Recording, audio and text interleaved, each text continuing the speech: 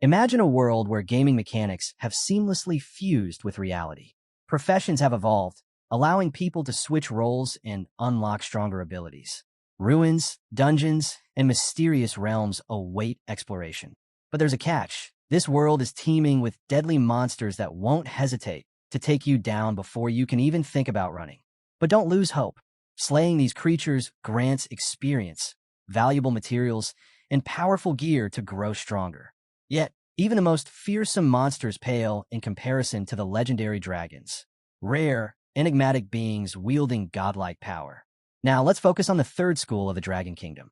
Inside a classroom, a teacher passionately slaps the board, announcing the upcoming profession Awakening Orientation for Junior Year Section 25. He reminds the students that this event isn't just about their university entrance exams. It will determine their future success. Some students zone out, while others listen intently. The teacher explains that theoretically, the awakening process is random. However, he urges everyone to believe in themselves. Strong willpower might just land them a powerful combative profession.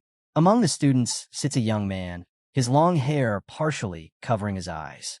He glances at the test paper in front of him, the Profession Awakening Aptitude Test. A faint smile appears on his lips. His time has finally come. This is Lu Fan, a transmigrator from a place called Blue Planet. 3 years have passed since he arrived in this world, and in that time, he's grasped its rules and systems. Professions are divided into 3 main categories. 1. Combative professions: warriors, mages, archers, and more. These battle-hardened individuals explore uncharted realms, hunt for rare loot, and rake in substantial rewards. Naturally, they're the most sought-after professions. 2. Reinforcing professions: enchanters, alchemists, and similar roles. They craft powerful enhancements and magical items. However, developing these skills requires expensive materials. Without a wealthy background, progress is difficult. 3. Subsistence professions: chefs, herbalists, miners, and the like. They form the backbone of society, ensuring everything runs smoothly. Lu Fan's aunt, Han Ku, is one of these essential workers.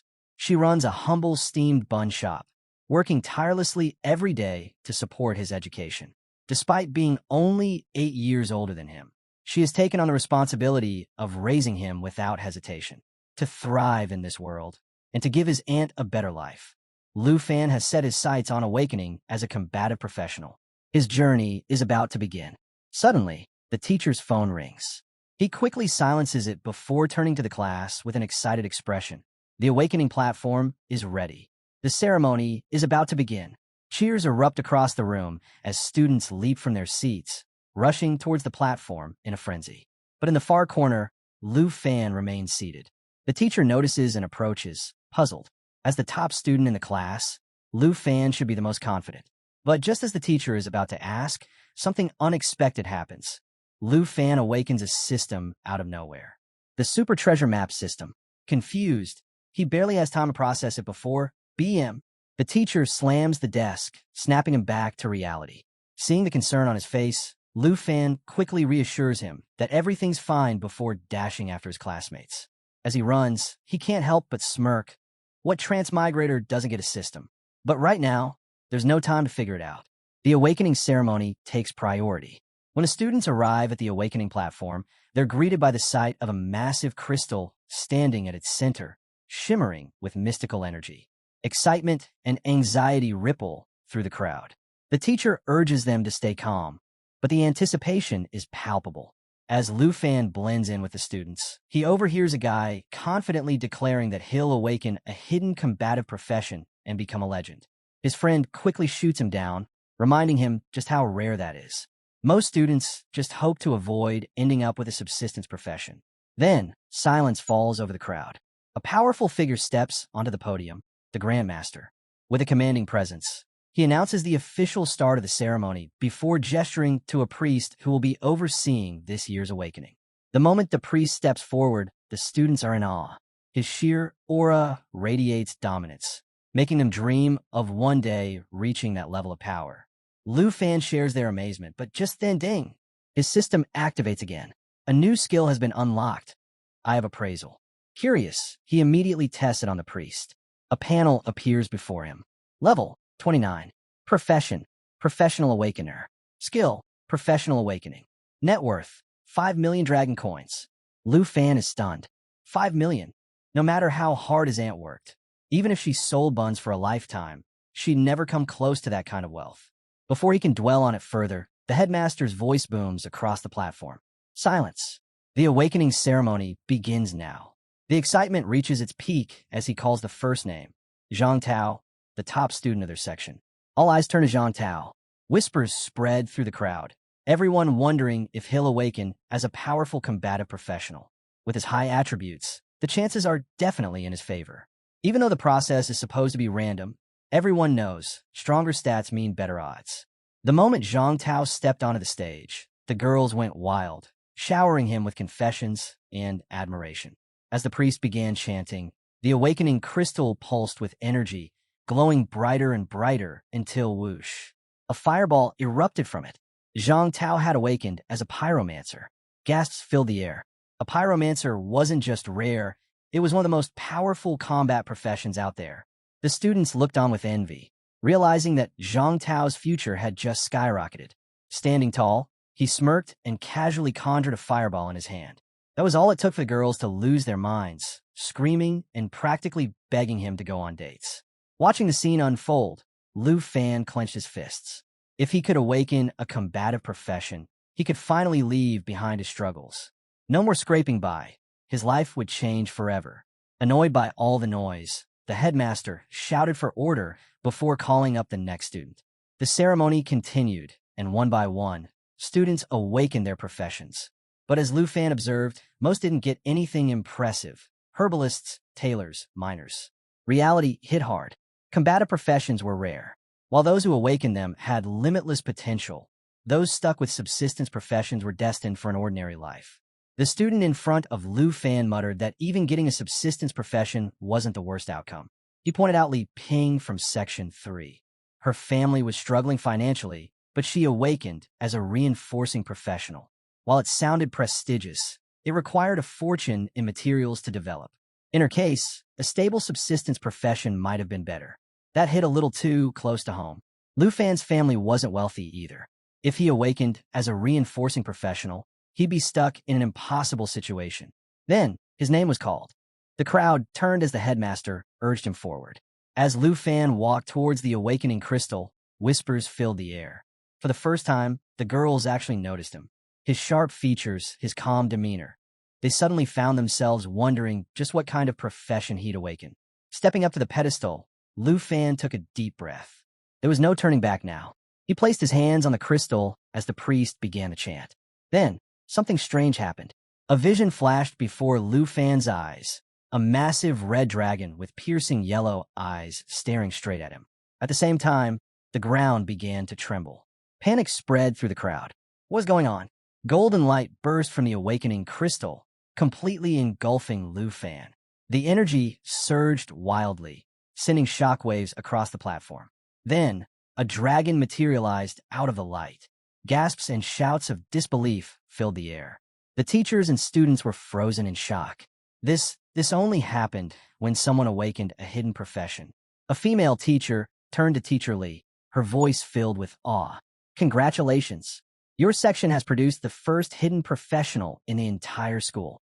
Teacher Lee could barely contain his excitement. If Lu Fan had awakened as a dragon blood warrior or dragon language mage, he'd be on the path to becoming a legendary powerhouse. The Dragon Kingdom hadn't seen a dragon blood warrior in a decade. This could be a historic moment.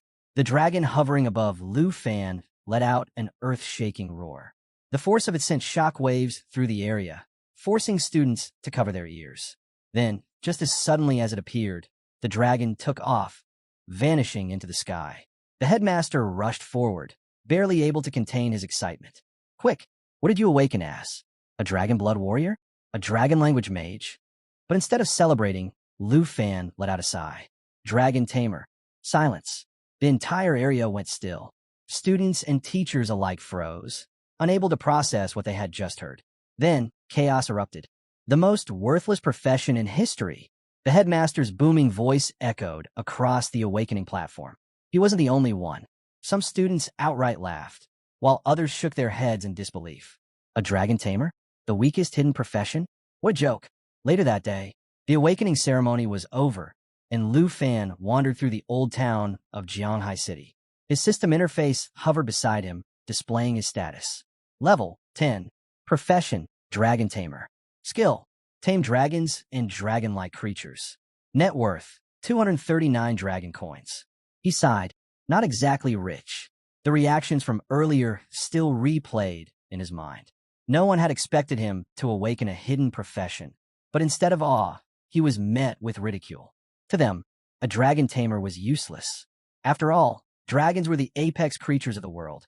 Who could possibly tame one? Even with a rare awakening, his future seemed bleak. As he walked, he overheard a group of students still talking about his profession. I don't get it. If Dragon Tamer is one of the 3 major hidden professions, why is it considered so weak? Another student scoffed. It's simple. No one has ever successfully tamed a dragon. People go their entire lives without even seeing one. And even if they do, what can they do? Dragons aren't pets. They're absolute monsters. Back at the school, the headmaster had tried to console him. Even if it's not ideal, a hidden profession is still a hidden profession. With enough effort, maybe you can tame some subdragon species and grow stronger. But Lu Fan knew better. Without a real dragon, the dragon tamer profession was nothing. Subdragon species? They were just mutated beasts, nothing close to the real thing. And in the 800-year history of the Dragon Kingdom, dragons had certainly appeared, but not a single dragon tamer had ever successfully tamed one. It was the harsh truth. No matter how strong a human became, compared to a dragon, they were nothing but ants. Taming one? An impossible dream. Lu Fan glanced at his system window.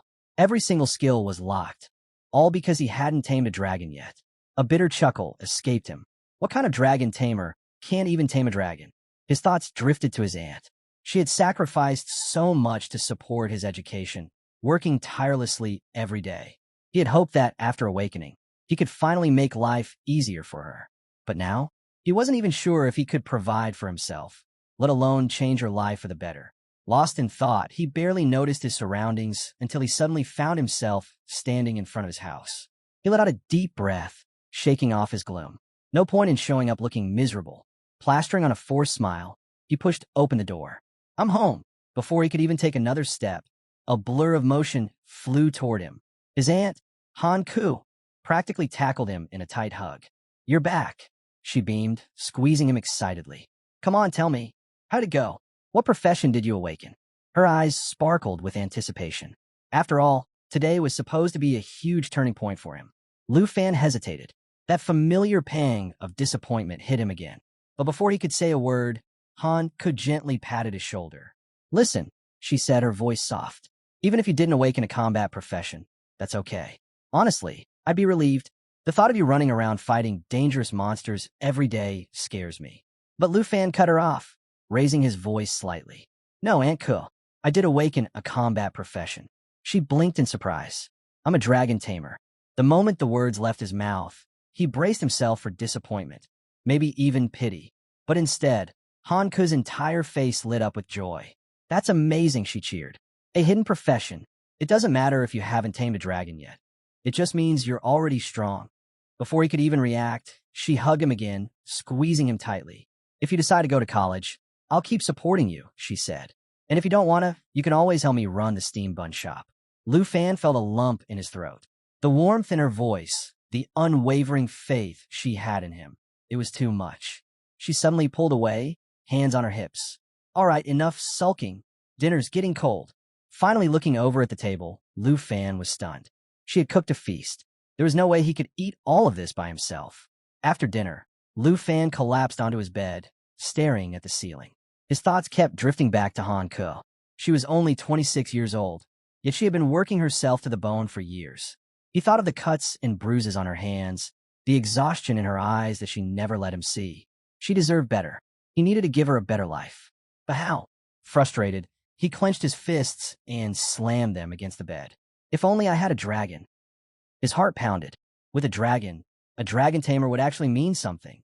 But where was he even supposed to find one? Just when things are looking grim, Lu Fan receives a system notification, congratulating him on unlocking his first daily treasure map. He checks it out and can hardly believe his eyes. It's a divine level treasure map on day 1. Talk about insane luck. That's when it hits him. His system is called the Super Treasure Map system, yet he's only used the appraisal function during the awakening ceremony. He hasn't even explored the treasure map feature. Curious, he taps the icon, and a prompt appears, explaining the 4 treasure map tiers: beginner, intermediate, advanced, and divine level. And here's the kicker. The system can merge 3 identical lower-level maps into a higher tier one. Another notification pops up, revealing that Lu Fan will receive a randomly graded and randomly located treasure map every day. Even better, as long as he reaches the designated location, the treasure will be directly tied to his profession.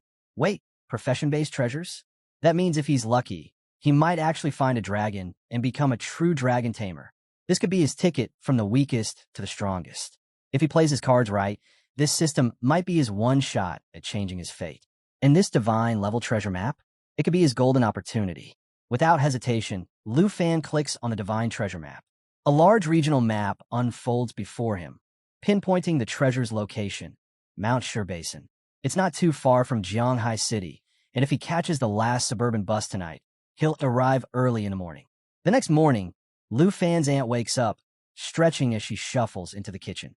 She flicks on the light and notices a note on the dining table.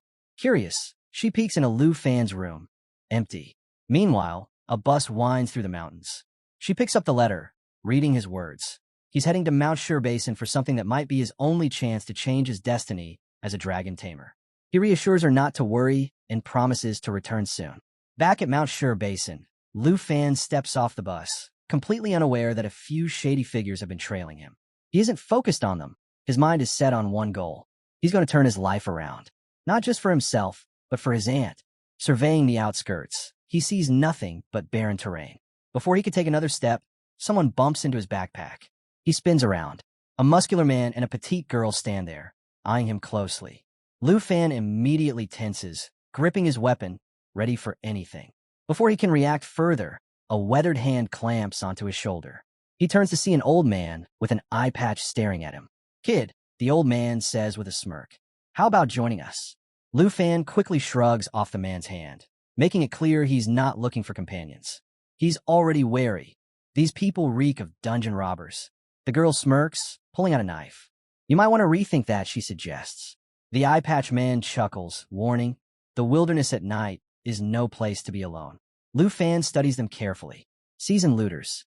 They've probably been robbing and scavenging materials for a while now. To them, taking down someone as weak as him would be effortless. Not wanting trouble, he plays it smart. "I'm a summoner," he lies. "I don't need companions. I can summon elemental creatures if things get rough." That catches them off guard. The eye patch man nods, deciding it's best to leave him be. "A summoner? Huh? Then I guess you'll be fine on your own." The girl gives him a sly grin. "Hope we meet again, handsome." She winks and blows him a kiss before sauntering off. Lu Fan feels a bit flustered, but mostly relieved. Dungeon robbers? No thanks. The wilderness may be dangerous, but at least nature doesn't stab you in the back. That encounter only reinforces one thing. Without strength, survival is a gamble. He checks his system map and picks up the pace. Deeper into the wilderness, he spots a herd of power horn horses, level 8 creatures known for their raw strength.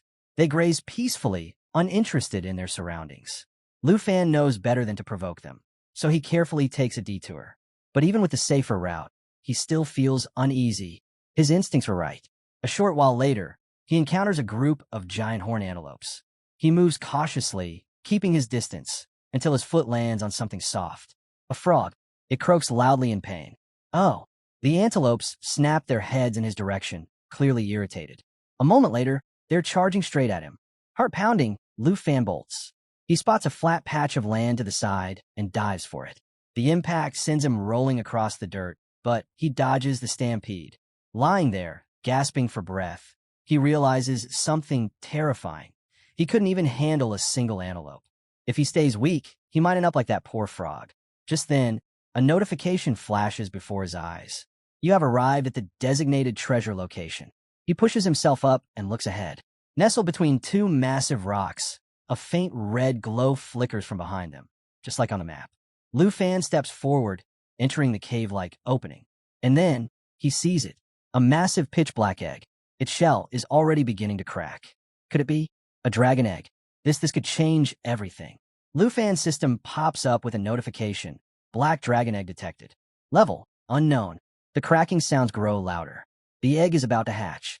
But then, rustling in the tall grass behind him, Lu Fan's instincts scream at him. He grips his cleaver tightly. Things have been going too smoothly. Of course, a wild beast would show up. Without hesitation, he spins around and slashes at the approaching figure.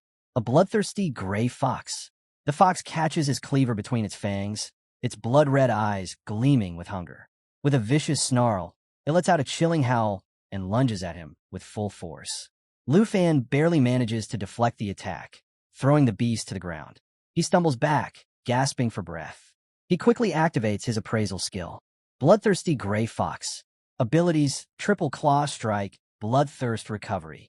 Danger level, high. Lu Fan's eyes widen. This thing can strike 3 times in a row, cause bleeding, and heal itself by absorbing his blood. Glancing back, the dragon egg is about to hatch. He doesn't have time for this fight. If he can just hold out a little longer, maybe he can use his dragon taming ability once the dragon emerges. But the fox isn't waiting. It leaps at him. Instinct kicks in. Lu Fan raises his arm in defense. Too slow. Sharp claws rip through his sleeve, cutting into his skin. He can't let it activate Bloodthirst Recovery. The fox goes in for Triple Claw Strike. 1 down. 2 more to go. Lu Fan blocks the second strike with his cleaver. The third? He barely dodges, rolling to the side at the last second. Now's his chance. Gritting his teeth, he swings his cleaver with everything he has. The blade smashes into the fox's skull. Blood sprays across the cave floor. The creature twitches, then collapses. Panting heavily, Lu Fan yanks his cleaver free. He won. You have defeated a bloodthirsty gray fox. Gained 120 EXP. Yes, he did it. Relief washes over him. He's exhausted but victorious. He leans against a rock, catching his breath. Then laughter. His stomach drops. 3 shadows loom over him. He turns his head. It's them. The sketchy robbers from before. They clap, grinning. Not bad, kid. The eye patch man chuckles. Didn't think you had it in you. Lu Fan grips his cleaver tighter. He's not falling for this fake friendliness. Taking a defensive stance, he glares at them. Back off. I'm not interested in joining your little crew. The girl in the group chuckles, teasing him not to be so tense. She hints that they've already figured out his little lie about being a summoner. The guy with the eye patch chimes in, reminding Lu Fan that despite claiming to be a summoner, he never used any summoning abilities and still got hurt by a weak monster. Oh, busted. Realizing he's been exposed, Lu Fan tries to play it cool. He kicks the fox's body toward them and says, if it's the fox fur you want, take it and leave me alone. Eye patch guy laughs, picking it up. This? Barely worth 80 dragon coins, he scoffs. We're here for something much bigger. Wait, they're after the divine treasure too? Lu Fan's heart pounds. He glances back, and sure enough, the muscular guy and the girl have locked onto the dragon egg. Before he can react, the muscular guy rushes in, throwing a devastating punch. The impact sends Lu Fan flying, his cleaver slipping from his grasp as he crashes hard onto the ground, dazed. When his vision clears, the girl is already on top of him, blade pressed against his throat. Stay still, she warns, or you'll regret it. Eye patch guy smirks. You underestimated how good dungeon robbers are at sniffing out treasure. Meanwhile, the muscular guy calls out, hey, check this out. He stands over the dragon egg, grinning. Lu Fan watches in horror as his worst fear unfolds before his eyes. Eye patch guy's excitement spikes. Finish him off, he orders. The girl tilts her head, flashing Lu Fan a sly smile. Too bad. You're kind of good looking, she muses. But this is the end of the line. Not so fast. Just then, the dragon egg trembles, cracks spiderweb across its surface. Something inside stirs. A sudden explosion of energy. The egg shatters, sending debris flying. A massive shadow rises into the sky, looming over them. Everyone freezes, staring in disbelief. A dragon. Eye patch guy panics, hurling some kind of potion at it, but the dragon dodges with ease. The muscular guy, foolishly, tries to punch it. Bad move. The dragon's jaws snap open, and in a single fiery blast, he's reduced to ashes. The eye patch guy watches in horror as his partner is obliterated. His breath catches as the dragon turns its piercing gaze on him. He stumbles back, screaming for help, but the girl is just as terrified. Her grip on the knife weakens. Lu Fan seizes the moment, shoving her aside. You guys messed with the wrong person, he shouts. Without hesitation, he sprints toward the dragon. It eyes him, confused but not attacking. Lu Fan takes a deep breath and yells, "Dragon Taming Technique." A golden light flares from Lu Fan's hands, illuminating the dark scales of the dragon. Even the beast looks momentarily startled. As his fingers make contact, the girl stumbles back, her voice shaky. Who are you?" Lu Fan turns to her with a smirk. "Oh, now you're interested?" He lets the moment linger before adding, "I'm not just a summoner, I'm a dragon tamer." A system notification flashes before his eyes. Black Dragon Covenant has been tamed by Lu Fan. The dragon's newly unlocked skills appear: Dragon Claw, Dragon Fang Strike, Dragon's Inspiration. It immediately lunges toward the girl. Her confidence shatters in an instant. She throws up her hands, stammering, "I didn't know it was a dragon egg. I swear." "Please." Lu Fan remains unmoved. "You had no problem preying on the weak," he says, his voice cold. "Now, you can join your friends." With a single command, the dragon finishes the job. Once the dust settles, Lu Fan perches on a cliffside, tending to his wounds. His new companion rummages through his bag, sniffing curiously at the contents. Lu Fan picks up the dragon, marveling at the sheer luck of his situation. Holding it up, he chuckles. "You're way too lively." Even fresh out of the egg, the dragon is already powerful. The thought sends excitement coursing through him. If you're this strong now, imagine how terrifying you'll be when you level up. He pulls the dragon into a hug, grinning. The title of Dragon Tamer won't be the weakest class for much longer. Then he pauses, tapping his chin.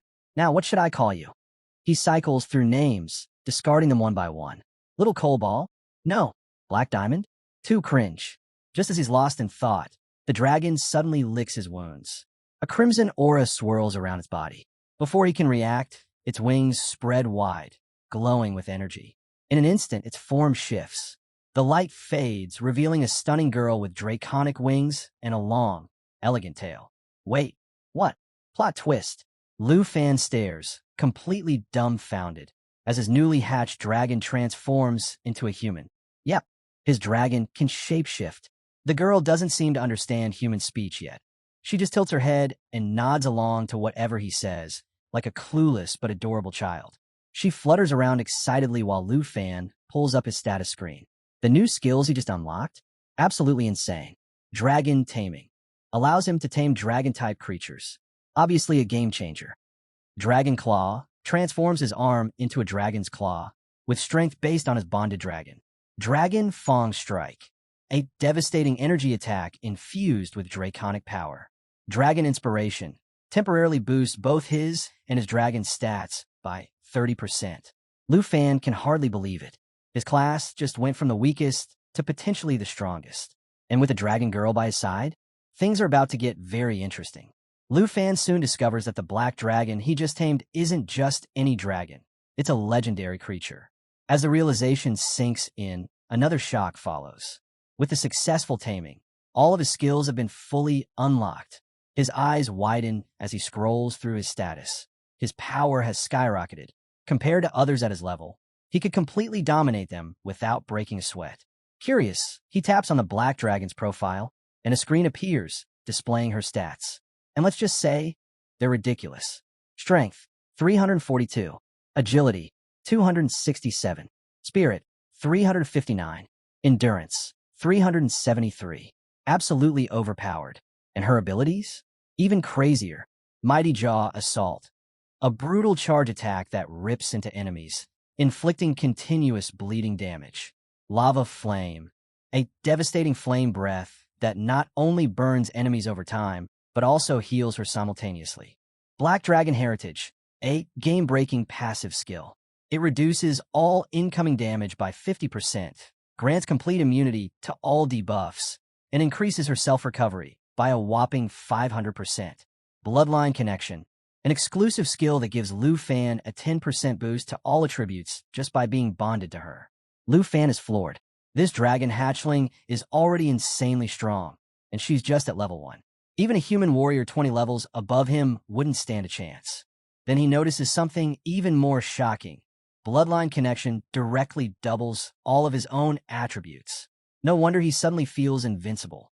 It's not just the dragon that's powerful. His entire strength has skyrocketed because of their bond. His mind races. This is exactly what one of the 3 strongest hidden professions should feel like. No matter how impressive other secret classes might be, they can't compare to the sheer might of the dragon race. For years, people mocked dragon tamers as the weakest class, but they couldn't have been more wrong. As he's still processing everything, a soft crunch catches his attention. He turns to see the dragon girl happily munching on the eggshells she hatched from. Despite her human form, she still behaves just like a newborn dragon. That reminds him, he still hasn't given her a name. He thinks for a moment, then it hits him. Since she's a little black dragon born, just before dawn, Xiao Yi. When he says it aloud, the dragon girl's eyes light up. A bright, joyful smile spreads across her face, and she nods enthusiastically. Lu Fan grins. So you like it, huh? Seeing how happy she is, he knows the risk was completely worth it. He ruffles her hair and asks, "Hungry?" Xiao Yi looks up at him, flashing that same adorable smile, before finishing off the last of the eggshells. Yep, this adventure is just getting started. Lu Fan pats Xiao Yi on the head and grins. All right, time to hunt. We can't head back on empty stomachs, can we? He stretches, feeling the excitement bubbling inside him. The entrance trial for the university is getting closer, and he knows countless students are out there sharpening their skills, hunting for opportunities. But with his recent power boost, the prestigious Southern Province's Top Scholar Award, and a spot in the most elite institution in the Dragon Kingdom, are finally within reach. Still, he can't afford to be careless. Leveling up and mastering his abilities is his top priority for both him and Xiao Yi. With renewed determination, he takes off running, Xiao Yi following close behind, her eyes gleaming with excitement. We're heading deeper into Mount Sure Basin, Lu Fan tells her. I hear the monsters there taste way better than eggshells. As they push forward, a sudden noise stops them in their tracks. A pack of creatures is charging toward them at insane speeds. Lu Fan quickly pulls up his system interface. Plains hyenas. His eyes narrow as he scans their abilities. Rending Bite, a vicious attack that causes continuous bleeding damage. Putrefaction, a disease-inflicting debuff that weakens the target over time. And the good news? Each hyena drops canine teeth worth 95 dragon coins. Lu Fan clenches his fists. These beasts are way more dangerous than the bloodthirsty gray fox he fought earlier. And that fight? It left him bruised and battered. A direct confrontation could be risky. But before he can decide what to do, Xiao Yi launches herself into the air. A wild, almost mischievous grin spreads across her face. She's thrilled at the thought of a fight. Lu Fan chuckles, shaking his head. So, you want to take the lead this time? His hesitation fades, replaced by excitement. This is Mount Sure Basin. But for the strongest dragon tamer and his dragon, there's nothing to fear. Both of them are grinning now as they charge toward the hyenas. Xiao Yi soars higher, her wings beating with raw power. The hyenas snarl and lunge, only for her to take a deep breath. A fiery glow spreads through her stomach. Boom! She unleashes lava flame. The scorching fire engulfs the hyenas, their howls of rage turning into shrieks of pain. Flames rage across the battlefield as Xiao Yi continues her relentless assault. Lu Fan watches as the system notifications flood in. Experience points keep rolling in. Lu Fan reaches level 11. Xiao Yi reaches level 3. Grinning, Lu Fan turns to his partner. All right, no need to waste time on these small fries. Let's move on. Xiao Yi nods, licking her lips. They set their sights on a shadowy den nestled within a mountain. Lu Fan's smile widens. A big guy's been waiting for us. As they step closer, the air turns heavy. Then, 3 sets of glowing eyes pierce through the darkness. A hulking beast steps forward, its massive form looming over them. 3 heads, each one radiating pure, killing intent. It's none other than the 3-headed blood lion, a level 25 elite beast. Lu Fan quickly scans its abilities. Roar temporarily boosts its attack and defense. Trample, a devastating area attack that crushes everything in range.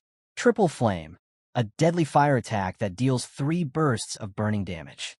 Taking this beast down will reward them with 23,790 experience points and rare loot like Bloodlion's Tooth and Bloodlion Skin. Under normal circumstances, a level 25 elite boss would require an entire team of skilled monster hunters. But Lu Fan? He's a dragon tamer now. That changes everything. Xiao Yi, let's do this, he commands. The three-headed blood lion lets out a thunderous roar, boosting its stats before charging up triple flame. Lu Fan's eyes narrow. This skill takes time to charge. Xiao Yi, we're cutting that attack short. Flames swirl around Xiao Yi's body as she readies herself. Lu Fan grips his cleaver tighter. In perfect sync, they leap into action. Xiao Yi shifts back into her true dragon form, her claws igniting with power. Mighty Jaw Assault. She surges forward at blinding speed, biting down on one of the lion's heads while pinning the other two under her razor-sharp claws. System notification. Triple flame attack has been interrupted. Lu Fan grins. Perfect. Seizing the moment, he charges in. Dragon Fang Strike. Dragon aura surges through his weapon as he swings with full force, delivering a crushing blow. The three-headed blood lion collapses. As the dust settles, Lu Fan and Xiao Yi land back on the ground. She shifts back into her human form, stretching her arms with a satisfied look. Lu Fan checks his status. He's jumped to level 14, and Xiao Yi is already level 9. Then, a new system notification appears. Treasure map system activated. A daily treasure map has been added to his inventory. A sly grin spreads across Lu Fan's face. What kind of exclusive dragon tamer treasure is waiting for them? He turns to Xiao Yi. How about some treasure hunting? She nods excitedly, her eyes sparkling with anticipation. Meanwhile, deep within Mount Shur Basin, another group is having a very different conversation. A blue-haired girl looks at her uncle, her brows furrowed. Uncle Sun Gu, are we really going to let this opportunity slip away? Sun Gu, a seasoned warrior, crosses his arms and sighs. We don't have a choice, he says. He explains that the fortuitous realm requires a 5-person team to activate. And unfortunately, they're 2 people short. Sun Gu sighs and suggests sending Miss Kai back to Jianghai City to bring reinforcements. But before he can finish, Miss Kai, a rogue, shakes her head. Even with my speed, a round trip would take a full day, she points out. Meanwhile, the blue-haired girl, Qin Xiu, chimes in. Though her profession remains unknown for now, she explains, fortuitous realms appear randomly and offer far greater rewards than standard dungeons. But they only last for 24 hours, which means Sun Ji's plan is useless. Sun Gu tries to lighten the mood. Hey, if you get into one of the top 10 universities, you'll have plenty of chances to explore secret realms. But Qin Xiu isn't having it. They're so close to an incredible opportunity. There has to be another way. Just then, a rustling sound catches their attention. Sun Gu and Miss Kai instantly snap into battle mode, weapons at the ready. But instead of a monster, it's just some random young guy casually walking by. Lu Fan. Sun Gu eyes him, surprised to see someone so young wandering this deep into the mountains. Kid, this isn't a place for sightseeing. You should turn back before you get into trouble. But before he can say more, Qin Xiu steps forward. She introduces herself, explaining that they're from the Qin family in Jianghai City. Then, out of nowhere, she makes an offer. Would you be willing to join us temporarily? She asks. We'll pay you 100,000 dragon coins, just for entering the secret realm of chance with us. You won't have to lift a finger. Lu Fan stops mid-step. 100,000 dragon coins? His mind races. If the Qin family, the richest family in Jianghai City, is after this realm, then the rewards inside must be something truly special. Qin Xiu continues, clarifying that they just need him to meet the party size requirement. He won't have to do anything. Just step inside with them and collect his pay. The scene shifts slightly. Turns out, the group had already recruited a paladin, but was still 1 person short. Sun Gu, now walking toward the massive purplish portal leading to the secret realm of chance, turns back to Lu Fan. You coming or not? He asks. Opportunities like this don't come every day. Lu Fan smiles. Not interested in money, he replies casually. But I'll join on one condition. The group pauses, curious. I want a fair split, Lu Fan continues. Rewards should be distributed based on contribution. Sun Gu and the 2 women exchange surprised glances. Miss Kai quickly catches on. Wait, you're saying we split the rewards according to strength? Lu Fan nods. Exactly. Qin Xiu is a bit skeptical. Our team averages around level 20, and this guy looks even weaker than us. Is he just overly confident or completely reckless? She wonders. But since they desperately need a 5th member, she decides to go with it. She smiles, extends her hand, and says, all right, since you're interested in teaming up, let's make it official. And don't worry, the 100,000 dragon coins we promised are still yours as a token of good faith. Lu Fan shakes her hand, sealing the deal. With that settled, Qin Xiu is eager to move out, but Lu Fan has his own plans. He decides to keep his legendary dragon, Xiao Yi, hidden for now. Revealing her in front of strangers could cause unnecessary trouble. He feels bad for keeping her cooped up, but it's the safest choice. They step through the portal and arrive in the secret realm of chance. The moment they enter, Lu Fan notices the eerie atmosphere, withered trees, thick purple fog, and an unsettling silence. Noticing he has no visible equipment, he advises him to be careful. But Lu Fan has a surprise. With a confident smile, he raises his hand. Suddenly, flames surge around him, and a massive black machete with dragon-scale patterns materializes in his grip. A system notification flashes. It's an epic quality weapon with no level restriction, exclusive to Dragon Tamers and Dragon Blood Warriors. It boasts a skill called Dragon Blood Armor, which enhances dragon transformations, along with a plus 65 strength and plus 30 stamina boost. Lu Fan silently thanks the advanced treasure map he unlocked after slaying the three-headed blood lion. It allowed him to upgrade his basic machete into this legendary weapon. Lu Fan's display of power left the team stunned. Sun Ge couldn't hold back his curiosity and blurted out, "Are you sure you're just a material hunter? That weapon looks like something only top-tier players would have." But before he could press further, Miss Kai snapped at him. "Why do you care so much about a stranger?" she huffed. In her mind, if Lu Fan had any ulterior motives, she could deal with him easily. Just as tension was rising, an eerie movement interrupted them. Out of nowhere, a hand burst through the ground, grabbing at Sun Ge. A swarm of corrupt zombies emerged. Level 15 monsters with decent loot, 620 experience points, a corruption poison sac, and 256 dragon coins per kill. But these creatures were no pushovers. Their abilities were particularly nasty. Hug and bite. They latch onto their target, scratching and biting relentlessly. Corpse poison. Each attack inflicts poison damage over time. And the worst part? Anyone who dies from the poison transforms into a corrupt zombie themselves. Qin Xiu quickly warned Sun Ge to stay sharp as the undead horde crawled up from the ground, eager to attack. Jia Ge, the team's knight, wasted no time. With a shield raised, he stepped forward, expertly deflecting incoming strikes. A quick status check revealed their lineup. Jia Ge, level 20 knight, specializing in defense. Sun Ge, level 28 warrior, on the verge of his second profession change. Miss Kai, level 23 rogue, a swift and deadly fighter. Sun Ge and Miss Kai swiftly took their positions, striking down zombies with precise, coordinated attacks. Meanwhile, Lu Fan calmly observed the battlefield, his system interface displaying everyone's stats and abilities. He noted that their formation was solid. Having a warrior, rogue, and knight hold the front lines was a smart move, especially with Sun Ji close to a profession upgrade. Then, Qin Xiu sprang into action. Raising her staff high, she began chanting. A golden aura surrounded her, lifting her slightly into the air. She was charging a powerful spell. With a final incantation, she unleashed Holy Light Star Rain. Star-like energy cascaded from the sky, engulfing the zombies in radiant destruction while simultaneously healing her teammates. The battlefield lit up with dazzling brilliance. Sun Ge and Miss Kai had to dodge to avoid getting caught in the holy barrage. The zombies? They had no such luck.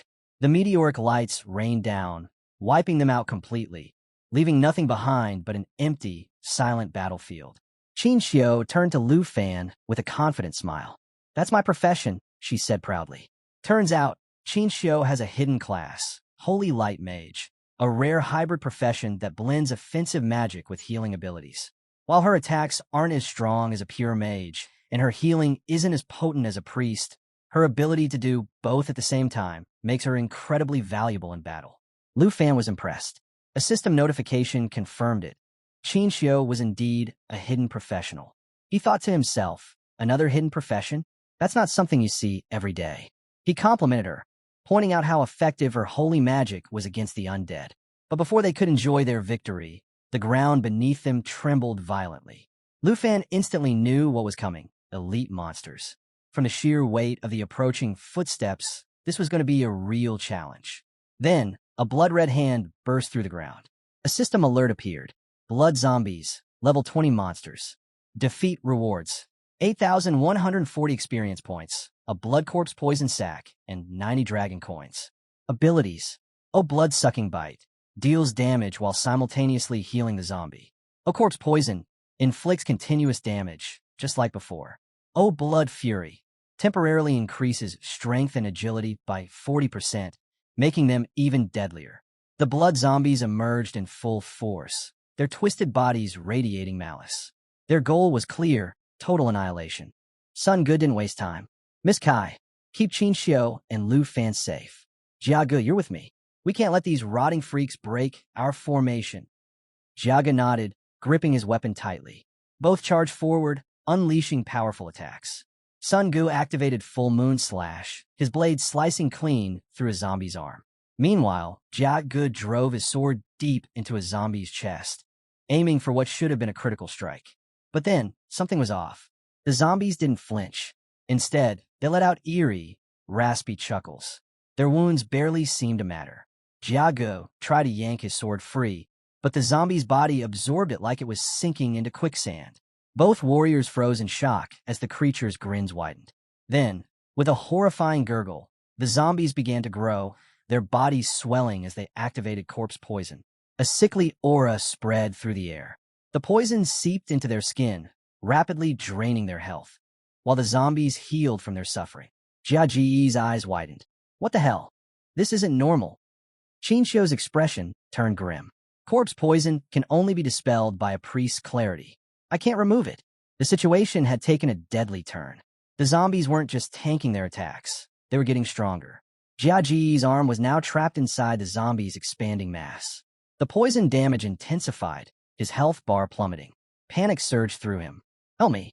I can't break free, he shouted, his voice filled with desperation. Jia Ge, drop your weapon. Now, Sun Ge barked. Jia Ge hesitated for only a second before releasing his grip. Sun Ge wasted no time. He grabbed him and yanked him away from the zombie's grasp. Miss Kai, cover us, he called. But Miss Kai had her hands full, dodging and slashing at zombies trying to close in on her. Just when things were looking grim, a calm voice cut through the chaos. Relax, Sun Ge. Don't trouble Miss Kai with this. Everyone turned. Lu Fan stepped forward, eyes glowing with a deep crimson hue. His epic machete rested effortlessly in his grip, radiating sheer confidence. He looked like he belonged on a battlefield, not just standing in the background. Sun Ge panicked. Lu Fan, get back. These things are dangerous. But Lu Fan didn't budge. His gaze was locked onto the enemy. Without a second thought, he surged forward, his legendary ink dragon machete bursting with golden flames. With one swift motion, he slashed straight through a zombie's throat. Silence. Everyone was stunned. Sun Ji's jaw nearly hit the ground. This so-called newbie had just one shot of blood zombie, like it was nothing. Still in shock, Sun Ge barely reacted when Lu Fan casually handed him back his weapon. Don't lose your momentum. Keep going, he said with an easy smile. Sun Ge snapped out of it. Wait, what level are you? This guy was way too strong to be some regular material hunter. But they had no time to argue. Jia Ge was still badly injured, his health bar dropping fast. Qin Xiu rushed over, pouring healing energy into him. Stay with me, Jia Ge, she urged.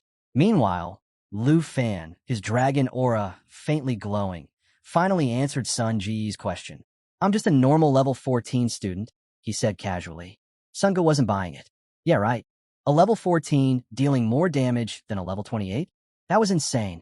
Qin Xiu overheard and froze for a moment. Wait, he's my age? She couldn't believe a student could be this strong. But before she could process the revelation, danger struck again.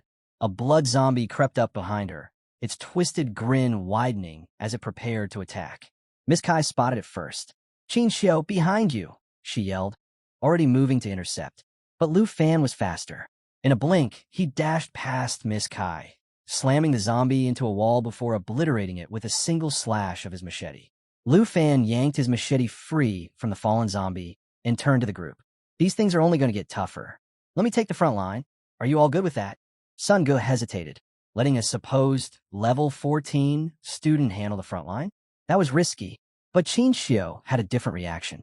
She had heard whispers in Jianghai City about a hidden class dragon Tamer, an unknown figure with overwhelming power. Could Lu Fan be him? She smiled and nodded. All right, we'll count on you. With Lu Fan and Sun Gu leading the charge, she focused on healing Jia Gu while Miss Kai held the rear. As they continued, Lu Fan finally introduced himself. The moment his name left his lips, realization dawned on the group. He was the rumored Dragon Tamer. But one question still nagged at Qin Xiao. How could a Dragon Tamer, supposedly one of the weakest classes, be this powerful? The battle raged on as they pushed toward the center of the village, cutting down wave after wave of blood zombies. Lu Fan, deep in thought, analyzed their situation. Qin Xiao's magic couldn't dispel corpse poison, and the teleportation gate wouldn't activate until they defeated the secret realm guardian. Time was running out. If they delayed any longer, Jia Ge would die and turn into one of them. Miss Kai voiced what they were all thinking. Why haven't we seen the guardian yet? Just then, Jia Ge, barely clinging to consciousness, spotted movement behind Sun Ge. With his last bit of strength, he forced out a warning. Behind you! Sun Ge barely turned in time. And then, Jia Ge collapsed. Qin Xiao rushed to his side, desperately channeling healing energy. Stay with me, Jia Ge. Before anyone could react further, a blinding red beam shot up from a pile of debris. The air turned heavy. A monstrous figure emerged, a grotesque iron-skinned zombie with multiple heads and a single, pulsating red eye. And it was charging at them at terrifying speed. Miss Kai gasped.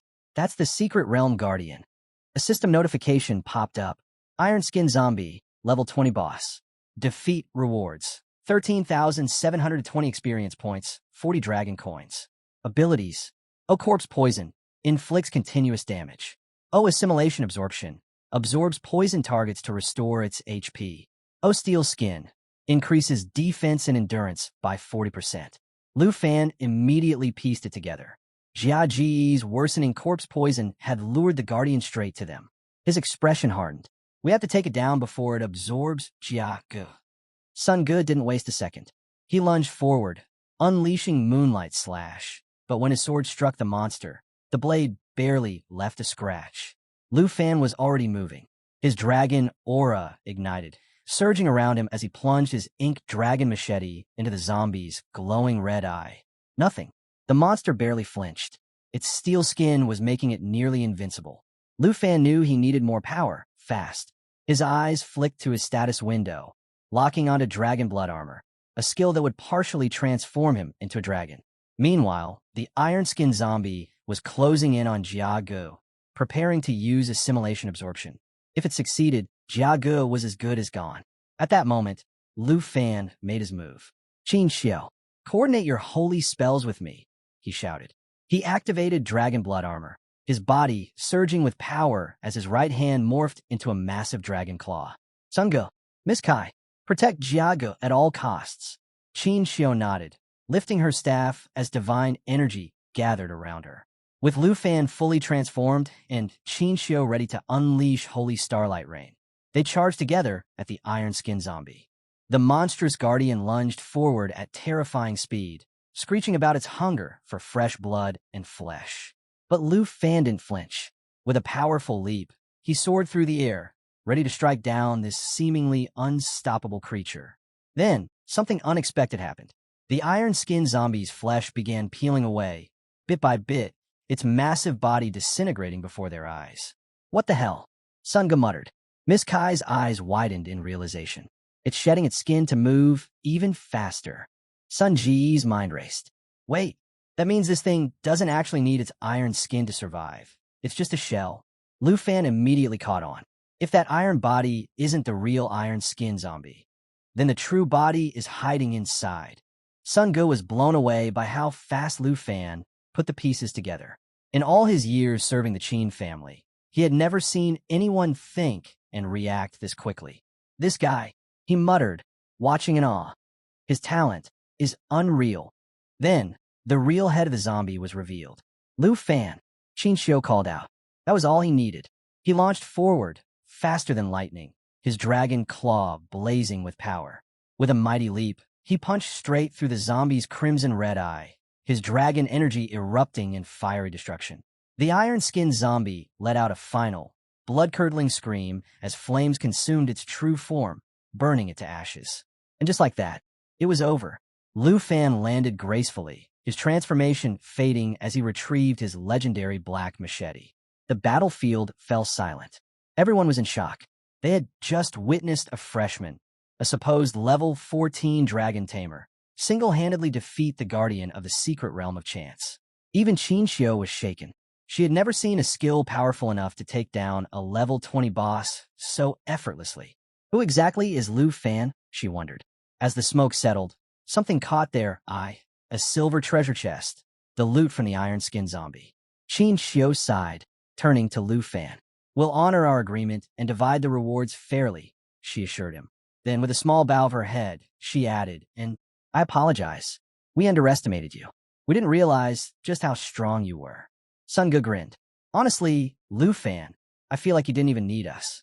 You could have cleared this secret realm solo. Lu Fan chuckled, shaking his head. I appreciate it, but we fought together. Qinxiu, you should distribute the rewards. With that, Qinxiu opened the silver chest. What they found inside, not what they expected. The chest contained strength potions, normal quality, increases strength by 2 points when consumed. Antidote potions, rare quality, completely removes corpse poison. Morning bracelet, excellent quality, requires level 10 to equip, adds plus 16 strength and plus 17 endurance. Miss Kai frowned. That's it? This is way too underwhelming for a secret realm boss. Even Sun Ge was puzzled. Something's off. We just took down the guardian of the secret realm, and this is all we get. Lu Fan narrowed his eyes. Yeah, something doesn't add up. Despite the strange feeling, Qinxiu handed an antidote potion to Sun Ge. Give this to Jia Ge. He needs to get rid of the poison. After dividing the loot, she turned to Lu Fan, smiling. You should take the morning bracelet. You earned it.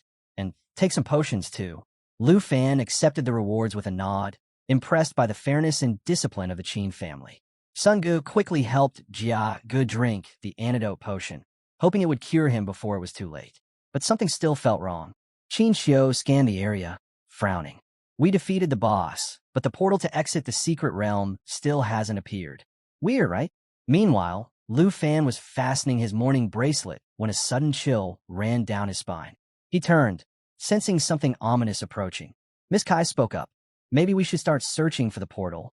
But before she could finish, Lu Fan's voice cut through the air like a blade. Everyone stay put. Lu Fan checks his system and realizes something's off. The blood zombies and the iron-skinned zombie are down, but the real boss hasn't shown up yet. There's still something lurking. Sun Ge frowns. How do you even know that? Before Lu Fan can answer, Qinxiu steps in. As a holy light mage, she can feel a deep, eerie darkness nearby. That can't be good. They make their way toward the lakeside of Morning Village, and the place is downright unsettling. The air is thick with decay, the water reeks, and the whole area feels cursed. If Qinxiu says something's here, they better check it out. Maybe they missed a spot earlier. As they approach the murky water, something stirs beneath the surface. Then they see it, a massive creature covered in writhing tentacles, each lined with glaring crimson eyes. It's furious, probably because they've been taking out its minions. Lu Fan's instincts scream danger. Before anyone can react, the ground erupts with tentacles, forcing the team to dodge in a panic. Even the system can't identify what this thing is, let alone its level. Sun Ge exhales sharply. Yeah, this is definitely the real final boss. They try to evade the monstrous limbs. Sun Ge swings his crimson sword, aiming to cut through, but the creature retaliates with crushing force, sending him flying. Their strongest fighter is already down. Bad news. Then, the tentacles lunge at Qinxiu. She barely has time to react before they close in, too fast to escape. At the last second, Lu Fan rushes in, grabbing her just in time. She flushes from the unexpected save, but there's no time to dwell on it. Another strike sends them both crashing to the ground. The rest of the team rushes over. Miss Kai checks on Qinxiu, while Lu Fan shakes off the impact like it's nothing. Suddenly, a sinister purple aura rises from the water. Miss Kai goes rigid, fear gripping her. They all turn to see the full horror emerging from the lake. A towering monstrosity of tangled tentacles looms over them. But at its center is something even more disturbing, a woman with long, flowing hair and chained hands. Her eyes burn with pure hatred as she glares at them. The real fight is just beginning. Meet the grieving Spectre, a level 25 boss and the true ruler of the secret realm. Her stats are insane. Strength at 27, agility at 183, spirit at 50, and stamina at a whopping 266. Yeah, this is bad news. To make things worse, she's surrounded by a corpse aura that constantly drains the attributes of everything in the realm by 20%. A non-stop debuff? That's brutal. And her abilities? Absolutely terrifying. Chain Whip delivers devastating damage on impact. Resentment Explosion releases built-up hatred, knocking back enemies and infecting them with corpse poison. Now, standing tall above the team, the grieving Spectre looms over them. Her bound hands weighed down by heavy chains while her massive tentacles hold her up. Her piercing gaze locks on Sun Gu and the others. Miss Kai is frozen in shock. This is the real boss of the secret realm. Meanwhile, Jaga finally regains consciousness and immediately wants to jump back into battle. But Sun Gu stops him. I'll handle this. You need to rest until you're fully recovered. Jaga protests, but Sun Gu shuts him down. Don't push yourself. You just got your energy back. But in that moment, Sun Gu doesn't realize a tentacle is about to crash down on him. At the last second, he looks up and barely manages to block it with his sword. Close call. Lu Fan instantly reacts. He grips his legendary black machete and charges straight at the boss. He knows Sun Gu and Jia Gu are running on fumes. It's up to him to end this fight. Then, Lu Fan spots it. The true source of the grieving Spectre's power. Her original body is still intact, controlling the tentacles. If she's still a zombie, there's only one way to take her down. Without hesitation, he leaps toward her, but the boss isn't going down easy. Her face contorts into something unnatural, her mouth twists in an eerie way, and she lets out a blood-curdling scream. Suddenly, corpse chi envelopment activates, blanketing the battlefield in a sinister aura. All creatures in the realm suffer a 20% stat reduction. Not good. Lu Fan feels the debuff, but he refuses to slow down. He dodges incoming tentacle strikes, sprints up one of the heavy chains shackling the boss, and races toward her true form. Even the grieving Spectre seems stunned by his bold move. Qin Xiu yells, Lu Fan, watch out for the iron shackles. Before he can react, the boss swings her chains from the depths of the sunken lake, launching her chain lash attack. The massive chains tear through the battlefield, dealing devastating damage. Lu Fan loses his footing on the chain, his balance slipping, but he tightens his grip on his machete. The boss, now completely enraged, lets out a furious shriek. Her chains whip through the air in a relentless assault, determined to wipe out the entire group. Sun Gu leaps in, blocking one of the deadly chains and shouting, Qin Xiu, watch out. Miss Kai and Jia Gu scramble to defend themselves, but Jia Ji's shield shatters with just one hit. The situation is getting worse by the second. Despite the chaos, Lu Fan refuses to back down. His focus is locked on reaching the boss's main body. But then, out of the corner of his eye, he spots a massive tentacle slicing through the air, heading straight for Sun Gu and the others. The boss sneers, her voice dripping with malice. Keep resisting, and your entire team will perish. Lu Fan's frustration boils over. Everyone move now, he roars. Summoning every ounce of strength, he channels his dragon energy, preparing to unleash his dragon strike once more. The devastating attack lands, wounding the grieving Spectre, but she's far from defeated. Now, she's lashing out wildly, her chains becoming a whirlwind of destruction. The team is barely hanging on. Lu Fan knows he needs more power. Without hesitation, he activates Dragon Blood Transformation, his arm morphing into a dragon's claw, pulsing with raw energy. With this surge of strength, he tears through the chains, freeing himself and breaking the boss's grip on the others. He lands on the ground, panting but victorious over her latest assault. Sun Gu watches in awe before shaking his head. This boss is too much for us right now. We need to fall back and regroup. Even Qin Xiu looks shaken. Lu Fan, we're all in bad shape. If we don't leave now, we might not make it out of here. The grieving Spectre is still glaring daggers at them, preparing another devastating strike. But Lu Fan doesn't flinch. He turns to the group. Head back to the village. We've already cleared out the zombies there. Sun Gu, Miss Kai, make sure everyone gets out safely. Qin Xiu's eyes widen with concern. You're staying here? Alone? Lu Fan simply smirks. I'll handle the boss. Don't worry about me. Miss Kai gives a firm nod, realizing they don't have much choice. We have to go. She places a reassuring hand on Qin Xiu's shoulder, urging her to come along. Qin Xiu hesitates, her worry evident. But deep down, she knows Lu Fan won't change his mind. With one last reluctant glance at him, she turns and follows the others to safety. Now things are about to get wild. Lu Fan raises his hand, and in an instant, flames ignite across the battlefield. A swirling portal rips open before him. He knows the team wouldn't stand a chance against the boss, even without the 20% debuff. Instead of risking their lives, he decides to call in some serious backup. The grieving Spectre boss glares at him, her rage boiling over. But even she has no idea what's coming next. Lu Fan smirks. Xiao Yi, let's have some fun. Boom! From the portal, a massive figure emerges. His legendary black dragon, Xiao Yi. Without wasting a second, she lunges forward, sinking her powerful jaws into the boss's writhing tentacles. The entire team is stunned into silence. Did Lu Fan just summon a dragon? And not just any dragon. Xiao Yi is even bigger than when they last saw her. With razor-sharp claws and enormous wings, she effortlessly parries every tentacle strike thrown her way. Lu Fan hadn't planned on revealing Xiao Yi to the group just yet, but against an enemy like this, he had no choice. And Xiao Yi, ever the loyal companion, follows his lead without hesitation. She launches into giant assault, surging forward at breakneck speed, her fangs tearing into the boss's flesh. The damage is brutal, deep wounds open, and thick black blood spills into the air.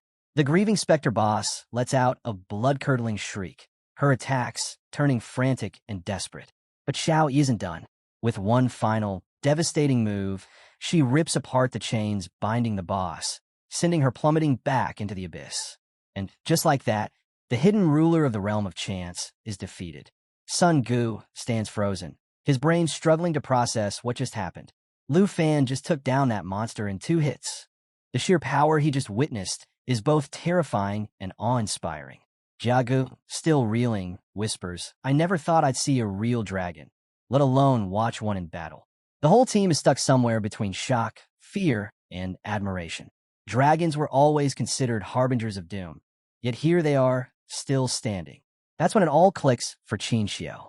The whispers about a mysterious dragon tamer in Jianghai City, the one everyone dismissed as a failure, it's all been about Lu Fan. And after what she just saw, there's nothing worthless about him. Meanwhile, Lu Fan simply pats Xiao Yi's scales with a smile. Nice work. Then, the scene shifts 3 centuries into the past. The tragic origins of the grieving Spectre boss unfold before us. She once lived in a peaceful city, protected by the church and untouched by outside threats. Life was simple, blissful, until the plague came, and everything fell apart. Her grandfather was the first to fall ill, and soon, bodies began piling up by the lake, outpacing the town's ability to bury them. Desperate to save her people, she turned to forbidden magic, hoping to find a cure. But instead of being hailed as a savior, she was branded a dark witch. Her newfound abilities allowed the grieving to speak with their lost loved ones, offering them one final goodbye. But no matter what she tried, she couldn't stop the dying. Then, one fateful day, the church father arrived, flanked by 2 knights with iron chains. They accused her of causing the plague and ordered her arrest. She stood there, bewildered. Why were they punishing her? All she had done was help people find peace. But the knights didn't care. They shackled her wrists and dragged her to the lake's edge. With cold, unwavering resolve, they cast her into the water. The heavy chains pulled her deeper and deeper. As the icy darkness swallowed her whole, her last thoughts weren't of anger or vengeance, just confusion. Why was she condemned for trying to save them? Back in the present, Lu Fan approaches Xiao Yi, resting a hand on her scales. His expression is calm, but his thoughts are racing. Sun Gu and the others remain stunned, still trying to wrap their heads around the sheer power of the black dragon standing before them. Sun Gu finally exhales. With Xiao Yi on our side, we can leave this place now. But Lu Fan doesn't move. His gaze lingers on the lake, where bubbles are beginning to rise. The portal hasn't appeared. Something's wrong. The fight isn't over, he murmurs. The bubbling intensifies, a disturbance stirring from the lake's depths. Then, without warning, the boss's silhouette emerges. Moments later, she bursts from the water, launching herself into the sky. Lu Fan and Xiao instinctively crane their necks, eyes widening. This was unexpected. The boss is now suspended midair, swirling torrents of water spiraling around her. Her arms extend outward, and a suffocating pressure fills the battlefield. Sun Gu reacts immediately, unsheathing his sword. The rest of the team follows suit, bracing themselves for whatever comes next. Xiao Yi, sensing the shift in power, spreads her wings, shielding the group from potential attacks. Then, the water surges upward, taking shape. A colossal woman, formed entirely from the lake itself, looms over them, her gaze burning with pure hatred.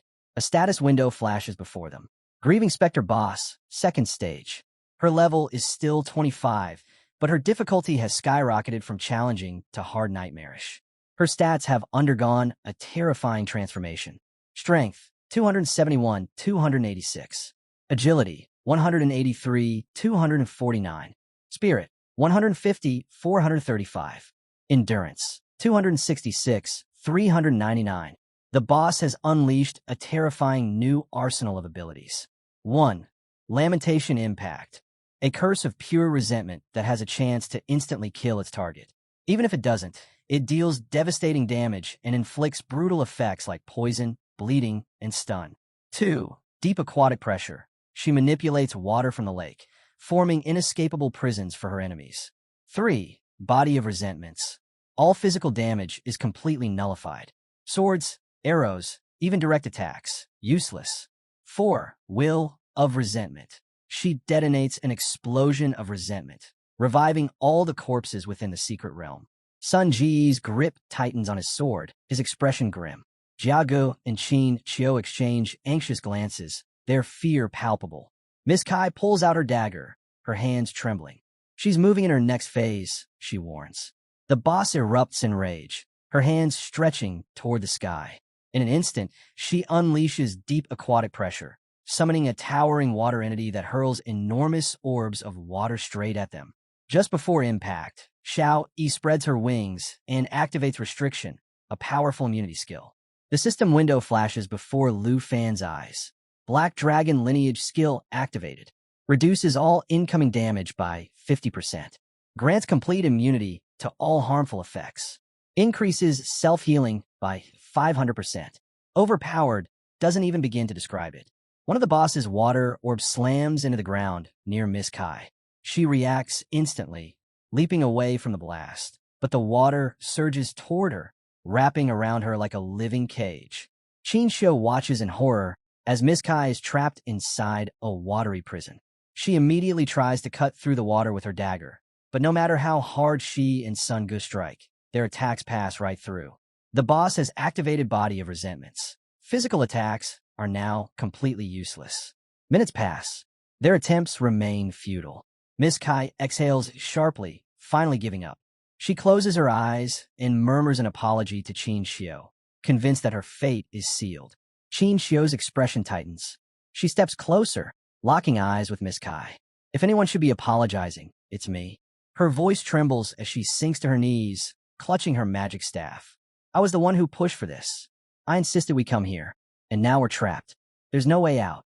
Lu Fan, standing a few feet away, crosses his arms and sighs. Are you really going to give up after making it this far? Before Qin Qiu can respond, another water sphere crashes down near Sun Gu, and in seconds he's trapped too. Qin Qiu meets Lu Fan's gaze, despair clear in her eyes.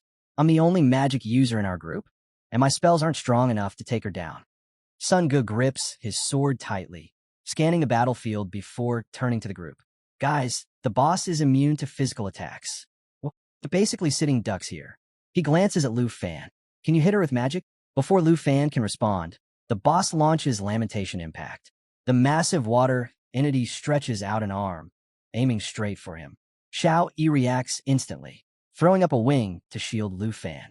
Her sharp gaze practically screams, "Stay alert." Lu Fan shakes his head. Sorry, I can't use magic against her. As the deadly attack hurtles toward them, Xiao Yi exhales sharply, redirecting the force. A system notification appears. Black Dragon's immunity activated. Negated instant death, corpse poison, bleeding, and stun effects. Pretty convenient. With a calm expression, Lu Fan slips his hands into his pockets, a smirk playing on his lips. Another system message pops up, confirming that his Black Dragon lineage has not only reduced all incoming damage, but also boosted self-healing by 500%. Sun Gu sighs. So if you can't use magic, what do we do? Lu Fan chuckles. Well, I can't, but my dragon can. Silence. The entire team stares in disbelief. Miss Kai stammers. You're a dragon tamer? Suddenly, the gap between Lu Fan and the boss doesn't seem so overwhelming. Before they can process it further, the boss lunges at Lu Fan again, trying to catch him off guard. But he's ready. He clenches his fist, and flames flicker to life in his palm. His gaze meets the boss's, burning with confidence. Don't worry, he reassures Miss Kai. A dragon's attributes are in a whole different league. The boss raises her watery arm again, unleashing Lamentation impact once more. The attack slams into Xiao Yi, but another system window appears, confirming full immunity. Then, a fiery aura erupts around Lu Fan. Dragon Inspiration activated. Both he and Xiao Yi are empowered, their stats skyrocketing. Strength, 968, 1,258. Agility, 767, 997. Spirit, 959, 1,246. Endurance, 976, 1,268.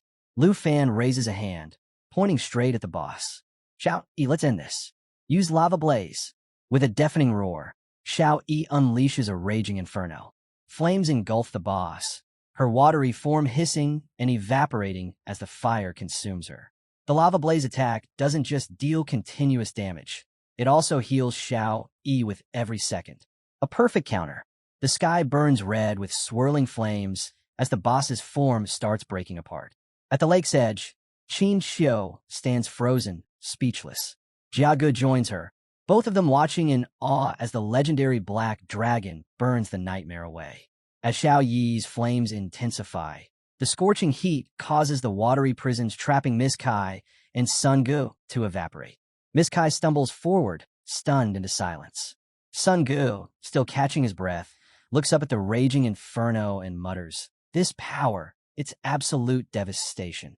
Moments later, the boss's form begins to rupture from within. The overwhelming heat builds to a breaking point until she detonates, sending a wave of flames surging outward. In one final, desperate act, the boss activates Will of Resentment, attempting to revive all the corpses in the secret realm. But it's too late. Her colossal form collapses into a swirling purple haze, her energy dissolving completely.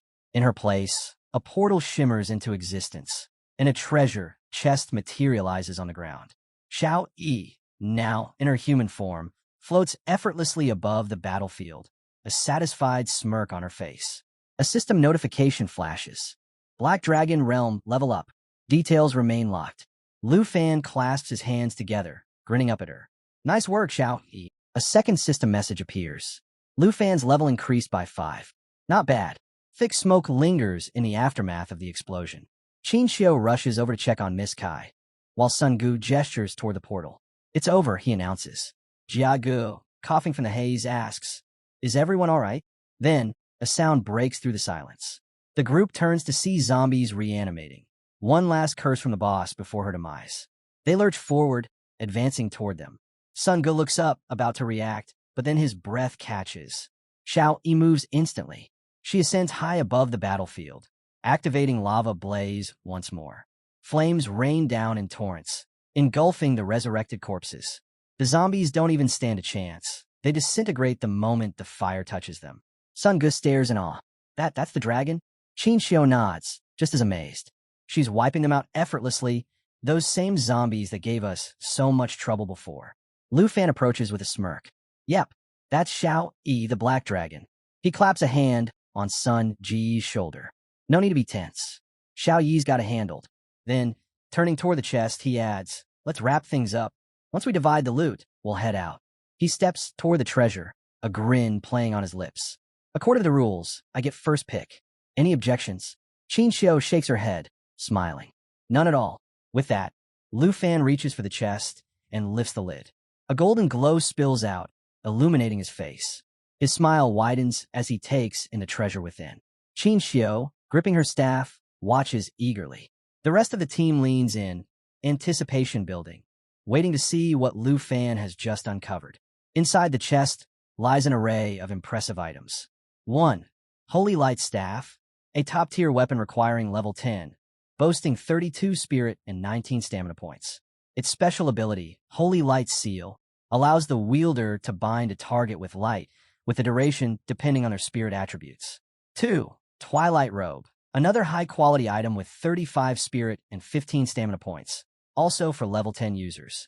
Its skill, Light Flow, generates a protective light barrier, its strength scaling with the user's spirit. 3. Ring of Morning, a rare ring requiring level 15, granting 57 spirit, 21 stamina, and 12 strength points. It possesses Morning Aura, which marks a target with an energy that accumulates resentment from attacks, leading to negative effects like poisoning, bleeding, and dizziness once it builds up. 4. Job Transfer Scroll, a rare consumable that provides a chance for a regular profession to transition into a hidden one of the same type. Without hesitation, Lu Fan reaches for the Job Transfer Scroll. As he lifts it, a surge of blue energy radiates from his body, and a system notification confirms his successful acquisition. Qinxiu steps forward, assuring him that he doesn't have to share. The loot rightfully belongs to him. But Lu Fan smiles and reassures her that he's not trying to be overly generous. Since the gear primarily boosts spirit attributes, it's better suited for her. The scroll is all he truly needs. Her expression softens as she glances at the remaining items. If not for Lu Fan, they might not have made it out alive. After a brief hesitation, she picks up the Ring of Morning and offers it to him, urging him to accept it. Lu Fan takes the ring without a second thought, closing his eyes momentarily as he holds it. Qinxiu, still gripping her staff, suddenly finds herself blushing as she looks into his eyes. He's full of surprises, and she can't help but wonder what else he's hiding. Meanwhile, Xiao Yi playfully teases Jiago, while Uncle Sungo silently observes Lu Fan, intrigued by his character. Miss Kai soon approaches, smiling at Qinxiu as she reminds her that it's time to prepare for their return. Later that night, Lu Fan makes his way back to his Aunt Han Kuzbun shop. The moment she sees him, she rushes over and pulls him into a tight embrace, her relief evident. She tells him how worried she's been, especially with all the dangers he's been facing lately. Lu Fan is caught off guard but touched by her concern. Gently, he asks what's wrong and suggests she let go since his clothes are still dirty from his journey. But Han Ku just holds on tighter, saying she doesn't care. What matters is that he's back safe. She confesses that when he left without telling her, she was terrified he might never return.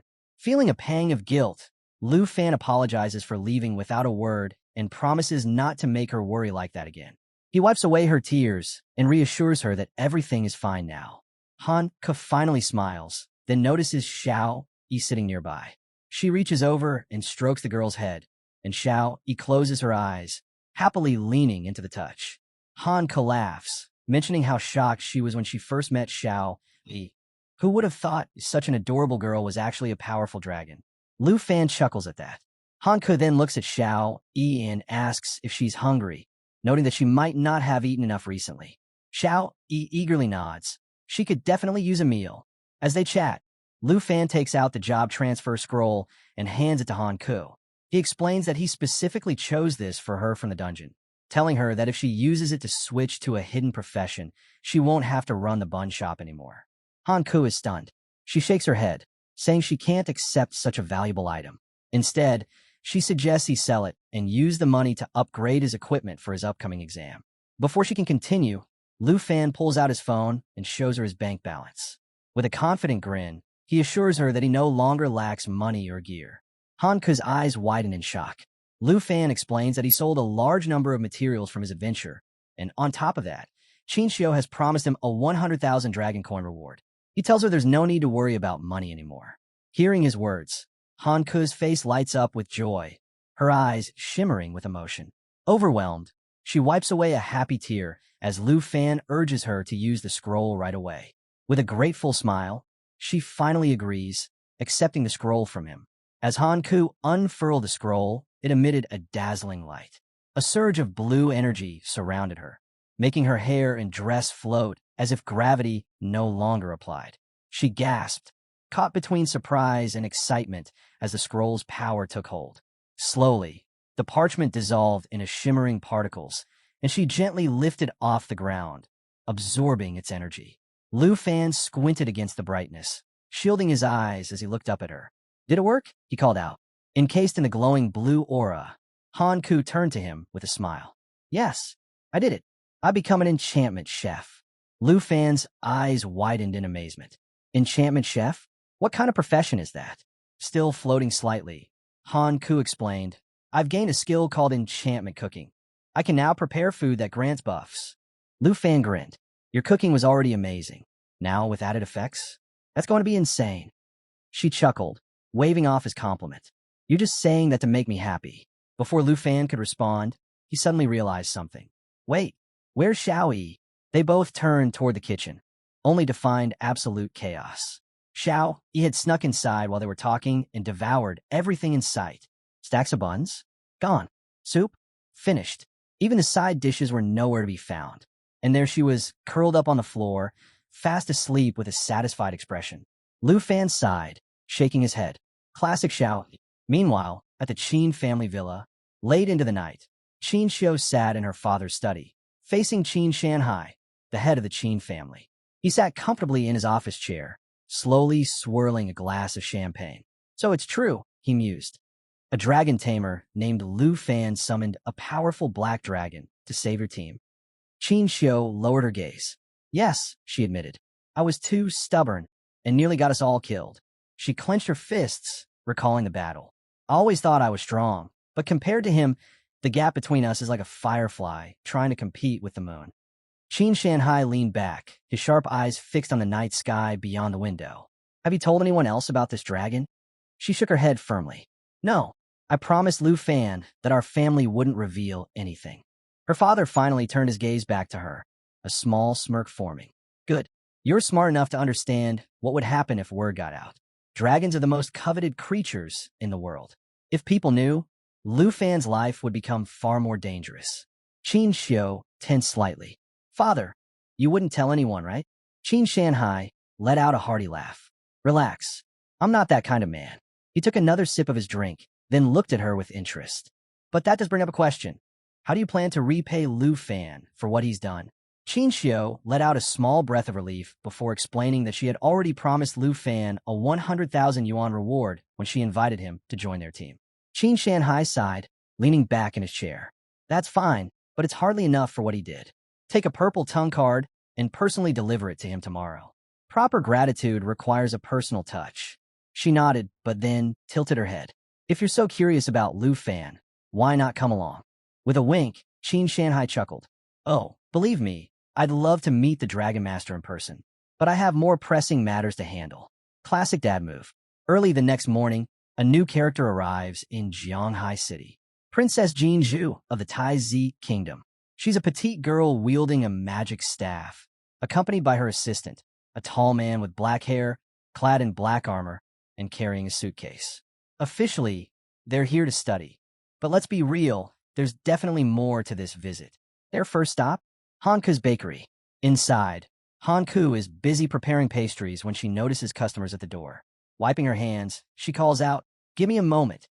She peeks out with a warm smile, but quickly adds, "No steamed buns today." Jin Zhu frowns, unimpressed. She turns to her assistant. "Chui Hong Tai, is this really the place? Are you sure you didn't drag me to some garbage dump?" Oof, that's harsh.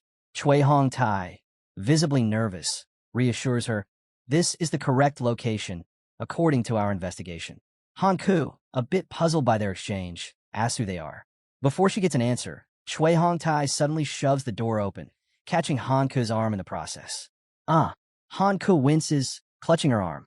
Ignoring her, the princess and her assistant stride into the shop. Jin Zhu scans the small bakery with clear disinterest before turning to Hanku. "We're looking for someone," she declares. "A dragon tamer named Lu Fan." Upstairs, Lu Fan hears the commotion.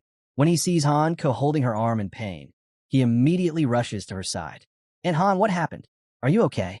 Before she can respond, Jin Zhu wrinkles her nose and whispers loud enough for everyone to hear, "Ugh, this place smells awful." "Wow, rude." Lu Fan's expression darkens. "What's going on here?" Hanku quickly tries to brush it off, saying she's fine, but Lu Fan's gaze sharpens as he turns toward the newcomers. Jin Zhu finally acknowledges him. "You must be Lu Fan," she says, her tone filled with authority. "I, Princess Jin Zhu, have made a special trip just to see you." Lu Fan crosses his arms. And you are? Chui Hong Tai steps forward, formally introducing her. This is Princess Jinju of the Tai Zi Kingdom. I am Chui Hong Tai, her assistant. Jinju smirks confidently. I'm here to offer you a breakthrough opportunity. Lu Fan raises an eyebrow, clearly skeptical. She continues, being a dragon tamer must be tough. But don't worry. She gestures to Chui Hong Tai, signaling him to proceed with whatever they have planned next. Chui Hong Tai snaps open the suitcase, revealing a dragon egg inside. Lu Fan's eyes widen in shock, beads of sweat forming on his forehead. Before he can react, Princess Jinju confidently declares, "This egg is yours, if you accept my request." She raises a finger, pointing straight at him. "I want you to be my servant and obey my every command, without question." Seriously? This spoiled princess thinks she can just buy him off?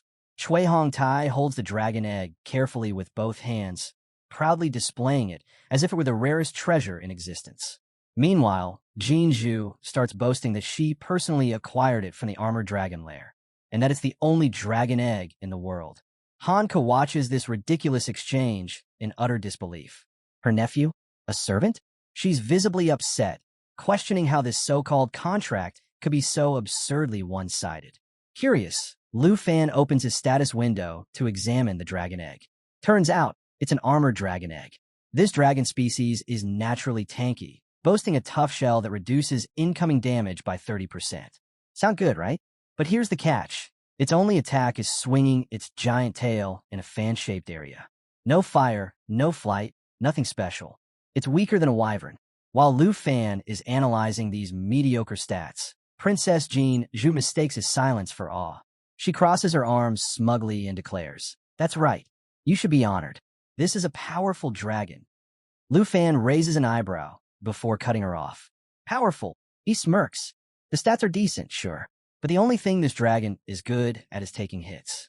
Can this even be called a dragon?" Jinju freezes in place, completely stunned. Did he just insult the egg?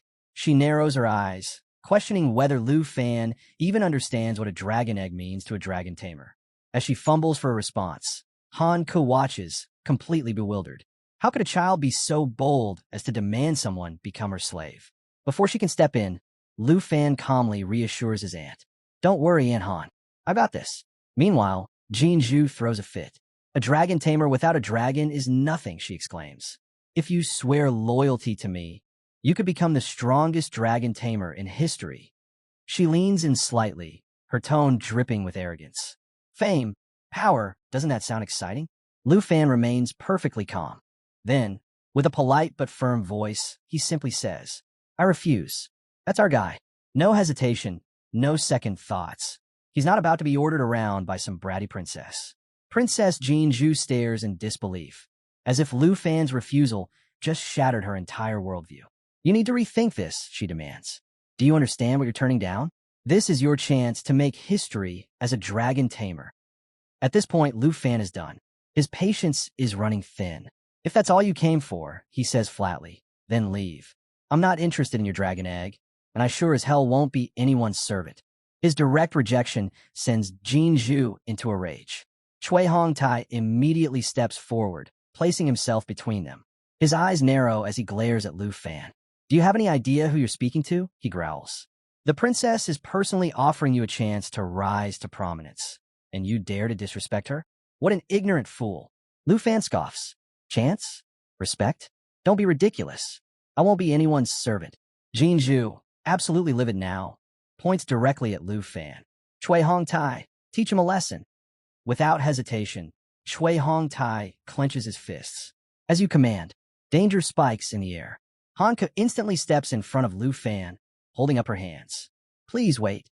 Don't be rash." She pleads with them to drop the matter, explaining that Lu Fan has made his decision. But Chui Hong Tai doesn't care. In a flash, he closes the distance and shoves her aside. "Out of the way," he barks. Han Ku stumbles, gasping as she cries out in pain. Lu Fan's heart stops. Everything blurs.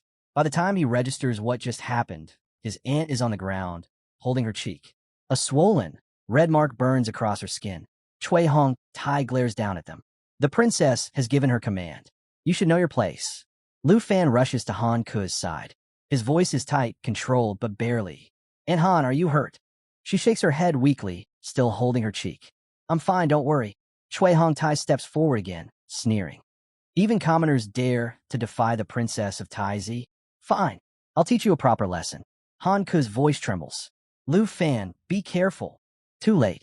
Lu Fan moves. In a blink, he draws his massive black machete and slashes. A sharp gust cuts through the air. Chui Hong-tai barely reacts in time, but not fast enough. A thin line of red appears across his cheek. Blood drips. He stumbles back, stunned. Han Ku grasps Lu Fan's arm, trying to hold him back. "Don't be reckless," she begs. Jin Zhu, still oblivious, frowns. "Chui Hong-tai, what's going on?" Chui Hong-tai wipes the blood from his face, his mind racing. Lu Fan is not ordinary. But Lu Fan isn't done. His eyes lock onto the bratty princess. He steps forward, then, without warning, delivers a swift backhand slap across her cheek. A loud smack echoes through the bakery. Jin Zhu stumbles back, clutching her face. Her entire world stops. Lu Fan doesn't care who she is or where she's from. His voice is sharp, cold. "Shut your noisy mouth, take your trash, and get the hell out of my house." Chui Hong-tai's face twists with rage. "You dare hit the princess?" he roars. He lunges at Lu Fan, weapon raised. Clang!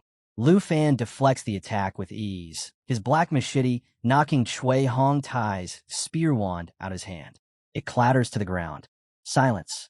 Chui Hong-tai stares wide-eyed. Jin Zhu, still holding her cheek, is too stunned to speak. Lu Fan simply stands there, unmoved. Looks like the spoiled princess just learned a lesson. Chui Hong-tai turned his gaze back to the princess, who sat on the ground, clutching her cheek in fury. Seething, she retaliated with a slap of her own, calling him worthless and demanding to know if she looked fine to him. Without hesitation, she ordered him to kill Lu Fan, insisting that even if they couldn't find another dragon tamer, Lu Fan had to die. Chui Hong-tai responded firmly, "Understood." Meanwhile, at Lu Fan's place, his phone buzzed nonstop, irritating Xiao Yi. The persistent caller was Qin Xiao, puzzled by the lack of response. She was sure she had the correct number, the one he gave her when they returned to the city. As she wandered the streets, she tried to recall the way to his house.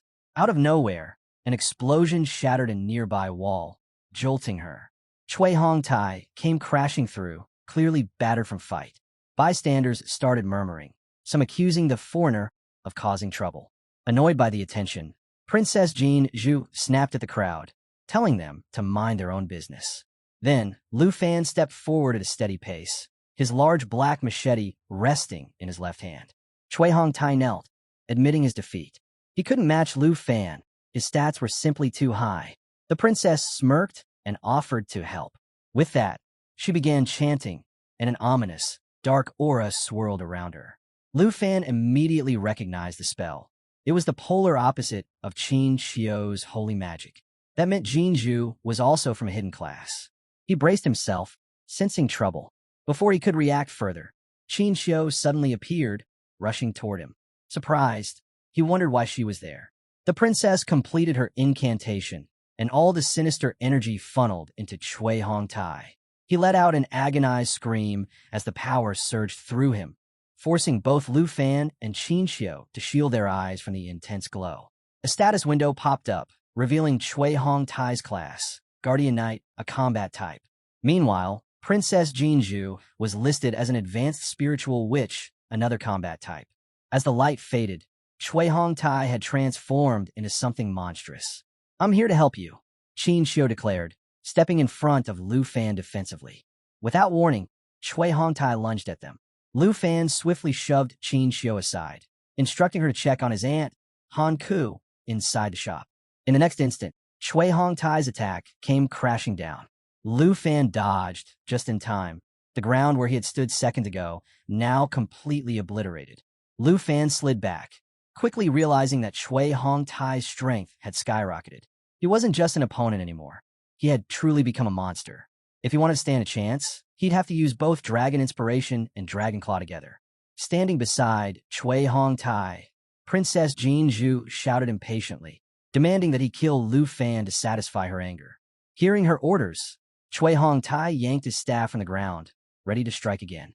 But before he could make a move, Xiao Yi suddenly leaped from the window, shifting into her true dragon form midair. The sight of her sent shockwaves through the battlefield.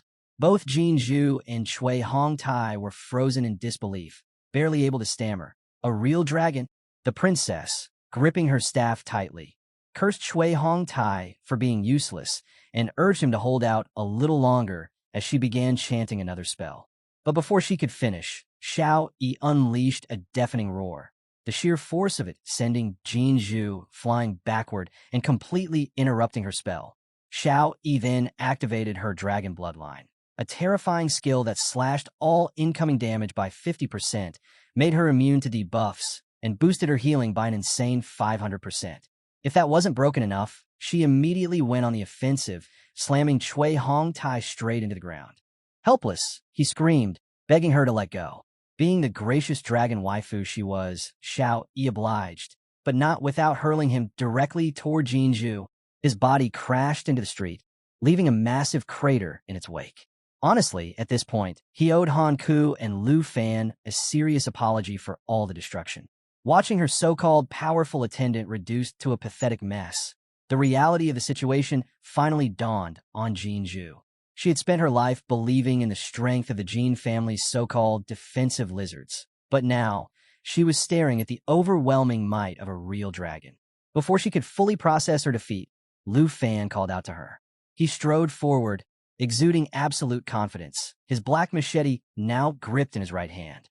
His voice was calm, but his presence was suffocating. "Weren't you planning to kill me to make yourself feel better?" he asked. Jin Zhu instinctively took a step back, then another, before losing her footing and tumbling to the ground. In a panic, she shrieked, "Stay away from me. You attacked my attendant, humiliated me, and now you're threatening me." Her voice quivered as she tried to regain control, warning Lu Fan that by doing this, he had made an enemy of the Taizi kingdom. But Lu Fan wasn't interested in her excuses. He casually flexed his machete, unimpressed by her threats. "Are you trying to scare me?" he asked, his tone almost mocking. As he reached her, his eyes darkened with fury. "You sent your people after my family." His grip on the machete tightened. "I don't care if you're a princess or a god. I'll make sure you pay for it." With interest, the princess was petrified, trembling as Lu Fan raised his machete, ready to strike. At the same time, Xiao Yi was charging up a massive fireball, preparing to incinerate anything in her path. Just as Lu Fan's blade was about to descend, a voice suddenly called out from the distance. It was Qin Shanhai, Qin Xiu's father, soaring toward them on a griffin. "Dad, stay back. It's dangerous," Qin Xiu shouted, trying to warn him. Xiao Yi immediately locked onto the new threat, shifting her fire attack toward Qin Shanhai. But before she could unleash it, Lu Fan raised a hand, ordering her to stand down. At that exact moment, he swung his machete, slicing clean through the princess's staff. The sheer force of it sent a shockwave through the air. Xiao Yi halted her attack just in time, and Qin Shanhai landed safely. Taking a quick survey of the battlefield, he urged Lu Fan to recall his dragon, pointing out the number of civilians in the area who could get caught in the chaos. As he got a closer look at Xiao Yi, he couldn't help but be impressed. True dragons were on an entirely different level compared to the subtypes. The pressure radiating from her was suffocating. Even his griffin was shaking in fear. Qin Xiu stepped forward, pleading with Lu Fan. "Please listen to us. We're not your enemies." Lu Fan, being the reasonable guy he was, especially when it came to his friends, gave Xiao Yi the signal to stand down.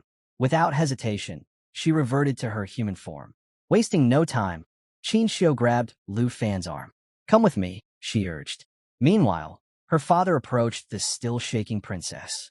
He asked if she was all right, explaining that he had originally gone to the airport to pick them up and hadn't expected to find her here.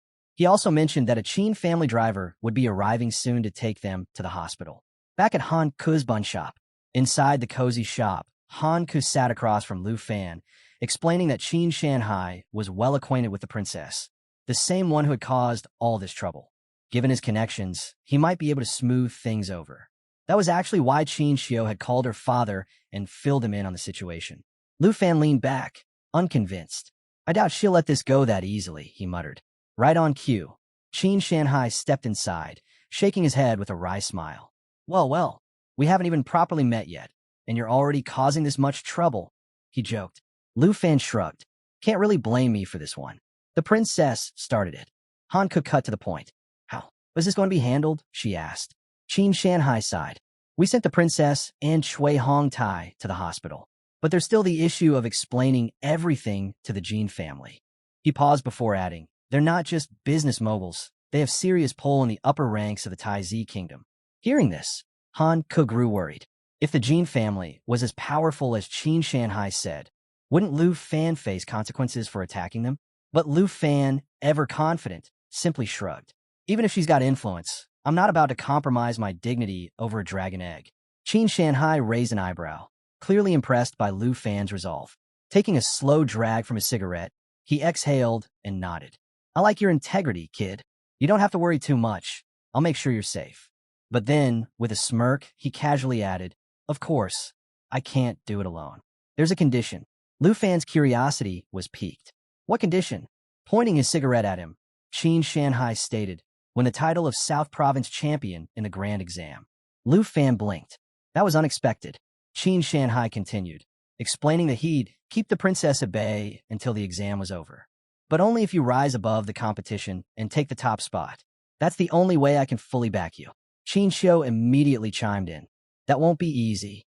The South Province is full of top-tier students. Qin Shanhai nodded. Exactly. But if you can surpass them all, I can make sure no one touches you. A spark ignited in Lu Fan's eyes. His usual relaxed demeanor shifted as determination took over. Got it. I accept. Meanwhile, at the hospital, Princess Jin Zhu was livid. Pacing back and forth, she furiously yelled into her phone. Qin Shanhai is obviously protecting that bastard. Why hasn't Lu Fan been arrested yet? The person on the other end tried to calm her down, assuring her that they'd reach out to high-ranking officials to handle the matter. But that wasn't enough for her. No, I want pressure on them now. That's an order, she snapped. Slamming her phone shut, she clenched her fists. Lu Fan, I'll make you pay for this. Looks like she still hadn't learned her lesson. But honestly, with Lu Fan and Xiao Yi around, even an entire kingdom wouldn't be enough to stop them. The next day, 3rd middle school. The school grounds were packed. Students gathered in clusters, checking each other's levels and forming groups. Excitement buzzed through the crowd. The South Province Grand Exam was about to begin. Then, the murmurs started. Wait, isn't that Lu Fan? Heads turned as Lu Fan strolled onto campus, hands in his pockets, as calm as ever. What's he doing here? Some whispered. Didn't he go back home to sell steamed buns? He used to be a genius, but now no school wants him. Is he seriously trying to take the exam? Lu Fan heard them all, but he barely paid them any mind. A tinge of nostalgia hit him, but honestly, their words meant nothing now. Then, the headmaster's voice boomed over the commotion. Attention, students. The South Province Grand Exam is about to begin.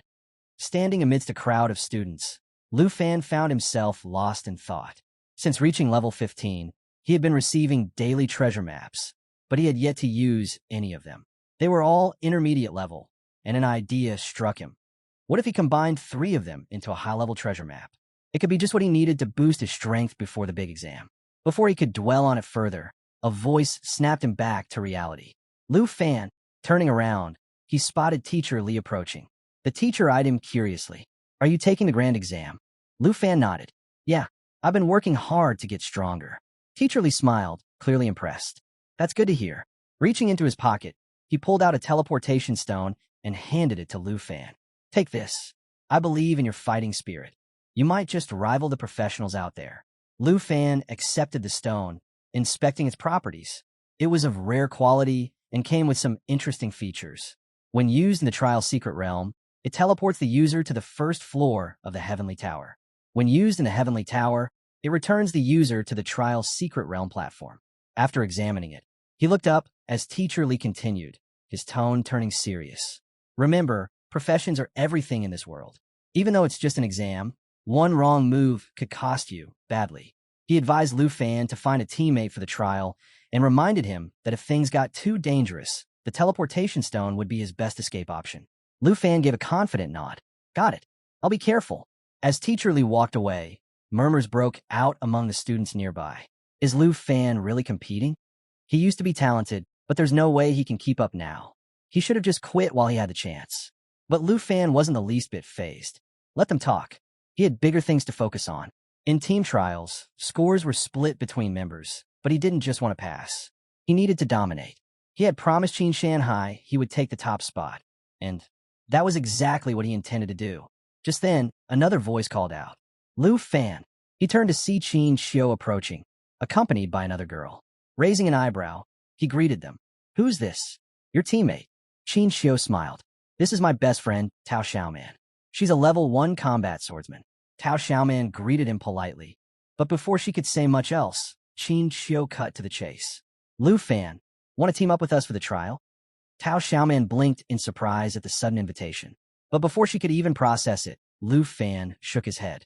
"I appreciate it, but I'll be going solo." Both girls looked at him, surprised. He gave a small smile. "This is a challenge I've set for myself. I need to see it through alone." With that, he waved and turned to leave. "I'll see you at the exam site." Qin Xiu sighed, a hint of disappointment flickering in her eyes as she watched Lu Fan walk away. She had been hoping to team up with him, but deep down, she knew the truth. With his strength, any teammate would probably just slow him down. Still, she wished him luck, knowing he didn't need it.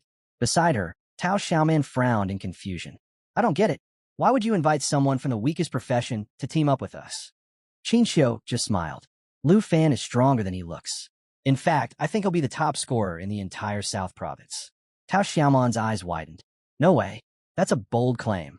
Then, with a teasing smirk, she nudged Qin Xiu. "Wait, don't tell me you've fallen for the Dragon Tamer." "W what?" "No way." Qin Xiu protested, her face instantly turning red. But Tao Xiaoman just laughed. "MHM, I'm sure, but your face says otherwise." Scene shift, the grand exam, trial's secret realm. Lu Fan stepped through the portal like a total boss. He took a deep breath, glancing at the vast new world ahead. This is where it all begins. Above the gathered students, a massive screen flickered on, showing Principal by Hong Tu standing on a podium. His voice boomed through the arena, explaining the trial structure. "Listen up. The portals in the sky are divided into 4 difficulty levels: normal, hard, fear, and nightmare. When the portals activate, chosen candidates may enter the Heavenly Tower using the teleportation stone given by your teachers." A diagram appeared, outlining the difficulty levels. Normal level, a safe, projection-based realm where no real injuries occur. Score multiplier, 0.9x. Hard level, the real deal. From here on, all monsters are real, and using the teleportation stone will allow safe exit with scores intact. Score multiplier, 1.0x. This is the most common choice. Fear level, extremely dangerous. Monsters here are fierce, and solo challengers are strongly advised against entering. Principal by stressed the importance of safety over points. Score multiplier, 3.0x. As Bai Hong Tu was still speaking, a loud laugh suddenly interrupted him. "Principal Bai, just watch. I'm going to set the highest score in this exam." The voice belonged to Hong Wu, a level 14 Qi Gong master with a hidden profession. His sheer confidence made heads turn. Tao Xiaoman's jaw practically dropped. "That's Hong Wu. He's the top student at number 1 middle school. He's ranked in the top 5 in the entire province." Qin Xiu nodded, arms crossed. "He's strong. As a Qigong master, he's both an attacker and a defender, extremely versatile." She then added, "He's planning to challenge the hard realm solo." At his bold proclamation, many students began to feel the weight of reality sinking in. How are we supposed to compete with someone like him? I should have picked an easier level. There's no way we're making it to the top now. Some are already regretting their choices, realizing that against Hong Wu, their chances of ranking high were slim to none. The scene shifts to Principal by Hong Tu's office, where multiple screens display the student's progress in real time. Sitting beside him, the principal of number 1 middle school chuckles, full of confidence.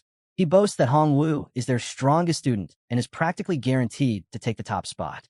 He even acknowledges Qin Xiu's skills, predicting that she'll secure a place in the top 3. Meanwhile, Principal by Hong Tu appears deep in thought. He can't help but wonder if Lu Fan had awakened a different hidden profession. Could he have claimed first place instead? His musings are interrupted by Qin Shanhai, who confidently mentions that he has a strong contender in mind for the top rank. Curious, the principal of number 1 middle school asks who he's referring to. Qin Shanhai reveals that it's Lu Fan, the dragon tamer from number 3 school. The revelation catches Principal by Hong Tu off guard. The number 1 school principal quickly dismisses the idea, pointing out that all the students have already entered the tower, except for Lu Fan. With a laugh, he questions whether the boy is simply forfeiting the exam. Scoffing, he downplays the potential of a dragon tamer, directing attention to the scoreboard, where Hong Wu is already on the 4th floor, leading the rankings. But then, Principal Bai Hong Tu suddenly notices something alarming.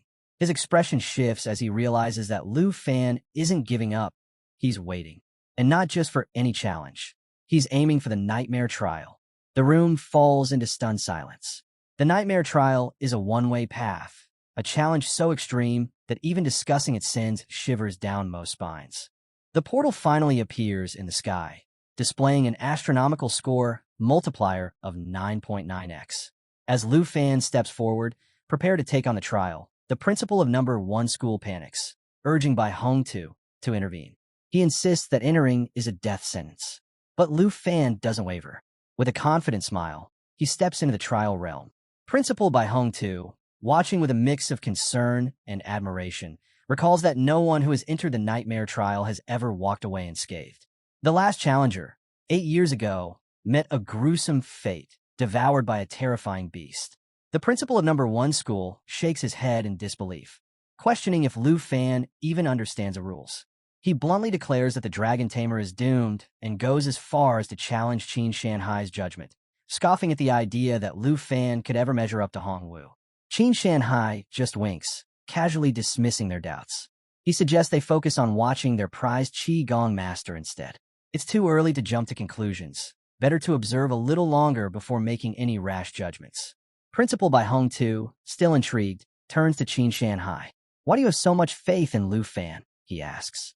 Meanwhile, as the discussion continues, Lu Fan steps onto the 1st floor of the Nightmare Trial. Almost instantly, a massive paw emerges from the dense fog, slamming onto the ground near him. Red eyes glow menacingly from all directions. He's completely surrounded. Without hesitation, Lu Fan grips his large black machete and shifts into a defensive stance. Based on his understanding of the trial, at least 10 monsters should be lurking around him. The fog parts slightly, revealing a pack of black wolves. They're level 10, and their bite attack inflicts continuous bleeding damage. Worse yet, they possess a skill called Night Howl, which boosts all their allies' attributes and resets skill cooldowns. The wolves let out a deafening roar before lunging at him. But Lu Fan remains calm. In one swift motion, he unleashes Dragon Fang Strike. His blade tears through the air, slicing through every wolf in a single, devastating blow. A notification chimes. The 1st floor of the Nightmare Trial Sky Tower is cleared. Lu Fan instantly gains 990 points. Back in the control room, the principal of number 1 middle school is left speechless. A one-hit kill?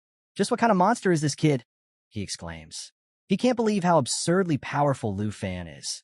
His stats must be far beyond his peers. Principal Bai Hong Tu is equally shaken. Could it be? Has Lu Fan truly found the legendary dragon? With 990 points, Lu Fan skyrockets to 2nd place on the leaderboard in an instant. In the surveillance room, the staff and officials from number 1 middle school are glued to the screens, completely fixated on Lu Fan's performance. None of them can believe he wiped out the Black Wolves in a single strike. Just then, the atmosphere shifts. The door opens, and a new figure steps inside. The newcomer is clad in a detective-style suit, one hand in his pocket and a briefcase in the other. His cap and glasses obscure most of his face, adding to his mysterious presence. The sudden arrival draws everyone's attention. Qin Shanhai, upon seeing him, immediately tenses up. The man calmly steps forward and introduces himself. Qin Xiong, special representative from Longdu. His voice is firm, leaving no room for nonsense. I'm here to investigate someone and take them back to Longdu. Removing his cap, he locks eyes with Qin Shanhai and asks one question. Where is the Dragon Master, Lu Fan? A stats window pops up, revealing Qin Xiong's information. Level 57, specializing in combat. His presence alone radiates authority, making it clear that he isn't someone to take lightly. Meanwhile, inside the Nightmare Trial, Lu Fan moves steadily through the 1st floor. His big black machete swings effortlessly as he cuts away thick vines, all while keeping an eye on the system map in his other hand.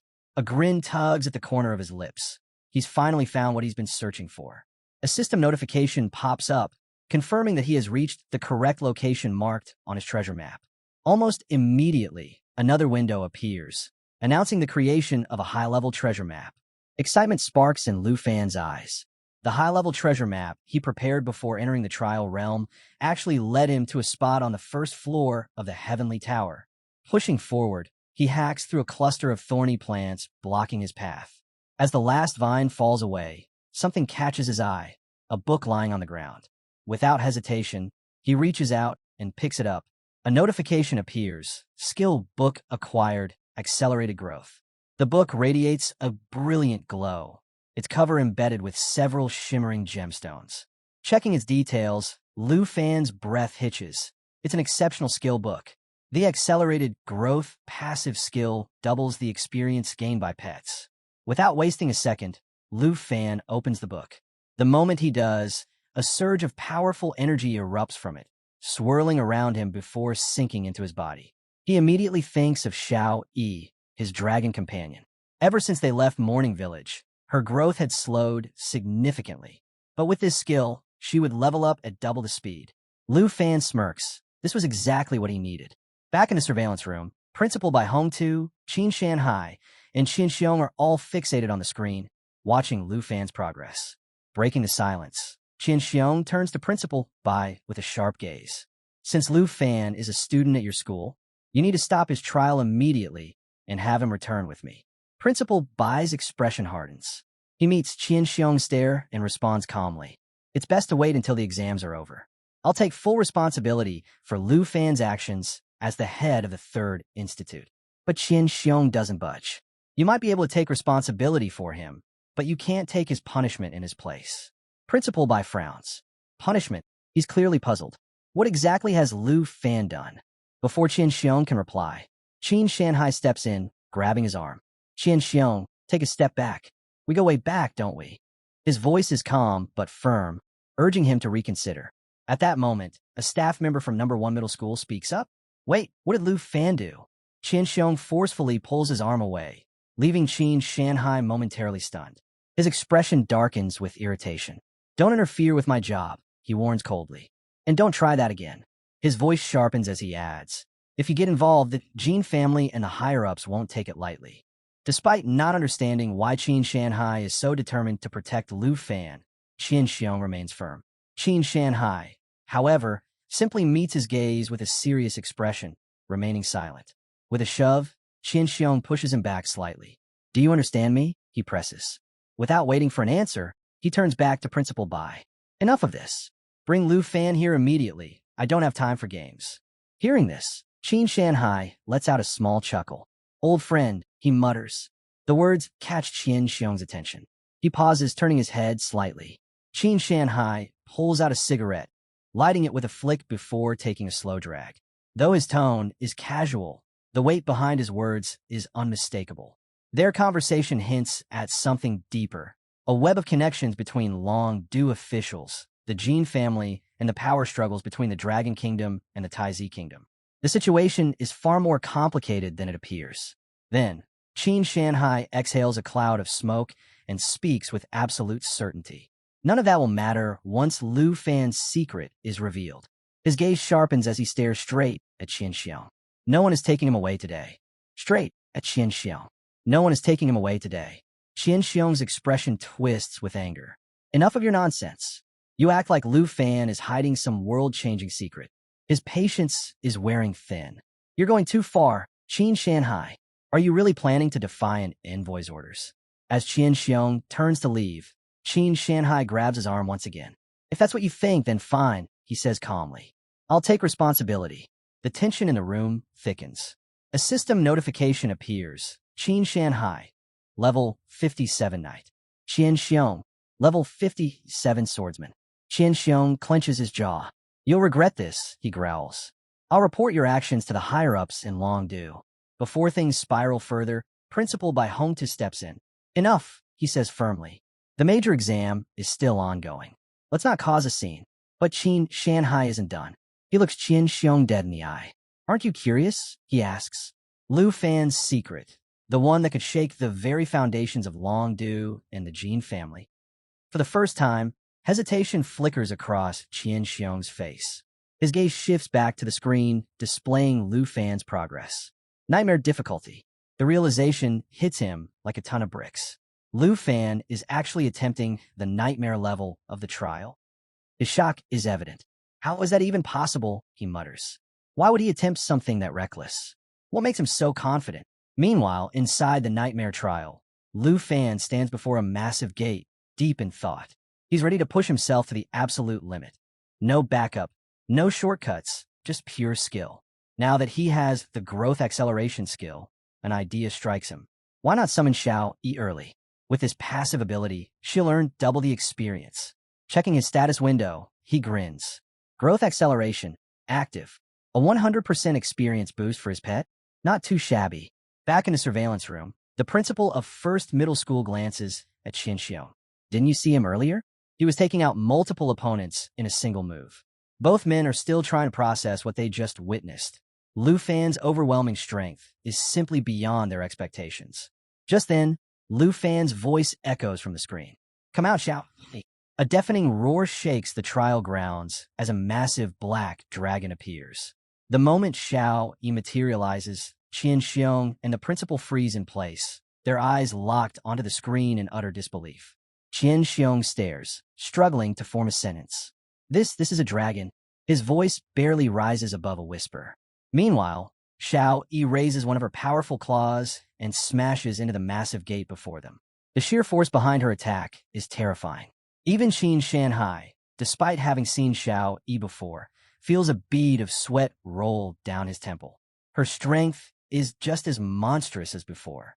With a single devastating blow, the entire gate crumbles into dust, scattering debris everywhere. The battlefield is left in ruins. Qin Shanhai finally turns to the others, his expression unreadable. Now you know Lu Fan's secret. Silence grips the surveillance room. The air feels heavy as every official in the room watches in stunned awe, beads of sweat forming on their brows. Pointing to the screen, Qin Shanhai makes a declaration that leaves everyone shaken. Lu Fan is the only dragon tamer in history to have a real dragon. Principal by Hong Tu, still processing what just happened, mutters, he actually tamed a giant dragon. The weight of his own words lingers in the room. As their gazes remain locked on the screen, the Nightmare Trial's second floor begins. Xiao Yi unleashes a torrent of flames, engulfing everything in her path. The entire battlefield turns into a raging inferno. Meanwhile, Lu Fan moves swiftly, his black machete slicing through massive plant monsters with ease. He doesn't even break a sweat. In just moments, a system notification pops up. Second floor cleared. Watching this, the principal of First Middle School clenches his fists, deep in thought. This is the power of a true dragon. No profession without the third transformation could possibly stand against him. Qian Xiong exhales sharply. It's terrifying. His mind races with the implications. If that dragon levels up even further, it could destroy an entire country on its own. Then, another shocking update appears on the leaderboard. First place, Lu Fan, 50,000 points. Second place, Hong Wu, 27,550 points. Third place, Qin Xiu and Tao Xiaoman, 12,570 points. The entire room is speechless. Lu Fan continues his unstoppable ascent, dominating every floor with Xiao Yi's devastating attacks. The scene shifts. Nightmare Trial, 13th floor. Xiao Yi is tearing through monsters like they're nothing. Every swipe of her claws sends creatures flying, and every blast of her fire reduces enemies to ashes. At the same time, Lu Fan swings his black machete with precision, executing massive slashes that cut down entire groups of beasts in an instant. A new notification flashes across the screen. 13th floor cleared. Back in the surveillance room, Principal by Hong Tu narrows his eyes, watching Lu Fan's movements carefully. It's not just the dragon. Lu Fan himself has grown too strong. He starts making calculations in his mind. If his guess is right, all of Lu Fan's attributes must have surpassed 100 by now. A chilling thought crosses his mind. Even without summoning the dragon, Lu Fan could easily take first place in all of Jianghai City. Back in the surveillance room, Qin Shanhai turns to Qian Xiong with a smirk. After seeing the power of a real dragon firsthand, do you still want to drag Lu Fan in front of the higher-ups? Qian Xiong exhales slowly, his expression more serious than before. Now I understand, he admits. I see why you're willing to go against the Jin family. Today, I've truly witnessed what a dragon is capable of. Hearing this, Qin Shanhai leans back slightly. Good. Then there's no need for a special envoy to trouble either Lu Fan or the Jin family anymore. I'll send a segment of his exam footage to the teacher. His tone is final. You should head back. Qian Xiong narrows his eyes. By teacher, you mean North Marquis Tu Jing? Qin Shanhai doesn't answer directly. He just smiles. Meanwhile, inside the nightmare trial, Lu Fan has already reached the 20th floor. He finds himself standing in a long, dark corridor, at the end of which a strange purple glow flickers ominously. As he steps forward, the glow moves. It's not just light. It's a spell. The system immediately identifies the enemy. Dark Sacrifice, level 15. A status window appears, listing its terrifying abilities. Black Curse reduces all enemy attributes by 50%, while increasing all allies' attributes by 25%. Merge into Darkness allows the caster and all nearby allies to blend into the shadows, becoming completely immune for 15 seconds. Dark Control grants full command over the Dark Knights lurking behind it. Lu Fan surveys the enemies before him, mind already working through a strategy. With the accelerated growth skill still active, he figures that Xiao-Yi must be close to leveling up. A perfect opportunity. Xiao-Yi used Lava Blaze. The black dragon coils back, preparing to unleash its attack. A low rumble builds in her chest, growing into a deafening roar. Then, in a single explosive moment, Xiao-Yi breathes out a storm of molten fire. A status notification pops up. Lava Blaze, activated, continuous forward fire breath. Deals damage while restoring the dragon's health. Incredible. Xiao-Yi is not only destroying enemies, she's healing at the same time. The entire floor erupts into flames, engulfing the Dark Knights and their summoner. Their eerie purple magic is swallowed by the inferno, and in mere seconds, they're reduced to nothing but ashes. A new notification chimes. 20th floor cleared. Then more updates. Xiao-Yi has leveled up to level 11. Lu Fan has leveled up to level 16. With the 20th floor completed, Lu Fan's score soars even higher, leaving the competition completely in the dust. Smirking, he pats Xiao-Yi's side. Let's conquer the heavenly tower together. The scene shifts, this time to the 50th floor of the Fear Trial. A massive explosion rocks the battlefield. The cause? Hongwu. A system notification blares across the screen. 50th floor cleared. Standing amidst the wreckage, Hongwu crosses his arms, feeling pretty pleased with himself. He exhales sharply and thinks, this year's grand examination is brutal. These monsters feel like they belong on the 70th floor instead. Despite the challenge, Hongwu is fully convinced that he's going to take first place. In his mind, the only real competitor is Qin Xiao, but since she's working in a team, her points will be halved. With full confidence, he laughs and boldly declares, the title of top scholar in the Southern Province examination is mine. Feeling triumphant, he even turns to Principal Bai Hongtu, saying, you should start reaching out to the top universities now. They'll be fighting to recruit me soon enough. Talk about cocky, right? Little does he know, no one in the surveillance room is even watching him. Every single principal and official in the office has their eyes glued to Lu Fan's progress instead. Principal Bai Hongtu, without even glancing at Hongwu, murmurs, the 50th floor of the Heaven Tower has always been a major hurdle. Professionals from a southern province rarely make it past this stage. The principal of First Middle School nods in agreement. It's a turning point. Even if Lu Fan clears this floor, the difficulty from here on will skyrocket. His pace will slow down eventually. Now, let's switch back to our main man, Lu Fan. He's currently standing on the 50th floor of the Nightmare Trial. The entire battlefield is blanketed in thick snow, the freezing wind cutting through the silence. Lu Fan, however, isn't fazed. He's too busy checking out Xiao-Yi's status window. And guess what? She's just unlocked a brand new skill, Shape Transformation. This ability lets her shift between 4 different forms, each with unique effects. 1. Young Dragon Form boosts all attributes and cuts energy consumption by 50%. 2. Dragon Maiden Form. This form is linked to Lu Fan through the Blood Pact. Honestly, absolute waifu material. She should stay in this form forever. 3. Destruction Dragon Open Form. Strength decreases by 50%, but spirit increases by 100%. Unlocks new abilities like daylight incineration and lava eruption. 4. World-ending form. Spirit decreases by 50%, but strength increases by 100%. Grants access to powerful skills like Earthbend and Fearful Roar. While Lu Fan is admiring these insane new abilities, a sudden rumbling shakes the battlefield. The snow-covered ground starts to shift. Slowly, massive stone figures begin to emerge from beneath the frost.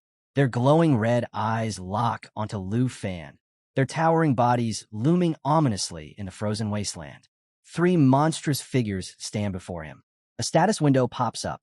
Enemies identified. Amethyst Mountain Giants, level 20. Their abilities include Mountain Arm, a devastating frontal attack using their enormous rock limbs. Landslide, a catastrophic attack that you do not want to be caught in. Amethyst Rock, reduces magic damage by 50% and grants complete immunity to armor-piercing effects. Back in the surveillance room, Principal by Hong Tu watches the screen with a serious expression. 3 nightmare-level bosses at once. He can't help but wonder, how will Lu Fan handle this? The principal of First Middle School nods in agreement. I figured the 50th floor would finally slow him down. Even if he stops here, his score is already high enough to secure first place in Jianghai City. Then, with a sigh, he adds, why couldn't such a promising student have come from our first middle school? Gotta love that friendly rivalry. Now, back to the real action. Lu Fan stands on the 50th floor, facing off against 3 massive Amethyst Mountain Giants. The status window flashes, alerting him. The monsters are preparing to unleash Mountain Arm, a powerful frontal attack. But does Lu Fan flinch? Not even a little. As he watches the incoming attack, his thoughts are surprisingly calm. Now that he's halfway up the tower of the ladder, the difficulty has clearly taken a leap. Since the challenges are ramping up, he figures it's time to step up his own game. Just before the colossal strike lands, he steps forward, her massive left hand absorbing the full impact. Boom! The ground trembles under the sheer force of the attack, but Lu Fan stands completely unfazed in the middle of the chaos. Enough playing around. It's time to go all out. He raises a hand and gives the command. Shao Yi, activate World Ender Form. A deep roar rips through the battlefield in response. In an instant, Shao Yi's entire body erupts into crimson flames. Back in the monitoring room, Principal by Hong Tu narrows his eyes. Lu Fan is up to something. As the flames around Shao Yi intensify, everyone watching falls silent. The transformation begins. Her scales turn pitch black, her glowing red eyes radiate pure menace, and the sheer pressure from her presence fills the entire battlefield. The system flashes a notification. World Ender Form activated. Strength, 456, 2,912. Spirit, 1,424, 712. New skills unlocked. Earth Shatterer and World Ending. The entire monitoring room is left stunned. Principal by Hong Tu stares at the screen in disbelief. How can this dragon switch combat forms like that? Qin Shanhai exhales sharply, his voice a little shaky. That transformation, it's terrifying. Back on the battlefield, one of the giants suddenly lunges from behind, attempting a sneak attack on Lu Fan. But before it can even get close, Lu Fan senses it immediately. With a swift jump, he dodges the strike effortlessly, soaring into the air. Mid-air, he activates Dragon Inspiration. A notification flashes. Dragon Inspiration activated. All attributes and attack power increased by 10% for both Lu Fan and Shao Yi. Lu Fan wastes no time. Shao Yi, Mighty Jaw Assault, he commands. In an instant, the black dragon lunges forward, her massive jaws clamping down on one of the towering monsters. With a sickening crunch, she shatters the creature's head into fragments. Watching this unfold, the principal of First Middle School is utterly dumbfounded. That was a level 20 boss, and she crushed it like it was nothing. Meanwhile, Principal by Hong Tu is analyzing the scene with sharp eyes. To break through the defenses of an Amethyst Mountain Giant, the dragon's attack power must have exceeded 2,000 points. As the first giant collapses, the second one strikes, reaching out in an attempt to grab Lu Fan. But he's too fast.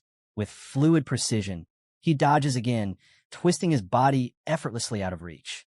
Without missing a beat, he retaliates. Dragon Claw.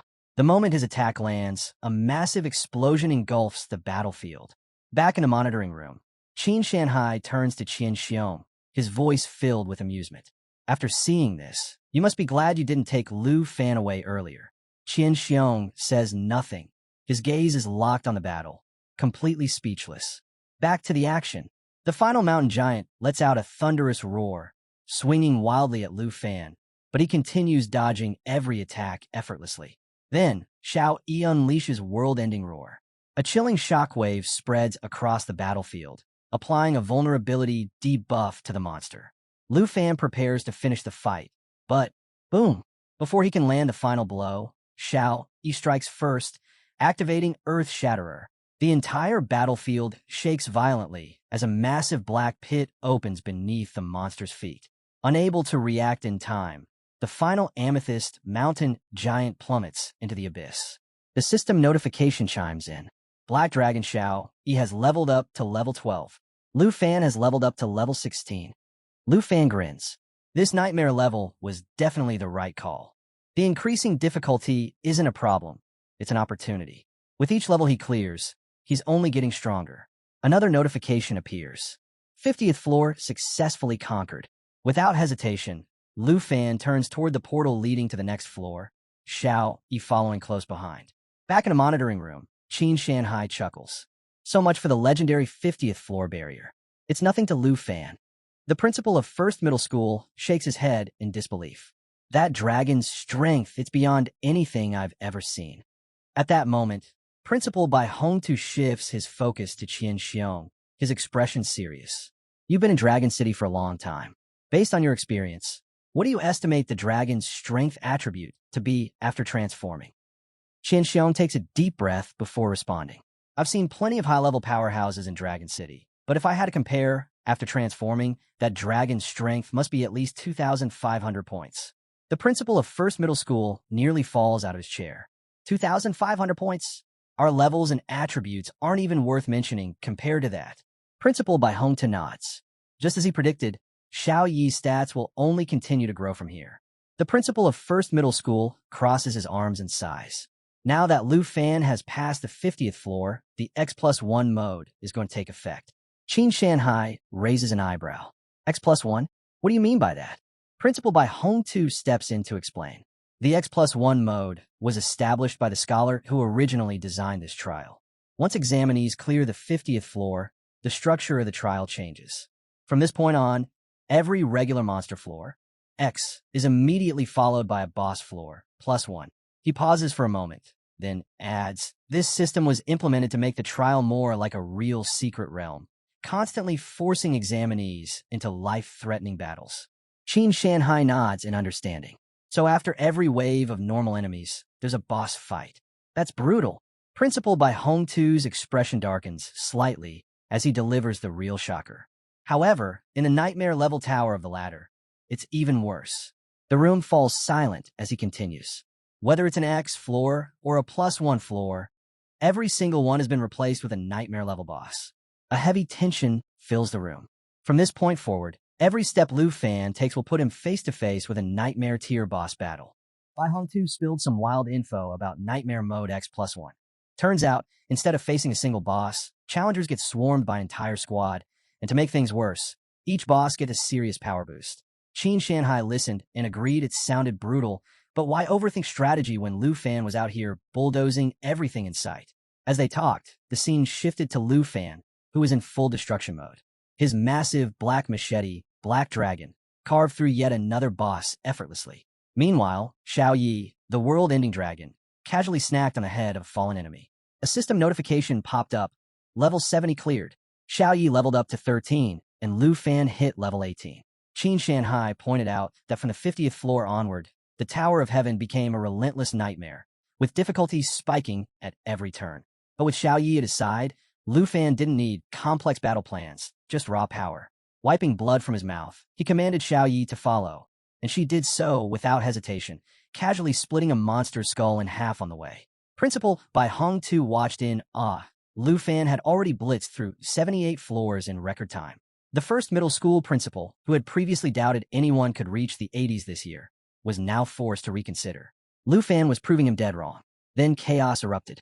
Xiao Yi went berserk, spewing fire across the battlefield, sending even the strongest monster bosses running for their lives. The system declared the 76th floor cleared. Lu Fan barely broke a sweat as he faced off against a massive worm-like boss. One attack, powered by his dragon blood armor transformation, and it was over in an instant. Xiao Yi clutched the boss's head like a trophy, leveling up to 14, while Lu Fan advanced to level 19. Back in the principal's office, Bai Hong too reflected on how countless prodigies had pushed themselves to the limit trying to conquer the tower, only to fall short in the end. Qin Shanhai added that once challengers reached the 70s and 80s, they were too close to quit, yet victory was still a distant dream. But Bai Hong too had no doubts. Lu Fan was on another level. He might be the first in a decade to clear all 100 floors. Then the tension spiked. The system displayed Lu Fan stepping onto the 99th floor, a ruined structure with broken staircases spiraling toward a shadowy throne. Around it stood 4 monstrous figures, world-enders. Headless knights, armed and ready, with eerie blue flames flickering where their heads should have been. Each knight was an absolute nightmare to deal with. Penetration attacks stacked with insane damage multipliers, automatic counterstrikes, lightning-fast slashes, and the most terrifying move of all, an instant decapitation skill that triggered if the target's health dropped below 57%. Oh, and as if that wasn't bad enough, they all shared boosted health and defense. Talk about unfair. But Lu Fan didn't flinch. He recognized this battlefield. It was modeled after the downfall of the Shattered Kingdom, a place overrun by an undead legion centuries ago. Interesting lore, but there was no time for history lessons. The axe-wielding knight lunged first, its blade primed for an instant kill. With no control-type skills to rely on, Lu Fan had only one option: go all in, fast and hard. He launched into the air, parrying their counters with his machete, but his first strike barely left a scratch. Worse, the knight instantly regenerated and retaliated with a brutal counterattack. Lu Fan barely managed to block in time. Realizing they needed more firepower, he called out to Xiao Yi. The dragon answered with an earth-shaking firestorm, engulfing the entire castle in flames. The structure cracked and crumbled under the heat, and Lu Fan grinned at the sheer destruction. Before he could catch his breath, the dual-sword knight roared, "For my king!" and charged forward, swords crackling with lightning. Sparks flew as Lu Fan blocked, his arms shaking from the impact. The other knights weren't far behind. This wasn't a fight they could drag out. It was time to end this. Lu Fan commanded Xiao Yi to prepare a full-power attack. The dragon's energy surged, and in an instant, she unleashed a hellish wave of lava, swallowing the knight's whole. The inferno raged, melting through armor and flesh alike. One by one, the undead warriors fell, reduced to smoldering ash. Then ding, the system alert rang out. Level 99 cleared. Xiao Yi leveled up to 15, and with it came a brand new skill. Lu Fan checked the system and was floored. Black Dragon Xiao Yi just kept getting stronger. Meanwhile, he himself had officially reached level 20. Back in the surveillance room, the atmosphere was electric. The first middle school principal watched in stunned silence as the massive doors to the 100th floor slowly creaked open. Even Qin Shanhai, usually unfazed, admitted they were witnessing history. Bai Hong too, normally composed, was visibly shaken. This wasn't supposed to be possible. Yet, here was Lu Fan, breaking every rule, defying every expectation. Lu Fan steps onto the 100th floor, eyes locked on the massive throne ahead. Without hesitation, he grips the sword embedded in it and yanks it free. A surge of raw power explodes around him, energy crackling in the air. Xiao Yi stands at his side, her presence just as overwhelming. The scene before them is nothing short of a nightmare. Ruins of a fallen kingdom, skeletal remains scattered across the ground, and at the center of it all, the World Annihilation Emperor, a monstrous level 60 boss. Flanking him, a legion of 500 demon soldiers, waiting to strike. But Lu Fan isn't the least bit intimidated. Instead, he checks out Xiaoya's newly unlocked skill, Cataclysm, and it's an absolute game-changer. A 3-stage attack capable of raining destruction, setting everything ablaze, and detonating the battlefield. This is exactly the kind of chaos he's been waiting for. Grinning, he nods at Xiao Yi, giving her the signal. In an instant, she shifts into her destruction dragon form. Flames coil around her body, and the system flashes an update. Her stats have skyrocketed, and 2 new skills, All Things Incinerate and Lava Burst, are now active. Back in the surveillance room, the principals are stunned into silence. Bai Hong too watches with wide eyes, wondering if Xiaoya's transformation is something beyond anything they've ever seen. Qin Shanhai can't believe it. Lu Fan had this kind of firepower up his sleeve the entire time? The battlefield erupts into chaos as the demon commander roars, rallying the undead army to defend their emperor. But Lu Fan isn't about to give them a chance. Without hesitation, He grabs one of the skeleton soldiers and hurls it forward, shouting for Xiaoyi to unleash Cataclysm. Xiaoyi lets out a deafening roar, taking to the skies before raining down absolute destruction. Fire engulfs the battlefield. The system's casualty counter spikes as enemies are incinerated by the second. The flames spread uncontrollably, reducing the once mighty army to less than 200 in an instant. But Xiaoyi doesn't stop there. She intensifies the assault, the sheer force of her attacks, leaving only a handful of soldiers standing. With one final detonation, the remaining enemies are swallowed by an inferno. The surveillance room falls dead silent. Every principal watches in disbelief. How is a mere student wielding this level of power? Qin Shanhai stares at the numbers in shock. The system count drops. 42 soldiers left. Then 37. The battlefield is all but empty when the demon commander steps forward, voice booming as he demands Lu Fan kneel before their king. Lu Fan only tightens his grip on the dragon's sword, eyes sharp and unwavering. Xiaoyi keeps up the onslaught, and one by one, the last of the undead soldiers fall to ash. As the flames die down, only ruin remains. Bai Hongtu watches intently, deep in thought. Even the legendary Four Horsemen wouldn't stand a chance against Lu Fan's raw strength. The first high school principal's jaw drops as the system flashes Lu Fan's score, 989,500 points. A number untouched for 30 years. Bai Hongtu can't help but wonder, will Lu Fan actually claim the exam's ultimate reward? He mutters to himself, knowing that this year's tower trial is the hardest in history. The prize should match the challenge. At least 3 rare tier items. Back inside the tower, Lu Fan surveys the battlefield, sword still in hand. The fight may be over, but there's one final obstacle left. Stepping forward, he declares with confidence, all the trash has been dealt with. Now, let's see what the final boss has got. The World Annihilation Emperor looms ahead. The true battle is about to begin. As the smoke finally settles, the final boss makes its entrance, exuding a suffocating, oppressive aura. Every step it takes shakes the ground, and when it grips its sword, the message is clear. Lu Fan is as good as dead. A system notification flashes. Only one undead soldier remains. The boss doesn't hesitate.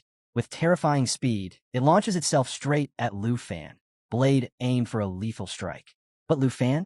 He's more than ready. Activating dragon armor, his arm morphs into a fearsome dragon claw, its power directly linked to Black Dragon Xiaoyi. A surge of energy crackles around him as his hands transform into razor-sharp talons. Stretching his dragon claws forward, he smirks and signals Xiaoyi to prepare for an all-out assault. Xiaoyi meets the boss's glare, claws poised, wings spread wide. The boss swings with full force, aiming to cut Lu Fan down in one blow. But Lu Fan meets the attack head-on, claw against blade, stopping it effortlessly. The moment he sees an opening, he shouts the command, Xiaoyi, attack. Xiaoyi doesn't disappoint. Activating all things incinerate, she unleashes a storm of fire tornadoes, hurling them straight at the boss. The sheer impact sends the enemy skidding backward, struggling to stay upright. It stabs its sword into the ground, trying to stop its slide, but something is wrong. Its power is fading. The reason? Lu Fan's Lament Ring. The rare artifact saps the life force of enemies, and the boss is feeling the full effect. Lu Fan lifts his hand, tapping the ring with a smug grin. Yeah, that drain? It's not stopping anytime soon. The system confirms, Lament Aura active. The ring, requiring at least level 15 to wield, boosts Lu Fan's spirit, stamina, and strength, making him even more unstoppable. The boss, desperate and enraged, accuses Lu Fan of cheating, but Lu Fan couldn't care less. Calmly, he gives Xiaoyi the next command. Activate the second stage of All Things Incinerate. Xiaoyi roars, flapping her massive wings harder, intensifying the flames. The fire tornadoes detonate on impact, blasting the boss backward into the throne. It barely manages to get up, bracing for counterattack. But Lu Fan doesn't give it the chance. In one swift motion, he unsheathes his dagger, channels his energy, and bursts through the flames, closing the distance in an instant. The boss tries to block, too late. Lu Fan drives the dagger straight into its chest, pinning it to the stone throne. The boss gasps, its strength vanishing as the system announces, victory. No undead soldiers remain. Black Dragon Xiaoyi levels up to 17. Lu Fan reaches level 22. Triumphant, Lu Fan steps onto the throne. One foot rests on the armrest, one hand gripping the boss's shoulder. With a flourish, he yanks the dagger free and glances at Xiaoyi. It's over. Back in the surveillance room, absolute silence. Every principal, every teacher, every spectator is frozen in shock. Principal Bai Hongtu, his expression one of pure disbelief, finally speaks. No one has hit 1,000,000 points in the last 30 years. The first middle school principal remains speechless, unable to process what he just witnessed. Qin Shanhai, arms crossed, lets a small smile tug at his lips. Looks like our school's reputation is about to skyrocket. Lu Fan strolls away from the battlefield like it was just another casual day, his dagger resting on his shoulder, one hand tucked into his pocket. Turning to Xiao Yi, he stretches lazily and says, "Time to head home." Then, with a smirk, he teases, "Don't tell me you've been craving Aunt Hank's cooking." Xiao Yi doesn't even hesitate. She lets out an excited roar, eyes gleaming as she flies over. Of course, she's missed the food. Just then, the system chimes in. Level 100 cleared. In a flash, a treasure chest materializes before Lu Fan. Hands still in his pockets, he watches as it opens, revealing 3 top-tier rewards. First up, the Wrath of the Ice Dragon King, a rare blue skill book that grants Dragon Masters a devastating ice attack, capable of freezing enemies and slowing them down. Lu Fan's thrilled. He thought he'd have to wait until level 30 for control-type skills, but now he's way ahead of schedule. The second item, Spirit Wind Ring, a rare accessory that enhances agility, stamina, and spirit, with an ability that boosts movement speed by 35%. Xiao Yi can't use it, but for Lu Fan, perfect. And the final reward, Flames and Frost Cloak, a legendary red cloak with massive stat boosts, offering resistance to both fire and ice while amplifying damage against enemies of those elements. Without hesitation, Lu Fan throws it over his shoulders, slides the ring onto his finger, and grabs the skill book. He's more than ready for whatever comes next. With that, he pulls out his teleportation stone, activating the portal back to school. In an instant, he materializes in the surveillance room, where a crowd of stunned teachers and principals stare in silence. Without missing a beat, Lu Fan casually greets them and asks Principal Bai Hong Tu, "So, can I head home now and wait for my results?" The room stays dead, quiet for a moment before Bai Hong Tu steps forward, pride clear in his expression. "Lu Fan, you're the pride of our school." He then makes a bold declaration. Lu Fan's photo will be placed on the Wall of Fame. That's when the first middle school principal chuckles, shaking his head. The Wall of Fame? That's for heroes who died fighting monsters. Are you cursing the kid? Bai Hong Tu fires back instantly. Mind your own business. Lu Fan didn't just break records, he shattered them. His future is limitless. The first middle school principal just laughs, admitting, well, one thing's for sure. This exam just made Lu Fan famous. Then, Qin Shanhai steps forward, his usual carefree attitude replaced with something more serious. Even though he had prepared himself for something extraordinary, he still can't quite believe the level of power Lu Fan displayed. Lu Fan, not one for sentiment, locks eyes with Qin Shanhai and cuts straight to the point. "So, I met all the conditions, right?" His voice drops slightly, edged with amusement. "Does that mean the princess of Taizi Kingdom is done throwing tantrums?" Qin Shanhai closes his eyes, a small smile playing on his lips. He assures Lu Fan that he'll uphold his end of the deal. No need to worry. The teacher should have already received it. Lu Fan raises an eyebrow, confused. "What teacher?" Qin Shanhai simply pats his shoulder. "Don't sweat it. Focus on choosing which academic institution you'll attend next." Meanwhile, lurking in the shadows, Qian Xiong, a special envoy from Longdu, quietly adjusts his cap and slips away unnoticed. Back in the surveillance room, the principals surround Lu Fan, buzzing with excitement. They tell him straight up, the top 10 academic institutions are going to go all out trying to recruit him. And that's not all. Wealthy merchants from the southern province will be lining up too, eager to form connections. But Lu Fan should be careful. Not everyone's motives are pure. Amidst the chatter, the first middle school principal eagerly asks if Lu Fan can summon Black Dragon Xiao Yi so they can see her up close. Before Lu Fan can even answer, Bai Hong Tu steps in, shaking his head. "Bad idea. If she shows up here, we can kiss this school goodbye." The room falls silent as all eyes shift to the ranking board. At the very top, Lu Fan's name shines with an insane 1.3 million points. Bai Hong Tu can't hold back his admiration. No one has come close to breaking this record in the past 50 years. Meanwhile, deep in the snowy northern frontier, inside a heavily fortified base, Marcus Tu Jing, the northern frontier marquis, sits with a weathered expression, gray hair framing his face. He sips his wine slowly, watching recordings of Lu Fan and Black Dragon Xiaoya's battles. For the first time in a long while, he feels something close to amusement. This kid, he's something else. But before he can savor the moment, there's a knock at his office door. A man in a thick jacket steps in, carrying a stack of reports. Bowing slightly, he apologizes for the interruption and places the files on Tu Jing's desk. Tu Jing's expression hardens instantly. "Is there any new evidence?" The man nods. Everything Qin Shanhai suspected was right on the mark. As Tu Jing flips through the documents, his grip tightens. The reports expose a deep conspiracy involving Princess Taizi Jinju and her inner circle. But what's even more damning, Ruan Changfeng, a high-ranking official in Dragon City, is entangled in the plot, secretly backing the Jin family. A dangerous silence fills the room. The wine bottle in Tu Jing's hand cracks under his tightening grip. His jaw clenches. Ruan Changfeng, he mutters, voice low and furious. That scheming traitor. His white-haired subordinate steps forward, expression grim. Ruan and the Jin family have been putting on a front, pretending to maintain friendly relations between nations. But behind the scenes, he's been granting them unrestricted privileges, pulling strings in their favor. Tu Jing doesn't wait to hear more. With a sharp movement, he slams the bottle down, shattering it into pieces. He stands up, eyes burning with cold fury. It all makes sense now. Ruan Changfeng hasn't just been supporting Princess Jinju. He's been shielding her, letting her run unchecked. And that is unforgivable. Fury blazing in his gaze, Tu Jing commands his subordinate to strip Ruan Changfeng of all titles and authority, declaring that Dragon City has no room for someone like him.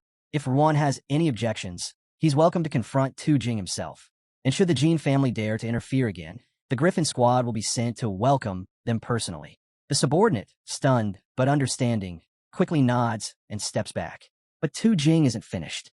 Gesturing toward the door, he orders the man to keep an eye on Lu Fan's choice of school and ensure the institution spares no resources in supporting him. As he watches the crimson moon hanging over the snowy expanse, Tu Jing contemplates how this young dragon tamer has reignited hope. He longs to meet him, but with the northern territories in turmoil, who knows when that day will come. Meanwhile, in an opulent hotel room, Princess Jinju lounges on her bed when her phone suddenly rings. The news strikes her like a thunderbolt. Ruan Changfeng has been dismissed, and the one behind it is none other than Marquis Tu Jing. Shock flashes across her face, but before she can spiral into panic, the caller urges her to stay calm. There's another development. Irritated yet intrigued, she demands to know what it is, her mind racing with concerns about losing their grip on the Dragon Tamer. The caller reveals that with the major exam results about to be released, they've identified another Dragon Tamer in Qingzhou City, aside from Lu Fan. Jinju's fury quickly shifts to interest, a cunning smile forming on her lips. This unexpected discovery could change everything. Perhaps this new Dragon Tamer will be easier to control. Back at the 3rd Middle School's trial grounds, Lu Fan bids his farewells and quietly disappears.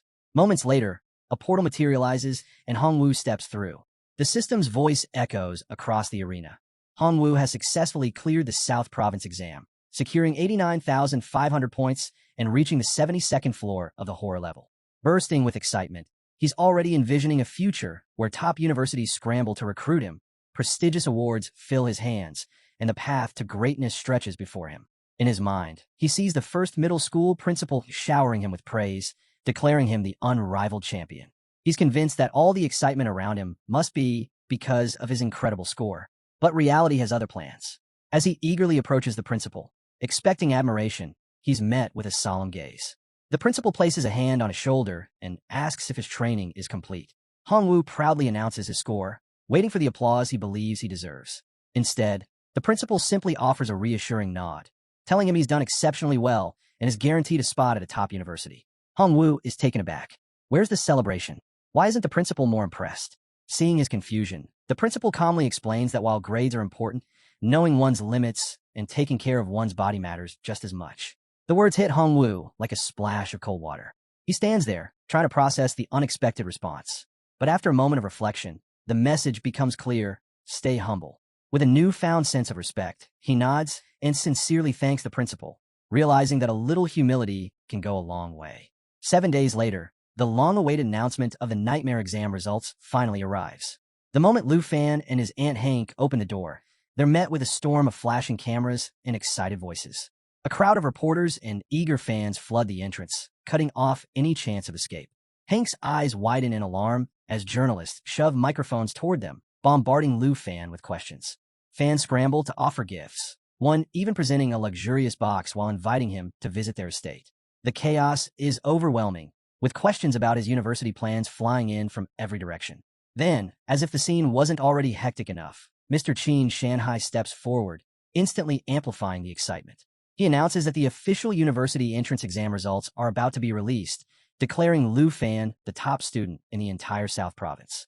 Sensing the need for order, he suggests they move the conversation indoors. Hank, seeing a chance to escape the madness, quickly ushers Lu Fan inside. Once they settle in, Mr. Qin Shanhai unveils 6 prize boxes, each containing a staggering 50 million yuan, a reward for Lu Fan's incredible achievement as the province's top student. He urges Lu Fan to accept the gift, emphasizing the significance of his success. Lu Fan checks his phone and sees the notification. He's officially secured first place. However, his total score remains classified. Right behind him in second place is Chun Tianzi, an elite contender with 215,628 points. Mr. Qin Shanhai then reveals even more surprises. On top of the prize money, Principal by Hong Tu has personally selected additional rewards. Lu Fan's eyes flicker with curiosity as the first gift is revealed, a skill book titled Roar of the Blue Dragon King. The spell summons a devastating lightning attack that not only paralyzes opponents, but also builds up power for a colossal finishing strike. Immediately, Lu Fan envisions how this technique could combine with Xiaoya's magic, seamlessly shifting from ice to thunder for an even more lethal effect. Next, Mr. Qin Shanhai presents a legendary thunder potion, capable of amplifying lightning abilities and permanently boosting Lu Fan's power attribute by 20. Lu Fan knows this will make his thunder magic even more formidable. The third reward is the Green Wind Armor, a rare and powerful piece of equipment that enhances stamina and strength while deflecting impact damage. Mr. Qin Shanhai explains that each item has been carefully chosen by Principal by Hong Tu, ensuring that Lu Fan is equipped with everything he needs to reach even greater heights. But the surprises don't stop there. The final reward is unveiled, Flash Wing Boots, designed for lightning-fast movement with a 30-second recharge. These boots also come with Flash Wing Leap, allowing the wearer to dash across a 50-meter radius at incredible speed, also with a 30-second cooldown. Lu Fan grips the briefcase containing these game-changing treasures, astonished that such elite abilities are usually reserved for top-tier magicians. Determined not to let this opportunity go to waste, he silently vows to master each item, knowing they'll be crucial for both him and Xiaoyi. As he takes it all in, the system officially confirms his newfound treasures: Dragon King's War Skill, Lightning Flash Wing Boots, Green Wind Armor, and a legendary Thunder Potion. Before he can fully process it, Qinxiu bursts onto the scene, practically glowing with excitement at the sight of him. She comes bearing shocking news. 10 university presidents have arrived in Jianghai City and are waiting at her house, eager to meet Lu Fan personally.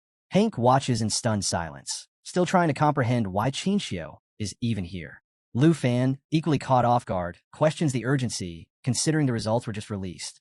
Mr. Qin Shanhai steps in with a knowing smile, explaining that after witnessing Lu Fan's extraordinary performance, the university leaders dropped everything to rush over. He then leans in slightly, lowering his voice as he hints that some footage, seen only by high-ranking officials in the Dragon Capital, must remain classified. Before Lu Fan can ask more, he adds another revelation. The issue with Princess Jinju has been taken care of, and a certain teacher is eager to meet him. Resting a reassuring hand on Lu Fan's shoulder, Mr. Qin Shanhai assures him there's no need to rush. Everything is under control. Just then, Qinxiu steps forward, hesitating slightly before holding out a sleek purple card. She admits that she had intended to thank him before, but Jinju's interference got in the way. Lu Fan's eyes widen as he realizes what she's handing him. Their original deal was for 100,000 dragon coins, but this card is worth a jaw-dropping 10 million. Mr. Qin Shanhai chuckles, pointing out that the card represents the Qin family's immense gratitude.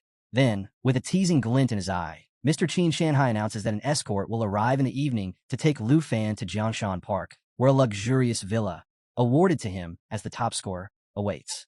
Hank steps closer to Lu Fan, processing this new development, while Qinxiu, flustered by her father's playful tone, quickly tells him to stop joking around. Turning back to Lu Fan, she grabs his hand and reminds him that they have a scheduled meeting with the academy officials. Now, shifting to the Dragon Kingdom, just outside Qingzhou City, a jeep rolls to a stop in a dense forest, and stepping out with her usual air of superiority is Princess Jinju. Her sharp gaze sweeps the surroundings before she demands an update from her subordinate, Cui Hongtai. Without hesitation, he reports on the dragon tamer they've been tracking, Chun Tianji. He's now level 19, and his armored dragon has already reached level 14. Jinju arches an eyebrow, mildly impressed. Dragon tamers always seem to defy expectations, rising through the ranks at an astonishing pace, toppling foes far above their level. The scene shifts to Chun Tianji himself, locked in a fierce battle against a powerful wild beast. The monster lunges with deadly force, but Chun Tianji reacts with lightning reflexes, leaping into the air to evade. The fight is brutal, but with a single devastating strike, he takes the beast down, instantly leveling up to 20. Watching from afar, Jinju crosses her arms, begrudgingly acknowledging his strength. At least he hasn't squandered the dragon egg she entrusted to him. Chun Tianji, ever respectful, thanks her for the opportunity and vows never to bring shame to the royal family's name. But Jinju isn't here to hand out praise. Her tone sharpens as she warns him not to disappoint her like the last failure did. Then, with an air of finality, she declares that from this moment on, Chun Tianji will wield the dragon lance. She scans the group, daring anyone to object. Chui Hongtai instantly responds, "As you wish, Your Excellency." Chun Tianji bows low, his voice filled with gratitude as he accepts the formidable weapon alongside his armored dragon. With this newfound power, he's more determined than ever, his sights set on defeating none other than Lu Fan. Yet, Jinju's mind lingers on Lu Fan. His final score remains classified, but whispers suggest it might surpass 300,000 points. The thought sparks a mix of frustration and intrigue. She clenches her fists, her hatred for him burning stronger. Fixing Chun Tianji with a steely glare, she orders him to burn Lu Fan's name into his mind. He is never to rest until he has crushed him and claimed Black Dragon Xiaoyi. If he succeeds, she promises him a future like no other, elevating him to the highest rank among dragon tamers, second only to her. Chun Tianji, unwavering in his loyalty, bows once more, vowing to meet her expectations. As Jinju turns to leave, she can't resist one last jab. With a smirk, she calls Chun Tianji wiser than Lu Fan, still bitter that Lu Fan foolishly rejected the opportunity she once extended. But there's still unfinished business. Before stepping into the jeep, she issues one final command. Chui Hongtai is to travel to Jianghai City and uncover which university Lu Fan intends to attend. Chui Hongtai nods, ready to obey, but Jinju's voice turns ice cold. "Fail this mission," she warns, "and you're finished." A flicker of tension crosses his face, but he bows and promises swift results. The jeep roars to life, disappearing into the dense forest, leaving behind a heavy silence. And there she is, Jinju, standing motionless, eyes locked on the distant horizon. Her fists tighten as she silently vows that Lu Fan will pay for defying her. Meanwhile, at the Qin family villa, just outside the grand reception hall, Qinxiu fidgets slightly, cheeks tinged pink as she hesitantly asks Lu Fan if he's decided on which academy he'll apply to. But before he can answer, she quickly blurts out that it's really her dad who's curious. Apparently, her father thinks it would be a brilliant idea if the two of them enrolled in the same academy. To look out for each other, of course. Lu Fan, ever composed, nods and remarks that teamwork is essential for academic success. With a small smirk, he even jokes that since they've already fought side by side before, they'd make a great team, especially if they ever ventured into the wilderness. However, he admits he hasn't made a final decision yet, but promises to let her know soon. Qinxiu, looking slightly flustered, tries to hide her worry. She has no idea what Lu Fan's final score is, but deep down, she fears the gap between them will only widen. Determined, she silently vows to catch up, no matter what, and apply to the same academy. Lu Fan, noticing her resolve, gives her a warm smile. "Sounds like a solid plan," he says, as he steps through a grand doorway into a spacious meeting hall. His presence immediately catches the attention of a plump man in priest robes. The man leaps up with excitement, his face lighting up as he recognizes Lu Fan. With enthusiasm, he showers Lu Fan with praise for his astonishing performance in the entrance exam video. Seated next to him is a woman wearing a mask, her sharp gaze fixed on Lu Fan. Her voice is calm, yet firm, as she acknowledges him as the first dragon tamer in history to have an actual dragon companion. Then, she cuts straight to the point. As the top scorer in the southern province, has he given any thought to which academy he'll join? But before Lu Fan can reply, the robe man from Jiangnan Academy jumps in, practically shouting that Lu Fan doesn't need to think twice. Jiangnan Academy, he boasts, offers an annual scholarship of 10 million dragon coins, unlimited resources, including top-tier potions, and exclusive access to secret realms. The masked woman scoffs, unimpressed. She calls him out for trying to entice the top scorer with petty perks, reminding the room that they're all representatives of the Dragon Kingdom's most elite academies. The robe man turns red with frustration, but refuses to back down. He fires back with an even better offer. Northern Academy will provide 20 million dragon coins per year, along with unrestricted access to a top-secret realm in the Snow Kingdom, reserved solely for Lu Fan. And just like that, the room erupts into chaos. Academy heads start shouting over each other, each one scrambling to one-up the last. One insists that Northern Academy has top-tier resources, but they aren't the only ones. Another guarantees unlimited access to hidden secret realms, promising Lu Fan opportunities beyond imagination. It's an all-out bidding war, and the desperation is real. One after another, they throw in sweeter deals, eager to claim Lu Fan as their own. As the chaos unfolds before him, Lu Fan watches in silent disbelief. He had expected a formal interview, not an all-out bidding war for his enrollment. With each academy throwing out more extravagant offers, he's completely at a loss over which to choose. Then, just as the room is about to descend into another shouting match, Gahan, the head of Dragon Capital Academy, steps forward and drops an absolute bombshell. Calm and composed, he announces that Dragon Capital Academy holds this year's national trial quota, and he's willing to give it to Lu Fan. The entire room freezes. The robe man from Jiangnan Academy spins around, eyes wide with shock. Wait, what? Is that even possible? He blurts out. Lu Fan is just a newcomer. How could he already be in the running for the national trial? It doesn't make sense.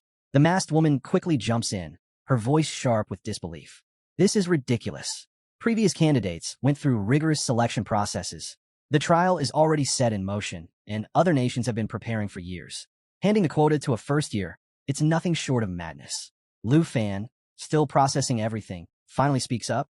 Wait, what exactly is the national trial? Gahan doesn't hesitate. His tone is firm as he lays it all out. The national trial is a top-secret realm jointly created by 23 countries. Every 3 years, each nation selects one young participant, under the age of 25, to represent them. Because it's meant for rising talents, seasoned national-level experts aren't allowed. It's a high-stakes event watched by the entire world, and those who enter have the chance to claim some of the rarest treasures in existence. The envoy from Northern Academy, now visibly desperate, turns to Lu Fan. This is your chance. If you commit to joining the trial, you'll have 6 months to prepare. You can't pass this up. The Jiangnan Academy representative scowls, accusing Dragon Capital Academy of playing dirty. This is way too much. You're basically bribing him with the entire national trial just to recruit him. But Gahan remains unfazed. With unwavering confidence, he delivers his final pitch. Passing the national trial doesn't just make you a top contender in the Southern Province. It gives you the opportunity to become a national-level expert, from being a rising talent to standing at the very peak of the Dragon Kingdom. This is what we're offering you, Lu Fan. Just as the room reaches a boiling point, a sudden ding echoes in Lu Fan's mind. A system notification pops up. A new treasure map has arrived. Lu Fan stiffens, his mind racing. It's been ages since he received the first divine treasure map, the one that led him to Black Dragon Xiaoya's egg. And now, another one has appeared? His heart pounds as he checks the map's location, and then it hits him. The treasure lies within Dragon Capital Academy. In that moment, his decision becomes crystal clear. Gahan narrows his eyes slightly, reading Lu Fan's expression. Satisfied, he asks. Lu Fan looks up, his usual cool demeanor returning. With a confident nod, he announces his decision. I've made up my mind. I'm going to Dragon Capital Academy. Lu Fan has one last request for Gahan. Surprised but intrigued, Gahan agrees, as long as it's nothing too troublesome. 4 days later, Lu Fan pulls down the shutters of Hank's steamed bun shop for the final time. Hank lets out a nostalgic sigh, admitting she never thought she'd leave this place after all these years. Dusting off his hands, Lu Fan reminds her there's no reason to dwell on the past. They have a villa now, along with plenty of savings. Hank smiles, reminiscing about the days when Lu Fan was just a small child moving in with her. Time truly flies. Just then, a car pulls up. Qin Xiu and Tao Xiaomon jump out, waving eagerly. They're here to take Hank and Lu Fan to Dragon Capital Academy. Tao Xiaomon grins and excitedly announces that they'll all be students there now, and Qin Xiu's family has even arranged a private plane for the trip. Hank waves back with a bright smile, while Lu Fan is taken aback to see Tao Xiaomon joining them. She smirks, explaining that she scored the same as Qin Xiu and decided to follow. Of course, all because of Lu Fan. Qin Xiu turns red, quickly trying to shut her up. Feeling emotional, Hank apologizes for all the trouble, admitting she never imagined Lu Fan would go so far for her. She recalls how he asked Gahan for help securing her a spot at Dragon Capital Academy due to her rare hidden profession as an enchantment chef.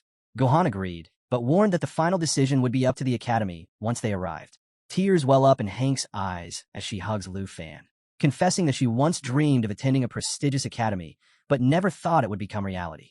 Lu Fan gently tells her not to cry, while Qin Xiu urges her to hurry. There's a plane to catch. As they drive off, Lu Fan reflects on how much Hank has sacrificed for him. He silently promises to make her proud. This is only the beginning of a brighter future for them both. Before long, they arrive at the bustling Dragon Capital. Hank is in awe, taking in a vibrant city so different from their old neighborhood. Chinchio excitedly points out rare recipes being sold in the marketplace, while Lufan's gaze lands on the towering Dragon Capital Academy in the distance. But before they can soak it all in, a sleek luxury car pulls up. The door swings open, and out steps the arrogant Princess Jinju, with Cui Hongtai holding the door and Chun Tianji standing sharply at attention. Jinju locks eyes with Lu Fan, her annoyance obvious. Lu Fan, just as irritated, wonders why she keeps showing up everywhere and why she can't just leave him alone. As Cui Hongtai recognizes him, Chun Tianji immediately steps forward, ready to confront Lu Fan. But before he can act, Jinju stops him. She reminds Chun that without Ruan Chongfeng's backing, they can't afford to cause trouble and risk being sent back home. Chun Tianji hesitates before reluctantly backing down. Chinchio, curious, recalls her father mentioning that Jinju came to study in the Dragon Kingdom. She wonders aloud if he was referring to Dragon Capital Academy. Tao Xiaomon, sensing the tension, asks what's going on between Lu Fan and Jinju's group, while Hank gently tries to calm Lu Fan down. Just then, Gahan arrives, surprised to find both groups together. She raises an eyebrow and asks if they truly don't know each other, then casually drops a bombshell. Lu Fan and Chun Tianji are both dragon tamers, known as the twin stars of the southern province. Lu Fan's eyes widen. He never imagined that Chun Tianji shared the same rare talent as him. Before he can even process the revelation, Chun Tianji steps forward, his tone laced with contempt. He says he's heard Lu Fan's name plenty of times. Lu Fan, however, is too drained from the long journey to care. Instead, he turns to Gahan and asks if they can finally get some rest. Hank eagerly agrees, urging him to move on before anything else delays them. Gohan steps in, offering to personally show them their accommodations. If anything isn't up to their standards, she assures them she'll arrange adjustments. She also mentions that freshman orientation will be explained in detail tomorrow. Jinju, of course, scoffs and declares that she'll handle everything herself before walking off. Arriving at the dormitory area, Gahan introduces them to the Villa Zone, an exclusive area for top-ranked first-year students. There are 30 villas in total, with rankings based on entrance exam performance determining who gets to stay here. Since Lu Fan placed first, he's assigned Villa number 1.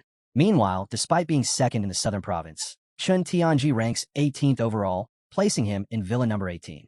As Gohan explains the rankings, Lu Fan silently scoffs at the idea of being considered twin stars with Chun Tianji. In his eyes, it's obvious that Chun chose to submit to Jinju, throwing away his own dignity. Chinchio looks a little dejected as she admits that she and Tao Xiaomon didn't make it into the top 30, meaning they'll be staying in the student dorms instead.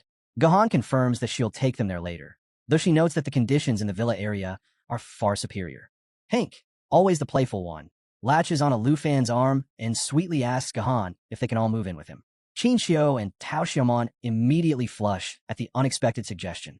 Gahan thinks it over, saying there's no rule against it and that as long as the villa's owner has no objections, it shouldn't be a problem. Without missing a beat, Hank turns to Lu Fan, pouting as she reminds him about her special cookies, asking if he's really willing to give them up. Lu Fan doesn't even hesitate. Of course not. Beaming, Hank pulls Chinchio and Tao Xiaomon close, excitedly declaring how great it'll be for them to live together. She's already picturing how it'll strengthen their teamwork and make exploring secret realms much easier.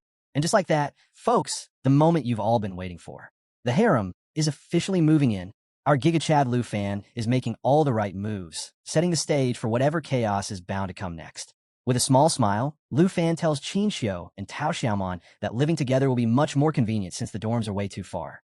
If they stayed there, he'd have to trek across half the campus just to see them. Chinchio nods, blushing, while Tao Xiaomon hesitates before saying she'll go along with whatever Chinchio decides. She has to admit, the villas are a serious upgrade from the dorms. Meanwhile, Hank excitedly swings Chinchio around, already imagining all the dishes she's going to cook for everyone. Trying to keep her composure, Tao Xiaomon points a finger at Lu Fan, warning him that living together is fine, but he better not try anything with Chinchio. She'll be keeping a close eye on him. Before Lu Fan can respond, a screen pops up in front of him, showing that the treasure map's location is right next door in Villa number 2. Curious, he asks Gahan who lives there. She explains that she only oversees students from the southern province and isn't too familiar with freshmen from other regions. But as far as she knows, only one girl stays there. Lu Fan tells the girls to head to Villa number 1 while he checks out their neighbor. Hank, ever the mischief maker, teases him to bring back a gift. The girls, however, go quiet. Lu Fan quickly reassures them that he's just curious about the second-ranked student and they're overthinking it. As he walks off, Hank giggles, noting how fast he moved the moment a girl was mentioned. She playfully wonders if he's finally starting to grow up. Tao Xiaomon, on the other hand, is a little irritated, realizing she might have underestimated Lu Fan. 3 girls are already moving in with him, yet he's still interested in their neighbor.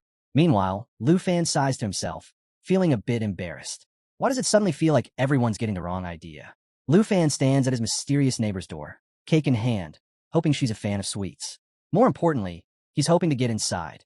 He needs to grab the treasure before she catches on. As the door creaks open, he puts on his best smile and introduces himself as Lu Fan from Jianghai City in the southern province. The girl in front of him is dressed entirely in black, staring at him in silence with an unreadable expression. Hoping to break the awkward tension, Lu Fan cheerfully offers her the cake, explaining that it's a welcome gift to celebrate becoming neighbors. He even suggests they get to know each other better. Just then, a system notification appears, revealing that the cake grants a permanent 3-point agility boost on its first use. Still, the girl remains quiet, simply watching him.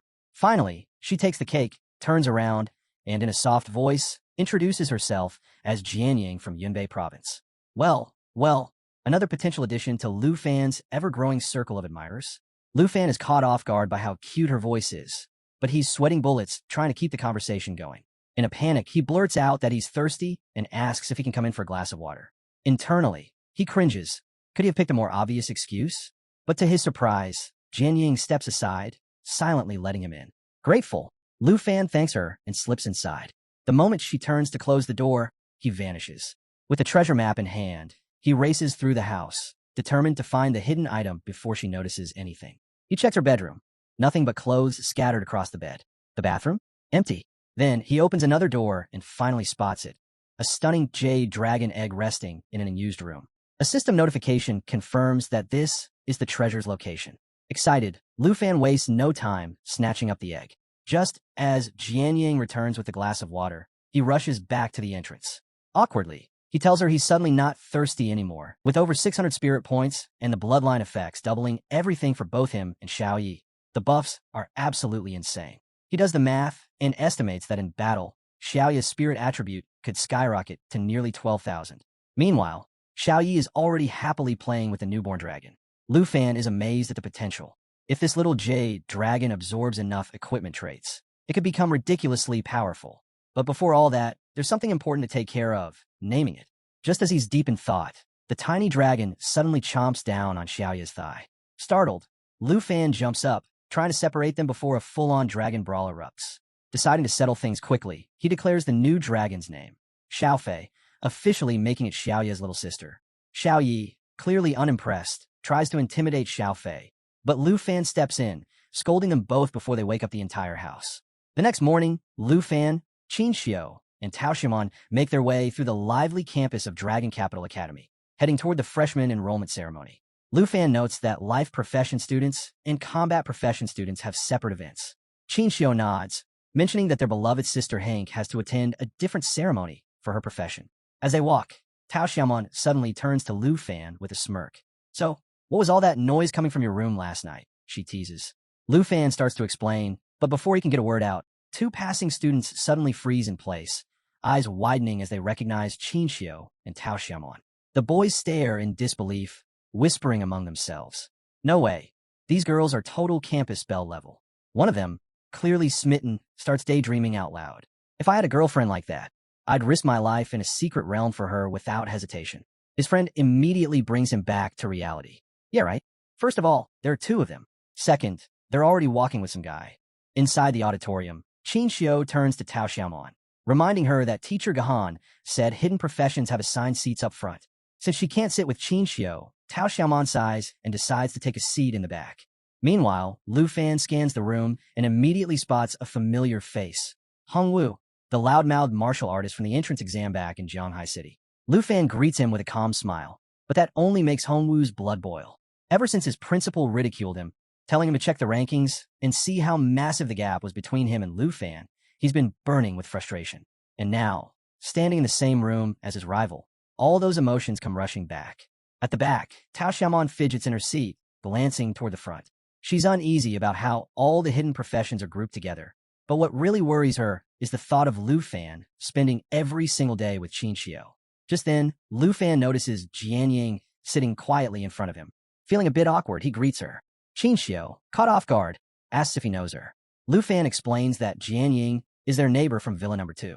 Surprised, Qinxiu admits that Jian Ying is not only beautiful, but also incredibly strong, considering she's ranked 2nd overall.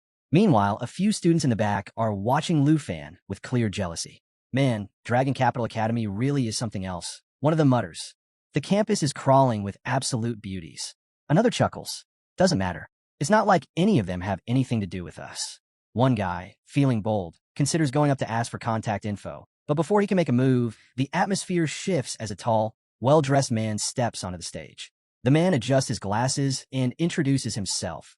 Zhao Shunming, level 78 Thunder Mage, vice principal of Dragon Capital Academy, and a professor in the Combat Academy's magic department. He keeps things brief, welcoming the new students before getting straight to the point.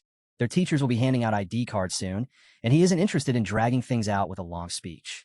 As Gohan distributes the cards, Lu Fan receives his and glances at the number displayed. 13,539 points. Zhao Xinming explains that these ID cards serve more than just identification. They also store personal points, which act as the Academy's currency. Students will need points to purchase weapons, potions, and even access secret realms. Their initial balance is determined by their entrance exam performance. Just then, a student abruptly stands up, complaining that the entrance exam difficulty wasn't the same across all provinces. He argues that some students had a much easier time scoring high, making the whole system unfair. Zhao Shunming remains unfazed, calmly addressing the concern. He explains that the Academy adjusts for difficulty using a coefficient system. Since the Southern Province had the hardest trial this year, its scores were divided by the lowest coefficient, 96. Lu Fan furrows his brows, quickly calculating in his head. So this is all I have to work with? Zhao Shunming continues, dropping another bombshell. The points they've received now are only temporary. In just 1 month, the freshman assessment will re-evaluate everyone. The top 30 scores will earn a coveted spot in Blue Class, an elite group with access to incredible perks, exclusive secret realms, rare skills, and, most importantly, the right to live in the Villa area. A wave of excitement spreads through the students. Some hadn't even heard of Blue Class before enrolling, but now they're fired up. This means they still have a chance to secure a villa for themselves. Lu Fan quickly puts the pieces together. As the current top scorer, he already qualifies for Blue Class, meaning Villa number 1 is his for now. But if he ever loses that rank, he'll be forced to move out. Just as the weight of that sinks in, Zhao Shunming smirks and reveals the real catch. Being in Blue Class doesn't mean you're safe. Any student in the Academy can challenge a Blue Class member, and if the challenger wins, they take their spot. The worst part? Refusing isn't an option. A massive screen lights up, listing the 30 current Blue Class members. Right at the top, Dragon Tamer, Lu Fan, Southern Province, rank 1. As Lu Fan rises from his seat, the entire room breaks into hushed murmurs. Students whisper among themselves, eyeing him with doubt. Him? No way. He looks like a total simp. But he's ranked 1st. Does he really have a dragon? Even an Earth Dragon would be crazy strong. Maybe that's how he got such a high score. One student pulls out their device to check the Academy's official forums, only to find nothing on Lu Fan. No videos, no battle records, no breakdown of his performance. With no information available, some students start speculating. Could be a rich kid. Maybe his family pulled some strings. Meanwhile, in the crowd, Chun Tianji turns to Jinju, his expression cold. So, when do you want me to deal with him? Jinju, ever cautious, narrows her eyes. Not yet. We need to see what he's really capable of first.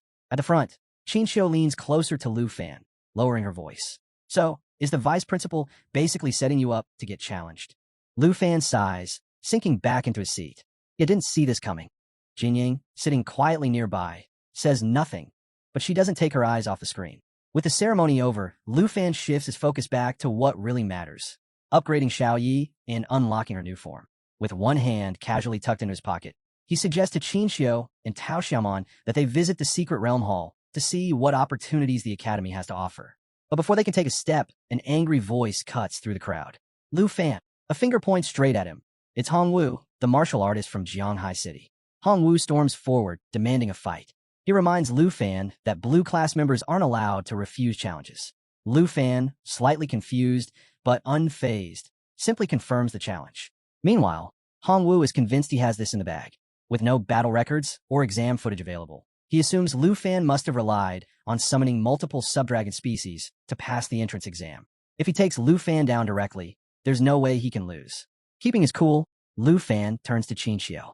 Step back. Qinxiu nods and moves away, while Hongwu smirks, secretly impressed by Lu Fan's confidence. All right, since you've got guts, Hongwu says, crossing his arms. Let's make it interesting. 200 dragon coins. Lu Fan raises an eyebrow, barely holding back a chuckle. That's it. Still, he figures 200 points must be a big deal to Hongwu, so he shrugs and agrees. Around them, the crowd stirs with excitement. So Lu Fan's really a summoning mage? Someone whispers. Finally, we get to see the so-called top scorer in action. Watching from a distance, Jinju smirks. Turning to Chan Tianji, she gives a simple order. Watch closely. This is the perfect chance to analyze his strength. Hongwu clenches his fists, golden energy crackling around them. He starts counting down. 3. Tao Xiaomon, biting her lip, leans toward Qinxiu. Be honest, does Lu Fan actually stand a chance? Qinxiu, leaning lazily on her magical staff, grins. Oh, you'll see. Nearby, Vice Principal Zhao Shanming and Professor Gahan quietly observe from the sidelines. Hongwu roars, 3, and surges forward, his fist glowing as he launches his attack. Lu Fan doesn't move. Hands still in his pockets, he watches calmly, waiting. Hongwu charges in, his chi strike technique fully activated. This move doubles damage to weak points and massively boosts his chi level on impact. He's putting everything into this one strike. His fists glow brighter as he closes the gap. His teeth clench. Victory is within reach. And then, Lu Fan vanishes. Hongwu skids to a stop, completely baffled. His eyes dart around. What? Where did he go? The crowd gasps. A teleportation skill? But that's something only second-tier mages should be able to do. Hongwu whips around in confusion. How in the world is Lu Fan pulling this off? Before Hongwu can react, Lu Fan appears behind him in an instant. With a calm demeanor, he remarks that Qigong masters are said to excel in both close-quarters combat and range defense. Hongwu spins around, startled and tense, only to see Lu Fan surrounded by a pulsating blue aura. Flashing a confident smirk, Lu Fan raises a hand mockingly, challenging him to prove he's stronger than this. The watching students are left in stunned silence, their eyes wide with disbelief at Lu Fan's overwhelming presence. Fueled by anger, Hongwu lets out a roar and unleashes a relentless flurry of punches with his chi rising wave technique. Each blow sends out rippling shockwaves, growing more destructive with every strike. But Lu Fan moves like a phantom, effortlessly weaving through the attacks, closing the gap between them with ease. Desperation kicks in. Hongwu realizes that if he can prevent Lu Fan from summoning his dragon, he might still stand a chance. But Lu Fan doesn't need a dragon for this fight. Planting his feet firmly, he clenches his fists, ready to counter. Hongwu, refusing to back down, spreads his arms wide and activates his strongest defense, solid as a rock. A golden aura engulfs him, his chi reinforcing his body, making him feel invincible. But Hongwu has no idea what he's up against. With a single burst of speed, Lu Fan drives a devastating kick straight into his chest. The impact shatters his so-called unbreakable defense, sending him hurtling backward. He crashes onto the ground, blood trickling from his lips. Stunned, his mind reels. Did he just lose in one move? The entire arena is dead silent. No one can believe what just happened. Lu Fan had taken down one of the Academy's strongest fighters with a single strike. No dragon, no elaborate techniques, just raw power. A brown-haired student wipes his forehead, turning to his blue-haired friend in disbelief. That's it. It's already over. They had expected an intense battle, not a one-kick finish. Another student, pale and shaken, stares at Hongwu's motionless body, wondering if he's seriously injured. Lying on the ground, Hongwu's body trembles, his eyes shut tight. Lu Fan walks over, reaches into his pocket, and pulls out his ID card. Without hesitation, he places it atop Hongwu's, casually reminding him that a bet is a bet, and the loser has to accept defeat. Since Hongwu was the one who issued the challenge, Lu Fan decides to claim the 200 dragon coins. A system window appears, confirming his updated total, 13,739 points. Hongwu props himself up with one hand, clutching his chest with the other, his eyes locked onto Lu Fan in sheer disbelief. But when his gaze falls on Lu Fan's total points, his shock deepens. A cold sweat breaks out across his face as the realization sinks in. Lu Fan's entrance exam score, boosted by the 96x difficulty multiplier from the southern province, reaches a staggering 1.3 million points. In comparison, Chun Tianji's 210,000 looks insignificant. Overwhelmed, Hongwu collapses back onto the ground, his once unshakable confidence crumbling to dust. He was a fool to challenge someone so far beyond his reach. As they enter the Grand Hall of Dragon Capital Academy's Secret Realm Center, Qinxiu lingers near the doorway, gripping her magical staff with an excited glint in her eyes. She nods at Lu Fan, informing him that Hank has already arrived. Behind them, Tao Xiaomon trails along, hands clasped behind her back, a growing smile tugging at her lips. The moment Hank steps into the hall, concern flashes across her face. Without hesitation, she rushes to Lu Fan. "Are you hurt? Who challenged you?" she asks anxiously. Lu Fan, still holding his tablet, meets her gaze with a calm smile. "It's nothing," he reassures her. Before Hank can press further, Tao Xiaomon chimes in, cheeks slightly flushed, her fists clenched with excitement. She eagerly recounts how Lu Fan effortlessly sent Hongwu flying. Qin Xiu, amused, teases her, reminding her of the time she had boasted about Lu Fan's strength. She even playfully compares him to Uncle Sun Gu, someone she once thought was unbeatable. Tao Xiaomon's curiosity sparks at the mention. Then how strong is Lu Fan's dragon? She wondered aloud. Qin Xiu smirks knowingly. "Xiao Yi is stronger than you can imagine," she replies. As they chat, Lu Fan steps forward, lifting his tablet to grab their attention. The group gathers around as he pulls up the Academy's secret realm interface. "I found a perfect realm for leveling up," he announces. The screen displays the details. With 13,739 points at his disposal, Lu Fan browses the Academy's 49 available secret realms. The one he selects, Poisonous Spiderwood Forest, a level 45 realm notorious for its brutal difficulty. The entry requirements? A minimum of 5 members, and opening the portal would cost 45 points. Lu Fan closed his eyes for a moment, thinking about how he could have been leveling up Black Dragon Xiao Yi already, if not for Hongwu's unnecessary challenge. Hank stepped forward, concern etched on her face. She reminded him that while she was eager to join them, this realm wasn't just a training ground. It was deadly. Lu Fan met her worried gaze with a confident smile. "Don't worry," he assured her. "I'll make sure everyone stays safe."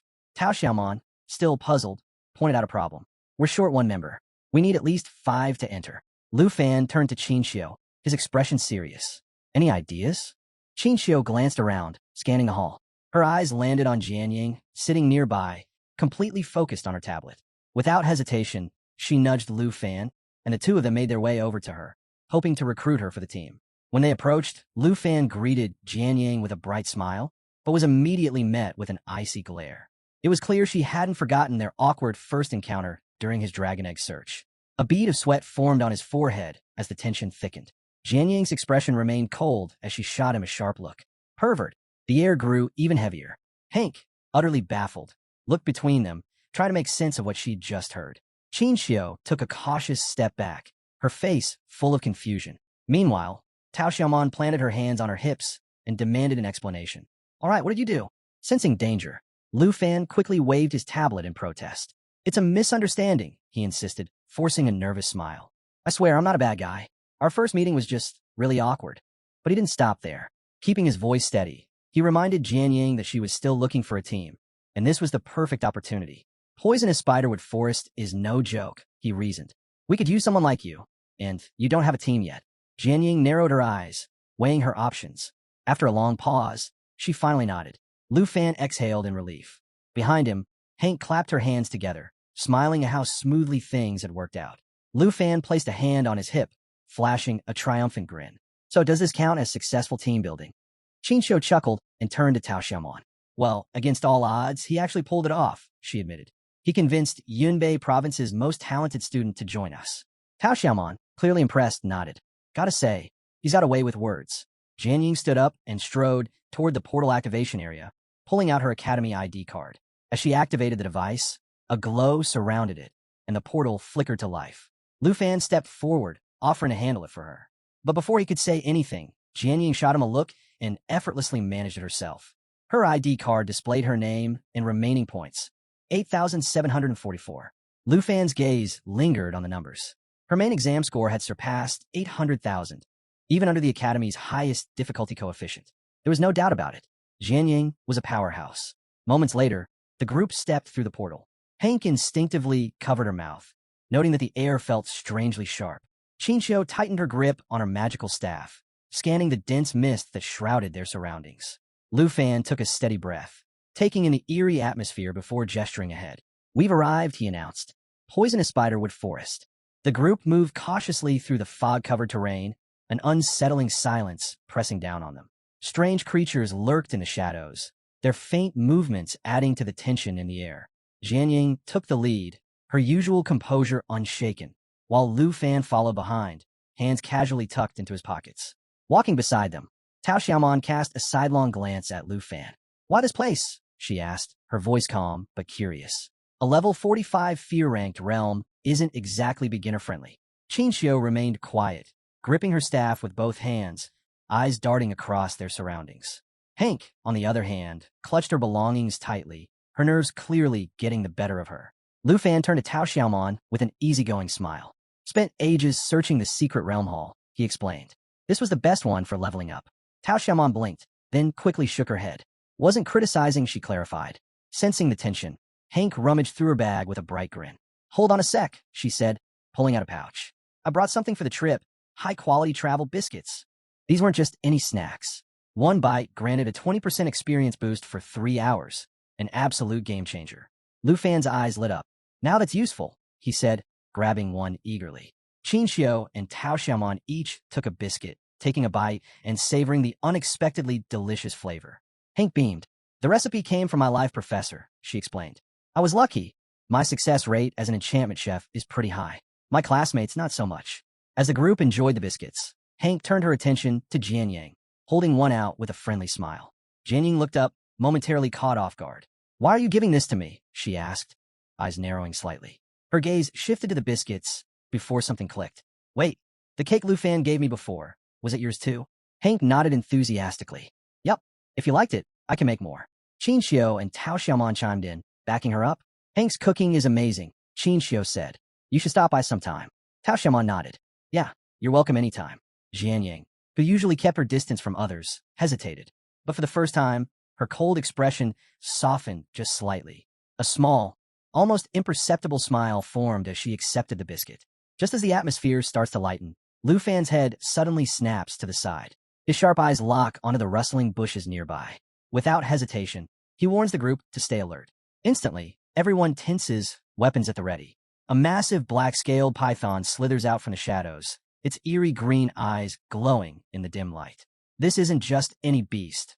It's a level 40 monster with terrifying abilities and a hefty 91,200 experience points to its name. Before anyone can react, Tao Xiaomon's instincts take over. She charges forward, sword in hand, ready to strike. Hank, still holding her bag of biscuits, quickly shoves them away, realizing this just became a life-or-death situation.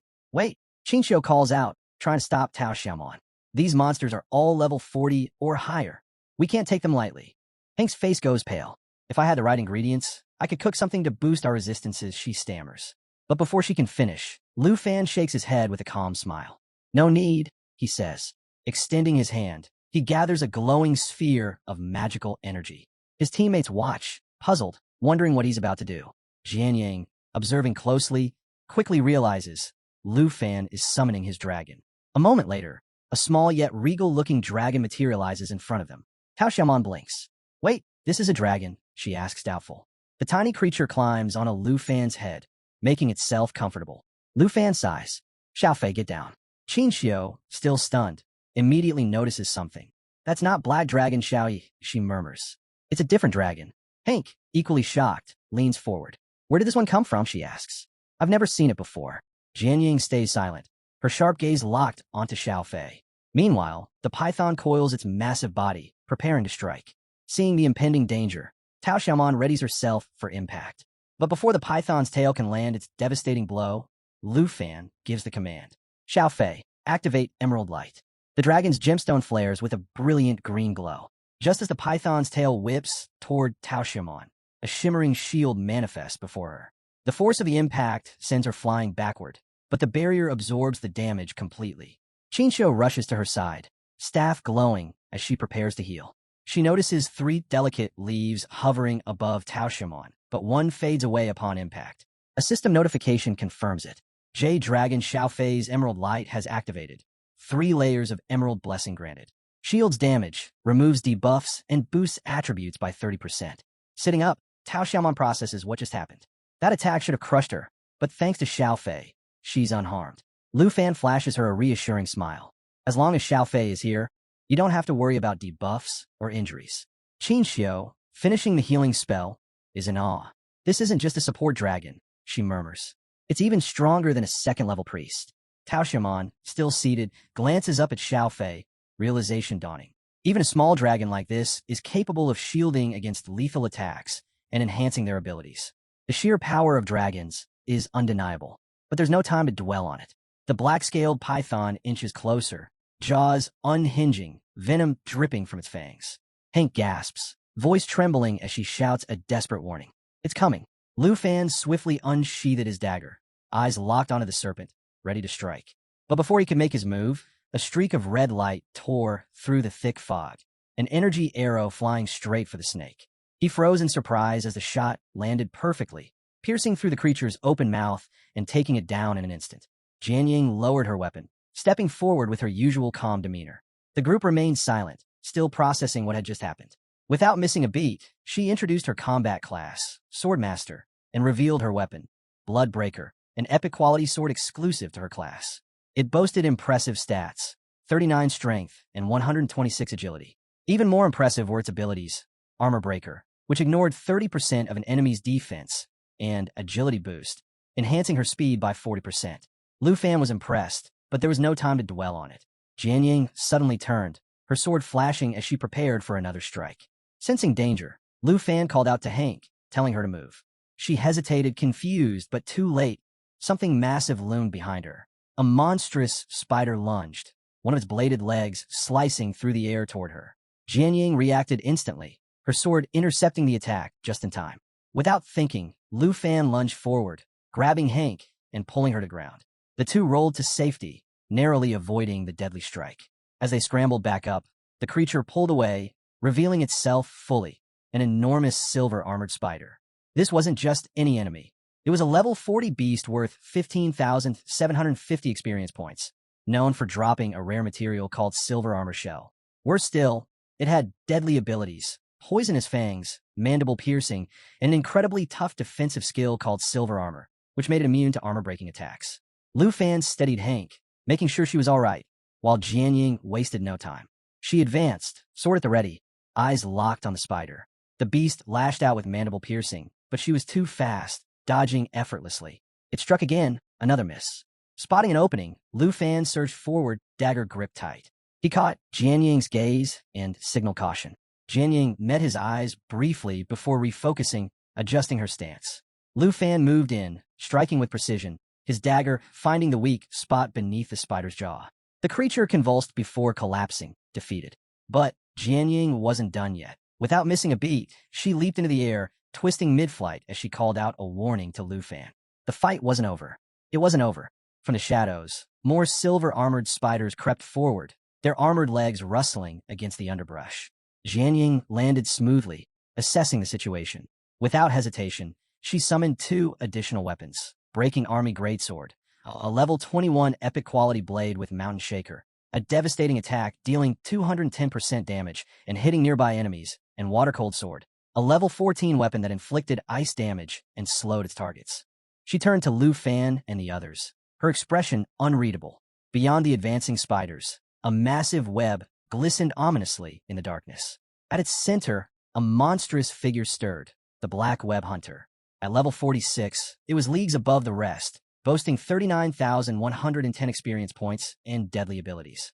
Poison Fang drained its victims' health with venomous strikes, while Webbind trapped its prey, leaving them vulnerable to attack. The silver-armored spiders attacked first, but Lu Fan and Jian Ying didn't hesitate.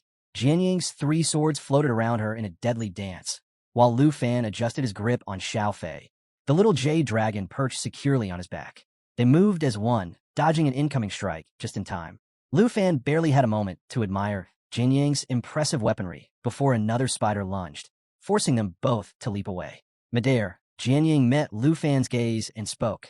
Sword masters could forge and level up their own weapons. She explained how she had started with a basic sword and refined it over time, her arsenal growing in strength. With a twist of her wrist, she conjured a blade of freezing water, shaping it into an arrow before launching it at the swarm. The icy magic spread instantly, frost encasing the spiders and slowing their movements. She landed with practiced ease, eyes still locked on the enemy. No time for questions, she reminded Lu Fan sharply. He smirked slightly, thinking her adaptability rivaled that of a dragon tamer. Before he could respond, danger loomed behind her. Another spider lunged, fangs bared and ready to strike. Jianying sensed it, but had no time to react. Lu Fan sprang into action, intercepting the attack with his dagger, steel clashing against the creature's armored body. Without missing a beat, he called out to Xiao Fei. Emerald Light. The tiny dragon soared into the air, extending its claws as a vibrant green glow spread outward. 3 shimmering leaves formed around Jianying, acting as protective barriers. She blinked, momentarily caught off guard, then turned to Lu Fan, looking both impressed and speechless. Jianying chose to stay aggressive, tightening her grip as she activated Mountain Shaker. Her breaking army greatsword surged forward, tearing through the spider's armored chest and crushing it in a single decisive strike. Without missing a beat, she turned to Lu Fan, a grin forming as she thanked him for the 30% buff from Xiao Fei's spell. With her strength boosted, she made quick work of another spider, cutting it down effortlessly. Lu Fan watched with admiration. Jianying's breaking army greatsword delivered devastating piercing attacks, while her water-cold sword provided both defensive advantages and enhanced damage. The combination made her a formidable force on the battlefield. Meanwhile, Xiao Fei happily flitted beside him, having just leveled up to level 2. Before they could catch their breath, a desperate cry rang out. Lu Fan and Jianying spun around to see Hank, Qin Xiao, and Tao Xiaomon surrounded by spiders. Hank had collapsed in fear, frozen in place, but Qin Xiao and Tao Xiaomon immediately jumped in to protect her.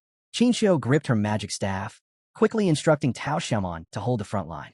Without hesitation, Tao Xiaomon planted herself in front of Hank, sword raised, ready to block the incoming attacks. Lu Fan's pulse quickened. Without thinking, he sprinted toward them, Xiao Fei flying close behind. As he ran, he called out to Jianying, telling her to locate the real threat, the black web hunter lurking nearby. Catching her breath, Jianying smirked, already preparing for the battle ahead. The spiders lunged, but Tao Xiaomon didn't waver. She held her ground, shielding Hank, while Qin Xiao's staff began to glow, magic swirling around her as she readied her spells. Above them, Xiao Fei soared into position, extending its tiny claws and casting emerald light. A soft green glow surrounded Hank, 3 protective leaves forming around her. Lu Fan wasted no time, slashing through the spiders with rapid dagger strikes. He shouted a warning to Jianying. Getting caught in the webs meant near certain death. She barely had a second to register his concern before multiple sticky strands shot toward her. Reacting instantly, she slashed through 4 of them, but one managed to graze her arm, slicing through her skin with a sharp sting. She hissed in pain, gripping her wounded arm. Realizing she couldn't stay exposed like this, she quickly retreated toward the forest. Her expression was a mix of determination and frustration as she fought to stay in control. Lu Fan's heart clenched at the sight. He immediately called for Xiao Fei to heal her, but before he could follow, Qin Xiao shouted his name. She was still fending off the spiders, urgency in her voice as she urged him to go after Jianying. Tao Xiaomon parried another strike, her sword flashing as she called out to Lu Fan. "We'll be fine. Xiao Fei's protection is enough, go." Lu Fan hesitated only for a second before making his choice. Without looking back, he took off after Jianying, his determination unwavering. Xiao Fei flapped its tiny wings, keeping pace beside him as they plunged into the dark forest. The deeper he ventured, the more tangled the landscape became, thick webs stretching between the trees like a massive, suffocating trap.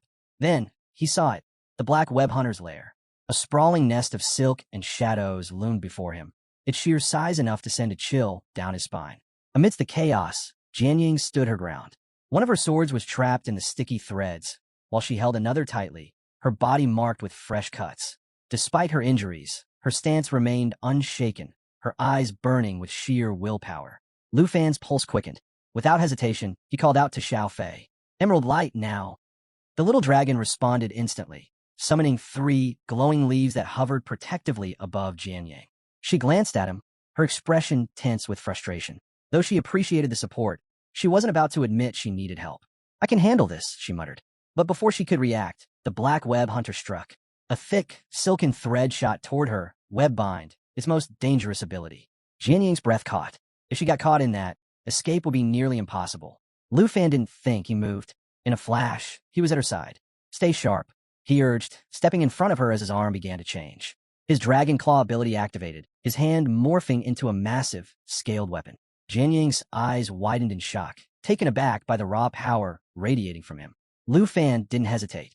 Raising his transformed arm, he braced himself before swinging down with a crushing force. The impact was devastating, several of the spider's legs were severed in one clean strike. At the same time, Jianyang's sword broke free from the webbing, clattering to the ground. For a moment, she could only stare. This wasn't the same guy she had assumed was just a simple dragon tamer. His power, it was nearly on par with her mountain shaker ability. Shaking off her surprise, Jianyang reached for her weapon, a soft glow emanating from its blade as she activated Mountain Shaker once more. Lu Fan met her gaze and nodded. This was her chance. Dagger in hand, he activated Whisper of Wind, boosting his agility. With a silent signal, they moved as one. Lu Fan dashed forward, speed and precision guiding his strikes, while Jianyang followed, right behind him, her full strength unleashed. Lu Fan unleashed Dragon Fang Strike, channeling the power of Dragon Breath through his weapon. His attack landed with crushing force, just as Jianyang's Mountain Shaker sent shockwaves through the battlefield, spreading damage to everything nearby. Their combined assault was unstoppable. Within moments, the Black Web Hunter was cleaved clean in half. Jianyang's Blood Breaker pulsed with energy, enhancing her strength and agility even further. Catching her breath, she glanced at Lu Fan, a faint warmth creeping into her cheeks. Despite the intensity of the battle, she felt strangely at ease. A system notification appeared before them. Jade Dragon Xiaofei had reached level 3. The tiny creature, buzzing with energy, tugged excitedly at Lu Fan's arm. He chuckled, glancing at his eager companion. Things are going well. With each fight, Xiaofei was getting stronger. At this rate, it might even reach level 5 before they cleared the secret realm. Jianyang approached him, her expression thoughtful. She admitted that, for the first time in a long while, she had felt vulnerable in battle. Yet, she was grateful for the support. Lu Fan turned toward her, ready to respond, but before he could, the rest of their team arrived. Qin Xiu, holding her staff high, proudly declared their victory over the silver-armored spiders. Flushing slightly, she added that they had successfully protected everyone. Hank, now beaming, excitedly announced that she had leveled up. Lu Fan looked back at Jianyang and praised her strength. She blinked in surprise, unsure how to respond. Before she could say anything, Lu Fan added, "No matter how strong you are, a team should always have each other's backs." His words lingered for a moment, and Jianyang found herself looking at him with newfound admiration. Meanwhile, Xiaofei perched on Lu Fan's head, surveying the group. Hank stepped forward, tilting her head. "Why didn't you use emerald light on yourself?" she asked. Lu Fan smirked, placing a hand on his waist.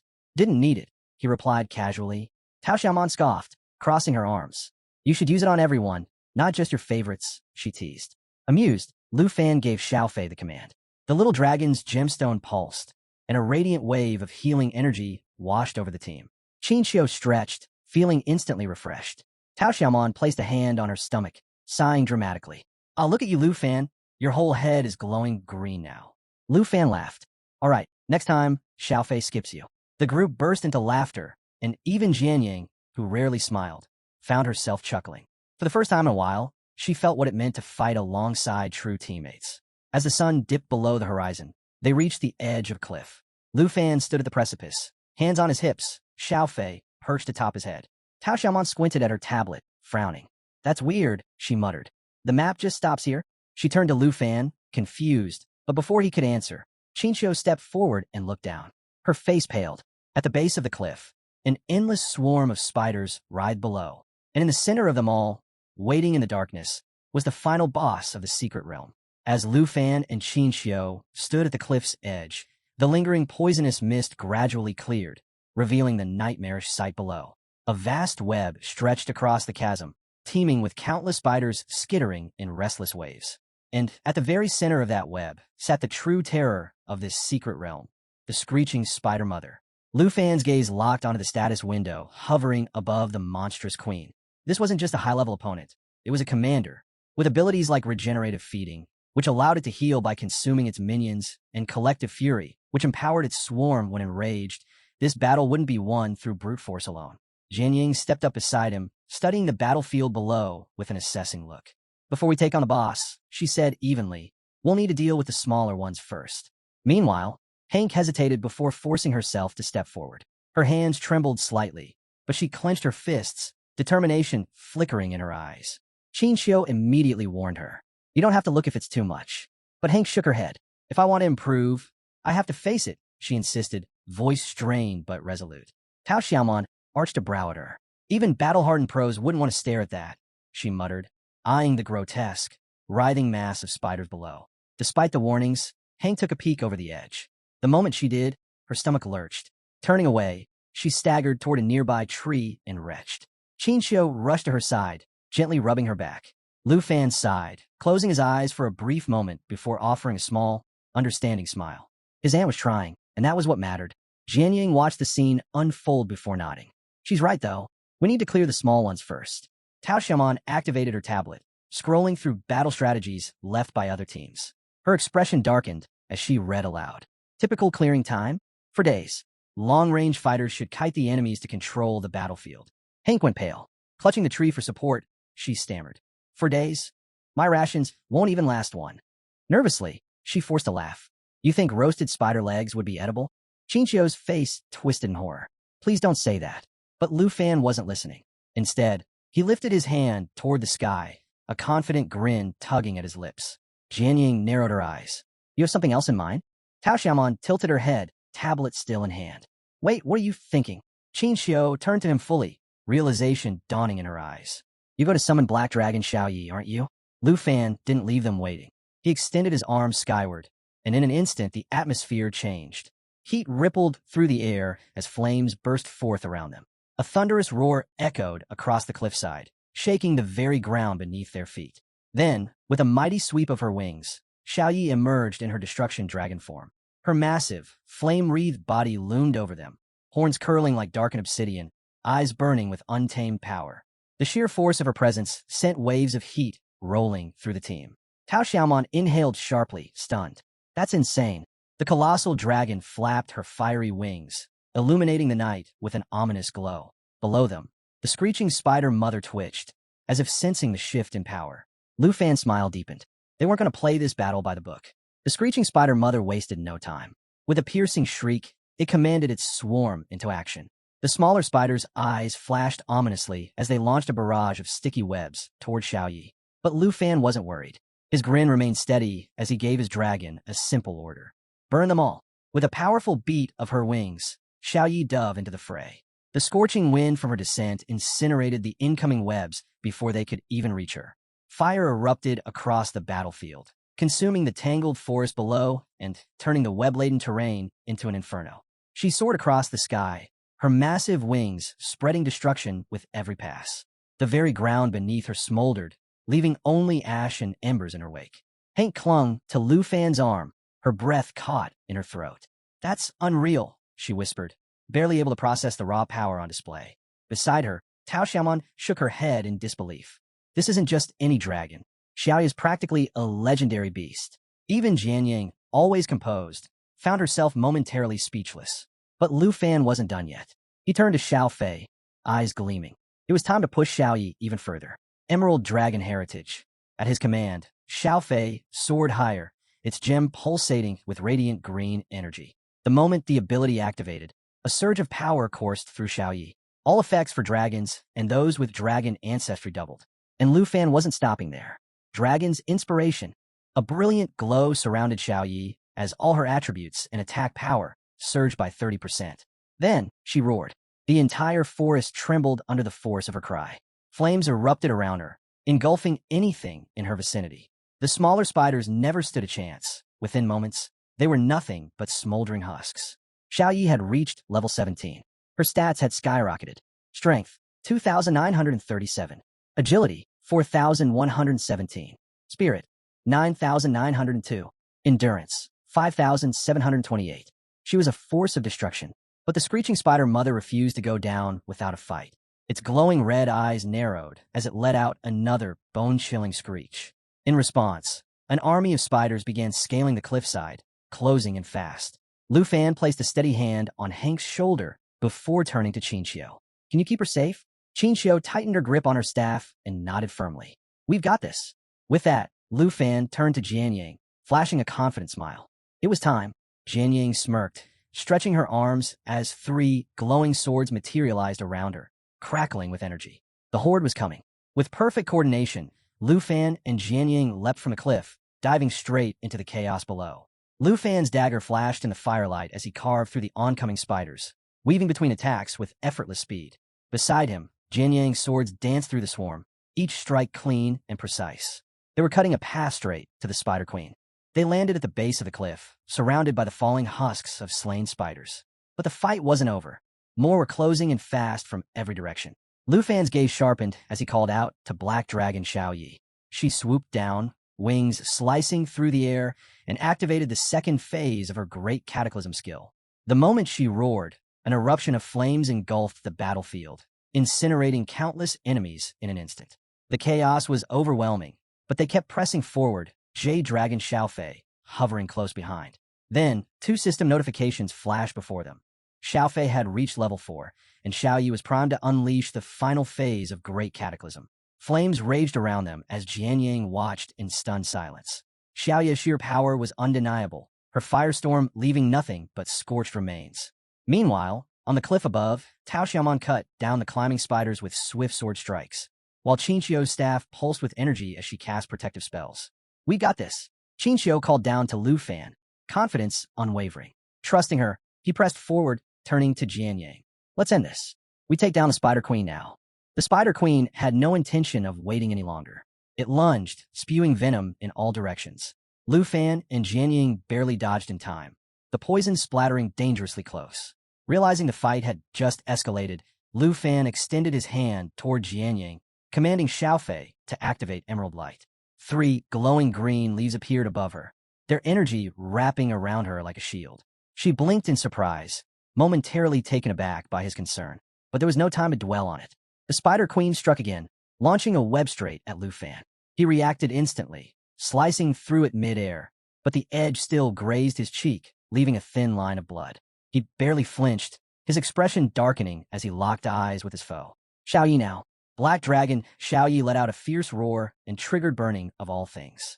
4 raging fire tornadoes tore through the battlefield, reducing everything in their path to ash.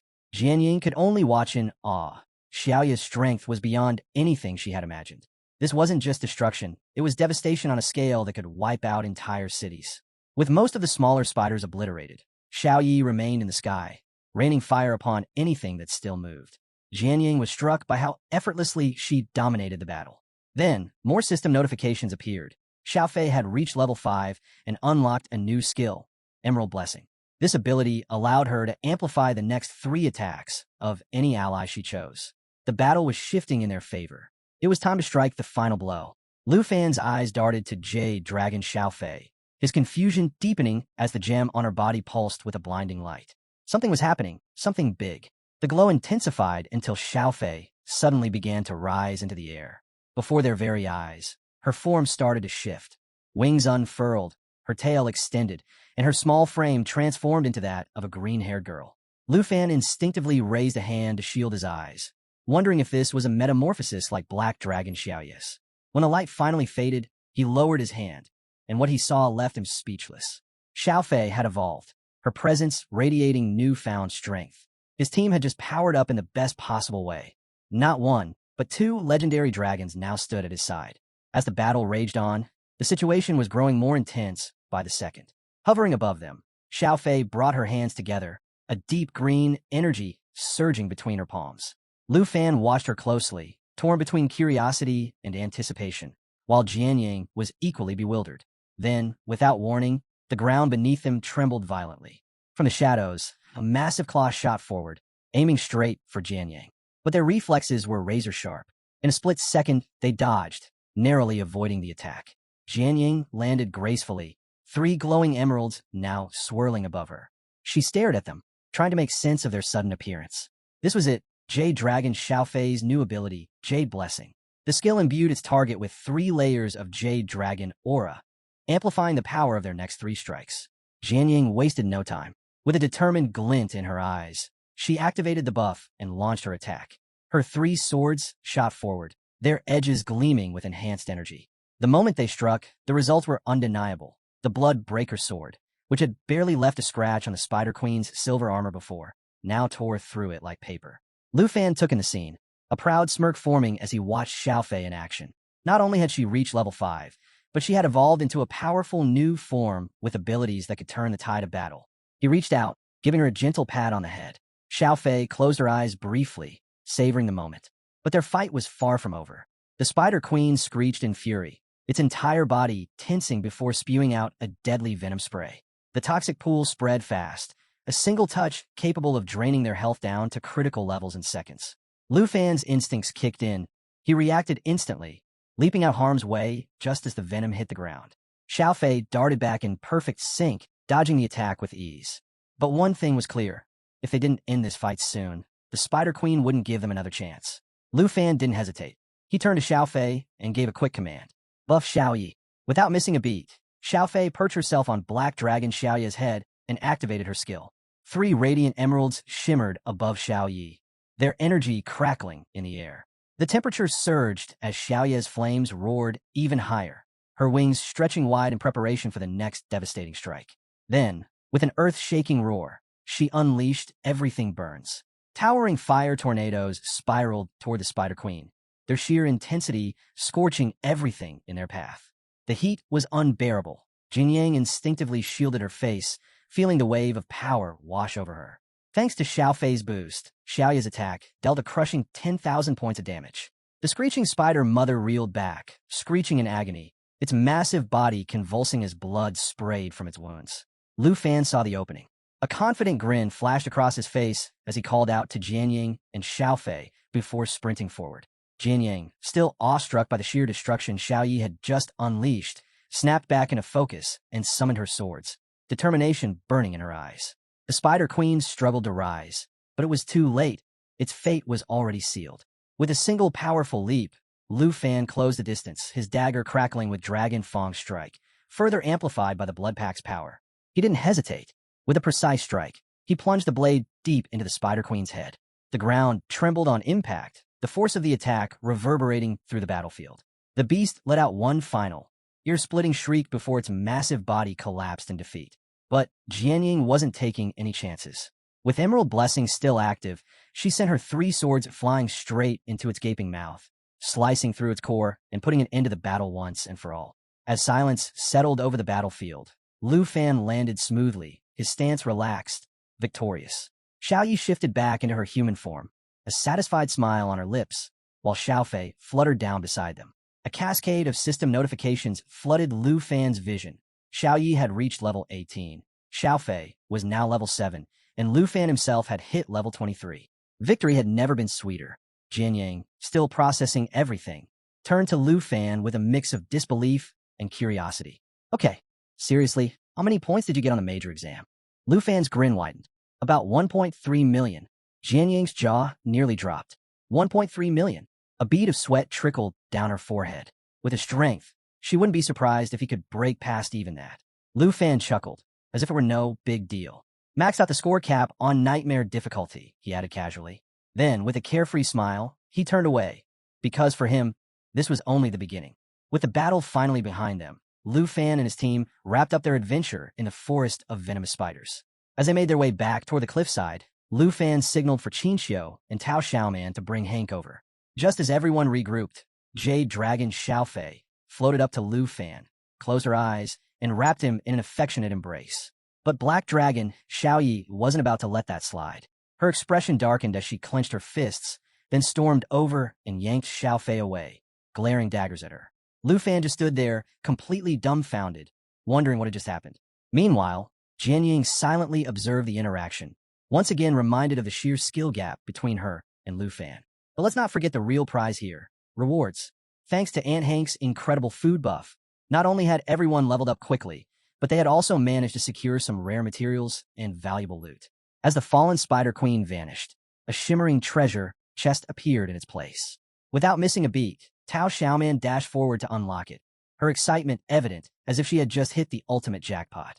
Qinxiu, watching from the sidelines, felt a slight pang of jealousy as she noticed Xiao Yi and Xiao Fei clinging to Lu Fan. Even Jianying, who usually kept her distance, was slowly becoming part of the group dynamic. With their adventure complete, they finally made their way back to the academy. As they walked, Qinxiu glanced at Jianying, smiling warmly. Hey, do you mind sharing your contact info? She asked. But Jianying, ever the enigma, simply replied, I don't use a phone. Tao Xiaoman, grinning, jumped in. No worries. If we need you for another secret realm raid, we'll just drop by. And what better way to celebrate their successful mission than with a feast?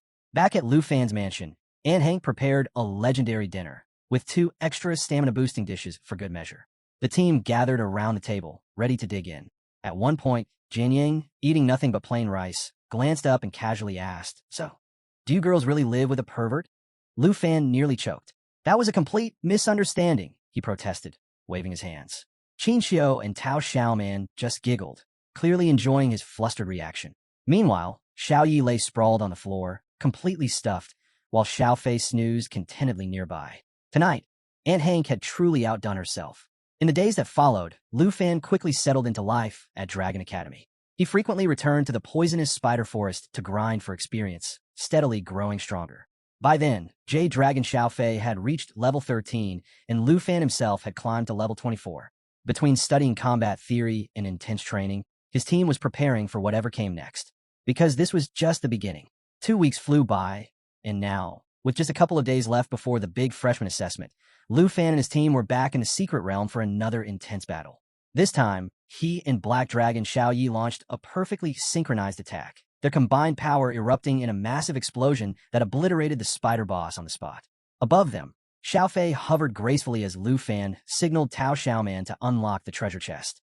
A flurry of system notifications followed. Xiao Fei had reached level 14, Xiao Yi hit level 19, and Lu Fan himself climbed to level 25. Their progress was undeniable.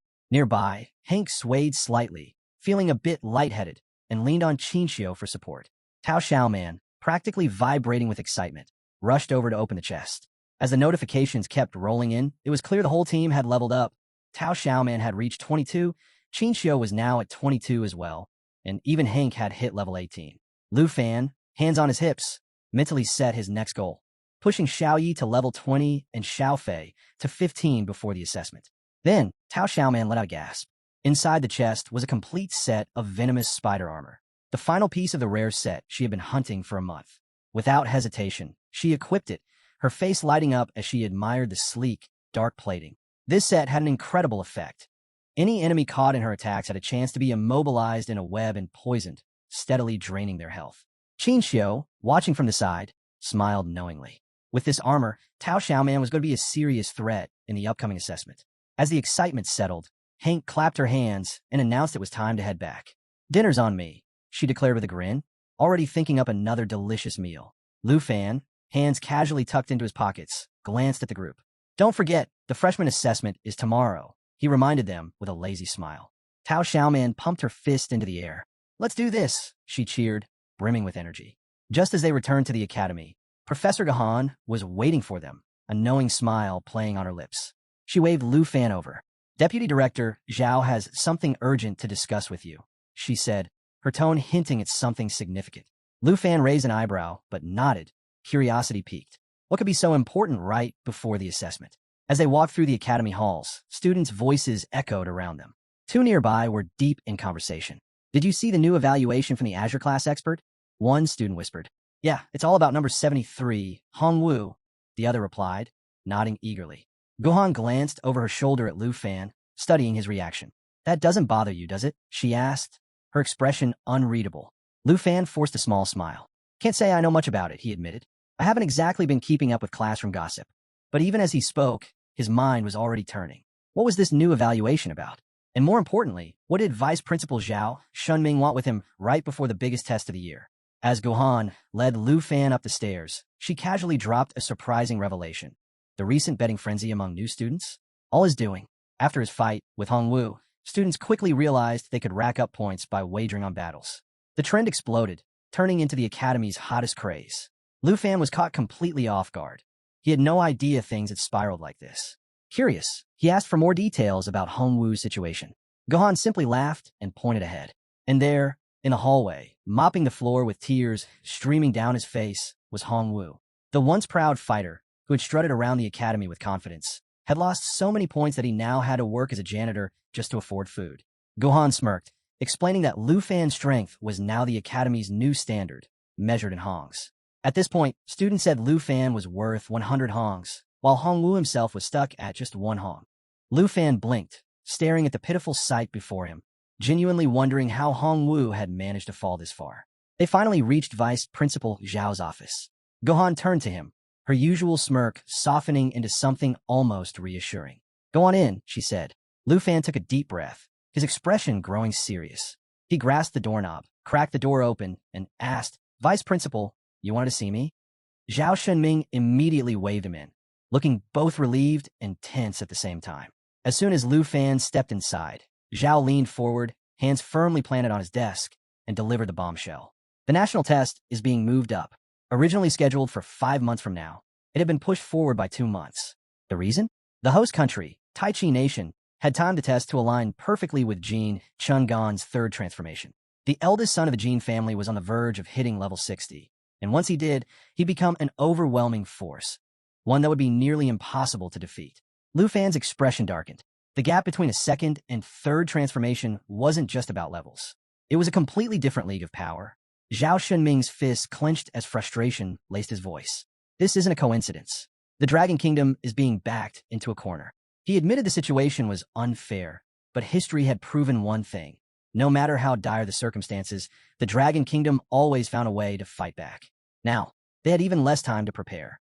Stepping forward, Zhao placed a firm hand on Lu Fan's shoulder, his eyes burning with urgency. You need to hit level 30 and complete your second profession transfer in 2 months. If you don't, we're walking into certain defeat. The pressure was immense.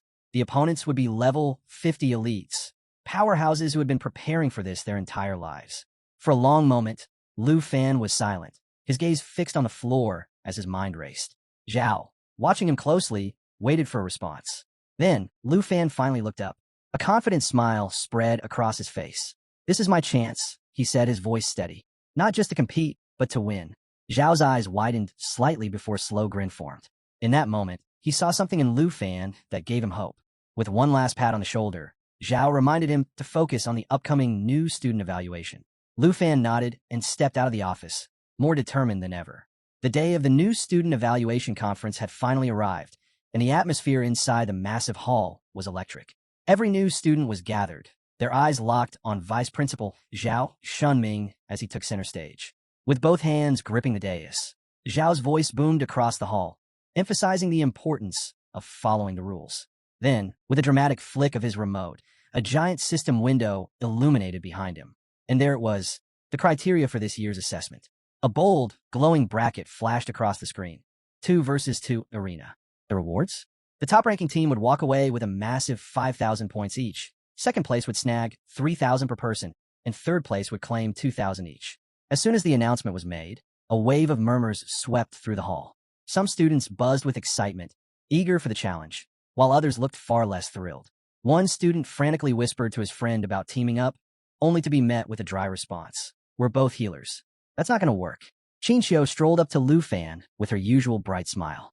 "Looks like our team setup is perfect," she mused, nodding confidently. Lu Fan grinned, hands casually tucked into his pockets. "Yeah, with Aunt Hank focusing on non-combat professions, we're in the ideal spot for a 2 versus 2 lineup."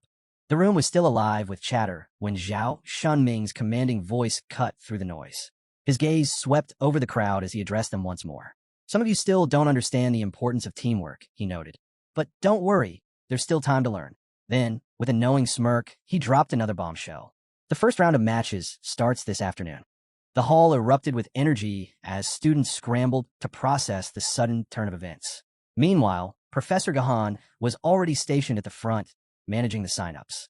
As the crowd dispersed, Lu Fan and Qinxiu stepped outside, spotting Jian Yang standing calmly near the entrance, as composed as ever. Qinxiu greeted her warmly, her magic staff resting lightly in her hands. Lu Fan, flashing his usual confident smile, was about to speak when, "Wait!" a dramatic voice interrupted them, and a purple-haired student swept into view, striking an unnecessarily theatrical pose. "I'm the 7th-ranked dual swordsman," he declared, his expression serious. Then, with a hopeful gleam in his eyes, he turned to Jian Yang. "Would you join my team? With our combined skills, we'd be unstoppable." Jian Yang didn't even blink.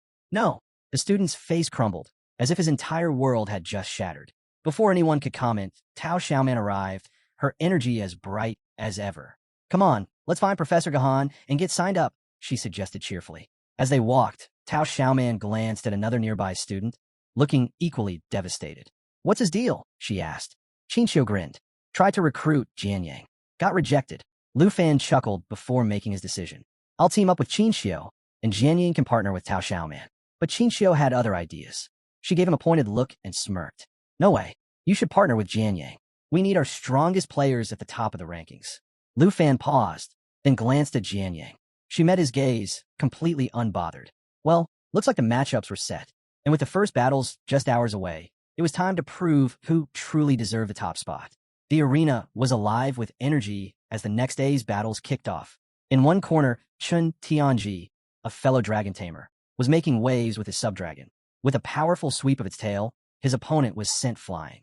Seizing the moment, Chun Tianji darted forward, his dagger gleaming as he unleashed a flurry of precise strikes, securing his 28th consecutive win. Nearby, Princess Jinju stood with her hands on her hips, exuding confidence as she smirked. She congratulated him, but reminded him that there was no room for error, especially with her brother, Jin Shingan, set to make his grand entrance. Chun Tianji gave a respectful bow, assuring her he wouldn't falter. Then, in a dramatic turn, the announcer revealed the next match. The crowd erupted in excitement as two unexpected names were called, Lu Fan and Jian Yang. Gasps rippled through the stands. Chun Tianji froze, and Jinju's expression darkened with disbelief. How were these two fighting on the same team? Lu Fan simply stretched his fingers, flashing Jian Yang a confident grin. She, ever composed, shifted into a defensive stance, eyes sharp with determination. Among the spectators, Qin Xiu waved enthusiastically, cheering for Lu Fan, while Tao Xiaoman watched with a quiet, knowing smile. Lu Fan turned to Jian Yang, a playful gleam in his eye. Think we'll have any trouble taking first place? He asked casually. Jian Yang met his gaze, unwavering. None at all, she replied. Now, let's rewind a few hours before this high-stakes battle. Inside the break room, Lu Fan was deep in concentration, his eyes locked onto his system interface. With a decisive tap, he opened a chest icon. Ping! A notification popped up. He had successfully synthesized an advanced treasure map. He smirked to himself, thinking about all the low-quality maps he had collected. Combining them had been a smart move. But then, another alert flashed. This time, it was something far more valuable. He had created a divine-level treasure map. Behind him, Jian Yang tilted her head, puzzled by his actions. Watching him seemingly poke at the air, she couldn't help but ask, Lu Fan, are you all right? Before he could answer, the system revealed the map's details. The next dragon egg was hidden in the Flying Dragon Cemetery, a perilous location with a difficulty level between 45 and 60. Lu Fan's curiosity spiked. He had never heard of this place before, but that was a mystery for later. Back to the present, the arena speakers crackled to life. Team 18, Princess Jinju and Chun Tianji. Team 1, Lu Fan and Jian Yang. Report to the battlefield. Jian Yang turned, deep in thought. Lu Fan, ever the optimist, placed a hand on his hip and grinned. Looks like it's our turn, he said, his tone light but firm. This was it, the moment that would determine everything. The crowd was buzzing with excitement. Seeing Lu Fan, the Academy's top-ranked student, teamed up with the renowned Jian Yang was nothing short of shocking. Some were convinced they would dominate, while others weren't so sure. After all, Chun Tianji had already crushed 28 opponents in a row. The stakes had never been higher. Jian Yang glanced at Chun Tianji, her voice calm but direct. Are you sure we can win this, Lu Fan? Lu Fan simply rested a hand on his hip, flashing a playful grin. How about a little bet, he teased. If I win, you spill every secret about the Swordmaster class. Jian Yang raised an eyebrow, still unsure why he seemed so relaxed, especially since he claimed he didn't even need to summon his dragon. The referee's signal cut through the tension, marking the start of the battle. Chun Tianji tightened his grip on his spear, his dragon snarling at his side. In contrast, Princess Jinju remained composed, staff in hand, watching with a knowing gaze. Chun Tianji's frustration was evident as he glared at Lu Fan. I won't let you overshadow me again, he growled. There's only room for one dragon tamer. With that, he charged, spear flashing as he lunged straight for Lu Fan. But the moment his weapon struck, it hit nothing but air. Lu Fan had vanished. Chun Tianji's breath hitched, his eyes scanning wildly. Before he could react, Lu Fan reappeared right beside him, standing casually with an easygoing smirk. From the sidelines, Jian Yang watched, arms crossed, intrigued by the unfolding fight. Just then, Chun Tianji's subdragon launched itself at Lu Fan, its powerful jaws snapping forward. But Lu Fan? He didn't even blink. Instead, he threw a glance at Jian Yang, his tone light and teasing. Too late to back out of the bet now. With that, his arms shimmered with energy, transforming into a powerful draconic claw. In one explosive motion, he soared into the air and delivered a devastating strike to the dragon's jaw. The sheer force sent cracks through its tough scales before it crashed to the ground, letting out a pained roar. The arena fell silent for a moment. Jianying's eyes flickered with surprise. She hadn't expected that kind of raw power. Chun Tianji, now visibly shaken, clenched his jaw. His frustration only grew when he realized Jianying hadn't lifted a finger to help. Why isn't she doing anything? He thought, thrown completely off balance. Meanwhile, Lu Fan landed effortlessly, his draconic claw still pulsing with energy. Chun Tianji's grip on his spear tightened. "Where's your dragon?" he demanded. Lu Fan just chuckled. "Didn't need it. This is all just for a fun little bet." Before he could say more, a familiar, playful laugh rang out. Well, Princess Jinju stepped forward, eyes gleaming. "Looks like today's finally the day I get to fight you, Lu Fan." Lu Fan turned, surprised but already preparing himself. Whatever she had planned, he knew things were about to get very interesting. Chun Tianji tightened his grip on his spear, locking eyes with Lu Fan. The tension between them was thick enough to cut with a blade. Meanwhile, Princess Jinju's glare burned with irritation. Lu Fan's laid-back attitude and unwavering confidence were nothing short of infuriating. To her, it was disrespectful. She vowed right then and there she'd make him regret it. Chun Tianji, however, was still reeling. His dragon, its armor shattered, had just taken a brutal beating. But it wasn't done yet. Letting out a deafening roar, the beast pushed itself up, rage fueling its every move as it charged at Lu Fan once more. Lu Fan? He barely reacted. Instead, he casually rolled up his sleeve, smirking as he pointed out the dragon's broken fawn. "Looks a little uneven now," he quipped. The dragon, now absolutely livid, swiped at him with its massive claw. But Lu Fan was too fast. With a swift, effortless leap, he dodged the strike and, midair, decided to help correct the dragon's posture. The audacity! His dagger pulsed with power as he activated Dragon Fang Strike, channeling raw draconic energy into his blade. With pinpoint precision, he struck. The force of the attack sent Chun Tianji's dragon crashing down, fragments of armor flying in all directions. Silence fell over the arena. The crowd was stunned.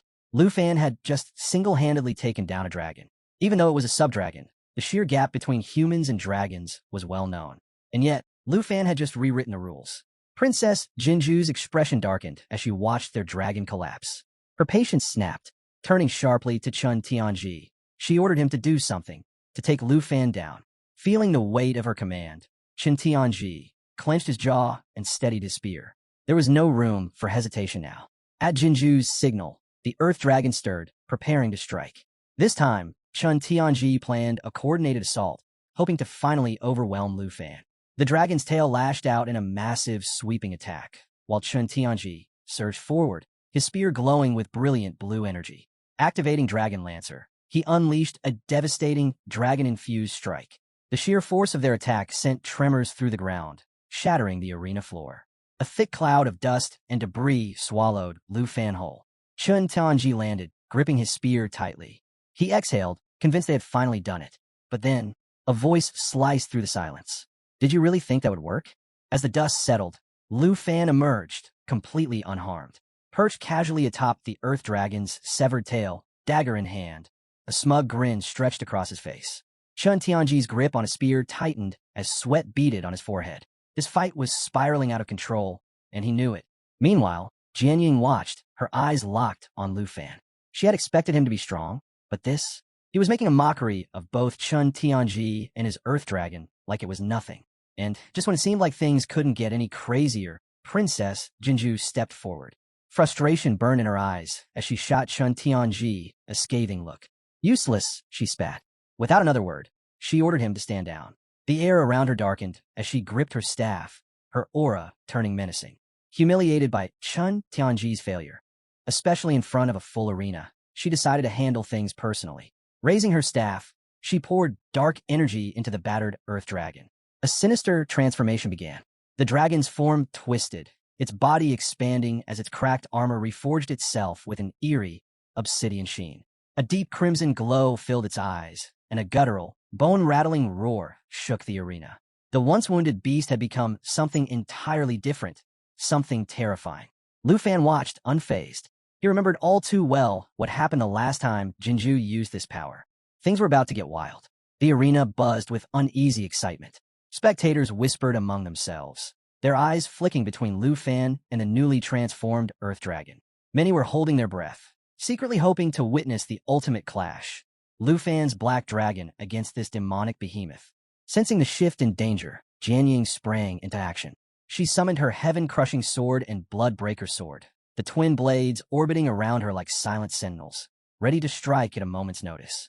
But before she could step in, Lu Fan casually held up a hand, stopping her. His smirk remained as he glanced at her.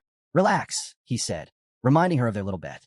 Jian Ying hesitated, frustration flickering in her eyes, but she exhaled and held back. She trusted him. Meanwhile, the Earth Dragon let out another deafening roar, its body writhing with unstable energy. Lu Fan, completely at ease, observed its grotesque transformation. "I recognize this ability," he remarked to Jian Ying. "Painful as hell, but in exchange, it boosts power to insane levels." Jinju, standing behind Chun Tianji, clenched her staff so tightly her knuckles turned white. She had no intention of letting Lu Fan walk away unscathed. "End him," she commanded, her voice sharp with fury. And then, with an arrogant sneer, she added, "And after that, I'll take his black dragon for myself." The Earth Dragon raised its massive claw and brought it down with a thunderous crash, shattering the arena floor. Dust and debris flew as the monstrous beast loomed over Lu Fan. But he didn't move. Not an inch. That signature smirk still played on his lips. Jinju scoffed, her eyes narrowing. "What's wrong? Afraid?" she taunted. "Go on, summon your dragon. Unless you know you can't handle this." Despite her bravado, a single bead of sweat trickled down her cheek. She might have been putting on a strong front, but deep down, she knew. Lu Fan wasn't afraid. He was waiting. Then, Lu Fan made his move. Extending his hand, a chilling aura spread through the arena. The temperature plummeted as his eyes took on an eerie glow. In that instant, the wrath of the Ice Dragon King was unleashed. Behind him, a massive spectral ice dragon materialized, its presence radiating sheer dominance. With a flick of his wrist, he activated the fury of the Ice Dragon King. Ice erupted from the ground, racing toward the Earth Dragon like a merciless tidal wave. In mere moments, the beast was engulfed in an unforgiving blizzard. Frost crept over its body, freezing its limbs mid-motion as it let out a guttural howl of agony. The once mighty dragon was now immobilized, encased in solid ice. A shiver ran through the crowd, their breath visible in the air as the entire arena turned deathly cold. Jinju clutched her staff, her knuckles white with disbelief. Chun Tianji stood frozen, not just from the cold, but from sheer terror. Lu Fan casually rolled up his sleeve, drawing his dagger. His piercing gaze locked onto Jinju as he spoke, his tone sharp as ice. "Your little boost helped," he admitted, "but it wasn't nearly enough." And then, he moved. With a burst of speed, Lu Fan blurred forward, closing the distance between them in the blink of an eye. Gasps rippled through the arena as he stopped just inches from Jinju. His gaze locked onto hers with chilling intensity. "You're not worthy of my black dragon," he stated, voice low and commanding. Jinju's breath hitched. For the first time, she felt genuine fear. Her fingers trembled around her staff as she shut her eyes, bracing for the inevitable. But before Lu Fan could strike, Chun Tianji intervened. Spear clashing against dagger, he barely managed to block the attack. "Princess, stay alert," he snapped, sweat dripping down his brow. Wasting no time, he barked a command to his Earth Dragon. The beast, its eyes now glowing an ominous purple, let out a guttural growl. Its jaws opened wide as it began forming a colossal fireball, flames crackling with raw power. Just when it seemed like the tables had turned, Lu Fan vanished. In an instant, he activated his teleportation skill, disappearing from sight. Chun Tianji and Jinju barely had time to process what had happened before realizing their mistake. They were now standing directly in the Earth Dragon's attack range. Too late. A sudden shift in the air signaled Lu Fan's return, this time behind the dragon. His grin widened as he activated Blue Dragon King's roar. A brilliant blue energy sphere crackled to life in his palm. Behind him, a majestic azure dragon spiraled into existence, its form pulsing with electrifying power. With a decisive thrust, Lu Fan unleashed the attack. The energy sphere collided with the Earth Dragon in a dazzling explosion. Bolts of lightning surged through the beast, each strike sending waves of pain through its body. It convulsed violently, letting out tortured roars as paralysis took hold. The crowd sat in stunned silence. Everyone knew Chun Tianji's winning streak was over. With one final, agonized cry, the Earth Dragon collapsed, its massive frame crashing into the arena floor. Smoke billowed up from the impact, thick and impenetrable, swallowing everything in a veil of uncertainty. Chun Tianji's spear quivered in his trembling hands as he stared at his fallen partner. Disbelief etched across his face. As the smoke curled into the sky, the audience held their breath. No one knew what was about to happen next. As the battle raged on, Chun Tianji stood frozen, drenched in sweat, his thoughts racing. Both he and Lu Fan were dragon tamers, yet the gap between them was staggering. It was like trying to compare the earth to the heavens. Meanwhile, Lu Fan landed smoothly, eyes locked onto his opponent. A question burned in his mind, and he couldn't help but voice it. Why do you only use Dragonlance Strike? Chun Tianji flinched at the direct call-out, but before he could respond, Princess Jinju's sharp voice cut through the tension. Stop hesitating, she snapped, her grip tightening around her staff. Panic laced her tone as she barked at him to stop holding back and make his dragon fight properly. Chun Tianji gritted his teeth, snapping back to reality. He quickly positioned himself in front of the princess, his stance tense. But deep inside, he was still trying to process what Lu Fan was really getting at. Lu Fan's gaze darkened as he explained, voice calm yet firm. Dragonlance Strike is powerful, but it's incomplete without techniques like Dragon Claw or Dragon Inspiration. The words hit Chun Tianji like a thunderbolt. His breath hitched, and a cold chill ran down his spine. He hadn't even considered that. Beads of sweat dripped down his face as he realized the truth. Lu Fan wasn't just stronger. He understood dragons on a level Chun Tianji had never reached. Princess Jinju, however, had no patience for his hesitation. Worthless, she spat, eyes blazing with frustration. You can't even avenge my honor? Lu Fan, watching the exchange, slowly tightened his grip on his black machete as lightning crackled across its blade. He could see it now. Chun Tianji hadn't been choosing not to use stronger techniques. He simply couldn't. The Earth Dragon's full power remained locked away. With a casual shrug, Lu Fan offered an alternative. Surrender, he suggested, his tone neutral. There's no shame in knowing your limits. The words cut deeper than any blade. Chun Tianji's face twisted with rage. Not only had Lu Fan surpassed him, now he was pitying him. The humiliation was unbearable. His pride roared in defiance as he turned to Jinju, desperation flickering in his eyes. Give me one last power boost, he demanded. Jinju's surprise was brief, but then her lips curled into a knowing smirk. Without hesitation, she raised her staff, and a dark, pulsating aura seeped into Chun Tianji's body. Agony ripped through him as his muscles swelled unnaturally. Veins bulged across his face, 2 extra arms grotesquely sprouted from his torso, and his grip on his spear tightened with newfound strength. His body was barely holding itself together, but he didn't care. Lu Fan watched in silent disbelief. Why was Chun Tianji willingly letting the princess manipulate him like this? But then, Chun Tianji let out a guttural roar, eyes wild with desperation. His voice thundered across the battlefield. I must become the best. I will prove myself worthy in the eyes of the princess. And with that, he charged, ready to lay everything on the line. With his newfound monstrous strength, Chun Tianji launched himself into the air, descending upon Lu Fan with the raw ferocity of a dragon. His spear blazed with power as he executed the dragon spear technique, aiming to crush his opponent in one decisive strike. For a fleeting moment, Lu Fan didn't move. His gaze softened, not with fear, but with something closer to sorrow. There was no hatred in his eyes, only quiet pity for Chun Tianji, a man who had thrown away everything, his pride, his body, his dignity, all for a desperate grasp at greatness. But pity didn't mean hesitation. With a sharp inhale, Lu Fan invoked Wind Spirit Whisper, his agility surging by 35%. In the blink of an eye, he vanished from sight. Chun Tianji's heart pounded. His eyes darted wildly, struggling to track Lu Fan's movements, only to feel a sharp, searing pain. Lu Fan had already struck. Dragon Fang Strike. Chun Tianji's grip failed as his spear was ripped from his hands, agony surging through his limbs. But Lu Fan wasn't finished. Without missing a beat, he activated Blue Dragon King's Roar. Bolts of lightning crashed down, striking Chun Tianji's body with merciless precision. His skin sizzled, the overwhelming force scorching him beyond recognition. The once proud warrior crumbled to his knees. His spear clattered to the ground. Smoke curled from his lips as he forced out a single, broken whisper, an apology. A final plea for forgiveness from the princess before his body gave out, collapsing in utter defeat. And then, silence. Princess Jinju, watching everything unravel before her, felt her world shatter. Her champion, her strongest warrior, was gone. Tears welled in her eyes, her breath hitching in disbelief. She had been so certain of victory, so sure of her power. But now, all that remained was the bitter sting of loss. After taking down Chun Tianji, Lu Fan doesn't even pause. He charges straight at Princess Jinju, hand raised, ready to strike. Panic sets in instantly. Desperate, Jinju throws up her hand, trying to stop him, her voice rising in frantic protest. She warns him, Her brother, a major figure in the Tai Chi Empire, won't let this slide if he dares touch her.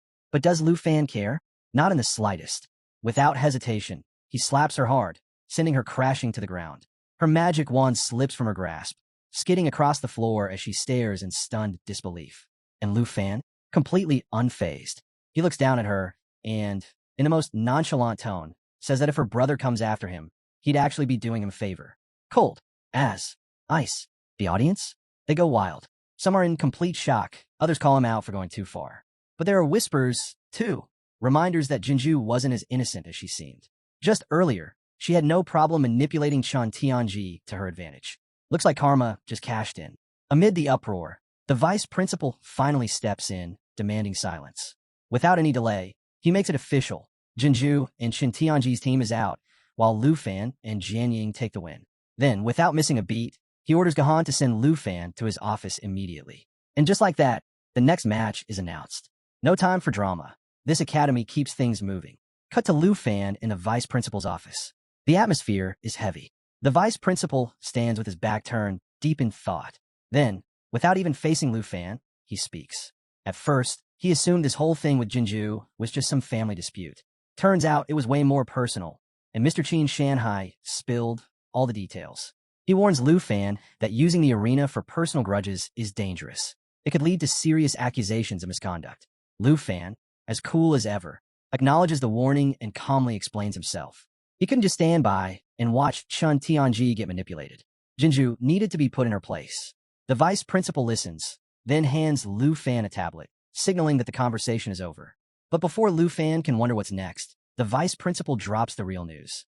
Turns out, both he and the principal have been watching Lu Fan closely. For a second, Lu Fan wonders if he's about to get reprimanded. But no, it's the opposite. They were seriously impressed, especially when he pulled off those dragon language techniques. So impressed, in fact, that they've got something big lined up for him. Access to a secret realm.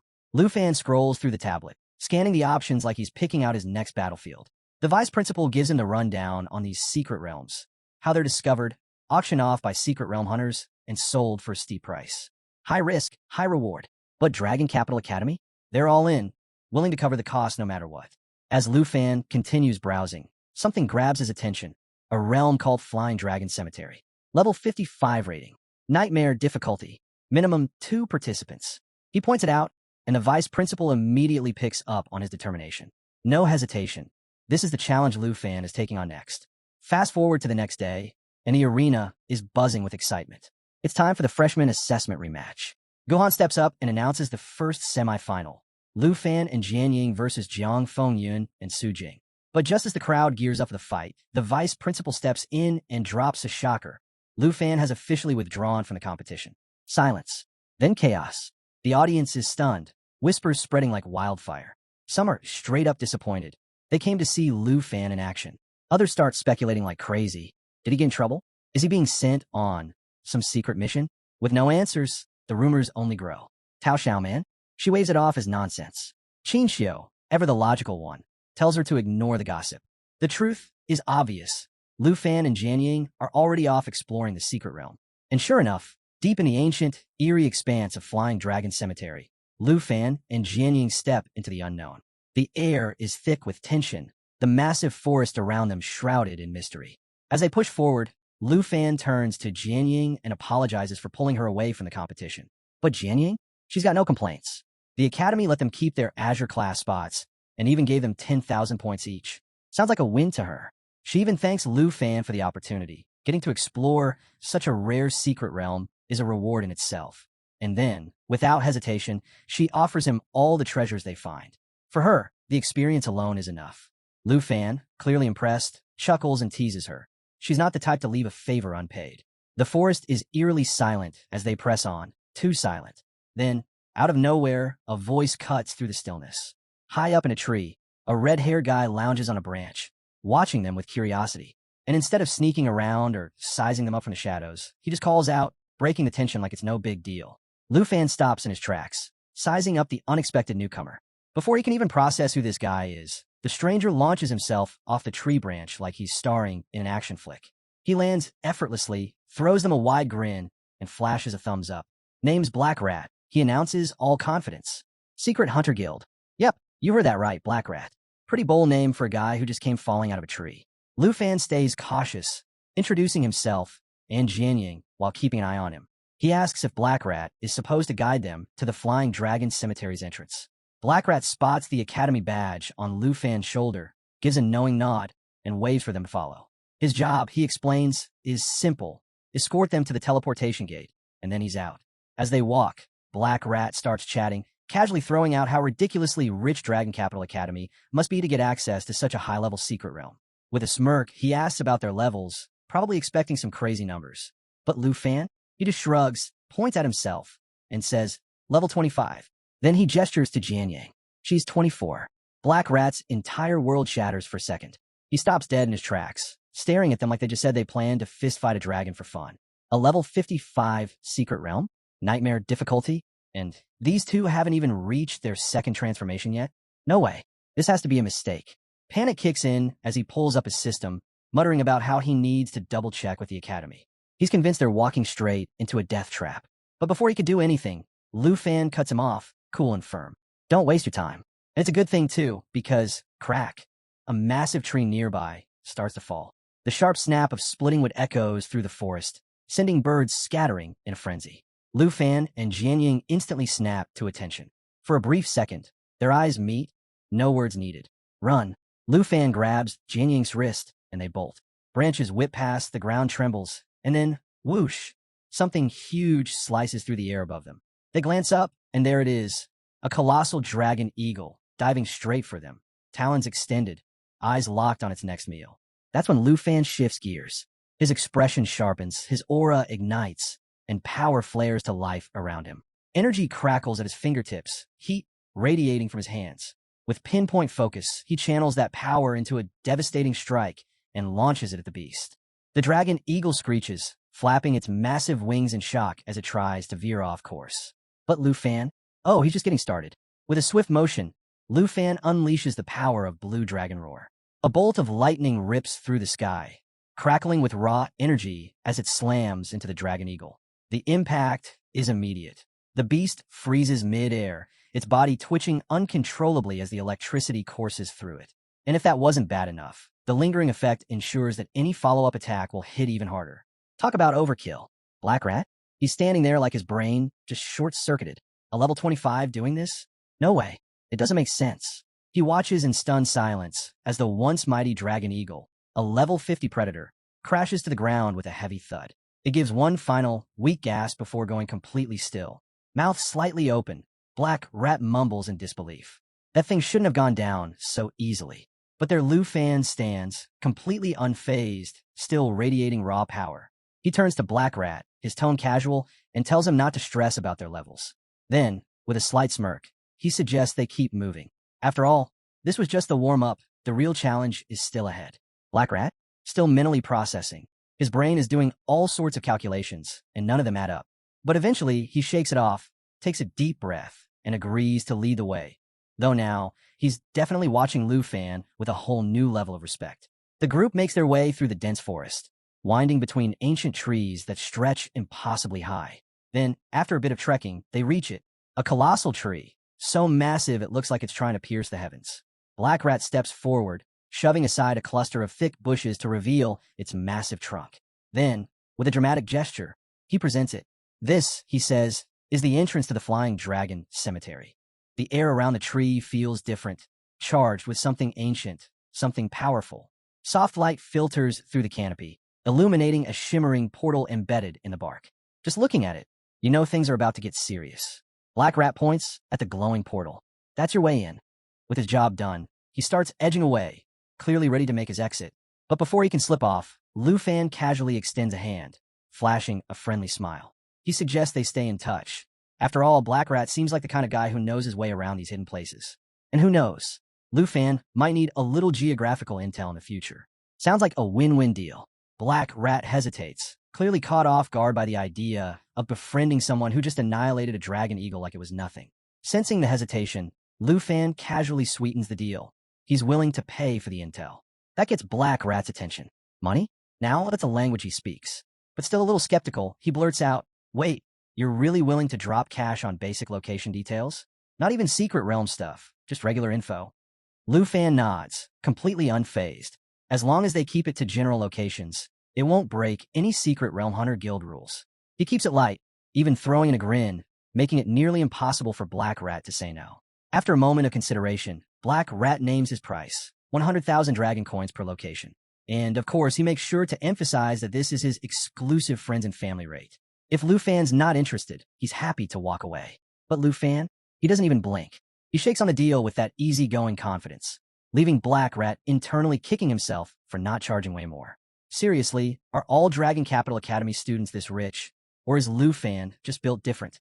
Before the conversation drags on, Jianying steps forward, already halfway into the portal. She glances back at Lu Fan, her expression a mix of impatience and exasperation. You talk too much, she mutters. Let's go. Classic Jianying, always about the mission. The moment they step inside, a cold, mechanical voice echoes through the air. Rotten Corpse Dragon Graveyard, level 55. Nightmare difficulty. 2 participants maximum. Lu Fan quickly pieces it together. This must be the Flying Dragon's sacred tree, and somewhere at the top lies the divine treasure platform. The thought alone gets his adrenaline pumping, but before he can dwell on it, Jianying suddenly freezes. Something's off. She murmurs that it feels like the ground is moving. Lu Fan focuses, sharpening his senses, and then, bam, he sees it. A stampede of dragons, tearing across the landscape, heading straight for them. His eyes widen. Jianying, look, he shouts, pointing at the approaching horde. Then, as if mocking them, the system chimes in again, delivering more bad news. Rotten Corpse Dragons detected. Level 50. Skills. Pack Bite. Summons nearby dragons for reinforcement. Corrupting Breath. Reduces enemy attack power by 50%. Yeah, this just got serious. One of the dragons lets out a deafening roar and lunges straight for Jianying, jaws wide open, ready to crush her in one bite. But Lu Fan? He doesn't even blink. Moving with lightning-fast precision, he steps in and blocks the attack with ease. Keeping his cool, he calls out to Jianying. Get ready. She doesn't need to be told twice. Tightening her grip on her sword, her eyes flash with determination. In one swift, powerful motion, she unleashes Mountain Shaker, a devastating technique that carves straight through the charging beast. The massive dragon splits clean in two, its body crashing to the ground in a brutal, lifeless heap. But there's no time to celebrate. Another Rotten Corpse Dragon charges at Lu Fan, and this one isn't holding back. Just as it closes in, Lu Fan smirks. Xiao Yi. In an instant, his dragon companion, Black Dragon Xiao Yi, materializes on his shoulder, radiating intense heat like a living flame. Flames swirl around her, forming a protective ring of fire around Lu Fan. Then, with a single flick of her gaze, she unleashes Burning Flame. Fire erupts across the battlefield, engulfing everything in its path. Several dragons don't even get the chance to react before they're reduced to nothing but charred remains. And the best part? The more enemies Xiao Yi takes down, the stronger her flames burn, powering her up in real time. Meanwhile, Jianying is on a rampage, slicing through the remaining dragons with deadly precision. She activates Armor Break, slashing through 32% of their defenses with every strike. Her movements are sharp, calculated, each attack landing with ruthless efficiency. Then, mid-air, she reaches for her next strike, only to realize something's wrong. Her broadsword is gone. Panic spikes as she quickly scans the battlefield, searching for it. But before she can come up with a plan, another dragon barrels toward her from below, jaws wide, ready to devour her whole. She's out of time, out of options, and still mid-air. Then, just when it seems like the end, Lu Fan steps in. Charging forward with his dragon sword, he activates Dragon Fang Strike, channeling pure dragon energy through his blade. His sword arcs through the air, slashing through the massive beast in one clean, unstoppable motion. The dragon doesn't even get the chance to react before its body splits apart, green blood splattering across the battlefield as it collapses with a sickening thud. But the chaos isn't over yet. Jianying, still mid-air after her last attack, is seconds away from a brutal crash landing. Lu Fan doesn't hesitate. He rushes forward, reaching out just in time. Their hands meet, and for a brief second, it seems like disaster has been avoided. Then gravity kicks in. Now both of them are falling. Thinking fast, Lu Fan grips his dragon sword and slams it into the massive tree trunk, using it as an anchor to break their descent. With one hand locked onto the sword and the other clutching Jianying, he glances over at her. His expression says it all: relief, concern, and maybe just a hint of, can we please stop almost dying today? Jianying meets his gaze, her exhaustion and unspoken gratitude clear. She steadies herself, and they finally settle onto a thick branch, taking a moment to catch their breath. But that moment doesn't last long. Lu Fan, always analyzing, points something out. They've been heading in the wrong direction. Their goal isn't down below. It's right here, hidden somewhere in this massive tree. And of course, that's when things get worse. Out of nowhere, a dark, shadowy figure appears in the distance. Lu Fan's instincts flare, his body tensing as he immediately calls for Xiaoyi. In an instant, she's perched on his shoulder, glowing like a fiery sentinel. Then, piece by horrifying piece, the figure steps closer. First, skeletal hands emerge from the darkness. Long, bony fingers ending in razor-sharp claws. Then, its head becomes visible, a dragon's skull, hollow eyes, and a gaping, bone-filled maw. Its entire form is a nightmare brought to life, radiating an unsettling, otherworldly menace. It's as if someone thought, let's bring back a dragon, but make it terrifying. The skeletal dragon locks eyes with Xiaoyi and unleashes a deafening roar that shakes the entire tree. For the first time, Xiaoyi, normally composed and unwavering, is visibly shaken. This isn't just another high-level monster. This thing radiates final boss energy. Its hollow eyes glow with an eerie light, and as it lifts its head, the tension in the air thickens. Lu Fan doesn't wait for it to make the first move. He scoops up Jian Ying and jumps. They hit the ground hard. Jian Ying winces at the impact. Nothing serious, but enough to remind them how far out of their comfort zone they are. And standing before them, the bone dragon doesn't just exude power, it feeds off their unease. Then, like an uninvited guest at a horror movie, the system chimes in. Wild Berserk Bone Dragon, level 55. Nightmare difficulty. It doesn't stop there. Abilities. Bone Armor, Sky-High Defense. Bone Knife, Blood-Infused Devastation. Bone Storm, grows deadlier the weaker it gets. Yeah, this thing is the definition of bad news. Lu Fan, completely unfazed by the monstrous opponent in front of him, turns to Jian Ying with quiet confidence. Don't worry, he says. This'll be over soon. Jian Ying, eyes wide with alarm, isn't having it. She warns him, this thing is way too dangerous. But let's be real. When has Lu Fan ever backed down from a fight? Before she can stop him, he's already rushing in, leaving her scrambling after him, her voice full of worry. With perfect timing, Lu Fan calls for Black Dragon Xiaoyi to activate her destroyer form. And oh, does she deliver. Her body glows with an intense light as she expands, her flames burning hotter, fiercer. When the transformation is complete, she looks like a walking natural disaster. Then, to make things even more unfair for the Bone Dragon, Jade Dragon Xiaofei joins in, adding another layer of raw power to Lu Fan's arsenal. Lu Fan moves in with pinpoint precision.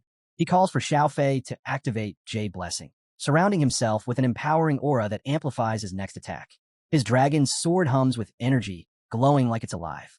Then, in perfect synchronization, Lu Fan and Xiaoyi go in for the finishing blow. Xiaoyi lets out another thunderous roar, the sheer force of it shaking the ground beneath them. The bone dragon's brittle frame begins to shatter under the pressure. Then, boom! With one final, devastating strike, its skull separate from its body and crashes to the ground.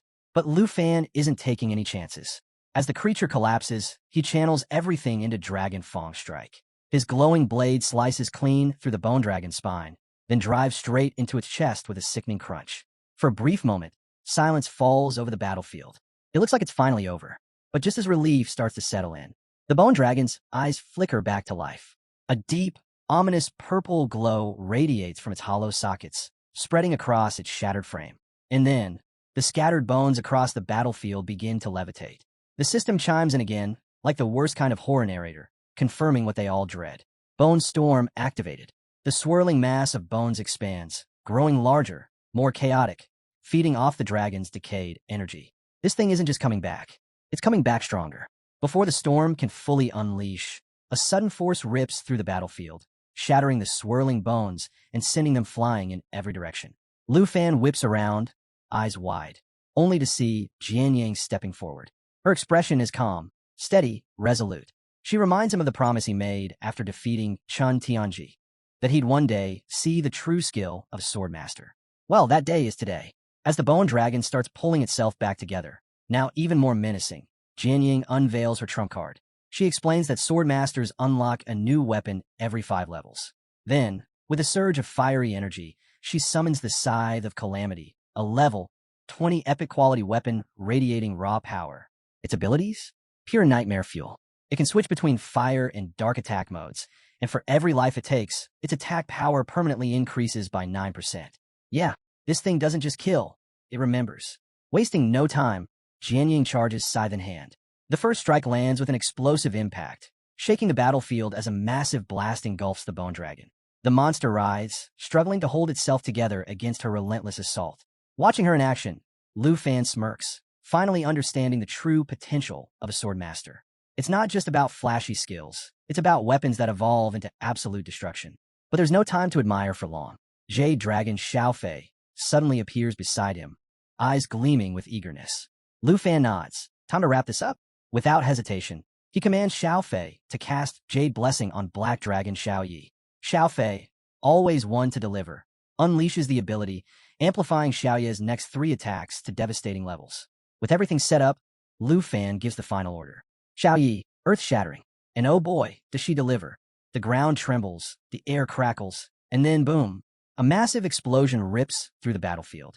The earth splits open, forming a giant fissure that swallows the bone dragon whole. Its skeletal frame crumbles, collapsing into the abyss. And just like that, the nightmare is over. As the dust settles, the system chimes in with some well-earned rewards. Jade Dragon Xiaofei has leveled up to 15 and unlocked a new skill, Transformation.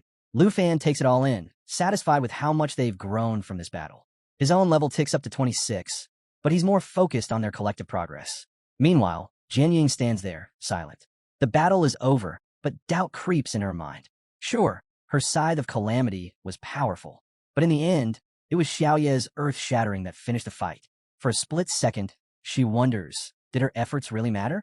Just when things finally seem to settle, Xiaofei happily clings to Lu Fan, soaking up the victory celebration. Jianying catches this, and oh boy, jealousy slams into her like a runaway carriage. But she's quick to shake it off, composing herself like the pro she is. Turning to Lu Fan, she admits that, with his powerhouse team of dragons, she probably didn't even need to step in. She even apologizes, feeling like she didn't contribute much to the battle. Lu Fan, ever the supportive leader, meets her with a reassuring smile.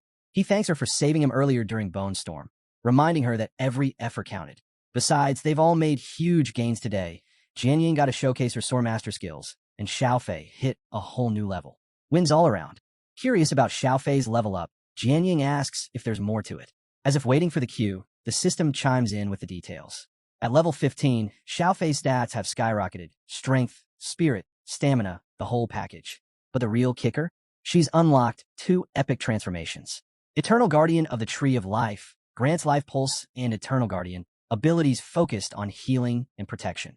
Soul Light allows her to shed her physical form entirely, unlocking Soul Refuge and Soul Influence, skills tied to spiritual manipulation. Talk about a glow-up. Lu Fan, clearly impressed, notes how Xiaofei's new abilities make her as versatile as Xiaoyi. Jianying chuckles, pointing out that while Xiaoyi has been steadily leveling up, Xiaofei's sudden quadruple transformation upgrade feels like a cheat code. Either way, both dragons are shaping up to be absolute monsters on the battlefield. Feeling proud, Lu Fan reaches out to pat Xiaofei's head, only to be met with the sharpest glare from Xiaoyi. The jealousy is real, and her mix of annoyance and playful anger is impossible to miss. To break the tension, Lu Fan suggests testing out Xiaofei's new form, eager to see what she's capable of. Jianying agrees, her mood lightening as she suggests heading back to the Flying Dragon Sacred Tree to continue their search. But before they can even take a step, Xiaoyi and Xiaofei start bickering over who gets to stand closer to Lu Fan. It's almost comical, a much-needed break after all the chaos. That is, until the sky erupts in fire. Flaming projectiles rain down, shattering the moment like glass. Explosions rip through the battlefield, sending shockwaves through the air as dust and debris swirl in every direction. Jianying's sharp voice cuts through the chaos. Magic attack. Lu Fan doesn't hesitate. Scatter. Take cover. The group sprints for the nearest shelter, a massive tree, where they huddle together to regroup. Jianying crouches, scanning the area for any sign of their attackers, while Lu Fan carefully peeks out from behind the trunk. It doesn't take long to put the pieces together. Their battle with the bone dragon must have drawn unwanted attention. And sure enough, when he looks up, he sees them. A swarm of dragons, their massive wings blotting out the sun. Lu Fan ducks into cover, heart pounding as he scans the battlefield. No time to hesitate. Dragons are everywhere, and the pressure is on. Quickly pulling up the system interface, he lays out the plan.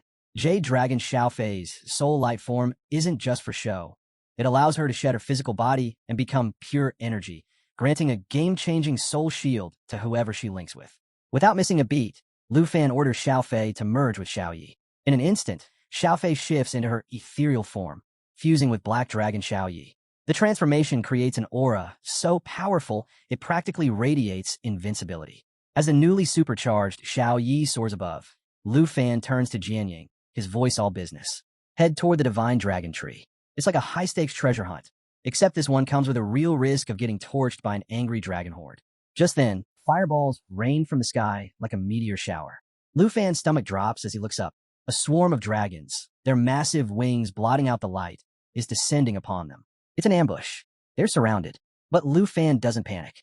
Keeping his cool, he orders Xiao Yi not to attack. Yet, instead, he commands Xiao Fei to absorb the incoming damage. A glowing green orb forms above Xiao Fei, pulsating as it gathers energy. Each hit adds another layer, fueling the buildup of Qi shield. And when that shield maxes out, the real counterattack begins. The moment of truth arrives. Lu Fan commands Xiao Fei to activate Qi Shock. Instantly, a massive surge of energy erupts, releasing every ounce of absorbed damage in a single explosive counterattack. And since dragons take extra damage, the impact is doubled. Xiao Fei's green aura flares, lighting up the sky as dragons cry out in agony, the sheer force of the blast shaking the battlefield. Jianying watches in stunned awe, realizing this isn't just a defensive move, it's total annihilation. Lu Fan smirks, explaining that Xiao Fei's soul protection isn't just a shield. It's a force that strikes back even harder every time it's hit. But before they can celebrate, the atmosphere shifts.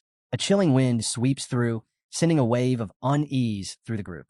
Lu Fan's instincts scream danger. This can only mean one thing. The boss has arrived. Sure enough, a colossal dragon descends, its metallic scales gleaming ominously. The system identifies it. Steel Dragon, level 60, Nightmare difficulty.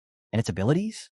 Absolutely brutal. First, Rapid Storm, a wing beat that summons a whirlwind, slowing and chipping away at anything caught in its path. Then there's Steel Thrust, a high-speed charge that erases anything with less than one endurance point. As if that's not bad enough, Steel Reinforcement cuts incoming damage in half, while cranking its defense sky-high. The Steel Dragon unleashes a deafening roar, sending shivers down spines. Even Lu Fan feels the weight of its presence. Then, with terrifying speed, it locks onto Xiao Yi and dives in for a steel thrust. Jianying's face goes pale, realizing the sheer danger they're in. But Lu Fan stays steady, giving Xiao Fei the command. Her soul impact is already building up power. As the energy surges, the air crackles with intensity, amplifying every dragon-related ability. After a jaw-dropping fight, the Steel Dragon finally falls.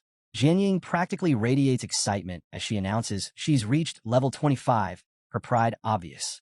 But Lu Fan, always focused on the bigger picture, is already looking ahead. He asks if the boss drop was worth the effort. Jianying doesn't disappoint. With a triumphant grin, she lifts a sword that gleams so brightly it might as well be declaring its legendary status. The weapon, Myriad Blossoms, holds immense potential but starts at level 1. The system chimes in with the details. Myriad Blossoms boast the thousands of sword feathers ability, allowing it to break apart into multiple smaller blades. Each fragment deals 10% of the original attack power before merging back for a devastating area-wide strike. Lu Fan's grin widens. Once this weapon reaches 25 stars, it'll be an absolute game-changer. Meanwhile, in the background, Black Dragon Xiao Yi and Jade Dragon Xiao Fei are having the time of their lives, playfully messing around like a pair of overpowered siblings. But Jianying? Not so much. As she watches them, a nagging doubt creeps in. Even with Myriad Blossoms in her hands, she can't shake the feeling that she's still miles away from matching Xiao Ye's devastating attacks or Lu Fan's sheer dominance. Just then, something shifts. A shadow flickers nearby, making her unease grow. She whispers to herself, trying to convince herself that she's strong enough, but the doubt lingers. Lu Fan, always sharp when it comes to reading the mood, walks over with his usual unshakable confidence. He reminds her that as her sword levels up, she'll face plenty of worthy challengers at Dragon Academy, each one pushing her to grow stronger. His words feel like a steady breeze, clearing away the storm clouds in her mind. Jianying exhales, nodding. She's not giving up. And with that, they push forward. Though, unsurprisingly, Xiao Yi and Xiao Fei are already way ahead. As they catch up, Lu Fan spots something unsettling, a man lying motionless on the ground. The group gathers around as he kneels, examining the body. From the looks of it, the man's been here for a while, a warrior who likely endured countless battles. But before they can dwell on it, Lu Fan's instincts kick in hard. Something's off. His keen eyes scan the area, and then there, a dragon claw, a glowing eye in the distance. Danger is closer than they thought. Without hesitation, Lu Fan draws his dragon sword, his voice steady as he warns Jianying. They've wandered straight into monster territory. Her pulse quickens. If they're not careful, this could be bad. And before she can even process the warning, the threat reveals itself. A dragon erupts from the bushes, its bronze scales gleaming under the light. The system instantly identifies it. Bronze Dragon, star level 60. Its key ability? Bronze Armor, a skill that cranks its defense up to absurd levels. Lu Fan braces for the fight, until another presence looms into view. This one is on an entirely different level. The three-headed Elemental Dragon. Level 65. Boss difficulty, Nightmare. The system wastes no time detailing its terrifying abilities. Triple magic, fire, ice, and thunder unleashed all at once. Regeneration. Any lost head grows back if even one survives. And sheer, overwhelming power, more than enough to annihilate the unprepared. Lu Fan and Jianying freeze for just a second, taking in the brutal reality, two bosses at once. This isn't just a fight. This is a full-blown disaster. Jianying quickly suggests taking out the Bronze Dragon first, but Lu Fan just flashes his signature grin. He's already got a plan. With a swift command, he calls for Xiao Fei to shift into her Jade Dragon form. In an instant, a brilliant green glow surrounds her, raw energy radiating from her very core as she charges up soul light. At the same time, Lu Fan signals Xiao Yi. It's time for her to activate destruction form. The battlefield is set. Now it's all or nothing. The three-headed elemental dragon doesn't hold back. It soars into the sky, unleashing a relentless storm of fire and ice. Lu Fan moves with precision, dodging the blast as his dragon sword radiates raw energy. Without missing a beat, he commands Xiao Fei to activate Soul Impact. The response is immediate. An explosive surge of energy ripples across the battlefield, sending shockwaves through the surrounding dragons. Xiao Yi, now fully transformed, steps up next. She unleashes her newly awakened skill, Intimidation. Her roar echoes like thunder, a force so powerful it paralyzes enemies on the spot. Even Jianying feels the crushing weight of Xiaoye's aura, realizing just how terrifyingly effective this control skill is. With the Bronze Dragon staggered under Xiaoye's overwhelming presence, Lu Fan seizes the opportunity. His dragon sword flashes as he executes a deadly combination, Soul Effect fused with Dragon Fang Strike. The impact shatters the bronze armor skill, breaking its defense completely. Xiao Yi doesn't hesitate. With a brutal twist, she snaps the dragon's neck. The massive beast crashes to the ground, its metallic blood pooling beneath it. The system chimes in with the results. Xiao Yi levels up to 22, Xiao Fei reaches 17, and Lu Fan himself climbs to 28. Jianying levels up as well, reaching 27, and Myriad Blossoms upgrades to level 6. But despite her progress, a sense of disappointment lingers. She didn't contribute as much as she wanted. Lu Fan, always attuned to the mood, places a steady hand on her shoulder. He reassures her that eliminating all three heads of the elemental dragon is the key. Without that, it would just keep regenerating.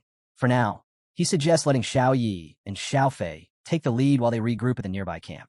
Later that night, under the soft glow of the moon, Jianying carries a meal to Lu Fan, mentioning it was prepared by Sister Hank. She steps outside, expecting to find him by the fire, but he's nowhere in sight. The flames flicker, casting long shadows, yet his absence leaves an unexpected emptiness in her chest. She stares into the night, lost in thought. Does Lu Fan ever feel the same doubt she does? No matter how hard she pushes herself, she can't shake the feeling that she's been more of a bystander than a true fighter. Meanwhile, Lu Fan is already deep in thought, his mind locked onto their mission. He silently apologizes to Jianying as he moves through the darkness, eyes fixed on something incredible. The system has detected a massive egg. As he approaches, the truth is revealed. They're close. The divine treasure, the very reason they risked entering this deadly forest, is almost within reach. But just as he thinks he has a moment to breathe, a chilling roar tears through the night. The earth trembles. From the shadows, a dragon emerges, massive, menacing, and unlike anything he's faced before. Its eerie green eyes glow with an unnatural light as the system flashes an urgent warning. Soul of the Flying Dragon King. Level 70. This isn't just a strong enemy. It's pure nightmare fuel. Its dragon's breath can unleash fire, ice, thunder, or wind at will, while its Assault Dragon King ability allows it to dive with terrifying speed, piercing through anything in its path. And, as if that weren't bad enough, it takes 50% less damage from everything. Because of course it does. Lu Fan tightens his grip on his sword. This fight is going to be hell. Lu Fan instantly recognizes the threat. This is it. The final boss of the level 55 Nightmare Secret Realm. No turning back now. Gripping his dragon sword, he readies himself for what might be the toughest battle of his life. Beside him, Xiaoyi and Xiaofei step up, their determination clear. Though if they were being honest, there's a definite hint of what did we just sign up for in their expressions. Lu Fan snaps them back to focus. This fight is all or nothing. Meanwhile, back at the resting area, Jianying hears the dragon's earth-shaking roar in the distance. A knot tightens in her stomach. Memories of Lu Fan saving her flash through her mind, and doubts creep in. Is she just holding him back? What if he realizes he's better off without her? The thought stings, but she quickly pushes it away. She clenches her fists, determination surging through her. She's not here to stand on the sidelines. She's fighting alongside Lu Fan, no matter what. Back on the battlefield, the soul of the Flying Dragon King wastes no time. A powerful gust tears through the air, followed by a thunderous blast aimed straight at Lu Fan. He glares at the monstrous beast, realizing just how powerful it is, maybe even stronger than the great Destroyer Emperor he faced before. His grip tightens. This won't be easy. Without hesitation, he orders Xiaoyi to prepare Lava Flame while activating Dragon's Inspiration, boosting everyone's power by 30%. Xiaoyi roars, shifting into destruction form, and unleashes a scorching wave of flames that engulfs the dragon. The beast shrieks in pain, but doesn't stay down. In a flash, it retaliates with Soul Assault, rocketing toward Lu Fan at a speed that's downright terrifying. Too fast. His heart pounds as the dragon shifts behind him, already coiled to strike. Thinking fast, he commands Xiaofei to shift into Eternal Being form. In an instant, her aura transforms, radiating a powerful yet calming energy. Then, Jianying arrives. Her voice rings out with unwavering resolve as she calls to Lu Fan.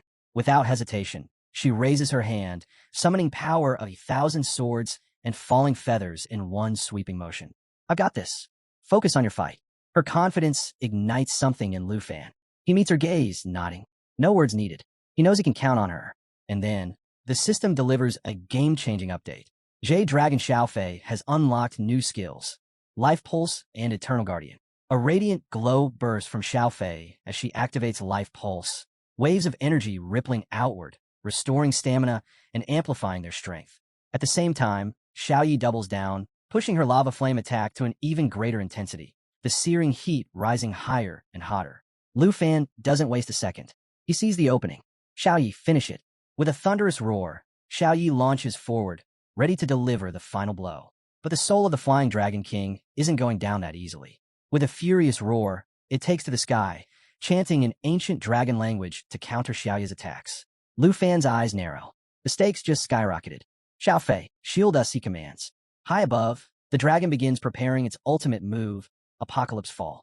A last-ditch, all-or-nothing attack that sacrifices its own life to unleash an explosion at 2,000% power. The tension is unbearable. The beast dives, its massive form hurtling toward the ground like a meteor. The moment it makes impact, boom, a shockwave tears through the entire realm, shaking the land for miles. The explosion is catastrophic, swallowing everything in dust and debris. For a moment, all is chaos, sight, sound, even breath lost in the devastation. And then, a faint green glow emerges through the haze. Xiaofei's protective barrier. The energy pulses, shielding them from the worst of the blast. They're alive, barely. As the dust settles, Lu Fan turns to Jianying, concern clear in his gaze. You okay? She nods, though her hands are still clenched from the shock. Yeah, thanks to Xiaofei. They take a breath, processing just how close they came to total annihilation. Then the system chimes in. Lu Fan levels up to 29. Xiaoyi reaches 23. Xiaofei hits 17. Lu Fan ruffles Xiaofei's head, praising her for her incredible skill. But Xiaoyi? Not a fan. She glares at Xiaofei, pouting like she just got outshined at her own party. Lu Fan chuckles, shaking his head. Relax. That final attack wouldn't have landed without your insane damage output. That gets a begrudging nod from Xiaoyi. Fine, she'll take the win. Meanwhile, Jianying reflects on everything. This was her first time facing a boss this strong together. She always assumed fights like this were for players way above their level. But here they were, alive, victorious, and somehow still standing. Lu Fan leans back, rubbing the back of his head. Didn't mean to scare you earlier, he admits. I was just checking things out. Didn't expect to, run into a level 70 monster. Jianying interrupts, her voice steady. I never doubted you. She meets his gaze, a small but determined smile forming. You said it yourself. We don't let teammates fight alone. Something about the moment settles deep. Lu Fan feels it too, a quiet pride in how far they've come. And then, bam, a treasure chest pops open right in front of him, like the universe itself decided, congrats, you earned this. Meanwhile, Jianying, completely oblivious. She's staring off in the opposite direction, totally missing the loot drop. Lu Fan steps forward, eager to see what kind of legendary loot he's just scored. The first item practically radiates power as it emerges. Soul Wing of the Flying Dragon King. This thing is stacked, plus 60 agility, plus 356 strength, plus 291 spirit. But the real kicker? It grants full-on flight. Not hovering, not gliding, actual flying. And if that wasn't enough, those with dragon language magic can even cast and receive spells mid-air. The catch? Level 60 required. Lu Fan sighs, staring longingly at the item. Looks like soaring through the skies will have to wait. The second item? A level 30 artifact for dragon riders. This beast of an item allows the user to merge their abilities with their dragons, boosting dragon energy and unleashing devastating long-range attacks. Lu Fan's grin stretches ear to ear, riding Xiao Yi into battle while obliterating enemies from a distance. Yeah, that's going on the future to-do list, just as soon as Xiao Yi hits level 30. And then, the third item emerges, the late dragon bone flute. This enchanted flute can summon twin flying dragon kings, their levels scaling to match the user's. A dream come true. The downside? Limited to 7 uses. Lu Fan turns the flute over in his hands, admiring the craftsmanship. It's powerful, no doubt, but something about the restriction stings. 7 times, and then it's gone. Before he can dwell on it, something strange happens. Xiaofei begins glowing, intensely. Lu Fan and Jianying turn, watching as the little jade dragon moves toward a massive, ancient tree. She presses her energy into it, and suddenly, the entire area stirs to life. Plants rustle. The ground hums with energy. It's like something straight out of legend. And then, as if on cue, the system pops up with a new mission.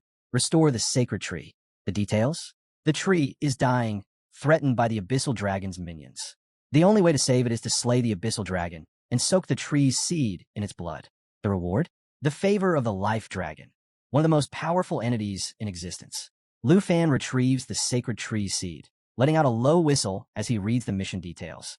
The abyssal dragon isn't just strong, it's infamous. This beast hails from the lower realms, known for devouring demons and wiping out entire regions. Its rank, so high that calling it nightmare difficulty would be an insult. Xiaofei nudges Lu Fan's hand, and he smiles down at her, thanking her for uncovering this hidden quest. And then, because it's Lu Fan, he gets an idea. He turns to Xiaofei, completely serious. Hey, think you can eat the flute? Jianying and Xiaofei freeze, utterly baffled. Lu Fan raises his hands and mocks surrender, grinning. What? I mean, worst case, nothing happens. Best case, you unlock an insane new ability. Xiaofei blinks. Jianying stares at him like he's lost his mind. Lu Fan just stands there, waiting for Xiaofei to consider it. Because honestly, you never know. Xiaofei steps forward, and before anyone can react, she bites into the flute like it's a tasty treat. Lu Fan, amused, asks if it actually tastes good, while Jianying watches in stunned silence, mumbling that she's chewing it like a piece of fruit. A moment later, the system notification pops up. Xiaofei has absorbed the flute's power, allowing her to summon the twin flying dragon kings without restrictions. To test it out, Xiaofei calls forth the dragon kings. With a thunderous roar, they appear, their strength perfectly aligned with Xiaofei's level 18. Jianying is left speechless, struggling to grasp how a boss-tier dragon has just become her summon. Lu Fan, unfazed, notes that the dragon kings seem smaller now, joking that they've basically been downgraded to her pets. Jianying shakes her head, muttering about how even dragon pets now have their own dragon pets. With the Sacred Tree mission now secured, Jianying suggests they return, reminding them that Sister Hank will be worried if they take too long. Lu Fan waves her off, telling her to go ahead. He has something to take care of first. As he pulls up his map, his mind is already focused on the unfinished task ahead. Later, back at the villa in Dragon Capital Academy, Lu Fan gathers Xiao Yi and Xiaofei for a meeting.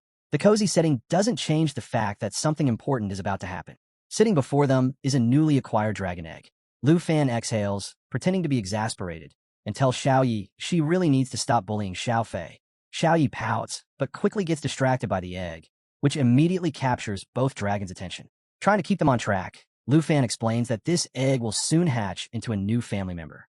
To lighten the mood, he turns it into a guessing game. asking whether they think it'll be a brother or sister. But before they can answer, the system interrupts, bluntly reminding him that at his current level, he can only tame 2 dragons. If he wants to add another, he needs to reach level 30. Sighing, Lu Fan tells the dragon sisters that their next stop is the poison spider forest to grind levels. The following morning, just as he's waking up, a knock at the door jolts him.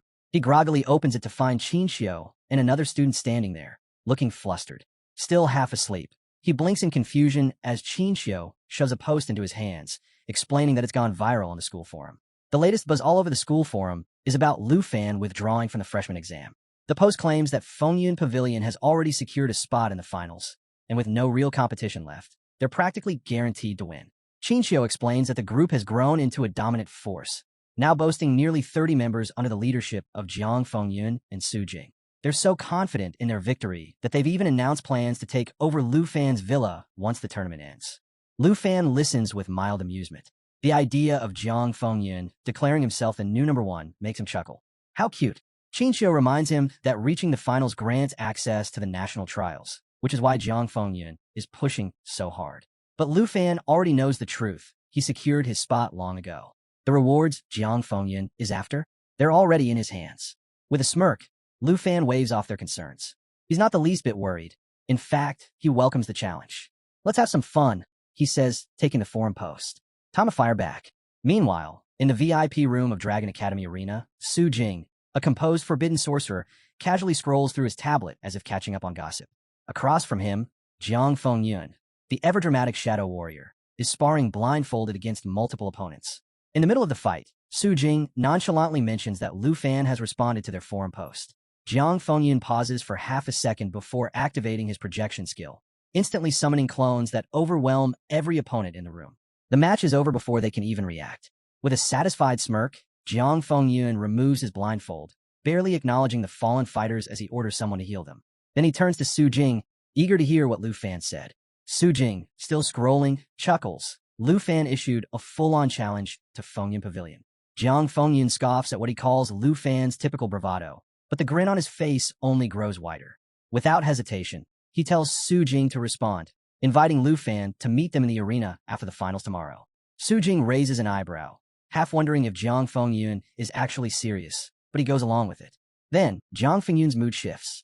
His voice turns sharp as he commands Su Jing to gather every member of Fengyun Pavilion. It's time, he declares, to prove that the title of number 1 isn't just claimed, it's won in battle. Over in Lu Fan's world, things couldn't be more relaxed. He's hanging out with his friends when Qinxiu rushes in, excitement all over her face. Fengyun Pavilion has officially accepted the challenge, and Jiang Fengyun is competing in a semi-final match today. Lu Fan, however, is completely unfazed. He barely spares the news a glance before shrugging it off. Sounds like a good time for me to grind levels in the Poison Spider Secret Realm instead, he says. Priorities. Lu Fan's aunt appears just in time to cut through his nonchalance, reminding him that overconfidence can lead to failure. She suggests he at least watch Jiang Fengyun's match to get a better read on his opponent. One of the ladies chimes in, noting that Lu Fan supporters might even outnumber Fengyun Pavilions at this point. But Qinxiu, ever the pragmatist, warns that if Lu Fan is spotted in the crowd, rumors will spread like wildfire. His aunt, ever the problem solver, comes up with a simple solution disguise. Moments later, Lu Fan emerges in a dark cloak and mask, looking like he just walked off the set of a spy thriller. Qinxiu and Xiao Man accompany him, confident that no one will recognize him. Even his aunt gives her stamp of approval, calling his look both functional and surprisingly stylish. Inside the arena, Gohan steps forward to announce the start of the semifinals. The crowd buzzes as the competitors take the stage, but just as the battle begins, Lu Fan suddenly stands up. His aunt raises an eyebrow.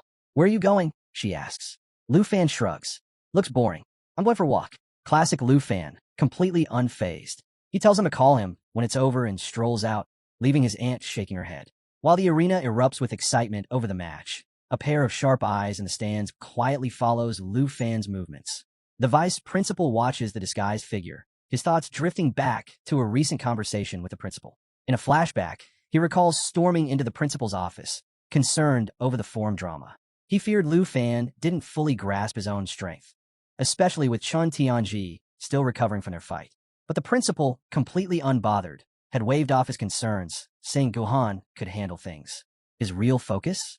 The upcoming arrival of the Dragon Capital Special Envoy in a month, who would assess Lu Fan for the national trial. But it caught the vice principal off guard. The envoy was none other than Ruan Chongfeng, a powerhouse with a personal grudge against Lu Fan. While the vice principal had been uneasy about the potential trouble this could bring, the principal had simply laughed, completely confident in his choice of Lu Fan as a national trial candidate. Back in the present, the vice principal smirks as he watches the arena. No doubt, the principal wouldn't miss Lu Fan's battle against Jiang Fengyun for anything. Meanwhile, elsewhere in the academy's arena, chaos is brewing in the points room. One by one, professionals stagger out, their faces pale with disbelief. Whispers spread among the crowd.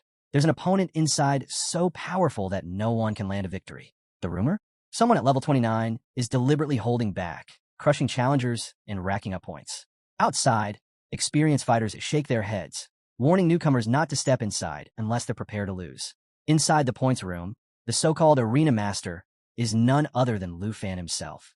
Leaning back casually, he muses that sparring here is far more worthwhile than sitting through a dull match. But just as he's settling in, the door creaks open. A new challenger steps inside, a striking woman with long white hair and a sleek black dress. She meets his gaze with a calm smile and asks if he has time for a match. Lu Fan immediately straightens up, greeting her with respect and calling her senior. But she merely chuckles, playfully tucking a strand of hair behind her ear. With a teasing smirk, she warns that if he expects mercy, he'll need to show a lot more respect. Lu Fan, unfazed, responds in a steady tone. There's no need to hold back. Her smile widens. Without warning, flames ignite around her, swirling with an intensity that makes the air ripple. As she begins to float, her presence shifts, commanding, untamed. Lu Fan's instincts scream that this woman isn't just strong. She's dangerous. The heat surges, and in an instant, her dress burns away, replaced by a sleek, battle-ready armor radiating raw power. This isn't just a test of skill. She's here for a real fight. Before Lu Fan can react, she vanishes. A flicker of movement behind him. Her voice, now laced with amusement, reminds him that she's nothing like the students waiting outside. Then, a brilliant glow. A massive flaming trident materializes in her hands, casting long shadows across the arena. With a mischievous smirk, she gives him a single warning. Don't hold back. And then she lunges. Lu Fan reacts just in time, summoning his massive black machete to block the strike. The force of the impact is staggering. He sent skidding back several meters. Adjusting his stance, he grips his weapon tighter, eyes locked onto his opponent. Just how strong is she? The woman chuckles, clearly amused that he managed to withstand her first attack. She tilts her head, her voice laced with amusement. What's wrong? Afraid to hit a pretty lady? To drive the point home, she slowly licks her finger, a playful yet challenging glint in her eye. Lu Fan remains calm, but there's a shift in his stance, focused, unwavering. He meets her gaze, understanding her intent loud and clear. If she wants a real fight, he'll give her one. Their weapons clash again, sending sparks and embers flying with every strike. The arena trembles under the force of their battle, each blow heavier than the last. Outside, a crowd begins to gather, whispering about the mysterious woman who walked in. Some speculate she's struggling, given her wild, relentless attacks. Others suspect she's merely toying with Lu Fan. Either way, no one can look away. Meanwhile, over in the main arena, the crowd erupts as Jiang Fengyun's semi-final match ends in victory. He stands tall, soaking in the applause, when a friend rushes over with the latest gossip. Rumors are flying that Lu Fan snuck into the audience. Jiang Fengyun scoffs, unimpressed. So what? He didn't even go all out in this match. If Lu Fan is watching, it hardly matters. Then, in true dramatic fashion, Jiang Fengyun suddenly raises a hand and points to the stands. Lu Fan, he calls out boldly, challenging him on the spot. He warns him not to get too cocky and tells him not to run away from tomorrow's battle. The crowd goes wild, cheering at the rising tension. But here's the catch. Lu Fan isn't even there. Qin Xiu and Xiao Man freeze, exchanging panic glances before scrambling to find him. Meanwhile, Hank lets out a long sigh. She knows Lu Fan too well. He must have gotten bored and left ages ago. Back in the points room, Lu Fan's duel is still raging. His opponent's attacks are relentless, forcing him to stay sharp. He's impressed by her raw power, but something doesn't add up. Why is she pushing him so hard? What's her goal? Just then, his phone buzzes. The split-second distraction nearly costs him as she seizes the opening, snatching the hat right off his head. With a teasing smile, she compliments his growth while chiding him for his poor defense. And that's when it clicks. She's not just fighting him. She's training him, deliberately exposing his weak spots to help him improve. But why? Before he can dwell on it, she moves in dangerously close, her armored form practically inches from his. Your endurance needs work, she purrs, amused.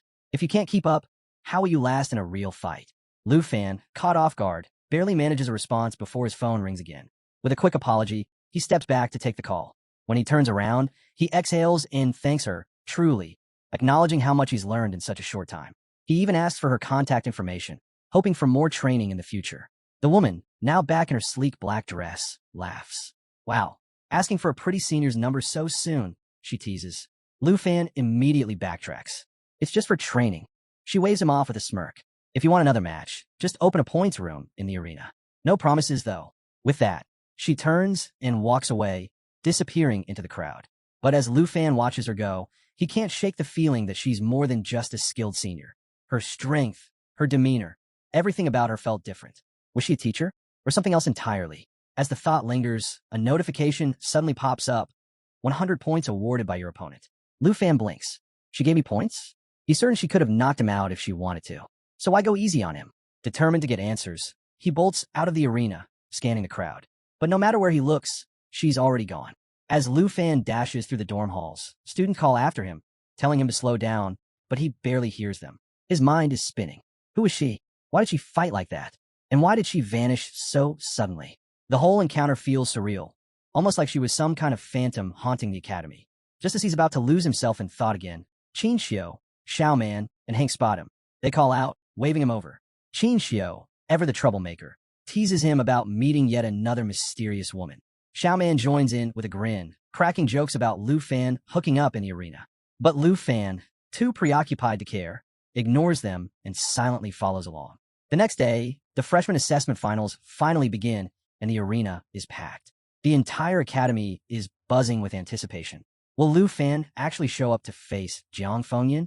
Some admire his boldness in challenging Fengyun Pavilion alone, while others think he's just insanely arrogant. Regardless of their opinions, everyone agrees this is the match to watch. Inside the arena, Jiang Fengyun taps his fingers impatiently, irritation creeping in. Lu Fan still isn't here.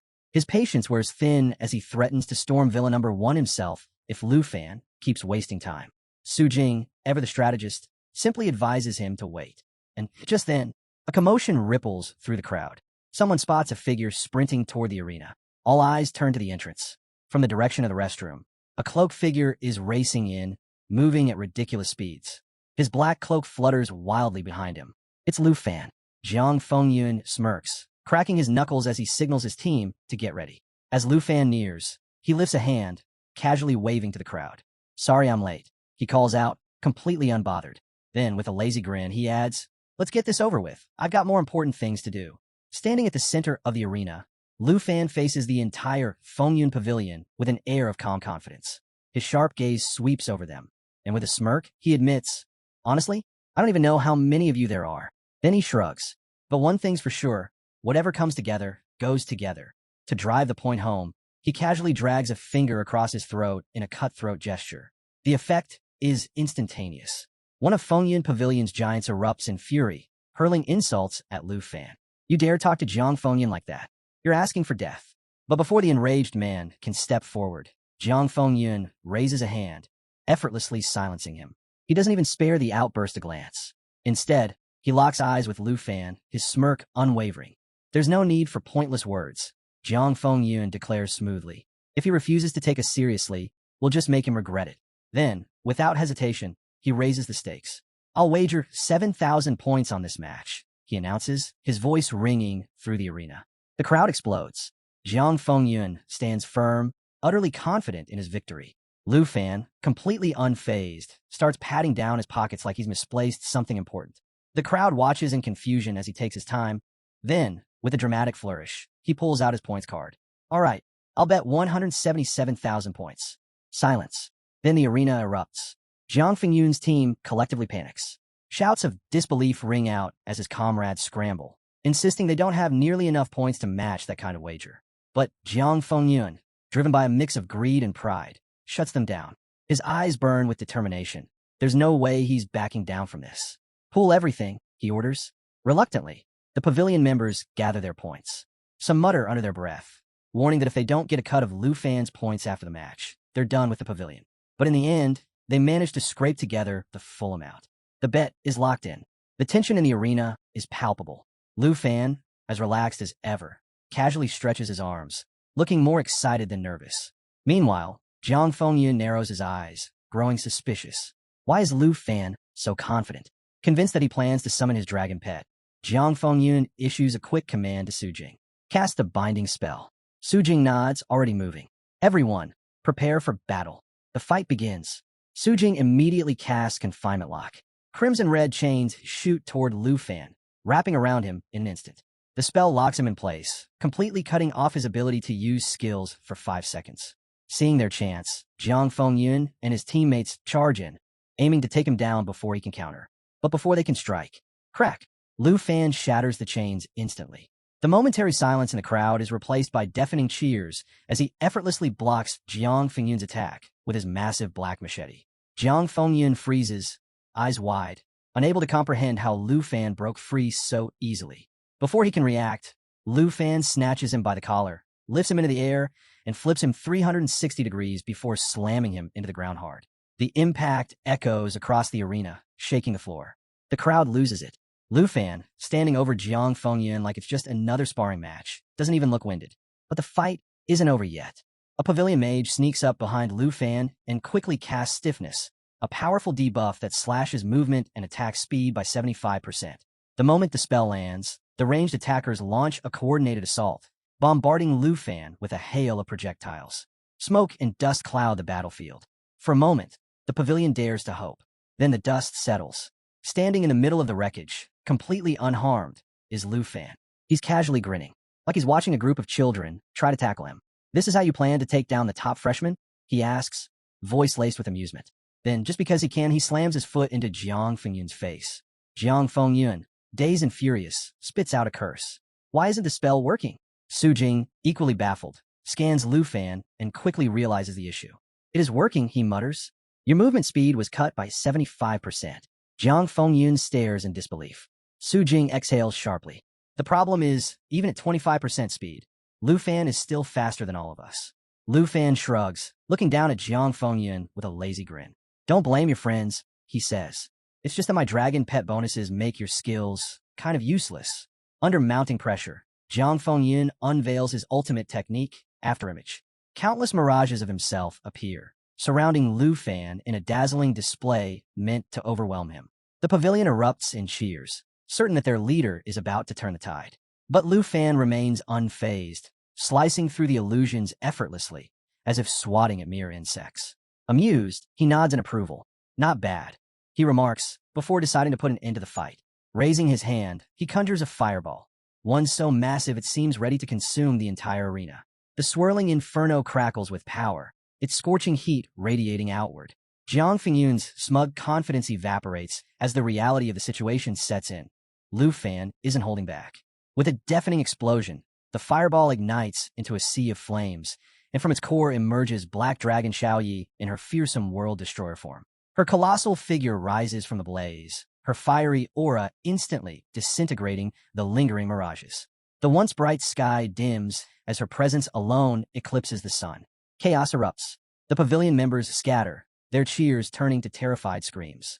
One of Lu Fan's teammates whips out a phone to capture the mayhem, while others stand frozen, their minds struggling to process the sight of a fully unleashed dragon. Jiang Fengyun, his blindfold now cast aside, stares in utter disbelief. He's encountered frauds claiming to be dragon tamers before, but this is something entirely different. His team pleads with him to retreat, but deep down, he knows there's no running from this. He made a grave miscalculation. Amidst the turmoil, Lu Fan remains calm, offering Jiang Fengyun a warning. "Don't pass out just yet. I'm not done." Xiaoyi unleashes an earth-shaking roar, and in that instant, Lu Fan releases a pressure wave that ripples through the battlefield, spreading pure terror. The oppressive force immobilizes everyone from the Fengyun pavilion, locking them in place. Jiang Fengyun struggles in vain, but his body refuses to obey. He's completely trapped. With an easygoing smirk, Lu Fan produces his points card and asks, "Do you get it now?" There's only one number one. The system tallies the results, 189,041 points. The sheer disparity leaves the pavilion crushed, and Jiang Fengyun, unable to endure the humiliation, collapses on the spot. As the dust settles, Xiaoyi lands beside Lu Fan, her scorching aura still dominating the battlefield. Lu Fan pats her head, completely unfazed by the destruction they've left in their wake. That's one thing taken care of, he muses before turning away.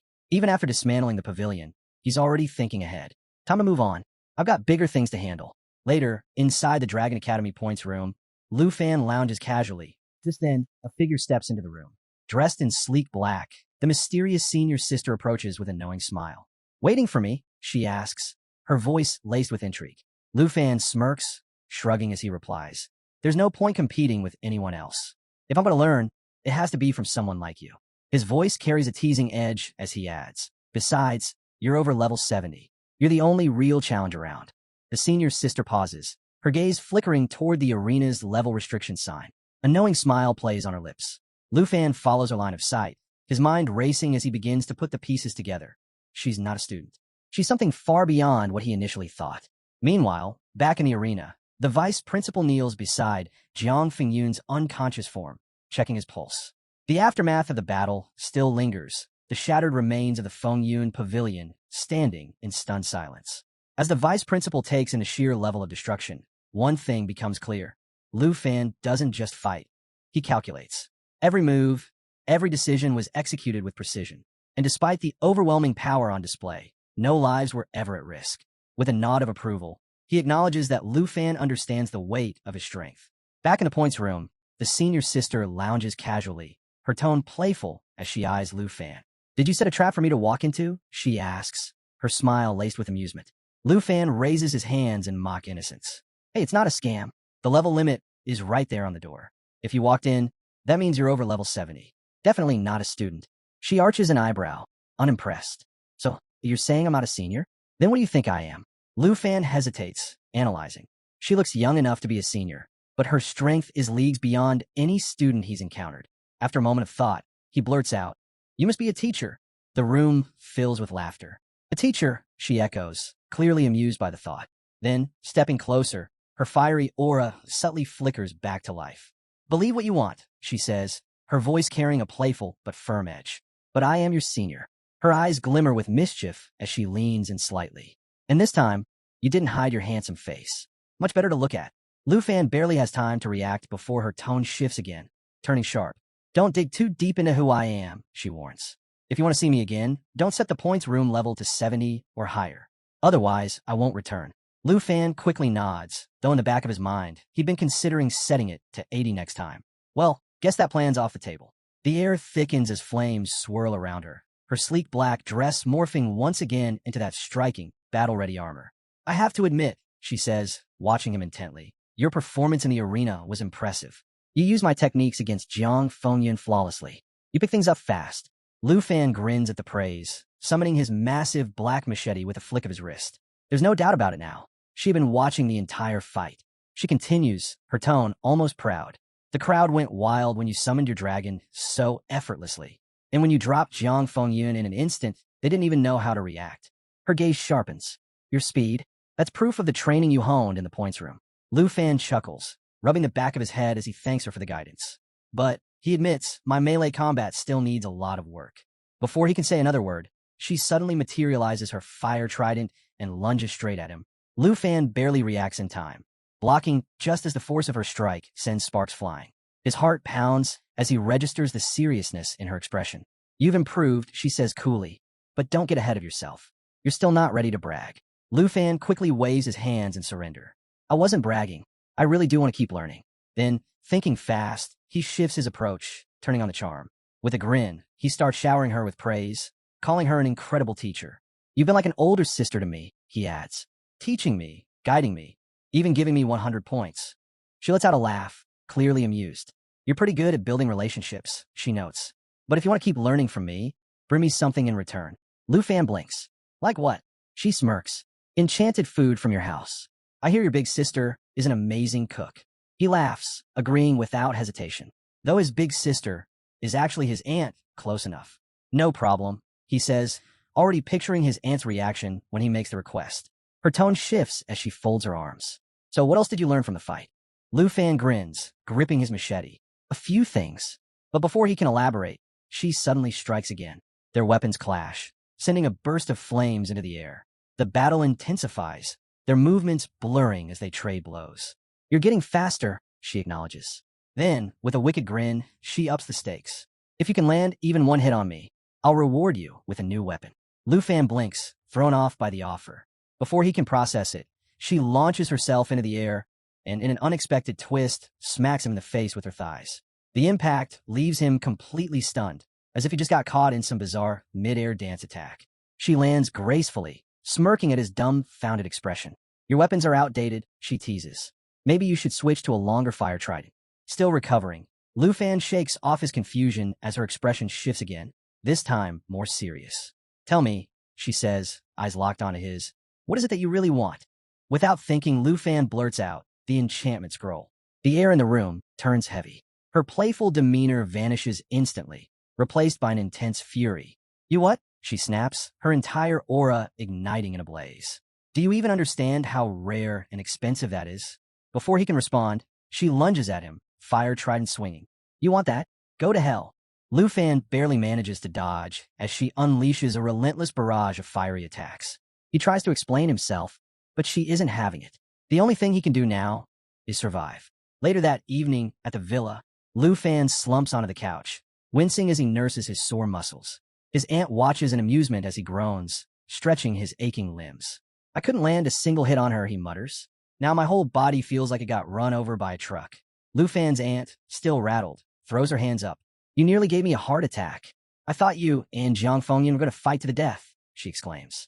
Meanwhile, Qin Xiu, lounging with her tablet, barely looks up. By the way, she says casually, your so-called senior sister probably isn't a teacher. According to Nan Jianying, no one at the academy has ever seen her before. Before Lu Fan can respond, Qin Xiu suddenly perks up. Oh, look at that. You're trending on the school forum again. Turns out, someone recorded his battle with the Fengyun Pavilion. Every attack, every counter, and, most importantly, the moment he summoned the legendary Black Dragon Xiaoyi. Jianying, now intrigued, teases him.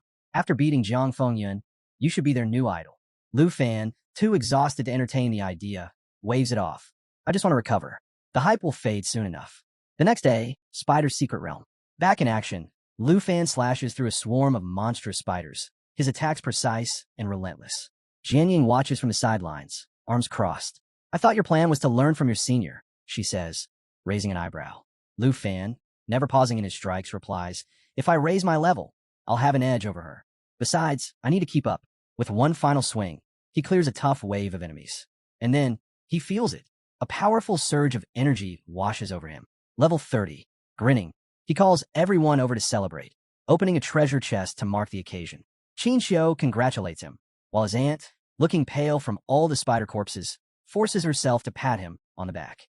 Jianying and Xiaoman, meanwhile, exchange excited glances because hitting level 30 only means one thing. It's finally time, Jianying says. You can visit the job transfer hall and upgrade your class. Outside the secret realm, instant chaos. Lu Fan steps into the open, excitement still coursing through him. But before he can even take in his surroundings, the air shifts. Students nearby start whispering. Then a few turn, recognizing him. Then, complete mayhem. In an instant, he's mobbed by students eager for selfies, autographs, and even just a handshake. Word had spread fast. This was the guy who took down Chun Tianji and obliterated the entire Fengyun Pavilion. Jianying and Xiaoman watch from a distance, stunned by the scene unfolding. Jianying's expression darkens as girls swarm around Lu Fan, all too eager to get close. Xiaoman just sighs, shaking her head. How do you get this popular so fast? She mutters. Seeing no way to escape the growing crowd, Lu Fan's aunt quickly takes charge. 10 minutes later, Lu Fan steps out in full disguise. Mask, goggles, the whole works. As the students frantically search for him, the disguise does its job, and the mob gradually scatters. Qin Xiu exhales in relief. Finally, we lost them. Lu Fan, however, looks less than thrilled. Am I really going to have to go out like this every time? He sighs. Xiaoman, watching the whole scene unfold, pouts. Lucky you. I wish I had a bunch of handsome guys chasing after me. Jianying, still unimpressed, changes the subject. There's no record of a second job transfer for Dragon Tamers, she points out. No guides, no data. Lu Fan's completely on his own here. Qin Xiu claps a hand on his back, grinning. That just means you get to be the first. Pretty exciting, right? Lu Fan can't help but feel a sense of pride. This isn't just a challenge. It's a chance to carve a new path. Before long, they arrive at the job transfer hall. The group exchanges nods of encouragement. The ceremony is solo, Jianying reminds him. This is all on you. Lu Fan gives them a reassuring nod. I'll figure it out. With that, he taps his student card against the scanner and steps inside. The chamber is circular, bathed in a cool blue glow. As the system announces the initiation of his second stage transfer, Lu Fan quickly realizes something. There's no pre-existing data for a Dragon Tamer's advancement. Every other job has been documented for generations, but his path is completely blank. 3 glowing options appear before him. 1. Dragon Priest, focused on healing, buffs, and enchantments to strengthen dragon companions, but at the cost of his own combat abilities. 2. Dragon Spellcaster, a magic-based class that allows him to absorb and cast dragon spells himself. 3. Flame Dragon Warrior, a powerful melee fighter with high endurance, capable of transforming into a massive dragon. Each path offers distinct strengths, but comes with major drawbacks. None of them align with Lu Fan's balanced approach to combat. Frustrated, he hesitates, unsure of which to choose. Then, as if responding to his dilemma, a 4th option suddenly appears, Dragon Rider. A suit of formidable armor materializes before him, its cape flowing with energy. The system explains, this class enhances skills by synchronizing them with dragon companions, allowing for seamless teamwork and adaptability in battle. It's the perfect blend of offense, defense, and strategy, exactly what Lu Fan has been searching for. His hesitation vanishes. With a confident motion, he selects Dragon Rider. Outside the hall, the group is growing restless. What's taking so long? Xiaoman mutters, pacing back and forth. Hank, trying to keep his cool, but failing miserably, waves a hand dismissively. Relax. He's just weighing his options. Jian Yang, ever composed, crosses her arms. He's making history. This isn't a decision he can take lightly. His choice might redefine how dragon tamers are seen from now on. Qinxiu smiles knowingly. This marks the end of an 800-year decline for dragon-related professions. Trust him. Lu Fan knows exactly what he's doing. Just as the tension peaks, the doors swing open. Lu Fan steps out, and the group collectively exhales in relief. Before he can even blink, they bombard him with questions, eager to hear his decision. As they walk, he finally reveals his new class, Dragon Rider. Oh, and my contract slots increased from 2 to 3, he adds with a satisfied grin. Xiaoman's eyes light up. Wait, does this mean you actually have to learn how to ride a dragon now? Laughing, Lu Fan nods. I already found a dragon riding saddle in the cemetery's secret realm. Once my dragons hit level 30, I can ride them. His aunt raises an eyebrow. The idea of you riding 2 dragons at once seems interesting. Lu Fan smirks. Don't imagine anything weird. I can only ride them in full dragon form, not human form. As they near the villa, Lu Fan suddenly notices a familiar figure. Striding toward them is none other than his mysterious senior sister. Her presence is just as striking as ever. You sure took your time, she teases. I should have just given you my contact info earlier. The group stares, caught off guard, especially Xiaoman, who instantly recognizes her as the one responsible for Lu Fan's brutal training sessions. She can't help but admire her beauty. The senior sister smirks. I assume Lu Fan's told you all about me? Then, turning to his aunt, she adds, and you must be the famous enchanted cook. His aunt chuckles. That's me. Without missing a beat, the senior sister casually announces, I'm borrowing Lu Fan for a bit.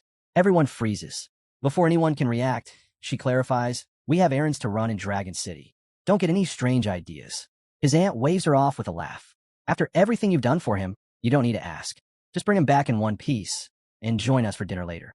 Lu Fan barely has time to protest before she grabs his hand, pulling him along. As she does, she brushes against him, leaving him flustered. He shoots a helpless glance back at his friends, silently demanding why no one even thought to ask his opinion. Lu Fan sits stiffly in the passenger seat as the senior sister's sleek car tears down the road, engine roaring. She's definitely breaking every speed limit, but she doesn't seem the least bit concerned. Meanwhile, his phone buzzes with a message. Be careful around her. She's not even a teacher. His unease deepens. Noticing his silence, the senior sister smirks. Something wrong? Lu Fan hesitates before finally asking, where exactly are we going? Her smile widens. To get that rare consumable you wanted. You'll love it. It takes a second for the meaning to click, but when it does, Lu Fan's worry fades, replaced by excitement. So that's what this is about. Maybe this ride won't be so bad after all. After what feels like an eternity of reckless speeding, they finally arrive at the Dragon Auction House, just as the event is kicking off. The Grand Hall is buzzing with energy, and it doesn't take Lu Fan long to figure out why they're here. The enchantment scroll he's been dreaming of is up for auction. His excitement, however, quickly sours as reality sets in. Something this rare won't come cheap. His gut already tells him the price will be astronomical. Sensing his hesitation, The senior sister shoots him a confident look. You should go for it. Lu Fan shakes his head, recalling the absurd bids from the last auction he attended. Forget it. That thing's gonna cost a fortune. She chuckles, clearly amused. Relax. I'm richer than you think. Her casual tone does nothing to put him at ease. If anything, it makes him more uneasy. He doesn't like the idea of owing her, especially when he still has no clue who she really is. Still, before he can think of an alternative, the auction begins. The first item up? The very enchantment scroll he's after, the one that removes level restrictions on equipment. A system announcement booms through the hall, declaring the starting price. 95 million dragon coins. Lu Fan's stomach drops. That's already insane, but within seconds, bids skyrocket past 200 million.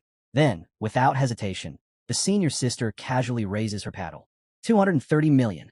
Lu Fan stares at her, stunned. She leans over with a smirk. Pay attention. You might learn a thing or two about bidding. Before he can even react, a voice from the back cuts through the room, announcing a new bid, 3 billion dragon coins.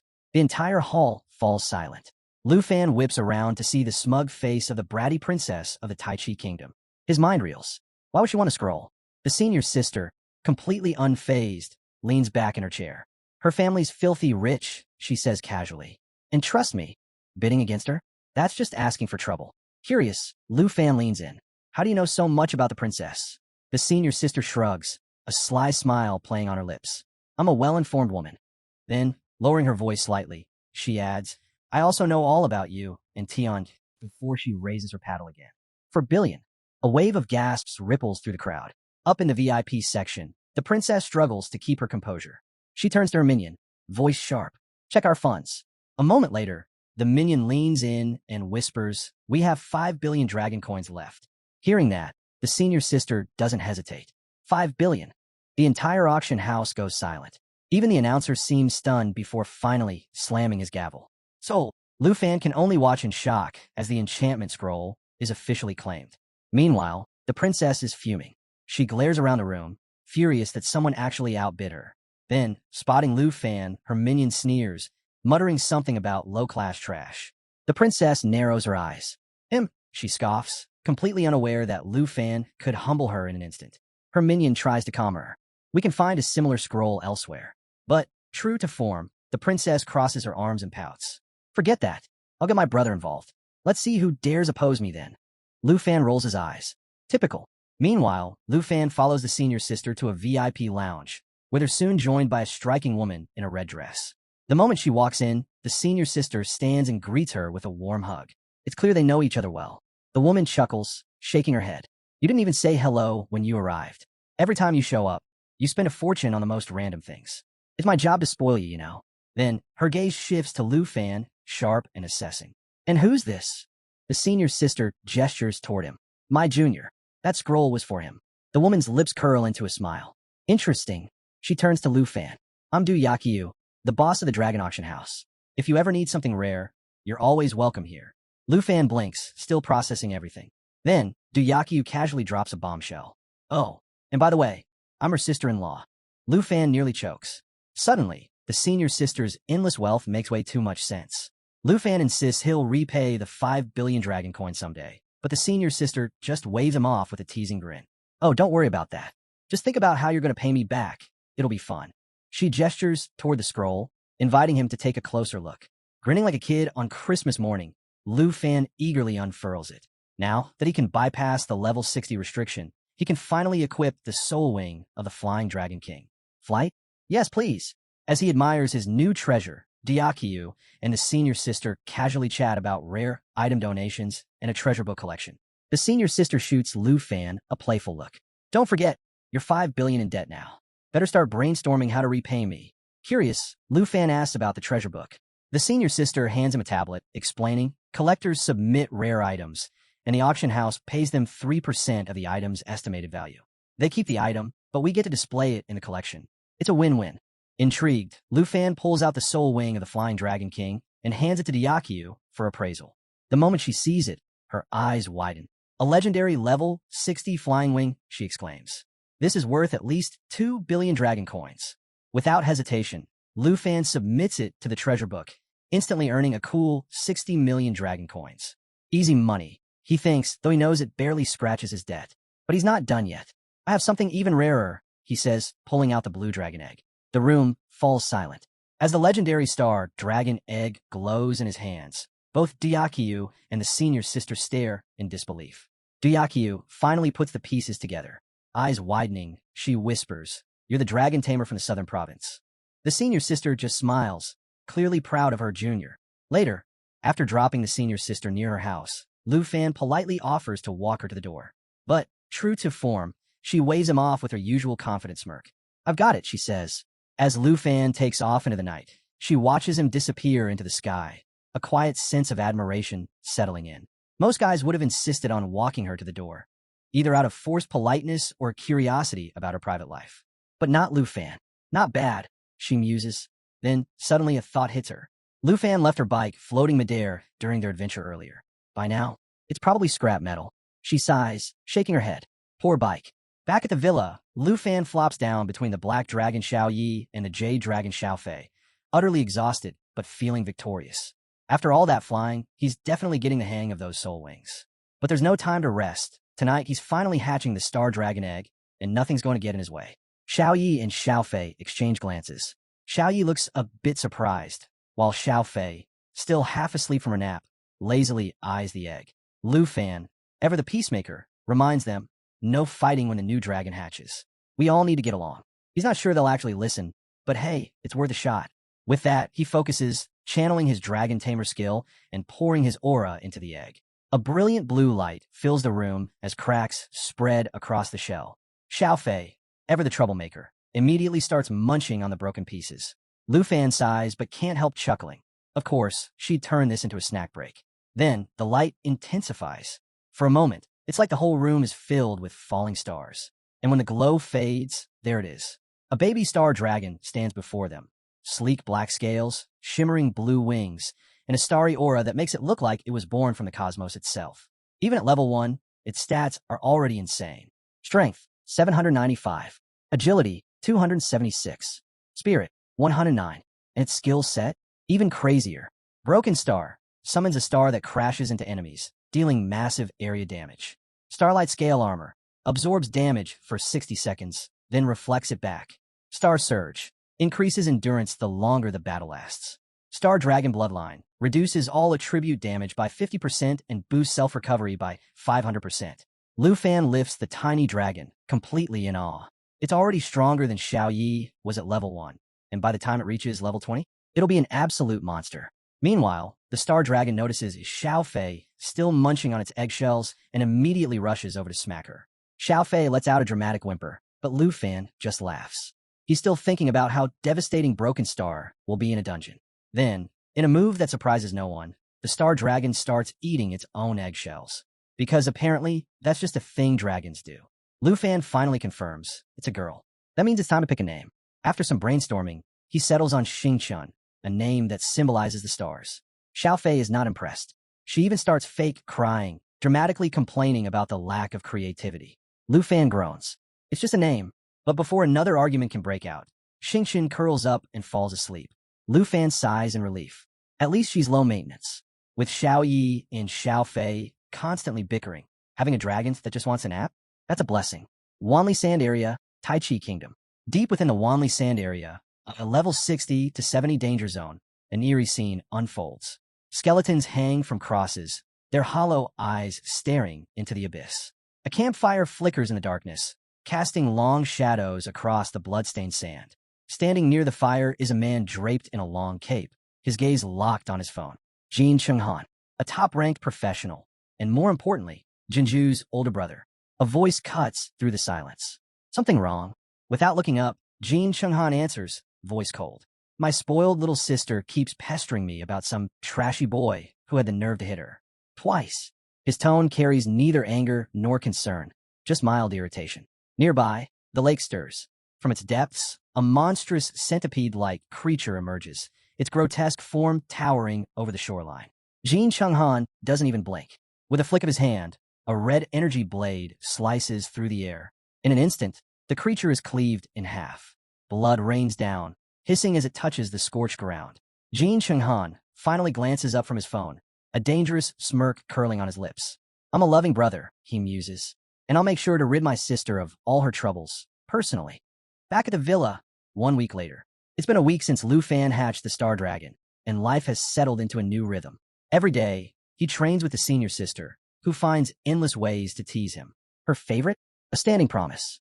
If you ever land a single hit on me, I'll take you back to the Dragon Auction House. Spoiler alert, he still hasn't landed a hit. During the weekdays, Lu Fan and his team grind relentlessly in Poison Spider Forest, pushing their limits and racking up levels fast. Current progress. Dragons. J Dragon Xiaofei, level 22. Star Dragon Extinction, Xingchun, level 11. Black Dragon Xiao Yi, level 29. Humans. Lu Fan, level 32. Jianying, level 31. Xiaoman, level 32. Qinxiu, level 30. With everyone at their second-class transfer milestone, excitement is at an all-time high. Xiaoman, especially, won't stop talking about the advanced dungeons they'll be taking on next. Watching his team grow stronger by the day, Lu Fan can't help but smile. Their synergy is unmatched, and soon, they'll be unstoppable. The crew is gathered, buzzing with excitement over their new abilities. Jianying, never one to miss a chance to brag, steps forward first. With a grin, she announces that she's chosen the Sword Dancer class. Why? Simple. It comes with the Sword Master skill. And really, who wouldn't want to slice through enemies with style? She glances over at Qinxiu and smirks. Wow, didn't peg you as the damage type. Qinxiu just shrugs with a laugh. I thought about going support, but since Xiaofei's already handling the healing, I figured why not go big? Picked up the hidden class. Holy Light Judge. My light magic's no joke now. Lu Fan crosses his arms, nodding like the proud captain he is. He points out how stacked their squad has become. Physical power, high-level magic, reliable support. They're basically the full package now. Right as he's finishing his little speech, Xiaoman charges in, practically vibrating with excitement. She's so hyped, it's contagious. Everyone's immediately curious. Qinxiu speaks up first, asking what's got her all fired up. Xiaoman just grins wide and says guess. Before anyone else can open their mouth, Jianying snaps her fingers. Hold on. Don't tell me you scored a hidden class of the second-level change? Xiaoman nods so fast it's a wonder she stays upright. Yep, Water, Ripple Swordsman. I can control water magic now. Lu Fan raises an eyebrow. Wait, hidden classes at the second change? Aren't those basically impossible to get? Jianying jumps in. Yeah, the chances are ridiculously low. Way worse than getting one at the first change. Xiaoman's grin softens for a second. She admits that she's always felt like the weakest on the team, but somehow, being with him has helped her keep up. It's a rare, heartfelt moment. Right up until Lu Fan decides to ruin it. With a chuckle, he adds, kinda wild how our team's former slacker ends up scoring a rare hidden class. That does it. Xiaoman goes beet red. For a second, it looks like she might actually deck him right there. Hands balled into fists, glaring daggers at Lu Fan like she's counting down to launch. But before anything explodes, Lu Fan's phone buzzes. He glances at the screen. Vice Principal Zhao. Instantly, his playful vibe fades. He picks up, listens for a moment, and then hangs up with a sharp nod. The envoy's on the way. Without missing a beat, he tells the team he's heading out. Xiaoman's still mid-glare, but whatever comeback she had loaded is cut short, left hanging in the air as Lu Fan disappears, the whole mood shifting in an instant. At the Combat Class Hall of Dragon Capital Academy, the place is packed, and every student's gaze is locked on the stage. Off to the side, Teacher Gahan leans toward Lu Fan and casually shares the scoop. The envoy? That's Ruan Changfeng. Not exactly someone you brush off. A level 76 Holy Shield Knight, third-tier powerhouse. Oh, and by the way, Vice Principal Zhao mentioned this envoy's got some thoughts about Lu Fan. In other words, things are about to get real awkward. Lu Fan can't help but recall his sister's warning. Apparently, this guy might have him in his sights. Before he can dwell on it, something else on stage catches his eye. Among the three figures standing there, one of them is draped in white robes, casually holding the Brahma staff. Yeah, that Brahma staff, the one that once topped the treasure book rankings. And this person's just standing there like it's no big deal. Curious, Lu Fan leans in and asks Teacher Gu who that is. Gahan smirks. That's the principal. Lu Fan blinks. The principal? The one nobody ever sees? Gahan nods. Total mystery. No one knows if they're male or female, voice completely disguised, never shows up at public events. Basically, the Academy's ultimate hidden card. It doesn't take long for Lu Fan to put two and two together. If even the principal decided to show up today, this envoy must really be something. Right on cue, the atmosphere shifts. Ruan Changfeng enters, and the entire room feels like it just straightened its posture. The guy walks in with that unshakable, heavy presence. Like one glare from him, and you're double-checking if your uniform's crooked. No greetings. No small talk. Vice Principal Zhao steps forward to welcome him, but Ruan brushes him aside with a flick of the hand. like he's swatting away a stray leaf. He's not here to play nice. He's here to get things done. As far as he's concerned, the only person worth acknowledging is the principal. Everyone else, just extras in the background. Then comes the question that locks the room in silence. Ruan asks if the candidates for the national trials are ready.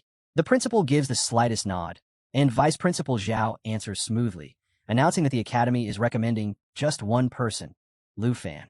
And just like that, Ruan's expression hardens. Teacher Gu leans in again, whispering that this is exactly why the vibe's so tense. Turns out Ruan wanted to handpick the candidates himself, but the academy shut that down by throwing all their weight behind Lu Fan. Bold move, to say the least. With the whole hall watching, Ruan fixes his gaze on Lu Fan. His voice is flat, unimpressed. Looks like the decision's already been made. But Vice Principal Zhao doesn't blink. Calm as ever, he replies that the academy stands firmly behind Lu Fan. And to top it off, he casually mentions that the principal is confident Lu Fan will exceed expectations, basically promising Ruan he's about to regret doubting him. Ruan Changfeng, clearly still unimpressed, flips through Lu Fan's file like he's reading a grocery list. And this file? It's loaded. Lu Fan's not just some random student.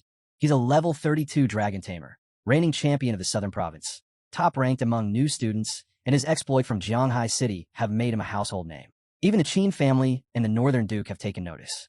Basically, Lu Fan's resume reads like a legend in the making. But does any of that move Ruan?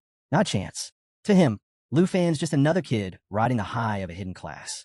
He's convinced Lu Fan's had it way too easy, spared from the grind and hardship that real candidates have faced. With a smug little smirk, Ruan throws out the question everyone's thinking.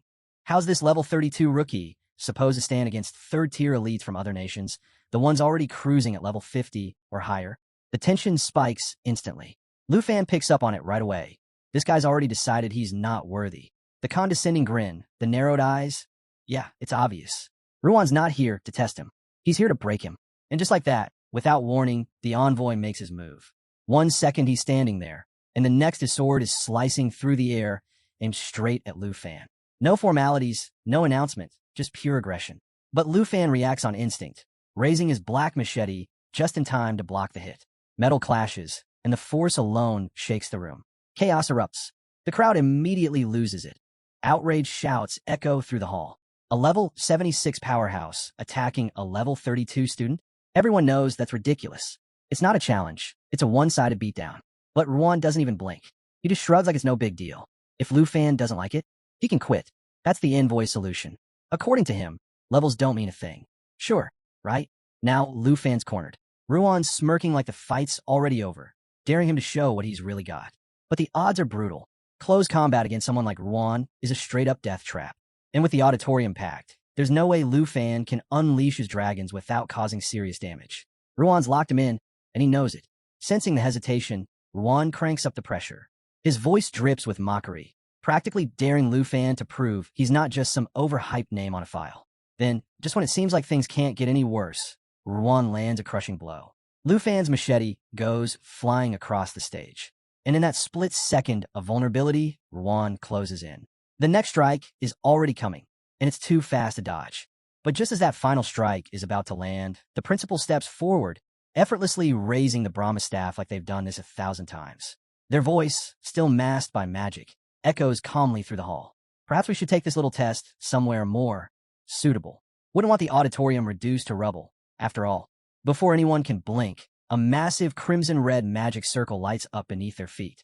And just like that, Lu Fan, Ruan Changfeng, the principal, and Vice Principal Zhao vanish in a flash, leaving the rest of the students gaping at empty air. 1 second it's chaos, the next it's silence. All that's left are wide eyes and dropped jaws as the reality sets in. Whatever's about to happen, it's going to be big. The scene shifts to a vast outdoor arena, open and spacious, exactly the kind of battleground Lu Fan needed. No walls, no spectators in harm's way, just endless sky above and plenty of room to unleash everything he's got. Ruan Changfeng barely reacts to the change of scenery. He adjusts his grip on his sword and shrugs. Whether indoors or out, he's here for one thing, pushing Lu Fan to his limit. But for Lu Fan, the pieces finally click. This isn't just about sizing him up.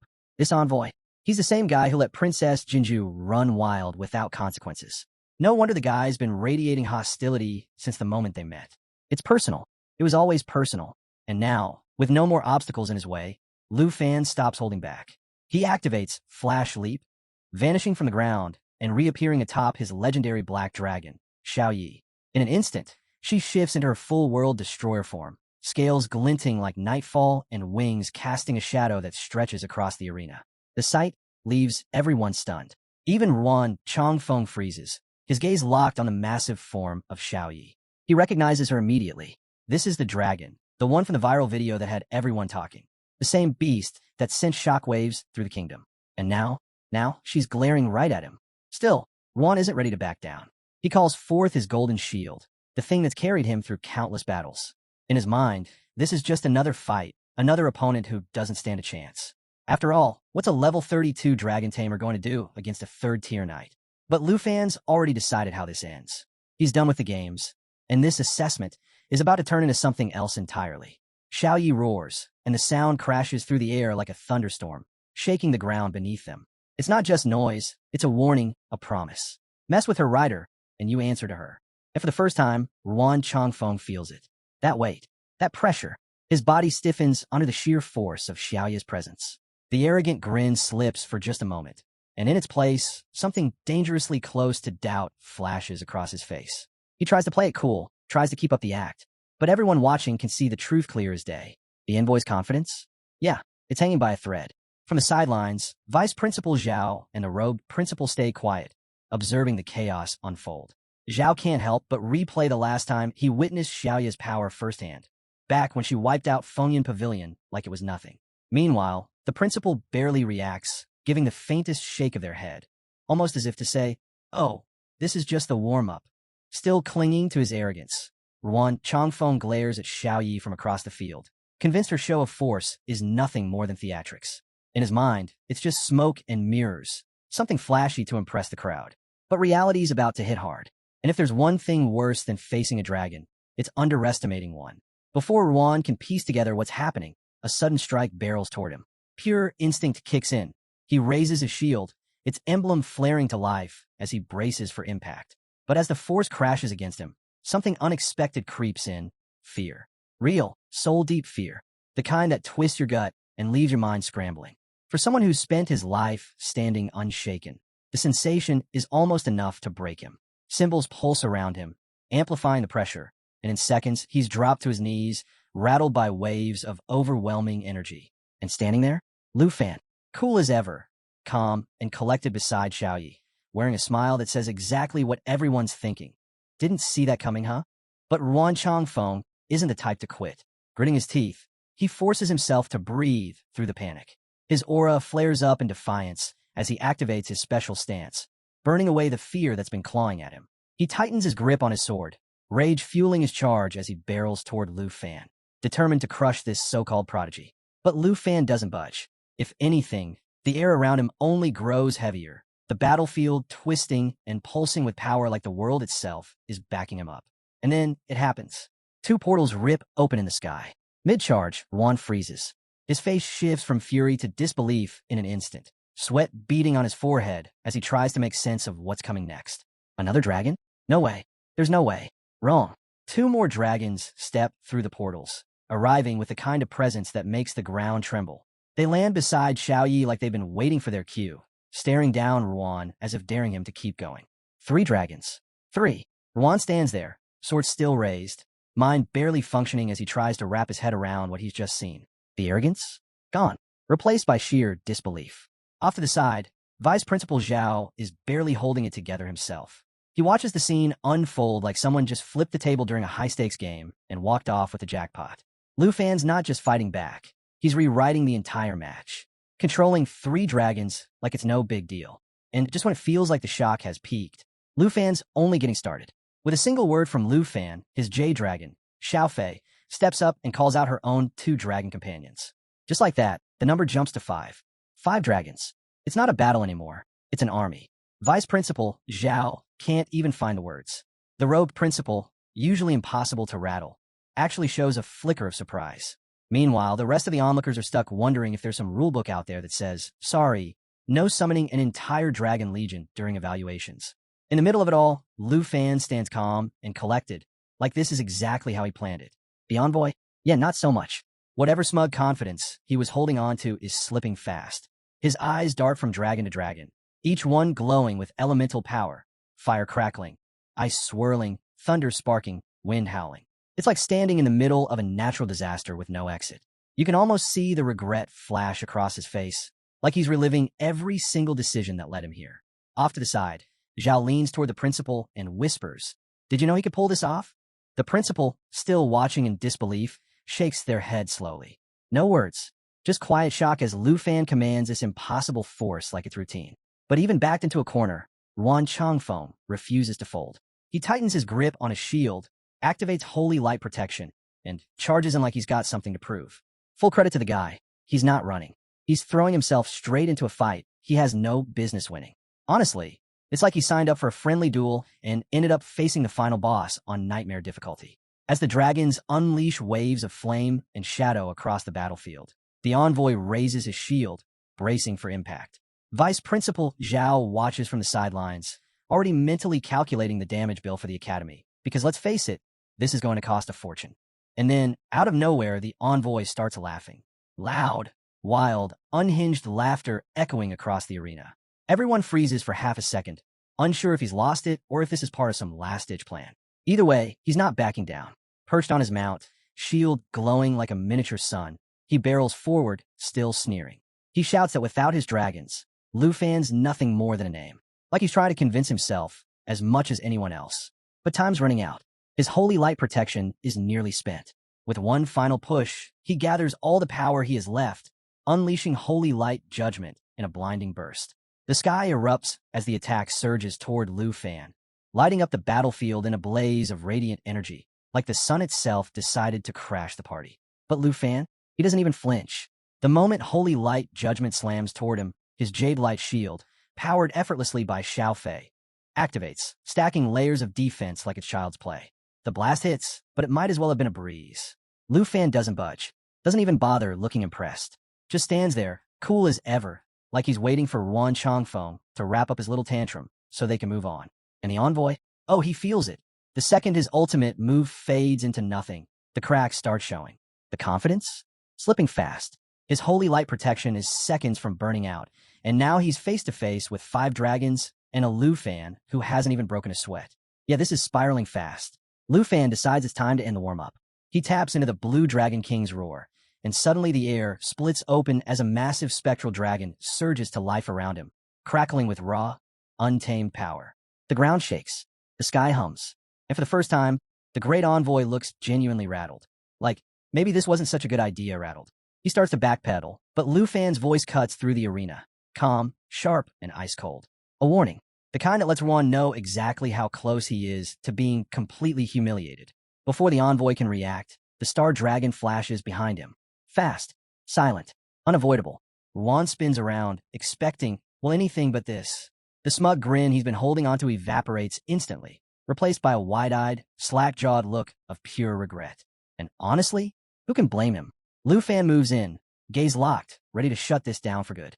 Overhead, the Blue Dragon King roars again, and the sky cracks open as purple lightning rains down like divine punishment. Bolts slam into the envoy with brutal precision, ripping him off his mount and slamming him into the dirt like yesterday's news. The mighty Holy Shield Knight, flat on his back, his armor scorched, his pride shattered, confidence obliterated. Lu Fan strolls forward, unhurried, that same faint smirk tugging at his lips. He doesn't need words. His whole presence says it loud enough. So, how's that ego holding up? Yuan, scrambling, coughs and stammers from the ground, barking weak protests, telling Lu Fan to stop. But let's be honest, this fight's only ending when Lu Fan says it does. The arena is a mess. Smoke and debris hanging thick in the air. The tension is unbearable. Off to the side, Vice Principal Zhao and the principal exchange glances, both clearly debating whether they should step in or just let Yuan finish learning his lesson the hard way. Finally, as the dust starts to settle, the scene becomes clear. The great envoy of the kingdom, lying in the dirt, trembling, gasping for air. His once proud mount crumpled beside him, out cold. Yeah, worst day ever. But hold on, it gets even better. Somehow, despite being wrecked and barely able to breathe, Yuan Changfeng still refuses to quit. Shaking like a leaf caught in a storm, he actually tries to push himself back to his feet. And Lu Fan, he gives him an apology, but the kind that drips with sarcasm. He casually says sorry for taking out the envoy's mount, then reminds him with a grin that, hey, Eliminating mounts is totally fair in the national trials, just in case one needed that extra sting. Off to the side, Vice Principal Zhao is watching this unfold like, seriously? How is this guy still going? Impressed? Maybe a little. But mostly, he's probably wishing Ruan would just throw in the towel already. But no, Ruan's hanging on to what little authority he has left. When Zhao even thinks about stepping in, Ruan snaps at him, barking that the evaluation isn't over until he says it is. The man's half buried in dirt, and he's still trying to play boss. Finally, the principal speaks up, calm and smooth as ever. They suggest, in the politest way possible, that maybe it's time to call it. Because really at this point, the only thing keeping Ruan upright is his pride, and that's hanging on by a thread. But nope, Ruan's not ready to let go. The frustration's boiling over. Between clenched teeth, he mutters about how Lu Fan, immune to burst damage, fluent in dragon tongue magic, commanding 5 dragons, is basically the perfect national trials candidate. He knows it. Saying it out loud, though? Yeah, that's not happening. So instead, he lets the rage take over. Fueled by pure spite, Ruan staggers to his feet and launches himself at Lu Fan, hurling every insult he can string together. He blames Lu Fan for everything. His downfall, getting ditched by the Jiang family, losing his status, the death of his mount, and just to top it off, he throws in a cheap shot about Lu Fan being some smelly poor fool from a dumpling shop. Real classy. Lu Fan doesn't even blink. One hand resting on his dragon, he sidesteps every clumsy swing like he's dodging raindrops. It's not even a fight anymore. It's just sad. He lets Ruan burn himself out, almost like he's giving the guy a chance to vent before closing the chapter. And just when Ruan thinks he's got one last epic move left, he yells that today's the day Lu Fan dies. Big words. Terrible execution.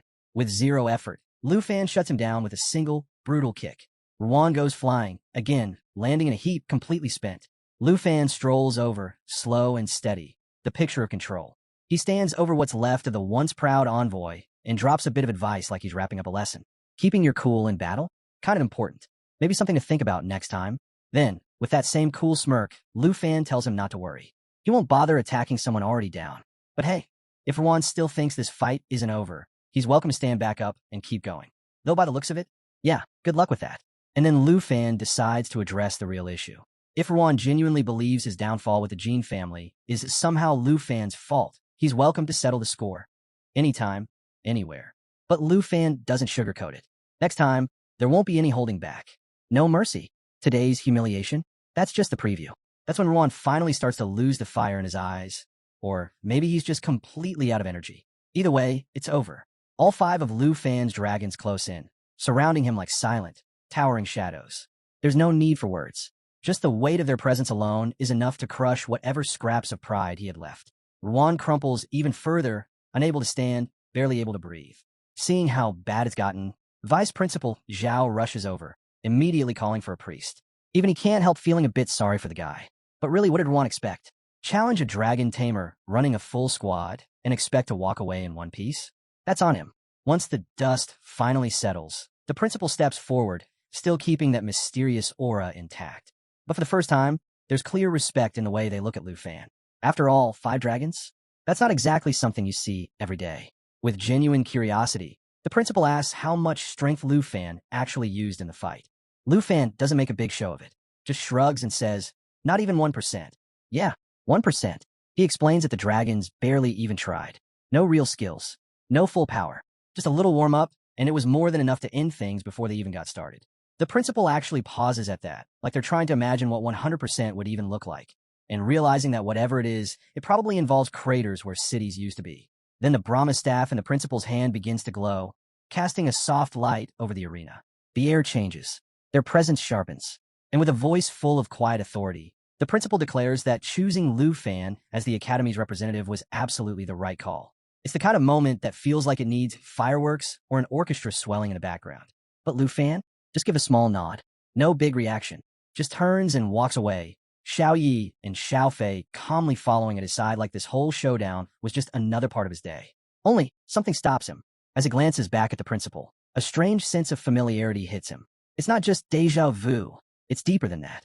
Like there's something about the principal that's tugging at a memory buried, just out of reach. Something he can't quite place. And for the first time, Lu Fan starts to wonder if the biggest mystery of today isn't the envoy lying in the dirt, but the person quietly watching from the shadows. Meanwhile, way up north in Dragon Country, the scene shifts to Duke Junbei, who's currently flipping through Lu Fan's file like it's the most entertaining thing he's read all week. He can't help but laugh, clearly enjoying himself. And now that Lu Fan's officially representing Dragon Country, that's just the icing on the cake. Jinbei even cracks a joke to himself, picturing Ruan Changfeng stamping the approval with clenched teeth, probably on the verge of tears. You can almost imagine Ruan glaring at the document like it just ruined his whole day. While Jinbei's still having his moment, there's a knock at the door. A soldier steps inside, all serious, asking if there are any orders. Jinbei, as cool as ever, casually swings his coat over his shoulder like he's about to hit the stage and tells the soldier to get the griffin ready. After all, why settle for a regular horse when you can roll out on a mythical beast? The soldier hesitates, clearly uneasy. With the recent attacks causing problems, leaving the northern border camp isn't exactly the best idea. But Jinbei waves off the concern like it's nothing. He promises he'll only be gone for a couple of days and tells the soldier to keep things running as usual. His main focus now? Heading straight to Dragon Academy to meet Lu Fan in person. Seems like meeting the man of the hour takes priority over guarding the border. The soldier doesn't argue. When Jinbei gives an order, you follow it. Over at Dragon Academy, Lu Fan is in his room, staring at his system screen, stuck between curiosity and doubt. He's weighing his next move, and the destination is over 3,000 kilometers away. Even someone like him isn't exactly thrilled about covering that much ground. As he scrolls through the updates, one detail jumps out.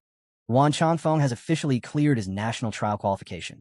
You'd think that would ease his mind, but something still feels off. For a moment, Lu Fan thinks about going treasure hunting to take his mind off things. But then that 3,000 kilometers journey flashes through his head, and he second-guesses it. This isn't the kind of trip you take on a whim. You need to prep like you're heading into the unknown. Before he can get too deep into it, his phone rings. A quick chat later, he turns down a wizard offering teleportation. Way too pricey. Looks like shortcuts come with luxury fees, even in this world. Just as the call's about to end, his system lights up with an unexpected alert.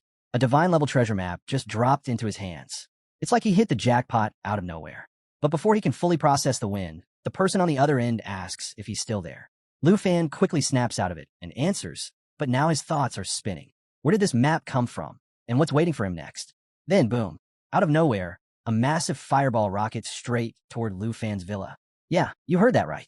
1 second, he's all hyped about his new treasure map, and the next, his entire place is under attack. The fireball smashes into Villa Number 1, setting off an explosion so intense it shakes the whole Dragon Academy. So much for a quiet evening. Up in the sky, a cloaked figure hovers, watching the chaos below like he just pulled off the ultimate power move. He's gripping some strange stone, looking pretty pleased with himself. At least until the flames get ripped apart by the claws of Lu Fan's legendary black dragon. That's right, Lu Fan isn't just fine. He strolls out of the wreckage without a scratch, along with everyone else from the villa. We've got a dragon on standby. Surprise attacks hit a little different.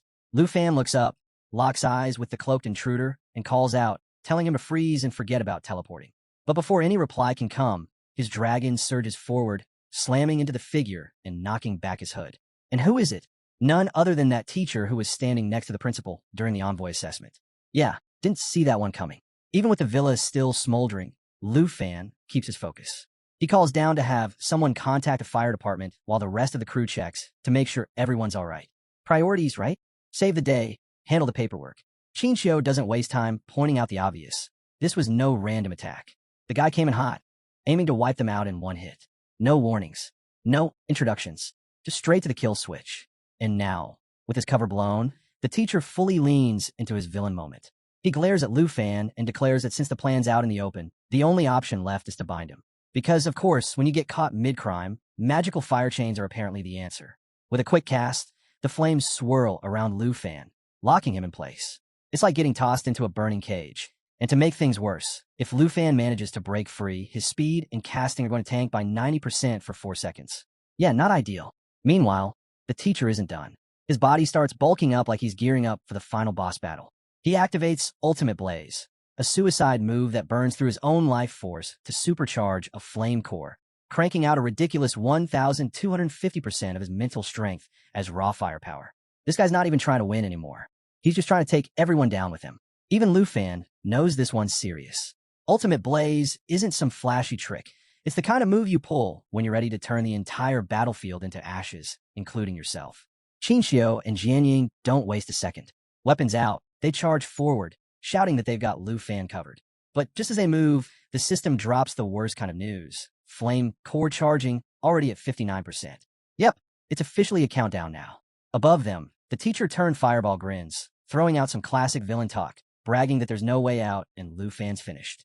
Gotta love the confidence, even when you're seconds from self-destruction. At 72%, Lu Fan doesn't flinch. Staying cool as ever, he orders his Jade Dragon to activate Eternal Guardian. Instantly, the Jade Dragon launches into action, raising a massive shield that wraps around Qinxiu, Jianying, and a legendary Black Dragon.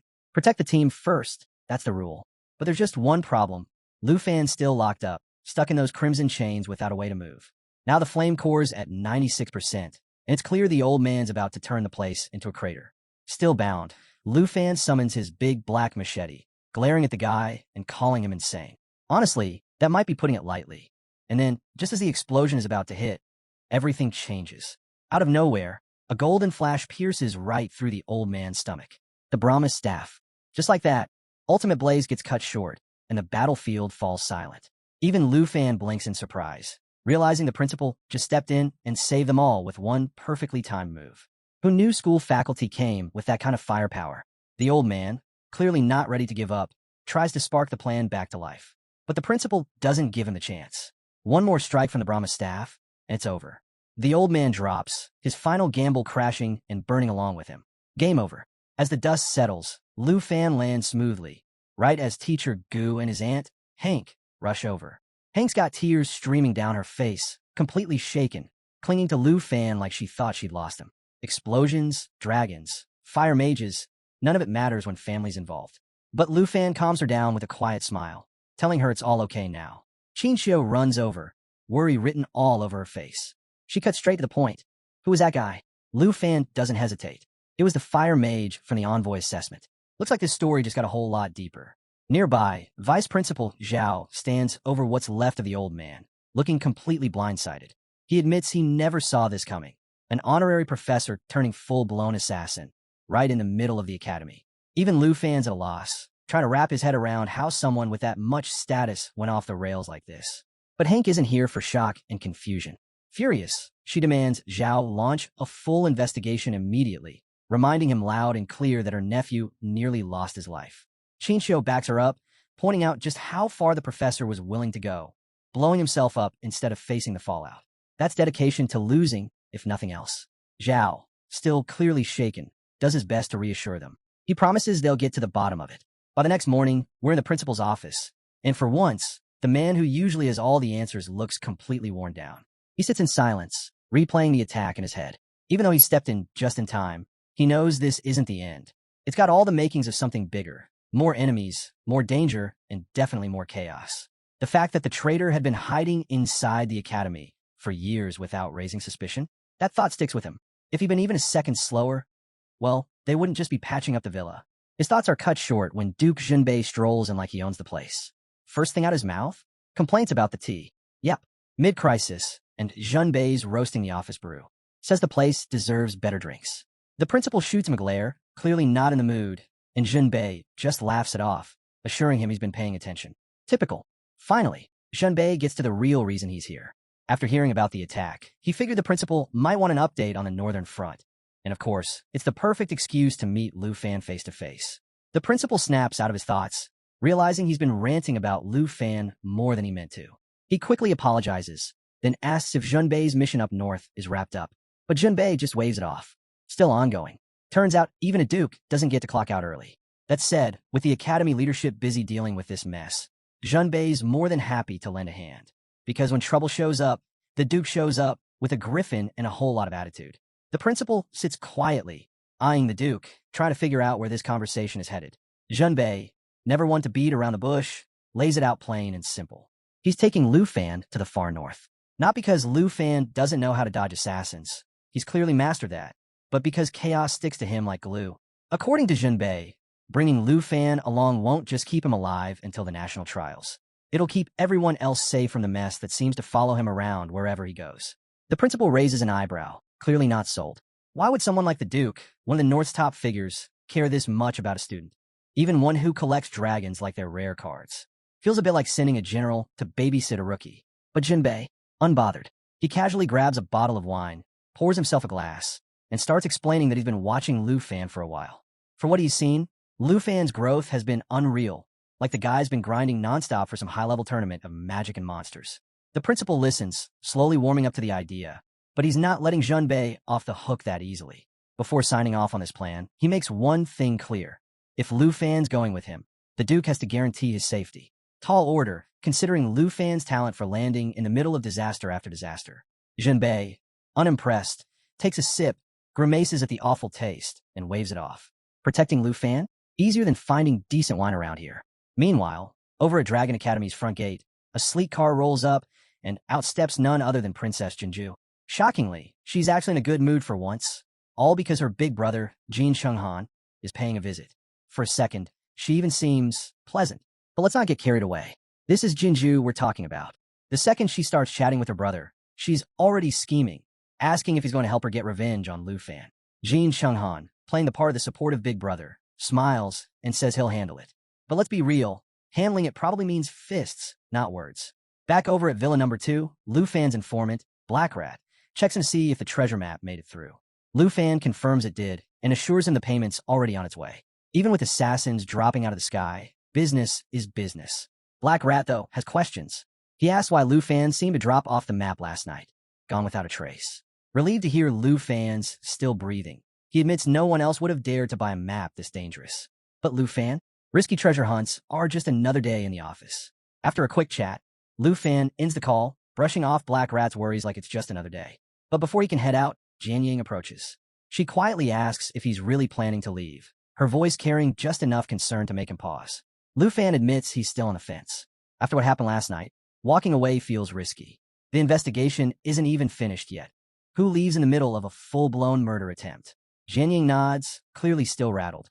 She tells him the whole group barely slept. Everyone stayed upstairs, too anxious to relax, waiting for who knows what to happen next. Before heading off, she asks Lu Fan to keep them updated if he decides to leave and takes a moment to say her goodbyes. Lu Fan thanks her for holding things together when everything was falling apart. Then, right on cue, the doorbell rings, breaking the moment. Figuring it's probably Vice Principal Zhao with some updates, Lu Fan heads over to open the door. Instead, he's greeted by a stranger, someone he's never seen before, standing there trying way too hard to look harmless. The man quickly blurts out that he's not here to cause trouble. Because, of course, that's exactly what someone about to cause trouble would say. The man goes on to explain that, yeah, he had to take down the villa's bodyguards, but only because they attacked him first. Apparently, Lu Fan's security team works on a strict attack now. Explain later policy. Now Lu Fan's standing there, machete in hand, eyeing the guy and weighing his options. Fight? Negotiate? Machete's leaning toward the first option. Before things can get messy, Chinchio strolls down the stairs and casually calls the man Uncle Tuesday. And just like that, Lu Fan's confusion hits maximum. Uncle Tu? This random guy who just flattened his bodyguards? Something's not adding up. Chinchio quickly fills in the blanks. She's been calling the Duke Uncle Tu since she was a kid, which somehow makes the whole scene both clearer and way more awkward. Meanwhile, the Duke has already made himself comfortable on the sofa like he owns the place, letting out a relieved sigh. If Chinchio hadn't shown up, this could have gone downhill real fast. Lu Fan finally lowers the machete and thanks the Duke for stepping in during the whole princess with a grudge situation. But the Duke just waves it off like it was no big deal. He casually mentions that even after Ruan was dismissed, the old man hadn't stopped plotting against Lu Fan. But hey, that's all handled now, thanks to a healthy dose of dragons and fistfights. Just as the mood starts to settle, Chinchio can't help but throw some playful shade. She jokes that she never thought the legendary hero who once soared into battle on a griffin to stop the beast tide would stroll into Dragon Academy and get mistaken for an intruder. Turns out, saving the world doesn't come with an ID badge. And when Lu Fan hears who this man actually is, he practically jumps out of his seat. I mean, wouldn't you? One minute you're facing down some random stranger, and the next, you realize the guy chilling on your sofa is the same hero you grew up reading about in textbooks. Lu Fan instantly remembers those academy walls lined with stories of fearless warriors who gave everything battling vicious beasts. And leading them all, Duke Shinbei himself. The Duke just waves off the praise with an easy smile, saying every era has its legends, and right now, Lu Fan's one of them. Hard to argue when the guy has a dragon collection and keeps surviving assassination attempts like it's a hobby. But Junbei didn't drop by just for introductions. He explains that he's here to personally take Lu Fan to the extreme north for some serious training. Because, really, what's life without throwing a deadly training arc on top of everything else? The Duke mentions he's already cleared it with the principal, And this trip isn't just about leveling up for the national trials. It's also a solid way to keep Lu Fan away from the constant threat of people trying to take him out. Practical and productive. The moment the ladies hear this plan, they're not exactly thrilled. Chinchio is the first to point out that the extreme north isn't some casual retreat. It's wild, dangerous, and barely mapped. Definitely not vacation material. Jianying backs her up, reminding them all that Lu Fan represents Dragon Country now, and they kind of need him alive. The last thing they want is for him to get frozen, mauled, or worse before the big event. But the Duke stays calm, reassuring them that the danger is exactly the point. Pushing Lu Fan into the harshest conditions is what's going to make him stronger. Plus, taking him far from the academy means fewer innocent bystanders getting caught up in whatever disaster decides to follow him next. Think of it as a tactical getaway, just with blizzards and monsters instead of beaches and drinks. Now Lu Fan's left debating his next move. On one hand, the treasure he's been tracking is hidden somewhere in the extreme north, so this could actually work out perfectly. On the other, he's got a house full of powerful, beautiful women who've already been through one attack, and the thought of leaving them behind with danger still lurking isn't exactly easy. Turns out, locking up a dragon-proof villa and walking away is harder than it sounds. Before Lu Fan can get too lost in his own thoughts, Jianying steps in and makes the decision for him. She tells him there's no question, he has to go. With all the women in the villa having advanced to the second level, she assures him they're more than capable of handling whatever comes their way. Chinchio jumps in too, promising to personally keep his aunt safe. And just like that, Lu Fan feels the weight lift. If they're confident, so is he. With a grin, he shrugs and mutters to himself. Guess no fan service for a while, finally committing to the trip. The Duke, clearly satisfied, suggests they kick things off with some wine and a feast. But before the celebration can get started, Chinchio reminds him that strong liquor is banned on academy grounds. Rules are rules, even for war heroes. And if that wasn't enough of a buzzkill, Jianying admits her villa's cupboards are completely empty. No wine, no food, so much for dinner plans. Lu Fan, always ready to take charge, volunteers to make a grocery run. Because what's a little shopping trip squeezed between assassination attempts and extreme survival training? He also figures it's a good time to swing by the academy to say goodbye to his senior. But first, there's the small problem of the unconscious bodyguards still lying around, thanks to the Duke. When the Duke asks if Chinchio can heal them, Lu Fan suggests something even better. He leaves his J-Dragon behind to handle the job. After all, why call a medic when you got a dragon on standby? Later, at the academy's training hall, Lu Fan finds himself still replaying everything in his head. The Duke of the Beast Tide, sitting in his living room? Unreal. Meeting a hero from the history books and realizing the guy's somehow even cooler in person? Definitely not something you expect to check off your daily to-do list. While he's standing there, his senior shows up, waving and asking why he's hanging around so late. She mentions how slammed she's been with work, but says she can spare some time for close combat practice if he's up for it. Before she can finish, Lu Fan cuts her off, explaining that he's actually here to say goodbye. She tries to play it cool, pretending she doesn't know about his trip to the extreme north, but Lu Fan fills her in. He tells her he'll be gone for an entire month. She smirks, teasing him as she grabs his cheeks, saying fighting dragons in the freezing wild will probably teach him more than sparring with someone as pretty as her. Lu Fan blushes so hard he might as well be on fire. But underneath the jokes, there's real concern. She warns him how dangerous the extreme north really is and urges him to be careful. Lu Fan nods, cheeks still burning, and starts to head out. But just as he's turning away, she surprises him by pulling him into a hug from behind. Before he can even process what's happening, she presses a protective band into his hand. With a playful grin, she slips the protective band into Lu Fan's hand, telling him to use it to stay safe, and throws in, bring back some unmelting ice as a souvenir. Before Lu Fan can even think of a reply, she vanishes, leaving behind nothing but magic, mystery, and that usual hint of mischief she's known for. Classic senior lady move. On his way back to the villa, bags of groceries in hand, Lu Fan can't shake the feeling that something's off. Sure enough, someone's tailing him. Without slowing down, he casually calls out, telling the shadow to quit sneaking around and show themselves. And stepping into the open, none other than Jin Chung-han, the bratty princess's big brother himself. Judging by his expression, he's not thrilled Lu Fan spotted him so easily. Stealth clearly isn't a family skill. Still not sure who this guy is, Lu Fan asks straight up for his name.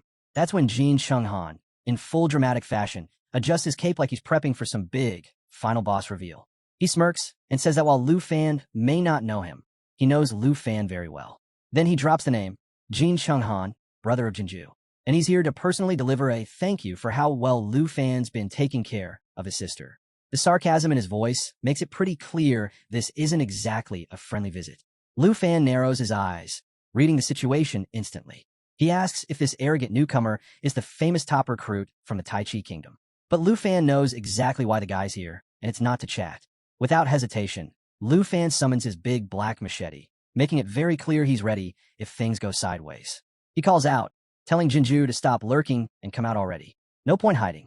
And sure enough, right on cue, Jinju steps forward with her usual smug grin, practically bouncing with excitement. She declares she's ready to watch her big brother teach the dragon tamer a lesson, like she's front row at her own private grudge match.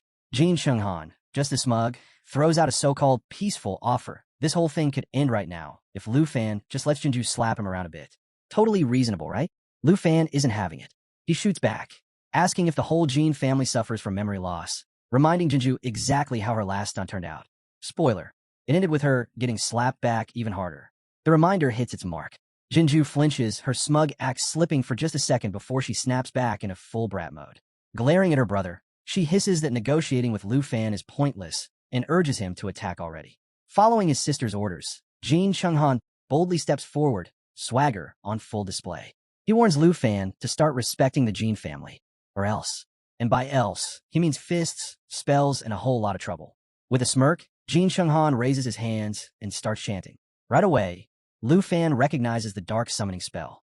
Thick, purple poison gas seeps from Jin's palms, filling the air with a choking stench. Grinning like he's already won, Jin Chunghan declares this will be Lu Fan's final moment. From within the swirling gas, a grotesque, slimy creature takes form, hurling toxic sludge in every direction. Lu Fan dodges fast, his groceries scattering everywhere. So much for dinner. Watching the acid eat through everything it touches, Lu Fan knows one thing. Getting hit is not an option. But things only get worse. The creature shifts and twists until its face becomes a perfect copy of Jin Chunghan's. Because, clearly, one arrogant Jin wasn't enough. Now there's two. Side by side, Jin Chunghan and his twisted creation advance, both wearing identical smug looks. Lu Fan doesn't need long to figure it out. This thing is an abyssal crawler, the kind of nightmare creature people whisper about in fear. Just as the situation is spiraling out of control, a sharp, piercing cry cuts through the air. Lu Fan glances up just in time to see a colossal mount descending from the sky. The legendary extreme, Cold Griffin King. And if there was ever a moment for a perfect rescue, this is it. The Griffin King wastes no time, swooping down and tearing into the abyssal crawler with ruthless, icy power. Even Jin Chunghan is left speechless, watching his prize summon get ripped apart like it's nothing. Before anyone can react, a figure leaps from the Griffin King and lands with effortless grace. It's Duke Yunbei, stepping in like the unstoppable force everyone knows him to be. He doesn't waste a second on greetings. His voice is cool and sharp as he demands to know why Jin Chunghan is trespassing outside his territory. Jin Chunghan instantly recognizes him, and the flash of fear in his eyes says it all. This isn't someone you challenge. This is someone you escape from. But escaping? Yeah, that's not happening. The Duke lifts his staff and extends it in a single, smooth motion. Panic hits Jin Chunghan all at once. He shouts at Jinju to move, and for once, even she knows better than to argue. Frozen in fear, she stays put. Too late. The Duke's staff drives straight through Jin Chunghan's chest with deadly accuracy. Dark blood spills from his mouth, and even with the scene toned down by magic filters, one thing's crystal clear. Jin Chunghan is finished. The Duke, as composed as ever, withdraws his staff, his gaze icy and indifferent. He calmly informs Jin Chunghan that not even an abyssal crawler can break free from the Griffin King's grasp. After all, when you've got a legendary, ice-breathing beast at your command, there's no room left for negotiations. Off to the side, Jinju crumples into a corner, sobbing loudly. Classic move. Whenever things fall apart, she's always ready with the waterworks. But just as the dust seems to settle, something unexpected happens. Jin Chunghan's body starts dissolving into sludge. The Duke doesn't even blink. He explains the twist. This wasn't Jin's real body. Turns out Jin Chunghan's an abyssal summoner, and thanks to his third-tier skill, Abyssal Symbiosis, he's got a cheat code for survival. As long as his abyssal beast is still breathing, so is he. The Duke doesn't bother playing along. With his usual calm, he warns Jin Chunghan to come out now or watch his precious abyssal crawler get torn to pieces. And when Duke Yunbei gives a warning, it's never empty. Realizing things are unraveling fast, the abyssal crawler contorts and shifts until, boom, Jin Chunghan is back, though he's clearly worse for wear. Hard to act tough when your backup plan is already falling apart. Meanwhile, Jinju stares in horror realizing that her brother's grand return isn't exactly turning the tide. Seeing brute force has officially failed, Jin Chunghan switches gears. If he can't win with power, maybe threats will do. He reminds Duke Yunbei that he represents the Tai Chi Kingdom, and attacking him before the national trials could trigger retaliation from all 23 nations. When poison gas and summon monsters flop, there's always political blackmail. But Duke Yunbei, not even slightly impressed. His expression stays colder than the northern winds. Lu Fan, standing at the side, is stunned, watching someone cheat death like it's just part of the routine.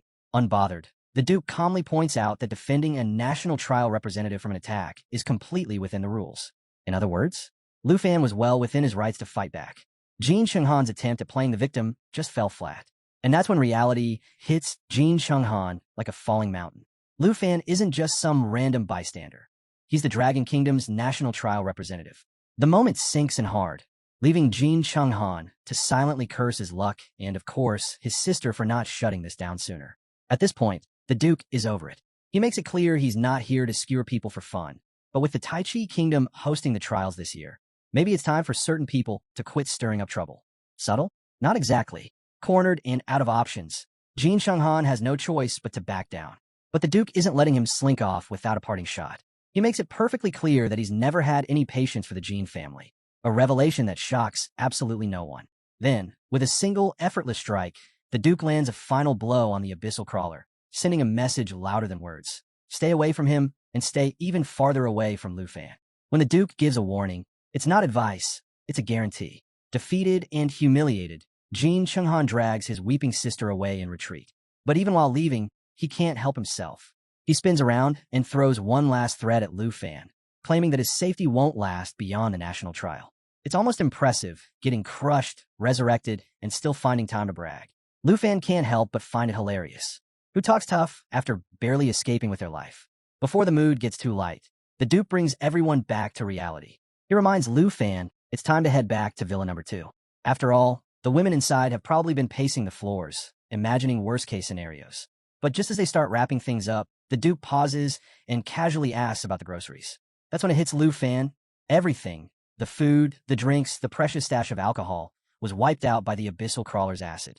The Duke takes the news like a dagger to the heart. Turns out, losing dinner hurts more than taking down monsters or scaring off royals. Later that night, they finally sit down for the long overdue meal. It's less about the food and more about shaking off the chaos of the day. Jianying quietly nurses her drink while the Duke and Xiaoman trade stories, laughing and filling the room with rare, easygoing energy. Lu Fan's aunt, unable to hold back, dabs at her eyes between reminders for him to stay safe. It's classic aunt behavior, equal parts love and worry. Across the table, Qin Xiu stays silent, tears slipping down her cheeks as she struggles to say goodbye. She doesn't need words. Her quiet sadness says everything. Lu Fan, ever the one to keep spirits high, gives them all a reassuring smile. He promises to return in a month and insists that leaving is the only way to protect them. It's one of those moments that's both heavy and hopeful, where walking away is the only way to keep the people you love out of harm's way. The next morning, Lu Fan soars through the skies beside the Duke, riding high on the back of the extreme cold Griffin King. After everything he's been through, gliding over the endless landscape feels like a reward in itself. Below them stretch the untouched lands of the extreme north, filled with level 60 dangers and treasures beyond imagination. To Lu Fan, it feels less like a trip and more like the start of something huge. Just as Lu Fan is taking in the breathtaking view, something unusual catches his eye. A blood-red moon hanging low and ominous in the sky. It's unsettling, like a warning you can't quite shake off. Curious, Lu Fan asks the Duke about it, but Yunbei just gives one of his trademark cryptic smiles. He hints that the blood moon is part of the reason they're headed north, leaving Lu Fan with more questions than answers. When they finally arrive at the extreme north military camp, it's obvious this trip is anything but casual. The entire camp is alive with movement, and the elite Griffin squad is front and center. These aren't your run-of-the-mill soldiers. They specialize in aerial combat, the fantasy world's version of high-speed dogfights. The Duke explains that the camp has been charting the area for a while now, with 114 exploration routes already mapped out. But the real prize, the Blood Moon, has stayed just out of reach. No matter what they try, it's like chasing a boss that refuses to spawn, and the frustration around the camp is impossible to miss. But with Lu Fan now on the team, the Duke seems hopeful. Having a Dragon Tamer on board changes the game, and Lu Fan immediately spots the opportunity. He sees how this mission aligns perfectly with his own goals. High-level training and a shot at the divine treasure. Looking over the map, two routes stand out, Route 77 and Route 78. Both paths lead closest to where the treasure is rumored to be. Without wasting any time, Lu Fan points them out and asks to join the next exploration team. For once, the Duke's laid-back attitude disappears. He levels a serious look at Lu Fan, like he's trying to decide whether to talk him out of it or just let him learn the hard way. Route 78, he explains, is no joke. It's crawling with creatures so deadly, even the toughest soldiers hesitate before setting foot there. Basically, it's not the kind of place you visit unless you've got a death wish or a really solid backup plan. The Duke adds that if something happens to Lu Fan out there, the Academy principal won't just be upset. He'll personally make sure Yunbei regrets it. Losing the school's star student to some oversized beast? Yeah, that's not the kind of headline anyone wants. But Lu Fan just grins, full of his usual confidence. He didn't come all this way to play it safe. He's here to push limits, take risks, and come out stronger on the other side. Easy paths are for tourists. He's here for the real challenge. The Duke lets out a sigh, probably thinking back to the reckless stunts he used to pull at that age. With a flick of his wrist, he summons an inventory portal, casually pulling out weapons like it's just another day. Chuckling, he admits Lu Fan reminds him of some of the dumb choices he made back in his own glory days. And honestly, he kind of respects it. From the portal, the Duke pulls out a crimson bow, and Lu Fan's eyes widen immediately. This isn't just some ordinary weapon. It's a level 70 legendary bow. For a second, Lu Fan's brain practically short-circuits. Is this actually happening? The Duke, as casual as ever, hands it over like he's offering spare change. He tells Lu Fan he's going to need every advantage he can get for what's coming. Lu Fan, caught off guard, blushes slightly, humbled by the gift. But the Duke just waved him off. Don't get all shy on me. It's not like I'm handing you socks, he says with a grin. One more reminder follows. Route 78 isn't some warm-up round. Lu Fan nods, fully locked in, promising he's ready for whatever's waiting out there. The Duke chuckles and adds that if his own arms could still pull the bowstring, Lu Fan wouldn't even be getting a peek at it. But hey, getting older has its perks for other people. Right then, a soldier shows up carrying a military uniform, and the Duke insists Lu Fan gear up before they get any closer to the Blood Moon. Because if you're charging into danger, you might as well look the part. Lu Fan suits up, checking out his fresh new gear, and declares he's good to go. The excitement is obvious. This is exactly the kind of chaos he signed up for. Later, while soaring high above the snowfields on the extreme cold Griffin King, the Duke can't resist teasing. What's a dragon tamer doing riding a griffin? He asks, smirking. Lu Fan scratches his head and admits his dragon's still not strong enough to handle this kind of flight. Basically, he's got the high-end ride, but no license to drive it yet. Not ideal. The Duke just laughs, taking a sip from his flask. Maybe we'll sign you up for the Griffin Squad until you figure that out, he jokes. But the light mood doesn't last long. Lu Fan's gaze sharpens as he spots something moving in the distance. All demons, gliding in circles, their eerie cries echoing across the sky. These things aren't just creepy, they're deadly. One wrong move, and their shrieks can scramble your mind in seconds. As they draw closer, the Duke doesn't even flinch, still sipping his drink. He acts like it's just another routine patrol. Before Lu Fan can say a word, the Duke's staff materializes in his hands, his movements quick and smooth. He glances over and gives Lu Fan a calm reminder. Better stay sharp. Route 78 doesn't give second chances. That's when it really sinks in for Lu Fan. This isn't school anymore. There's no safety net. From here on out, it's all real. As the Griffin Squad gets closer to the Blood Moon, Lu Fan finally gets a clear view. But it turns out it's not a moon at all. It's a massive eye. Yep, an enormous eyeball embedded right into the mountainside, silently staring out into the distance. It's the kind of sight that makes you question every decision that led you here. The Duke, unbothered as usual, explains that somewhere deep inside these mountains, there's a creature unlike anything they've ever seen. The problem? Nobody knows what it is. Not even the legendary Griffin Squad has been able to get close enough to figure it out. Lu Fan studies the terrain and notices something odd. The surrounding mountains seem to form the outline of half a dragon's head. He starts to wonder if the creature could actually be a dragon, but with no proof, it's anyone's guess. Whatever it is, it's so massive and terrifying that even the Duke's own Griffin refuses to fly too close. And if a legendary beast won't go near it? Yeah, that's not a good sign. Hoping for answers, Lu Fan pulls up his system window, but comes back blank. No data, no information, nothing.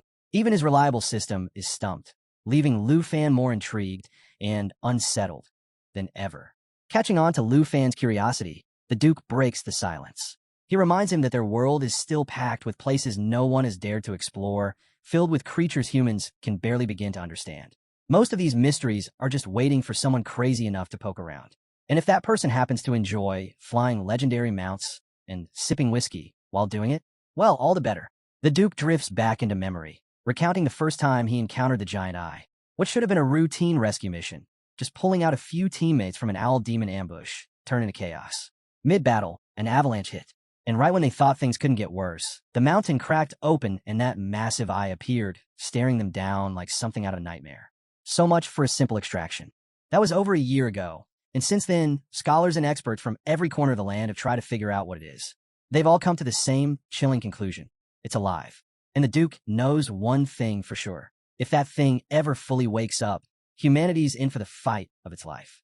Because an ancient monster hiding in the mountains isn't the kind of problem you can just ignore. Just as the Duke falls silent, lost in thought, Lu Fan spots movement in the sky. He calls out, thinking they're just fellow Griffin squad members returning from patrol. But the Duke's expression darkens immediately. Gripping his staff tightly, the Duke explains that those aren't living soldiers. They're fallen warriors, former squad mates, now cursed as level 65 undead. Their bodies have been twisted and corrupted, forced to keep fighting even after death. Out here, in the extreme north, not even dying means you're done with the battlefield. Lu Fan finds himself locked in combat with one of the fallen, its twisted body still carrying faint traces of who it used to be. For a brief moment, he wonders if this creature had once served proudly in the Griffin squad, standing guard near the Blood Moon before becoming whatever this is now. He glances over at the Duke, hoping for some confirmation, but the old man stays quiet. The usual smirk is gone, replaced by a silence that says this is one part of his past he'd rather leave buried. Without a word, the Duke turns his Griffin and unleashes an icy net, freezing the undead mid-flight. When you got a legendary ice-breathing mount, you might as well put it to good use. The frozen corpses crash to the ground in a heap, and as Lu Fan looks closer, he notices something chilling. Draped over the brittle bones are the old, tattered capes of the Griffin squad. These weren't just random creatures. They were once elite soldiers, warriors who fought under the Duke's banner. Now they're nothing but hollow remnants, stuck in an endless loop of death and combat. By the next morning, Lu Fan is seated across from the Duke in his office, looking more determined than ever. He makes it clear that nothing out here, undead soldiers, mysterious eyeballs, or whatever else the extreme north has hidden, will keep him from pushing forward. After all, backing down now would ruin the whole Dragon Tamer, treasure hunter legacy he's building. The Duke, clearly amused and maybe even a little impressed, calls for the 78th Griffin squad to assemble. First through the door is Lu Fei, captain of the first squad and a level 60 divine punishment knight. The resemblance to the Duke is almost uncanny. It's like someone copy-pasted him with a few years shaved off. His presence alone says everything. This guy's seen it all, and he's not here to waste time on small talk. Next comes Lu Chongkong, a blonde-haired level 60 Holy Shield Knight, who steps forward with the most practical question of the day. What's the mission? Judging by his tone, he's probably hoping it's not another round of giant eye-watching duty or corpse cleanup. No such luck. Last in is Shun Kai, a sharp-eyed level 60 Soaring Eagle Knight, glasses perched perfectly in place like she's about to lead a strategy session and a fashion show at the same time. With his usual pride, the Duke introduces Lu Fan as the newest member of the squad. And when he throws out the title of #1 student from Dragon Capital Academy, it definitely gets their attention. Lu Chongkong perks up immediately. Turns out he's an alumnus from the prestigious Qingyun class. It's like discovering the new guy not only went to your school, but survived the same brutal training grounds. Except here, it's less about comparing lunch spots and more about swapping war stories. Lu Fan, feeling a bit starstruck, shakes hands with Lu Chongkong and humbly asks him to look out for him. Chongkong flashes a grin and tells him not to worry. It's got that perfect big brother vibe. Equal parts I've got your back, and I might sneak you a snack if things get rough. But just as the atmosphere starts to ease up, Captain Lu Fei steps forward, clearly less impressed. He glances at the Duke, voicing the question on everyone's mind. What's a college student doing on a mission in the extreme north? And honestly, it's a fair point. Tossing an academy kid into this kind of danger is basically the battlefield equivalent of sending an intern to disarm explosives. Lu Fei makes his stance crystal clear. The squad doesn't have the luxury of babysitting, and this mission is way too serious for deadweight. The Duke shuts that down immediately. His usual laid-back attitude vanishes as he locks eyes with Lu Fei. Turns out, they're not just squad mates, they're brothers. And while the Duke might joke about a lot of things, his decisions, not one of them. He reminds Lu Fei that Lu Fan's survival is his own responsibility. No hand-holding, no guarantees. The battlefield doesn't pause for anyone, not even promising students. And with that, the Duke makes it official. Lu Fan is part of the 78th Griffin Squad now. No special privileges. No easy outs. He'll be thrown into the fire, just like the rest of them. Lu Fei, though clearly still skeptical, gives in. He orders Shun Kai to take Lu Fan over to the meeting room for the mission briefing. Shun Kai, not bothering to hide her annoyance, looks like she just got assigned cleanup duty. But orders are orders, so off they go. Inside the 78th Squad's meeting room, Captain Lu Fei lays out the situation. A massive blizzard is rolling in, set to hit in just 4 days. Because, of course, why wouldn't there be a deadly snowstorm on top of everything else? That means they've got exactly 2 days to push through Route 78 and 2 days to make it back. Tight schedule, high stakes. Lu Chongkong, ever the voice of reason, points out the obvious flaw. 2 days isn't exactly generous for a deep exploration run. But Captain Lu Fei just shrugs it off. The mission's goal is simple, clear 100 miles. No shortcuts, no excuses. Shun Kai, still unimpressed, throws a jab Lu Fan's way. With her usual dry sarcasm, she points out that with a student tagging along, even hitting that 100-mile mark might be a stretch. Yeah, it's pretty clear she's still not sold on a new guy. While Shun Kai grumbles under her breath and Lu Chongkong tries to keep things from boiling over, Lu Fan stays silent, his focus locked on the map.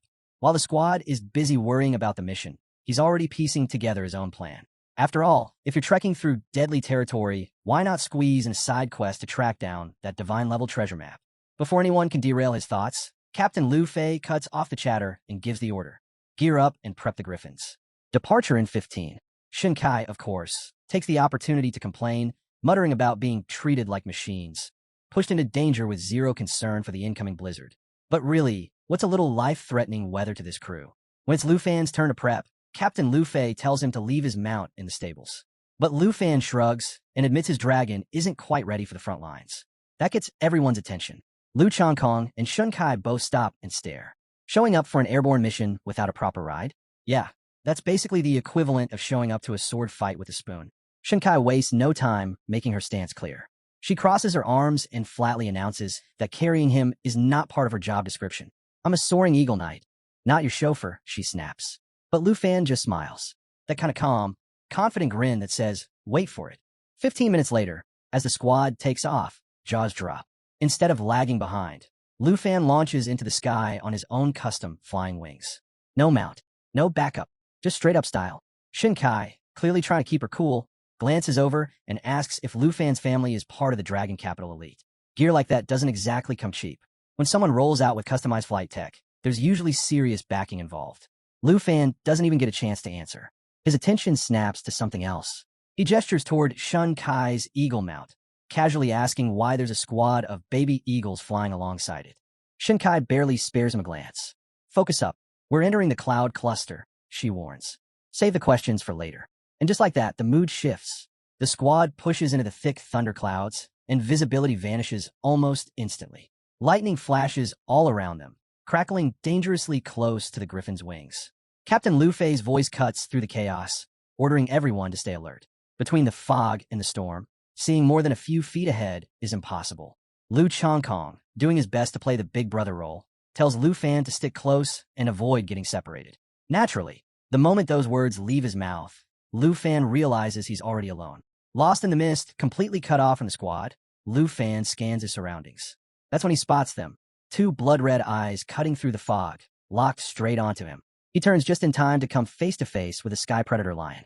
Corrupted, level 75, with glowing crimson eyes and a grin that leaves no doubt about its intentions. Lu Fan's first thought? Yep, I'm definitely on the menu. The lion lunges, and Lu Fan strikes back, but his attacks barely scratch the surface. It's like swinging a stick at solid steel, completely useless. That's when it clicks. The corruption near the Blood Moon hasn't just warped people. It's twisting every creature it touches. And this sky predator lion? It's corruption at its peak. Before Lu Fan can think of a plan, the lion unleashes its phantom strike.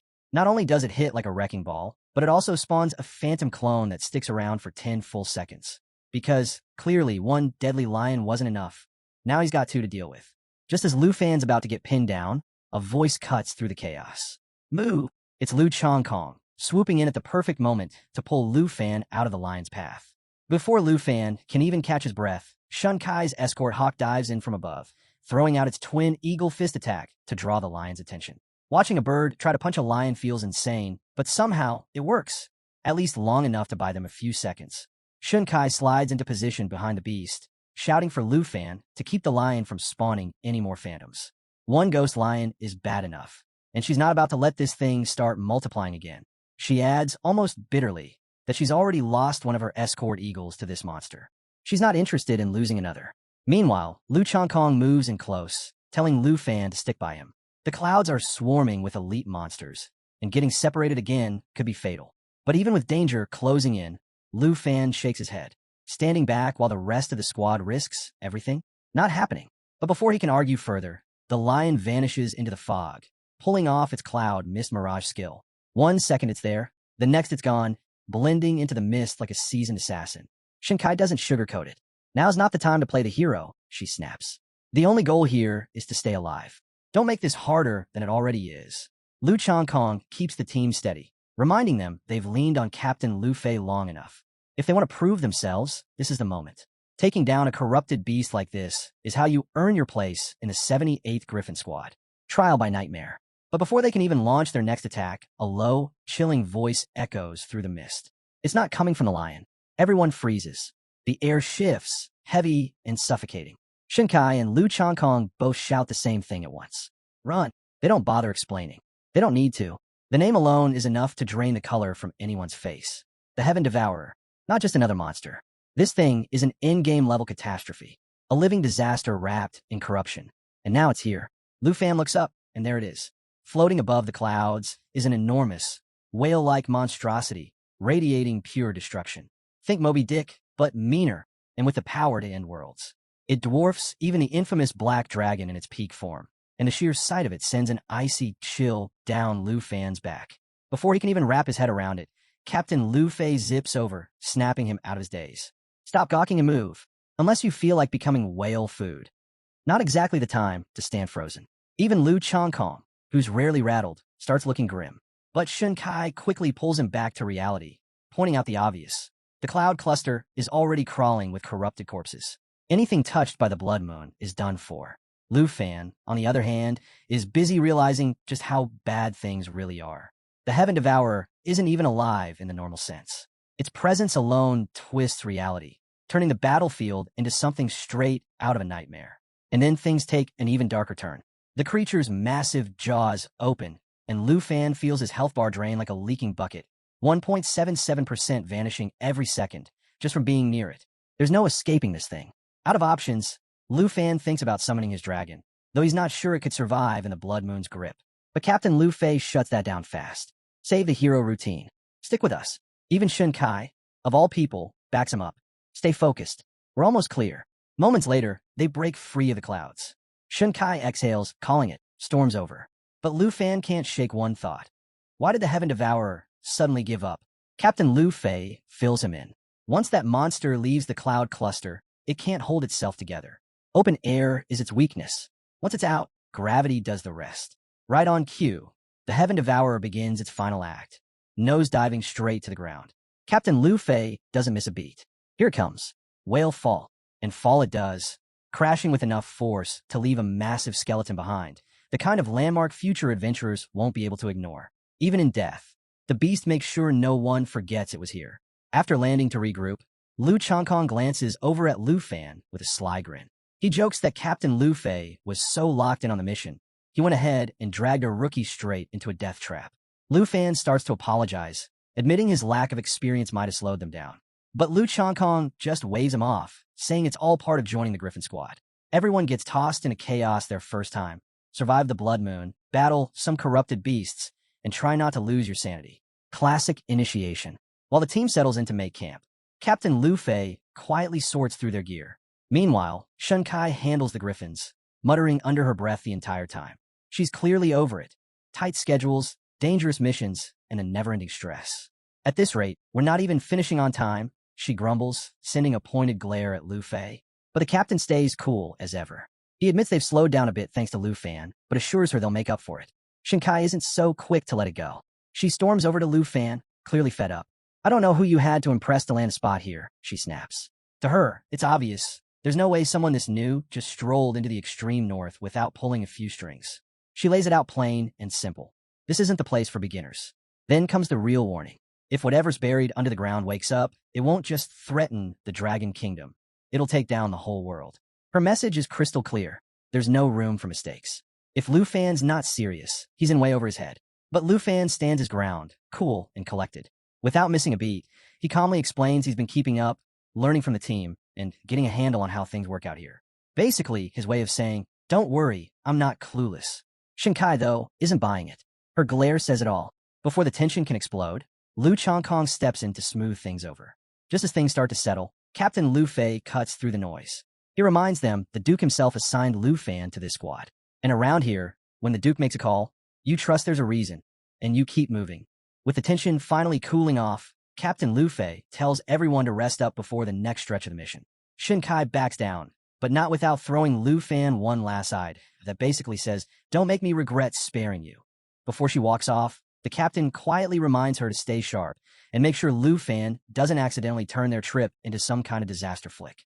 No pressure, but their break barely lasts a minute. The griffins suddenly go wild, screeching like alarms on overdrive. Shinkai glances up, confused, but the answer hits, literally. Giant ice blocks come flying straight at them, crashing down with brutal speed. Captain Lu Fei doesn't waste time. Scatter, he shouts. So much for resting. Lu Changkong steps up fast, throwing out a holy shield to cover the group. But luck isn't on his side. He slips, injures himself, and ends up separated from Lu Fan.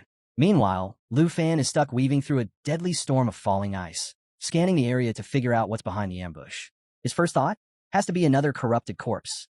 Because, honestly, what else could it be? As chaos erupts, Captain Lu Fei keeps calling for Lu Fan to check in, but there's radio silence. Not because Lu Fan's ignoring him. He's just got bigger problems. Surrounding him are elite-level 80 ice-field yetis, towering beasts straight out of a nightmare. Massive, ruthless, and clearly ready to tear him apart. Captain Lu Fei keeps trying to rally the team, demanding any sign of Lu Fan. But Shinkai cuts in, warning him to stop shouting unless he wants to invite even more yetis to the party. Under her breath, she figures Lu Fan's already toast. And honestly, the odds aren't exactly in his favor. Even the captain knows they can't take on this many monsters at once. Right now, survival is the only goal. Thinking fast, Shinkai suggests using her falcon to launch a fire attack, hoping to turn the tide. But before they can even get started, the yetis close in. One of them towers over Captain Lu Fei, its shadow stretching across the snow like a warning.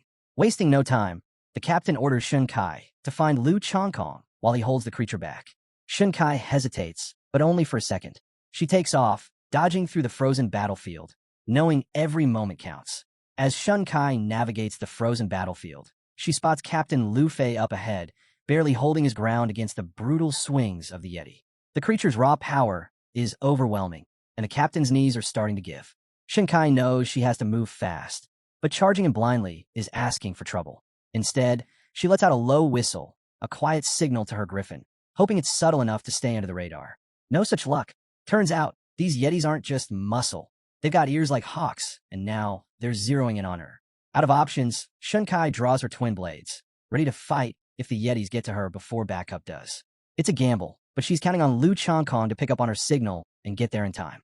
Cut to Lu Fan, who's just found Lu Changkong resting against the ice, clearly worn down from the chaos.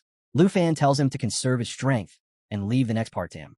Easy enough, just the rookie stepping up to handle 3 elite-level yetis like it's no big deal. With a flick of his wrist, Lu Fan summons his massive black machete and plants his feet. The yetis charge, and Lu Changkong, watching from the sidelines, can barely believe what he's seeing. Taking on one of these beasts is nearly impossible. 3? That's a death wish. But Lu Fan doesn't flinch. The yetis unleash their ice howl, blasting shockwaves of freezing energy across the battlefield. One swings a boulder-sized fist, aiming straight for Lu Fan's head. But before it lands, Lu Fan moves like lightning. In one smooth motion, he severs the yeti's hand clean off. The beast howls in agony as Lu Fan's dragon fang strike, powered by sky breathing and surging with dragon energy, carves straight through its defenses. Before the creature can recover, flames from Lu Fan's dragons ignite its body. Without missing a beat, Lu Fan charges in, delivering the final blow. The giant falls hard, crashing into the ice with its severed hand beside it. Lu Changkong watches the whole thing, absolutely stunned. This so-called rookie just wiped out a monster that should have been way out of his league. And as if that wasn't enough, Lu Fan casually drops the reveal. Yeah, he's the dragon tamer from the southern province. No big deal. Before Lu Changkong can even wrap his head around that bombshell, the next attack is already coming. One of the remaining Yetis smashes through a wall of ice and launches giant shards at Lu Fan like it's the world's most dangerous dodgeball match. But Lu Fan, calm as ever. He's already powering up his Stormy Sky skill, his black machete glowing with a fierce blue aura, ready for round 2. This time, Lu Fan switches things up. Instead of channeling his signature Black Dragon, his Dragon Fang strike pulses with the raw power of the Star Dragon. Because why settle for one overpowered dragon when you've got an entire lineup ready to go? Lu Changkong, still slumped on the ground, nursing his wounds, can only watch in disbelief. A level 32 Dragon Master taking down elite level 80 Yetis like it's light cardio? At this rate, Changkong's probably wondering if Lu Fan activated some hidden cheat mode when nobody was looking. Meanwhile, Shun Kai and Captain Lu Fei finally managed to finish off their own Yeti opponent and rush over to check on Changkong. Shun Kai's first reaction is shock over the state of his injuries, but Captain Lu Fei? He's even more stunned by the sight of Lu Fan, not just alive, but still on his feet and ready for more. Let's be honest, rookies usually don't walk away from fights like this, let alone win them. As they regroup, Lu Changkong fills them in. He tells them straight, Lu Fan saved his life. And just as the team has a brief moment to breathe, another ice Yeti barrels toward Lu Fan, as if personally offended by his existence.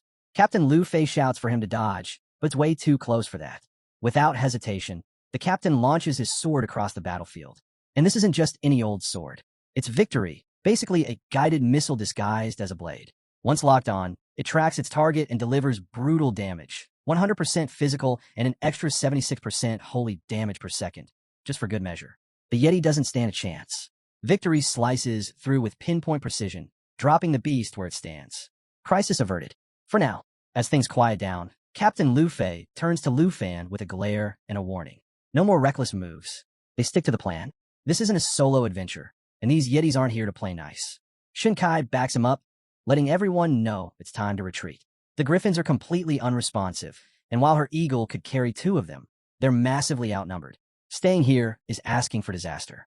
But Lu Fan, completely unfazed, throws out the most Lu Fan suggestion possible. Why not just defeat all the snow monsters? Problem solved. Shun Kai snaps back instantly, telling him to cut the nonsense and focus on getting to the nearest outpost. Because seriously, who looks at a raging Yeti horde and thinks, yeah, this is totally doable? But Lu Fan isn't joking. He calmly doubles down, saying if it weren't for the swarm of enemies, he'd even offer to patch everyone up right now. His confidence is almost enough to make someone believe it. Almost. Shun Kai, on the other hand, is probably wondering when Lu Fan decided to audition for the starring role in Monster Slayer, Extreme North Edition. Right then, Lu Fan pulls something out of his inventory. A crimson bow glowing with a faint, ominous light. It's no ordinary weapon. This is the Dark Serpent Bow, a gift straight from the Duke himself. The moment Captain Lu Fei spots it, his expression shifts. He knows exactly what that bow is. This is the same legendary weapon that once forced back entire armies, and now here it is, casually wielded by the guy who just suggested taking on a Yeti army solo. Even Shun Kai, who is seconds away from calling Lu Fan completely out of his mind, pauses. When someone draws a weapon with that kind of history, you start to wonder if maybe, just maybe, they know exactly what they're doing. But there's no time left to debate. The captain gives the order, and they leave Lu Fan to hold the line alone while they get the injured to safety. If Lu Fan wants to go full hero mode against a horde of snow beasts, who's going to stop him? As the trio flies toward the nearest outpost, Shun Kai can't shake the feeling they just made a huge mistake.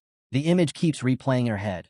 Lu Fan, standing alone, surrounded by Yetis like an all-you-can-eat buffet. Meanwhile, Lu Changkong tries to keep her calm. He tells her straight up, after what he just witnessed, he's convinced Lu Fan isn't going down. At this point, Changkong might as well be the president of the Lu Fan fan club. Back on the battlefield, Lu Fan is right where he wants to be. The Dark Serpent bow hums with power as a deep red aura coils around it like living flame. It's the kind of moment you know is about to become legend. The Yetis don't let up, launching wave after wave of ice throw attacks. Each chunk of ice hits like a wrecking ball, and getting clipped too many times means getting frozen solid for half a minute. And yeah, 30 seconds locked in place while a mob of Yetis rushes you?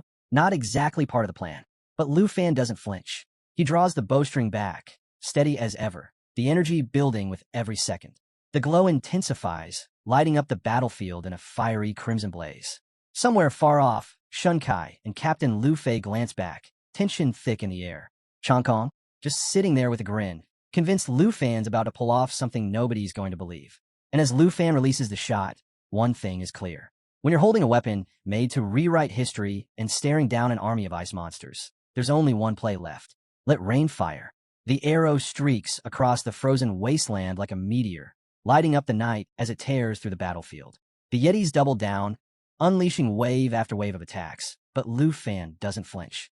In one smooth motion, he whips out his massive black bow like he steps straight out of fantasy action flick. Without missing a beat, he fires off a rapid volley of glowing red arrows, each one slicing through the oncoming ice blocks.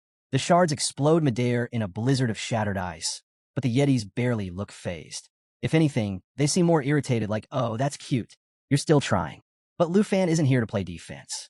Raising his bow, he activates the Shadow Serpent Arrow, unleashing a dozen sleek, glowing arrows that spiral through the air, hitting their marks with deadly precision. It's an absolute clinic in controlled chaos, and for a second, it feels like the tide might turn. But of course, the Yetis aren't finished. With a roar, they crank things up, activating Berserk State. Suddenly, their attack power spikes by an absurd 350%, and just to make things interesting, their speed doubles. As if that wasn't enough, they stack on Fallen Corpse Tide, giving themselves a 25% defense boost. At this point, it's less of a fight and more like the Yetis are showing off their own cheat codes. Lu Fan, unimpressed, calls on Xingqian, his star dragon, commanding it to prepare the devastating Shattered Star attack. The dragon responds, summoning a glowing, radiant star brimming with destructive force, hovering just above the battlefield, ready to obliterate anything in its path. But Lu Fan pauses. A better idea clicks. Instead of launching the star as is, he pulls Xingqian back and fuses the entire Shattered Star's energy straight into his charged Shadow Serpent Arrow. The power stacks fast, multiplying until the boost hits a staggering 500%. Then he lets it fly. The arrow rips through the air like a blazing meteor, slamming into the heart of the battlefield. For one brief moment, even the Yetis seem to realize they've made a terrible mistake. The explosion that follows is nothing short of catastrophic. The shockwave tears through the ice field, shaking the ground so violently that the Griffins lose control, sending Lu Fan's teammates crash landing into the snow. When the dust finally clears, all that's left is a massive crater, so deep and wide it looks like Lu Fan decided to casually redesign the entire landscape of the extreme north. As the Griffins scramble to pull everyone out of the wreckage, Captain Lu Fei is the last one to climb free. He stares at the crater in stunned silence, finally grasping the full weight of what it means to have a dragon tamer with legendary dragons on the team. It's less of a fight now and more like watching someone tear through reality with cheat codes switched on. And in the middle of it all stands Lu Fan, calm as ever, giving a nod to Xiao Yi and Xingqian like a proud parent after a school play. Only this time, the encore involves leveling half a mountain. Lu Fan gives a simple command to Xiao Yi, his legendary black dragon, telling her to clear out the last of the fallen corpses. But before she can even take flight, a griffin swoops down nearby, carrying Captain Lu Fei and the rest of the squad. They dismount slowly, all of them staring at Lu Fan like they've just walked into the final chapter of some epic legend. Captain Lu Fei, still trying to wrap his head around the crater behind them, finally manages to ask if that explosion was really his doing. But before Lu Fan can answer, the captain's attention shifts. Just behind Lu Fan stands a woman, silent and striking, her presence impossible to ignore. With a frown, Captain Lu Fei asks who she is. Lu Fan glances back, smirking, and casually tells her to reveal herself. Without hesitation, the woman transforms, shifting into her true form, a legendary black dragon. It's the kind of reveal that deserves its own soundtrack. Shaya, in all her glory, takes to the skies. The air goes still as her shadow sweeps over the squad. At Lu Fan's command, she unleashes Cataclysm, wiping out the remaining corpses in one devastating blaze of fire. The Griffins cry out at the sight, and the squad is left speechless. Even Shun Kai, who had been ready to write Lu Fan off as just another clueless rookie, is left standing there, probably rethinking every word she's ever said. Turns out, this guy isn't just another recruit. He's the dragon tamer of the Southern Province, and now it's painfully clear why the Duke sent him here. Seeing how familiar everyone suddenly seems with his name, Lu Fan finally speaks up, asking what's going on. Captain Lu Fei shakes off his shock and explains the truth. Lu Fan's not some no-name rookie. They've all heard about him through the Duke's non-stop praise. Apparently, Lu Fan's been getting hyped as the top contender for the national trials, and now the squad knows exactly why. It's like finding out the quiet new guy on your team is secretly the championship MVP. Even Shun Kai, who couldn't have been less impressed when they first met, finally puts it together. The Duke doesn't send just anyone to the 78th squad. Now she sees exactly who Lu Fan is, and it's safe to say she's regretting underestimating him.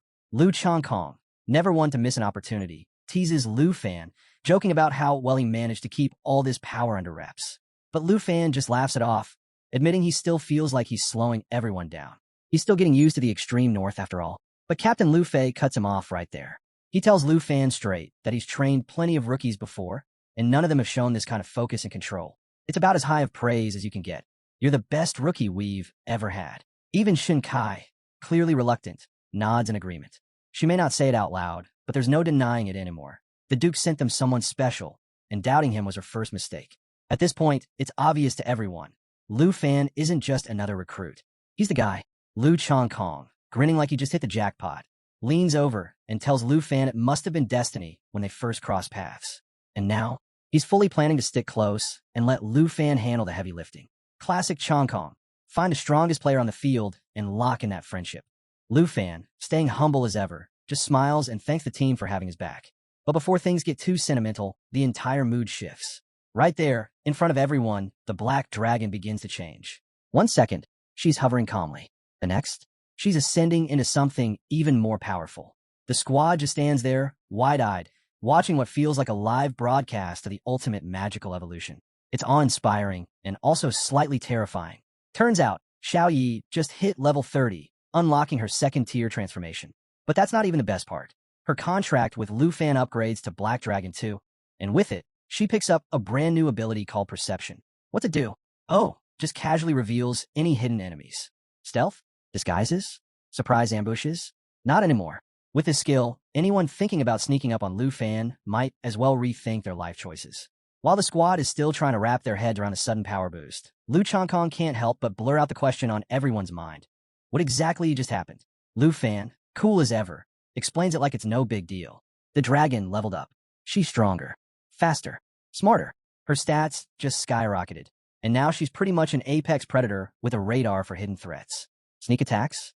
Cancelled permanently. Then, as if remembering something, Changkong snaps his fingers. Wait, didn't Lu Fan say earlier he couldn't ride the dragon because her level was too low? He's about to ask when Lu Fan beats him to it. Without missing a beat, Lu Fan materializes an epic quality dragon saddle, like it's nothing. And just like that, the moment arrives. With zero hesitation, Lu Fan announces that it's officially time to become a dragon rider. If there was ever a mic drop moment, this is it, and the saddle is the mic. But this isn't just some regular riding gear. This thing is top tier. Once mounted, Lu Fan and Xiao Yi don't just look impressive. They become an unstoppable force. The saddle unlocks mounted combat mode, supercharging both of their stats. Every one of Lu Fan's attacks gets a dragon energy boost, turning him into a high-speed, long-range, fire-breathing powerhouse. The squad can only watch in stunned silence as Lu Fan steps into his new role, claiming his place as a true dragon rider. Then it happens. Right in front of the squad, the black dragon ignites, engulfed in roaring flames as she undergoes her second transformation. The sky lights up like a battlefield at sunrise, casting an eerie glow over the ice fields. When the flames die down, she's not just a dragon anymore. She's a full-grown, fully awakened black dragon, radiating sheer, unstoppable power. Even Captain Lu Fei, who's usually impossible to rattle, just stands there speechless. One look, and it's clear, this isn't just impressive. This is game-changing. Realizing how rare this moment is, the captain steps forward and offers Lu Fan a military-grade saddle. It's a prized item, capable of boosting a dragon's stats by 10%, something most riders would kill to get their hands on. Shun Kai, now fully converted into a Lu Fan believer, chimes in to back it up, reminding him just how big of a deal that 10% really is. But Lu Fan? He just smiles and politely declines. He casually explains that he's already equipped with a custom saddle that transfers 100% of his attributes directly to Xiao Yi, designed specifically for legendary dragons. The squad falls silent. Shun Kai, who'd finally stopped doubting him, now looks like she's questioning her entire existence. Captain Lu Fei blinks, processing the fact that Lu Fan's been casually flexing gear most people only hear about in stories. Meanwhile, Lu Changkong just laughs to himself. At this point, he's given up being surprised. Of course he has the best gear, he's probably thinking. It's Lu Fan, and then the Black Dragon lands. What happens next feels like it's straight out of some heartwarming, alternate universe. This towering, world-ending creature leans down and starts licking Lu Fan's face like an overexcited puppy. A dragon, acting like a puppy. It's as ridiculous as it is adorable. Captain Lu Fei watches this bizarre display, quietly realizing Lu Fan is operating on a completely different level than the rest of them. Shin Kai, who started the day thinking Lu Fan was deadweight, now looks like she's mentally drafting fan mail. She even starts daydreaming about having gear that good, only for the captain to snap her back with a sarcastic, "You riding a dragon or a griffin?" Classic. Lu Fan, unfazed by the chaos, gently pats Xiao Yi and thanks her for sticking with him through it all. He promises they'll take on whatever comes next, side by side. It's a surprisingly wholesome moment, quickly broken by Lu Chongkong, reminding everyone to stop bickering and appreciate what they're witnessing. The rise of the world's first true dragon rider. With the saddle secured, Lu Fan mounts up, and the shift is immediate. Power floods through him, like flipping the switch on a storm. This isn't just about riding anymore. The saddle connects him directly to the Dragon Clan's strength, supercharging every stat he's got. His basic attacks, now laced with pure dragon energy, turning them into long-range, high-impact strikes that no enemy is walking away from. The captain watches from below, completely stunned. Even Lu Chongkong, who spent years honing his strength, can't deny it. He's nowhere near this level. Seeing Lu Fan reach such heights makes him rethink everything he's ever done. It's like watching someone effortlessly eclipse your life's work. But instead of jealousy, there's admiration. He knows he's witnessing something legendary. High above, Lu Fan sits steady atop his black dragon, soaring through the sky like it belongs to him. But this isn't just a scenic flight. The dragon senses trouble, and when she picks up on danger, Lu Fan doesn't hesitate. With a quick command, she activates perception. Her gaze sharpens, scanning the area until, sure enough, hidden threats come into focus. Snow moths. If you've never dealt with them, here's the deal. They're silent, nearly invisible, and drain your health at a brutal rate of 10% per second. Think mosquitoes, but deadlier and lurking beneath the snow. The captain spots them too and wastes no time shouting for the squad to back off. No one wants to mess with these things. But Lu Fan, he's not backing down. This is exactly his kind of fight. Grinning, he lines up with his dragon, moving as one. What follows looks less like a battle and more like a perfectly choreographed performance. The two of them tear through the swarm, wiping out the moths like they're barely worth the effort. Down below, Lu Chongkong is practically in shock. Snow moths have been a nightmare for Griffin Squad for as long as he can remember. And now, Lu Fan's handling them like they're a minor inconvenience. Meanwhile, Shun Kai starts to relax, convinced Lu Fan's got it handled. But you know how that goes. Drop your guard and it's game over. Sure enough, a swarm nearly blindsides her. The captain shouts a warning just in time, but before the moths can strike, Lu Fan steps in. Without missing a beat, he and his dragon unleash a wave of fire, reducing the moths to ash before they even get close. Thanks to the dragon's perception skill, not a single enemy escapes detection.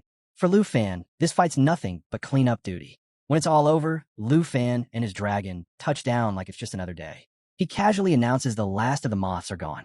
Lu Chongkong, still trying to process the whole thing, starts thanking him yet again. But before he can get too far, Shun Kai cuts him off. "How about you stop treating Lu Fan like your personal bodyguard and actually help out next time?" She snaps, clearly over the constant rescues. Lu Fan, cool as always, tells the squad not to worry. With his dragon's flight skills and perception, he's confident they can handle whatever the North throws at them, even a full-on blizzard. But the captain isn't buying it. He's been through enough to know better. One glance at the darkening sky, and he warns them the storm might hit sooner than they think. If it rolls in tomorrow, getting back to camp won't even be an option. Shin Kai's concern grows, and the captain hesitates. Pushing forward with an injured teammate isn't exactly ideal. But Lu Fan steps in with that trademark grin. He assures them the snow moths are taken care of and suggests the incoming storm might actually work in their favor. More danger means more military merit. With a hand outstretched, he promises to lead them straight through it. The captain stares at him for a moment, probably wondering how his life ended up like this, then finally shakes his hand. And just like that, the squad's mood shifts. With Lu Fan and his dragon taking point, what once felt like a death march now feels like a chance to make history. If anyone's turning a blizzard into an opportunity, it's the guy who just cooked a swarm of snow moths without breaking a sweat. As they press on, Lu Fan spots something rare hidden beneath the snow. Unmelting ice. Not just any random find, either. This is the legendary material his senior sister has been searching for. Think of it like stumbling across a rare collectible. He scoops it up, grinning like he just hit the jackpot, and waves the squad over to check it out. Shun Kai, always the practical one, compares the snow moths to earthworms after a downpour. Endless, annoying, and everywhere when a blizzard hits. Even the captain has to admit Lu Fan must have wiped out thousands of them. But Lu Fan just shrugs, joking that his hands gone numb from all the work. Typical Lu Fan, saving the day like it's just part of the routine. Meanwhile, Lu Chongkong, clearly feeling inspired, starts bragging that if he were a level 32 dragon rider, he'd clear out the whole blizzard and earn himself a gold medal while he's at it. He barely finishes the thought before Shun Kai smacks him on the head, reminding him that talking big isn't the same as doing the work. The squad cracks up, and even though Lu Chongkong's rubbing his head, you can tell he's already dreaming of the next chance to prove her wrong, or at least dodge the next hit. With the mission wrapped up and the squad having pushed 100 miles into uncharted territory, the captain calls it time to head back. Supplies are running low, and after taking on wave after wave of brutal snow moths, the whole team is running on fumes. Even Shun Kai and Lu Chongkong, usually the first to play it cool, look like they're one step away from passing out. The second someone utters the word rest, Lu Fan's legendary black dragon doesn't waste a moment. In an instant, she shifts into her dazzling human form and lets out the softest little cry, a sound that pretty much translates to, "Feed me now." And Lu Fan? Yeah, he knows exactly what that means. His dragon lady isn't just worn out. She's freezing and starving. Because hey, even a dragon's gotta eat. Not about to leave her hanging, Lu Fan turns to the squad and makes it clear, time to wrap this up and get her some food. After all, no one wants to deal with a hungry dragon. The captain gives a nod and tells Shun Kai to mark their spot so they can find their way back later. Meanwhile, Lu Chongkong can't help but notice how spoiled Lu Fan's dragon is. Watching her get treated like royalty, while Shun Kai's giant eagle stands there looking like it's about to file a complaint, priceless. The poor bird's practically slouching, probably wondering where it all went wrong. But Shun Kai couldn't care less. She waves him off, telling him to worry about himself. Clearly, eagle maintenance isn't on her priority list today. Without missing a beat, Shun Kai pulls a massive red rod from her inventory, because of course she's the type to travel with something that looks like a glowing weapon of mass destruction. She slams it into the ground, and immediately, red light pulses out in every direction. Two swirling beams rise into the sky, sending out a clear message. This is our spot. Don't touch. She explains it's the landmark signal, a high-powered beacon that sends their exact location back to base. Once the storm clears, a construction team will follow the signal and set up a temporary outpost. Basically, it's like setting up camp, just without the campfire or the Eskimo rays. As soon as the marker fires up, the mounts don't waste any time. One by one, the griffins and even Lu Fan's dragon lady take off like they've got somewhere better to be. Before the squad can blink, the creatures are already flying full speed toward the barracks, leaving the humans to trail behind. But out there, just beyond the snow's edge, someone else is watching. Cloaked in shadows, eyes glowing red, quietly observing their every move. And if there's one universal rule out here, it's this: glowing red eyes never mean anything good. The next day, back at the extreme North Region barracks, the captain gives the order for everyone to rest. After the chaos they just survived, they've more than earned it. While the squad finally gets a breather, the captain heads off to report to the Duke, because no matter how wild the adventure, someone's still stuck handling the paperwork. Meanwhile, Lu Fan's already got his next goal in mind. Spotting Shun Kai, he jogs over and asks if there's anyone around who knows how to work with unmelting ice, the rare treasure he scored on their trip. Shun Kai smirks, pointing him toward the blacksmith at the supply office. But of course, she can't let him off that easy. With a teasing grin, she asks if the ice is meant for his girlfriend. Lu Fan turns bright red, stumbling over his words as he rushes to explain it's for his senior sister. Just a friend, nothing more. Shun Kai laughs, clearly enjoying every second of his awkward denial, and waves him off as Lu Fan dashes away, his dragon lady trailing behind. He calls back something about finding the blacksmith and feeding his dragon for all her hard work, disappearing before Shun Kai can throw in another jab. But once he's gone, her playful smirk fades. She quietly pulls out a small pendant from her chest pocket, crafted from unmelting ice. Holding it gently, she presses a kiss to its surface, a rare glimpse at the side of Shun Kai that hardly anyone gets to see. Even in a place as brutal as the extreme north, some things still matter. Over at the blacksmith shop, Lu Fan meets a man built like a fortress, arms as thick as tree trunks. After hearing what Lu Fan's after, the blacksmith grins and promises that in just 2 days, he'll have something so perfect it could make anyone's heart skip a beat. Lu Fan thanks him, feeling pretty good about the whole thing, until someone taps him on the shoulder. Turning around, he finds the Duke himself, looking slightly out of breath like he'd been searching all over the barracks. Without wasting time, the Duke tells Lu Fan he got the full report from the captain, and honestly, he's shocked. He admits he didn't expect much from Lu Fan out there, figuring he'd end up frozen solid in the snow. Instead, Lu Fan led the team, crushed the mission, and pulled off what can only be described as a total spectacle. And the rewards? Oh yeah, the captain was so impressed he handed Lu Fan a bronze badge, the very same rank that Captain Lu Fei holds. Let that sink in. Yesterday, Lu Fan was just another soldier swinging his sword at snow moths. Today, he's wearing a captain's badge like it was always meant to be his. But the Duke's news isn't all good. He reveals that the missing Griffin squad mounts were found by other teams. Problem is, they weren't exactly alive. The Blood Moon's corruption had twisted them into zombies, forcing the teams to put them down. Yeah, zombie griffins. Just another reminder that out here, nothing stays safe for long. Luckily for Lu Fan, his legendary black dragon, Xiao Yi, turned out to be completely immune to the Blood Moon's mind control. Even the Duke can't help but give her some credit, joking that her non-stop appetite should have been the first clue she was built differently. While other mounts were losing it, Xiao Yi was too busy demolishing her next meal to notice. But just as the Duke is laughing about her bottomless stomach, his mood shifts fast. The grin disappears, replaced by the kind of serious look that tells you things are about to get heavy. He hands Lu Fan a stack of top-secret files and tells him to take a look. No jokes this time. Lu Fan flips through the pages, and within seconds, his expression changes. What he's seeing is beyond anything he expected. The documents show images of something colossal. An ancient skeleton so massive it's hard to even process. Wings, or maybe hands, it's tough to tell from the angle, but whatever it was, it had to be enormous. The Duke explains that this thing was discovered near the Star-Spangled Nation's border, buried in the ruins of an ancient mountain. Their national trial rep, Charles Morgan, was sent to investigate. And thanks to some behind-the-scenes conversations with the Morgan family, they managed to get their hands on these photos. Lu Fan stares at the images, instantly recognizing the eerie similarity to the creature tied to the Blood Moon. It's like a punch of déjà vu, only way worse. The Duke nods, confirming Lu Fan's suspicion. The skeleton was so huge, the entire excavation team looked like ants crawling around its remains. And just when Lu Fan thinks it can't get any worse, the Duke drops the next bombshell, a video. Yep, actual footage from inside the ruins. Somehow, the Duke's intelligence network got eyes on the scene and recorded what was happening in the heart of that nightmare. The video starts with two figures, an elderly man who looks like a butler and a woman, standing near the gigantic humanoid skeleton. Off in the distance, a massive temple looms, casting a strange golden glow. Both of them look like they're realizing, way too late, that this mission was a terrible idea.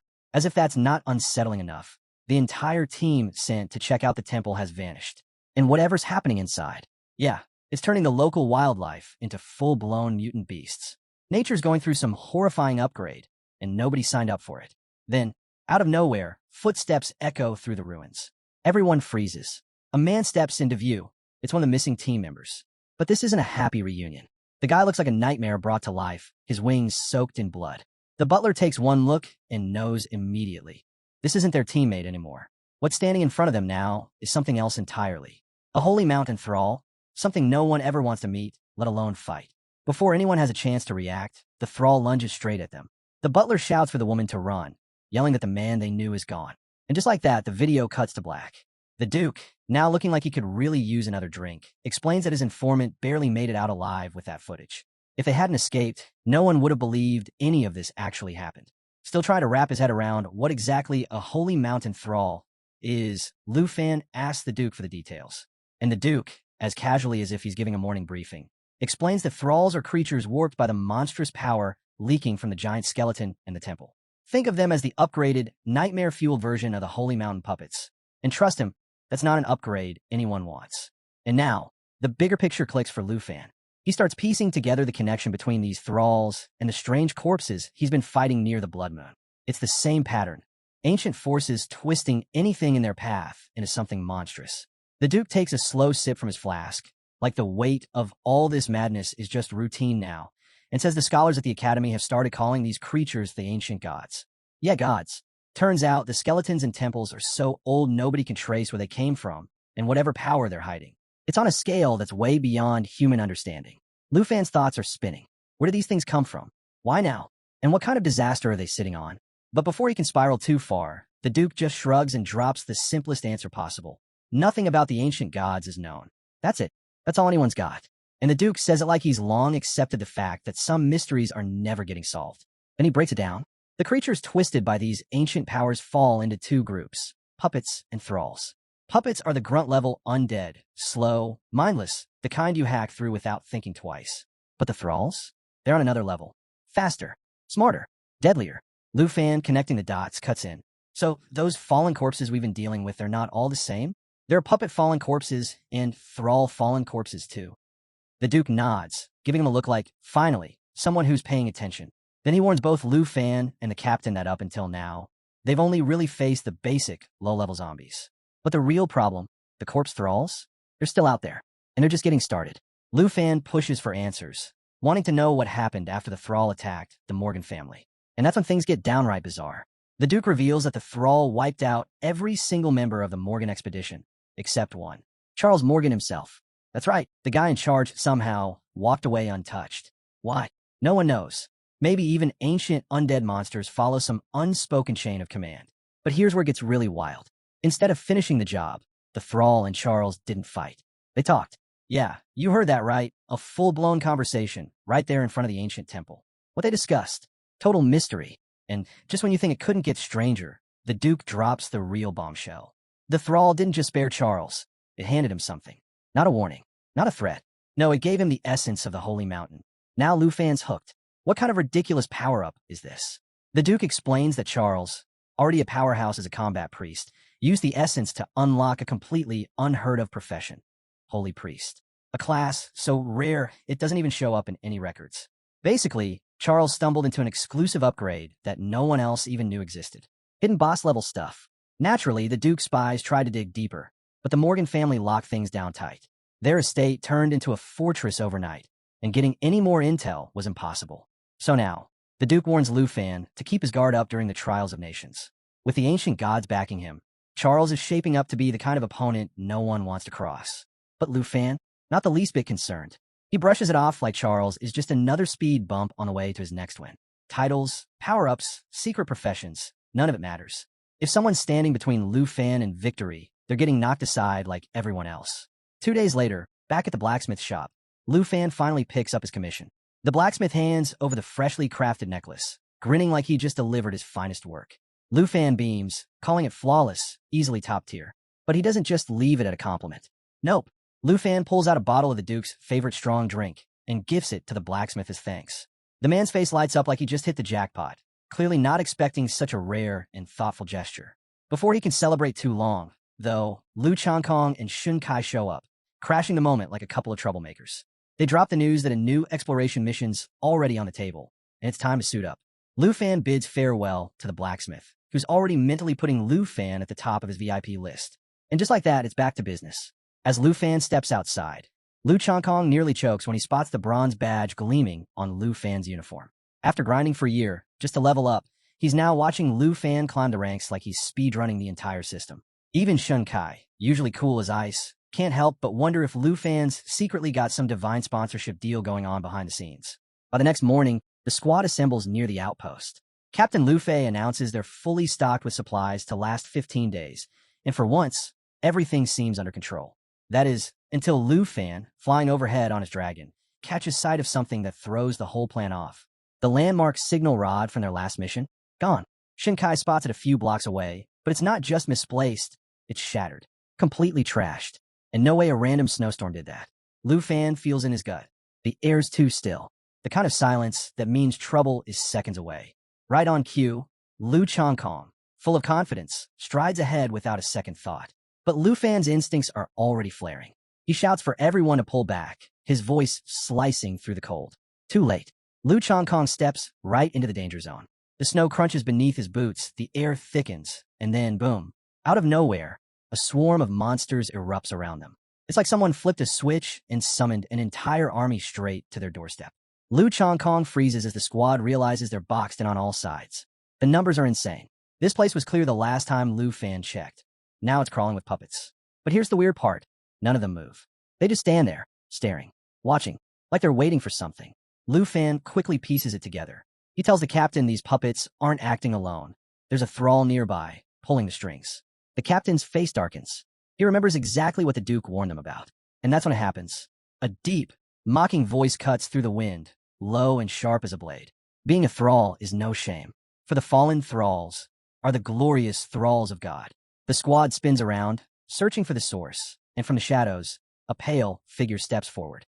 Same uniform as theirs. Same squad markings. Lu Changkong, never one to stay quiet, demand to know who this guy is. But Captain Lu Fei and Shin Kai, the second they get a good look, the color drains from their faces. They know exactly who it is. Li Luo, a former squad mate, a hidden class spear knight. And now, something far worse. The entire squad stands frozen, unable to process what they're seeing. But for Shun Kai, the shock cuts the deepest. Her eyes fill with tears as she realizes the man standing in front of them isn't just some random fallen thrall. It's Liluo, the man she thought she'd lost forever. This wasn't just a teammate. Liluo was the one who brought Shun Kai into the regiment. He trained her, believed in her, and before long, they were engaged. But then, just like that, he vanished on a mission tied to the Blood Moon, gone without a trace. And now here he is, back from the dead, literally. Just not exactly how she pictured their reunion.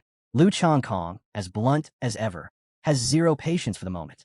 Yeah, can we not turn this into a therapy session right now? He snaps, already over the emotional breakdown playing out in the middle of what is very much still a battlefield. Meanwhile, Shun Kai falls to her knees, sobbing as everything crashes down on her. The man she loved, the one she waited for, is standing right there, but as an undead puppet. Off to the side, Lu Fan's just standing there, awkward as can be, thinking, so, are we just letting this happen? Shun Kai cries out Liluo's name, begging for answers. Why didn't he come back? Why did he leave her behind? Her voice echoes through the frozen air, and then something strange happens. She looks up, and there he is, Liluo, looking like his old self again. For a split second, it's as if none of this nightmare ever happened. Before anyone can stop her, Shun Kai throws herself into his arms, crying like the world's finally been put back together. Lu Fan watches from the sidelines, completely unsure whether to cheer or cringe. Do we just let them have this moment? Shun Kai clings to Liluo, rambling through her tears about how no one's going to believe he's alive, how the squad will be so relieved, how everything will finally be okay. But then the air shifts. It hums with dark energy, thick and suffocating. Liluo's voice changes, turning cold and empty. Whatever hope Shun Kai had vanishes in an instant as he calmly declares he's not coming back. And then, with zero warning, he drops the real bombshell.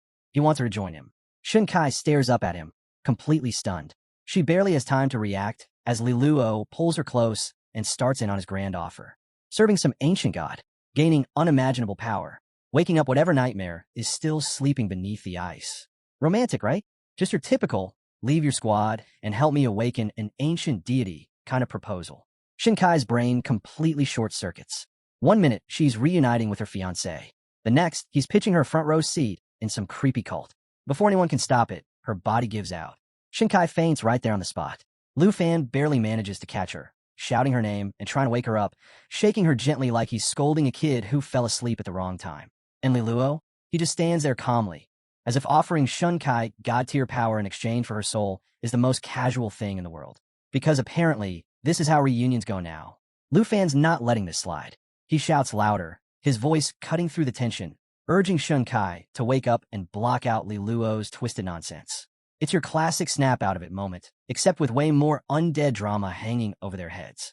Shun Kai, still half out of it, barely manages to whisper, begging Liluo not to go through with this. But Liluo? Oh no, he doubles down, cold as ever. He warns her straight up, refuse him, and she'll end up just another fallen corpse. Real charmer, that one. But Lu Fan's voice keeps pushing through, steady and clear. Shun Kai blinks, the fog lifting as reality comes crashing back. She looks around, finally seeing the chaos they've landed in. Panic flashes across her face, but Lu Fan is right there, grounding her with the truth. You've been tricked, he tells her. Don't listen to him.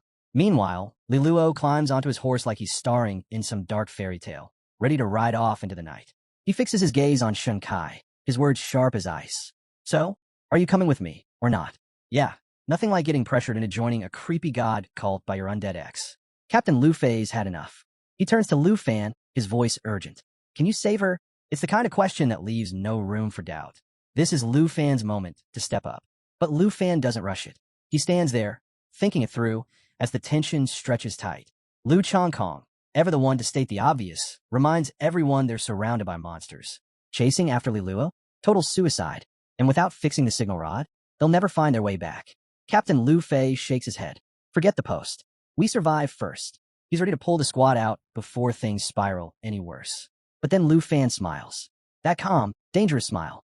And everyone knows what that means. If Lu Fan's grinning in the middle of this nightmare, something big is coming. He turns to the squad, cool as ever. I don't think running's our best move. All eyes lock on him, the tiniest flicker of hope lighting up. Without hesitation, Lu Fan raises his hand, and just like that, boom, power flares to life, swirling like a storm ready to be unleashed. Lu Chongkong nearly loses it. You're not about to cause another massacre, are you? And Lu Fan? Oh, he just grins wider. Exactly. Watch this. Out comes the divine bow, radiating enough energy to make the air hum. It's glowing like it's ready to steal the spotlight in the biggest battle scene of the year. Lu Fan doesn't hesitate. If they've got weapons, if they've got strength, there's no point holding back now. Because if this is going down, Lu Fan's making sure it ends his way. Meanwhile, Li Luo, looking every bit like the villain who just couldn't keep his mouth shut, narrows his eyes and makes his move. With a cold glare, he declares that rejecting God comes with only one outcome: death. And just like that, he gives a command, unleashing his army of monsters with a single order to kill them all and turn the squad into mindless puppets. The creatures surge forward, eyes glowing with murderous intent, their shrieks slicing through the air like a nightmare soundtrack. And Lu Fan, cool as ever, without missing a beat, he charges up his Shadow Serpent arrow and calls out to Lu Chongkong. Shield. Now, Lu Chongkong snaps into action, activating the Sanctuary Shield. A glowing dome of protection bursts to life, soaking up damage equal to double his max HP. Impressive? Absolutely. But it comes with one little problem. It only lasts 10 seconds. No pressure.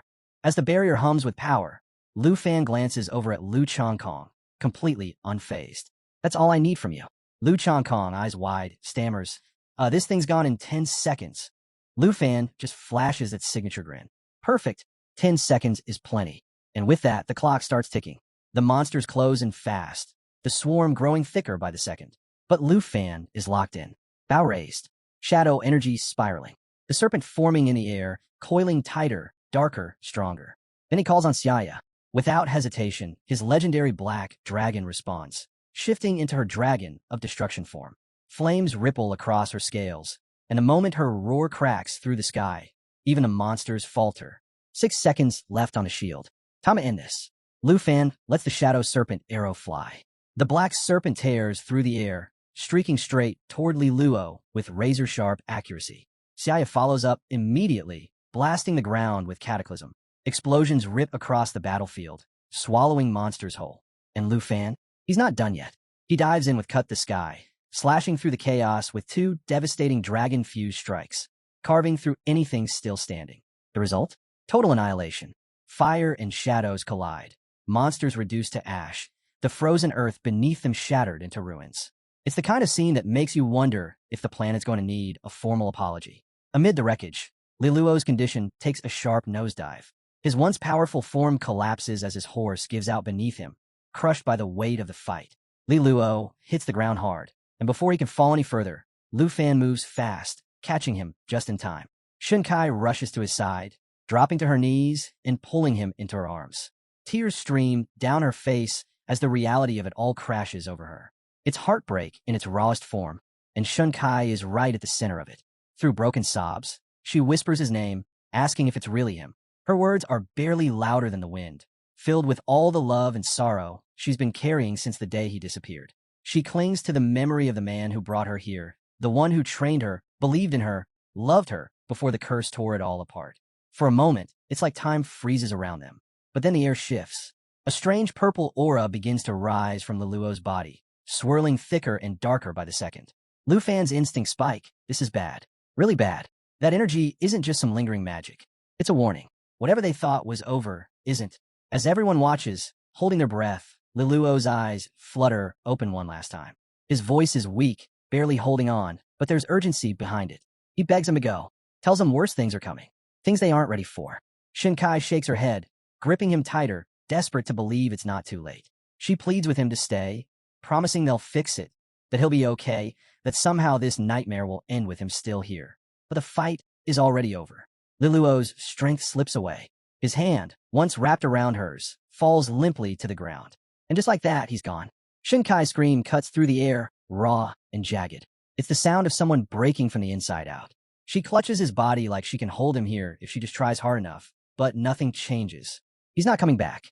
Through the tears, her voice drops to a whisper. She says that, even if it was only for a moment, she got her Li Luo back. Just for a few precious seconds. And that's all she's left with. A goodbye that came far too soon. Shun Kai was completely wrecked, sobbing over Li Luo's body. Lu Fan stayed close, quietly trying to comfort her, but Captain Lu Fei wasn't about to let his guard down. Scanning the area, he shot Lu Fan a serious glance and said, "Look, we appreciate you and Black Dragon Xiao Yi saving us. but Li Luo's situation is way off. We need to get back to camp. Fast. But Lu Fan wasn't in a rush. He knew Shinkai needed a moment to grieve. He told Captain Lu Fei as much, explaining that she was mourning hard over Li Luo. Before they could even think about moving, a strange purple glow started pulsing from Li Luo's body. Yep, just when they thought it was over, Li Luo stirred up more trouble. Captain Lu Fei's eyes widened. You're telling me he's still alive? Lu Fan wasted no time. Sword in hand, he zeroed in on the problem. The energy of the fallen corpse was still clinging to Li Luo and was now racing straight toward the blood moon. No way Lu Fan was letting that happen. He dashed forward and, with a single clean strike, split the energy apart. What dropped next? A crystal. Dark, eerie, and giving off an odd sense of gratitude. Holding the crystal, Lu Fan couldn't help but wonder, was this the same sacred essence Charles once had? And if so, did it mean hidden power or something worse? Becoming a servant of the ancient god? Maybe? Captain Lu Fei wasn't thrilled about the idea either. He shot a glance at the crystal and asked if hauling around something that creepy was even safe. But Lu Fan's mind was already spinning. Was this what happened to Charles? Did he swear loyalty to the ancient god too? And Li Luo's last words kept echoing. Serve me, and I'll grant you power beyond imagination as a servant of the gods. Shaking off the thought, Lu Fan came to a decision. They'd hand the crystal over to Duke Jinbei. Better in his hands than theirs. Captain Lu Fei agreed. But first, all eyes turned back to Shinkai. She was quietly digging through the snow, carving out a grave for Li Luo. Captain Lu Fei suggested they give her some time, but Lu Fan stepped in. No, he said, let's help her. And together, they worked in silence, digging a resting place. Shinkai gently placed Li Luo inside, setting his necklace and badge with him before covering it up. When it was done, Shinkai stood back, pushed her glasses up, and straightened her posture. Strong sister Shinkai, she said, as if reminding herself who she was. The mood lifted. Captain Lu Fei gave the signal, and just like that, the team took off on their eagles, soaring back toward Team 78's camp. Things took a wild turn the next afternoon when Lu Fan met up with Duke Jinbei to hand over the crystal. The moment Duke Jinbei laid eyes on it, he froze. He knew exactly what this was. Lu Fan laid out his theory. The ancient god servants weren't just random people. There were rules. The corpse's essence could create mindless slaves out of anything. But actual servants? Only beings with intelligence could fill that role. That meant when Li Luo fell under the corpse's control, he wasn't just some puppet. He had basically become a servant of the ancient god itself, with the god having the final say. Duke Jinbei leaned in, clearly interested. He added his own piece to the puzzle. Lately, there had been whispers about cults spreading through over a dozen countries. Fanatics claiming they had the god's blessings, working from the shadows, all gearing up for some kind of awakening. That hit Lu Fan hard. If the rumors were real, then that meant over a dozen ancient gods might be waking up. Not exactly the kind of news you want over afternoon tea. Without missing a beat, Lu Fan started connecting the dots. First question on his mind, how many members of the Griffin squad were still missing? Duke Jinbei confirmed there were quite a few they hadn't been able to track down. That was all Lu Fan needed to hear. His theory? Those missing soldiers might already be corpse slaves. To prevent total disaster, he suggested putting out a bounty to find them before things spiraled out of control. The reality of it all weighed on Duke Jinbei. These weren't just soldiers. They were his brothers, men who had fought beside him. Now, they might be the enemy. Lu Fan placed a hand on his shoulder and said what needed to be said. There weren't any good answers, only necessary ones. Then came the big question, what were they supposed to do with the crystal? Lu Fan already had a plan. He wanted to run a little experiment. But don't worry, no humans involved. His test subjects? His dragons. Duke Jinbei immediately shot him a look. You're planning to use that thing on your dragon? Lu Fan just smiled. Relax, senior. I'm not talking about my 5 dragons. That got Duke Jinbei's attention. Hold on. You mean you have more dragons? Cut to a wide, open field where Lu Fan and Duke Jinbei set up their little experiment. Of course, Duke Jinbei couldn't help poking at Lu Fan, pressing him for details about these other dragons. Lu Fan explained it casually, like it was no big deal. 2 of the 5 dragons aren't exactly mine in the usual sense. They're more like summons that show up when my dragons call on them. That stopped Duke Jinbei in his tracks. Wait, so your pets come with backup? Mind blown. Without wasting time, Lu Fan called over Jade Dragon Xiaofei and asked her to summon the twin flying dragon kings. Moments later, the sky shook with a roar as the twin flying dragons descended, majestic as ever. What made them special? They had the ability to summon identical versions of themselves, perfectly matching the summoner's level. Duke Jinbei could hardly believe it. Xiaofei didn't just summon them. They were completely loyal to her. The whole thing was next level. Still, Duke Junbei wasn't sold on the plan. Seriously? Why not test this on something a little less dangerous? Lu Fan just laughed. Relax. These flying dragon kings are actually the weakest of the 5 dragons. If something goes sideways, we can handle it and bring them back later. With that, Lu Fan held up the crystal, thinking through his next move. The plan was simple. Have one of the dragons swallow it. He tossed the crystal toward one of the twins, and without hesitation, the dragon snapped it up. Within seconds, things changed fast. The dragon's scales darkened, a sinister purple glow wrapped around its body, and the ground trembled under its roar. Even Xiaofei looked caught off guard. Duke Junbei wasn't about to wait around and see what happened next. He drew his weapon, ready to step in. Lu Fan, we deal with it now, or we're in serious trouble. But Lu Fan raised a hand to stop him. Hold on, not yet. One of the twin dragons let out a thunderous roar, while its counterpart was consumed by the purple aura. Lu Fan quickly picked up on it. The transformation wasn't complete. Ending them now wouldn't solve anything. Then things escalated. Duke Junbei saw the change speeding up and pushed Lu Fan again to act. Instead, Lu Fan turned to Xiaofei. It's your move. See if you can pull them back. Xiaofei wasted no time. She unleashed Emerald Light, a powerful blessing that cleanses debuffs and boosts her allies' strength. Radiant light flooded the field, clashing against the dark energy wrapping around the dragons. For a few tense moments, no one moved. The purple aura held strong, but Xiaofei didn't let up. Bit by bit, her divine light pushed back, steady and relentless. Duke Junbei watched closely. You think this is actually going to work? Before Lu Fan could answer, the dragons let out another roar. But this time, they weren't raging. They lowered their heads, bowing to Xiaofei. Just like that, they broke free. The power of the ancient god was still inside them, but they hadn't lost themselves. They weren't mindless slaves. They had absorbed the strength without surrendering their will. The system update rolled in, and with it came some crazy news. The fallen corpse demon dragon had hit level 22, unlocking some seriously overpowered abilities. Elemental Dragon Breath Demon, a magical breath attack that could revive fallen enemies as demon dragon puppets. Soul Charge Demon Dragon, aura armor that blocked 99% of incoming damage and bounced enemy skills right back at them. Dragon Tongue Magic, a devastating spell that replaced the standard dragon breath with something even more destructive. Duke Junbei was floored but also relieved. Turns out, Lu Fan's theory about the ancient god's essence was right on the money. The experiment worked. Thanks to Jade Dragon Xiaofei, the twin dragons were back under control, and the ancient god's influence had been wiped clean. Lu Fan, always looking for his next move, was already itching to test out these new skills in action. But before he could get too far ahead of himself, he checked in with Duke Junbei. So, we still got that mission to handle? Duke Junbei nodded. The job wasn't finished. They still had to investigate the ruins tied to the ancient god's awakening. The following morning, the squad pushed on through the snow. As they left the worst of the blizzard behind, Shunkai pointed ahead, her curiosity piqued by a glow on the horizon. Sure enough, the storm gave way to a breathtaking scene. A massive, crystal-clear lake under open skies, the whole area shining like something out of a dream. As they touched down, Captain Lu Fei noticed something half-buried nearby. A giant chain stretched out under the snow, and no one could tell what it might be connected to. Lu Chongkong suggested they follow it. With any luck, it would lead them straight to the ruins Li Luo had mentioned. Meanwhile, Lu Fan felt a familiar tug from his system. The signal was clear. They just stumbled onto a treasure map location. Digging through the snow, Lu Fan uncovered a blue dragon egg. The 4th egg, still perfectly intact. Safe. But that wasn't all. His sharp eyes caught sight of something else tucked beneath the snow. He brushed it off, popped it open, and there it was, a box holding an epic-level skill book. Dragon Language Resonance Magic. Not your average loot. This was next level. The skill required level 35, but Lu Fan was already scheming. With this, his magic would hit a whole new tier, and once the blue dragon hatched, game over.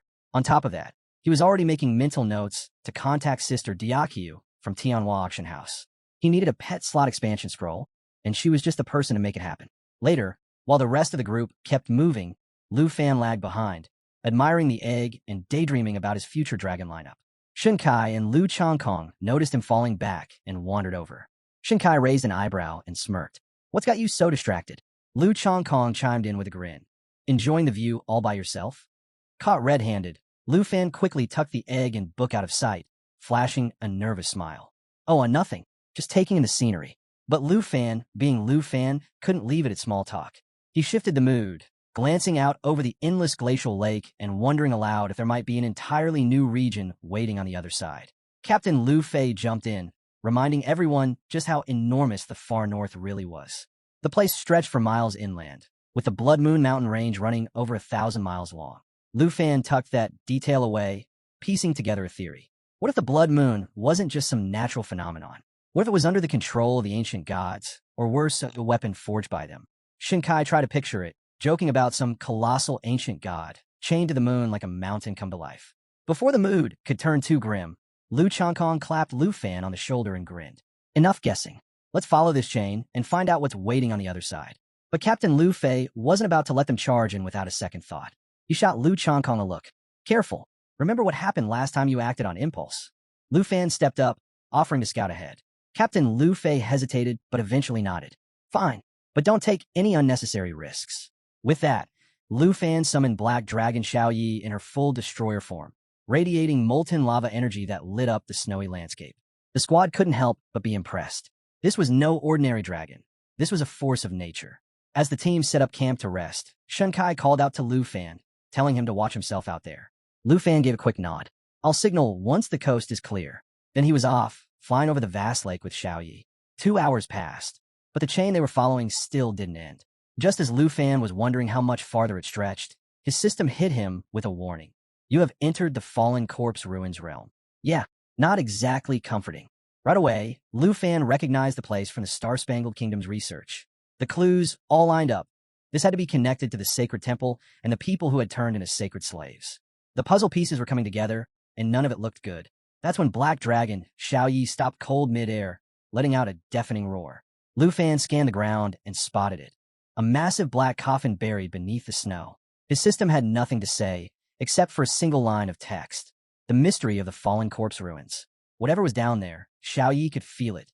She thrashed, roaring wildly, clearly disturbed by the shadow creeping around the coffin. Lu Fan knew immediately. This wasn't just some forgotten relic. Whatever was inside that coffin, it was alive, and it had noticed them. No hesitation. Lu Fan ordered Xiaoyi to fall back, activating his spiritual wind ring to crank up their speed.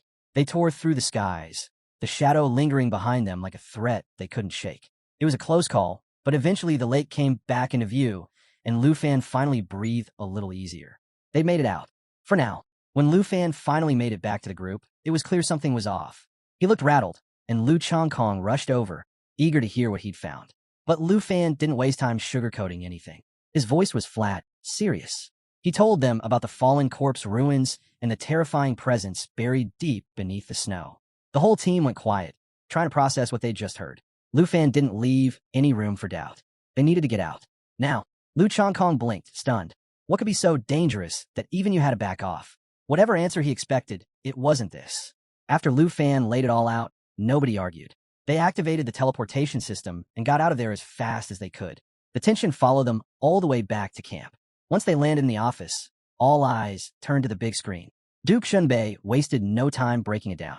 Black coffin, shadows under the ice, chains running through the snow. None of it was good. He reminded the team what had happened to the Morgan family.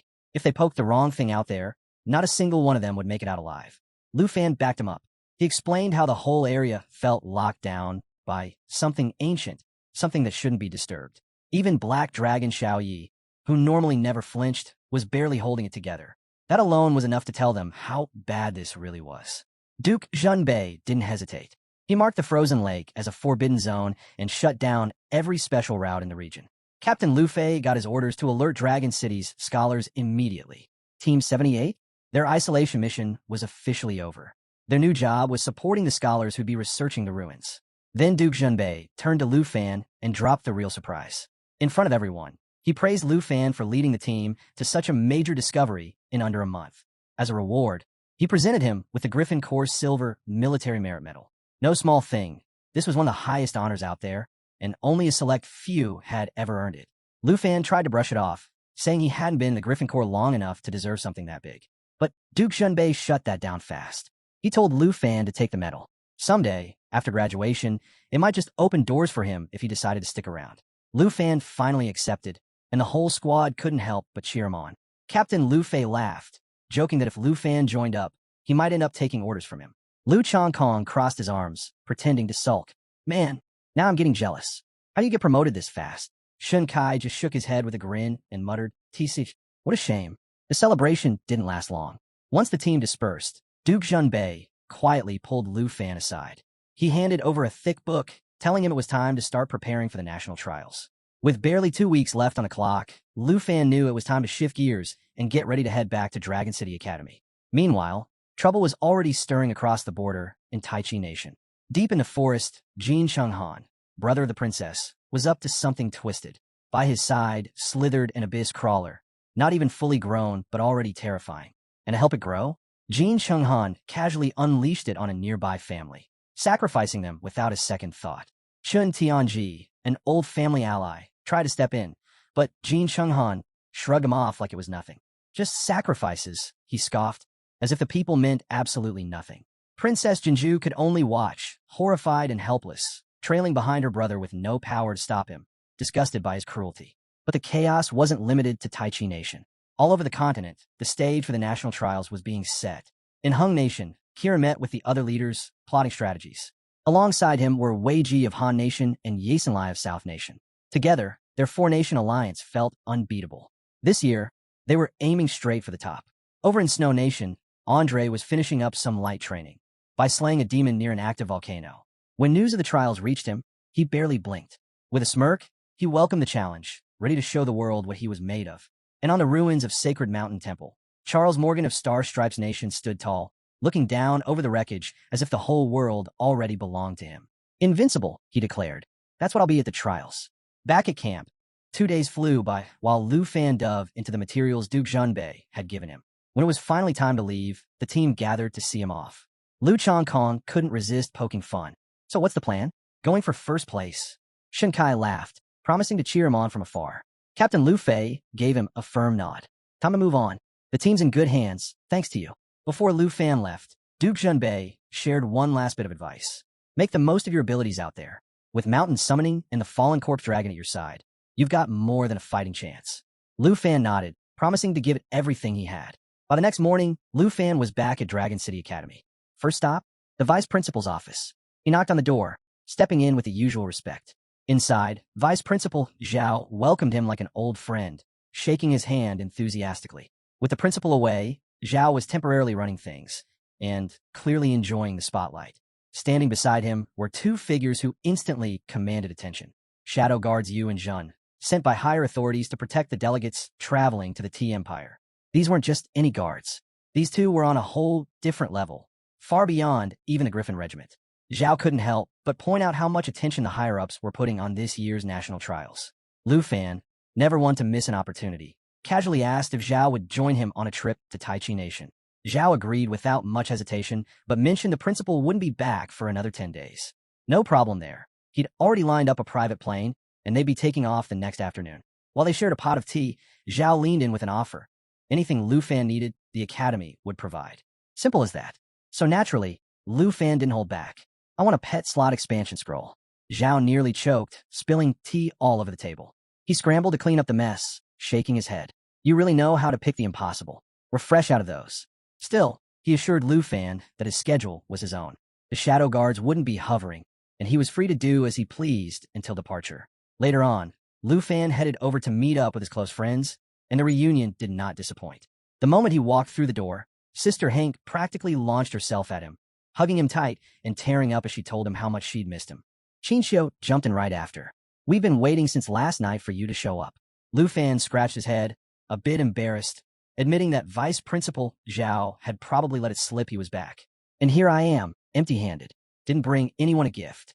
They laughed it off and dragged him over to the dining table, which was packed with food. Sister Hank beamed. I made all this just for you. Figured you'd had enough of that awful far north food. Lu Fan grinned. You have no idea. I missed Auntie's cooking the most. As they ate, Qinxiu kept the questions coming, wanting every detail about his time in the far north. Lu Fan didn't hold back, sharing story after story, demon battles, forbidden ruins, everything they'd been dying to hear. At some point, Lu Fan pulled out a bracelet he'd been working on. It was meant as a gift for his senior sister. Xiaoman spotted it immediately. Oh, who's the lucky girl? Caught off guard, Lu Fan fumbled to hide it. It's not. It's nothing like that. Kim smirked. Sure. We all know it's for your senior sister. The teasing kept going until Aunt Hank stepped in to rescue him. Enough of that. Lu Fan, make sure you're back early tomorrow night. We're all going out. Later that evening, Lu Fan found himself standing at the old training grounds where his elder sister had once pushed him to his limits. The place felt empty without her, and memories flooded back. How she introduced him to Sister Diakyu in the Tianhua auction house. How she always had his back. Feeling nostalgic, he pulled out his communicator and called Diakyu. She picked up with a teasing tone. Calling me this late? You must be blushing over there. Lu Fan chuckled. Come on. I just want to know if there's been any news about my senior sister. Diakyu paused for a moment before answering. She left for some personal matters. But don't worry, she didn't forget about you. Left something behind at the auction house. Come by when you get the chance. Later that night, Lu Fan made his way to the Tianhua auction house. Sister Diakyu welcomed him with her usual playful grin, immediately poking fun at him. Look at you, rolling with shadow guards now? Someone's moving up in the world. Lu Fan just shrugged it off. They're just doing their job. They don't get in the way. Diakyu led him to a private room, and without much build-up, revealed the real reason he'd come. A gift left behind by his senior sister. She carefully presented a flowing meteorite sword, and the moment Lu Fan laid eyes on it, he knew it wasn't ordinary.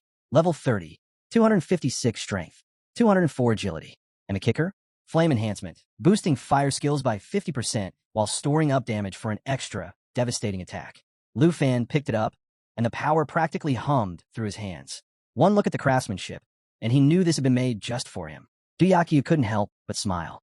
She really put some thought into this one, but she wasn't finished. Next came a magma burst skill book, another rare find. The skill was brutal, turning targets into molten magma and dishing out massive damage. A perfect match for his arsenal, especially with the national trials coming up. Then came the final piece, a letter. Diakyu teased, "What's this?" "A love letter." Lu Fan smirked and unfolded it.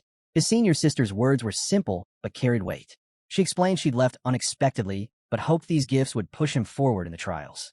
She reminded him of his promise, to give her something that could melt the ice. Lu Fan carefully folded the letter and thanked Diakyu for taking care of it all. Before leaving, he tossed out a hopeful question. "Any chance you've got a pet slot expansion scroll lying around?" Diakyu shook her head. "Those are super rare. Hunters pick them up fast. We barely ever see one come through." Lu Fan wasn't too bothered. No scrolls for now. Guess it's time to focus on leveling up Xingqian and hold off on hatching the blue dragon egg. Diakyu promised to keep an eye out for any scrolls or dragon-related spellbooks and would contact him the moment something popped up. With that, Lu Fan headed out into the night, shadow guards trailing quietly behind. But his mind wasn't resting. If he wanted to stay ahead in the national trials, he'd need more than strategy. He needed levels, and Xingqian needed serious training. The far north sharpened my military skills, he thought, but now it's time to push my power even further. As he approached home, he spotted someone waiting under the moonlight. Jianying stood on the path, arms crossed, smirking. "Wow, you look pretty relaxed for someone with a big competition coming up." Lu Fan grinned right back. "What are you doing out here alone?" Jianying didn't waste time. "Simple. Before you head overseas, I want a sparring match. Just you and me." Lu Fan, never one to back down from a challenge, agreed without hesitation. Perfect timing, he thought, eager to put the flowing meteorite sword to the test. They made their way to the training hall at Dragon Capital Academy, where Jianying wasted no time drawing her blade, her eyes sharp and ready. Lu Fan unsheathed his new sword, the fiery glow instantly filling the room. Jianying smirked. "Don't get too comfortable just because you've got some fancy new gear. Let's see what all that far north training really did for you." The match kicked off fast. Jianying launched a series of quick, precise strikes, but Lu Fan's new weapon responded like it was reading his mind. Every movement felt effortless. This sword, it's on a whole different level, he thought. Activating Wicked Surge, Lu Fan surrounded the blade in a layer of burning energy, boosting his attack with every swing.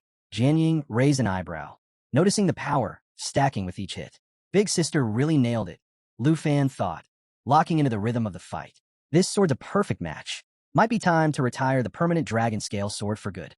Jianying pushed back with Army Breaker Great Squad, her heavy strikes forcing the pace, but Lu Fan kept control, deflecting each blow with ease. No matter how hard she pressed, he stayed ahead. Finally, he decided to end it.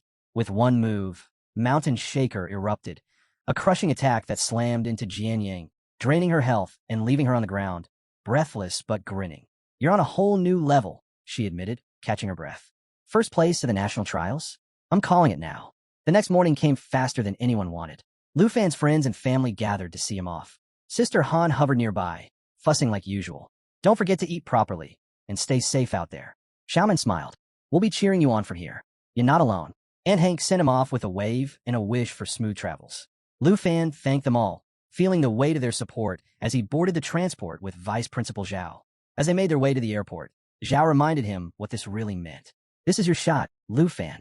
The national trials are your stage to prove yourself. Make it count. Lu Fan nodded, already locking in his mindset. This is my chance. I won't waste it. When they arrived, Zhao casually mentioned that the Dragon Nation Overseer was already waiting for them. That caught Lu Fan's attention. The Overseer? Who is it? Zhao explained how every nation assigns an Overseer, not just to enforce the rules, but to make sure everything behind the scenes stays in check. As they entered the terminal, Lu Fan noticed it immediately. The air shifted. Shadow guards knelt without hesitation. Respect, fear, pressure. Something wasn't normal. Zhao leaned in quietly. Careful. Watch your words. And your attitude. The Overseer stepped forward, commanding the entire room with just his presence. He raised a hand, signaling everyone to rise. His gaze locked on Lu Fan. Dragon Nation's representative, he said, as if measuring every part of him. For a moment, Lu Fan felt it. A tension he couldn't quite place. This Overseer wasn't just here to watch the trials. There was more to this story. Much more. Vice Principal Zhao's eyes widened in shock when he noticed Overseer Han himself waiting to receive them. Recognizing the rare honor, Zhao quickly stepped forward to express his gratitude.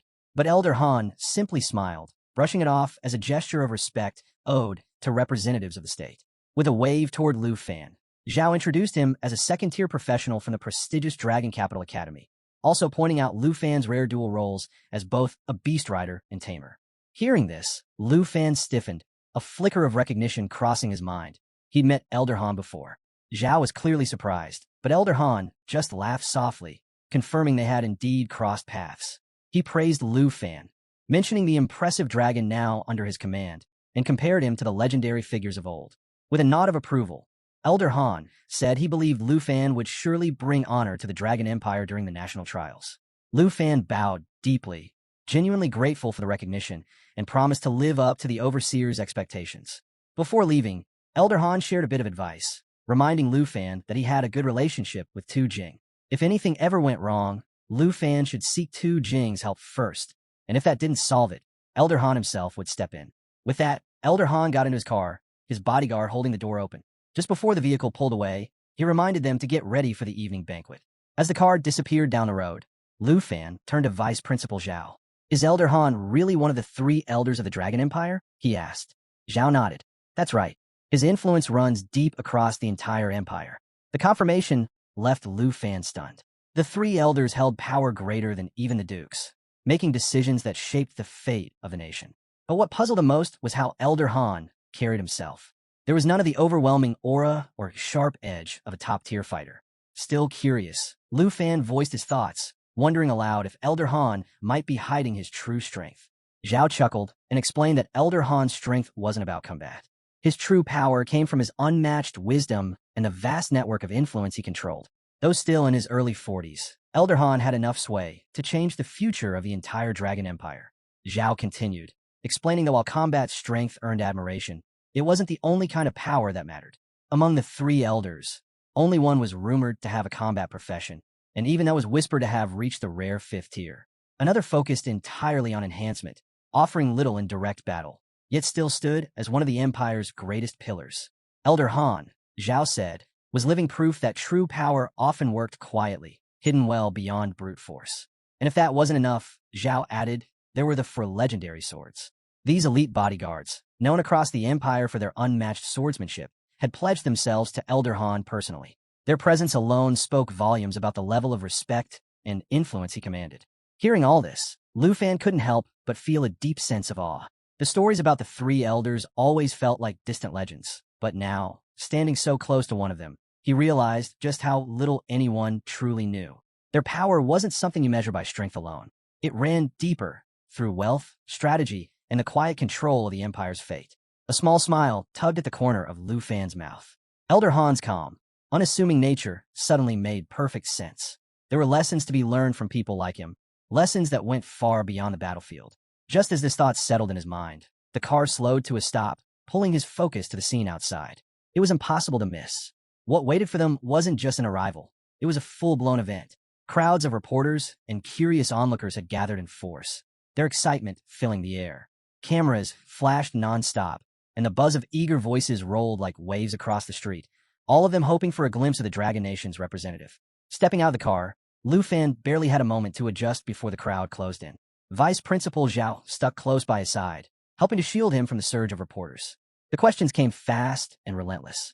Microphones were pushed toward him from every angle. Everyone wanted to know how he managed to control a dragon, each reporter trying to get their voice heard over the others. Some pressed him about the rumored conflict with the Jin family. Others demanded to know his thoughts on the championship and whether the Dragon Nation was prepared to hold on to its title this year. As the flood of questions raged on, Lu Fan's thoughts drifted back to Elder Han. Compared to the quiet, hidden power of the elders, this chaotic attention felt almost absurd. Still, it reminded him just how much weight his own actions now carried. Glancing around at the spectacle in front of the hotel, Lu Fan couldn't help but marvel at how far he'd come from his early days in Jin City. The whole scene felt more like a traveling circus than a formal welcome. Vice Principal Zhao, calm as ever, raised his voice above the crowd, firmly announcing that interviews would have to wait. His words cut through the chaos, and with the help of the bodyguards clearing the way, the commotion slowly died down. Before long, Lu Fan was safely inside the hotel and finally able to catch his breath in the quiet of his room. By evening, the dining hall was buzzing with conversation as more representatives continued to arrive.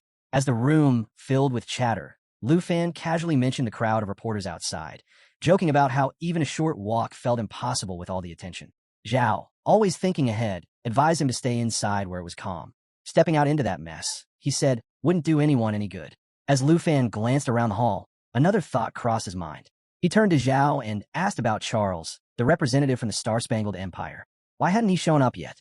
Zhao just smirked, explaining that those from the Star-Spangled Nation were known for cutting it close, often arriving right before the competition kicked off. Before Lu Fan could think much more about it, his gaze shifted toward the front of the room, where Jin Shenghan sat quietly observing. Not far from him, the overseer of the Taichi Nation, Jin Zion, rose from his seat and began walking over. Lu Fan's mind immediately wondered, was he heading straight for Elder Han? Sure enough, Jin Zion introduced himself to Elder Han with a respectful handshake, addressing him formally as the overseer of this year's national trials. Elder Han returned the gesture with a calm smile and a steady handshake, his quiet authority filling the space without effort. Almost instantly, whispers rippled through the hall. Everyone had noticed. Murmurs spread as people speculated about Elder Han's identity. Some questioned if he was truly one of the famed 3 elders of the Dragon Empire, while others pointed out the figure standing nearby, guessing that it had to be one of the legendary 4 swords guarding him. The excitement only grew as someone in the crowd mentioned spotting Elder Han at a global summit in the Roman nation. It was clear to everyone, the Dragon Empire wasn't holding back this year. They had come prepared, and the weight of that realization hung in the air, setting the tone for the competition ahead. Elder Han returned to his seat with the same composed grace he always carried. Lu Fan noticed and gestured toward an empty spot, inviting him to sit. The subtle exchange didn't go unnoticed.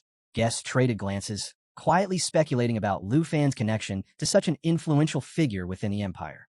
But the curiosity soon gave way to excitement as the evening's main event began, the grand banquet that marked the official start of the national trials.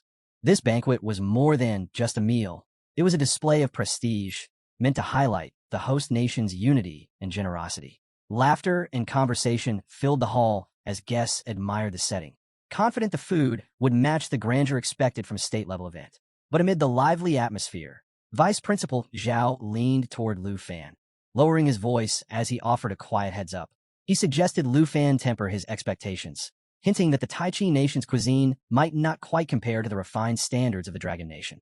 Lu Fan nodded in understanding, though the warning left him both curious and slightly skeptical. When the first dishes arrived, it took everything Lu Fan had to keep his reaction in check. The food was plain and unremarkable, far from the lavish spread he'd envisioned. He couldn't help but wonder how something this modest was meant to represent a grand banquet. Though he said nothing, his thoughts didn't go unnoticed. Elder Han, as composed as ever, spoke up to offer some context. The Taichi Nation, he explained, lacked the agricultural resources of its neighbors and depended heavily on its mineral exports. It made sense, but Lu Fan couldn't help thinking of his aunt's home-cooked meals. Simple, sure, but packed with flavor.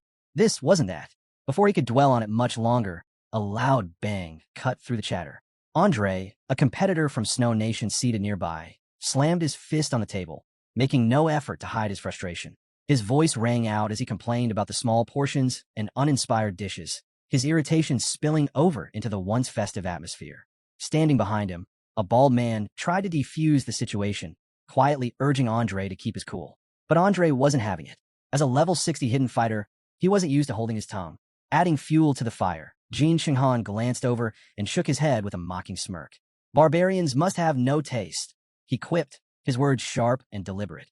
Andre shot to his feet, his chair scraping loudly across the floor. He marched straight toward Jin Shenghan, demanding he repeat the insult to his face. The entire hall fell into a heavy silence. Tension crackled in the air as the two locked eyes, neither willing to back down.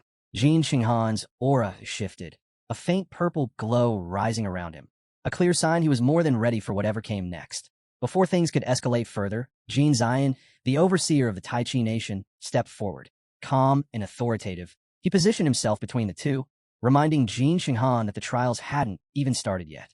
This wasn't the time or place for meaningless fights. At the same time, the bald man behind Andre spoke up again, his voice firm as he urged Andre to stand down. But the damage was done. Andre wasn't about to forget the insult. He pointed directly at Jin Shenghan, his voice cold as he warned him to watch his step. The message was clear. This wasn't over. They'd settle it in the trials. Jin Shenghan didn't flinch. He met Andre's fury with a cold, steady gaze and responded without hesitation, warning that if they crossed paths during the trials, he'd be more than ready. The tension lingered, thick and heavy, until Andre finally scoffed and turned away, his frustration boiling over. Fed up with both the meal and the brewing conflict, he announced loudly that he wouldn't be touching the food, and anyone was welcome to take his share or toss it out. Without another word, he stormed off. But just as he was making his exit, Andre slowed. His nose twitched. A mouth-watering aroma drifted through the hall, cutting straight through his frustration. Confused, he paused, scanning the room. The scent was rich and savory, impossible to ignore. Others noticed it too, the previous tension giving way to curious glances as the unexpected fragrance filled the air. Drawn in by the smell, Andre followed his nose straight to Lu Fan's table. He stopped, eyes narrowing as he pinpointed the source of the heavenly scent. At the table, Elder Han leaned back slightly, commenting with a rare note of approval about the incredible aroma, pointing out how it put the official banquet dishes to shame. Vice Principal Zhao, just as intrigued, turned to Lu Fan and asked with genuine surprise how he managed to get food that smelled this good. With an easy grin, Lu Fan explained that his aunt had prepared the meal for him before he left. Knowing the Tai Chi Nation's food might not suit him, she made sure to send him off with something special to keep him going. By now, Andre had drifted right up to the table, breathing in the rich scent. Whatever anger he'd been carrying moments ago was already slipping away, replaced by curiosity and hunger. He opened his mouth as if to say something, but found himself momentarily speechless. Lu Fan laughed and gestured toward the food. Come on, give it a try. I promise it's miles better than whatever this so-called royal feast was supposed to be. Andre didn't need to be asked twice. Nodding eagerly, he accepted Lu Fan's offer. With a grateful grin, Lu Fan handed him a freshly steamed momo. Andre lifted it to his nose, inhaling deeply as the warm, savory aroma hit him full force. His eyes widened in surprise. This smells like happiness, he muttered half to himself. Lu Fan chuckled. No need to hold back. Eat as much as you want. Andre didn't hesitate. He took a seat beside Lu Fan and dug in, his mood improving with every bite. The flavors were everything the banquet had failed to deliver. Between mouthfuls, he couldn't stop praising the food, clearly savoring every taste. As they shared the meal, Lu Fan turned to Elder Han and Vice Principal Zhao, inviting them to try it too. Elder Han, amused by the growing excitement, decided to indulge his curiosity. He took a bite, and with the first taste, even he couldn't hide his satisfaction. From a spot nearby, Jin Shenghan watched the scene unfold, his irritation steadily growing. Seeing Andre, who had been ready to start a fight moments ago, now happily devouring Lu Fan's meal, while others whispered in approval, was enough to make his blood boil. The fact that Lu Fan's homemade food was stealing the spotlight from the Tai Chi Nation's carefully prepared banquet only made it worse. His clenched fists rested tightly on the table, barely containing his frustration as he glared at the lively group. Meanwhile, Vice Principal Zhao, thoroughly enjoying each bite, couldn't help but sing Lu Fan's aunt's praises. He declared her a culinary genius, deserving of the highest recognition for her incredible cooking. The comment only deepened the scowl on Jin Shenghan's face, his mood darkening by the second. Jin Zion, noticing Chung Han's rising temper, quickly intervened. He leaned over, placing a steady hand on his shoulder, quietly urging him to stay calm. The last thing they needed was another scene. With the tension threatening to bubble over, Jin Zion acted fast. He rose from his seat and cleared his throat, the sound cutting through the noise and drawing everyone's attention. But just as he was about to speak, a sharp beep from the sound system echoed through the hall. The sudden alert shifted the entire room's focus, signaling that something important was about to begin. Conversations died down, and anticipation filled the air. All eyes turned toward Gene Zion as he confidently stepped forward. With a quick press of a button on a remote, a large screen lit up, revealing the map and official rules for this year's national trials. The room quieted, every gaze locked on the detailed display as Gene Zion began his explanation. Lu Fan leaned in, studying the map closely. It was massive, far bigger than he'd expected. 9 unique regions, each crawling with dangerous beasts, sprawled across the display. His pulse quickened as he realized just how intense and long the competition would be. For him, this was the perfect opportunity to sharpen his skills and push himself to the next level. Gene Zion pointed out the details, explaining that this year's map was the largest in the event's history. The Tai Chi Nation had handpicked 9 regions from around the world, each one filled with powerful beasts ranging from levels 50 to 80. Points would be awarded based on the strength and rarity of the creatures defeated. The more dangerous the beast, the greater the reward. But that wasn't all. Gene Zion then revealed a new twist: mission points. In addition to hunting beasts, each region would have its own unique missions. Completing these tasks would earn extra points, adding another layer of strategy to the trials. As the announcement sank in, murmurs of excitement spread through the hall. Lu Fan's expression hardened with focus. The random nature of the missions meant no one could predict what challenges lay ahead. And with only one mission allowed at a time, every choice would count. The tension in the room spiked when someone raised a pressing question. Had the demon in this trial been weakened, as was customary in past competitions? Gene Zion's response stunned the crowd. This time, the demon would appear at its full, original strength. Even the beast army guarding the Dark Tower remained untouched, making this year's trial the deadliest on record. A long-haired girl voiced the fear many were suddenly feeling. She nervously asked what might happen if the demon and its forces managed to escape the test zone, recalling the disaster decades ago when the same creature unleashed havoc on Tai Chi Nation, claiming millions of lives. Her words sent a ripple of unease through the hall. Andre, visibly shaken, tried to do the math in his head. As a level 60, even he figured they'd need at least 10 high-level fighters working together to stand a chance against something like that.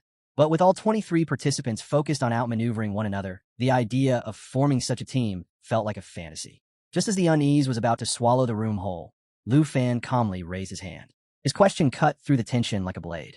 With complete seriousness, he asked Gene Zion if defeating the Demon of the 9 Realms would come with a large point reward. For a moment, the hall fell into stunned silence. Eyes darted toward Lu Fan. Some thought he was joking. Others wondered if he really grasped just how impossible that task was. Gene Zion looked at him, a faint smile tugging at the corner of his mouth. Whether he took Lu Fan's words as genuine curiosity or an attempt to lift the mood, he answered plainly. Yes, the demon was worth an extraordinary number of points, far more than anyone might expect. Every beast in the trial would award points, but the Demon of the 9 Realms? That was on an entirely different scale. With that, Gene Zion signaled the end of the session. If there were no more questions, the meeting was officially over. Slowly, the participants rose from their seats, many exchanging uneasy glances as they tried to process the overwhelming reality of what lay ahead. As the hall emptied, Elder Han turned to Vice Principal Zhao, suggesting it was best for Lu Fan to rest up. With a faint smile, he added that they'd reconvene tomorrow. Zhao agreed, and after a respectful bow, he and Lu Fan took their leave. Elder Han watched them go, his gaze lingering on Lu Fan. A quiet chuckle escaped him as he thought back to the bold question about the demon. It had been a long time since something or someone had caught his interest like this. This young man, he murmured to himself, might just make things interesting. Later that night, Lu Fan lay in his room, thoughts racing. The trial was shaping up to be far more dangerous than he had ever imagined. Between the ancient beasts and the brutal reality that participants could eliminate each other for points, it was clear this wasn't just about winning anymore. It was about making it out alive. And while Jin Xinghan's next move remained uncertain, Lu Fan was almost sure of one thing. Kim Sung-han wouldn't hesitate to act first. Seeking answers, Lu Fan grabbed his phone and opened the trial rankings, hoping to size up the competition. As he scrolled through the predictions, his eyes widened in disbelief when he spotted his name. Right there under Dragon Nation, listed next to T1, was his own. For a moment, he just stared at the screen, stunned. He couldn't begin to understand how he'd ended up ranked that high. By the time morning sunlight slipped through the curtains, Lu Fan was still mulling it over. The faint glow of his phone lingered beside him, the rankings still pulled up from the night before. Stretching with a groggy sigh, He glanced at the list again. Seeing both his name and Jin Xinghan's sitting at the top felt ridiculous. He scoffed and shook his head, scrolling through the app with growing disbelief. For a list coming from so-called reputable source, the rankings felt more like a bad joke than an actual prediction. But as he scanned through the names, one stood out. Musashi 10 from Sakura Nation. The moment Lu Fan saw it, a chill ran down his spine. That was a name he hadn't forgotten. Musashi wasn't just another contender. He was someone to keep an eye on. The thought stayed with him as he got ready, settling like a quiet warning in the back of his mind. Later that morning, the trials officially began. Energy buzzed through the air as participants gathered at their designated positions. A booming voice echoed across the arena, announcing the start of the national trials hosted by Taichi Nation. The crowd shifted, anticipation crackling as everyone waited for the competition to unfold. "Look to the sky," the voice commanded. Lu Fan and the others glanced upward, spotting a swirling blue vortex forming high above. It shimmered with streaks of light, spinning like a spiral of raw energy. The portal to the secret area was ready. Then, out of nowhere, the voice returned with an unexpected announcement. "The trials will not begin until everyone has liked this video." For a moment, silence hung in the air. Then, as if on cue, the entire group mimicked the action in unison, whether out of compliance or sheer amusement. The voice echoed again. "Perfect. Now that you've all liked it, the portal is open." With that, the participants moved forward as one. Lu Fan kept his focus, calm and steady. His mind was already turning, strategy after strategy, falling into place. The portal shimmered ahead, the true starting line to the trials. Without hesitation, he stepped into the vortex. Elsewhere, in a quiet villa, Lu Fan's teammates, Jianyang, Qinxiu, Xiaoman, and Hank, watched the broadcast closely. They tried to hide their nerves, but the tension was impossible to shake. They believed in Lu Fan's strength, but when the stakes were this high, even the most confident couldn't help but feel the weight of what was coming. Meanwhile, Captain Lu Fei, Lu Changkong, and Shun Kai watched the scene unfold, their eyes shining with anticipation. Their faith in Lu Fan is absolute, and they can't wait to see him take the lead. Off to the side, Duke Tujing lounges with a bottle of wine, completely at ease as he enjoys the unfolding chaos, the high-stakes atmosphere only adding to his amusement. Not far away, Vice Principal Zhao and Elder Han sit together in silence, their attention locked on the screens. Both are focused, quietly assessing every move. They know the real game begins the moment all participants step into the secret realm, and the rankings are about to shift at any second. As Lu Fan enters the secret area, a sharp, freezing wind greets him. The vast, icy landscape stretches endlessly in every direction. It's a place he knows all too well. The Far North National Testing Secret Area. He murmurs, recognizing the terrain immediately. The frozen wasteland may be brutal, but it's familiar ground. Glancing down at his watch, he checks the map and smirks. Right in the middle of the ice field. Not a bad starting point, he thinks. The cold is relentless, but at least he knows how to navigate this place. Still, a thicker jacket wouldn't have hurt. Looking around, Lu Fan notices something interesting. The rankings haven't moved yet. No one's earned any points. The field is wide open. It's like staring at a blank score sheet, and he's ready to fill it in on his own terms. With that thought, he takes his first step forward. The real challenge is just getting started, and he's more than ready to turn up the heat in this frozen land. His attention shifts back to the map on his watch. A task point lights up in the lower corner of the ice field. Target locked. He wastes no time, already piecing together his plan. A quick check of the live rankings and survivor count reminds him that the hunt is on. High scores make you a target, but Lu Fan isn't worried. If anyone comes looking for trouble, they'd better be ready for what he has in store. With a swift motion, Lu Fan launches into action. Power surges through him, his aura igniting as energy ripples around him. He calls out, and his two dragons, Xingchen and Xiaoya, respond immediately. Xingchen appears in a brilliant flash, while Xiaoya lets out a thunderous roar, shaking the ground as it makes its entrance. Lu Fan's eyes gleam with certainty. This is exactly the moment he's been waiting for. With his dragons by his side, everything is falling into place. Approaching them, he quickly runs through the plan in his mind. Turning to Xingchen, he asks if it's ready to sync up and evolve alongside Xiaoya. But before the words are even out, Xingchen leaps onto his shoulder without hesitation, its shimmering scales catching the light as it settles in. Lu Fan lets out a quiet laugh, shaking his head. "Do you ever listen?" he mutters, though there's no time to argue. In one smooth motion, he climbs onto Xiaoya's back. The massive dragon braces itself, its muscles tensing as it prepares for flight. Just as they're about to take off, a booming voice echoes from above. "Before you fly off, don't forget to subscribe. This journey's only getting started." Lu Fan smirks at the unexpected interruption, but doesn't let it break his focus. The rush of adrenaline is already pulsing through him. Xiaoya unleashes a thunderous roar, wings spreading wide before they cut through the air with a powerful gust. As they shoot into the sky, Lu Fan tightens his grip, the excitement of what's ahead sparking through his veins. The dark peak lies in wait, and he's ready for whatever it throws his way. Meanwhile, far across the secret realm, Jin Qinghan moves steadily through the blistering heat of a vast desert. The familiar landscape brings a grin to his face. Back here again, he mutters, already adjusting to the scorching air and endless dunes stretching around him. With a simple gesture, Jin Qinghan summons his beasts. These aren't just ordinary creatures. They mirror pieces of him, eerie and fragmented, as if someone stitched together reflections of his own shadow. His skill, Fragmented Ambush, is as clever as it is unsettling. Bits of the abyss splinter off, scattering across the sand, each one settling into hidden spots to form a deadly web of traps and surprises. As the beasts skitter into place, their small legs kicking up sand, Jin Qinghan watches with satisfaction. In front of him, the system interface flashes to life, highlighting his ability stats. The Abyss Symbiosis effect stands out, his greatest weapon. As long as these creatures survive, they share their power with him. And if the worst happens, no problem. He can revive through any of them. 9 times, to be exact. Jin Qinghan chuckles to himself. Practically immortal, he says, the thought lingering as his voice carries through the empty desert. Of course, no one answers. Not that he'd expect the desert to laugh back. Just as Jin Qinghan was savoring the thought of his unbeatable advantage, a sword sliced through the air with terrifying speed. In an instant, one of his summoned beasts was struck clean through the head, collapsing into the sand and vanishing without a trace. Jin Qinghan's gaze snapped toward the attacker, Musashi Ten, the representative from Sakura Nation. With a smug grin, Musashi called out mockingly, "Looks like you're down to 8 lives." Jin Qinghan's expression darkened. His hands clenched at his sides as he stared at the scattered remains of his fallen summon. The audacity of the attack left him speechless for a moment. Weren't they supposed to be allies? What was Musashi thinking? Grinding his teeth, he demanded an explanation, accusing Musashi outright of breaking their agreement. A system notification popped up, flashing Musashi's details. Musashi 10, Sakura nationality, level 61, class, Demon Samurai. But Jin Qinghan barely glanced at it.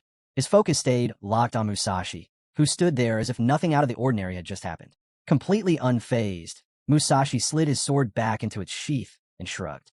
He claimed he was just testing whether killing one of Jin Qinghan's summons would net him any points. Like it was nothing, like it was some casual experiment. Jin Qinghan let out a sharp scoff and pointed directly at him. "If you're so eager for points, why didn't you go after Lu Fan?" he snapped. His frustration boiled over as he reminded Musashi that taking out one of his summons wasn't just a cheap shot, it directly chipped away at his survival chances. He jabbed an accusing finger at him, demanding to know what kind of nonsense was running through his head. But Musashi stayed as calm as ever, barely blinking at the outburst. "You've still got 8 left," he replied with a shrug, like it wasn't even worth the argument. Then, as if that wasn't enough, he tossed out a half-hearted offer to make up for it. Something about a boss fight as compensation, as though that would somehow even the score. Jin Qinghan exhaled slowly, forcing himself to let it go. Arguing was pointless. With an irritated wave of his hand, he told Musashi to move aside. But Musashi wasn't going anywhere. He tagged along without a hint of shame, grinning as he reminded Jin Qinghan not to leave his teammate behind. As they pressed on, Musashi dropped an unexpected bit of info.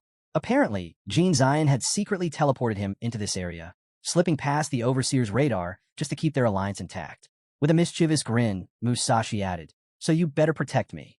Jin Qinghan shot Musashi a sharp glare, warning him to keep his voice down before the Overseer caught wind of their conversation. Lowering his tone, he laid out the plan.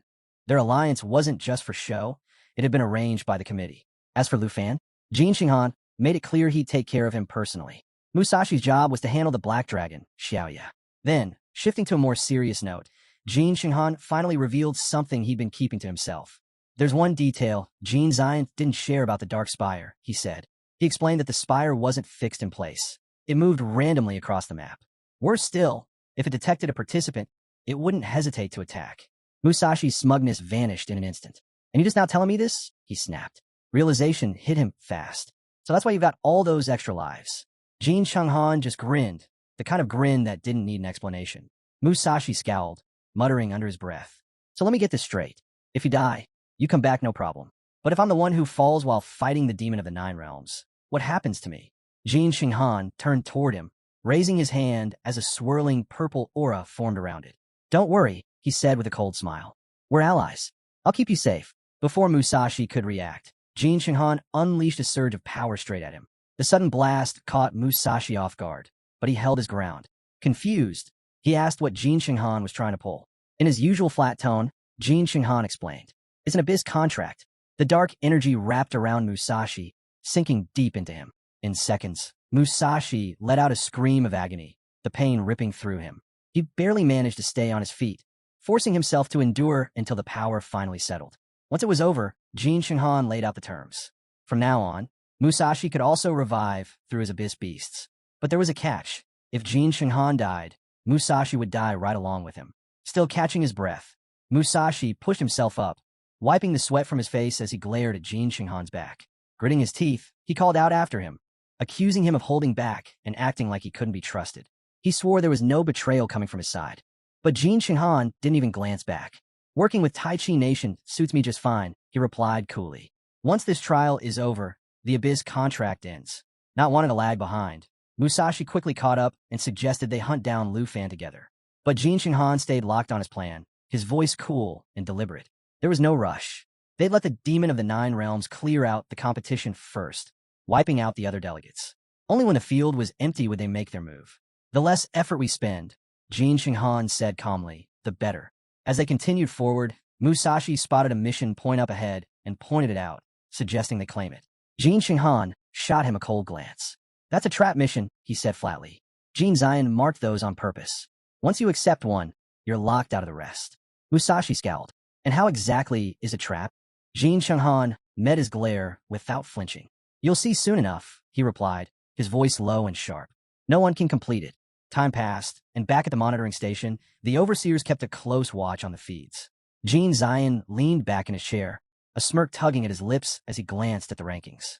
"Looks like the so-called Big Three, Dragon Nation, Star Nation, and Snow Nation, aren't making much noise this time," he said mockingly. One of the other overseers turned toward him, intrigued.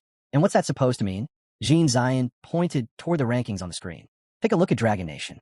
Lu Fan was hyped up as Tier 1 by the media, but he's sitting dead last with just 257 points. The overseer raised an eyebrow. "That's surprising. Dragon Nation usually puts up strong numbers. Guess it's all talk this year. Maybe people just bought into the dragon hype." Jin Zion laughed. "Overrated. Even clearing a few weaklings should have gotten him more than that." A few seats away, Elder Han quietly sipped his tea, the faintest chuckle escaping him. He didn't bother correcting them. Let them keep talking. Watching them eat their words later would be far more enjoyable. Meanwhile, in the secret area, Lu Fan wandered through the frozen terrain, frustration building with every step. He checked his watch again. 257 points. Still no change. The silence of the landscape only made the tension worse. He muttered under his breath, questioning where the peak of darkness was supposed to be.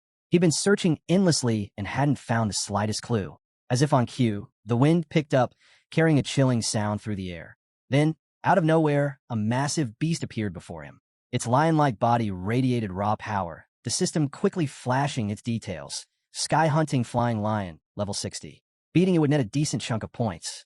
Before Lu Fan could react, the creature lunged, moving with deadly speed. But Xiaoya was faster, leaping back in a smooth motion, narrowly dodging the first strike. Lu Fan studied the creature in front of him, quickly assessing the situation. Compared to the Fallen Clouds zombies, this Sky-Hunting Flying Lion barely posed a threat, and the reward wasn't worth the effort. It was clear to him, if he wanted to climb the rankings, the real strategy was taking on missions and clearing bosses. Wasting time here wasn't an option. Tugging gently on Xiaoya's reins, he gave the signal to move out. Before long, a mission point appeared on his map, marked just ahead inside a nearby cave. Without hesitation, he directed Xiaoya toward the entrance. As they descended, Lu Fan spotted another participant locked in combat, just outside the cave. The man moved with sharp precision, finishing off a massive snow bear in a single, crushing blow.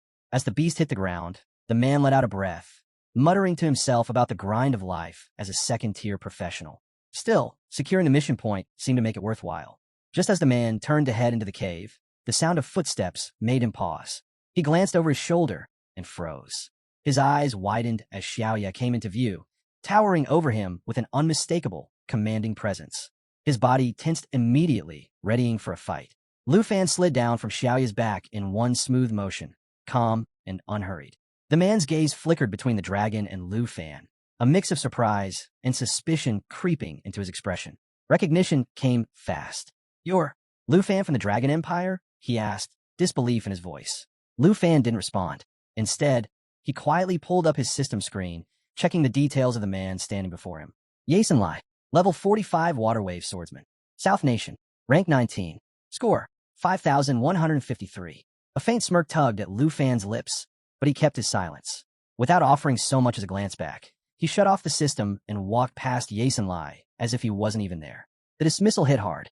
Yason Lai's face darkened, his pride stung by the blatant disregard. He watched Lu Fan's figure move further away, his mind racing with resentment. Old tensions between the Southern Empire and the Dragon Empire came flooding back. He remembered the disgrace his nation had suffered when Tu Jing of the Dragon Empire humiliated their king, nearly toppling their rule. Now, standing here with Lu Fan ranked dead last at level 32, Yason Lai saw his moment. Taking out the Dragon Empire's representative would earn him fame and bring honor to his country. In his eyes, this wasn't just a fight. It was the perfect chance for payback. And judging by the rankings, it looked like an easy one. Without a moment's pause, Yason Lai unsheathed his sword, his determination razor-sharp. Water surged from the blade, swirling into a tight cage that locked around Lu Fan. Confident he'd already won, Yason Lai smirked, his voice dripping with arrogance. "You're out of your depth if you think you can take me." But Lu Fan didn't so much as flinch. His calm, steady silence only fueled Yason Lai's irritation. Muttering under his breath, Yason Lai prepared to finish the job, raising his sword for a decisive strike. Before he could land it, Xiaoya moved. In a blur of motion, the black dragon's massive claws tore through the air, smashing into Yason Lai with brutal force. He flew back like a ragdoll, crashing into the ground with bone-jarring impact. A sharp, searing pain shot through his arm, and when he looked down, the truth hit him hard. His arm was broken. Gritting his teeth against the agony, he tried to push himself up, but the pain was relentless. Humiliation settled over him like a weight. So this was the strength of the Dragon Empire. The difference between them wasn't just skill, it was world apart. Lu Fan stepped effortlessly out of the water cage, as if the technique had been nothing more than a breeze brushing past him. Approaching the fallen swordsman, Lu Fan finally spoke, his tone light but cutting. "If you thought you could swoop in for an easy gain, you've got it all wrong." He paused, then added with a shrug. "Honestly, sparing you saves me the trouble. You're not worth the points." Yason Lai's mind spun. He couldn't believe what he was hearing. Level 32, and Lu Fan was this strong? How was that possible? Rage and disbelief tangled in his chest. Even if he couldn't take the top spot in these trials, taking down Lu Fan, the pride of the Dragon Empire, would still earn him fame. Recognition, a chance to reclaim his name back home. But before he could make another move, Xiaoya let out a thunderous roar that shook the air.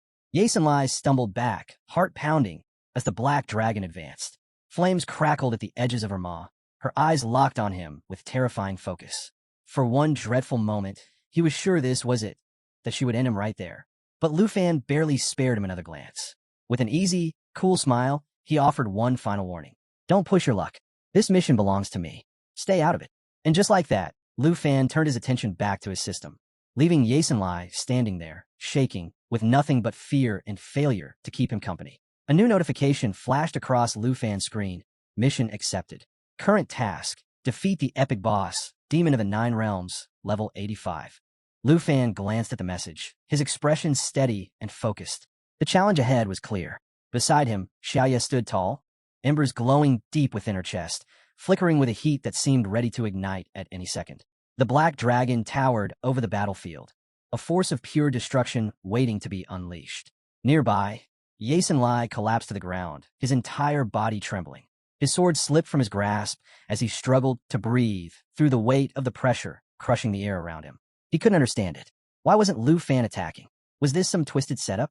Before the thought could settle, a shadow fell over them. A monstrous figure plummeted from the sky, slamming into the earth with bone-rattling force. Eyes cracked and exploded outward from the impact. Xiaoya reacted in a flash, charging forward and striking the beast with a powerful blow that sent it staggering back. But the shockwave shattered the ice beneath them, sending Yason Lai sliding helplessly across the slick surface. Scrambling to stop himself, Yason Lai managed to catch hold of a jagged rock. His eyes shot to the creature, now towering over the battlefield. His breath caught. "Wait, is it the Guardian boss?" he whispered, the words barely leaving his lips. A system prompt answered for him. Ice Yeti King, level 75. Defeating it will earn 245 points. A spark of hope flared in his chest. Watching the Yeti King roar and stomp forward, he allowed himself a grin. There was no way Lu Fan could handle this. This beast would crush him, and Yasenlai wouldn't have to lift another finger. With Lu Fan gone, the trial would be his for the taking. But that hope shattered as the Yeti King's blazing red eyes swung toward him. One step, then another. Each stomp split the frozen ground as the monster advanced. Not toward Lu Fan, but straight for Yasenlai. The grin vanished. Panic seized him as the realization hit like ice water. No, this isn't right, he thought desperately, backing away as the beast closed the distance. The ice beneath him cracked. He slipped, hitting the ground hard as the Yeti King loomed overhead, its fury burning hot and focused solely on him. There was nowhere to run. Just as the creature raised its massive arms to strike, a burst of red light tore across the sky. The Yeti King's attention snapped toward the flare, its roar growing louder as it locked onto the new threat. Xiaoye didn't hesitate. In a blur of motion, her claws slashed through the air, cutting deep into the Yeti King's side. Green blood sprayed across the ice as the beast reeled from the blow, collapsing to one knee with a ground-shaking crash. But it wasn't finished yet. Before the Ice Yeti King could regain its footing, Xiaoye launched forward, claws aimed to end the fight. But the beast wasn't finished yet. With a wild swipe of its massive arm, it intercepted Xiaoye mid-air, slamming her back with raw force. Lu Fan didn't hesitate. In a single motion, he surged forward, unleashing Break Sky, one of his signature Dragon Key techniques. Twin strikes tore through the air, sharp and devastating. As if on cue, Xiaoye mirrored the attack, her own claws slicing through the Yeti's defenses with perfect synchronization. Overwhelmed by the relentless assault, the Ice Yeti King couldn't hold on. Its grip on Xiaoye failed, and with one last shuddering groan, the beast toppled over, crashing into the ice with a deafening thud. Lu Fan landed softly beside the fallen monster, brushing the dust from his sleeve as if the whole fight had been nothing more than a warm-up. Big, sure, he said casually, but not much else.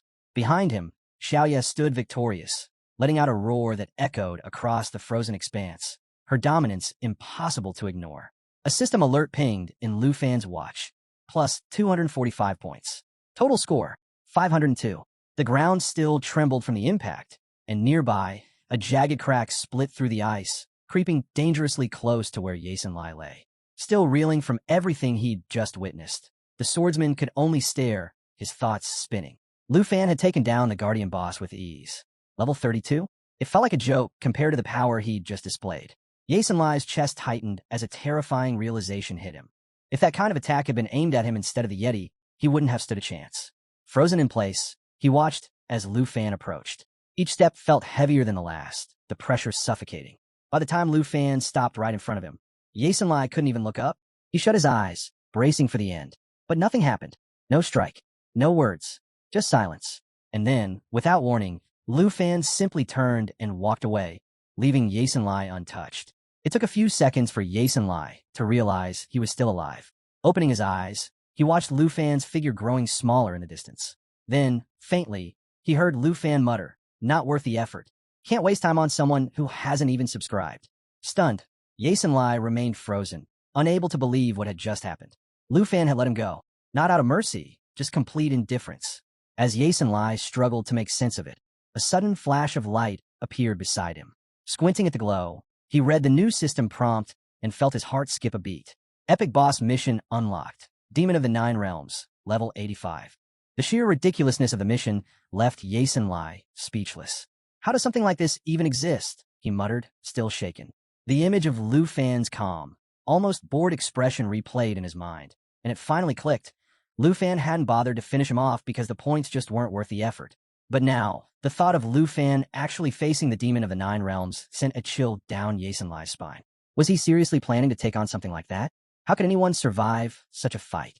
Meanwhile, far away in the observer's room, the entire scene played out across the massive screen.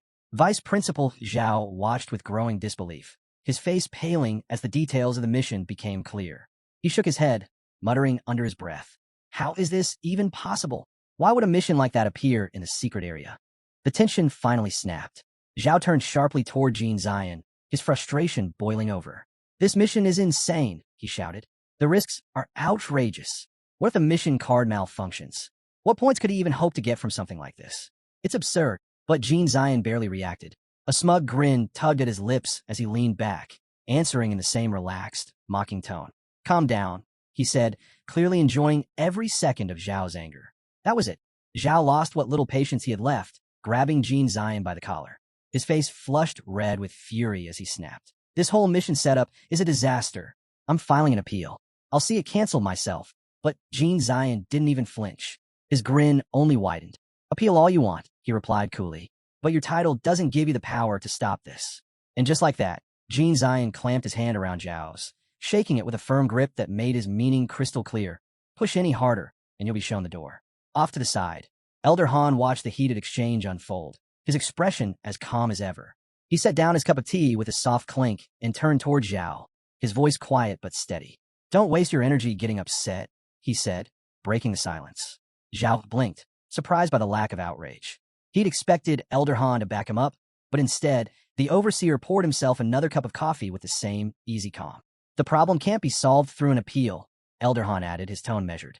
Zhao frowned, clearly not understanding.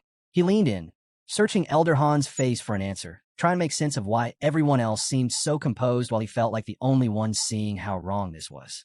Leaning in, Elder Han lowered his voice, revealing something that instantly thickened the air in the room. Tai Chi Nation, he explained, had been quietly manipulating the trials all along, stacking the odds to give their own representatives every advantage while setting traps to hold the others back. And this wasn't some new scheme. It had been happening right under their noses for years. Zhao's fist clenched. If you've known this, why not step up for Lu Fan? He shot back, his frustration boiling over. But Elder Han only offered a knowing look, his voice calm and steady. Even the cleverest people get blindsided when power runs this deep, he said. An appeal won't fix this. We're playing against forces way bigger than us.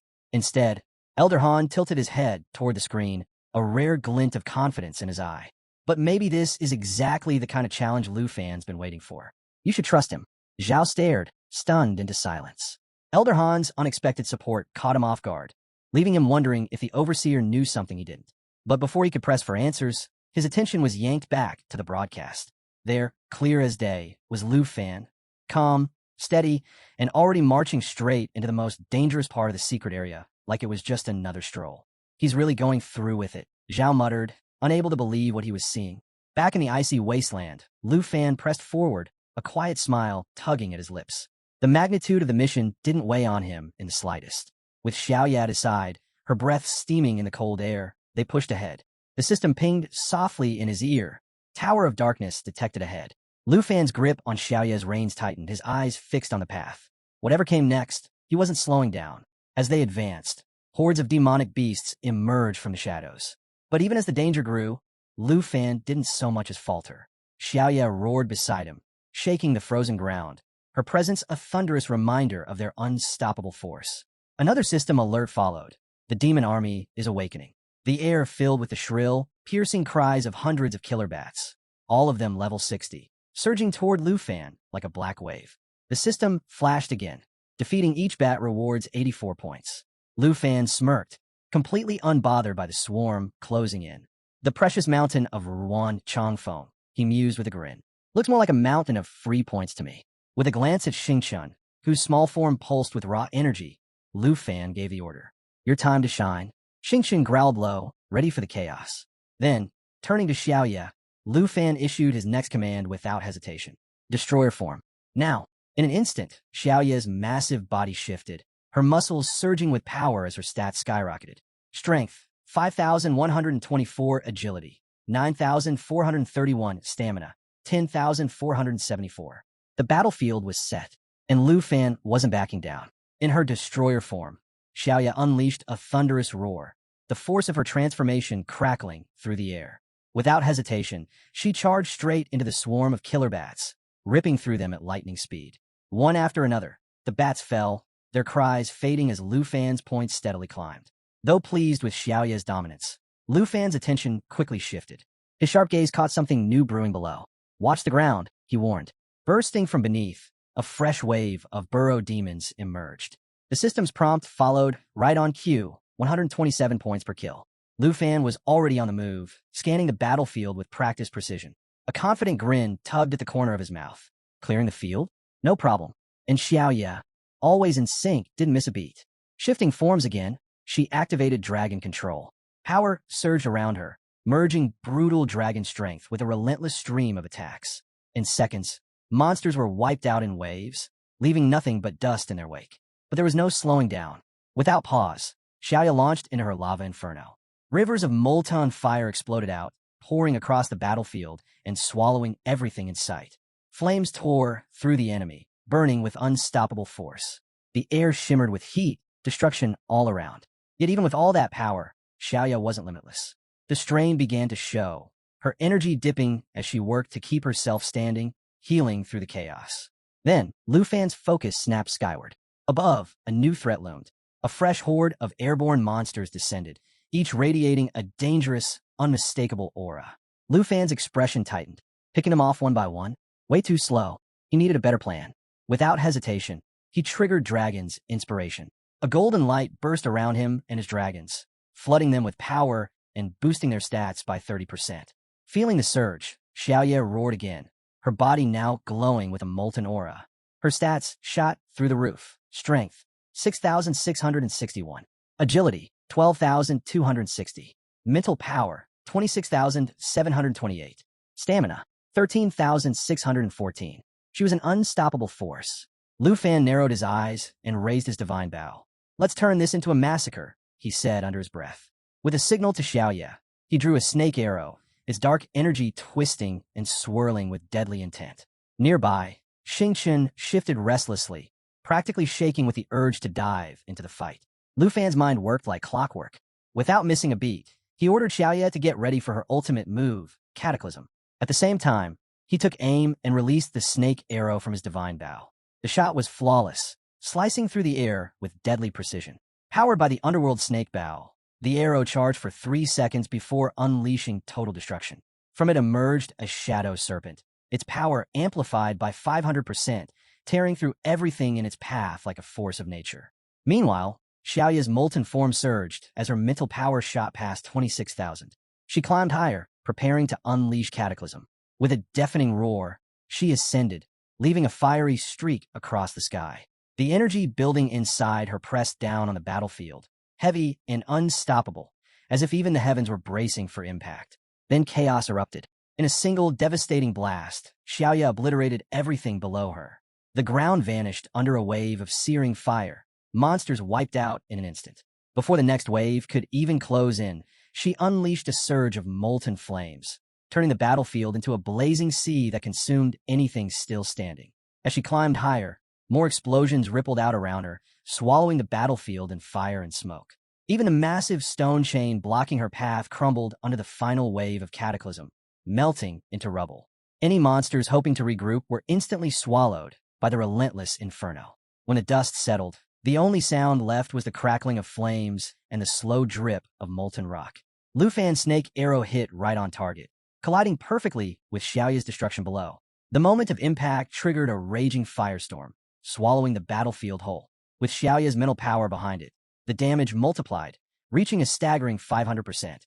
Flames roared, and the air thickened with the stench of burning flesh. A final, earth-shaking explosion marked the end of it all. Then came the system's alert. Dragon Nation's Lu Fan has earned 22,758 points. Current rank, number 1. Lu Fan stood at the center of the scorched battlefield, his eyes scanning the remains of the fallen demon army. Not a single enemy left standing.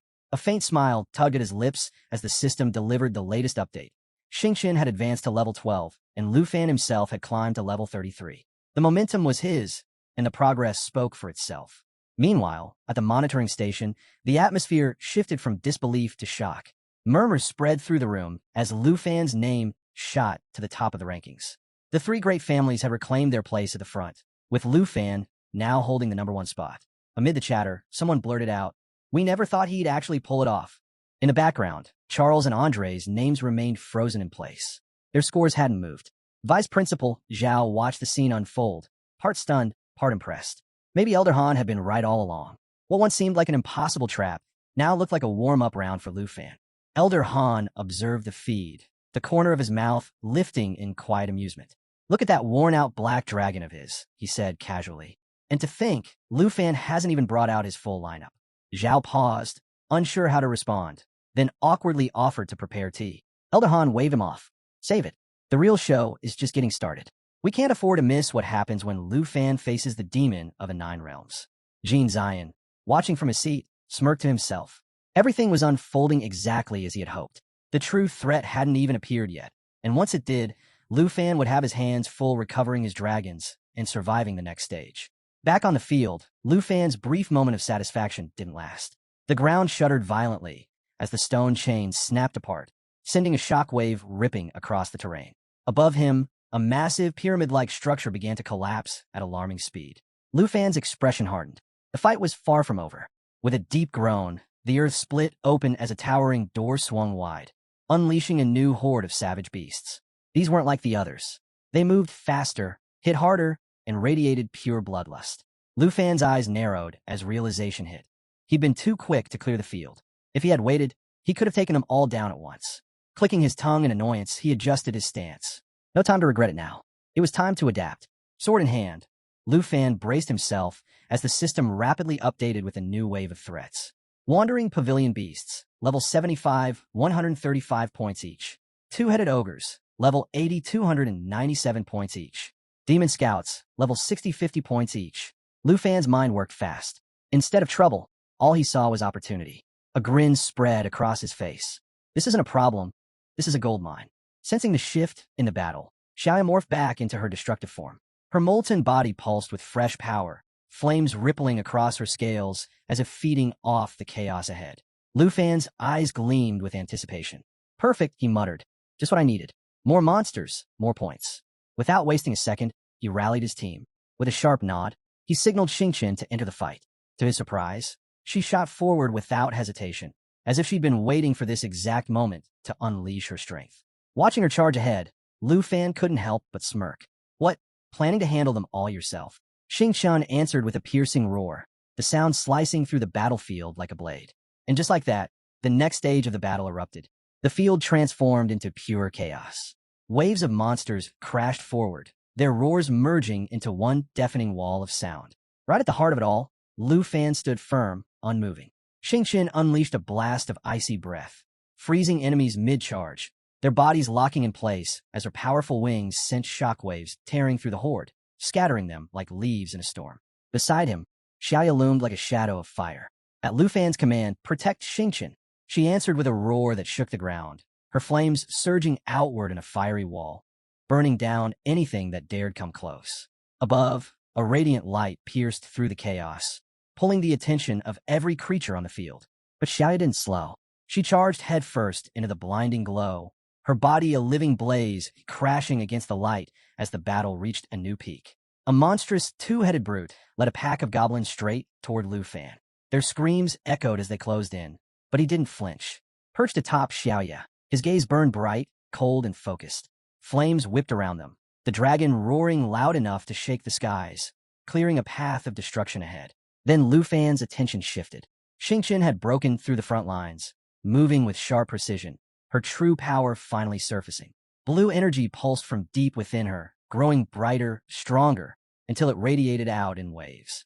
Now Lu Fan thought, his excitement building.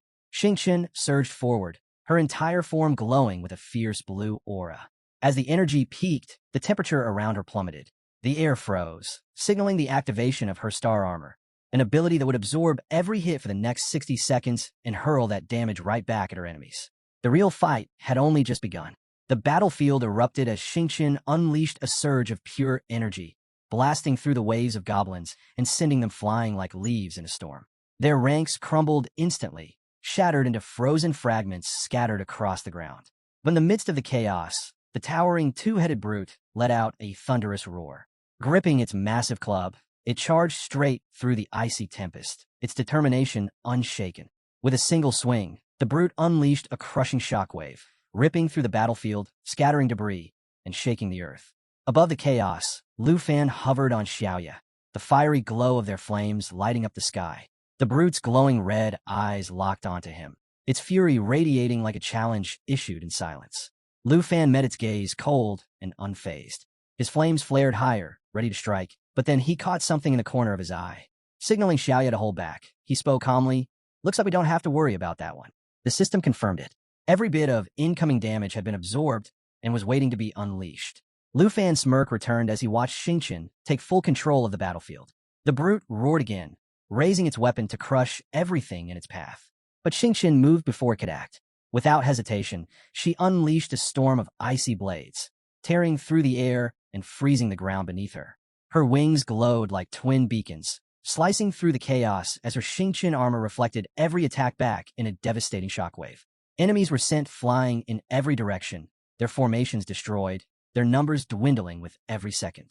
The battlefield began to glow under the chilling blue aura spreading from Xingqian. Her power climbed higher, and the two-headed brute roared once more, its rage boiling over. But before it could strike, Xingqian was already ahead. From deep within her core, a radiant crystal emerged, its light blinding as it hovered over the field. Then, without warning, it shattered, unleashing an enormous wave of destruction that swept across the battlefield.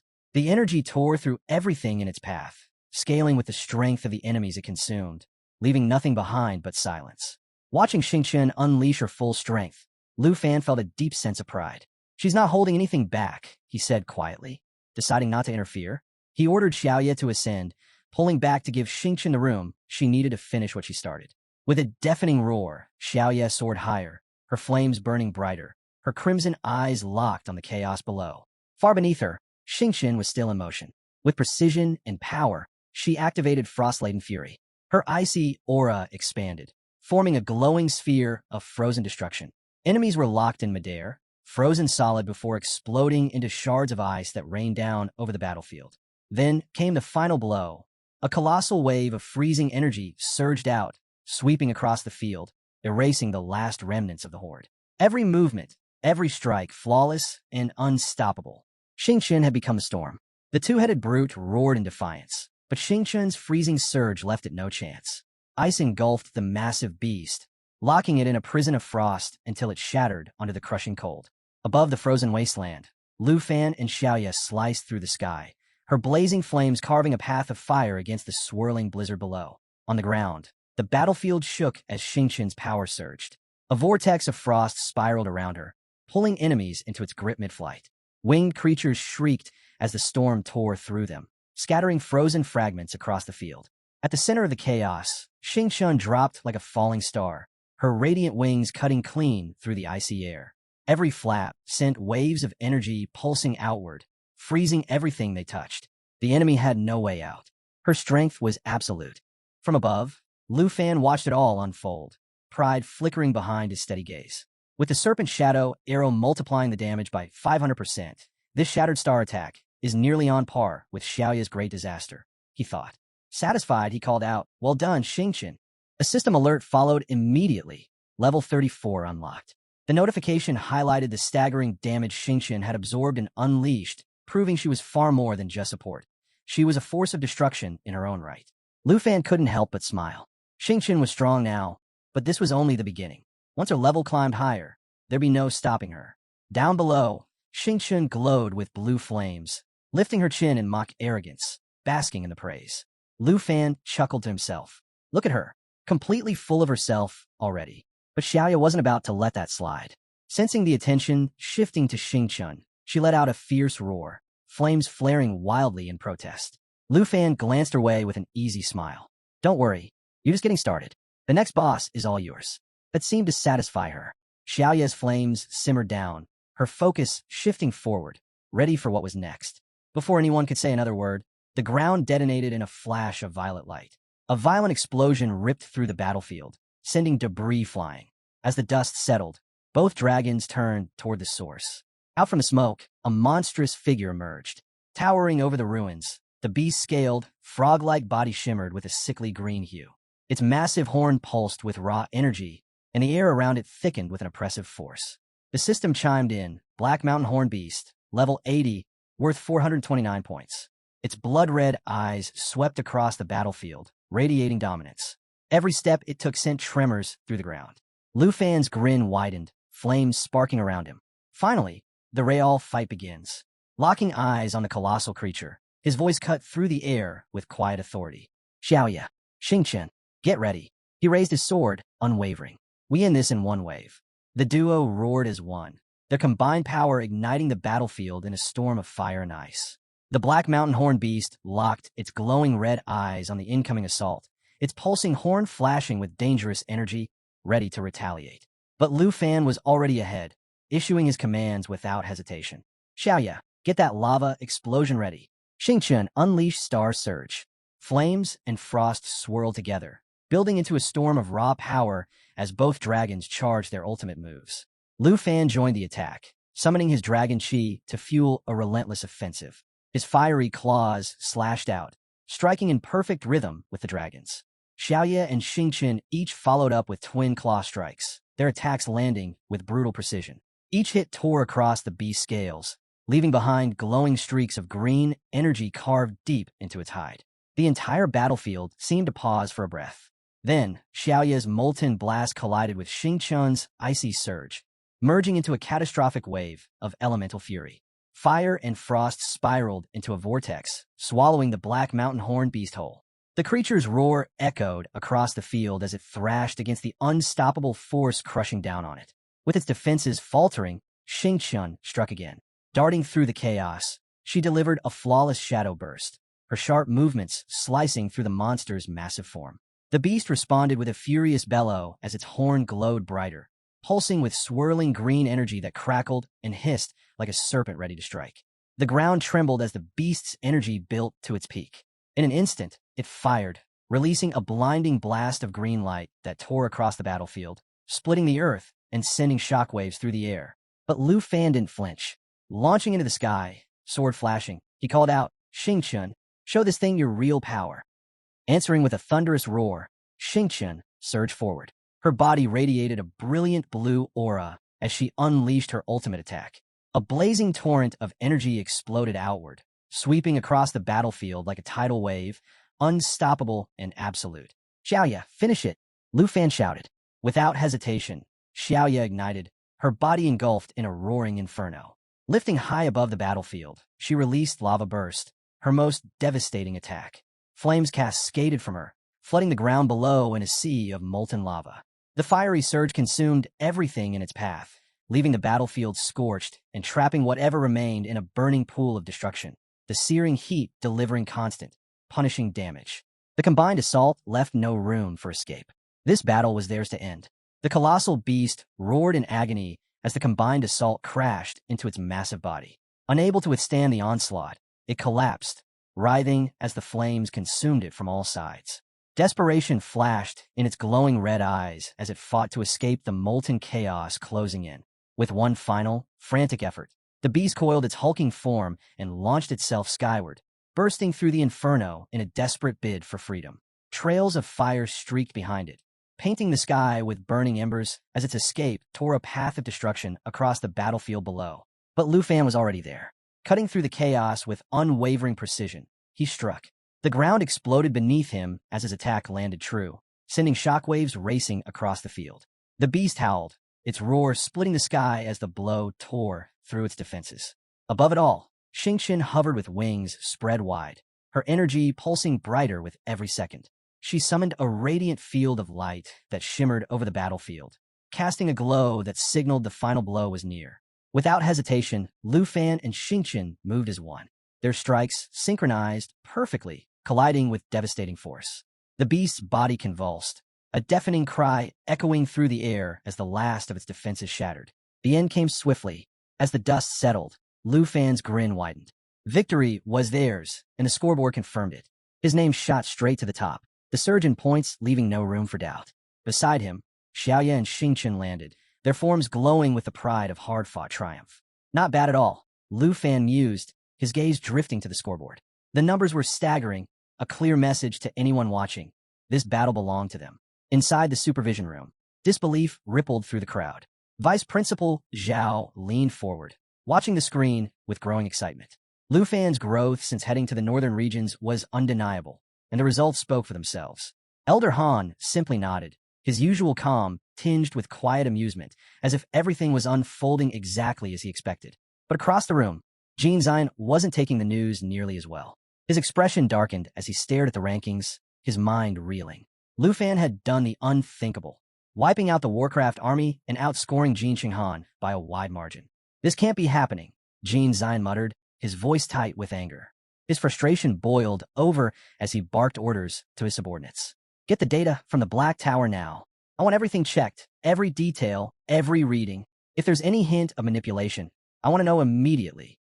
Jean Zion's frustration boiled over as he continued watching the screen, his once steady confidence now shaken by Lu Fan's unstoppable climb to the top. Yet, even amid his growing doubt, a twisted grin curled at the corner of his lips. In his mind, only Tai Chi Nation's supreme national hero had the strength to defeat the demon of the Nine Realms. Lu Fan's progress? Impossible. Sooner or later, Jean Zion was certain he'd catch Lu Fan breaking the rules and strip him of his qualifications. But half an hour later, his plans began to crack. At the entrance of the supervision room in Jean City Arena, a nervous guard stepped forward. The inspection is complete, he reported cautiously. Everything's running as it should. No weaknesses detected in the trial system, including the Dark Spire. Jean Zion's expression turned ice cold. In a flash, he grabbed the guard by the collar and hissed through gritted teeth. You're telling me you found nothing? The guard stammered, scrambling to apologize and promising to check again immediately. But Jean Zion wasn't interested in excuses. He unleashed his fury on the staff, calling them useless and incompetent before barking out fresh orders. Do it again. This time, don't come back unless you find something. The guards fled, desperate to avoid his wrath. Jean Zion clenched his fists, seething. What was meant to suppress the competition had become Lu Fan's playground. The mechanism he designed to intimidate challengers had backfired spectacularly. His mind raced. If the system couldn't stop Lu Fan, he'd make sure the demon of the Nine Realms did. Quietly, he made the call to manipulate the boss stats, cranking them up with the intent to force Lu Fan into submission. His last hope now rested on Jin Shenghan and Musashi Ten. Both had crossed level 30, armed with second-stage classes, and in his eyes, they were the only ones left capable of regaining control. Without another word, Jean Zion stormed back into the supervision room. Elder Han sat quietly in the corner, sipping tea, watching the chaos unfold with barely a glance. Jean Zion felt his anger spike, but his attention was yanked back to the screen, and what he saw stopped him cold. No, impossible, Jean Zion shouted, his voice cracking. On the display, Lu Fan had nearly wiped the entire field clean. The arena blazed with fire. Flames twisted through the battlefield, shadows dancing across the wreckage as soldiers struggled just to stand. In the middle of the chaos stood Lu Fan, his body wrapped in a radiant blue aura. His weapon pulsed with relentless energy, casting a blinding light that sliced through the smoke and ash. Behind him, Xiaoya hovered like a phantom in the flames, her dark figure blending into the inferno, her eyes locked on the horizon, fierce and unblinking. And then the next threat revealed itself. From the darkness emerged a wave of demonic creatures, their crimson eyes glowing with bloodlust. At the front of the legion stood a towering armored figure, radiating a dark, suffocating aura. Its massive blade crackled with black energy, humming with pure menace. The system announcement rang out clearly. Boss identified, level 86. Lu Fan's eyes narrowed as he assessed the situation. This wasn't some random skirmish. Xiaoya alone wouldn't cut it this time. Without wasting a second, he made the call. There was no avoiding it. Splitting the experience was the only path to victory. Xiaofei, it's your turn. In an instant, the battlefield erupted. A brilliant surge of green light tore through the chaos as Xiaofei, the Emerald Dragon, descended in her Eternal One form. Towering above the fray, her arrival shifted the air itself, her blade humming with a force that felt almost untouchable. Lu Fan positioned himself, ready to take command, as Xiaofei tapped into her Emerald Dragon bloodline. The effect rippled across the field, supercharging every allied dragon skill. Then came Life Pulse. Emerald World Blessing spread like wildfire, coating the entire area in a radiant glow, boosting their powers by an overwhelming 400%. Momentum swung hard in Lu Fan's favor. Xiaofei let out a thunderous roar, unleashing Emerald Blessing. Instantly, Lu Fan, Xiaoya, and Xingqian were surrounded by 32 layers of dragon energy, pushing the damage of their next strikes to terrifying heights. But she wasn't finished. Emerald Light followed, wrapping the team in protective layers that stripped away all debuffs while boosting their stats by 60%. Each barrier stood ready to absorb crushing blows, giving the squad the defensive edge they needed. Xiaoya answered without hesitation. With a roar that shook the ground, flames exploded from her, setting the battlefield ablaze.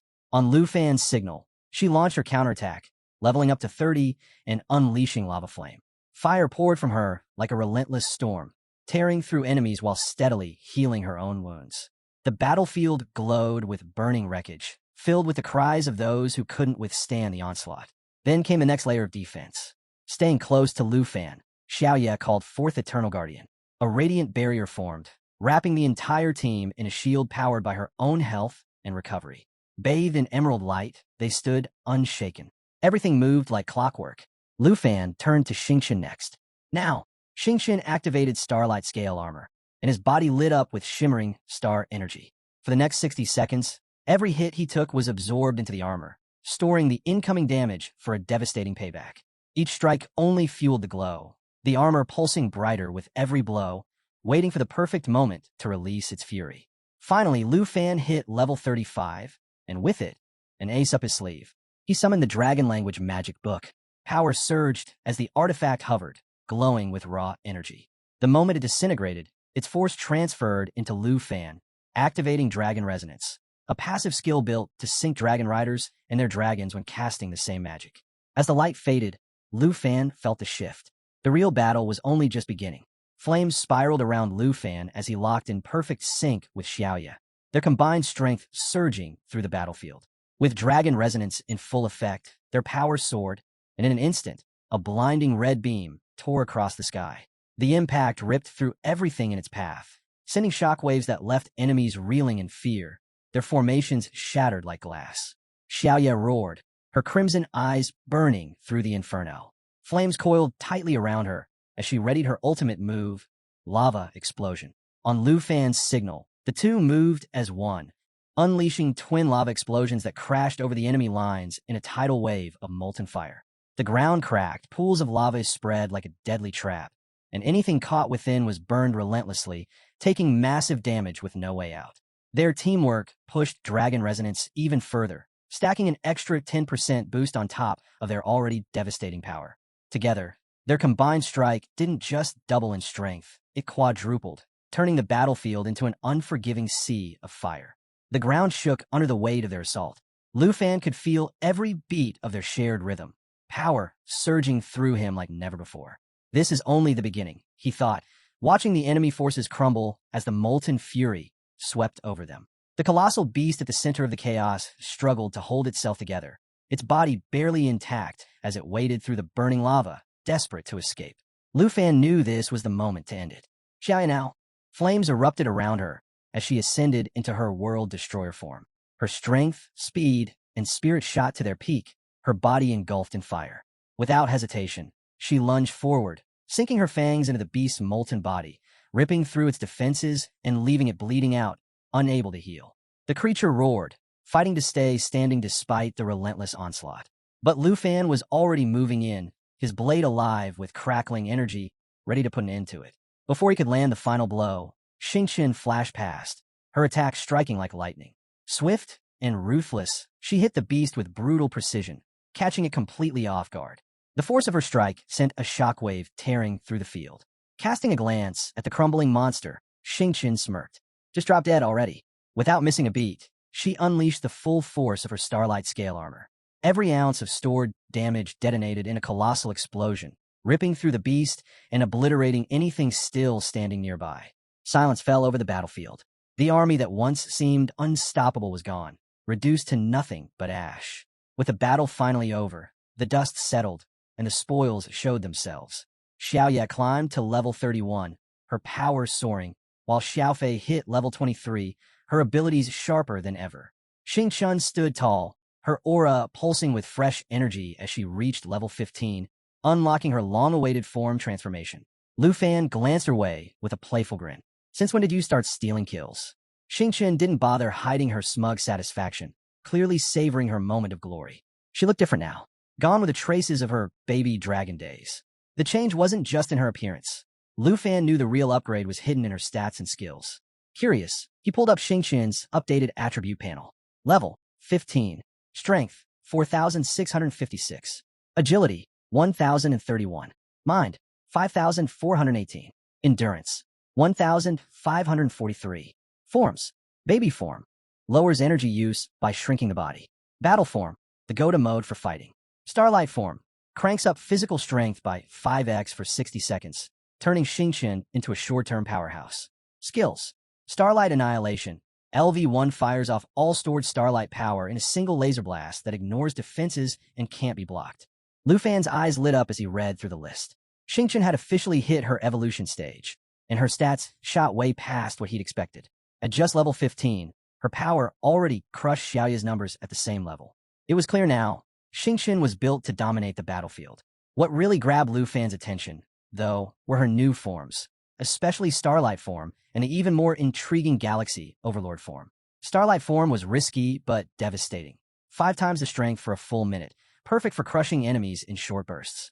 And pairing it with Starlight Annihilation, that combo alone could wipe out nearly anything in her path without even giving defenses a chance to react. But Galaxy Overlord form? That opened up a whole new level of destruction. Starfall, passive automatically attacks any enemy nearby, non-stop. Nebula Star, locks down enemies, keeping them from moving.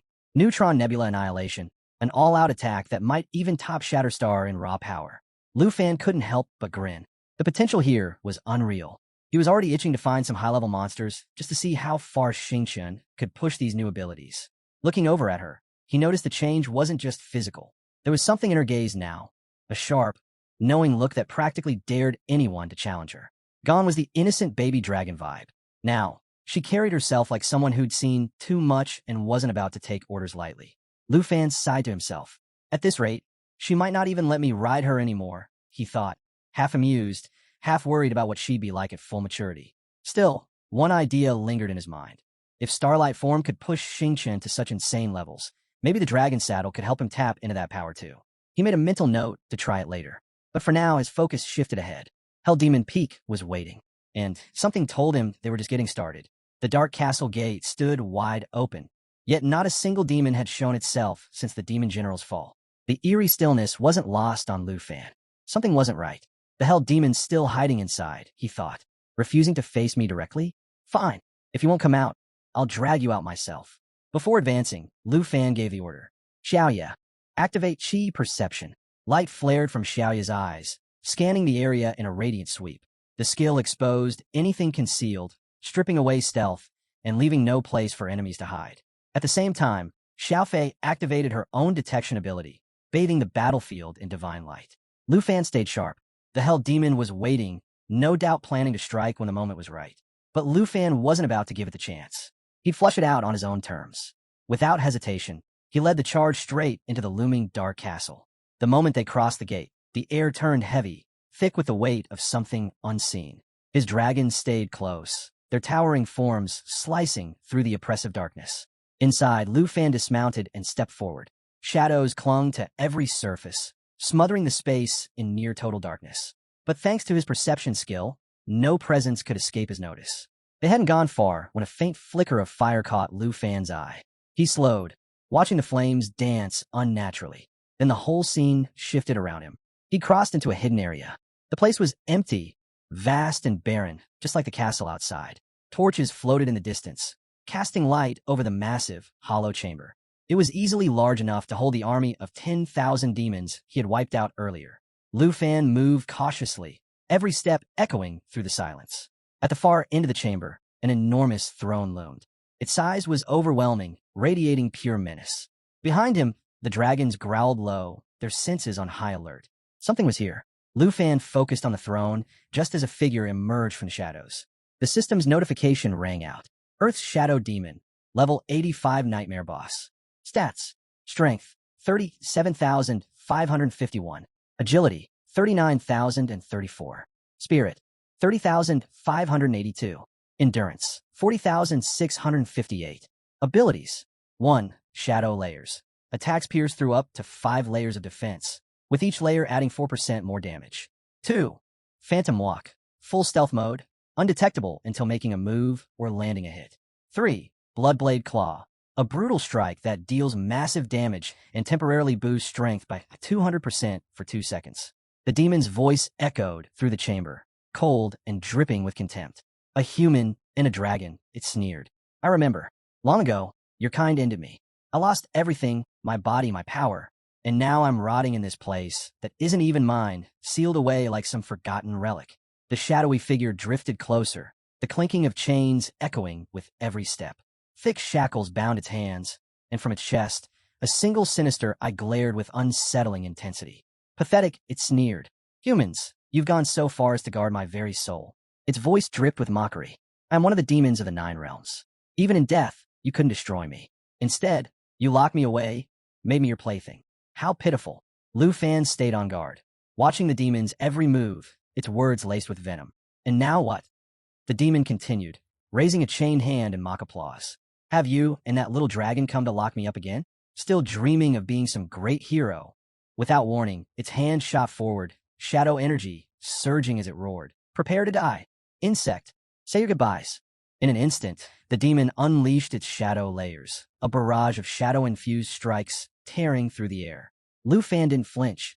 Xiaofei's protective shield snapped into place, layer upon layer absorbing the full force of the attack. Each hit only strengthened the shield, stacking its power until the demon's assault faded into nothing. Inside the shimmering armor, Lu Fan smirked. Bug, was it? He shot back. Better save that line for yourself. Without hesitation, he gave the next command. Xiaoya, Emerald Light. A radiant glow burst forth, wrapping Lu Fan in a second shield. The aura absorbed incoming hits, wiped away all debuffs, and pushed his attributes up by 60%. The emerald light shimmered around him, turning the demon's aggression into wasted effort. Lu Fan gripped his sword, the blade humming with raw energy, the air around him heavy with power. Let's raise the stakes, he muttered. From his inventory, he pulled out the dragon bone flute. As the haunting melody echoed through the dark hall, the system confirmed activation. Twin fallen core dragons summoned. The ground trembled as 2 massive dragons appeared, their roars shaking the castle walls. System alert. Dragon's breath deals magic damage. Enemies killed are revived as undead under your control. Dragon charge cloaks the body in undead energy, negating 99% of incoming damage and reflecting enemy skills. Forbidden dragon magic unlocks powerful spells, including Dragon Curse and Enhanced Dragon Charge. Bloodline effect reduces all damage taken by 5%. For the first time, the Earth Shadow Demon faltered. Its voice dropped, laced with unease. What were those creatures? What power is this? Lu Fan's expression stayed cold and steady. You don't need to know. At a signal, Xiaoya moved. Her roar shook the chamber as waves of molten fire erupted from her mouth. Lava explosions struck hard, sending walls of flame crashing over the demon and blasting through the throne room. The force of the blast rattled the ground, the heat burning through the shadows. For a moment, Lu Fan thought it was over. But as the smoke cleared, the Earth Shadow Demon stood tall, untouched, its laughter echoing through the ruin. So this is all you've got? You weak and careless fool, the demon sneered. Did you really think you could kill me so easily? Lu Fan's expression hardened. The Earth Shadow Demon had slipped into phantom walk, vanishing into the swirling shadows. Even Xiaoya's detection skills couldn't break through its stealth. Frustration built as the demon darted through the darkness, unseen and untouchable. Then, without warning, the demon struck. Its claws tore into Xiaofei, landing 4 precise blows. Shadow layers stacked with each hit, pushing its damage output up by 40% per strike. The demon chuckled darkly. Let's see how long you can survive, human. Xiaofei held firm, but the strain was showing. Lu Fan didn't flinch. Activating Emerald Light, he restored the protective shield and cleared away the lingering shadow effects. Enough playing defense, Lu Fan muttered, tightening his grip on his sword. The Earth Shadow Demon lashed out again. Your turn now, human. Its claws swelled with Earth Shadow energy, slamming into Lu Fan's blade, blocking his counter. More shadow layers built with every swing, but with each stack, the demon's vulnerability increased. And that's when Lu Fan struck back. Now you can't hide anymore, he said, a confident grin spreading across his face. Above them, radiant light cascaded down, slicing through the darkness. The demon recoiled as the blinding glow shattered its stealth, leaving it fully exposed. Lu Fan gave the signal. Xingqian, take over. Show me what you've got. With a fierce roar, Xingqian emerged, shifting into Star Sky Dragon form, also known as the Milky Way form. The Earth Shadow Demon reeled in shock. Who is this? Was this creature with you all along? Lu Fan didn't bother answering. Stellar Rain, he commanded.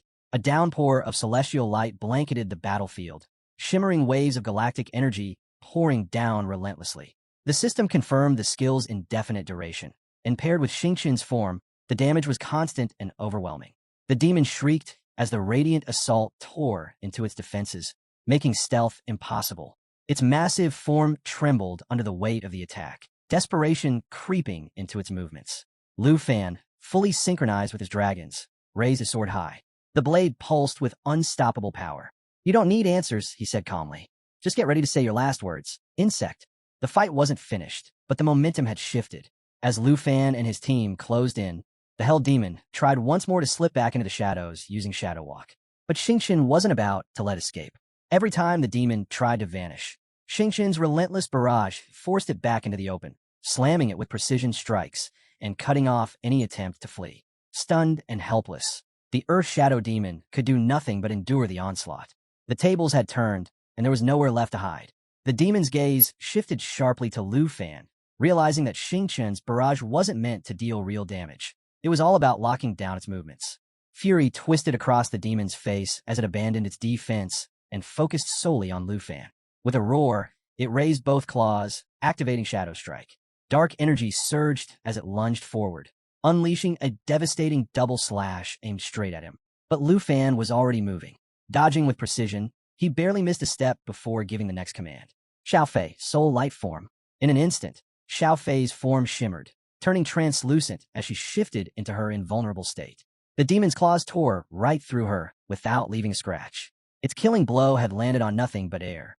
Lu Fan didn't waste the opening. He vaulted onto Xiaoya's back, triggering his Dragon Rider ability. Their connection flared to life, merging their stats into one overwhelming force. Strength, agility, stamina, all of it surged as the bond deepened. The failed strike only sharpened Lu Fan's resolve. Anyone who laid a hand on his dragons wasn't just an enemy. They were already doomed. "Dragon Inspiration," Lu Fan called out, stacking even more power onto himself and Xiaoya with a 30% attribute boost. Xiao Fei responded in sync, activating her Emerald Dragon bloodline. A surge of power rippled through the battlefield, enhancing every dragon and anyone linked to dragon blood. The entire team felt a rush as their strength skyrocketed. But Xiao Fei wasn't done. She activated Soul Protection, linking her soul light to Xiaoya, layering her with even more defense and pushing her attributes to brutal new heights. Fueled by the overwhelming support, Xiaoya's eyes burned with unstoppable fury. She roared, sending waves of searing heat across the dark spire. In that moment, the battlefield belonged to her. Dragon Qi, intensified by the stack of abilities, rained down on the Hell Demon. Every hit pounded into its body, drawing deep, guttural cries from the creature as it struggled to withstand the relentless assault. "Disgusting human," the demon spat, its voice shaking with rage. "How can you wield the power of dragons? They were gods. Why would they lower themselves to follow an insect like you?" Panicked, the demon clawed desperately at the swirling Dragon Qi, trying to push back the waves of power slamming into its body. But Lu Fan didn't even flinch at its words. "Xiaoya, increase the pressure," he commanded calmly. Xiaoya answered with another roar, pouring even more force into the storm of flames. The assault became merciless, forcing the demon back step by step under the weight of her strikes. The Hell Demon kept shouting, demanding answers, trying to understand how a human could command such power. Lu Fan didn't give it the satisfaction of a response. He simply drew the underworld serpent bow, its dark energy pulsing in sync with the chaos around him, ready to end this once and for all. At that exact moment, the twin fallen corpse dragons charged into the fight. Undead energy wrapped around their massive bodies as they activated Dragon Charge, creating a shimmering shield that absorbed nearly all incoming damage. With unstoppable force, they barreled straight into the demon, slamming it hard into the ground. The Hell Demon roared, its disbelief cutting through the chaos. Why? Why would creatures with such ancient power submit to a mere human? Lu Fan, growing tired of the endless whining, glanced over at Xingqian with a smirk. "Well, what do you make of that?" Without needing another word, Xingqian leapt into action. A sharp twang rang out as a blazing star shot across the battlefield like a meteor, hurtling toward the Hell Demon with pinpoint accuracy. Sensing the danger, the demon let out a furious roar and charged, claws ready for a desperate final strike. But Xiaoya was already there. She intercepted perfectly, blocking the attack with her shadow claws and throwing the demon off balance, leaving it stunned just long enough. From a spot atop Xiaoya's head, Lu Fan gave a nod. "Nice work," he said, his focus never leaving the target. With calm precision, he began charging the underworld serpent bow. Dark energy built with every passing second, layer upon layer, stacking as the air pulsed with power. "Hold the line," Lu Fan commanded. Xiaoya and Xiao Fei answered without hesitation, keeping the demon pinned while the bow gathered strength. As the fourth layer locked into place, Lu Fan activated Snake Shadow, pushing the Bao's power even higher. Realizing the danger, the Hell Demon unleashed Bloodblade Claw, aiming directly for Lu Fan. But Xiaoya dodged effortlessly, then countered in a flash, wrapping her claws around the demon's arms and locking them in place. "Release me!" the demon screamed, panic overtaking its rage. Too late. Lu Fan let the arrow fly. A brilliant streak of energy tore through the air like a comet, burning with unstoppable force. At the same moment, Xiaoya unleashed lava flame, drowning the demon in molten fire. The flames roared across the battlefield, consuming everything in their path. But the assault didn't stop there. Still in galactic form, Xingqian activated Energy Shockwave. 10 layers of power spiraled around the nebula star, pulsing as they neared critical mass. Lu Fan's arrow struck the nebula star mid-flight, the timing flawless. The impact supercharged the energy, turning it into a force beyond control. The Hell Demon, already writhing in the middle of Xiaoya's inferno, looked up just in time to see the final blow coming. Frozen in shock, it couldn't move. The nebula star detonated, unleashing a massive explosion that shook the entire dark spire. The shockwaves ripped through the air, the force of the blast echoing out in every direction as the battlefield trembled beneath the weight of the destruction. Inside the observation room, the tension was suffocating. Deputy Chief Zhao and Elder Han stared at the screens, locked onto the unfolding battle. Even without being on the field, the sheer scale of the fight left them speechless. Zhao muttered under his breath. Did Lu Fan actually pull it off? Did he kill the Earth Shade demon? Jin Zion, usually calm and collected, looked rattled for the first time. The idea that some kid from Dragon Nation could push a 9 Realms demon, something only national-level heroes should face, was impossible to swallow. His frustration simmered as a dark thought formed. If this keeps up, Jin Zion clenched his fists. I might have to reset the Earth Shade demon's stats myself. But before he could move, a voice cut through the room. The explosion's over. The Earth Shade demon, it's still alive. Jin Zion's lips curled into a cold smile. Still alive, he whispered, a low chuckle escaping as if the real fun had only just begun. Back in the secret realm, the smoke began to clear. From the heart of the blast, the demonic Hell demon emerged, body torn and scorched, but far from finished. A guttural snarl ripped through the silence. "You filthy insect!" It spat, rage pouring from every word. "You actually dared to wound me. I'll make you regret it." Black energy exploded around its form, wrapping the demon in a violent aura as its strength shot up. Its power climbed fast, but Lu Fan didn't so much as blink. "Spare me," Lu Fan replied, his voice dripping with amusement. "Maybe worry about yourself first." With a casual flick of his hand, Lu Fan pointed to the sky. The demon froze, an uneasy chill crawling down its spine. Looking up, its eyes widened as the twin fallen corpse magic dragons descended from the heavens. Blue-black flames devoured their colossal bodies, and the ancient language of dragons rippled through the air like an omen. Their presence alone made the ground tremble, the weight of their power choking the battlefield. As they dove, the dragons activated Downfall, a forbidden ability reserved for their final stand. Willingly sacrificing themselves, they unleashed an attack that magnified their total power by a staggering 2,000%. Realizing the threat, the demon lashed out, fury masking its panic. "Reckless beasts," it roared, "reduced to pets for a human. And this is how you choose to die?" Claws glowing with blood energy, the demon struck out with everything it had, desperate to tear them down before they could collide. But the downfall had already been set in motion. A blinding flash consumed the cavern as the dragons detonated mid-dive, their combined force slamming into the Earth Shade demon with unstoppable intensity. The explosion tore through the dark spire, light swallowing everything, followed by a deafening blast that shook the entire realm to its core. And at the center of it all, the demon was lost in the storm of their final, devastating sacrifice. The dark castle burned on, flames raging in every direction. Amid the inferno stood the king of the 9 realms, the Hell Demon. His severed hands hung limp, the chains around him shattered. Coughing violently and racked with pain, he locked his gaze on Lu Fan. This can't be real," he choked out, his voice raw with disbelief. He let out a furious scream, then muttered under his breath. "How could I lose? This useless body, it's dragging me down. Am I really doomed to fall to humans again?" The thought weighed heavy on him. "No, even if I'm reborn, I won't accept this fate. I must defeat him. It has to happen in this life."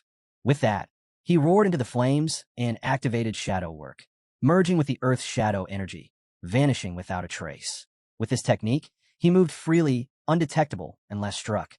But Lu Fan was ready. Before the demon could escape, Lu Fan unleashed a relentless barrage from his divine bow. Arrows rained down in waves, breaking through the demon's stealth and cutting off his skill. The Hell Demon faltered, disoriented by the endless assault. "What now?" How was he supposed to fight back? Lu Fan and the dragons watched him closely. As the last arrow fell, Lu Fan lowered his bow and spoke coldly. Your Earth Shadow tricks end here. Without giving him a moment to recover, Lu Fan tapped into the power of the Blackhead Festival. Drawing his divine bow once more, he fired 100 magical arrows, each carrying devastating force, slamming into the Hell Demon and carving away his strength. The Hell Demon stood in disbelief. This can't be. A human defeating me? He stared at Lu Fan and the dragons, dread sinking in. Is this it? I can't even scratch his dragon. Maybe I can't hurt any of them. His skin turned a pale, sky blue. Lu Fan watched in shock. By now, the demon should have been finished, but something was stirring. Then, without warning, the Hell Demon erupted in a wild scream. A purple aura surged around him, thick and violent. Power flooded his body, his veins bulging with energy. His blood roared through him like fire. One eye lit up with an intense glow, and his claws gleamed as energy crackled along their edges. For the first time in a long while, strength returned to him. Lu Fan couldn't believe what he was seeing. His gaze locked on the demon, his own eyes growing pale with shock. Quickly, he opened his system, desperate for answers. But nothing made sense. By all logic, the battle should have been over. So why was this happening? What was this power? And where was it coming from? A strange wave of clarity washed over him as he studied the system. There, displayed clearly, was a massive eye icon. He tapped on it, thoughts racing. Is this the second form of the Earth Shadow Demon? Or maybe the 9-person demon still holds some hidden force? The heroes of the Tai Chi Empire must have sealed something even greater than anyone realized. Even with the system's info, Lu Fan was left in the dark. None of it added up. As the demon's second form took shape, his eyes lit up with a ghostly glow. His tongue slithered between jagged teeth. And for a moment, Lu Fan noticed the eerie connection between the grotesque eye and that writhing tongue. Then came the laughter. Cold, mocking, still growing in strength. The demon sneered at Lu Fan. What? You thought this was the end? You're nothing. A bug. You can't touch me. Lu Fan glanced back at his system. The Earth Shadow Demon's stats were spiraling out of control. Its level climbed past 85, still rising with no end in sight. Strength, agility, spirit, endurance. Every attribute was spiking. What is this? Lu Fan thought. How is this even possible? The level, it's unknown and still increasing. This shouldn't be real. Meanwhile, back at the academy, Vice Principal Zhao stared at the monitoring screen, stunned. What on earth? How is its power still climbing? The transition stage has already begun, but these numbers, it just won't stop. The readings continue to spike, higher and higher. Zhao frowned deeply. This is bad. If it keeps going like this, that demon really might become unstoppable. Turning quickly to the overseer, he called out, Old Han, look at these stats. If this doesn't stop, Lu Fan's life is seriously on the line. We need to step in. Should we send a priority recall and pull him out now? Old Han sat quietly for a moment before replying in a calm, low voice. Vice Principal, have you already forgotten the promise you made me? He leaned back slightly, his expression unreadable. Once Lu Fan finishes off the Earth Shadow Sorcerers, we'll sit down for some fresh tea together. Vice Principal Zhao was stunned by Old Han's words. He turned to him, his expression serious. Lu Fan's life is hanging by a thread. The Earth Shadow Demon's behavior is getting more and more unpredictable, and its stats are about to break past 100,000. Do you really think it's the right time to sit around talking about tea? How can you stay so calm? But Old Han didn't flinch. His face remained firm as he replied. From the very start, Lu Fan's performance has shown his sharp instincts and battle experience. You don't come across talent like as often. I won't let him die here. No matter how high these 9 region demons push their power, I have complete faith in Lu Fan. He won't fall to them. Then, turning his gaze directly at Zhao, Old Han asked, Tell me, do you still believe in Lu Fan? Zhao paused, then nodded. Of course, I still believe in him. But Old Han, as long as you can guarantee Lu Fan's survival, I'll have nothing more to worry about. Dragon Capital Academy has given him everything we could in training. Forgive me for my earlier reaction. Old Han gave a faint smile. No need to apologize. I get why you're worried about him. Meanwhile, sitting quietly nearby, President Jean overheard their conversation and couldn't help but chuckle under his breath. Amused, he thought to himself how neither of them had caught on. Perfect, he mused. They have no idea what's really coming. Secretly, Jean had already sent the order. Through a quick message on his phone, he'd commanded the officials to boost the power of the 9 world wizards and escalate the monster strength. Listening to the others talk, he could barely hold back his grin. These two have no clue about the danger ahead. Even the heroes of the Tai Chi Empire couldn't handle the 9 world wizards. How could Lu Fan? They're just sitting here, waiting for his death. Smirking to himself, Jean kept laughing softly, satisfied with the chaos unfolding. Back on the battlefield, Lu Fan stood face to face with a monstrous demon. Watching its growing power, he quickly pieced the situation together. So that's how it is, Lu Fan muttered. Still, I don't get why your transition stage has gone completely off the rails. Your power just keeps climbing. He smirked, tightening his grip on the divine bow. But I wouldn't celebrate too soon if I were you. Without wasting another second, Lu Fan steadied his aim, thoughts sharp and focused. I can't let these stats climb any higher. If I don't stop this now, it'll be over. Surveying the battlefield, he knew there was only one option left. Looks like it's time for the ultimate weapon. Without wasting a moment, Lu Fan summoned the twin fallen dragons. Using the power of natural assimilation, he unleashed the dragon's Ming flute, calling them forth to match his level. The two dragons roared, circling high above him, their wings stirring the burning air. Xiaofei with me, Lu Fan commanded. Xiaofei responded instantly, summoning another fallen dragon. A brilliant light burst from within him, and the grains of the 9 worlds activated at full force. His nails shimmered, and the glowing eyes on his tongue locked onto Lu Fan. Ah, worm, the demon sneered, his voice dripping with arrogance. You won't last much longer. With that, he shot forward at terrifying speed. As the monster charged, a thunderous roar echoed across the battlefield. Lu Fan leaped onto his black dragon and gave a swift order. Xiao Yi, world destructive roar. Xiao Yi responded, releasing the devastating roar. The ground trembled as the blast tore through the air, dealing massive damage and weakening everything caught in its range. But the demon barely flinched. With a cold glare, he growled, You and that dragon of yours are worthless. Nothing you do can stop me. Unbothered by the taunt, Lu Fan unleashed Dragon Unleashed, activating the full power of dragon language magic. The demon dragon's breath shifted into pure dragon language spells, and the usual attacks transformed into forbidden dragon magic. Raising his sword, a golden circle flared around the blade, while a purple aura pulsed before the dragons. The fallen dragon has unlocked dragon language magic, Lu Fan shouted. Without hesitation, he triggered the Forbidden Husband dragon mantra. Dark energy erupted in a massive wave, thick with the stench of death and the screams of lost souls. The demonic force slammed into the 9 realms demon, dealing catastrophic damage and unleashing rare effects. The demon howled in agony, thrashing as the energy ripped through him. Rage filled his eyes. That's enough, he roared. You dare humiliate me like some ancient beast? Now you'll pay for it. For the pride of the 9 realms demons. You must die. But just as he prepared to retaliate, something strange happened. A mysterious force wrapped around him, locking him in place. Shock flashed across his face. What is this? He stammered, struggling to break free, but the power was too strong. Lu Fan glanced at him with a calm smile. Too bad, he said. Looks like class is in session. The star dragon had fully shifted into his true form, soaring high into the sky as a fierce, radiant light exploded from within him. Lu Fan watched closely and smirked. Now you'll understand what happens when you underestimate a dragon tamer, he called out. Your end has come. No one can save you now. At that moment, the system alert appeared, Starlight form active. Time remaining, 59 seconds.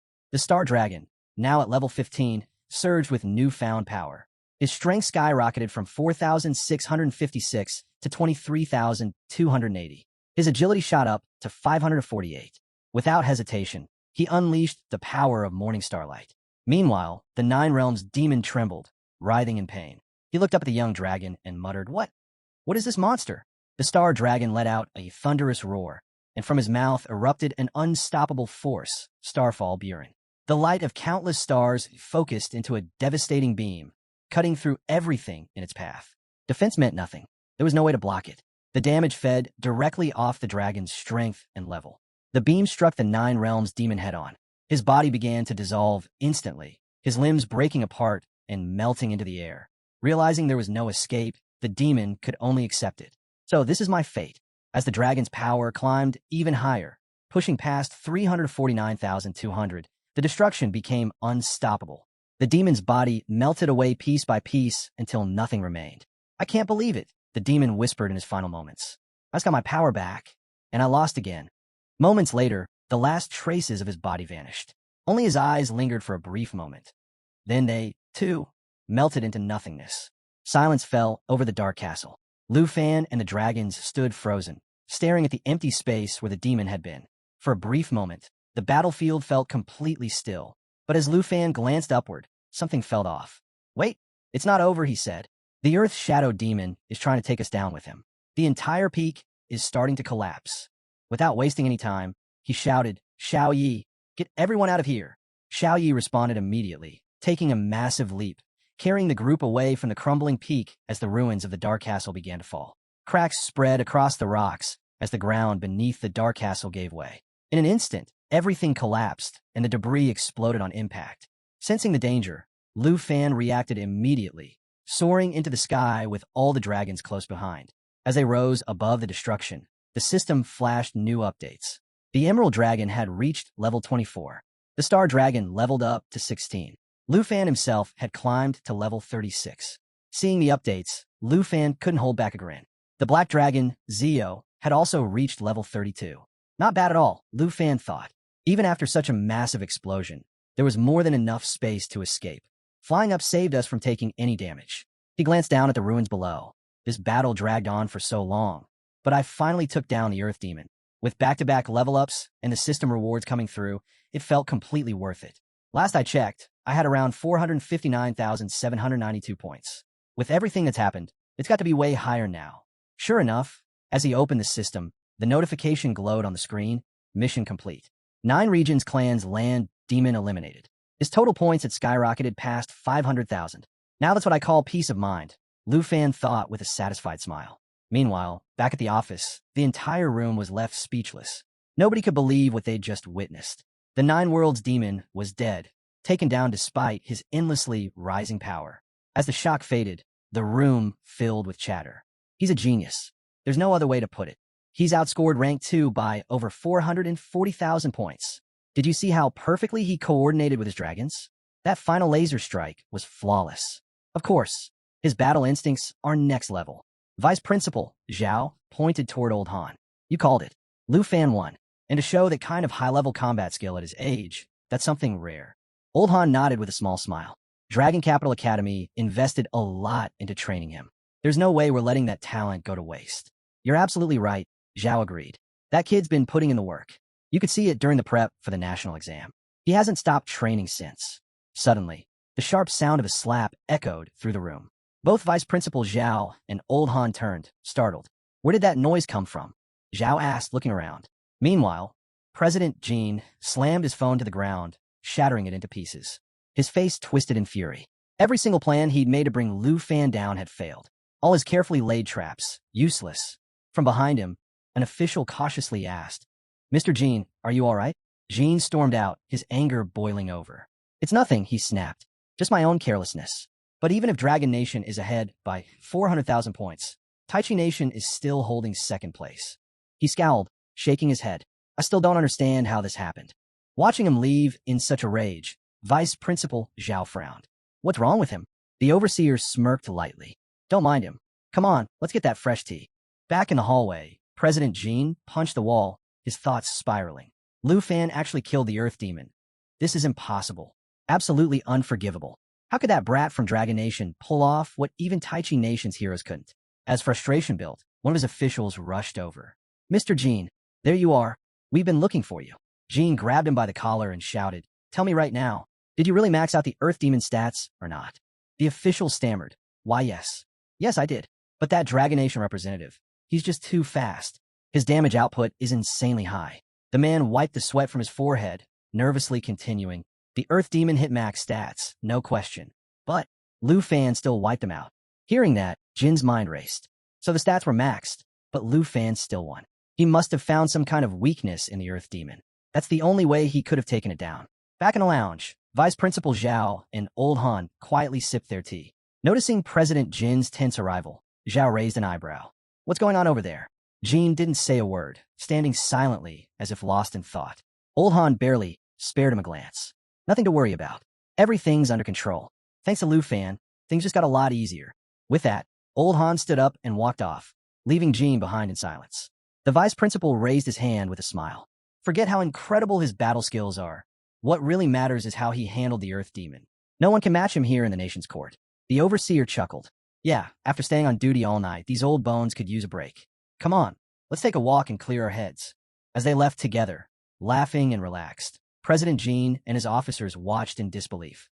Seeing them celebrating so openly only fueled Jin's suspicions. There has to be something going on here, Jean thought. Pointing at his officers, he gave a quiet but firm order. Find out if there's anything suspicious about the Dragon Nation representative. The deputy supervisor has to know something. Stick close and monitor them. If anyone starts poking around those two, report back to me immediately. Yes, sir, the officer replied before slipping away to follow them. Meanwhile, Gene stayed hidden behind a nearby wall, eavesdropping on every word. He was determined to uncover what trick the Dragon Nation had used. How did Lu Fan manage to defeat the Nine Realms demon when even the strongest from Taichi Nation had failed? Listening closely, Gene heard the overseer speaking. If everything keeps going smoothly, first place in the nation's trial is as good as ours, the overseer said confidently. I agree, the vice principal nodded. And I want to apologize for overreacting earlier. I was just worried about Lu Fan. The overseer smiled. I'm already used to your anxious face. The vice principal laughed. Come on, old Han. Let's head back. But just as they turned, something unexpected happened. From behind, a glowing object shot through the air at incredible speed.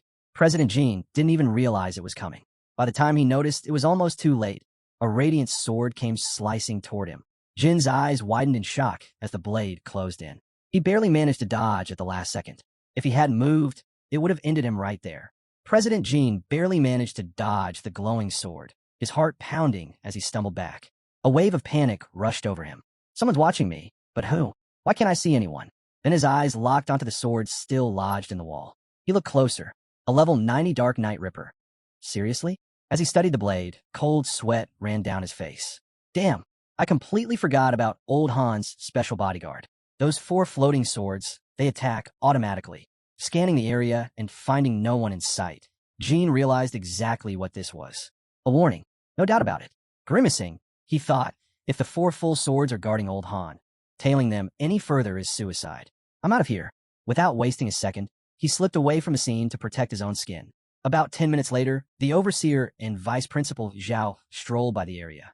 Spotting the gash in the wall, Zhao raised an eyebrow. Old Han, what do you think happened here? Old Han studied the damage carefully, then smirked. Exactly what I expected. That little Taichi Nation rat couldn't help himself. Tried to eavesdrop, and got a warning for his trouble. Zhao shook his head. Shameless. Anyway, let's head back to the commander's room. I want to see more of Lu Fan's performance.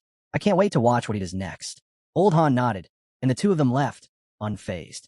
Back in another room, President Gene finally returned, still rattled from the close call. His officers rushed over as soon as they saw him. Mr. Gene, you're back.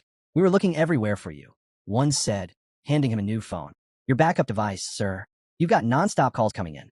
Another added, Sir, are you all right? You look pretty upset. Gene snatched the phone out of their hands, his glare sharp enough to cut steel. What are you staring at? Get back to monitoring the situation. Now. Why, yes, sir. Right away. They stammered before hurrying off. Gene checked his phone. Dozens of messages had piled up. Updates flooded in about Lu Fan's battle, the Earth Demon's defeat, and reports from furious judges demanding answers. Messages flashed on the screen. Verify the data immediately. How did the Dragon Nation representative defeat the Earth Demon? Judges from Taichi Nation are furious. They're asking if Dragon Nation cheated. Why aren't you answering? Call back now. Gene clenched the phone tightly, his mind spinning. This isn't over. Not by a long shot. Just as President Gene read the next message, his expression turned grave. Public opinion is exploding online. People are demanding Dragon Nation's disqualification. What are you doing? Find proof of cheating by the Dragon Nation representative immediately. Gene clenched his jaw, muttering under his breath. You think I don't want Lu Fan out of here? I'm searching for evidence. If he cheated, I'll find it. No matter what. Meanwhile, crowds were still watching Lu Fan's performance, whispering amongst themselves. Is Lu Fan really playing fair? Could he be faking his way to those points? This Dragon Nation guy, he's something else. Hearing the chatter, Jin's curiosity spiked. He stepped closer to the leaderboard to check Lu Fan's score himself. The moment his eyes landed on the screen, his heart skipped a beat. What? His points went up again? Lu Fan's total had already soared to 529,035. How is this happening? How are his points still climbing? Then suddenly, a thought hit him like lightning. A wide grin spread across Jin's face. I've got him, he whispered. This has to be cheating. This is the proof I needed. Without hesitation, he grabbed his phone. I finally caught Lu Fan exploiting the system. His run is finished. Dragon Nation is done. As excitement rushed through him, his phone rang. Hello. Hello. Finally, you picked up, the voice on the other end said. What's going on? Public pressure is growing. You need to provide proof of Dragon Nation's cheating now. But before Gene could answer, his eyes shifted back to the screen, and his smile instantly faded. He stared in shock, his eyelids twitching. What is this? The Earth Demon, who should have been completely defeated, was somehow back on the battlefield. But not just that.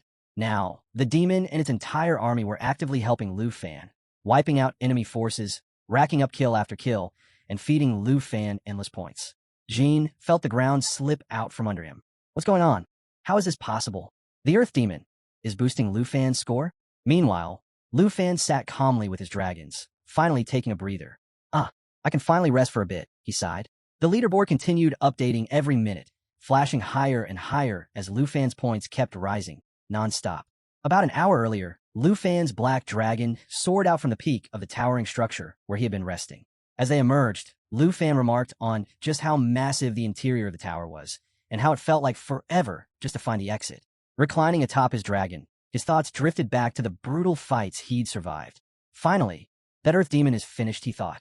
The victory brought him a wave of relief. Not only did the battle push his strength and level higher, but it also earned him a massive boost in experience.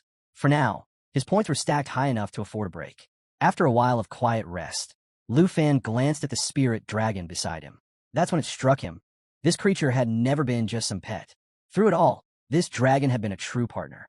Reflecting on all their past battles, he realized just how far his dragon had come. Fight after fight, it had evolved into a force that could hold its own against even the deadliest monsters out there.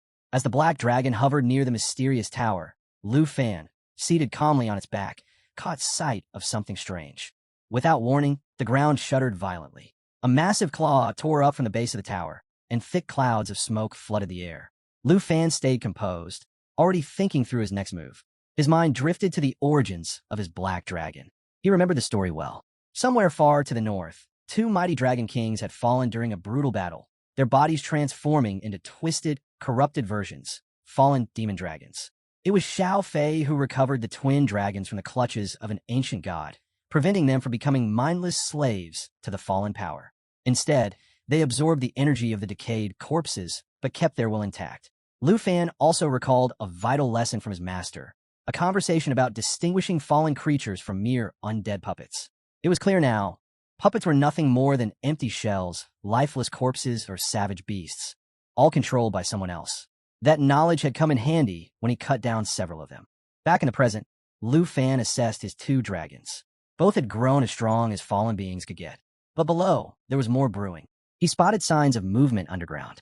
Faint traces of demonic life stirred alongside the broken remains of celestial soldiers. More trouble was definitely on the way. But instead of worry, a grin crept across Lu Fan's face.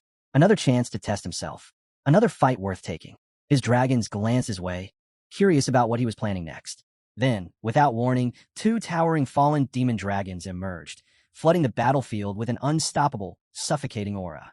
Staring at the two fallen demon dragons before him, Lu Fan thinks to himself, now I've got two of these monsters, overflowing with corpse-slaying energy. Their deafening roars shake the battlefield, echoing in every direction. But as Lu Fan observes closely, he quickly assesses the situation. While these dragons are undeniably powerful, there's something missing. They show no sign of having the ability to command undead creatures. Just as Lu Fan is plotting his next move, he suddenly feels a tug on his arm. Without warning, his emerald green dragon begins to change. In a flash, it shifts into its spiritual form, glowing with a brilliant green light as it takes on an ethereal, humanoid appearance. Startled, Lu Fan instinctively pulls back, confused by the dragon's sudden shift. But in the next moment, its true power bursts forth.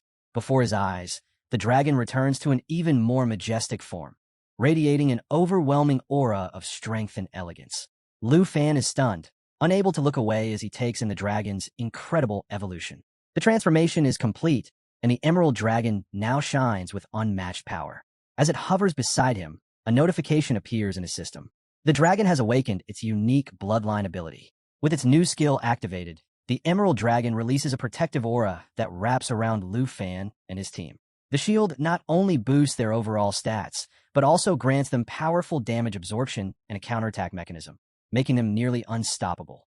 Watching this unfold, Lu Fan is blown away. His dragon has ascended beyond anything he imagined, a true supreme existence, capable of amplifying its passive abilities to incredible levels. Glancing over the system display, Lu Fan checks the fallen demon dragon stats. After their recent upgrades, their strength, agility, spirit, and endurance have all skyrocketed. These beasts are absolute powerhouses. Still, now understanding the Emerald Dragon's new ability, Lu Fan realizes something important. The fallen demon dragons aren't limited by strength. They're held back by their very nature, unable to command higher-level creatures no matter how strong they become. A plan forms instantly in Lu Fan's mind. Wasting no time, he gives the order. The Emerald Dragon unleashes its emerald light, bursting across the field in a dazzling flash. The skill instantly boosts both Lu Fan's and the dragon's attributes by 30%, pushing their abilities even higher. As the battle intensifies, the fallen demon dragons continue their relentless growth. Their stats surge to terrifying new heights, strength, agility, spirit, and endurance all climbing higher and higher. But the Emerald Dragon holds its ground, its emerald light flooding the battlefield, blanketing everything in radiant energy. Its aura expands, forming a powerful 12-layer shield around Lu Fan and his allies. Every buff is enhanced, resistance to damage is doubled, and the system screen updates again, confirming the massive boost the Emerald Dragon skills are providing. Even as the fallen demon dragons become more fearsome by the second, the Emerald Dragon's radiant shield keeps their side standing strong. The balance of power is shifting, and Lu Fan knows it. The Emerald Dragon's strategic abilities keep Lu Fan's team nearly untouchable. Their defense is layered so heavily that even the fiercest attacks barely make a dent. As the battle rages on, Lu Fan shifts his focus to the stats of a massive demonic creature marked as the Earth Abyss Demon, sitting at level 85. While its level seems capped, its attributes have been pushed beyond imagination.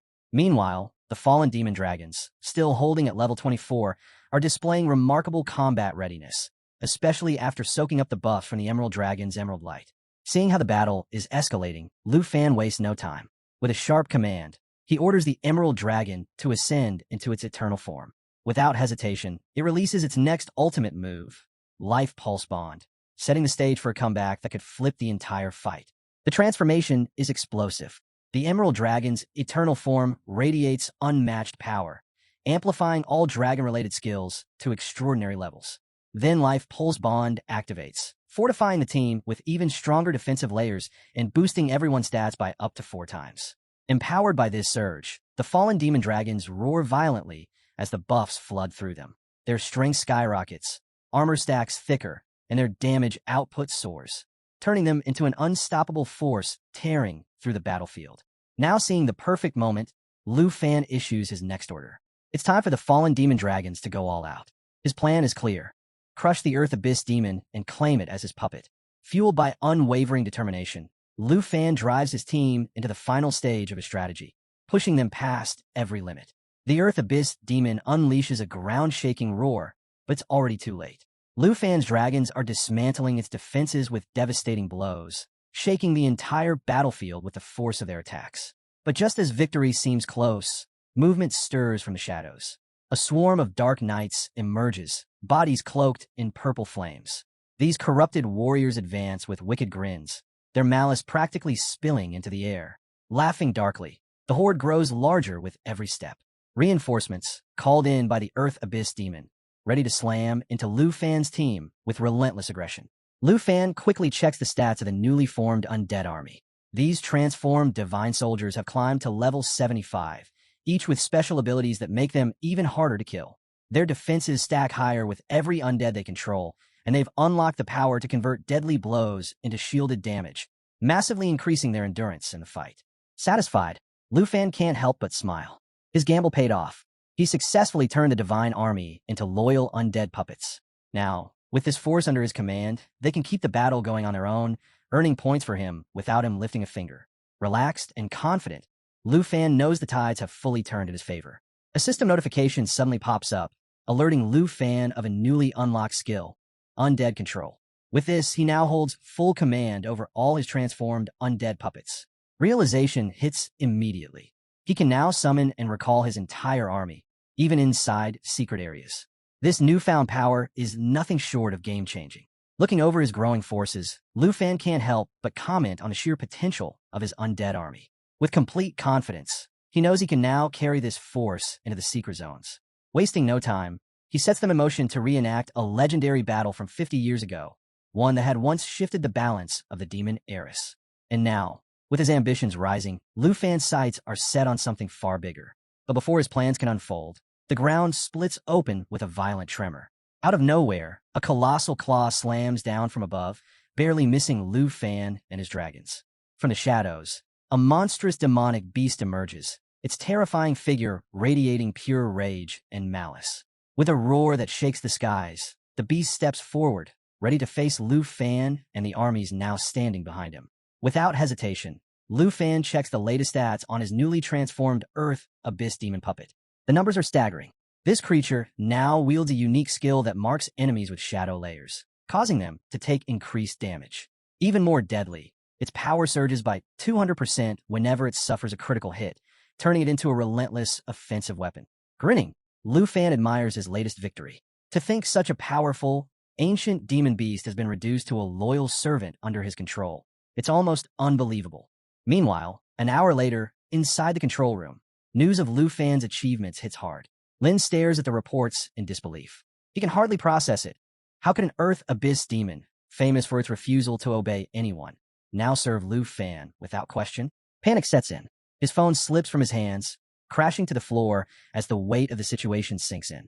Their carefully laid plans are in ruins. Online, chaos erupts as the news spreads like wildfire. Discussions flood every platform, theories flying as everyone scrambles to understand how Lu Fan pulled this off.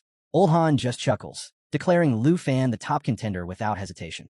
Meanwhile, Han Luo calls for calm, reminding the group to stay focused on strategy. With a thoughtful smirk, he points out that balance is key. If the other nations can't keep up, the entire competition risks becoming dull. Leaning back, Han Luo finishes with a knowing grin, dropping a sly remark that leaves the room silent. Meanwhile, Lin feels the weight of the accusations, the online chaos, and the growing threat to the Jean family's reputation. Gritting his teeth, he clenches his fists in frustration, realizing there's no way around it. With a grim expression, he admits defeat. He has no choice but to hand the critical mission over to Lu Fan. The situation has spiraled beyond his control. Back on the battlefield, Lu Fan finally allows himself a moment of ease. His strategy worked perfectly. With everything falling into place, he gives the order. The Emerald Dragon calls forth the fallen demon dragons, who in turn direct the Earth Abyss Demon to deploy another wave of celestial troops. As Lu Fan's companions unwind beside him, the system keeps ticking upward, their points climbing higher and higher, a clear sign of their complete dominance. Reflecting on the battle, Lu Fan can't help but admire the depth of the plan. The layers of strategy might be complex, but the payoff is undeniable, maximizing their rewards at every turn. Just as things begin to settle, a new notification flashes across his screen. Lu Fan quickly checks his communicator and pulls up the map. Sitting at the top, rank number 1, a new mission marker appears, this time signaling an even greater challenge ahead. Another test is waiting for him, and it promises to be bigger than anything he's faced so far. In a snow-covered region, the next country test quietly unfolds. A boy hides behind a tree, holding his breath as a beam of light shoots down from the sky, signaling the appearance of a new mission. Relieved, he whispers to himself that his task is complete. Smiling, he thinks, finally, some luck. I didn't run into Lu Fan at the checkpoint, and no one else has made it this far. This one's all mine. But his confidence doesn't last. The moment his grin starts to settle in, his eyes catch something terrifying, a massive dragon approaching through the sky. Something about its presence feels off. Moments later, Lu Fan arrives, soaring in with his black dragon, its menacing aura spreading across the mission zone like a storm. The boy's stomach drops. All hope drains from his face as he realizes Lu Fan has shown up again. Watching Lu Fan land with his usual calm stride, the boy mutters in frustration. Out of all places, why here?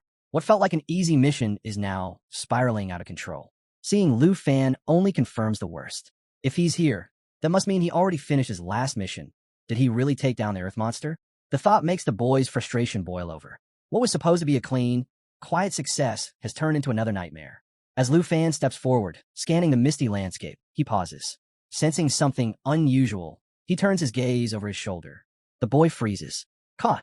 A cold sweat runs down his back as Lu Fan locks eyes with him. Scrambling to recover, he blurts out, sorry, I was just being a little loud. Total mistake. Nothing serious. Please pretend I'm not even here. But Lu Fan has already made his move. With a flick of his hand, his Dragon Kai surges forward, fiery energy swirling and intensifying the air around them. The force zeroes in on the boy, hitting him like a crashing wave. Panicking, the boy shouts in disbelief, Wait. Hey, Lu Fan. You said you'd let me go last time. What's with the sudden attack? But his words are drowned out. Lu Fan's power is relentless. His black dragon roars with fury, joining the assault, and the battlefield erupts under the sheer weight of their combined force. Cornered with nowhere left to run, the man is completely overwhelmed by the sheer force of the attack. Meanwhile, a notification pops up on the system screen. 245 points added. Hiding behind a tree, the boy peeks out, his heart still pounding. That's when it hits him. Lu Fan's attacks weren't aimed at him after all. Realizing he's not the target, relief washes over him. So he wasn't here for me. I'm not even on his radar, he thinks, quietly celebrating his good fortune. For now, it seems luck is on his side. Lu Fan shifts his attention to the status window, checking the details of the mission. As things calm down, the boy cautiously approaches, scratching his head. Hesitantly, he thanks Lu Fan for saving his life. He knows full well that if Lu Fan had decided to finish him off, all his points would have been transferred without a second thought. Sincerely, he adds his gratitude. But Lu Fan barely reacts. It was just teamwork, he replies flatly. Don't overthink it. Temporary help, that's all. With that, he brushes off the conversation, his focus already back on the next task. The boy stands there awkwardly, feeling both grateful and a little unsettled. Curious, Lu Fan glances at the boy's status window. His name pops up, Nagunju Song. Hearing this, the boy laughs nervously. Honestly, just a minute ago, I thought I was done for.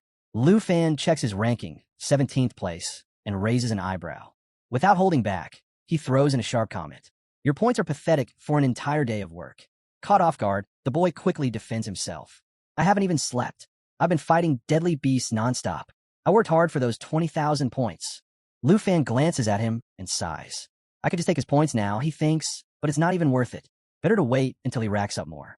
After last time, he won't dare make a move against me anyway. With a casual pat on the boy's shoulder, Lu Fan smirks. Seriously though, being ranked 17th?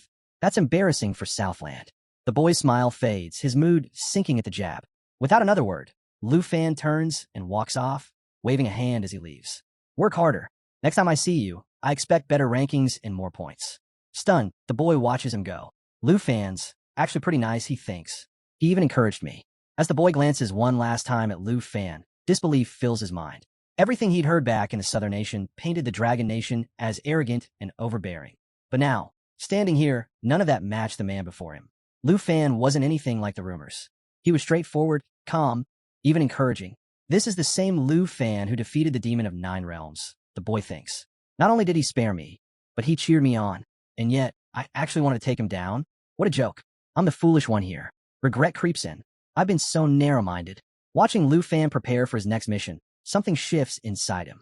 For the pride of the South, and to prove I'm not just some bystander in a shadow, I need to step up. I'll earn more points, and maybe one day, stand on equal ground with Lord Lu Fan. As these thoughts settle in, Lu Fan climbs onto his dragon and takes off, soaring into the sky without looking back. Meanwhile, Lu Fan checks the details of his next task. It's a PvP mission targeting a rank 6 opponent deep inside a swamp zone. Reading over the objective, he can already sense the danger ahead. Even though it's only the second day of the test, things are escalating fast. Lives are already on the line.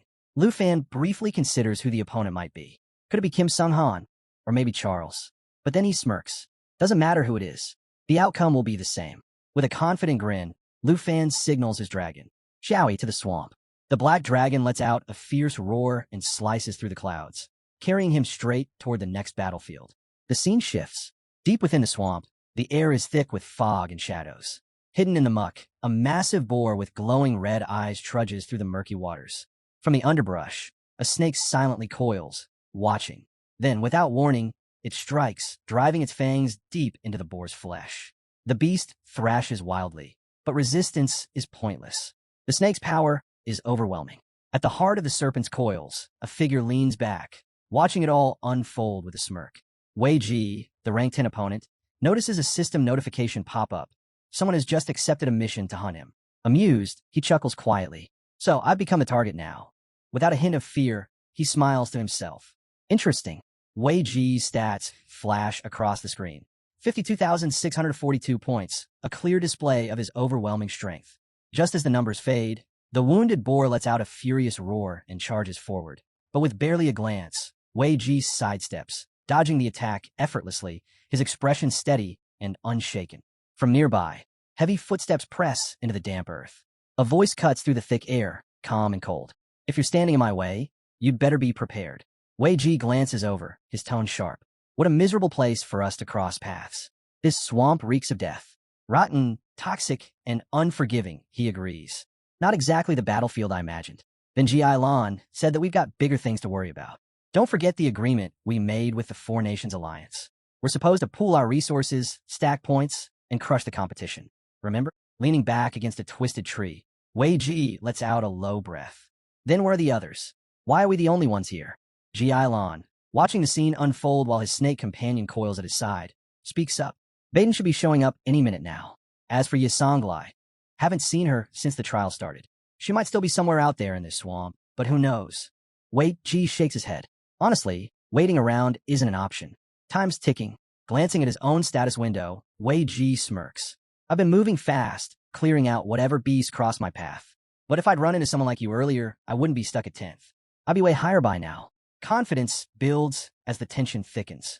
So, the hunter has finally arrived, Wei Ji says with a grin, fully prepared for what's coming. Ji Lan sits quietly, watching the fog shift around them. With a casual glance at the map, he speaks to the group. Once Baden gets here, we move. Whoever's coming for us won't know what hit them. A sly grin crosses his face as he adds, let's remind them exactly who the hunters are and who the prey will be. After about 4 hours of traveling, Lu Fan finally arrived at the swamp, the nation's secret testing ground. As he descended, he surveyed the area, thinking to himself, so this is the swamp, rugged terrain, poisonous insects, and toxic fumes everywhere. Navigating this place without flying won't be easy. Landing near a tree, Lu Fan paused. A large snake slithered past, catching his attention. These creatures are vicious, he thought. Taking them down could earn me extra points, but from the looks of it, they might be setting up an ambush. I need to stay sharp. Without wasting time, Lu Fan gave Gog the signal. Activate perception. Xiao Ye's eyes lit up as she triggered the skill. The black dragon's perception swept across the area, exposing hidden threats. With perception active, nearby enemies instantly lost sight of Lu Fan's location. A faint glow illuminated the surroundings, revealing concealed monsters lurking nearby. Lu Fan glanced around, a smirk forming. So there really was an ambush waiting for me. But something felt off. Moments earlier, he'd sensed the presence of 3 people. Puzzled, he drew his sword, its aura flickering to life. Speaking clearly into the open, Lu Fan called out, You've heard me, haven't you? Yet you refuse to show yourselves? Fine then, I'll come to you. The black dragon hovered beside him as Lu Fan took aim at the massive snake lying in wait. With a swift move of his sword, he provoked the creature. The snake reacted instantly, lunging forward with a sharp hiss. It shot into the air, hissing furiously, as a system notification popped up. Mission target found. The enormous beast reared back, mouth wide open, venom dripping. Just then, a figure seated atop the snake looked down at Lu Fan and chuckled.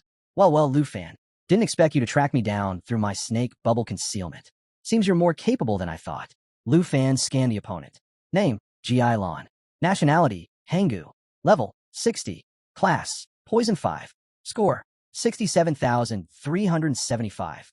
Rank, 6. Lu Fan let out a sigh. Not much of a place to hide in here. Figured as much. But honestly, I'm a bit let down. You're not Kim Sung-han, and you're not Charles either. Ji Lan glanced at the status window, checking Lu Fan's details. His initial assumption shattered the moment he read the information. I thought he was some master, so I came prepared, but turns out he's just a representative from Dragon Country, lagging far behind in rank. Even as the system warned him about facing a skilled hunter, Ji Lan ignored it, his focus still locked onto the status window. But the instant he properly examined Lu Fan's stats, his expression shifted dramatically. Name, Lu Fan. Nationality, Dragon Country. Level, 36. Occupation, Dragon Tamer. Points, 5,550,000. Rank 1. Ji Lan's eyes widened in disbelief. 5.5 million points? The last time he checked, this so-called Dragon Country representative didn't have anywhere near that many. Now, he finally understood why the system had warned him.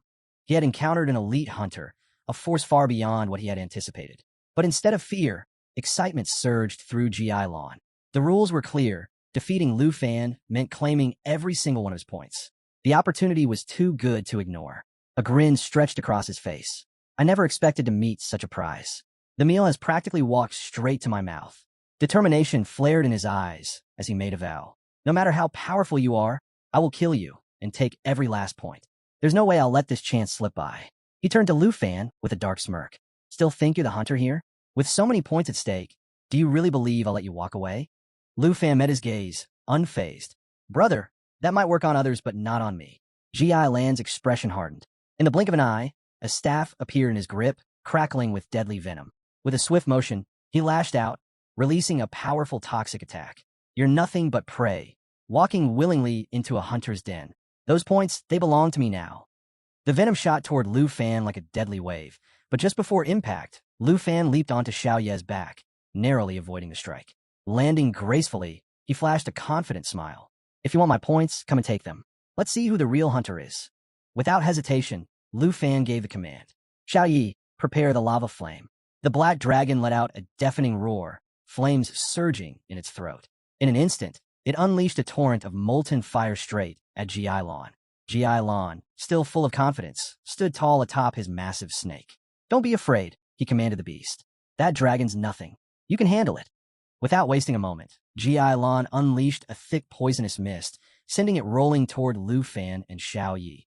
The toxic fog steadily spreading and inflicting continuous damage. At the same time, Xiao Ye's lava flame ignited, forming a blazing fireball. Within seconds, the poison mist and a lava flame clashed in midair, triggering a massive explosion that rocked the entire swamp. The blast sent shockwaves in all directions, and as the smoke cleared, the fire from the lava flame kept surging forward, burning everything in its path while healing Lu Fan's side with its energy. Still mounted on his snake, G.I. Lan prepared for his next move, but Lu Fan's attention drifted elsewhere. Strange, why did the others back off? 2 enemies are still missing, Lu Fan thought, scanning the area. Just as the thought crossed his mind, a shadow crept up behind him. A woman, swinging heavy chains like spinning boulders, launched a sudden attack. Lu Fan reacted instantly, leaping aside to dodge the strike. But Xiao Yi wasn't having it. With a swift, brutal swipe of her claws, she struck the woman down, slamming her into the ground. The force of the blow left the woman coughing and bleeding from her mouth. Staring at the dragon in disbelief, she thought, how is he this strong? He's only level 30. This can't be real. Wounded and shaken by Xiao Ye's assault, the woman finally understood the true power of Lu Fan's beast. This dragon, its strength is insane, she muttered as her expression darkened. Her gaze shifted to Lu Fan, filled with murderous intent. Lu Fan noticed and tilted his head. What's her deal? Is she angry or laughing? Before he could figure it out, the giant snake lunged at him with a hiss. Xiao Yi was ready. She shot forward, reaching out to grab the serpent. The snake struck first, sinking its fangs into Xiao Ye's hand. Unfazed, Xiao Yi clenched the snake's neck with her free hand, squeezed hard, and with a powerful lift, slammed the massive creature into the ground before unleashing a thunderous roar. G.I. Lan's eyes widened in shock. Hey, get up. Are you okay? He yelled, panicking at the sight of his snake getting tossed like nothing. And just then, the third enemy stepped into view. Ah, missed my mark again, the man said casually. This newcomer, from Jingu country, was a level 57 Dark Hunter with a total score of 34,831.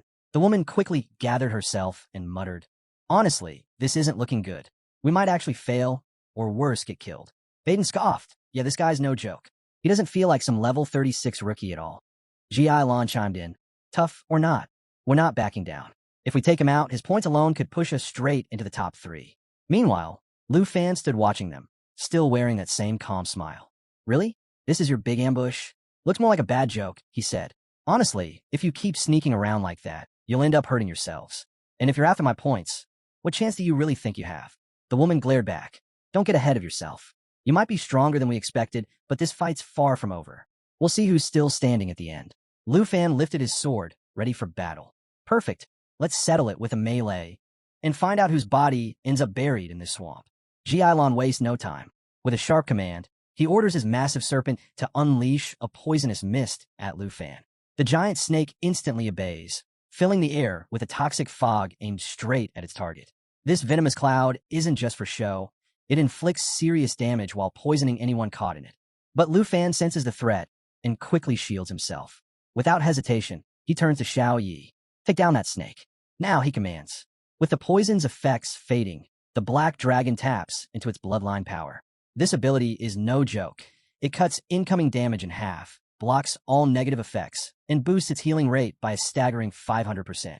Xiao Yi lunges, her claws sinking into the enormous serpent. With a single, brutal move, she slams it to the ground and tears it apart. Green blood splashes everywhere as the snake's body is shredded. Watching his prized beast fall, Ji Lan erupts in rage.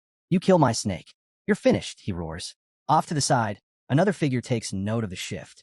Seeing Lu Fan gaining the upper hand, he decides it's time to strike. Drawing his bow, he lines up a shot and calls out, I'll cover you. Move forward. The sudden declaration catches Lu Fan off guard. What is this guy up to? Why is there white light surrounding him? Before Lu Fan can fully process it, he reacts on instinct. He raises his wand, activating its power. Lu Fan, my magic circle's ready. Just hold on a second, someone warns. Within moments, Ji Lan summons his next move, a terrifying formation known as the 10,000 Snakes. Hissing fills the air as the deadly swarm appears. This is no ordinary spell. It's one of the most powerful techniques among the 5 world magicians. After a full minute of preparation, it unleashes billions of venomous serpents, dealing devastating damage equal to 750% of the caster's spiritual strength and poisoning anything they touch. The horde of snakes surge forward, closing in on Lu Fan from every direction. For a split second, he's thrown off, but with a steady breath, he tightens his grip on his sword and starts cutting down the endless waves of snakes. Lu Fan keeps tearing through the endless wave of snakes, their hissing echoing all around him. As he fights, he realizes just how many there are. This is going to take forever, he thinks.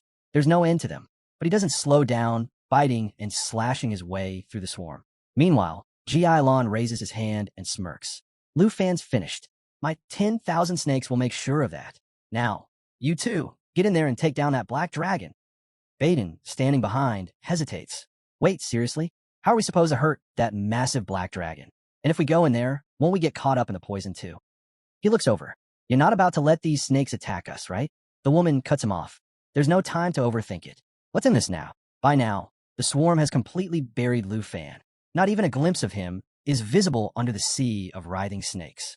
Then, out of nowhere, Xiao Yi releases a blazing fire that scorches a huge chunk of the snakes into ashes.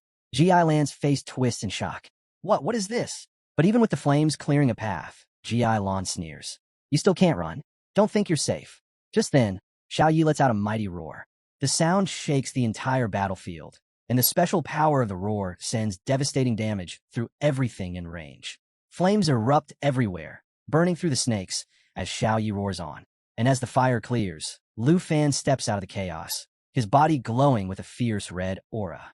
His hand has shifted into a dragon claw, and in one swift motion, he shreds through several snakes like they're nothing. This formation?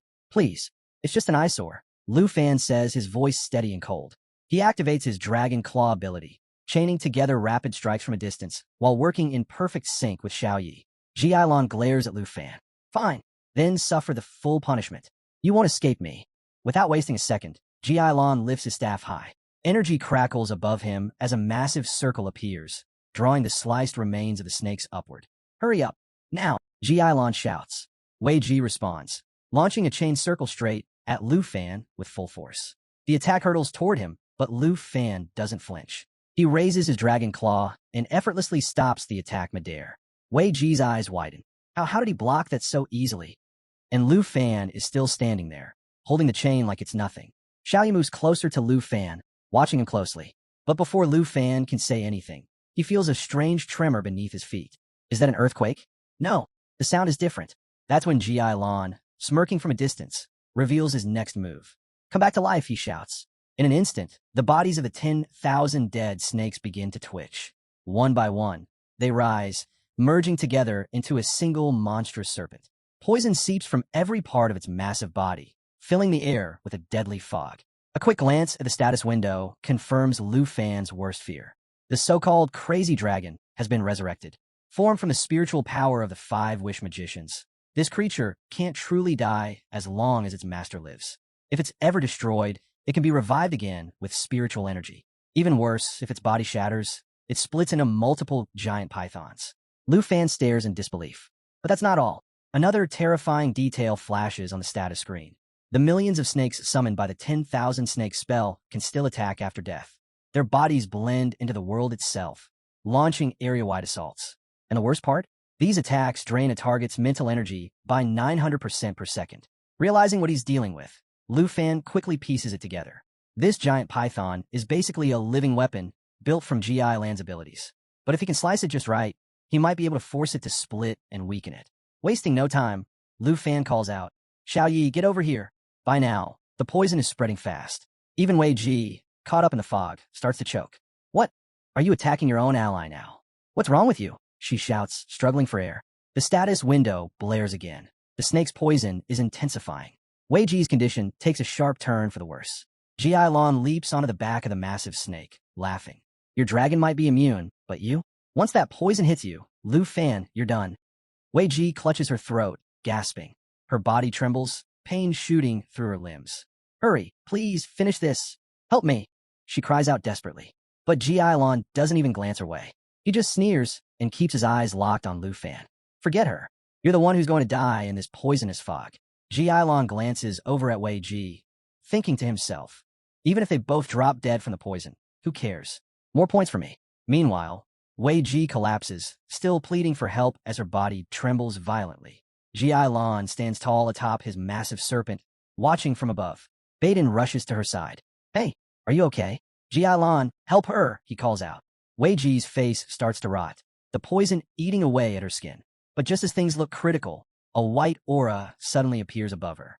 Within moments, her face begins to heal, and the decay fades. She sits up, slowly recovering as the status window flashes an update. She's been saved by hemolytic protection, which completely neutralizes the poison. It turns out Ji Lan stepped in, canceling the poison effect himself. My bad, Ji Lan admits. That was a mistake. Next time, I'll make sure my allies have full poison immunity before we start. As an apology, I'll send you an extra 10,000 points from Lu Fan's account. The status window confirms it. Hemolytic protection grants total immunity to poison for 6 minutes, and if the target is already poisoned, it clears the effect completely. Ji Lan quietly thinks to himself, Andre, Charles, it's not time to pull out of the Four-Nation Alliance just yet. Waving his hand, Ji Lan says, all right, you're safe now. Go check if Lu Fan's finally finished. Wei Ji stands up, brushing herself off. We'll deal with you later. First, let's see if Lu Fan's actually dead. Baden nods. Yeah, I'm coming too. But before they can move, Lu Fan appears, sitting comfortably on Xiaoyi, watching the whole scene unfold with a calm smile. Everyone freezes, staring in disbelief. You don't need to check. Obviously, I'm still here, Lu Fan says, smirking. They all stare at him, barely able to process what they're seeing. The status window updates. Lu Fan's level has shot up to 36 plus 32. Making a relaxed gesture with his hand, Lu Fan grins. Honestly, this whole thing has been pretty entertaining. Your alliance? Weak. Xiaoyi roars fiercely as the Black Dragon bloodline activates, instantly reducing all incoming damage by 50%, blocking every negative effect, and cranking up recovery by 500%. Baden is stunned. He's still alive? He's riding the dragon and immune to everything? How is that even possible? Ji Lan can't believe it either. Watching Lu Fan, he realizes the bitter truth. Both of them are completely immune to all my abilities. Nothing works on them. What is this? Then Ji Lan's expression darkens. Andre, Charles, forget them. Lu Fan is the real problem here. Boiling with frustration, Ji Lan points furiously at Lu Fan. Kill him. Kill him now. Whoever finishes him gets 20,000 points. Take him down and earn more than me. Watching the mess unfold, Wei Ji finally accepts the truth. Her team is completely useless. All they do is yell and get themselves hurt. Frustrated, she makes up her mind. If anyone's going to turn this around, it's me. Turning to Baden, she says, get ready to back me up. We're going in. But just as she moves to attack, something catches her eye, a blazing fireball flying straight toward her. Her eyes widen in shock, and she freezes on the spot. Lu Fan notices the incoming fireball, thinking, could it be one of my allies? Wei Ji, now hesitant, wonders to herself, wait, is that Yasenlai? Coming in that fast? Before she can react, the fiery figure collides with her. The impact knocks her off her feet, leaving her slightly injured as she hits the ground hard. The source of the fireball stands calmly amidst the scorched earth, wearing a confident smile. Hey, brother, relax. I'm here to back you up, he calls out to Lu Fan. Looking at the battered state of Wei Ji, Baden, and Ji Lan, he shakes his head. Seriously? 3 of you, fighting just one guy, and this is the best you've got? Pathetic. If you call yourselves warriors, why don't you try fighting me instead? A status window pops up, revealing his details. Andre, a level 60 flame warrior from Snow Nation, ranked 4th with 80,617 points. Lu Fan recognizes him immediately. Ah, it's Andre. Andre greets him with a smile and a casual wave. Man, that dragon of yours looks insane. Love it. Xiaoyi, not taking any chances, turns toward Andre, locking eyes on him, ready to attack. Lu Fan quickly rests a hand on her head. Easy, Xiao Yi. He's not an enemy. It's Andre. At Lu Fan's words, Xiao Yi settles down, no longer seeing Andre as a threat. Lu Fan had crossed paths with Andre before, back when they were both hanging out with the overseer, enjoying a meal cooked by his aunt. Looking Andre over, Lu Fan comments, seriously though, your firepower's impressive. But man, you hit her pretty hard. Andre casually raises his hand and grins. What can I say? I'm running third-level magic over here, and I've unlocked the true body of a god. These small fries? Please, barely worth my time. Wei Ji, now back on her feet, brushes the dirt off herself, clearly furious. Then Andre suddenly freezes. Wait, hold on a second. Did you just say she's a woman? SHE is a woman. Lu Fan laughs, shaking his head. Yep, you heard me right. She's no joke. We haven't even seen her real abilities yet, so we can't afford to take her lightly. Hearing them talk like that, the woman clenches her fists, her anger boiling over. Andre smirks and steps forward. Oh, so she's strong, huh? Fine, I'll handle her first. He glances at Lu Fan. Hey Lu Fan, why don't you take care of the snake rider and the archer while I deal with her? Lu Fan leans back, resting his hands on his head with a grin. Sure. But honestly, there's really no need. I can take care of all three of them myself. That's all it takes to push the woman over the edge. Grinding her teeth, her eyes glow bright yellow, and a golden aura flares around her. You think you can underestimate me like that? She roars. In the blink of an eye, her body shifts and expands as she transforms into a massive bear, bellowing furiously. You're all going to regret this, she shouts. She's activated the power of the god Bear Doto, a spiritual giant bear form that boosts her strength and stamina by 20%, though it comes with a cooldown of 16 hours. Without wasting a second, the bear charges straight at Andre, the ground shaking with every step.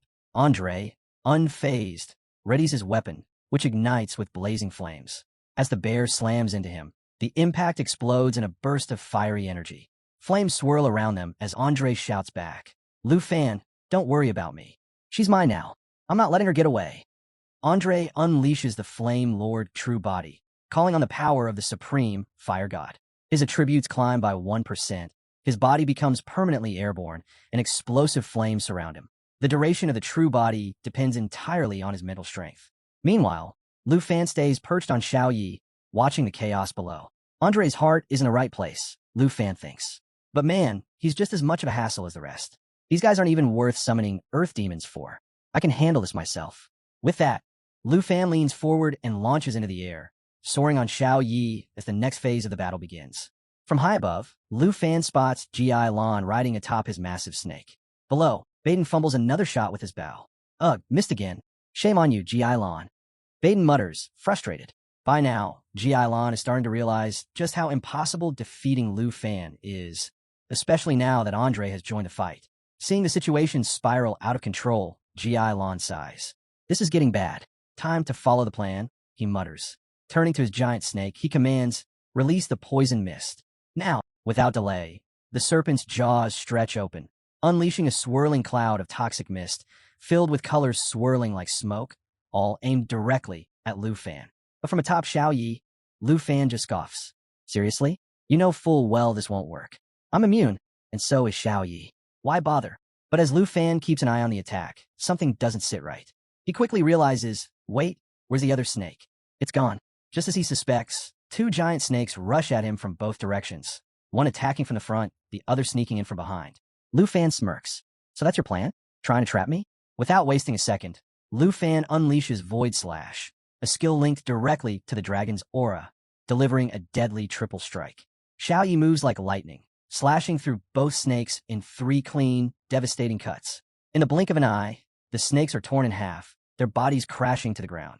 Lu Fan, still calmly seated on Xiao Yi, shakes his head. They thought they could take me out, but you finished them off before they even got close. Too slow. Let's keep moving. Just as they prepare to advance, G.I. Lan glares at the fallen bodies of his snakes. TCH disgusting. You really slice them up. But then a sly grin creeps across his face. Too bad for you. My snake can't die. G.I. Lan watches proudly as the severed snakes begin to twitch. In seconds, the two halves rejoin, reforming into massive, fully restored beasts. Lu Fan's eyes widen. What, they're alive again? For a moment, he's stunned. I cut them down, but they're back? The more I destroy them, the faster they regenerate. It's like fighting an endless nightmare. Lu Fan wasn't sure how to deal with the endless regeneration of the snakes, but he quickly came up with a plan. Drawing his sword, he turned to Xiao Yi. Transform into the destructive dragon. Burn them all to ashes. Without hesitation, Xiaoyi shifted into her destructive form. The status window popped up, showing her updated stats. Level 32, Strength 33,828 to 8,457, Agility 15,697, Spirit 8,453 to 33,812, and Stamina 17,382. Immediately, she unleashed lava flame, sending waves of fire rolling across the battlefield. The searing flames engulfed the giant snake, burning it severely as its painful screams echoed through the air. Following the plan, Baden readied his bow. Jiailon glanced over and called out, "Baden, you ready for this?" A dark, ominous aura pulsed from Baden's weapon. Drawing the bow tight, Baden locked his eyes on Lu Fan. "Recharge complete," he said coldly. "Jiailon, cover me. I'm launching the attack." When Jiailon didn't respond, Baden snarled, "Fine. Go to hell, both of you." He released Evil Thunder Power, summoning the Evil Eye, which formed a mass of lightning swirling around his shadow arrow. It pulsed with dark energy, dealing 4 times the usual damage based on 29% darkness and 9% thunder attributes. Meanwhile, Xiaoye's flames were still pouring across the battlefield, relentless and wild. Watching Baden's attack charge up, Lu Fan smirked. "Lightning skills? Please. I know those tricks inside and out. That won't touch me." Then he raised his hand and said calmly, "Time to show you real power, the magic of the dragon language." With that, he unleashed the roar of the Azure Dragon King, releasing a devastating shockwave of power. The force crashed forward, dealing massive damage and causing paralysis. From that moment on, Lu Fan's attacks carried a 20% boost to the thunder attribute, with every strike having a chance to paralyze the target. Up until now, Lu Fan hadn't realized that attacking the snake wasn't the real solution. The creature's life was tied directly to its master. But none of that mattered anymore. The sheer force of the dragon language magic left Jiailon rattled. "Wait, he has thunder attribute magic too?" Jiailon muttered, panic creeping into his voice. That's dragon language magic, the rarest kind." As the magic surged, Lu Fan stepped forward, and the roar of the Azure Dragon King echoed over the battlefield. Purple energy whipped through the air, wrapping around everything in sight. The overwhelming power left Baden and Jiailon frozen in fear. Even the giant snake began to thrash wildly, losing control as Jiailon shouted in desperation. Lu Fan's light energy spell surged forward, crashing into both Jiailon and Baden. The pressure was too much for Baden to handle. He faltered immediately, yelling for Jiailon to cover him. But Jiailon, seeing the writing on the wall, made his move. Without a word, he activated Shao Qi's Serpent's Breath Sleep and vanished beneath the earth. "Wait, don't leave me," Baden shouted in panic. But Jiailon was gone.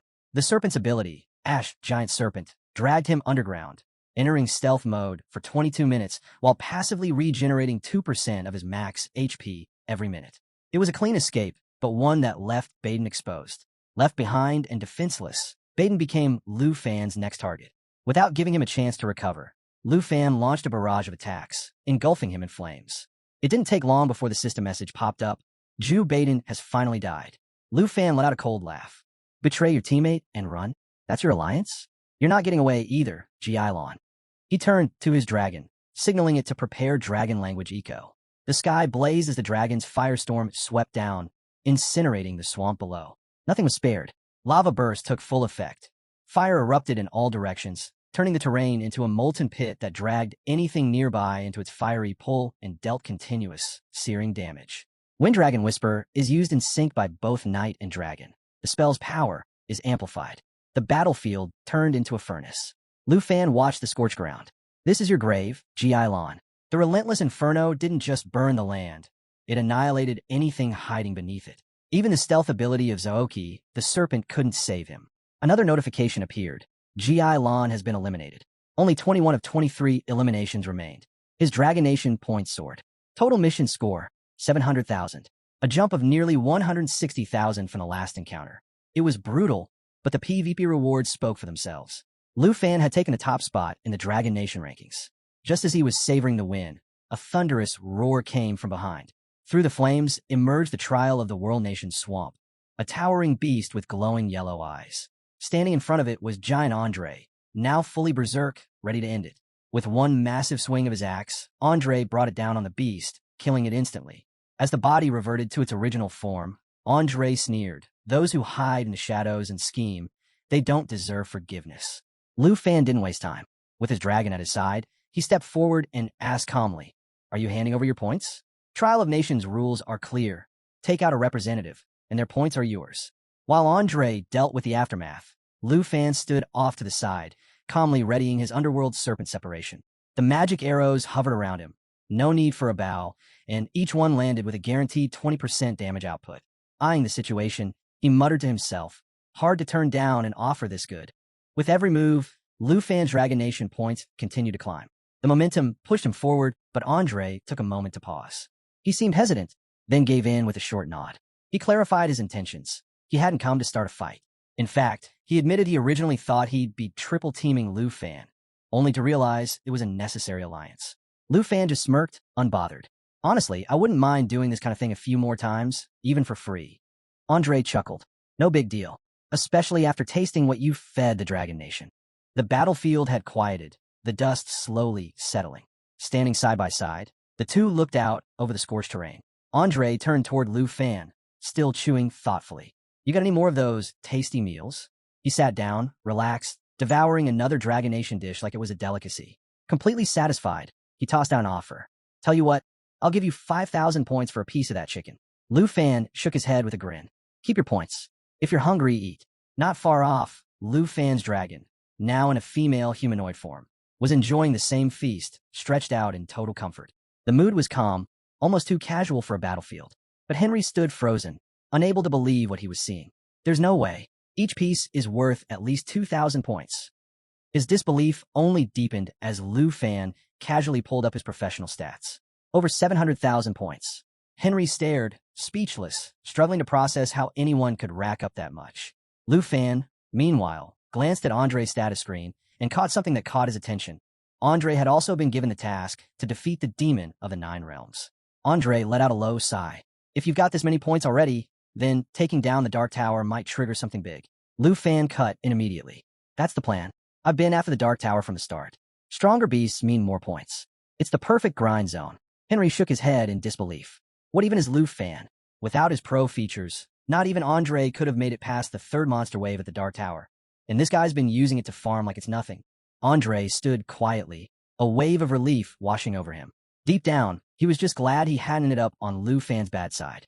The more he thought about it, the clearer it became. Charles and the others still stuck in this mission didn't stand a chance if they crossed paths with Lu.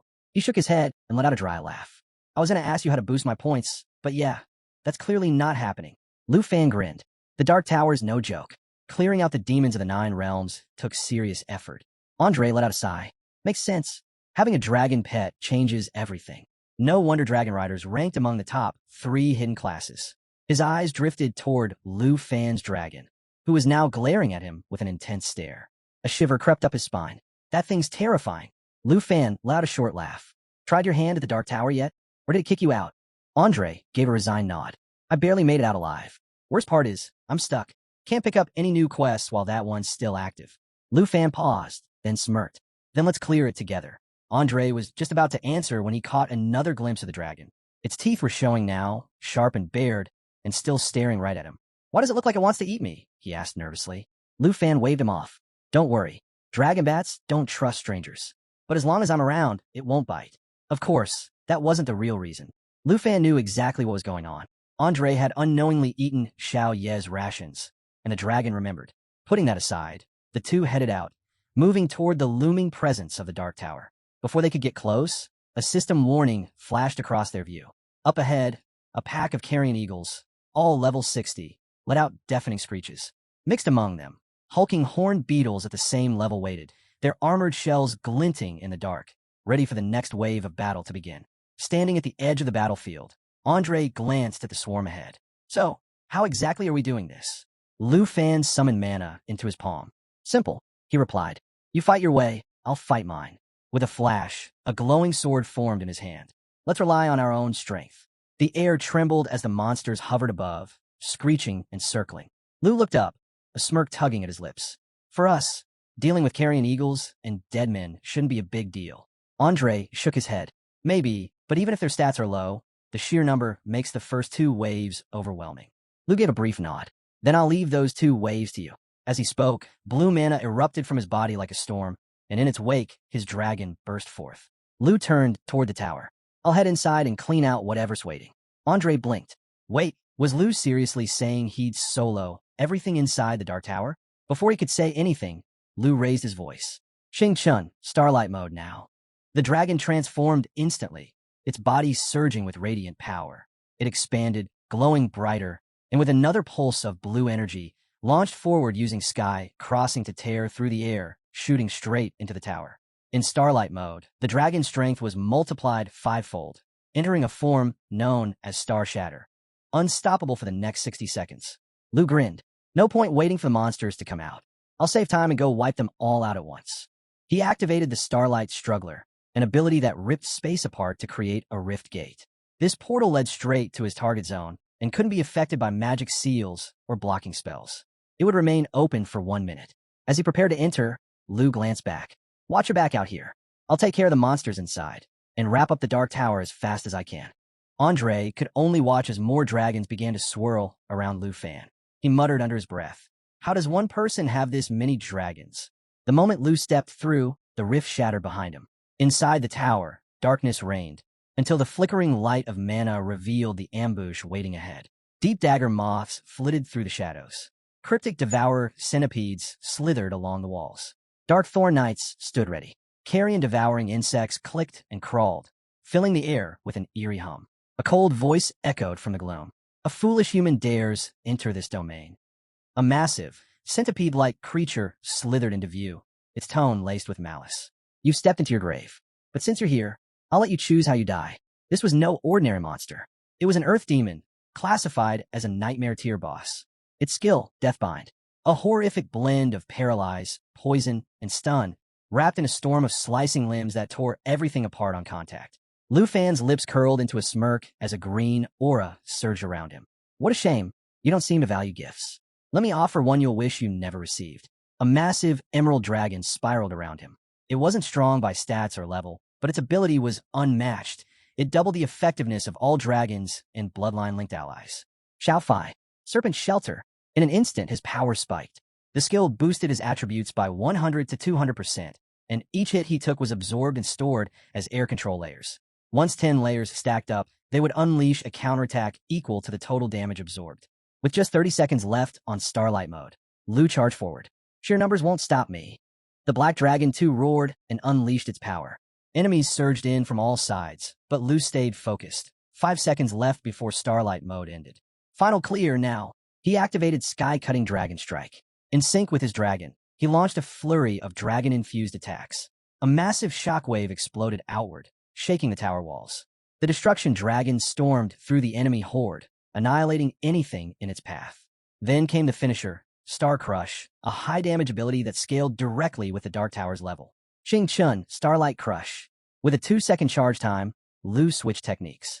Snake Shadow technique activated, and the Dark Snake Bow was drawn. 3 seconds later, he fired the Shadow Snake Arrow, boosting damage by 500%.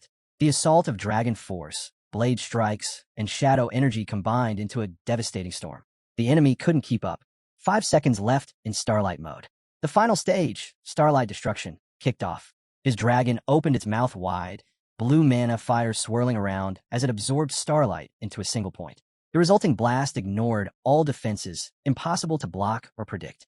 It surged with a raw 300,000 power output, wiping out the last of the monsters just as Starlight mode came to an end. Standing amid the wreckage, Lu Fan glanced around. Almost done with the upgrade. Time to speed this up. Just then, a new presence descended, the Holy Corpse Demon Dragon. It radiated thick purple mana, heavy enough to distort the air around it. Lu didn't flinch. Xiaofai, call in the Fallen Demon Dragon. With natural assimilation activated, he raised the Dragon Bone Flute, summoning not one, but 2 fallen demon dragons. Their levels matched his own perfectly. At the same time, his star dragon shifted again, evolving into galaxy form. Lasers burst from its body, raining across the battlefield. Above, the starfall effect ignited, unleashing a never-ending cascade of starlight energy across the area, persisting until dismissed. With the dust finally settling, Lu Fan glanced at his updated stats. His double dragon had hit level 25, his star dragon soared to level 80, and he himself reached level 36. He gave a nod, pleased. Now this is how you rack up points. But the moment of calm didn't last. A new threat stepped into view. Abyss Moss, level 75. It loomed ahead, but Lu's dragons didn't hesitate. The abyss moss let out a wave of corrosive breath, releasing swirling green poison bubbles through the air. Lu didn't flinch. He countered with a precise strike, cutting straight through. The monster died instantly. Its death triggered a chain reaction, black hole effect. The skill pulled in every nearby creature like a vortex, storing their HP before detonating it all in one massive explosion. Lu summoned 3 black holes at once, maximizing the impact. One after another, they erupted, sending waves of destruction across the battlefield. He chuckled. Charging in like that? You may as well be asking to die. But then, something was wrong. Lu paused. His eyes scanned the field. One of the enemy dragons was gone. Spatial Break Shadow. The name left his lips as a whisper. It was a rare ability, one that let its user merge with space itself, moving unseen through shadows. While active, no attacks could touch it. Physical, magical, nothing landed. But the stealth only lasted 9 seconds. Then came the chill, the kind that froze instinct. Behind him, a presence emerged. A massive earth demon materialized. No warning, no aura, no sign. Not even his dragons had sensed it. It had slipped past everything. The earth dragon twisted its massive form, limbs coiling tightly as it tried to trap Lu Fan in a brutal binding lock. Layer after layer of negative effects began to build, aiming to wear him down through stacked damage over time. But before the hold could lock in, a thunderous blow landed out of nowhere. Another stealth ability, Spatial Break Shadow, had just been used. In a flash, a hulking figure struck the earth demon clean across the face, snapping its head to the side. Staggered, the earth demon stared in disbelief. It recognized the attacker. Why are you here? Why would you aid a human? The answer? Phantom Walk, a rare stealth technique that let Lu Fan infuse himself with natural energy, allowing him to pass undetected even among earth demons. The effect would vanish the moment he attacked, but all he needed was that one instant. The beast that struck had twisted fangs and a face laced with tentacles. Before the earth demon could recover, it landed another blow, faster than lightning. With its claws soaked in blood, it delivered a vicious strike. The hit cost it, temporarily reducing its own strength by 200% for the next 10 seconds. But it didn't flinch. Lu Fan raised his hand, calling forth Great Calamity, a colossal destructive dragon. It soared overhead, detonating the battlefield with violent blasts that shattered the tower's stone and wiped out waves of monsters. Smirking, Lu looked up. A reunion with an old friend. What do you think of my welcome gift? Before the earth demon stood what was once an ancient demon god, feared and revered, but now brought to its knees, forced to serve the very humans it once towered over. Twice defeated, now disgraced. Fury surged in the earth demon's voice. How dare you? You think you belong on my level? You and your pathetic beasts. None of you deserve to exist. With rage boiling over, it activated Shadow Split. In a flash, 3 clones materialized. Each one could last 5 seconds, boasting 60% of the original's health and power. They spread out, absorbing attacks and dividing enemy focus. The earth demon's eyes narrowed. That aura, something about Lu Fan's presence was wrong, dangerous. He couldn't be allowed to live. It unleashed Deathbind, aiming to paralyze and cripple its target. But just as the effects started taking hold, the attack was cut short, broken before it could fully lock in. At the same time, the clones began to multiply, but then, unexpectedly, the demon god followed suit. It too split, mirroring the earth demon. Each demon god clone rushed to engage an earth demon clone in brutal one-on-one combat. Lu Fan laughed, his voice sharp through the chaos. Looks like you're enjoying my gift. Let me sweeten the deal. He raised his hand, summoning his demon forces. His dragons roared, their cries shaking the tower. Using corpse manipulation, he took control of the corpse demon dragons, transformed puppets. With a simple command, he could summon or withdraw them at will. And just like that, half the earth demon army inside the tower turned. Now under his control, they turned on their former allies without hesitation. Swords raised, they launched a merciless assault, tearing through the earth demon ranks from within. Just as the earth demon began to realize the tide had turned, the demon god struck again. Another crushing blow that left it pinned between 2 unstoppable forces. Surrounded, outmatched, and overwhelmed, it had no room to breathe. From a distance, Lu Fan watched the chaos unfold, a small grin tugging at his lips. 2 ancient monstrosities, once feared, now locked in savage combat, while his dragons roared above, ready to strike at a moment's notice. With every second, more enemies fell under Lu's command. His army grew. The battlefield spiraled further into madness. The earth demon looked around, stunned. A human, a mere human, had turned everything upside down. Lu Fan took a step forward, his gaze locked on the towering beast. "Your turn, ugly," he said coldly. The earth demon snarled, defiant. "You think you can defeat me? What nonsense!" Suddenly, it released a thick green aura that spread like poison across the battlefield. The pressure from the wave of energy cracked the ground and shook the air. Even the tamed monsters struggled to stay upright. Thinking it had found an opening, the earth demon tried to slip away in the chaos. But Lu Fan was already ahead of it. With a wave of his hand, he summoned Dragon's encouragement, cloaking himself in a golden aura that surged through his body like lightning. His power surged, stats amplified, attack increased by 30%. His dragons felt it too, unleashing furious cries as they shook off the earth demon's suffocating presence. "There's nowhere left to run," Lu declared. In perfect sync, Xiao Fai and Xing Chun attacked. Xing Chun activated Starlight Destruction, transforming once more into Starlight mode. The timer began ticking, 60, 59, 58. At the same time, Xiao Fai launched Lava Burst, sending molten flames cascading across the battlefield. Then something shifted. A surge of ancient energy rippled through the air as dragon language magic awakened. Dragon Breath evolved. No longer a standard attack, but a forbidden spell accessible only to dragon demon dragons. Sensing the moment, the other two dragons activated Fall Drum, a brutal technique that burned their own life force to soar skyward before slamming down with devastating force. As Starlight Destruction charged into a blinding beam of concentrated energy, the other dragons followed up with twin lava bursts, the flames rising higher, hotter, unstoppable. Then came the resonance. When Dragon Knight and Dragon Pet cast the same dragon language spell, their power surged. Dragon language resonance pushed their combined attack beyond anything seen before. The Earth Demon didn't stand a chance. The fire, light, and raw force of impact tore through its body, splitting its massive form down the middle, the blast echoing through the tower like thunder. And yet, even shattered, it roared in defiance. "I'm not done yet." It screamed, its voice ragged but filled with rage. It refused to fall quietly. Even in ruin, it fought. Outside the dark spire, the skies roared as a monstrous bird dove down, flames pouring from its beak. Andre didn't flinch. He raised his hammer and swung with force, smashing the creature midair and sending it spiraling into a heap of lifeless monsters below. He hovered above the battlefield, scanning the area. "Why hasn't the third wave shown up yet?" he muttered. The answer came moments later. A massive explosion erupted from inside the spire. A blinding surge of power burst forth, tearing across the sky like a blazing comet. Andre's eyes widened.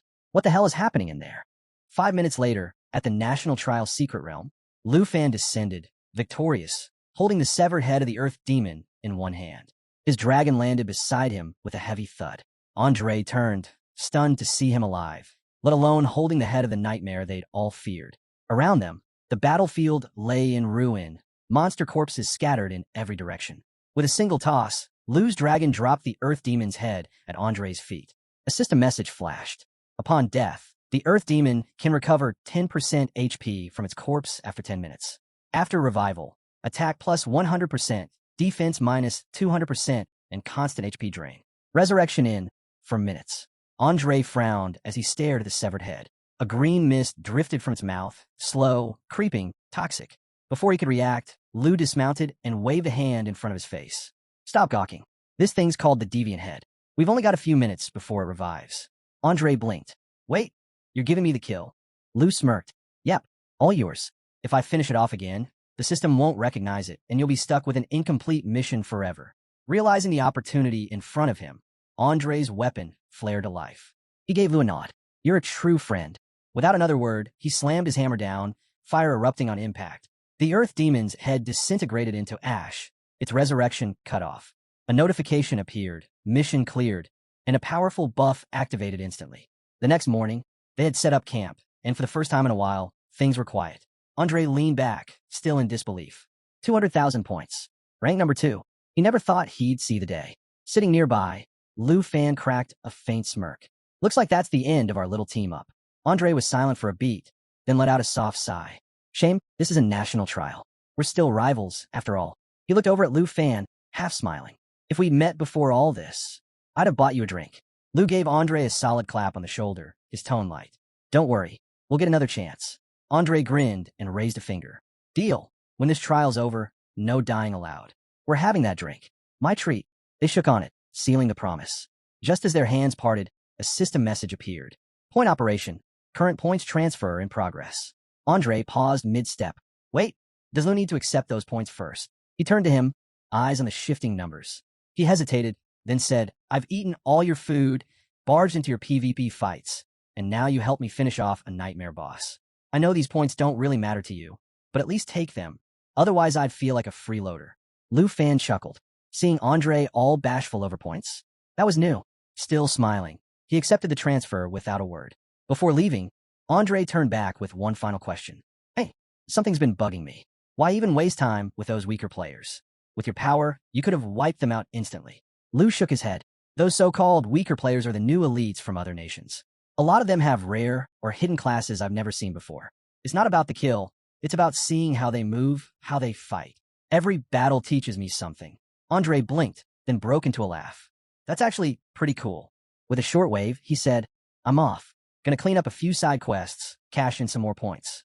He took off into the sky, leaving Lu standing alone. Lu watched him go. Andre's all right. Let's just hope I don't pull a PvP task that puts me on his trail. He exhaled, then turned his gaze forward. Time to get back to work. The newest member of his fallen puppet army had just joined the ranks, the Earth Demon. The scene shifts to the nation's trial arena command room, where the atmosphere is electric. All eyes are locked on the updated rankings flashing across the central screen.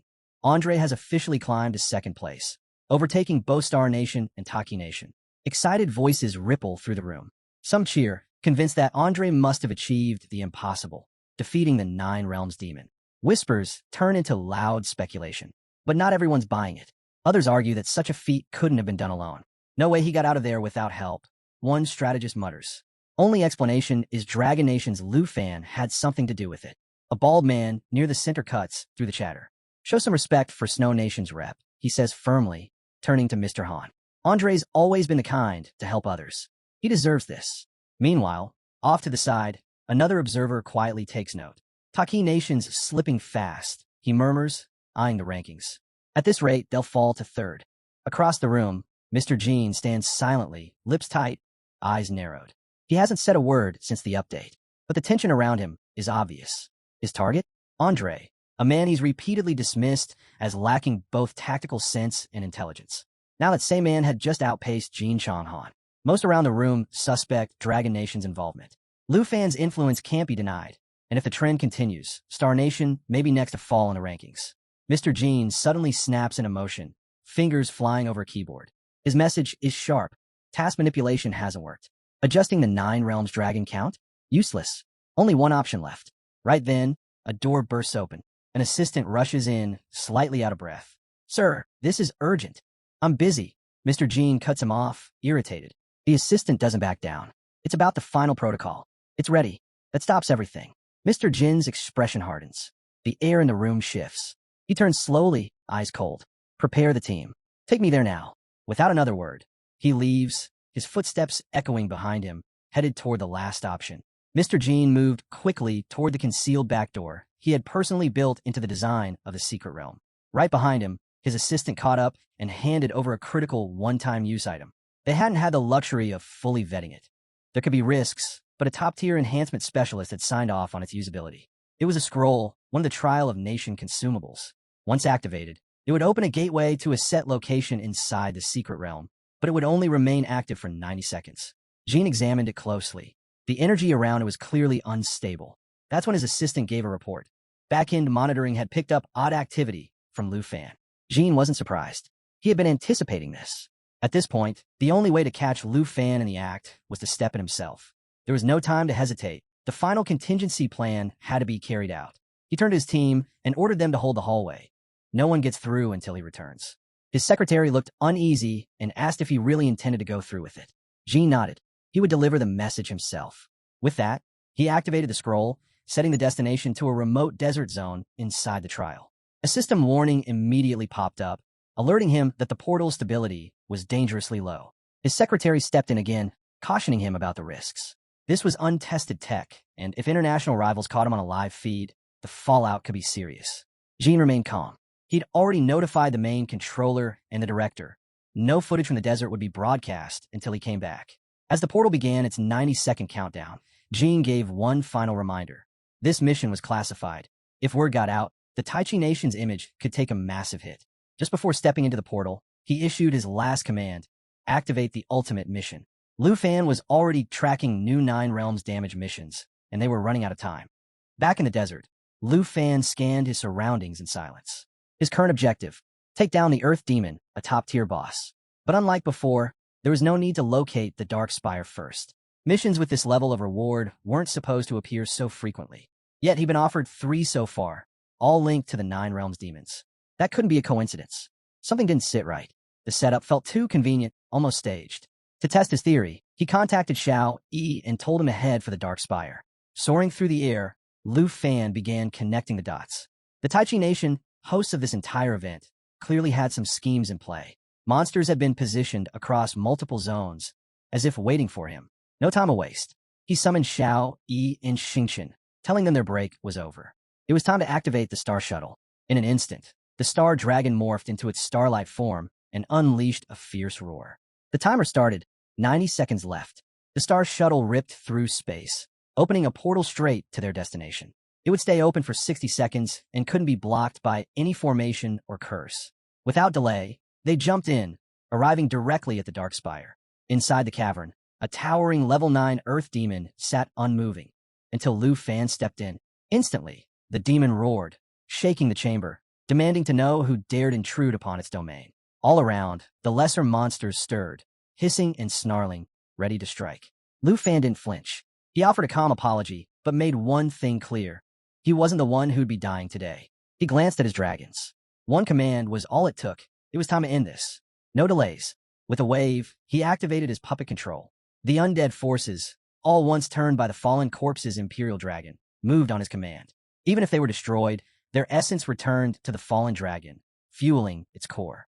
That meant Lu Fan could endlessly summon fallen dragons into the fight, keeping the pressure on without pause. Far across the desert, a hulking tribal warrior was on his knees, begging for mercy. Before him stood a swordsman, blade in hand, eyes filled with amusement. Musashi grinned, clearly entertained by the pitiful sight. He traced the edge of his sword just beside the warrior's face, voice dripping with mockery. So, tell me, how exactly do you plan on begging? The warrior, Upson, cracked under the pressure. He offered everything, his points, his rank, even the match itself, as long as he lived. But that wasn't enough for Musashi. Killing him would give him the points anyway. He wanted more. With a wicked smirk, he lowered the sword closer and gave a humiliating order. Lick his boots and scream that everyone from the micronation were pigs and dogs. Upson froze. His pride clashed hard with his fear. Musashi caught it right away. His smile faded, voice cold. What's this? You're not actually willing. Left with no way out, Upson gave in. Swallowing his pride, he bent down, licked the boot, and started to mutter the words. Not good enough. Musashi demanded he shout. Trembling, Upson obeyed, raising his voice and repeating the insult while still licking the dust off Musashi's boots. Musashi burst into laughter. Wow, you really would do anything to survive. But before he could take it any further, everything changed. A sudden strike landed squarely on Upson. A system alert flashed. Upson had been killed. Blood poured from his body as he slumped over, dead on the spot. Musashi's smile dropped. He turned sharply, eyes burning. Jin Shenghan, what the hell are you doing? I wasn't done. Jin Shenghan, ranked 3rd and representing the Taichi Nation, didn't even blink. He was going to die anyway. Don't tell me you actually planned to let him walk. Musashi scowled. You're missing the point. I was supposed to finish him off. Those points were mine. Jin Shenghan didn't bother entertaining the complaint. You were too slow. I didn't take him out for the points. I did it to push the mission forward. Musashi let out a sharp breath, then finally slid his sword back into its sheath. Before either of them could say more, a faint blue light flickered behind them. Both turned immediately. Jin Shenghan's face tightened. He recognized the signal. It was a priority transmission from the Overseas Command. And just as the glow began to fade, Mr. Jin stepped out of thin air, appearing right in front of them. Musashi's eyes narrowed. What had just happened? Was that teleportation? He couldn't believe what he'd just seen.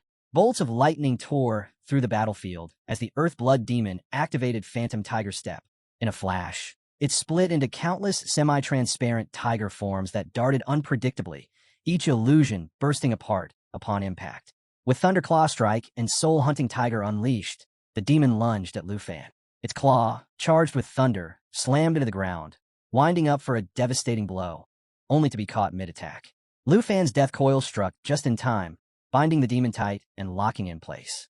The Earth Demon let out a stunned cry, demanding to know why the Earth Blood Demon had turned against it. But there was no time for answers. Another of Lu Fan's summoned demons stormed in, landing a brutal hit with Blood Claw. The Earth Demon wailed again, this time accusing the Earth Fiend Demon of betrayal too. Lu Fan stood unfazed, watching the chaos unfold. With just 2 9-realm demons on his side, the tide had shifted dramatically. He wondered what would it look like if all 9 joined the fight. The answer echoed behind him as more demonic roars shook the battlefield. The schemes of the Tai Chi Kingdom had clearly backfired, and Lu Fan had reaped all the rewards. As the Earth Demon fell, Lu Fan stood tall, his strength greater than ever. The thought of unleashing his full demon army stirred something in him. And now, another powerful demon was his to command. Soaring high in the sky atop a strange magical sphere, Musashi shouted over the wind, urging Jin Chunghan to slow down. He was frustrated. If the Overseer had already revealed the ultimate mission's location, why weren't they heading there now? Jin Chunghan shrugged it off. I don't need it yet, he said coolly. He then reminded the Overseer that the teleportation ray was unstable. He had to pass along the information quickly before he vanished again. Musashi growled under his breath, cursing the Tai Chi Kingdom's shamelessness. Sending an Overseer into the trial? With the way points were being handed out, why not just eliminate their rep outright? He turned to Mr. Jean for an answer. Mr. Jean explained that the secret realm was functioning normally. There were no technical issues, no loopholes being exploited. That meant there was no valid reason to kick anyone out. Grinding monsters and clearing standard quests wouldn't be enough to break through the ranks. If they wanted real points, they had to understand how the Dragon Nation's rep was farming the Darkspire. If Lu Fan could do it, so could they. As the teleportation ray grew increasingly unstable, the Overseer made his exit, leaving behind a final reminder. The ultimate mission had been triggered, and Jin Chunghan needed to use it wisely. For a moment, silence hung in the air between him and Musashi. Then Jin Chung spoke. The mission wasn't meant for Lu Fan. No, its true purpose was to eliminate Charles Hsien. Using it now would be a waste. First, they needed to find Darkspire and uncover Lu Fan's method for taking down the 9-realm demons. He understood one key detail. The ultimate mission automatically locked onto the top-ranked player. To use it against anyone but the strongest would be a tactical blunder. Musashi, still bitter about the Tai Chi Kingdom's shady moves, kept his grumbling to himself and followed. But mid-thought, the magic sphere jolted to a stop, throwing him down hard. Furious, he accused Jin Chung of sabotaging the ride over a harmless comet. Jin Chung ignored the complaint and pointed forward. Musashi looked up and froze. Lying before them were the fallen corpses' elite demon soldiers. The air was thick with Darkspire's oppressive energy. But Jin Chung stayed calm. We can handle this, he said. A dark purple aura spiraled around his hands as he narrowed his eyes. Something didn't add up. Why was the 9th realm demon army so small? Before he could investigate further, Musashi stepped in, unsheathing his blade with a twisted grin. What's the matter? Don't tell me you're afraid of a few remnants from that so-called legendary demon army that tore through Tai Chi. He swung his sword wide, unleashing a brutal ghost side slash. The spinning wind blade shredded through the front line of demon soldiers like a buzzsaw. Not to be outdone, Jin Chung cast a spell, scoffing at Lu Fan's overdependence on dragons. Without those system bugs, would he have even stood a chance? He grabbed a cluster of demon soldiers with his magic, tearing them limb from limb and hurling the remains aside. If Lu Fan can do it, so can I. When the dust cleared and the demon soldiers were gone, Musashi frowned. No point in crease. What's going on? Jin Chung didn't like it either. Something was off. They moved into Darkspire cautiously and were met with eerie silence. The place had already been cleared. Tension gripped them. Their instincts screamed at them to turn back. But it was too late. In the next instant, a towering earth demon emerged, flanked by 2 monstrous elites. The air turned cold. Musashi and Jin Chung stood frozen, a chill running down their spines. They'd walked right into a trap. The crushing presence of the 3 9 realms demons left Musashi speechless. His voice trembled as he muttered, almost to himself, this pressure, I can feel in my bones. Jin Chunghan's expression darkened. Something was definitely off. Then, a voice broke the tension from behind. They both spun around. Lu Fan stood there, calm as ever, wearing a faint smirk. Didn't think I'd run into you two here. Jin called out his name, tense. Musashi, still stunned, demanded to know why he'd shown up. Lu Fan shrugged off their reactions. Oh, don't look so surprised. I came all this way to set the stage, especially after you tore down my base. It was true. Lu Fan was a master of the undead arts. Using corpse puppets, he commanded his army with precision. And now, the 9 realms demons moved at his will. Their roars thundered across the battlefield, shaking the ground beneath them. Each demon commanded its own legion, funneling points and experience straight to Lu Fan. Overhead, a massive purple dragon circled, drawing attention from miles away. The smaller ones had stayed behind to defend Darkspire. This battlefield belonged to him now. Musashi sneered, refusing to be intimidated. You've walked into your own grave, not ours. Just then, a system alert popped up, revealing Lu Fan's ability stats to Musashi. His eyes widened. Turning to Jean, he hissed, "Kill him.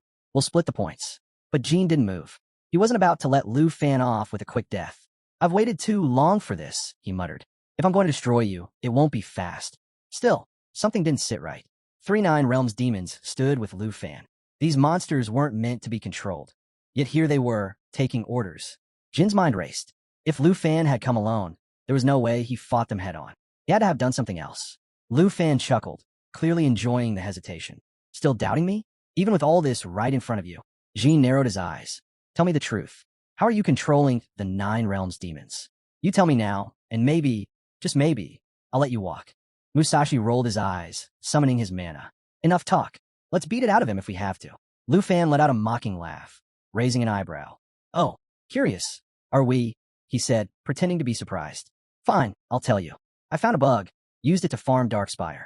Jin's eyes locked onto his. "Impossible. We've cleared 2 full waves of gatekeepers and haven't found anything. How are you racking up points like this?" Musashi joined in. "There's no way. You've only done, 30-something job changes? And you cleared Darkspire alone? Not buying it." Lu Fan shut his eyes and let their doubts roll off him. But Musashi wasn't done. "Then explain why the 9 Realms demons are just standing there. Why aren't they attacking?" Jin's eyes narrowed. He'd been thinking the same thing. The demons were too still, too quiet. That wasn't right. Could Lu Fan really be commanding them? No, it should have been impossible. Lu Fan let out a laugh. "If a system like that existed, don't you think your precious Tai Chi kingdom would have abused it already? You think I can just rewrite quests whenever I want?" Jin's face darkened. There was only one explanation. Lu Fan had discovered their interference in the trial. Worse, he might have actually figured out how to command the 9 Realms demons. Musashi had had enough. "I'm done listening. We're ending this now," he shouted, his aura flaring. Lu Fan's smirk deepened. "TCH, you're both disappointments." Still not convinced, he raised his hand, fingers twisting once. That was all it took. The 9 Realms demons roared and surged forward.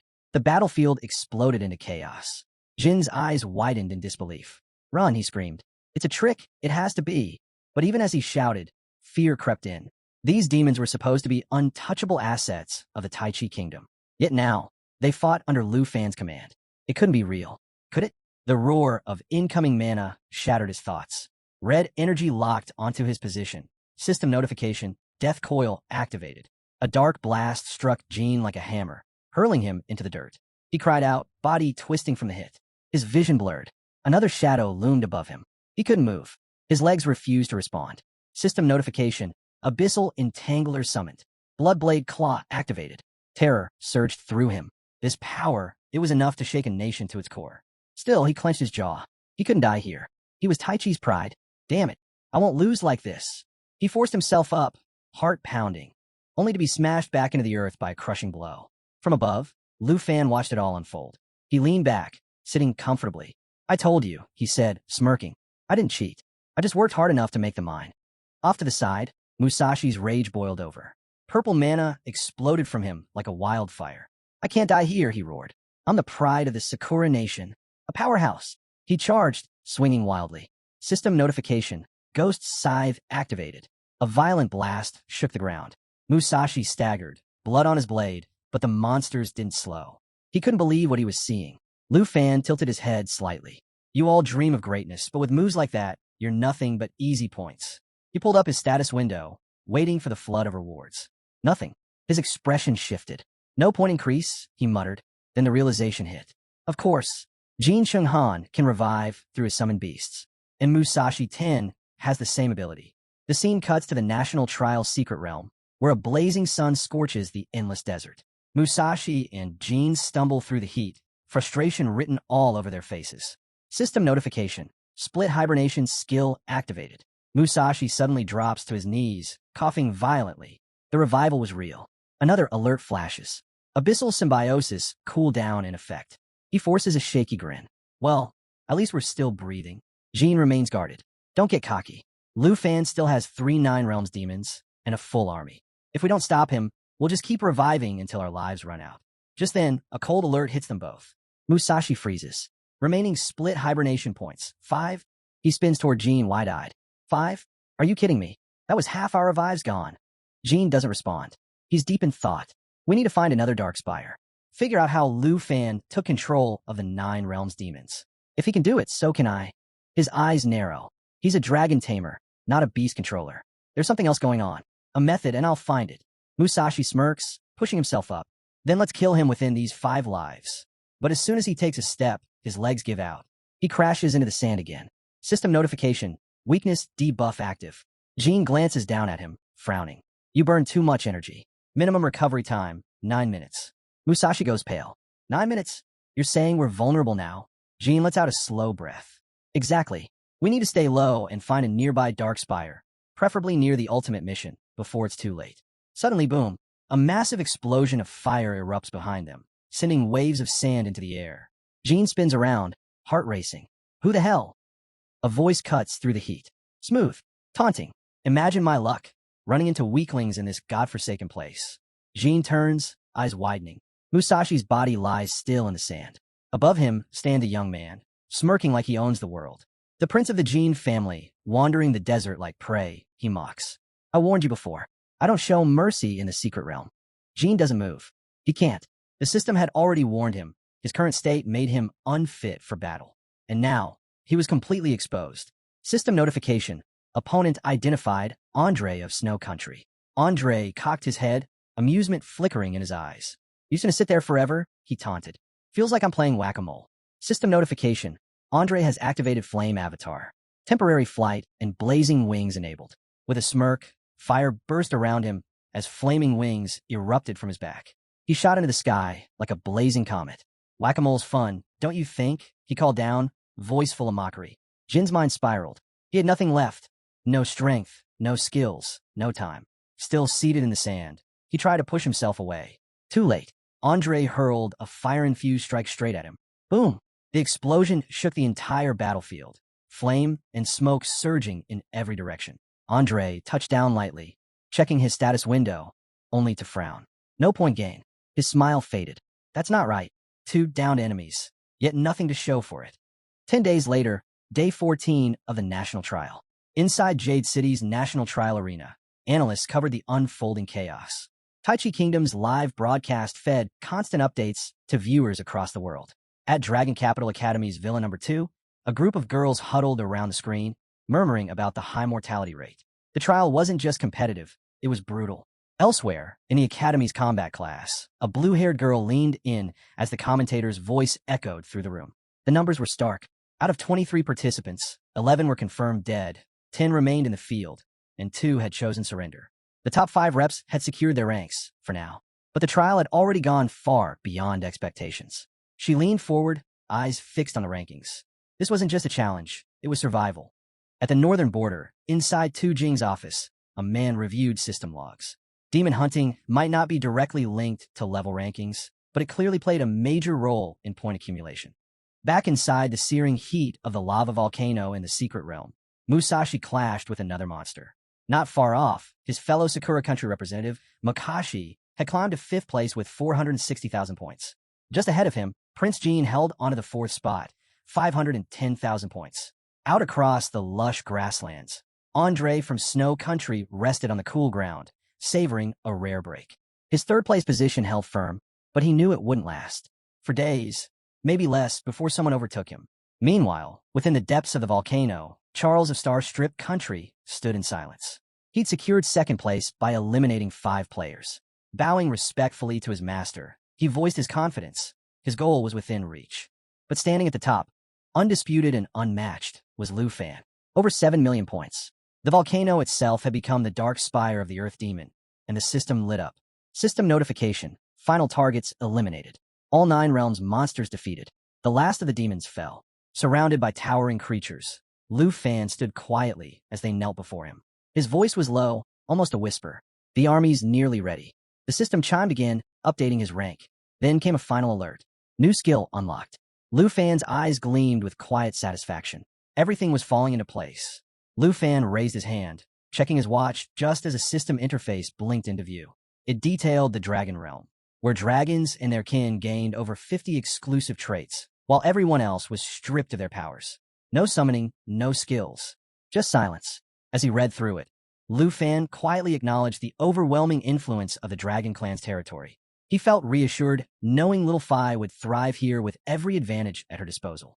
Still, a thought lingered. Non-dragons couldn't survive in this place. If someone like Kim Han got dragged in, he'd be cut off from his abyss entangler. Stuck and powerless, he'd be easy to eliminate. Lu Fan glanced at Phi and commented on how they could now easily deal with that annoying pest. But before the moment could settle, a system alert popped up. Someone had just flagged him as a target. He chuckled. More points for the taking. Meanwhile, deep inside a volcanic cave within the National Trial Secret Realm, a man gripped a glowing blue orb. Everyone around him stared in disbelief. None of them had seen anything like it. A mission confirmation flashed, locking in a new task. Charles eyed the orb intently. This was the very tactic that had secured him the #1 rank before. The others looked to him, questioning if he really intended to move forward with the plan. Charles reminded them of his power. His presence alone was enough to sway them.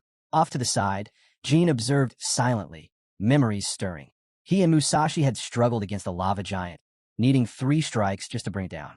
Yet Charles had destroyed it in 1 hit. Targeting Charles under the current mission? Borderline suicidal. Jean admitted he trusted Charles, but doubted they could do anything if Lu Fan got involved.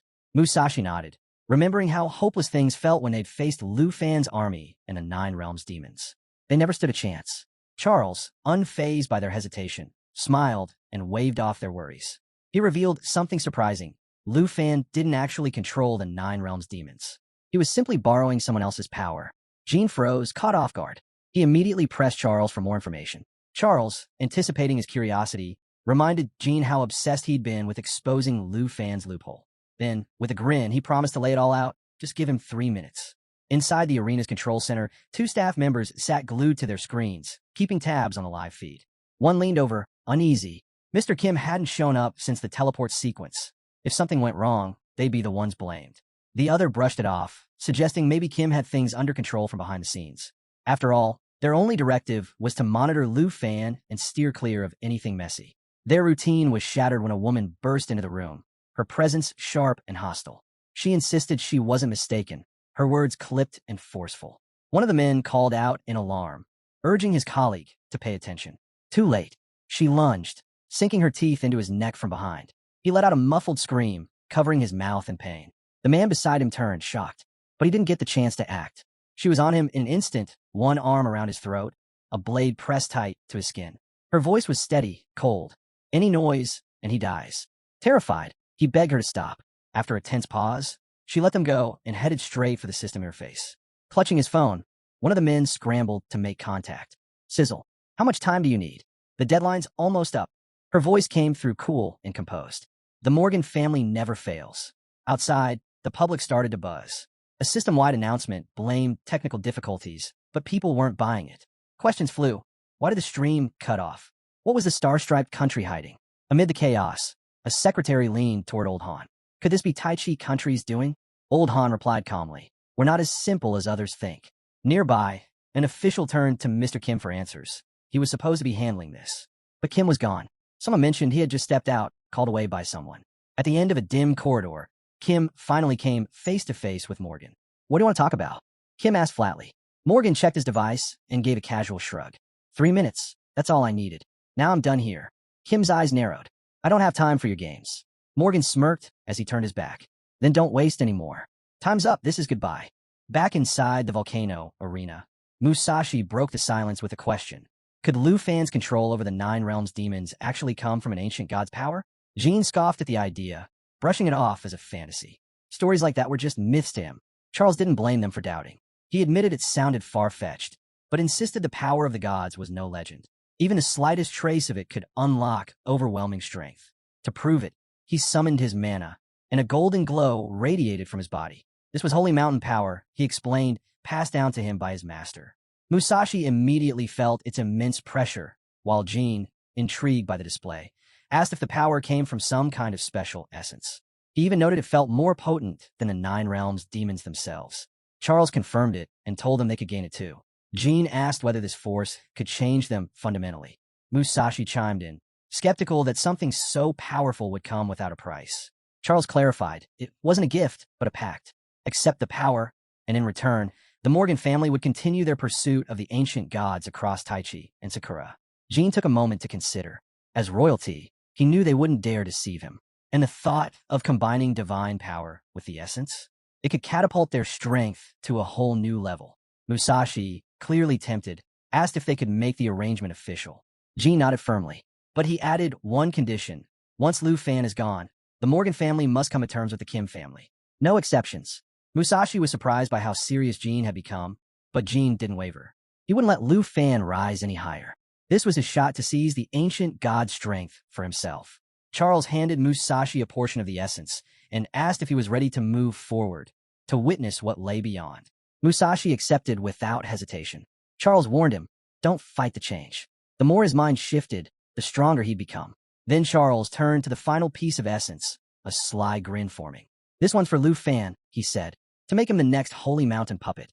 Inside the control center of the National Trial Arena, two bodies lay lifeless on the floor, blood pooling beneath them. A staff member reported grimly that all security footage had been wiped. Nothing from the live feed, nothing from the war room. The killer had left no trace. The secretary turned to Mr. Kim, asking if they should file a formal report. He shook his head firmly. No, we handle this ourselves. Off to the side, a cameraman silently captured the scene. Kim glanced at the bodies once more, his thoughts racing. This had Morgan's fingerprints all over it. Meanwhile, high above the smoldering volcano in the trial realm, Lu Fan flew across the blazing sky on Shao Dragon's back. As the competition entered its final phase, he knew it was only a matter of time before participants started hunting each other. And now, it was his turn to be the hunted. He opened his status window and blinked in surprise. The avatar displayed was Nango. A few quick commands later, he locked onto his location.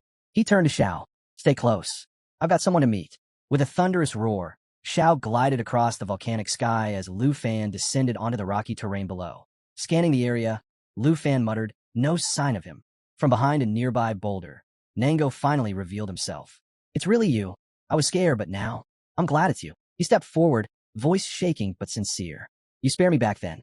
Gave me the strength to keep going. Lu Fan smirked. Guess you've been lucky to hang on this long. Pulling up the status window again, he noticed something odd. Nango still had only 150,000 points. Nango didn't offer much of an explanation. I've just been trying to stay alive. That's all. But seeing you again, I'm grateful. Lu Fan studied him carefully. You seem way too calm for someone this deep into the game. He paused, then added quietly, don't trust anyone. Not now. As he spoke, he summoned his weapon. Shao suddenly growled, alert and tense.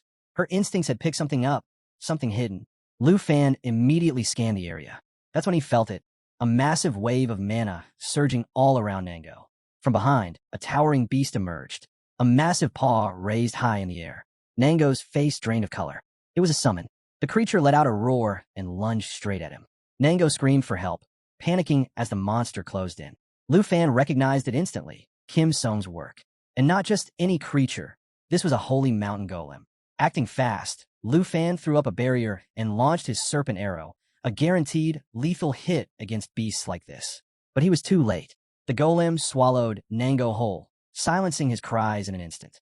A system alert rang out through the molten air of the lava volcano. Nango has died. Just then, Jean emerged, a smug grin plastered across his face. We meet again, Lu Fan, he said mockingly. Sorry about stealing your points, but don't be mad. Yours are next. Lu Fan narrowed his eyes, scanning them both. There was no mistaking it. Their power had changed. He scoffed. So, this is what you become. Holy Mountain slaves. A new window opened before him, displaying the stats of Kim Song and Musashi. Everything clicked. The unusual mana, the summons, the essence. It was all connected. Charles had pulled the strings, and now he was the one leading the hunt. Sure enough, Charles stepped into view, wearing his usual smirk. You already know, don't you? This power, it's far beyond what you've faced before. A system alert chimed again, hunter encounter approaching. A second followed, showing Charles's status, Holy Mountain Slave. Charles tilted his head. You don't have to die here, Lu Fan. Pledge yourself to the Holy Master. Serve him, and you'll be granted holy power in return. Lu Fan's eyes flicked to the glowing Holy Mountain essence, and then to his own fallen corpse essence. It dawned on him. Charles had used this same essence to transform Jean and Musashi. Jean and Musashi stepped forward, trying one last time. You could still join us. There's no need for a battle. Lu Fan burst into laughter. Join you? Please.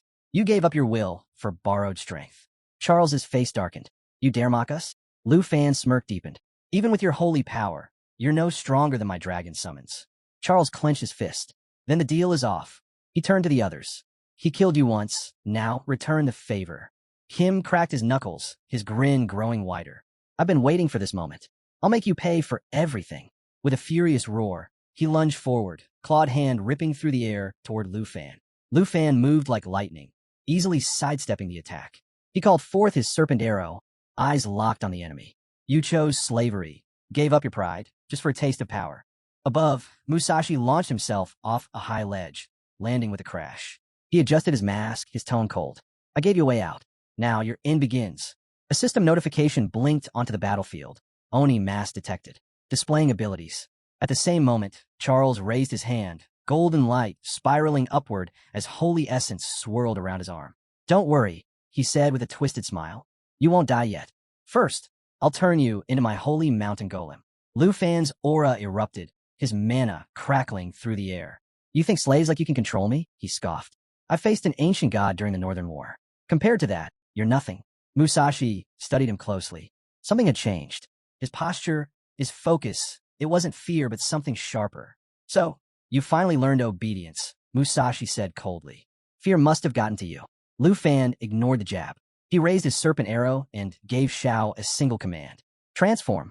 A system notification appeared, black dragon form, switching to destruction dragon form. Zhao's body erupted into molten flame, its black scales glowing like lava. Heat radiated off the beast as its wounds healed instantly, the destruction dragon's aura boiling the very air. Musashi let out a low chuckle. So, that's your answer? Do you really think this form can stop me? Lu Fan didn't respond. Instead, he slashed forward, his blade slicing the air, a shockwave flying straight for Musashi. The masked warrior raised his guard, feeling the weight of the incoming strike. Kim barked from behind, his tone filled with scorn. Struggle all you want. It changes nothing. With a command, he sent his beast charging in. Lu Fan soared upward, avoiding the assault with ease. You're lost in your rage, he shouted back, landing smoothly on Zhao's back. A wave of green mana surged from his body, pulsing with deadly intent. He looked down at Charles, his eyes gleaming. If I let the fallen corpse dragon devour your holy essence, he muttered, then all three of you will become mine. In the heart of the lava volcano, a system alert rang out. Lava eruption skill activated. The message detailed the dragon's ability to drag enemies into molten depths while dealing continuous burn damage. Lu Fan gave the command without hesitation. Lava eruption now. Xiao responded with a thunderous roar, unleashing a tidal wave of fire that poured across the battlefield. The system followed with another update. Dragon language resonance activated, doubling the power of both dragon and rider. Kim Suk's face twisted in panic as the flames closed in. Instinct took over. He turned to flee. Musashi, caught in the firestorm, crossed his blades and tried to hold on, screaming as the heat seared through him. Lu Fan watched their frantic struggle, unfazed. If you wanted a real fight, he said flatly, you should have brought beasts worth summoning. This is pathetic. Kim Suk faltered, confused. That was my strongest, the Holy Abyss excavator. Lu Fan laughed coldly. And look at you, gasping for breath from one attack. Musashi clenched his teeth, staring at the dragon in disbelief. How can a dragon that young have this much power? Lu Fan's smirk widened. Credit where it's due. Thank Charles for handing me free points. Charles's grin disappeared. He drew his holy sword, the blade crackling with divine light. You'll regret mocking me, he hissed. He raised his weapon and began chanting, Flame of Divine Punishment. From the sky, blazing fire rained down. The system broadcasted the stats, 500% base damage, 20% holy burn damage over 10 seconds. Lu Fan remained still, unimpressed. If this is all your master taught you, then he's not worth fearing. In a flash, Lu Fan triggered Dragon Annihilation, his blade dancing through a 6-strike combo while casting spell damage to weave through the falling flames. Charles, growing more agitated, cursed and smashed his holy essence. The fragment shattered, releasing a burst of yellow mana that lit up the volcano like a second sun. I'll show you the true strength of the ancient gods, he roared, summoning his beast with a surge of power. Lu Fan narrowed his eyes. So that's what you've been saving it for. Without waiting for another move, he let his serpent arrow fly, aiming straight at Charles. The arrow struck, clean hits, but Charles didn't flinch. Lu Fan immediately understood. The ancient god's protection, he muttered, even stronger than the 9 realms demons. He didn't pause. Dragon encouragement, he shouted, activating the skill. Attack power plus 30%. Time to end this. Xiao Yi let out a roar that echoed across the volcano, and the system lit up. Dragon strength boost confirmed. At the same moment, Lu Fan triggered Shadow Serpent Arrow, the system reporting a devastating 500% damage output. Another notification flashed, detailing Xiao Ye's form and charge progression. Without missing a beat, Lu Fan gave the signal, lava eruption. Now, the dragon responded instantly, fire surging forward.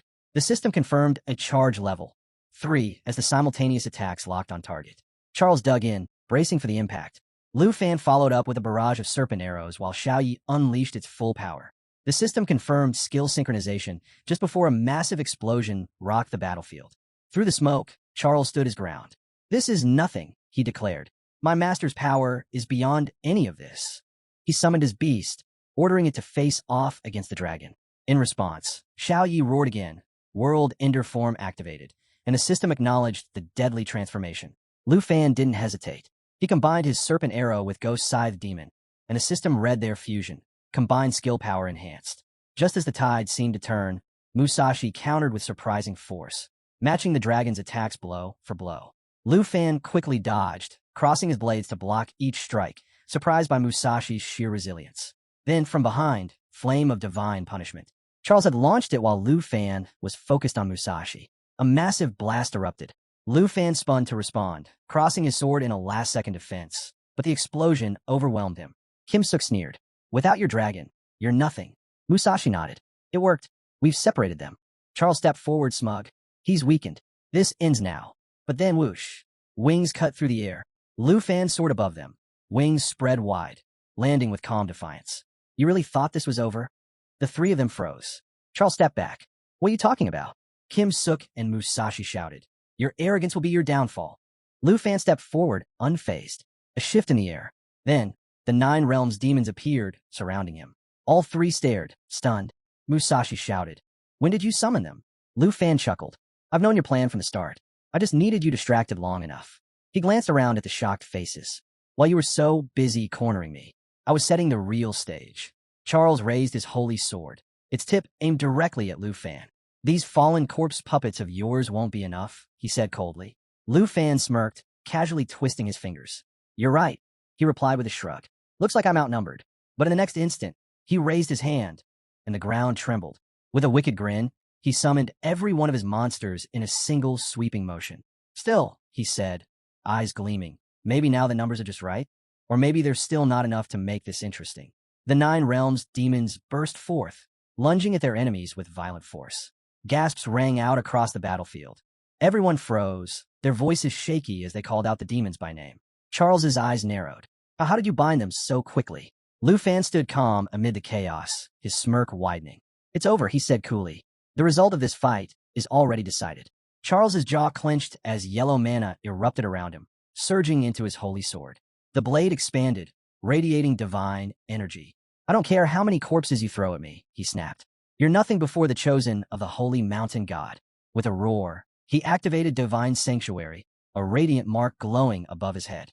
The system confirmed the boost, all attributes plus 100% for 60 seconds.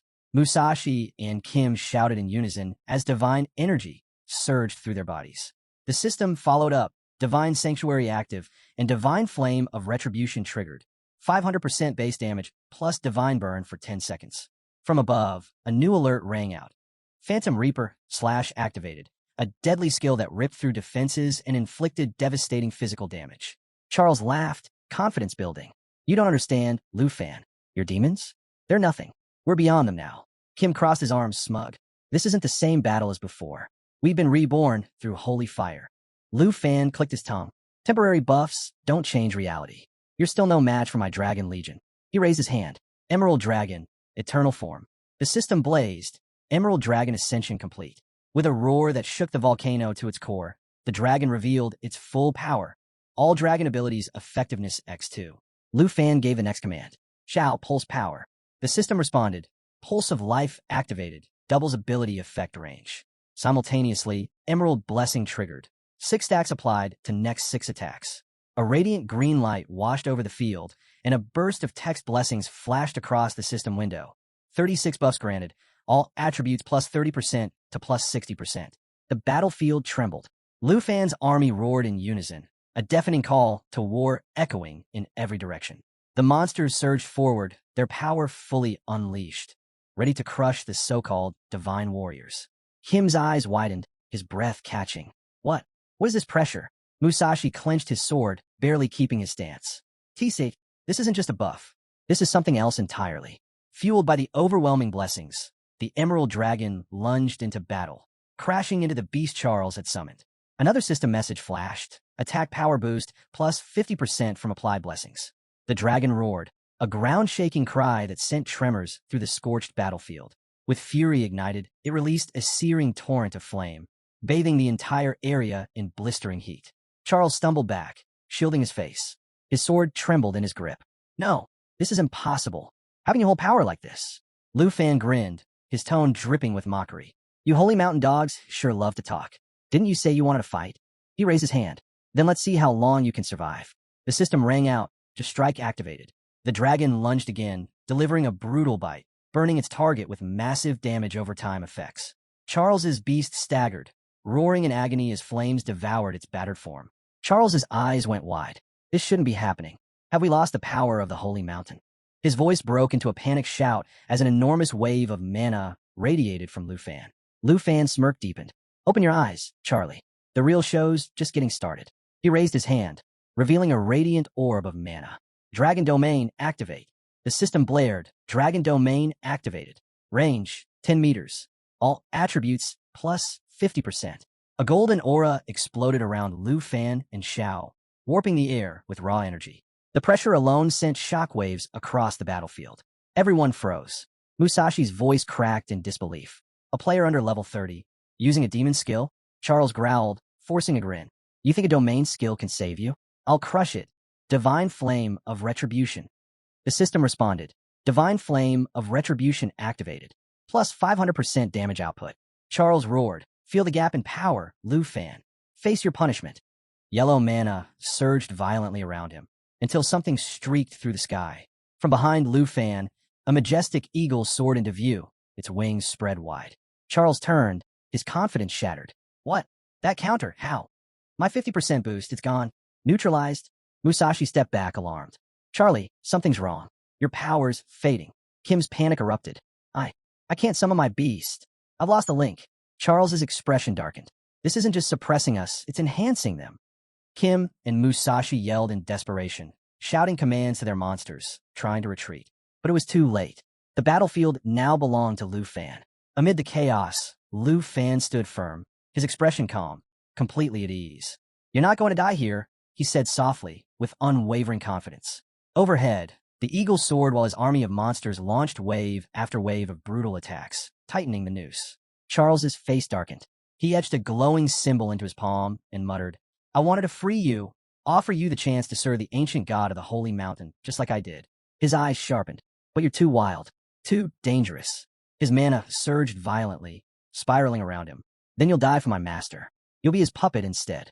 A brilliant yellow shield formed around Charles as his beast moved into position beside him.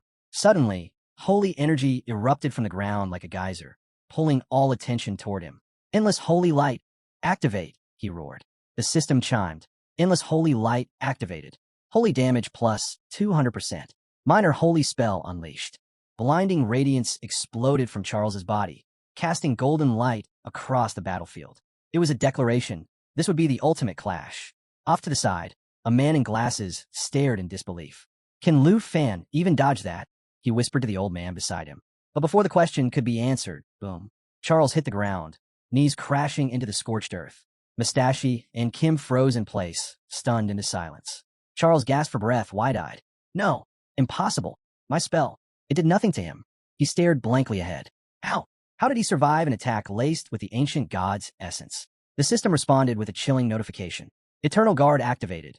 Lu Fan is now immune to all attacks. And then came another. Murderous Dragon Bloodline detected. All attributes X2. Self-regeneration plus 5,000%. Lu Fan stepped forward, a smirk tugging at his lips. You look disappointed, Charlie. Was that supposed to be your big finish? He raised his hand. Xiao unleashed a deafening roar. System notification. Intimidation skill activated. All enemies within range suffer from depressive aura and dizziness. Mustache dropped to his knees, clutching his ears. Charles collapsed again under the crushing pressure. Panicked, Mustache scrambled to escape the aura's reach. Kim reached for him, shouting, but Mustache shoved him aside and ran, vanishing without a trace. Lu Fan calmly drew his sword. Looks like luck isn't on your side today. His voice dropped, and this time, I doubt you're coming back. Kim's hand extended, but Mustache was already gone. He turned to Lu Fan, trembling. No, this can't be happening. Kim can't figure out why he's unable to connect with his beast. Confusion turns to panic as Charlie suddenly grabs his hand, desperation in his eyes. He pleads with Kim to make a contract with him. He refuses to die alone. But Kim, shocked and overwhelmed, quickly pulls away, shaking his head in refusal. Before he can even gather his thoughts, Lu Fan steps in from behind. His sword, sheathed in a yellow scabbard, glows with intense golden mana. Speaking calmly, he brushes off Charlie's request, telling him it's already too late. Revival is no longer an option. Lu Fan flashes a smug grin and reminds them both. Under the power of the dragon domain, he's the only one who can summon beasts or monsters. With his beast out of reach, Kim can't form any sort of contract. Just then, a system notification pops up. Lu Fan has earned 1,000 points for flawlessly executing his plan. Charlie turns to Lu Fan, voice shaking with frustration. The difference in their strength is staggering, and he can't make sense of it. Weren't they both servants of the gods? Why was Lu Fan so far ahead? With a determined glare, Charlie reveals his trump card, a sphere of golden mana, the holy essence. He had prepared it for this very moment, scoffing as he accuses Lu Fan of being blind to true divine power. Roaring, Charlie chants the sacred words of his master, trying to summon the divine force within. But before he can finish, Lu Fan strikes. His sword cuts through the moment, and he taunts Charlie. Did he really think Lu Fan would just stand there and let him power up? Charlie yells, pushing out the last of his spell, but it's no use. He collapses. The holy essence drifts above him, glowing with golden light. Lu Fan eyes the essence, curiosity flickering in his gaze. He wonders aloud if Charlie's master has already turned his back on him, left him stranded in a fight he can't win. He mentions that Jing Chong has no escape now, then disappears and reappears behind the holy essence, mocking Charlie. Trying to run? With no power of his own? Just a leech, relying on strength that was never his to begin with. His focus stays locked on the holy essence. He's waited a long time for this, a complete piece of the holy mountain essence, finally within reach. Elsewhere, a man watches the unfolding scene on a screen. Turning to the others, he announces that the players from Star Country, Taichi Kingdom, and Sakura Country have all vanished from the rankings. A wave of disbelief ripples through the crowd. Could one player for Dragon Nation really have wiped them all out? A man in glasses turns to Old Han, who stares at the screen, silent and tense. Taking a long breath, Old Han says nothing. The bespectacled man suddenly rushes out of the room, panic written all over his face. How is he supposed to explain this to the Jin family? Their top warrior, gone. The harsh truth hits like a hammer. Jin Xinghan was their final hope. Everything Taichi Kingdom had invested in the trial had centered on him, and now he's gone. Just then, a swirling void begins to form, dark tendrils slithering outward like monstrous limbs reaching through space itself. The man freezes, breath hitching as he stares into the abyss. He whispers a single question. Master, is that you? A deep voice answers, slow and rumbling. Is my son truly dead? The man instantly drops to his knees, head bowed low. His voice quivers as he accepts the blame, swearing to take whatever punishment awaits him. Still kneeling, he stammers. Master, the Dragon Nation warrior was too strong. I tried to stop him. I failed. Charlie of Star Country, Musashi from Sakura Country. He killed them both. Silence follows, thick and suffocating, until the void's voice breaks it with a low, bitter chuckle. I had a feeling something was off, and now my instincts have proven right. Without warning, a shadowy limb lashes forward, wrapping tightly around the man's neck. He's hoisted into the air, legs flailing, hands clawing for breath. The figure speaks, voice laced with icy rage. I gave my word before this trial began, and now my son lies dead, our kingdom disgraced. Choking, the man begs through strained gasps. Please. Master, give me one more chance. I won't fail again. After a tense pause, the tendril releases him. He crashes hard onto the ground, his head slamming against the cold floor. The voice speaks again, calm and deadly. Do whatever it takes. Lu Fan must not leave Taichi Kingdom alive. The man scrambles upright, nodding rapidly, drenched in sweat. Why, yes, master. I'll gather my men. We'll erase him, just like we did before. Meanwhile, back in the volcano arena, Lu Fan stands with the holy essence pulsing in his hand. A sly smirk curves his lips. 3 lives for this stone. Let's see if it was worth the cost. A system notification flickers into view, listing the essence's properties. Lu Fan's eyes flick to his dragon. One thought rises. What would happen if the corpse demon's dragon consumed this? He moves closer, holding the stone aloft. Time to find out. With a swift toss, he hurls the essence into the air. The black dragon's gaze sharpens, locking onto the glowing sphere. It senses the energy. Lu Fan chuckles. Go on, show me what holy mountain power looks like. The dragon snaps the stone from the air. Instantly, golden mana erupts from its body in all directions. A thunderous roar tears through the arena. The system echoes. Evolution initiated. Lu Fan stares, awestruck, as the dragon rises. Its form begins to shift, growing larger, brighter. The radiant glow flares before finally dimming, revealing something new. The once dark dragon now glistens with flawless white scales. Its aura, unmatched. Its presence, overwhelming. Within the Tribe of Nations' secret realm, now under Dragon Nation's control, 2 majestic dragons streak across the sky, wrapped in golden mana. Loop and Lil Fee gaze upward, stunned. The corpse demon's dragons have awakened new powers. A system alert flashes before them, listing the latest abilities, Holy Light Gate and Holy Light Blessing. More information follows. Now at level 35, the corpse Holy Dragon can inflict up to 99% base damage. But with Holy Light Blessing, that damage spikes to 230%. As for Holy Light Gate, it allows the release of Holy Mountain Essence, slashing incoming damage by 75% while cleansing all debuffs. Lu Fan narrows his eyes, taking it all in. The corpse demon's gift, combined with the healing influence of the continent, is stronger than he expected. It's not overpowering, but a 30% regeneration boost is more than enough to cripple the corpse prophet's forces. He runs a hand along his chin, eyes locked on the shimmering gate above. Holy Light Gate changes everything. Where once he needed both himself and Shia to summon the corpse demon or 9-headed demon, now he can do it alone. His gaze drifts to the corpse holy dragon, a thought forming. With more ancient god essences, this beast could evolve even further. Looking toward the twin demons, his voice drops to a murmur. I can't wait to see what you truly become. Then, a new notification appears in his status panel. Lu Fan's expression sharpens. He speaks quietly. It's done. Little Fee glances over, confused. What does it say? Before Lu Fan can answer, Fi asks Xiao. Xiao gives a small smile. It means we can finally go home. But Lu Fan knows the real message. Only 6 players are left. Andre has voted to end the trial. No one wants to keep fighting. Lu Fan doesn't hesitate. He taps agree. A wave of blue mana sweeps across the realm. Another system message appears. The trial has officially concluded by majority vote. Rewards have been distributed based on individual scores.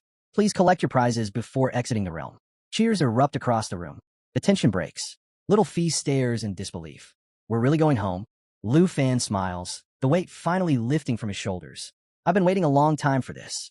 As the top-ranked player, Lu Fan has captured the attention of 23 nations. Now, all eyes are on him and his rewards. He wastes no time, eagerly opening his first prize box. His breath catches as he pulls out not 1, but 5 legendary quality belts, each glowing faintly with power. They all require level 90 to equip, but what grabs his attention is the skill embedded in each one. Golden Dragon King transformation. A wide grin spreads across his face. If I wear all 5, can I really fight like a true dragon warrior? Next, he opens the second reward, a level 30 skill book. His eyes brighten immediately. The book grants him the ability to copy dragon language magic. No need to study countless spell dialects. With this, he can mimic dragon abilities directly and unleash powerful spells without delay.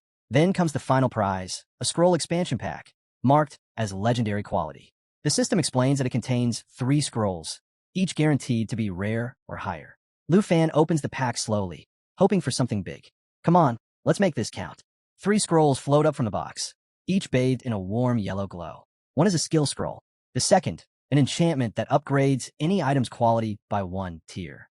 The third scroll allows him to remove level restrictions from equipment.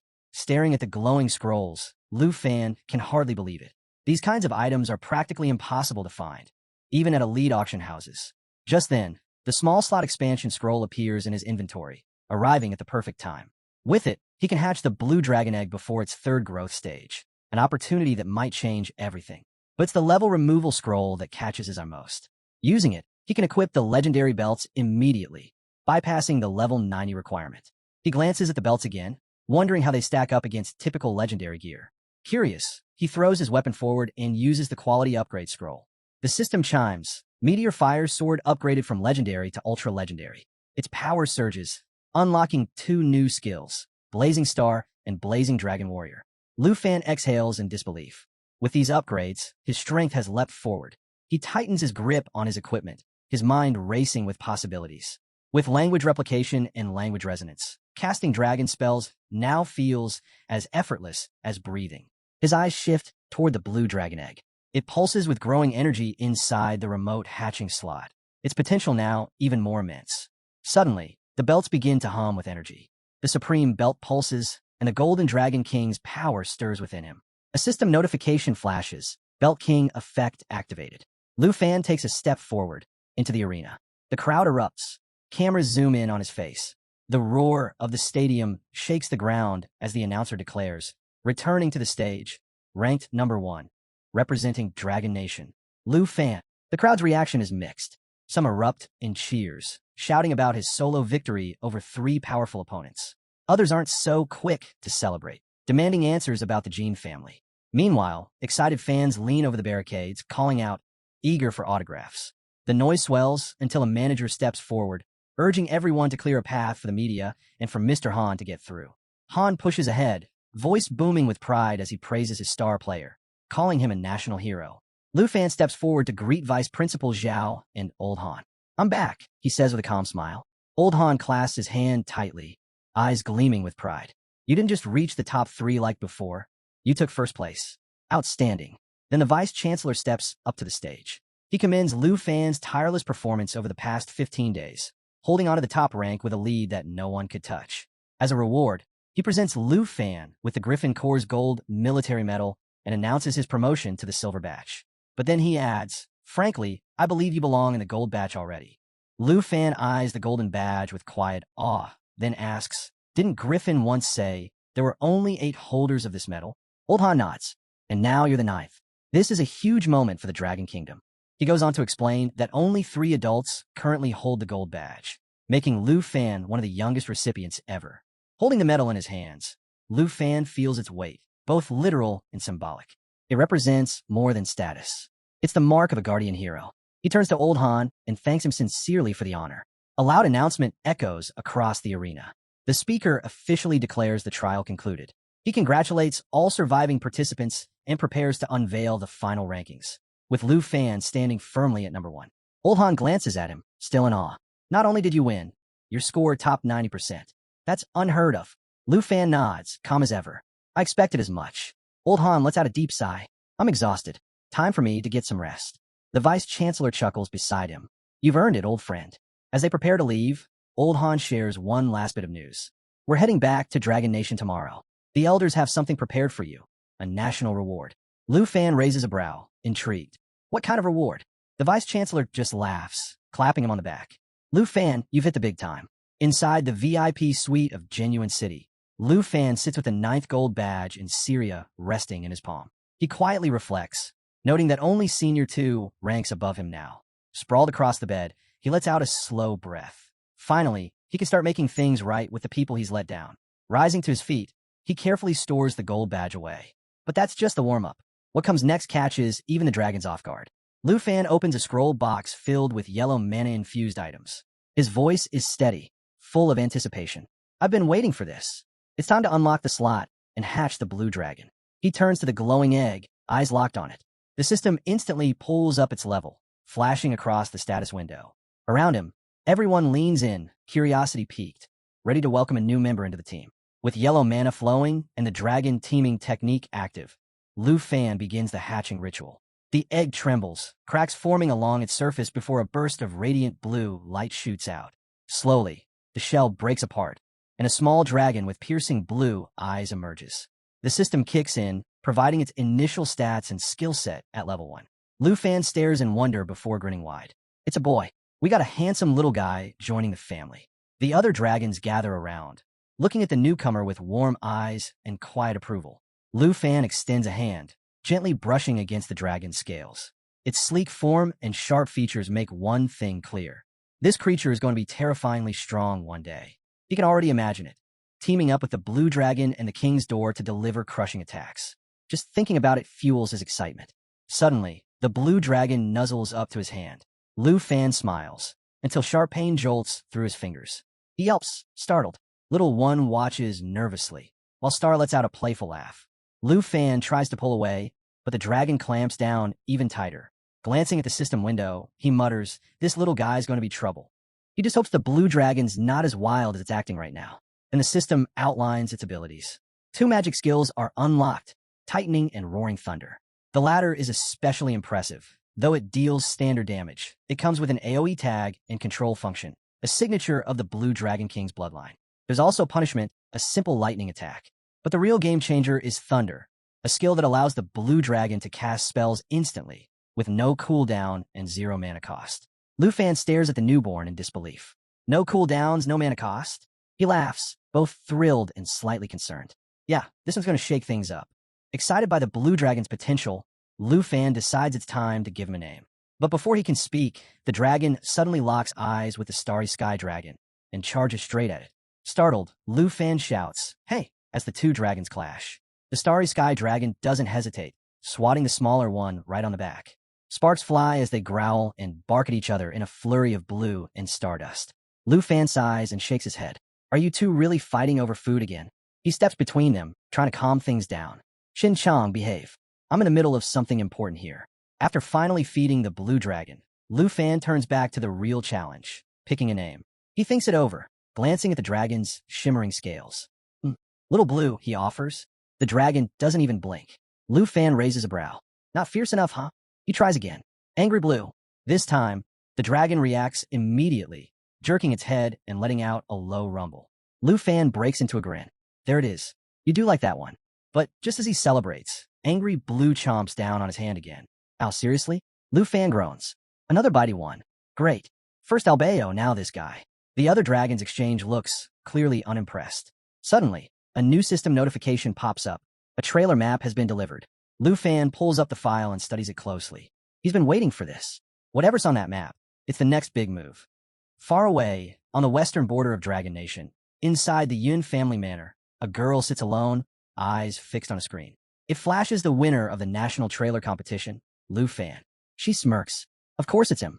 After all, the weapon she crafted for him wasn't just powerful. It was made to give him the edge against anyone who dared challenge him. But then, a sharp cough cuts through the air. She lowers her hand and freezes. Blood. Her eyes widen in shock. The family method rarely manifests with physical signs. But now, she stares at the blood in her palm, realizing something's gone very wrong. A maid steps quietly into the room, bowing low before speaking. Miss Yi, the Huang family has returned. Miss Yi's expression shifts, eyes narrowing, jaw clenched. Again, she mutters, gripping the armrest. They just won't back down. Yunshui Mountain had been under the Yi family's care for nearly 100 years. Yet the Huang family continue to circle like vultures, using old grudges as fuel.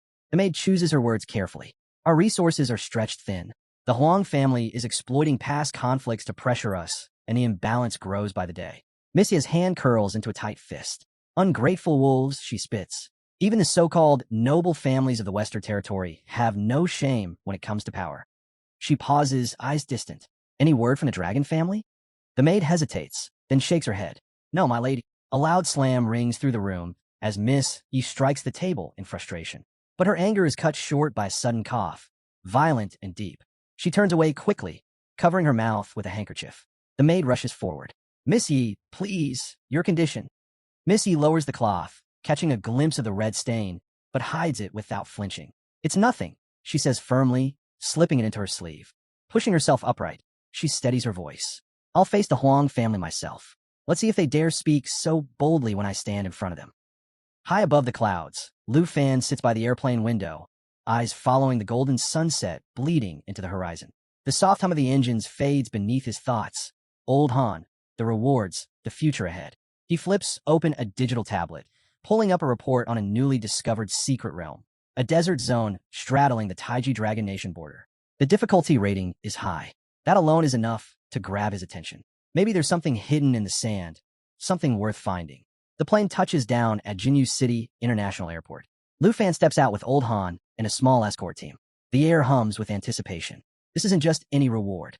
It's a national-level recognition, granting him a rare chance, the right to select hidden challenges. Standing beside Old Han, Lu Fan scrolls through a massive list, 460 secret realms, each with its own mystery, its own danger. But the catch? He can only choose 10. Old Han gestures toward the screen filled with realm listings. These 46 secret realms were collected by Dragon Nation's high authorities from across the globe. Even the richest elites couldn't buy their way into these. Lu Fan scrolls through the names, scanning quickly. His excitement fades slightly. Most of these start at level 60, he mutters. They're not much use to me right now. But then, something catches his eye. The Sea of Death. Its classification, Nightmare Difficulty. The name alone would make most players turn back. But for Lu Fan, it's more than a challenge. It's familiar. Just last night, the Divine Treasure map he discovered pointed to this very location. Old Han sees the shift in Lu Fan's expression. Found something? Lu Fan nods slowly. Yeah, I'll take the Sea of Death. Old Han raises an eyebrow. Just one? You still have 9 picks left. Lu Fan smirks. The rest don't matter. Chuckling, Old Han rubs his chin. Well, it's right on the border. I'll have Vice Principal Zhao assemble a scouting team and set up a teleportation point to get you in safely. One of the men near them steps forward. Old Han, I appreciate everything. I'll be staying back a bit. Andre invited me, and it wouldn't be polite to decline. Old Han nods. Got it. I'll return first and have Zhao fill out the other 9 slots with high experience realms. Lu Fan stays quiet for a moment. Principal Zhao gives his shoulder a light pat. You look deep in thought, he says, smiling. Anyway, we've landed. Time to get off. Lu Fan snaps back to reality, blinking. Already? That was fast. As the aircraft doors open, Lu Fan steps out to the sight of fans cheering from the barricades. Banners wave, and voices call out his name. It's Lu Fan, Dragon Nation's #1. He looks even cooler in person. A reporter rushes forward, mic in hand. Mr. Lu Fan, would you accept a quick interview? Principal Zhao leans over with a grin. You never liked being the center of attention, did you? Lu Fan sighs. Vice Principal, please don't tease me. Just help me get out of here. Half an hour later, Lu Fan and Principal Zhao arrive at Dragon Capital Academy. The gates open, and a familiar sense of purpose settles in. Principal Zhao places a hand on Lu Fan's back. You've done enough for one day. Go rest. Once the teleportation gate to the Sea of Death is ready, I'll come get you myself. As Lu Fan hears someone call his name, he turns to see his auntie near the house, waving with tear-filled eyes. Beside her, a few girls hold up a colorful pamphlet, proudly welcoming him home as Dragon Nation's top-ranked warrior. Before he can respond, his auntie and the girls rush over, grabbing his arms and pushing him toward the house. Hey, easy, Lu Fan protests, stumbling a bit.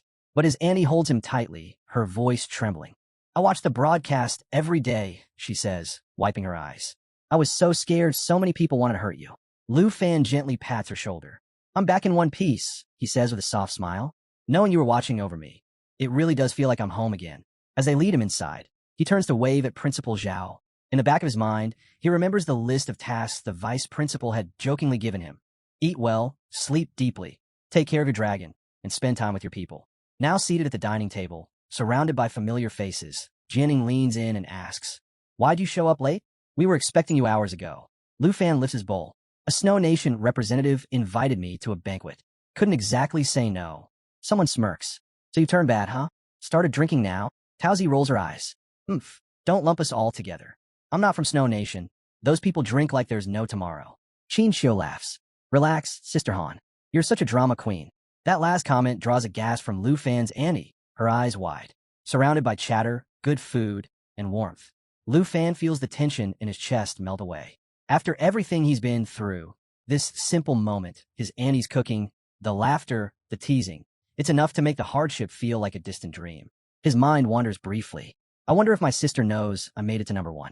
Meanwhile, inside the Jean residence reception hall in Jinyu City, a man bursts through the doors, panting. Sir, Jinyu Airport just confirmed it. Lu Fan is heading to the Sea of Death secret realm. The room falls silent. A man slowly rises from his seat. His voice is calm, but cold. The Sea of Death, that's within the forest of the divine bonds, between Taiji and Dragon Nation. He turns to the side. Mobilize the God's Legion and War God Legion. I want them there immediately. Sir, Mr. Jean stammers, but he's suddenly shoved down, his back slamming against the ground. The man towers over him. For my son's revenge, I'll unleash everything. If it takes the full force of this nation, so be it. His voice drops lower. I'll personally lead the 4 guardian heroes. We and Lu Fan in that secret realm. The scene shifts sharply to the forest of the divine bones. perched right on the edge of Dragon Nation and Taiji Nation. As Lu Fan and the girls emerge from the portal, the atmosphere crackles with anticipation. One of the girls bursts out, barely containing herself. "This is unreal. We're actually entering a national-level dungeon." Another grins, nodding. All credit goes to Lu Fan. Without him, none of this would be possible.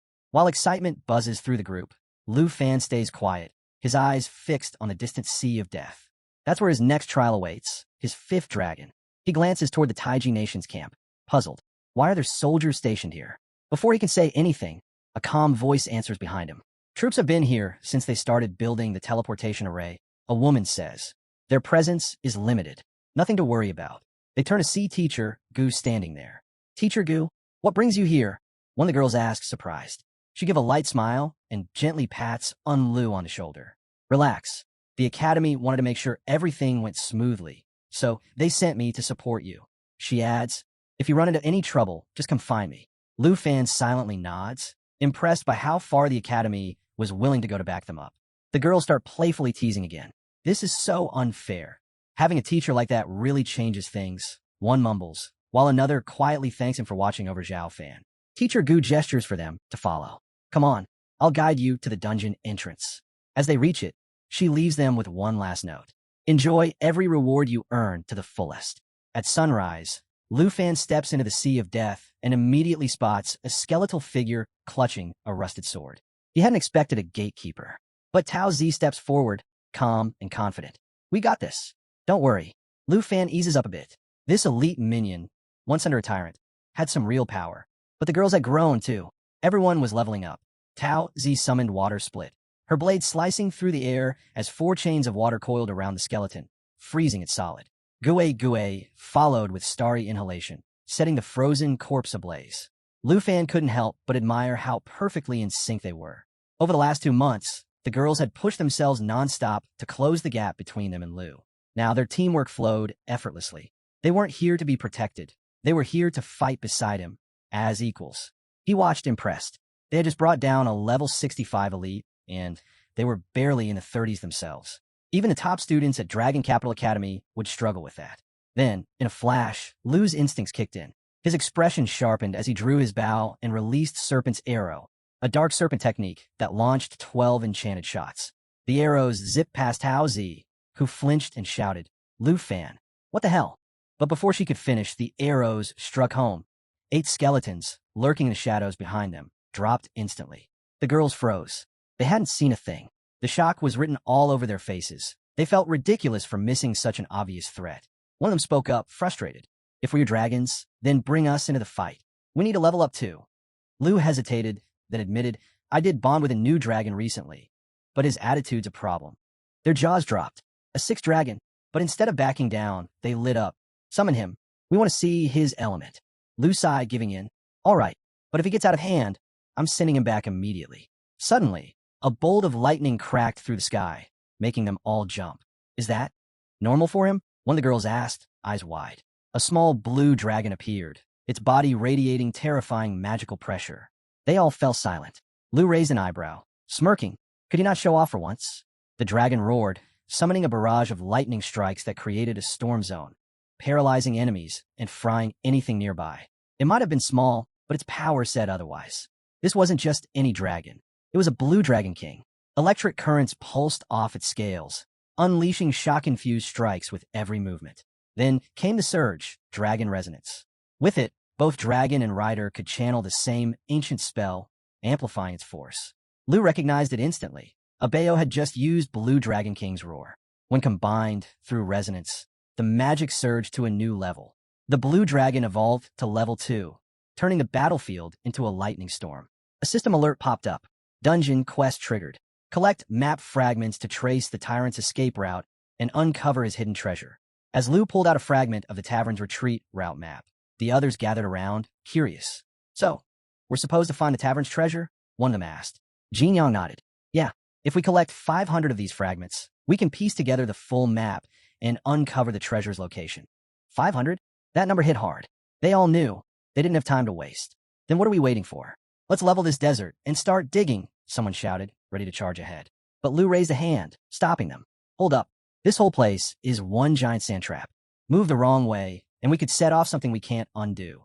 Everyone turned to him. So, you got a better idea? Lu grinned. Yeah, and I've got just the scout for it. In a flash, he summoned one of his dragons, and with it, two twin fallen corpse holy dragons emerged. The pressure from their arrival was overwhelming. These weren't just heavy hitters. They came with abilities tailor-made for this job. Lu then summoned a wave of fallen, deadly demon soldiers, each one radiating death energy. The group froze. Wait, did you just summon dungeon puppets? Someone gasped. Lu nodded calmly. The fallen corpse holy dragon can open the holy light gate. It lets them teleport themselves and all corpse puppets anywhere. Distance, barriers, formations, even dimensions, none of that matters. Jin Yang looked like he'd seen a ghost. This blows hidden glass, necromancy, out of the water. Tao stared at the summoned forces. You seriously brought out all of 9 round Demon City? Lu laughed. You think I'd let miners this good go unused? Right then, the ground quaked. A massive monster burst out, unleashing a bone-shaking roar. The girls instinctively took a step back, startled. Lu didn't flinch. They'll clear the way. At his command, the fallen demon soldiers stormed the battlefield, colliding with waves of tyrants, servant skeletons, and desert spiders. In seconds, chaos exploded across the sand. More monsters began erupting from the ground, swarming the battlefield as the sky cracked with thunder. Lightning poured down, engulfing the field in a storm zone that fried everything in its path. The girls could only stare in disbelief, watching the desert transform into an all-out war zone. Tao muttered, I trained like crazy for 2 months and felt proud of myself. Then this guy shows up and wipes out an entire dungeon like it's nothing. How are the rest of us even supposed to compete? No one had an answer. Suddenly, a system prompt appears. Congratulations. The host coordinates match the dividing treasures map. Treasure map activated successfully. Lu immediately opens the reward, expecting a dragon egg. But what he sees stuns him. The will of the blazing dragon warrior, a legendary tier item. He didn't need another power-up, but this wasn't just a boost. It was a game changer. And then he spots it. The Shadow Dragon King contract blueprint. This is a divine artifact, he mutters. Without a second thought, he activates natural assimilation. The contract dissolves, fusing into his body. From now on, the Shadow Dragon King is a permanent summon, just like the fallen corpse holy dragon. Not long after, another alert appears. Fragment collection complete. Do you wish to assimilate the tavern's retreat route map? Without hesitation, Lu selects yes. Before he can even process the success, the view shifts entirely. The camera pans to a battalion of soldiers on the move. At the front, a captain raises his hand sharply. Halt! The secret realm is currently in use. But before he can say more, a soldier steps forward, draped in black armor, wielding a colossal sword, and slices the captain clean in half. Gasps erupt. One of the troops scrambles, raising a flare gun and firing a blinding shot into the sky, a distress signal. The call for backup has been sent. Elsewhere, Teacher Gu spots the commotion and narrows his eyes. Something's wrong. Chaos is spreading fast. Blood spills across the field as soldiers are mercilessly cut down. He shouts over the noise. What the hell is going on? Just then a soldier slams into him, pushing him out of the way. A blade misses him by inches. They're from Taiji Nation, the soldier yells. We have to fall back. Warn Dragon Nation.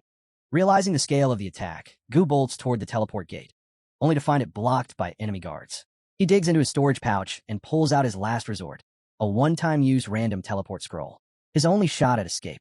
But as he starts the incantation, a shadow looms behind him. A mountain of a man with a giant axe raises his weapon to strike.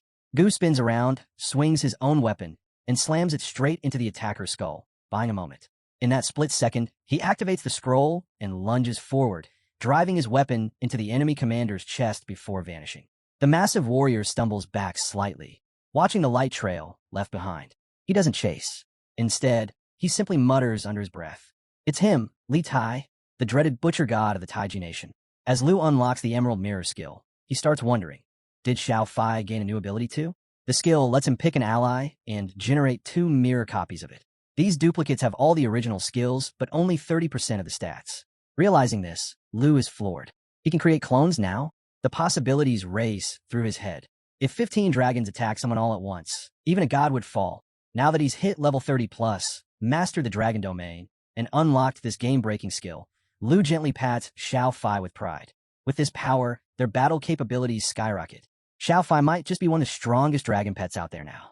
Suddenly, a swarm of level 70 tyrant servants appears out of nowhere. Jean eyes the incoming threat. I bet this was triggered by merging the route map. Lu isn't fazed. At least we don't have to go boss hunting anymore. But then, towering behind the army, the real threat shows up. Curse Tyrant. Jean glances at Lu. What's the plan? Tao offers a strategy. Let the demon troops charge in first. Then Lin's dragon can sweep the rest. But Lin brushes it off with a smirk. Forget that. Earth Berserk's got this. Tao gives him a doubtful look. Sure, Earth Berserk is strong, but this is a level 80 nightmare boss, backed by a whole crew of level 70 elite commanders. You really think one beast can take them all? Lu grins. Why not? Xiao Fai. Time to show them what Emerald Mirror can do. The moment the skill is activated, everyone watches in disbelief. It works. Perfectly. 2 exact clones appear.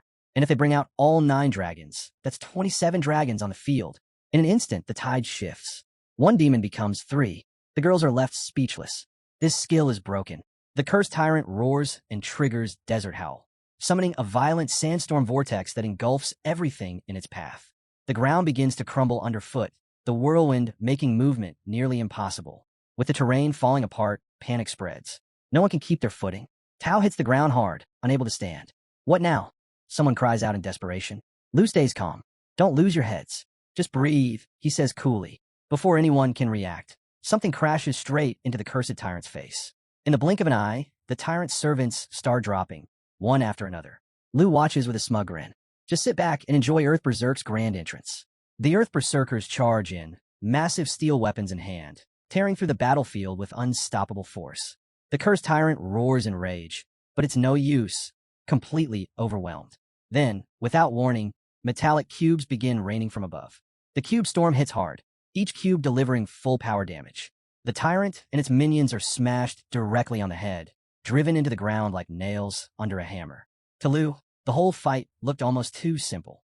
The girls exchange stunned glances. Every time we think he's maxed out, Lu hits us with something crazier. Tao mutters, still dazed. Wait, it's already over? I didn't even see how it ended. And with that, the dungeon's cleared. A glowing yellow chest appears in front of them. Lu's level jumps to 42. A message pops up. He's received an enchantment level removal scroll. Lu grins wide. Perfect. This saves me a fortune on upgrade costs. More loot follows. A seeker paper, an ultra-rare item for Xiao Fai, which lets him bypass usage restrictions and devour limits for cracking and looting. A cooking blueprint, Dawnstep Platinum boots, and a tidal blade, which summons a temporary water shield to block attacks. Yuan steps forward. I'll take the scroll and seeker paper. The rest, whoever needs it. He adds, we can grind this dungeon as many times as we need. Everyone will get their share eventually. The girls nod in agreement. Then what are we waiting for?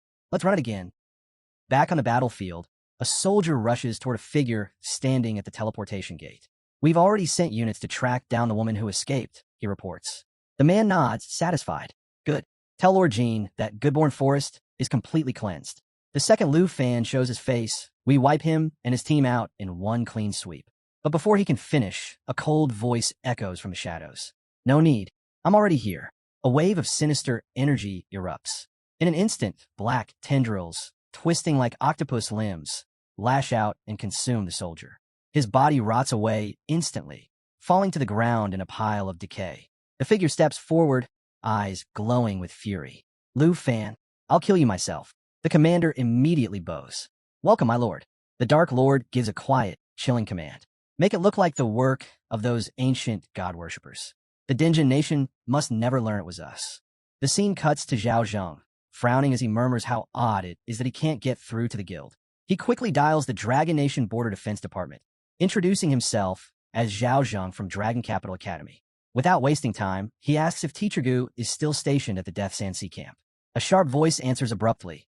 Vice Principal Zhao, their camp's already been attacked. Zhao's eyes shoot open. What happened? The voice explains that the Taiji Nation issued a formal statement. Over the past 6 months, multiple heretic groups from different countries have launched assaults on Dragon Nation's camps. Zhao tightens his grip. How could that happen? The voice urges him to stay calm and keep the academy stable, assuring him that the department is still verifying the report. Meanwhile, in the Jean mansion within Taiji Nation, General Jean reclines with his foot casually propped on the table. He scoffs, questioning what exactly needs verifying and why the Dragon Nation doubts their word. He waves a hand dismissively. Just tell them the Death Sand Sea is in the middle of nowhere. Even with immortals, it'll take 10 days, maybe half a month, to reach it if they don't get delayed. Just then, a girl steps forward and announces that Dragon Nation has sent 2 letters. Jean raises a brow. Why the panic? What's in them? She bows quickly and apologizes, explaining the letters are from Hanfei and Tujin. Jin's expression hardens as he snatches the letters and begins reading. She continues. Hanfei is accusing them of failing to investigate the heretic attacks properly. To uncover the truth, he sent Tujin to take over the matter. Tujin has already deployed the Griffin Squad, now mobilizing at the border. Hanfei ends the letter by saying that if things escalate, he hopes Taiji Nation understands the consequences. Jin remains quiet, eyes scanning the letter. Then his glare sharpens. They're getting arrogant. This isn't a warning. It's a threat. They're saying if we try to stop them, it's war. A soldier hesitantly speaks up. Sir, the Griffin Squad. We're no match for them. Jin slams the letter down. We can't let anyone disrupt Lord Jin's plan. He immediately issues commands. Inform the Godslayer Legion. Send Li Tai to deliver a message to the National Guard hero. And deploy the Good Killer Legion to the border. By time, install the Griffin Squad. Jin is convinced that if they eliminate Lu Fan, all trails will vanish, leaving Dragon Nation no choice but to chase shadows among the heretics. He stresses that there's no room for mistakes. Lu Fan must die. Elsewhere, Lu Fan and his group are making their way through rough terrain when Tao suddenly groans, clearly exhausted. She complains about being both starving and drained after their time in the secret realm, suggesting they take a break to enjoy a proper meal. Lu Fan chuckles, teasing, if you keep dragging your feet, someone might just tie you up. Tao shoots him a glare. You mean tired, not tied up, genius. Their banter comes to a halt as they reach a desolate field, littered with corpses. Silence falls. The sight says it all. Jin steps forward to inspect the bodies, noting how their state is eerily similar to Charles, the man Lu had previously defeated. Their life energy sucked dry. Tao shivers.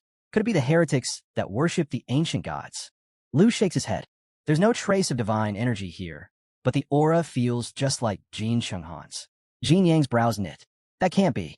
Jin Chenghan is already. A voice cuts him off, echoing through the battlefield, laced with mockery. Sharp as ever. Everyone instantly turns toward the voice. Jin Yang instinctively draws his blade, sensing danger. A man emerges, smirking coldly. But all that won't save you now. Lu Fan narrows his eyes. Jin Zaishi. He steps in front of Jin Yang. Don't act rashly. This guy's level 97, same as Jin Chenghan. He carries abyss energy. Jin jumps in, urgency in her voice. My father once knew him. He's the national guardian hero of Taiji Nation, Jin Zaishi. Lu's breath hitches. That would mean Jin Chenghan is his son. Just then, another voice scoffs from above. Park Jae lounges lazily on a tree branch, unimpressed. All this firepower for one kid, he sneers. He hasn't even hit his third transformation. Don't tell me we're letting Li Tai handle him solo. Li Tai, the youngest among them and a Widowwalker fighter, stays focused. Don't take him lightly. This is the guy who took down the Nine Realms demon. Suddenly, the earth quakes beneath them. The girls instinctively step back, weapons raised. A hulking figure emerges from the cloud of dust. It's the beast, Choi Hun. He scoffs at the mention of the Nine Realms demon. So what if he beat him once? We'll crush him again. His eyes lock onto Lu Fan, licking his lips with a twisted grin. I hear this brat's got a real dragon. Let's see how its blood looks on my axe. The girls instinctively glance skyward as massive beams of light pierce through the clouds, casting an eerie glow over the battlefield.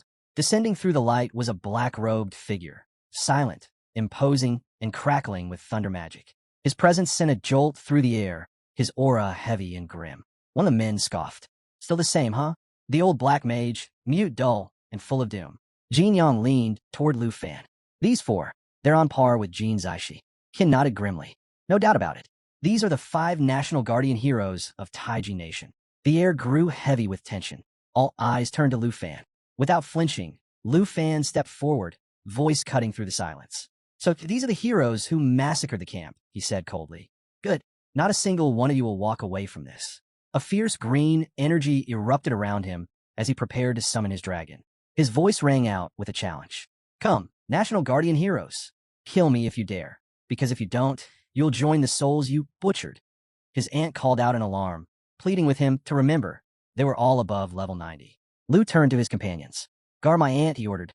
Whatever happens, I won't be holding back. Jin Zaishi let out a mocking laugh. Ignorant little brat. With a snap, his monstrous tentacles exploded outward, joining a barrage of weapons from the other heroes, all surging toward Lu Fan. Attack! Jin Zaishi roared. For my son, crush him.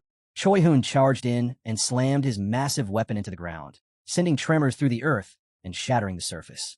Lu launched himself into the air with ease, dodging the impact without breaking a sweat. At the same time, Li took aim with his bow, but Lu quickly ordered Xiaofai to activate the Emerald Dragon's power.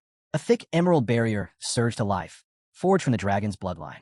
It was immune to all debuffs and boosted its regeneration rate by 5%, protecting everyone inside it. Li's arrow struck the shield and bounced off harmlessly. His eyes widened in disbelief. Lu's voice rang out, sharp and furious. If you want to kill someone, then aim at me. You dared to slaughter innocent citizens of Dragon Nation? I'll make sure you watch every last Taiji soldier under your command fall. Park Ji, furious, rushed in with a vicious sword strike. But the moment his blade touched the barrier, it fizzled out, completely useless. Choi Hun stepped forward, brushing Park Ji aside. Move. I'll handle this. He sneered at Lu. What's the matter? Hiding inside your little shield? Then he hurled his axe, the Hell Blood Axe Totem. It crashed against the barrier, dealing 300 physical damage, but not even a scratch appeared. Someone else stepped up, pulling out the natural remediation Dragonbone Flute, trying to summon the twin Fallen Corpse Holy Dragons. But even that failed to break the Emerald defense. Lu dropped back to the ground, unfazed. Coward, he scoffed. You really think I'm the one hiding? Jinyan called out, worried. Your only job is to protect your aunt. But Lu was already wrapped in a dense yellow aura. The Holy Light Gate skill had activated, blanketing him in holy protection. The energy extended across the battlefield, ensuring the Fallen Corpse Holy Dragons could attack through any dimension. As the dragons roared to life, the essence of fallen warriors surged toward them, strengthening them even more. Suddenly, enormous demonic figures appeared in front of the Taiji forces. Lu had summoned the 9 Realms demons straight out of the secret realm. Shock spread through the enemy ranks, but Jean remained calm. So what? They're just hollow husks now. Even the silent black mage finally spoke, his voice steady. We've killed them once. We'll do it again. But Lu stood tall between his dragons, a smirk on his face. Then go ahead, he challenged. Show me how you plan to kill the 9 Realms demons this time. Park suddenly tensed. Something wasn't right. His eyes darted toward the 9 Realms demons. Their roars grew louder, shaking the air as their numbers suddenly swelled. He quickly pulled out the emerald mirror and gasped. There's 18 of them now. Panic set in as he shouted. Everyone, stay together. But Jean remained unfazed. Relax. Even if they're clones, their stats are bound to be lower.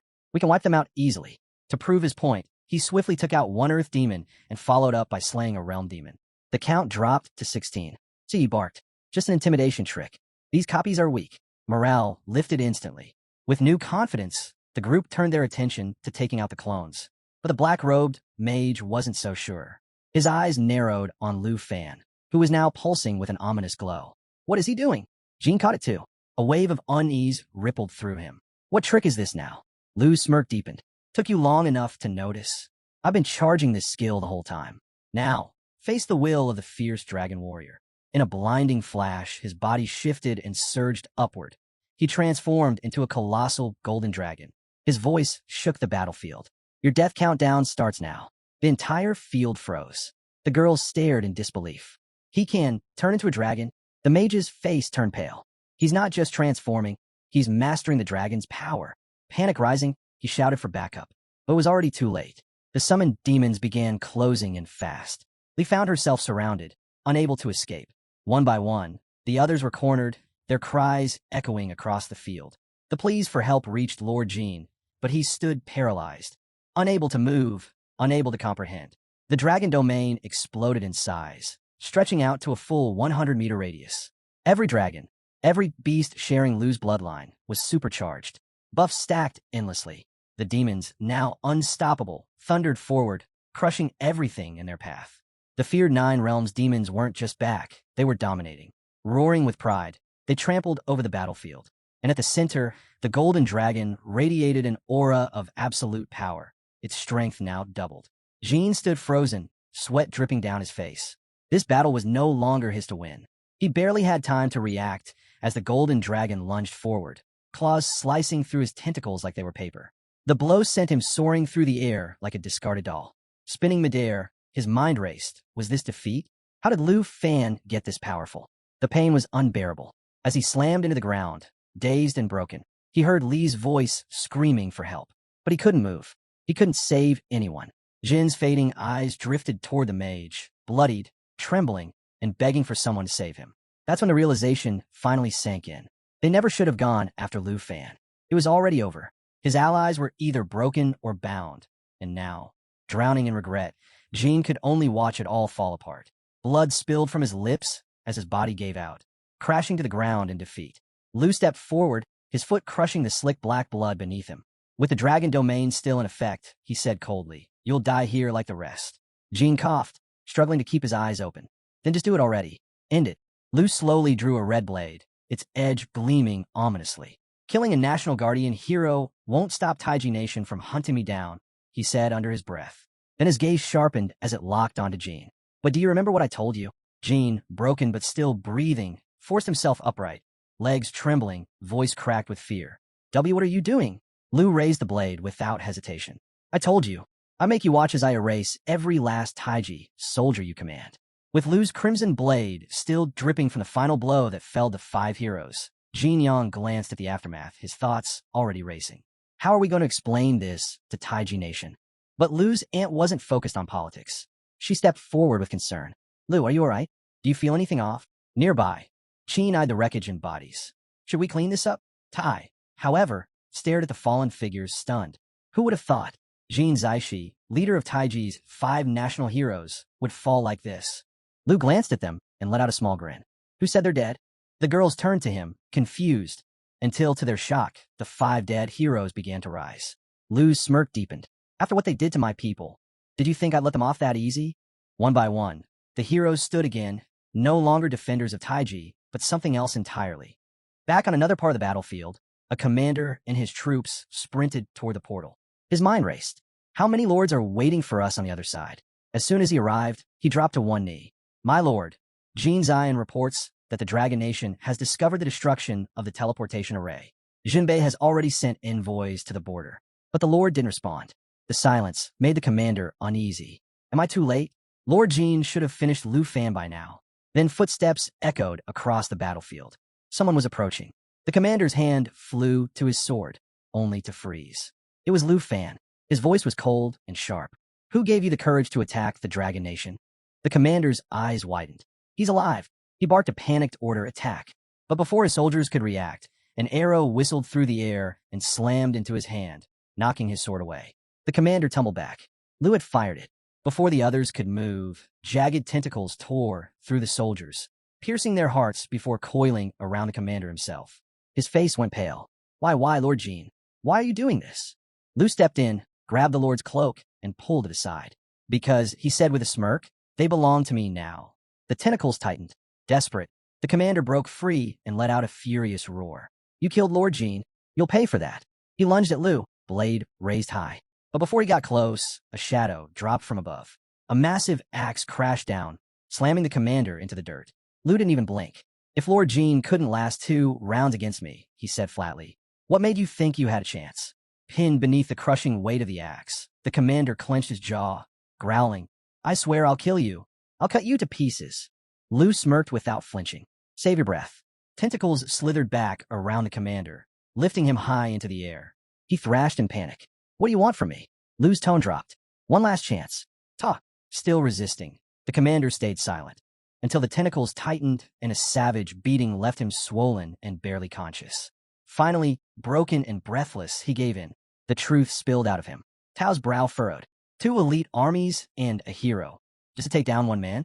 Didn't expect that from Taiji Nation. Someone else chimed in, and there's no sign of Teacher Gu's body. Looks like he escaped, just like the commander said. Lu's aunt looked to him. "So what now? The teleportation array's gone, and we're thousands of miles from home." Jin Yang jumped in. "The God-slaying army isn't far. Maybe we regroup with Jinbei Marquis forces at the border." Kim nodded. If the scroll used was random, the distance couldn't be beyond the current map's limits. "We gotta find Teacher Gu before the God-slaying army does." Meanwhile, the commander, barely clinging to life, begged for mercy. "Please, I told you everything. Let me go." But without hesitation, a tentacle tore straight through his chest.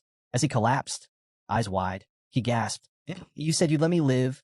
Lu stepped forward, cold and unflinching. "I said I'd let you go alive. But how could I honor Dragon Nation's fallen if I let you live?" The scene cut to the God-slaying army's barracks. Inside the command tent, a high-ranking officer leaned back and sneered. "By the time Dragon Nation's forces show up, Lord Jean will have already dealt with that brat." A soldier next to him frowned. "Seriously?" All 5 heroes fought together, and they still couldn't beat a second-level job changer. Neither noticed the figure looming behind them. Jin's lifeless body had already entered the room. One of the guards at the command center turned to face the enormous tentacles snaking through the air. For a moment, he hesitated, sensing an energy eerily similar to Lord Jin's. He tried to report it, speaking into his comms, only to be cut off when a tentacle suddenly speared through his chest. The room fell dead silent. Nobody moved. Then, the tentacle swelled, and in the blink of an eye, the guard's body burst apart into pieces. The others could only stare in stunned disbelief. Lord Jin, he just killed the commander, someone finally blurted out. He's lost it, another guard shouted. Run, get out of here.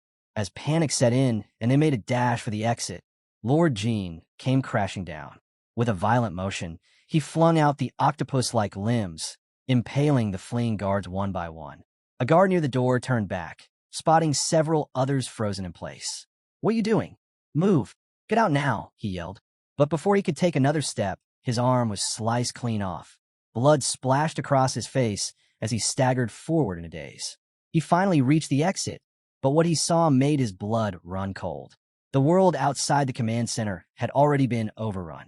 Demons from the demon realm swarmed every inch of the area. The slaughter had begun. Turning around in horror, he saw Lord Jin tearing through his own men, ripping them apart without mercy.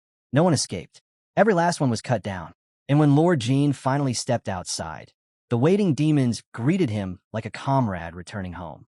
The scene cuts to the Taiji nation, to Lord Jin Zion's estate, an enormous structure rising high above the city. Inside, Jin Zion paced furiously, trying to reach someone. When the call finally connected, he snapped, "Why haven't you answered?" A calm voice responded, "This is the Slaughter God Legion Command Center. This is Lord Jin Zion," he barked. "Get your men to the Death Seas instance immediately. Meet up with Lee. Tell him to contact me at once." Before the conversation could continue, a distressed voice cut in. Outside the base, there are 9. Then came a loud explosion. Silence. "Hey, what's going on? Answer me," Jin Zion shouted. But the line had already gone dead. His face darkened. Something had gone terribly wrong. Just then, a woman burst into the room. "General, urgent news," she said quickly. "The Examination God Legion couldn't stop the Dragon Nation. One of their elites is about to break through. They're heading straight for the Divine Bone Forest." Jin Zion went still, then his gaze sharpened. "Repeat that." Meanwhile, deep in the night along the Dragon Nation's border, a fleet of unmarked military vessels hovered silently in front of a massive mountain range. Not a sound, just quiet vigilance. Out of nowhere, the Dragon Nation's elite Griffin squad emerged. Their archers had already taken aim at the ships. Stepping forward, a seasoned warrior spoke loud and clear. "We're under orders to investigate the recent cult attack on our base. Stand aside." From one of the ships, a captain responded coldly. "You're trespassing on Taiji Nation land. Move an inch without clearance, and it's war." An officer nearby leaned in cautiously. "That's the Griffin squad. If we push them, we might not walk away." But the commander just smirked. "They're strong, no doubt. But if we take them down, our Extermination Guard Legion will outrank the other Trump guards." He turned and gave the order. "Alert all units. If they make a move, we fire immediately." But the old warrior didn't back down. "The 3 elders and Marcus Jinbei have already sent formal notice to the Jin residents. If you stop us now, you'll be the one dealing with the fallout." Then a thought struck him, a weapon that once shook the battlefield, the Burning Desolation staff. He hadn't expected to see it again, or for him to appear here. The man behind that staff was said to rival even the 5 national heroes. Not even the Examination God Legion could take him down. Still, the captain ignored the warning and barked, "Open fire." Mana cannons flared to life, releasing a storm of energy blasts toward the Griffin squad. 3 warships fired at once, filling the sky with searing beams. The Griffins scattered. "They fired first," the squad member shouted. "I'll cover you," the elder roared. "Push through to the strike zone. Don't hold back." With one mighty swing, he slammed the staff down. The shock wave tore the air apart. In an instant, the ship's advanced cannons exploded, and fire consumed their decks. Metal twisted, hulls ruptured, and flames engulfed the fleet. The commander could only stare. One blow, and all 3 ships are gone. His voice cracked as panic spread like wildfire. The staff spun back toward the Griffin squad, and a cloaked figure stepped forward, catching it midair. He raised it with ease, his voice echoing across the battlefield. "If you still think you can stop us," he said calmly, "then get ready for a bloodbath. Make your decision." By the next morning, news of the chaos had erupted across Jinyu City. Word spread fast. Something was attacking the Divine Bone Forest and the towns nearby. The culprits? Unknown creatures that looked more beast than human. Crowds gathered around public screens, stunned by what they saw. Massive creatures rampaging through cities, tearing buildings apart. Panic rippled through the crowd. "Wait, those look just like the Nine Realms demons from the National Trial," someone cried out. But that made no sense. The Nine Realms demons were locked away in a hidden realm, sealed off, never meant to be seen again. Only the 5 national heroes had ever encountered them, and they were supposed to be keeping them contained. Then the report dropped another bombshell. Some of the attackers resembled the national heroes themselves. That was all it took. The Gene residents declared a citywide lockdown within hours. The people were shocked. Fear turned to confusion, and confusion turned to speculation. "Are the heroes actually attacking us?" a voice shouted. "No way. Something's wrong. They're being controlled." Names began to echo across the city by you. Li Renying, once seen as legends, now possibly enemies. The panic wasn't just confined to Jinyu. In Tianzhou City, the reaction hit like a tidal wave. The same warnings, the same footage. But the public didn't panic. They revolted. Masses spilled into the streets with signs raised high. Their chants thundered through the city. "The 5 national heroes are traitors. Lockdowns won't protect us." Some even claimed the ceiling had been fake all along, a government cover-up. Tensions boiled over, and before long, a furious crowd had reached the gates of the Gene residence, demanding answers. We saw it, footage of Lee attacking the town. And those demons, there's no denying it. The guards struggled to contain the wave of protesters. Shouts came from all directions, demanding to know how the demons had escaped and why the Gene family was staying silent. One guard stepped forward, trying to speak over the chaos. He asked the crowd to stay calm and insisted that no official confirmation had been made about the hero's betrayal. He warned against spreading rumors. But it was too late. The crowd wasn't listening. Back in the devastated remains of the southwestern town, a lone figure walked through the shattered streets, silent among the rubble. From a flickering screen nearby, the chant of the angry crowd echoed through the static, blaming the Gene family for unleashing the 9 Realms demons. The anchor's voice rang out from a nearby screen, grim and steady. "Current reports confirm over 10,000 casualties. Contact with the border garrisons has been completely lost. The 3 great legions are mobilizing to push back the incoming beast tide." The footage rolled on as the anchor urged the public to stay calm. "We ask all citizens to remain indoors and comply with the lockdown issued by the Gene residents. Evacuations around the Divine Bone Forest are proceeding in an orderly fashion. Please stay safe." The cloaked figure stood motionless, absorbing every word. Then he suddenly turned. He felt something approaching. Emerging from the shadows were massive earth demon beasts. At their head was Li himself. One of the beasts let out a low growl, its voice thick with threat. "By my master's command, all of you must die." The figure's eyes narrowed. "Still taking orders from Lu Fan? Huh? So he's fine after all. I was worried for nothing." He raised his staff and slammed it into the ground. Cracks splintered out beneath him. "It's not Lu Fan who's in danger. It's the entire Taiji nation."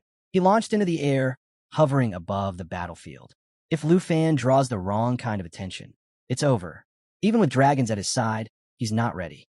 And I still can't take him down myself. Back at the Gene residence, Lord Gene stood at the window, watching the furious crowd below scream for answers. His secretary approached, voice tight. "The unrest is spreading. Even with both the Slaughter God and Extermination God legions deployed, people aren't backing down." Lord Gene didn't answer right away. His thoughts were elsewhere. He hadn't imagined Lu Fan would go this far, unleashing the 9 Realms demons just to get revenge. The heroes had once defeated those monsters. But now, with Baiyu and Lu Fan in command, what if they hadn't actually won back then? His fists clenched. If that was the truth, then even the ruler of the Taiji nation wasn't untouchable. He turned sharply to his secretary. "Alert the guards. Enforce the lockdown. Shut every protest down now." She blinked, startled. Wouldn't that be an abuse of power? He grabbed her chin, forcing her to meet his cold gaze. "The ruler's gone. That means I'm in charge. Understand?" She gave a shaky nod and hurried off. Left alone, Lord Jean adjusted his coat and let out a quiet, dark laugh. This lockdown, it's the perfect setup. I just need a new set of 5 heroes to kill Lu Fan. Then I'll wipe out the demons and erase the old heroes along with them. A grin crept across his face. I'll pin it all on Jean Zaishi and take everything for myself. At the edge of the Divine Bone Forest, a brilliant surge of blue mana shot into the sky, lighting up the horizon. Lu Fan stood with his dragons and companions, shouting at the top of his lungs. Abeo, stop messing around. But the little blue dragon wasn't listening. It roared wildly and slammed into the ground, letting off shockwaves of reckless energy. Even Lu had trouble keeping it under control. Out of nowhere, Abeo's level spiked, hitting 10 in an instant. Mana surged around it, crackling violently as it zapped the other dragons nearby. Kim growled in frustration. Abeo, get back here before I make you. But Abeo just kept roaring, blasting more energy into the air like it was playing a game. Kim shouted again, louder this time, but the dragon ignored him completely. Then, in a streak of lightning, Abeo launched a bolt straight at Tauzi. She barely managed to dodge, narrowly avoiding what could have been a devastating hit. Kim stared, stunned, as Abeo's form began to change. Its body expanded, growing larger, its shape twisting into something new. A fully formed dragon. Kim's eyes narrowed as he took in the scene. Don't tell me. Did it awaken its true dragon form at just level 10? His thoughts drifted back. This was just like what happened with Xiaoi. A massive blue dragon now filled the system screen. Abeo, fully transformed. Its stats were nothing short of outrageous.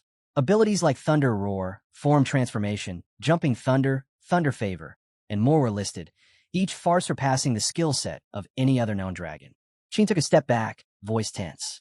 I've seen dragons transform before, but this pressure? Still not used to it. Tao nodded in agreement. It's insane. Lu Fan glanced at Abeo, a curious thought running through his mind. If both Abeo and Xiaoya gained form transformation at level 10, why did Abeo only have one dragon form? But then again, this single form alone was absurd. It gave him a 5-fold speed boost, unlocked the Dragon Language Forbidden spell, the Thunder Apocalypse skill with a 3.3 million power rating, and new area of effect chain move, Jumping Thunder. Lu chuckled. Just from a name alone, it might go toe-to-toe with Xingqian's Star Annihilation Light. And honestly, Abeo is the perfect name for a blue dragon like this. The system flashed again, revealing a skill labeled Thunder Fever, categorized as world-destroying. Under this effect, the Thunder Orb's power changed dramatically. Right now, Abeo wielded the Crimson Orb, a masterclass Thunder Orb. Lu Fan's brow lifted. Maybe boss-level orbs evolve with time? The Crimson Orb alone was terrifying. It boosted Abeo's Thunder skills by 50%, and every lightning strike generated a thunder barrier that electrified any enemy passing through. Suddenly, Xiao Fai twitched. Lu Fan turned. What is it?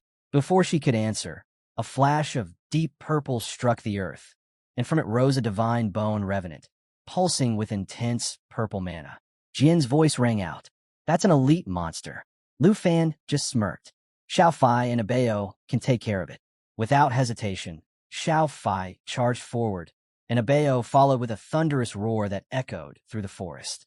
Lightning surged, blasting into the revenant and unintentionally stunning Xiao Fai with multiple strikes. The girls screamed for everyone to keep their distance. The lightning was wild, unrelenting, like divine punishment from the heavens. Is that red lightning? Someone shouted. Lu Fan's eyes narrowed. It is. All eyes turned back to Abeo, who was already deep in the fight. The Crimson Orb pulsed, and with every burst of magic, it fried skeletal giants rising from the ground. Lu Fan called out, Abeo, fall back. But Abeo ignored him completely. Instead, he activated Heaven Punishment Calamity, an advanced targeting skill, and began unleashing concentrated lightning strikes on every nearby enemy. His wings slammed down like hammers, shattering bones and skulls with overwhelming force. Ta could only stare, stunned. This isn't even a fight anymore. Then it happened. A rogue lightning bolt darted toward Sheen, and she didn't see it coming. Just in time, Lu Fan lunged and yanked her out of the way, narrowly avoiding disaster. When the smoke cleared, the team looked at Abeo again. There was awe, but also worry. He's starting to lose control, someone muttered. Bao gave a dry laugh. Nah, he's just showing off now. Jim let out a sigh and nodded. He's out of control. If he keeps this up, we'll never find Teacher Gu. Just then, a sudden gust swept through the forest, swirling leaves and dirt into the air. Xiao Fai froze, sensing something unusual. Lu Fan tensed. He could feel it too. The dragons overhead started fleeing, screeching as they took off in every direction. Something was coming, and it wasn't small. The girls started panicking, eyes darting toward the sky. Abeo crouched low, mana pulsing as he prepared another surge. Then it started. Right before their eyes, fragments of bone scattered across the forest floor began to move. The shattered remains of something ancient and powerful were pulling themselves together. Piece by piece, the creature reconstructed itself until it became unmistakable. A massive skeletal dragon, reformed from divine bone. The divine bone death whisper. Lu Fan stared in disbelief. Those fragments, they're combining. All of them. He looked up as the colossal undead beast took shape, a thick wave of mana pouring from its body. Abeo roared at it instinctively, but Lu Fan held up a hand. Don't get cocky. That thing's different. The skeletal giant rose into the air and unleashed a blast of purple flame straight at Abeo. The blue dragon dodged, but barely. The hit shook him. This wasn't like before. The girls fell into defensive positions, bracing themselves. The monster may have been bones, but it moved with deadly precision. Without warning, the undead dragon shot off, flying deeper into the forest. Its destination unknown. Jin, still holding Qin's hand, suddenly realized she was pulling away. Sorry, he muttered, realizing too late he'd held on too long. Abeo shrunk back down, clearly winded. Before he could recover, Xiao Fai grabbed him by the ears. Reckless, she scolded. You could have gotten us all killed. Jin glanced at Lu Fan. What was that thing? That bony dragon. It was scarier than the berserk one we saw in the Flying Dragon Mausoleum. Lu Fan's eyes stayed on the horizon. That's probably the real boss of this whole place, the undead ruler. If I'd figured out earlier, but I couldn't risk everyone to chase a hunch. He clenched his fists. No more detours. We have to find Teacher Gu. Now. Just then, Abeo's body pulsed with a faint glow. The dragon activated natural assimilation, and a paper charm appeared, floating on the breeze. Lu Fan's eyes followed its path. It drifted gently through the air, pointing in the exact direction the skeletal dragon had flown. As they quietly approach a swarm of dragons heading toward a towering skeletal dragon, the group watches in awe as it lets out a deafening roar, effortlessly ripping through the smaller dragons in its path. Lu Fan can't help but wonder, what are these dragons flying toward? Qin is mesmerized by the sheer spectacle. Even Tao admits she never thought she'd witness something as rare as a dragon migration. Despite the carnage, the dragons keep pushing forward, their remains torn apart midair. Lu Fan starts a question. What force could possibly be driving them to keep going? Eventually, the surviving dragons descend onto a slick, black mountain littered with avian skeletons. The moment they land, they collapse, too exhausted to move. Their magical compass begins pointing deeper into the heart of the mountains, raising suspicions about what might be hidden in the darkness. Blackhead notes that the paper dolls stop just outside the mountain. Could that mean Teacher Gu is in there? Tao chimes in, pointing out that the revenant dragons, those born of divine power, have merged into the mountain itself. Lu steps forward, telling everyone to stand back. He's going to carve a path through. Tao warns him to be cautious with no instructors around to help, but quickly reassures the group. She's got this. She activates the dragon claw, transforming her arm before slicing through the terrain, sending a paralyzing shockwave rippling outward. That energy surge instantly triggers a reaction. The skeletal dragons begin to rouse and lift into the air. Panic sets in as the dragons start circling them, but Lu remains calm and tells the group to hold their ground. This is all going according to plan. He leaves the aerial chaos to his blue and black dragons. The blue dragon morphs and shoots upward into the sky. Meanwhile, the black dragon launches fire from the crimson orb in its mouth. The blue one unleashes a powerful roar that ignites a massive storm, ravaging the entire area. Then, without warning, a deep, ancient voice echoes, demanding the human to stop. Strangely, only Lu seems to hear it. The voice speaks again, this time directly to him. Are you an agent of the divine-born revenant or the sacred mountain? Lu hesitates, uncertain if he should respond. The voice speaks once more. I am the ancient god of the divine-born. If you serve the Revenant or the Sacred Mountain, turn back now. I'll spare you this once. But if you disturb this place again, there will be no mercy. Only Lu is granted the privilege of hearing these words. Hearing the name through the system, Lu is struck by a strange sense of recognition.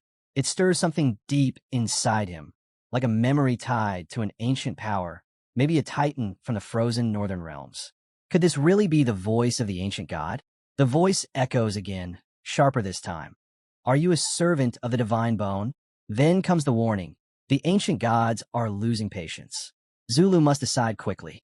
But as Lu glances at the paper dolls, a realization hits him. That's why teacher Zulu hasn't left. If he turns back now, she won't survive. If I truly am Zawi, he thinks, then I need to activate the external guardian to protect them all. But is it resonant? Lu hesitates. Should he introduce himself first?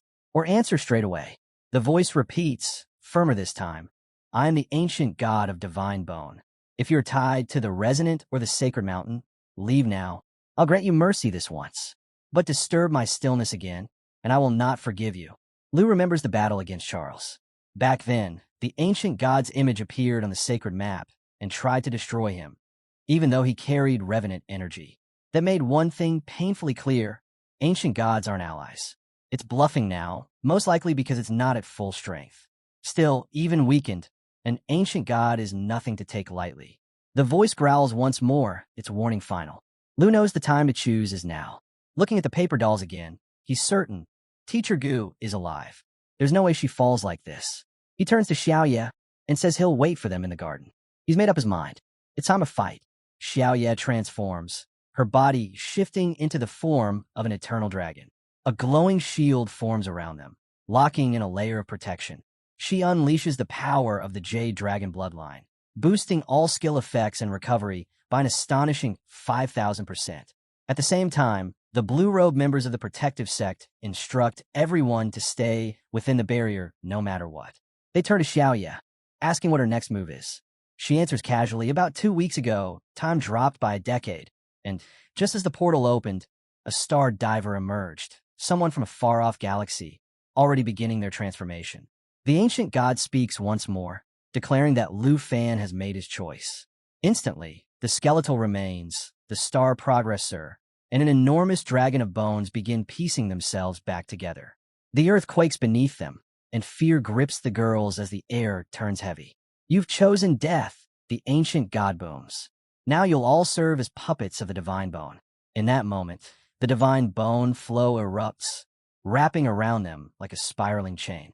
A whisper cuts through the noise. Look carefully. The divine bone flow comes from a being capable of rebuilding itself entirely from nearby broken bones, an overwhelming edge in any fight. The seasoned cultivators observe the battlefield, noting the divine-born creature towers over Xiaoye. But Lu doesn't see it that way. To him, it's nothing more than a replica of the ancient god. Then the god's voice rings out again, dark and final. Within this eternal corridor, everything fades into dusk. A colossal thunderstorm erupts overhead, churning wildly through the corridor. From the divine bone throne, a vortex forms, 30 meters wide, sucking up every trace of mana in the area. The storm barrels toward the twin dragons, slamming them into the protective barrier. Trapped, they struggle to move under the crushing pressure. A sudden strike from the storm slices into Lu's hand. Blood sprays through the air, his and the star dragon's. As the dragon crashes to the ground, it bursts with scattered mana, sending waves of energy rippling across the field. Unaware of what's unfolding, Lu glances toward Xingchen, only to see his hardware transforming before his eyes. It takes on a radiant humanoid shape, something completely unfamiliar and unlike anything he's ever seen. Lu hadn't seen Xingchen like this in ages, her humanoid school form glowing with quiet strength. The moment was fleeting, though. The ancient god's voice shattered it. He scoffed at the scene, mocking the humans as nothing but ants waiting to be crushed. Meanwhile, the remnant dragon lunged at Lu's dragon, fangs bared for the kill. Sensing the looming threat, impending danger, Abeo, Xingchen, and Lu's black dragon didn't hesitate. In an instant, they all launched into action, roaring as one, the sky trembling with their fury. Lava blaze and thunderstorm blast collided with the skeletal beast in a brilliant explosion of elemental fury. Xingqian unleashed something even more chaotic, an unpredictable combo fueled by thunder, fire, and pure blue soul mana. Thunder Favor, Crimson Jewel, and Star Crush merged into one devastating assault. Everyone had switched into full attack mode. The scattered dragons joined in, pummeling the ancient skeleton with their own strikes. Roaring thunder and lava blaze crashed into the bone frame, sending a massive mana shockwave through the air. But the ancient god just laughed. "This is your strength? Pathetic. All of it. Pointless," he growled as mana exploded from his elite skeletal form like a raging storm. Lu shouted to Xiaoya, "Activate the Emerald Mirror." But the skill didn't trigger. Something was wrong. Why won't it work? Lu asked, stunned. The ancient god answered coldly, "Fool. Before the gaze of the old gods, all illusions are meaningless." Yellow mana surged around Lu. He lifted his gaze, voice steady now, colder, sharper. "You really think you're untouchable?" he said. "You used bone reconstruction to fake divinity? Is that what you call godhood?" That's when he activated something hidden, an effect that suppressed the will of the fiery dragon warrior. A countdown began. "You don't even have a body left, just a soul clinging to ash," Lu added. Then his form shifted. A golden aura burst around him as he fully transformed into the Golden Dragon King.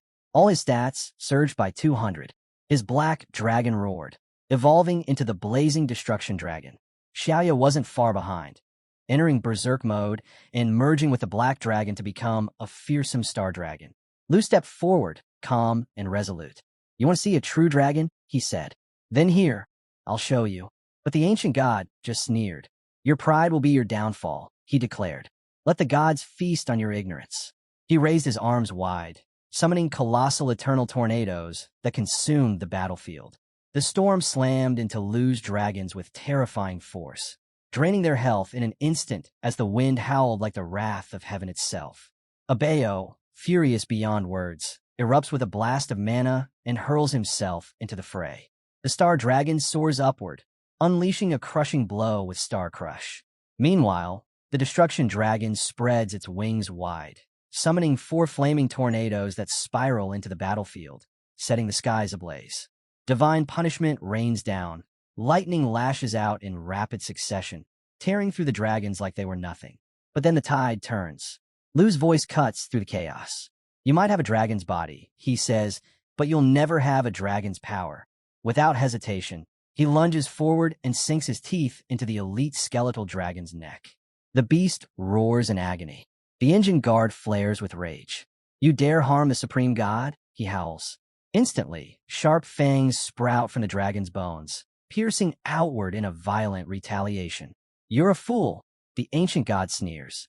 "Your fate is to fall into the endless abyss." The skeletal form pulses, enhanced by the bone reconstruction skill. Its jagged body forces the golden dragon to retreat momentarily. But Lu quickly analyzes the situation.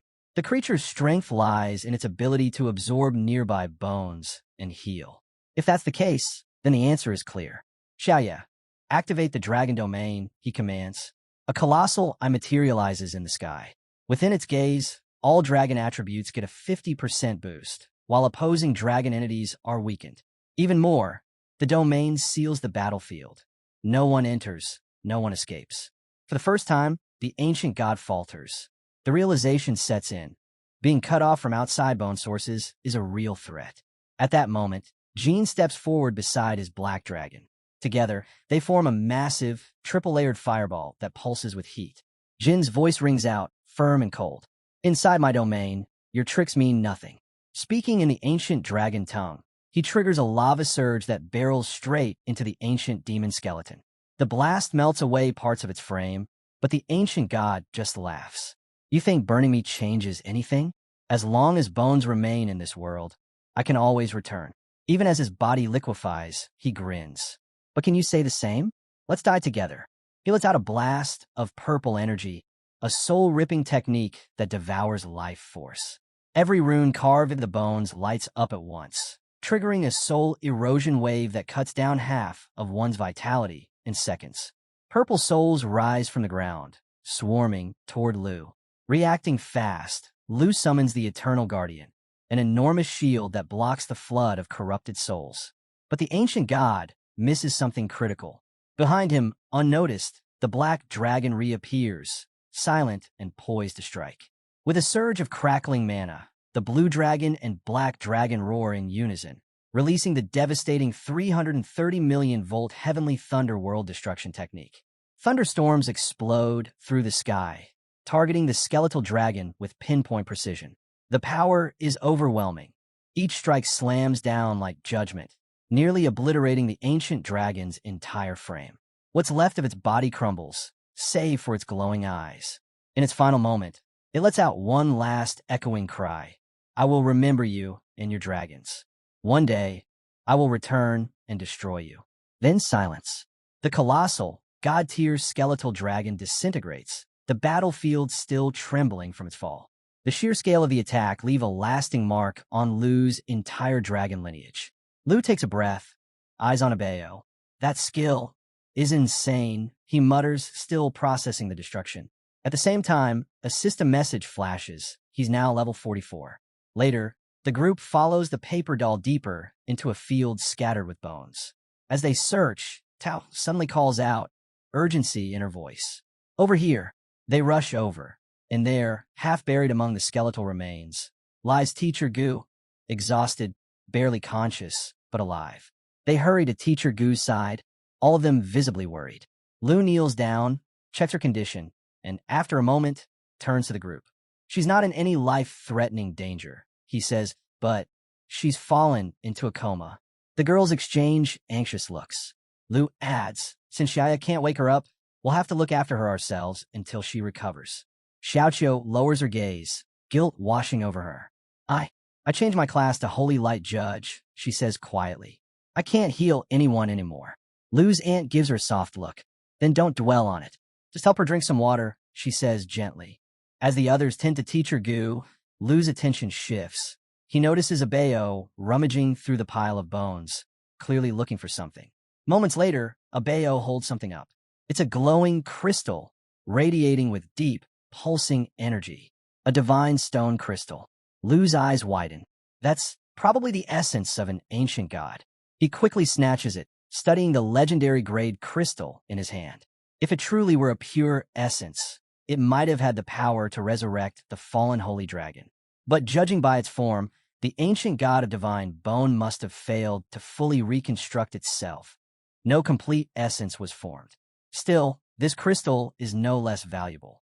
It's one of the rare components needed to contract the Shadow Dragon King. As the realization hits, Lu freezes.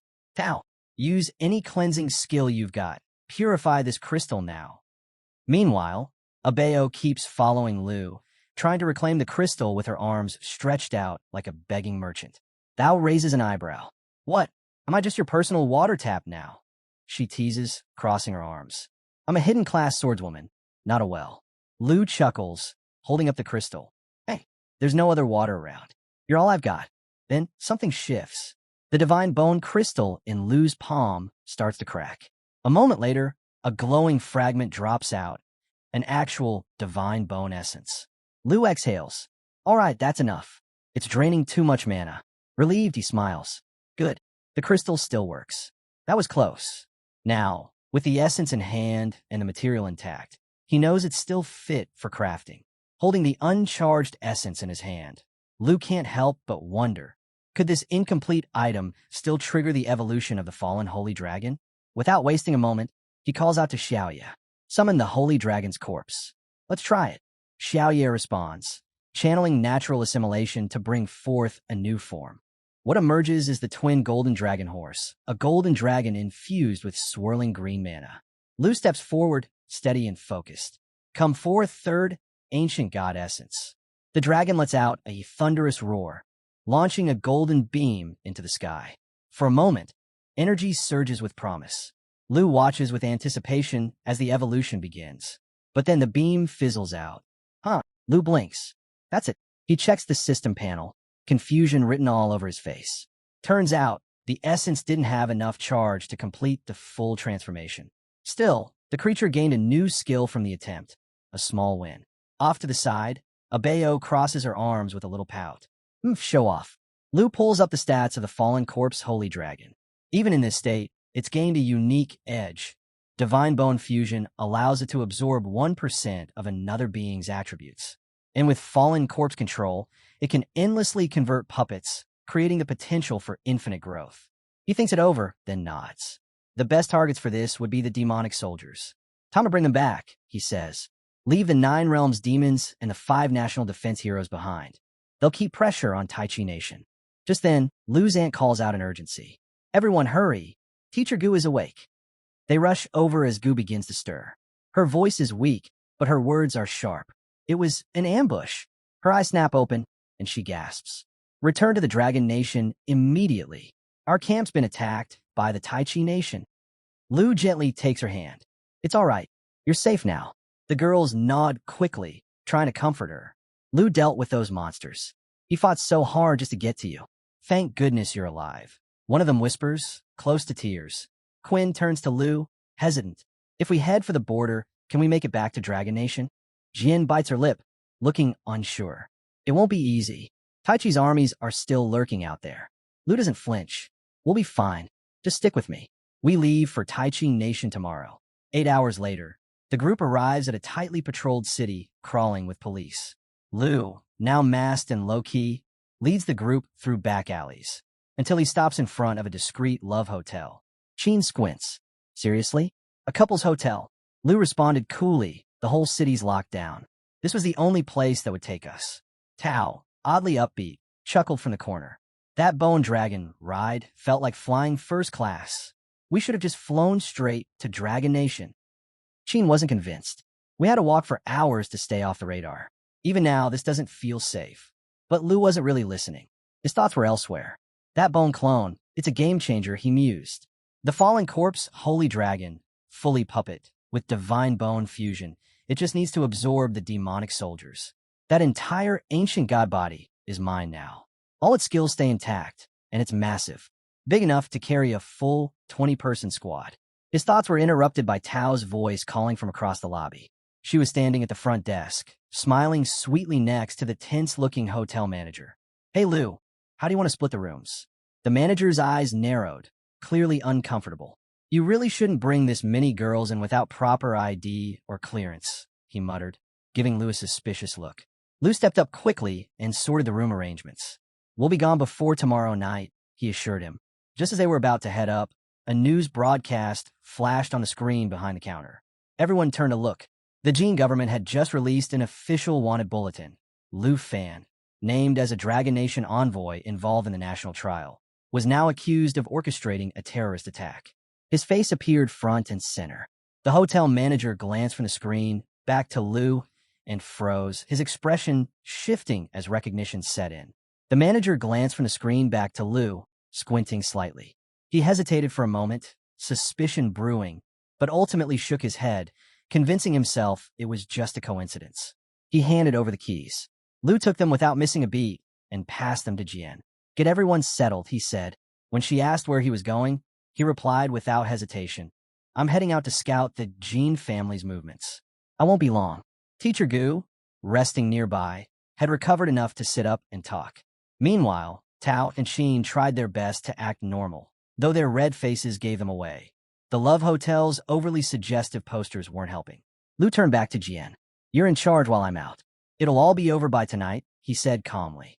As the girls headed into their rooms, the manager watched them disappear down the hallway, his face twitching with envy.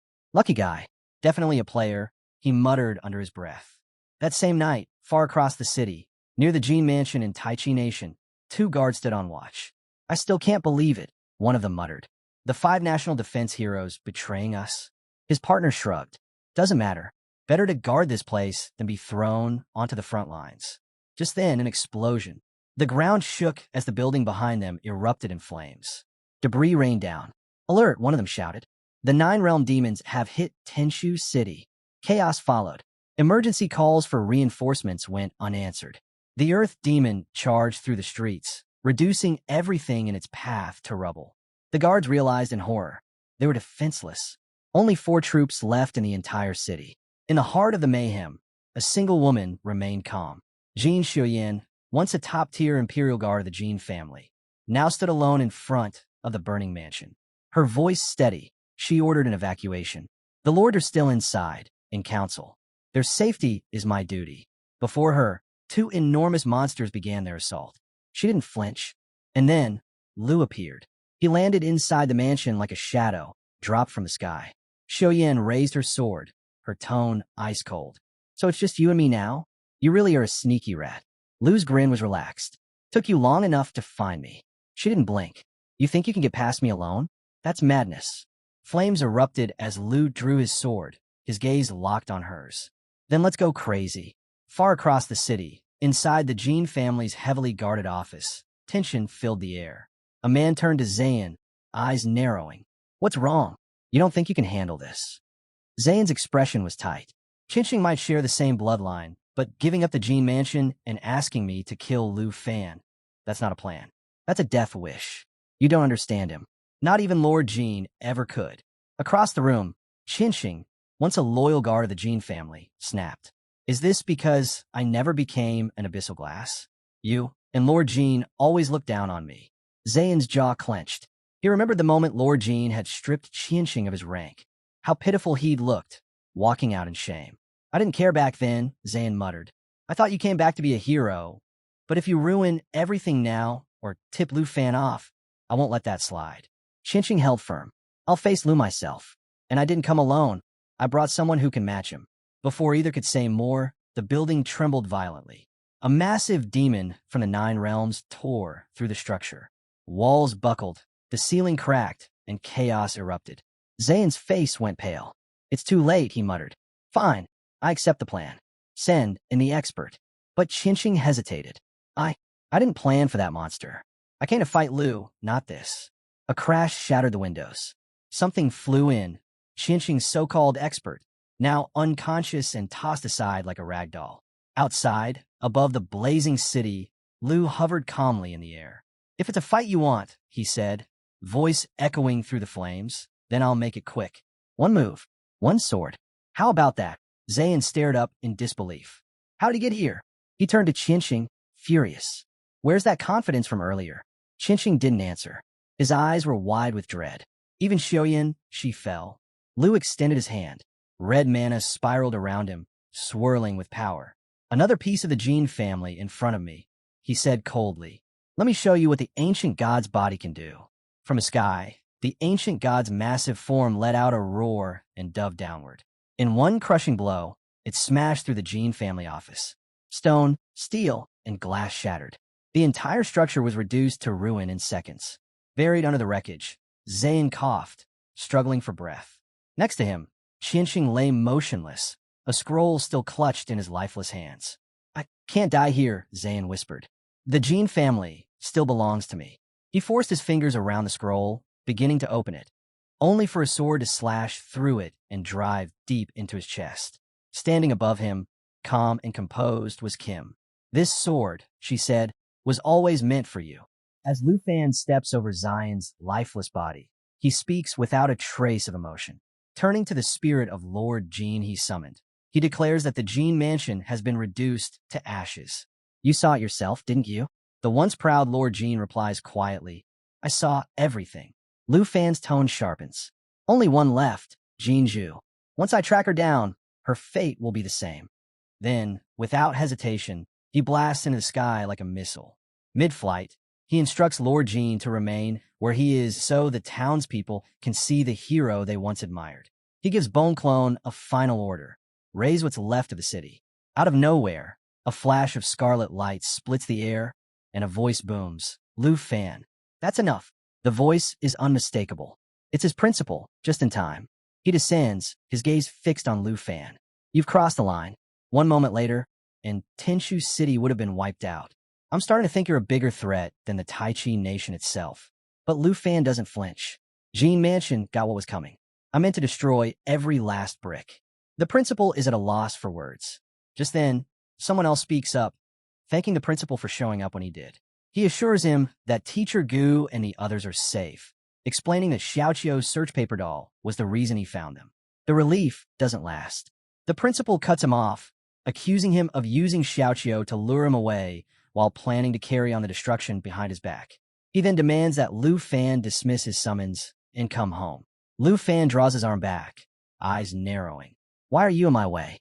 The G Mansion, everyone behind them, kept coming after me. They hurt my friends. They even killed people from Dragon Nation. What if Teacher Gu hadn't escaped? Would you still be so composed? They had it coming. The principal remains calm. Lu, I understand. I feel that same fury. I'm not doing this because I disagree with you. I'm doing it to keep you safe. Lu Fan stops cold. The principal steps forward, his voice steady. He reminds Lu Fan that Captain 2 from the extreme north should have already shown him how immense the world really is.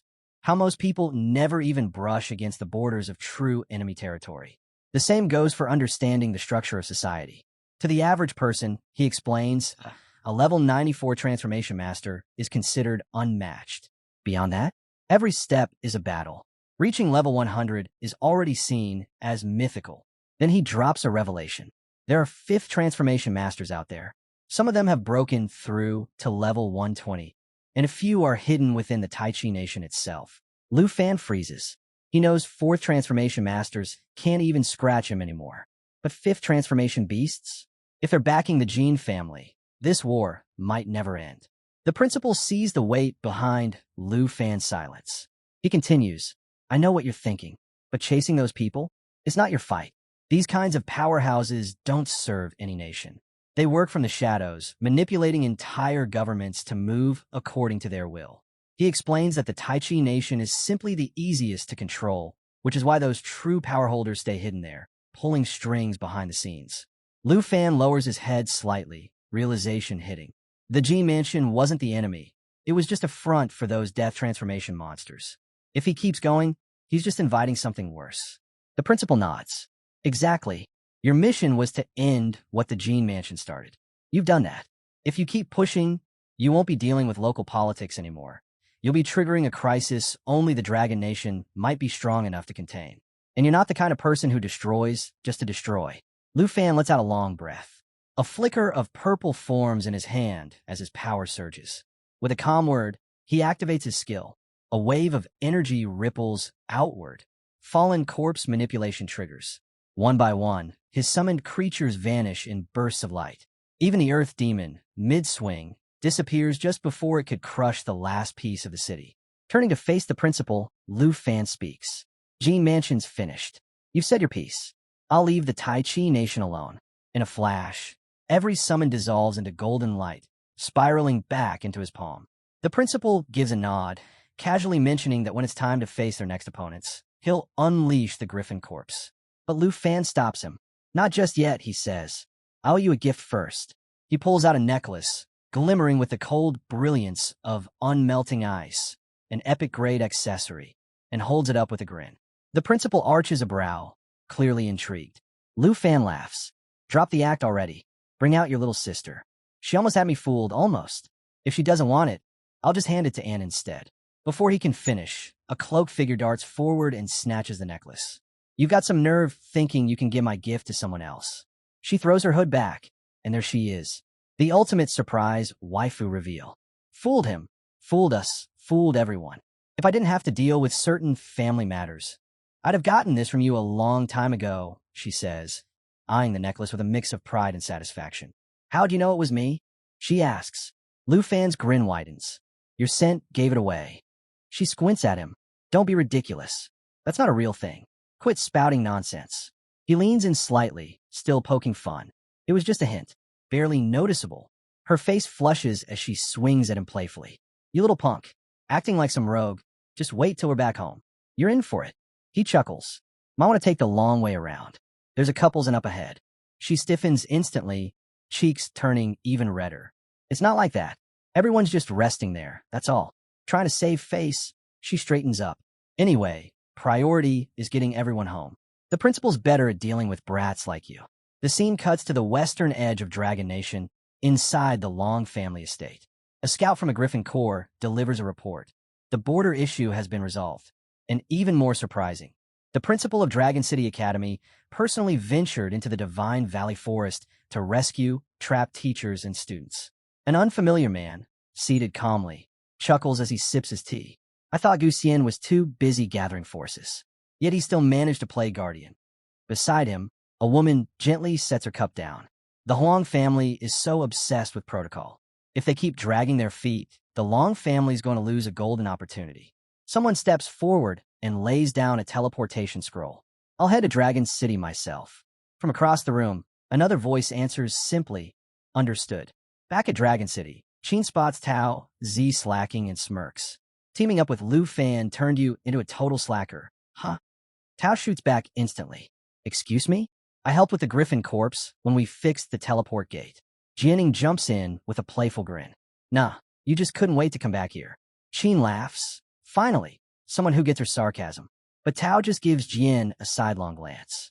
Wow, corrupted already. You used to defend me. Later, the crew gathers around the principal for a chat. Tao remarks how everyone seems to have moved on, except Sister Xiaoxue. Still kind of shocked, honestly. The principal smiles gently. Please, let's keep everything you've heard a secret. Even Teacher Gu only found out recently. Sheen gives a thumbs up. Don't worry.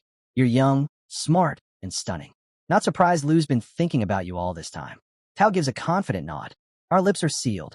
The principal waves a hand casually. Call me Wuxian if you like. Or senior sister.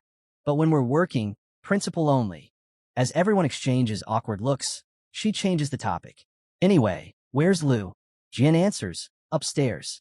He's on a serious call. Right on cue, Lu descends the stairs, phone still in hand. Thanks for taking care of the tombstone arrangements, he says. Send my respects to the victims. They were family, they were friends. If they make it through the portal, we'll see each other again. He puts the call on speaker. Girls, this is Captain Lu Fei from the 78th Curriculum Corps. Lu Fei's voice comes through clearly. Just letting you know, Lu Fan personally arranged a tombstone for everyone who died in Divine Valley Forest Camp. He's also helping investigate the border attack. A squad mate chimes in. Not that we had to do much.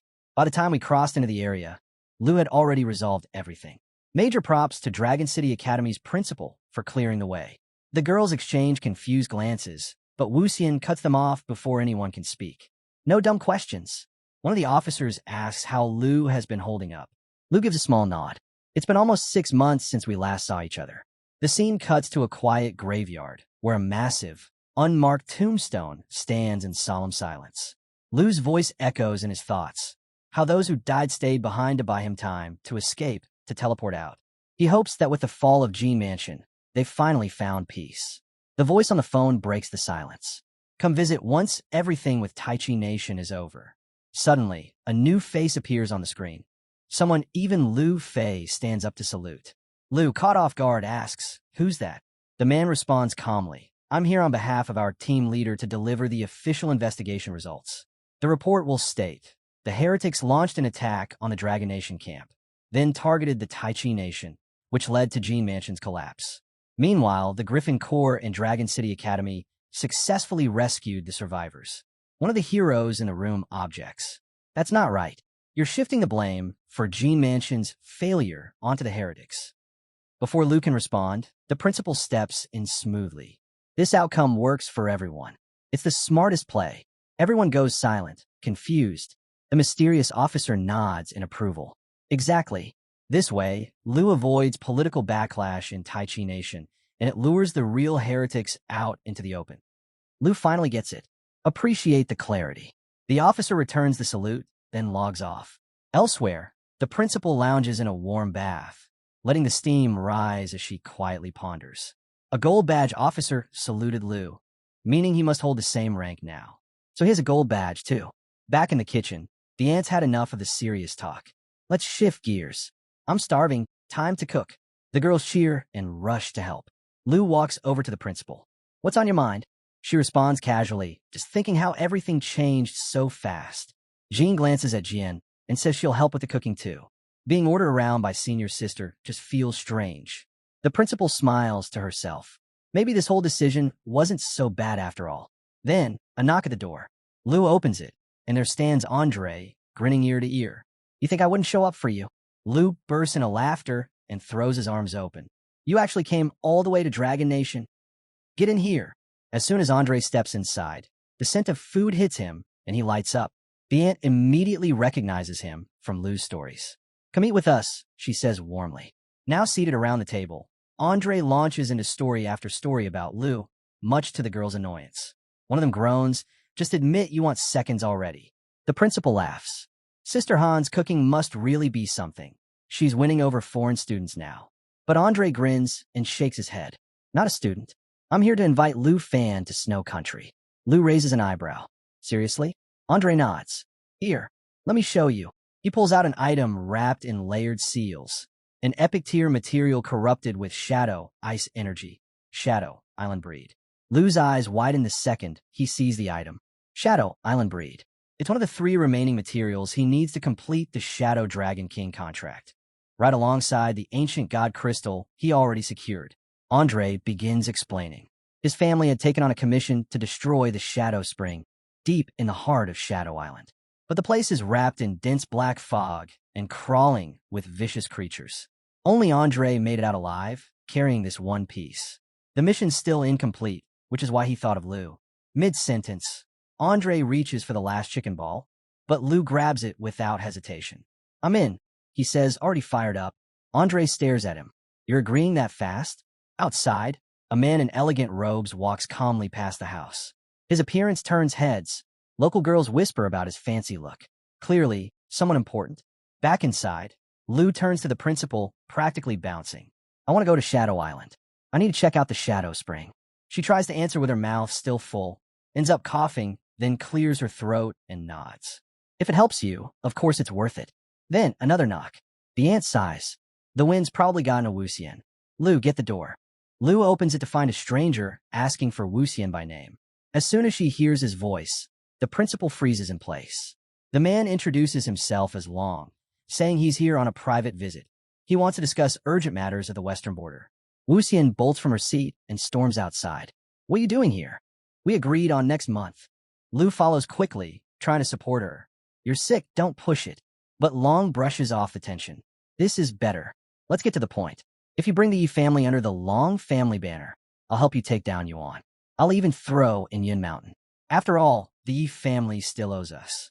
Wuxian glares at him, voice like ice. "You bastard." More blood trickles from the principal's lips, and Lou's concern spikes instantly. She waves it off, claiming it's just an old wound flaring up again. Lou narrows his eyes, troubled. How had he not noticed sooner? Then it clicks. That's right. Huang Strike left you with internal injuries. Something like that doesn't just heal in a month. His tone sharpens. In your condition, there's no way you can take on both the Long and Huang clans. You need to rethink this. Before she can respond, Lou cuts in with unwavering conviction. "No need. She won't back down." That's when Long loses his temper. What a joke. Has the mighty He family really fallen so far that they're depending on some rookie to guard the seal? Oh, my bad. Should we be calling you the Dragon Nation's great hero now? The principal tries to keep Lou calm. "Lufin, don't stress yourself. Conflicts between the Western families operate on a different level. Regular folks can't even comprehend it." But Lou doesn't budge. "You've always had my back. Now that you need help, there's no way I'm just watching from the sidelines." Long sneers. "A couple of wins, and now you think you're invincible? That hero title doesn't come free. It's paid for with your life." Tension crackles in the air as both begin channeling mana, pressure thickening. Lou simply smirks. "If it's just you, I've got more than enough to deal with it." Right then, Andre's voice rings out. Lou turns to see him and the girl's already armed and ready. Andre steps forward. "You shouldn't overexert yourself right now. Leave this one to me." But Lou shakes his head. "No need. I've got something special planned. A little surprise for every Western clan." Out of nowhere, Xiao Yi bursts in, launching a sudden attack. Long reacts on instinct, summoning a ring of swords to shield himself. "You dare mouth off to me, you worthless clown?" he snarls. The principal quickly intervenes, reminding him of their pact. But Long brushes her aside. "Relax. In just one MO, he doesn't finish." Xiao Yi lands a brutal blow to his chest, blasting him straight through the window of a nearby villa. Lou watches calmly. "I told you to take it outside.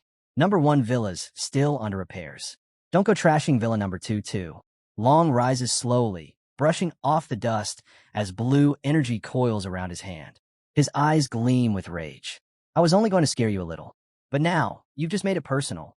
He shifts into an aggressive stance, sword radiating berserker fury. Above him, Lou hovers, red dragon blades circling in the air, ready to strike. "What a coincidence," Lou says coolly. "I've had a change of heart too." With a sharp command, Xiao transforms into her full black dragon form, unleashing her complete power and spirit. The ground trembles under her might.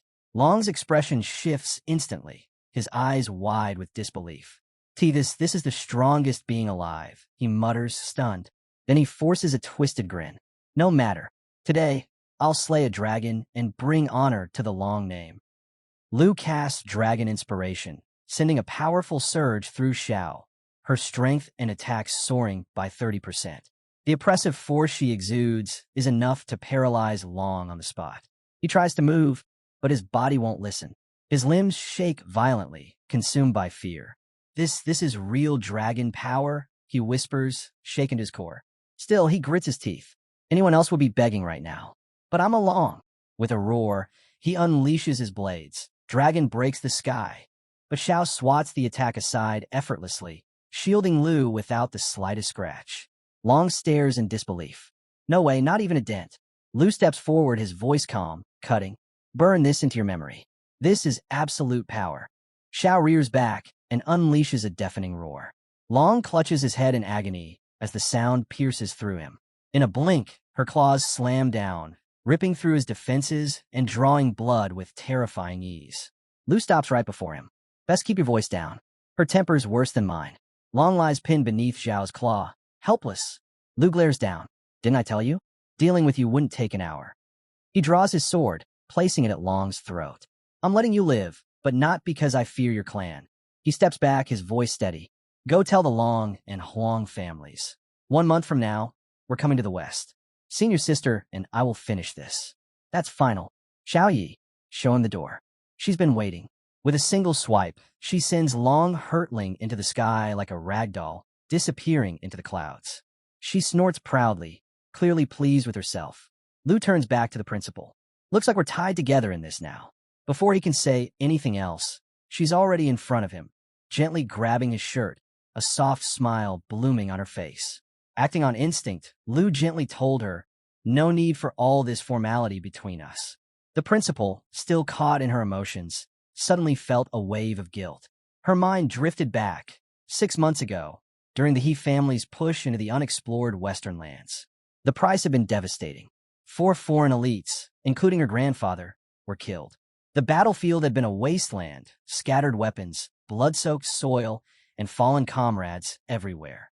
Amid the wreckage, a handful still stood tall, holding their banners high. She couldn't forget how the Long and Huang families, locals to the western region, pounced on the chaos like vultures. Their aim was obvious, to snatch the Yi family's remaining assets.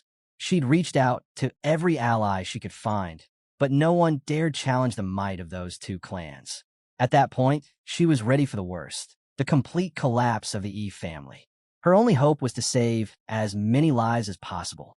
As she shared the memory, Lu listened quietly, stunned. Your actions today might have seemed rash, she said softly, but thank you. I finally understand. I'm not alone anymore. Lu shook his head. No need to thank me. You were the one who trained me in strategy, found ancient scrolls for me, and crossed half the continent to save me in the Tai Chi kingdom. And all that while hiding your injuries and dealing with the Yi family's disaster. Then his voice firmed. Now that the Long and Huang families are coming after you, there's no way I'd sit back and do nothing. Her heart warmed. She never imagined Lu, the student she once guided, would one day become her strongest support. Behind them, their friends exchanged glances, grinning at the sight, like a pair of birds chirping sweetly in sync. 1 month later, Primordial Forest. The heavens roared with thunder, lightning ripping through the stormy sky. This was their battleground, an ancient training ground granted by Old Han, hidden deep within the forest. A place built for one purpose, to prepare for war against the Western clans. Leading his crew inside, Lu and his companions plunged into nonstop battles, pushing their limits with every clash. Tao, now level 34, took on Nightmare Beast head-on. Han, Qin, Jian, and even the blue dragon fought like a tempest. The dragon, unleashing its crimson jade thunder, obliterated enemies with cataclysmic power. As the dragon reached level 25, its power exploded. The crimson jade evolved into yellow jade, doubling its might and unlocking terrifying new abilities. Amid the relentless storm of combat, 2 devastating skills emerged. Thunder Vortex, and Thundercloud expansion. A week later, Andre returned with news that lit a spark in the group. The teleportation array linking Longdu Academy to Breakwave Harbor was finally complete. Lou had originally planned to tackle Shadow Island with just Andre, given how dangerous the place was. But before he could set things in motion, Senior Sister stepped up and insisted on coming along. Her eyes were unwavering. Even though Lou was still worried about her injury, there was no changing her mind, and he didn't have the heart to stop her. They soon arrived at Breakwave Harbor, nestled deep within the frigid lands of the north.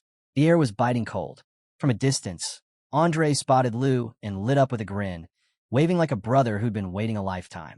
Without wasting time, he introduced 3 of their strongest allies, each one a 4th-turn cultivator. Victor, level 91, stood firm like an immovable mountain. They called him the Destroyer. Next was Ivan, quiet and composed, the Frost Messenger, also level 91.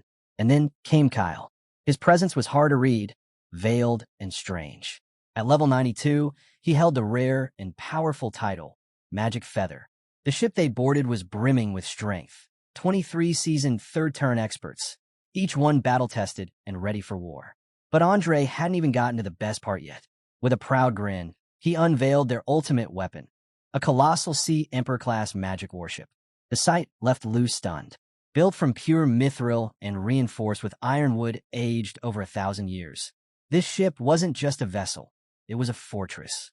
36 high-grade magic cannons lined its decks, each capable of leveling a small island. Designed by master engineers and backed by immense funding, this ship represented their determination. They weren't just heading to Shadow Island. They were going to conquer it. Lou was impressed. It felt like overkill, but there was no denying it. This mission meant everything. Andre's confidence was unmistakable. With Lou on board, he truly believed they could pull it off. As the ship departed, its magical systems roared to life. Above them, the sky shimmered as the Starfall formation was activated. Starlight cascaded down like a celestial waterfall, blanketing everything in a divine glow. Within its radius, all combat techniques could be used at full power until the spell ended. The light storm would continue until someone turned it off. Then came the second wave, Heavenly Punishment Calamity. It locked onto a target and unleashed a relentless barrage of thunder strikes, each one cracking the sky with brutal lightning. The force was monstrous, like the wrath of the heavens themselves. Andre watched the storm of magic unfold with quiet satisfaction. The last time he'd been to this realm, everything had felt unstable, chaotic. But now, everything was smoother, more precise. The difference was clear. Not far off, Star Dragon 2 floated with calm dominance, steady at level 34. Its presence was so commanding that even the wind seemed to follow its lead. Beside it, Blue Dragon now stood at level 26. All the battle training, the sleepless nights, and grueling fights, they were finally paying off. Xing Chun and Abeo had both leveled up as well. Lou felt a flicker of hope. If they could just secure the right synthesis materials on the island, they'd be ready, completely ready. Suddenly, a crew member rushed up with urgent news. They had arrived. Ahead of them, Shadow Island rose into view. Wrapped in a veil of mist, its jagged cliffs and eerie silence gave nothing away. It was ominous, uncharted. Andre glanced at Lou, a confident smile on his face. "This is just the outer edge," he said. "The real challenge lies further in." But he wasn't nervous. With the mission guide in hand, he could navigate straight to the island's core without stumbling into death traps. The warship would land smoothly, just as planned. This was it. Shadow Island stood before them. Everything from this moment on depended on Lou, and somewhere in the heart of the landing zone, another figure touched down. His arrival didn't go unnoticed. Heng had arrived. Level 98. Title, Peerless Sword Cultivator. The name alone echoed with weight, and he was already waiting. The ancestor stood quietly, eyes fixed on a shrine before him. The Yi clan's flying immortal ancient shrine truly lived up to its fame. In just a few short days within its walls, he shattered the barrier at level 97 and pushed through to level 98.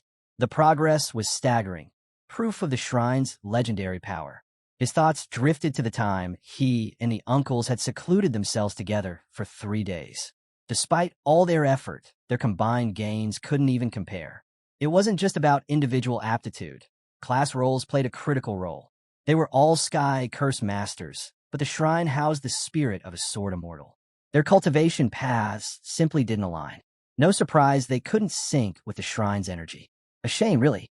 The shrine allowed only one visit per person, and only for 3 days. He couldn't help but wonder, if he'd had 6 months, or even a full year inside, could he have reached level 100? Turning to Yukin, he shared a vital truth. After the 4th revolution, grinding for experience became nearly pointless. Advancement no longer relied on sheer effort, but on understanding. Once someone mastered their class's true essence, strength would flow naturally, and leveling up would follow with ease. Yukin's eyes lit up as the realization hit. That surge of growth he'd felt in the shrine wasn't just about numbers, it was insight. A deeper understanding of his own path had allowed him to rise without force. Yin chimed in then, recalling something he'd heard while making his way up the mountain. Tensions had flared between the Yi and Long families. Someone from the Longs had violated the rules, trying to pressure the Yi girl ahead of the agreed time. But, unexpectedly, one of her students had stepped in and publicly humiliated him. The ancestor arched a brow. A student? That was unexpected. Even if the boy had reached the 4th revolution like Ling, he'd be hard-pressed to last more than a few moves against someone at that level. Yin clarified with a hint of awe. The student was only level 45. But he wasn't just anyone. He was the sole dragon tamer in recorded history. The same figure being hailed as the hero of Dragon Country. He'd conquered the national trial at level 45, and had even brought down Long Xing. The ancestor acknowledged the boy's impressive strength, but didn't shy away from pointing out the obvious. Without the dragons, the kid wouldn't have stood a chance. His confidence reeked of arrogance, sending a message to declare he'd return in a month to settle scores with the Huang and Long families. Bold. He even claimed he'd bring the Yi girl back with him. Clearly, the boy didn't understand the weight noble families carried. He was reckless, too ambitious for his own good. A meteoric rise like his often ended in disaster. Still, the fact remained, he had dragons. Multiple at that. If he actually stepped into the western borderlands a month from now, he might prove useful. If he chose to submit to the Huang family, there was a chance to mold him into something greater, maybe even a powerful commander. The ancestor figured that if the boy had any foresight, he'd come to appreciate the opportunity. But there was another concern. The Long family likely had similar plans. If the Yi clan was absorbed, conflict between the two great houses would be inevitable. Yin stepped forward and gave his word. If the Longs didn't cooperate, he'd remind them exactly what it meant to come from noble blood. Meanwhile, aboard the warship, doubts began to surface. Someone voiced concern about the plan. Taking too many people deep into Shadow Island would be dangerous. The outer mist was tolerable, but the deeper they went, the more it sapped stamina and drained life force. A larger party would only slow them down. Lu's choice to lead the charge was questioned. A few scoffed at the idea that a 3rd revolution cultivator could call 4th revolution elites a liability. They argued that without a priest backing him, he wouldn't make it far. Lu responded coolly. His dragon could fill the priest role. That drew some chuckles. Dragons, they said, were meant for destruction, not support. Healing wasn't part of their design, but mockery faded into silence. Despite the skepticism, Lu's command was respected. The crew stayed behind on the warship, watching and waiting for his return. As Lu stepped into the mist, the toll was immediate. His limbs felt heavier, and the oppressive aura gnawed at their vitality. Then Xiao Fei acted. She released a vibrant emerald glow that spread across the group, coating them in light. 3 stacks of emerald blessing took hold. Debuffs vanished. Their strength surged. Each stack could absorb 1 direct hit. Fatigue dissolved. Power returned. Even seasoned warriors who had fought alongside top-tier priests were floored. None had ever seen support like this from a dragon. Everyone stood ready, powered up and at their best. The team pressed forward, eyes locked on their goal, the heart of the island, where the shadow spring awaited. But just as they began to advance, Lu abruptly lifted a hand. He felt it. Something ahead was off. Something was waiting. Lu Fan spun around just as a shadow slashed through the air. A dagger, swift and silent, slicing from the darkness like a phantom's fawn. His body reacted before thought could catch up. A roll. The blade missed by a breath. He landed, steady and composed, drawing the dark bow in one fluid motion. This wasn't just a weapon. It didn't need arrows. It unleashed 12 enchanted shots on command, each one slicing away a 5th of the enemy's vitality. The bow wasn't just meant to kill, it was meant to warn. The land itself pulsed with ancient, forgotten magic. Even the air whispered of unseen danger. Lu Fan fired. The arrow screamed through the sky like a falling star. Then it hit. The earth shook. Flames burst through the grass. Smoke swallowed the clearing. And through the fire and haze, something emerged. A silhouette. Not quite man, not quite beast. It moved like death given form. Level 80. The Shadow Swordsman. Cloaked in black mist, every step echoed dread. Lu Fan could feel it. Raw, overwhelming power. Its first move was a shadow strike that always came from behind. Silent. Deadly. The second, a dark shield. 5 seconds of near-total invulnerability. The third, resonance. A 10-meter blast of shadow energy that devoured all in its path. Lu Fan tensed, ready to act, but voice cut through the rising tension. Andre. He rushed to Lu's side, chest heaving. He didn't sugarcoat it. The last time they crossed paths with this thing, the toll was high. Too many didn't make it back. His voice trembled as he explained. It shrugged off 70% of all attacks. Sword, magic bow, it didn't matter. And then, when you least expected, it would dissolve into black mist, silent, unseen, and lethal. The air went still, until she stepped forward. Senior sister. Her gaze calm, her dark red robes flaring with heat. Her smile wasn't kind, it burned. So this was the threat?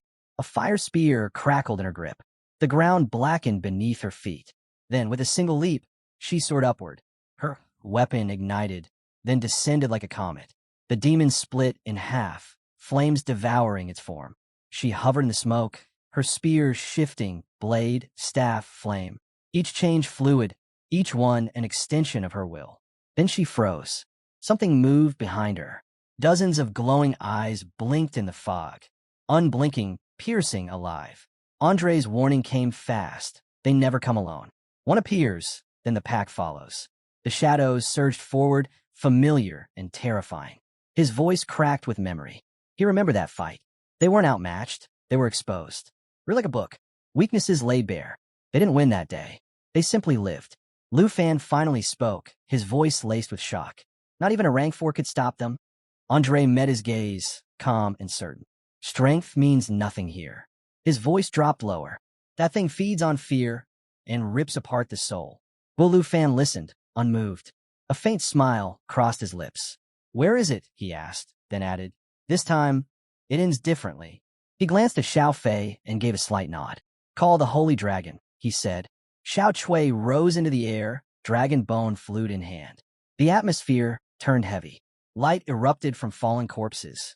The Holy Dragon awakened, eyes glowing with ancient fire, divine energy radiating from its form. This was the same corpse dragon, one whose strength always mirrored its summoner. Andre stood frozen, barely breathing. One dragon, summoning another? His mind couldn't keep up. Lu Fan unsheathed his blade. It shimmered with sacred light. Using the dragon's wings, he soared upward like a figure descending from the heavens. From above, he called out to Xiao Fei. Release the emerald light. And the blessing. A surge of green light poured out like waves. Runes lit up the sky. The emerald blessing cloaked its target in dragon essence, amplifying power, shielding from harm.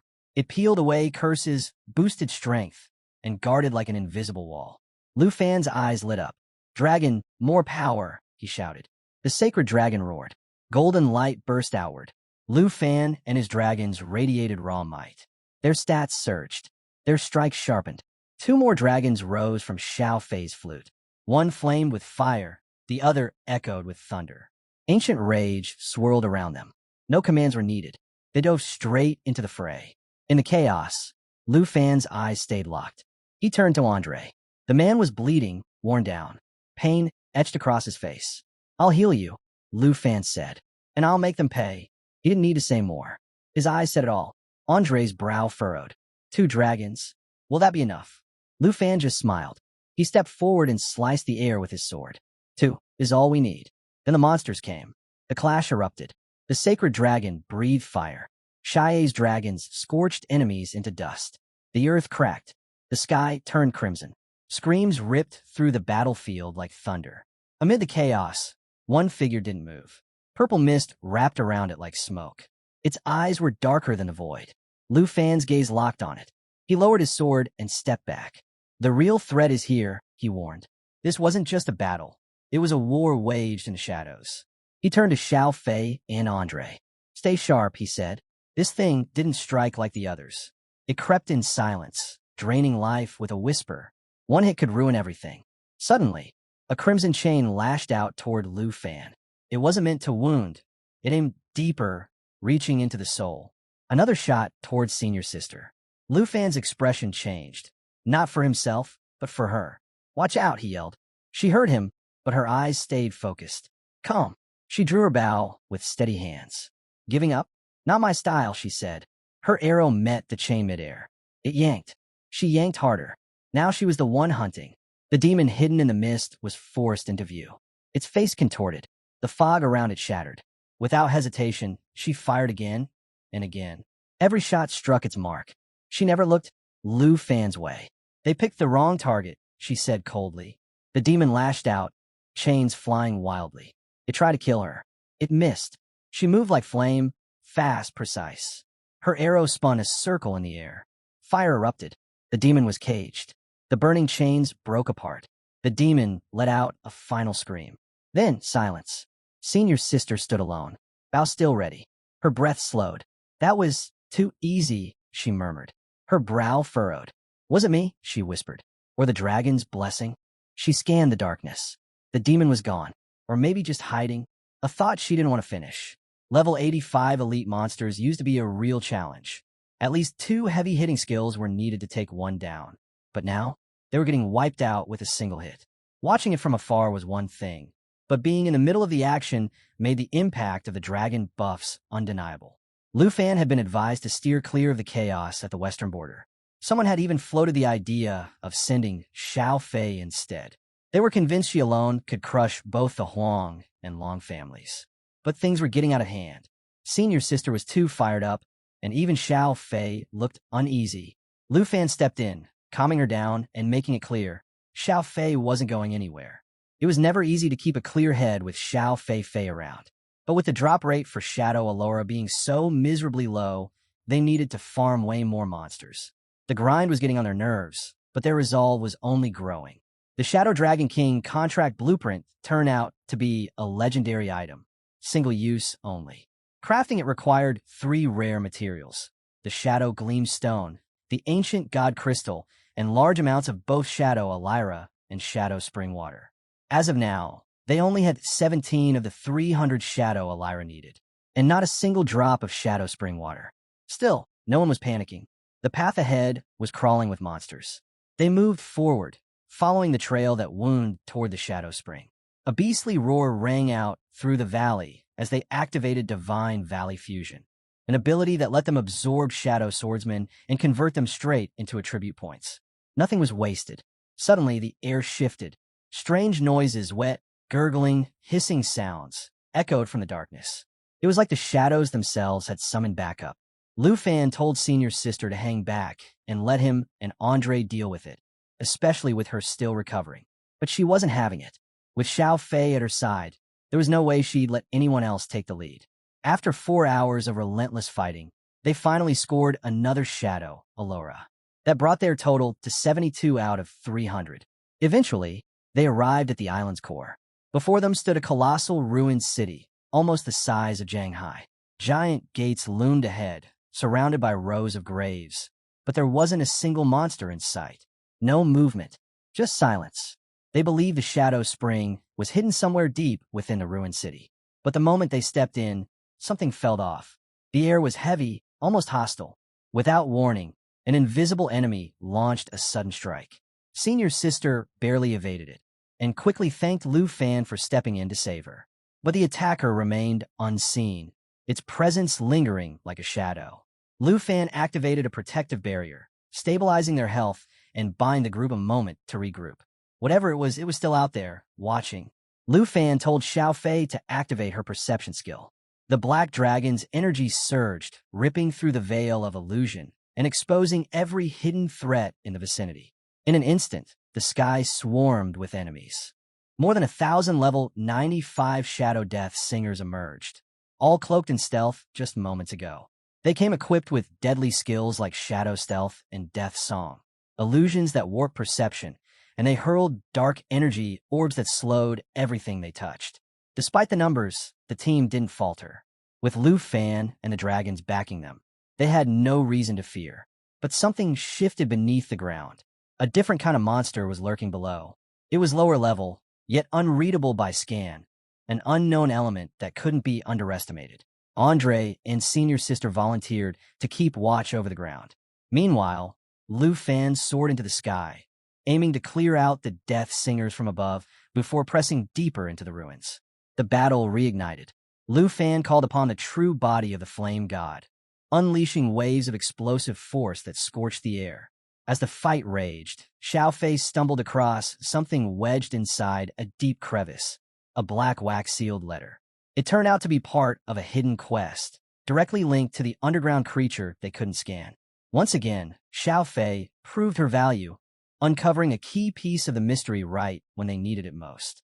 Lu Fan knew they'd have to deal with the Shadow Dredger eventually, so why not turn it into an opportunity for extra loot? He activated Volunteer *1 and triggered the Emerald Dragon bloodline. Immediately, all dragon-related skills were amplified. Every effect now doubled. 2 dragon auras were active, Black Dragon and Emerald Light. Together, they stacked 3 to 6 protective layers on allies, each one stripping negative effects and boosting all stats by 30% to 60%. They could even block entire attacks outright. Not even Void Break, a level 95 ability, could touch him now. Yet somehow, people were still underestimating just how far Lu Fan had come. The Dredger was still a distance away. Perfect. Lu Fan gave a signal to Xiao Fei. It was time to prepare World Ender Roar. The Emerald Dragon bloodline surged again, doubling the effects for every dragonkin on the field. At that moment, Xiao Fei cast Emerald Mirror on the fallen Holy Dragon. Normally, it would summon 2 to 4 copies, each with a fraction of the original's power. This time, 8 mirrors materialized, all locked and loaded. With everyone in sync, the team launched a devastating combo. World Ender Roar blasted through the area, softening up enemies and making them more vulnerable. Demon Dragon Assault then consumed corpse energy to form a thick armor shield, while surging forward, dealing brutal damage, cutting incoming harm to nearly 0 and bouncing debuffs right back. Lu Fan's speed was unreal. He was landing 10 hits per second. As the warning came that the Dredger was closing in, he didn't even flinch.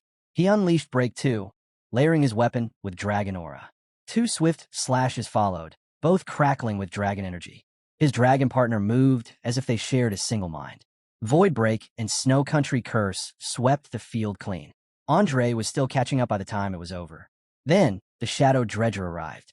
Level 90 and absolutely lethal. It activated Miasma Chrysalis, sucking in shadow energy to shield itself inside a cocoon. Before the group could react, it began raising the dead from nearby graves. The evolution process had begun. The ground glowed ominously. The first to rise was a level 85 Tide Walker Zombie. Then came a level 90 Blaze Walker Slash. And then the wave started. More undead climbed out of the earth, one after another. Lu Fan held his ground, shifting first into his black dragon form, then taking it a step further and unleashing the full might of the Doomsday Dragon. Beside him, Xiao Feiyoi began channeling a massive fire spell, while Xiao Fei transformed and activated Soul Sanctuary. The Emerald Dragon's second form came to life, releasing waves of radiant soul light. Once again, all dragonkin saw their skills doubled. As Lu Fan soared through the air, Cataclysm ignited the path behind him, incinerating everything in its wake. The sky trembled from the force. She couldn't help but cheer. Massive explosions were always his thing. Back on the ground, the cocoon stirred again. Soul Sanctuary fully activated, and everyone bathed in soul light saw their attributes shoot up. Some even doubled or tripled. Every time they took a hit, they gained Aegis stacks. With 10 stacks, an explosion erupted, returning all absorbed damage in a single devastating blast. The added healing and shielding effects kept them going, but the dead kept rising. The Miasma Chrysalis moved into its second phase. Inside the shell, the Shadow Dredger was nearly invincible. Every time its health dropped below half, it sucked in nearby undead to restore itself. 9 seconds left, then 2. The cocoon began to convulse. In one explosive burst, it shattered. What emerged was no longer the Dredger.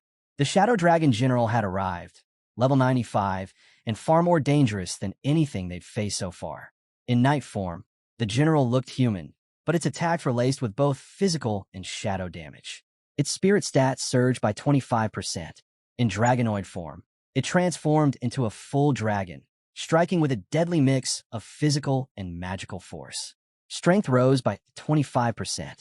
At low HP, it summoned Shadow Miasma, draining life from everyone around it. This wasn't a boss phase. It had been a trick all along. The real enemy had been hiding inside from the start. Lu Fan caught on immediately. No more deception, just destruction.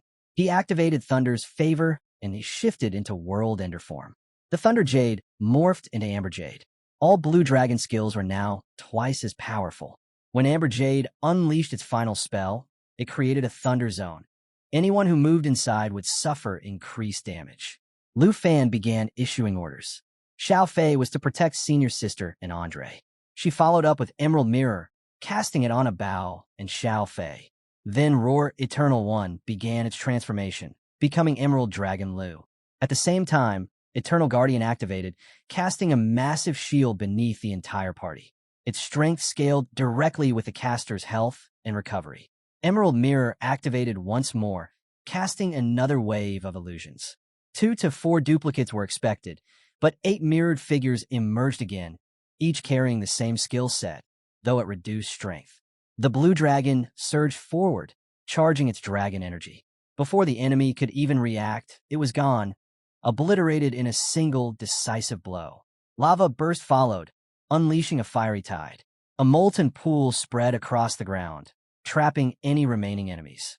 They sank slowly, burning with each passing second. Then came thunderous clouds. Storm energy swirled above as 3 bolts of lightning rained down in quick succession. Their force was tied directly to spirit stats, and anything hit was reduced to ash. What once seemed like an unstoppable foe was now nothing but smoke and silence. The ruined city's path finally opened. Lu Fan leveled up to 46. Black Dragon advanced to level 45. Emerald Dragon reached level 40. Blue Dragon climbed to level 27. And Guardian Flow awakened a brand new skill. Xiao Fei just unlocked a game-changing ability, an energy shield that lasts a solid 5 minutes. It cuts incoming damage by 30% and completely blocks all debuffs and harmful effects. At level 40, thanks to the Emerald Dragon contract, Xiao Fei can now use Guardian Flow, casting the shield on either himself or any ally.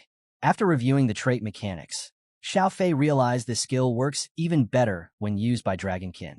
With its boosted effectiveness, the group no longer had to constantly restore Emerald Light to fend off the creeping miasma.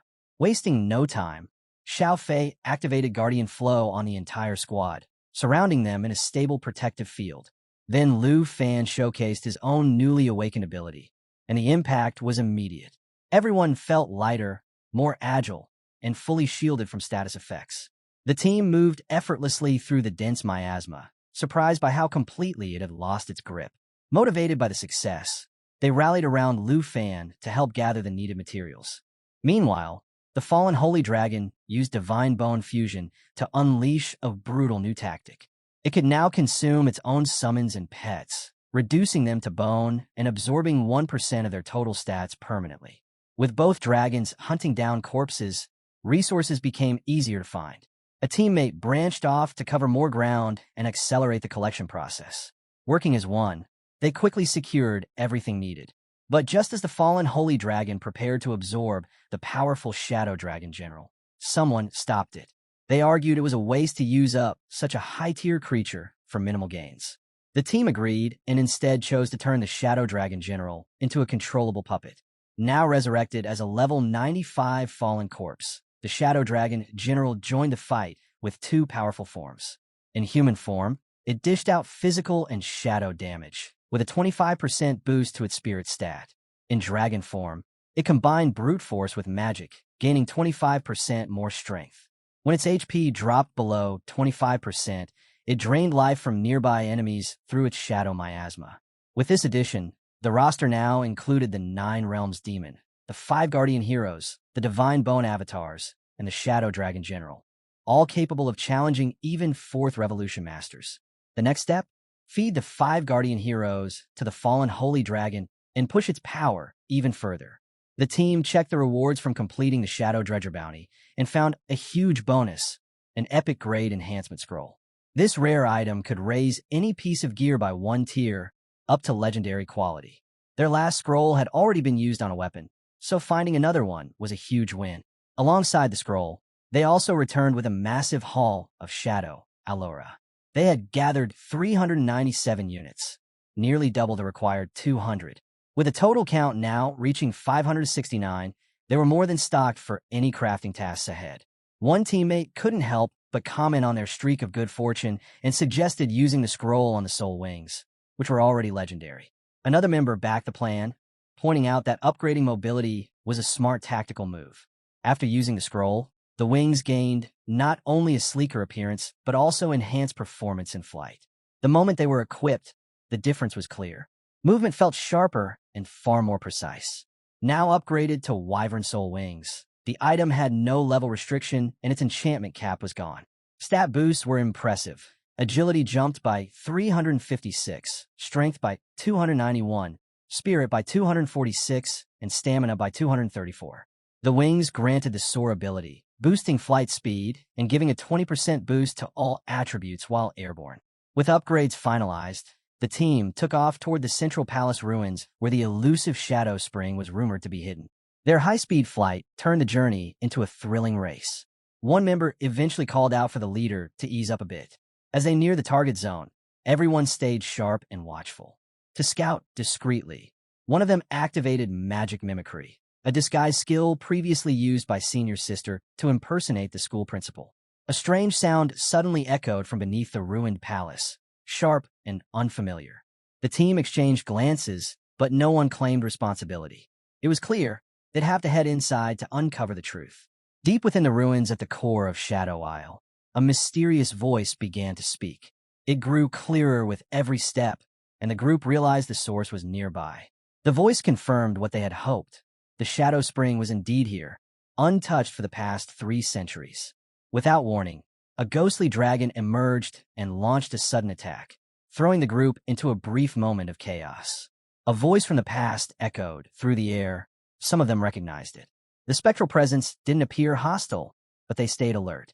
The figure introduced himself as the court grand mage of the former Tenfu Kingdom. He had perished while defending the sacred fortune light spring 300 years ago. He explained that a black dragon's invasion had unleashed the miasma, corrupting the entire island. The king fell into darkness, and the people were turned into undead. The mage begged them to free the king and end the suffering that had plagued the island for generations. He revealed that no other adventurers had made it this far since the fall. The Shadow Spring was still protected, but by the corrupted king himself.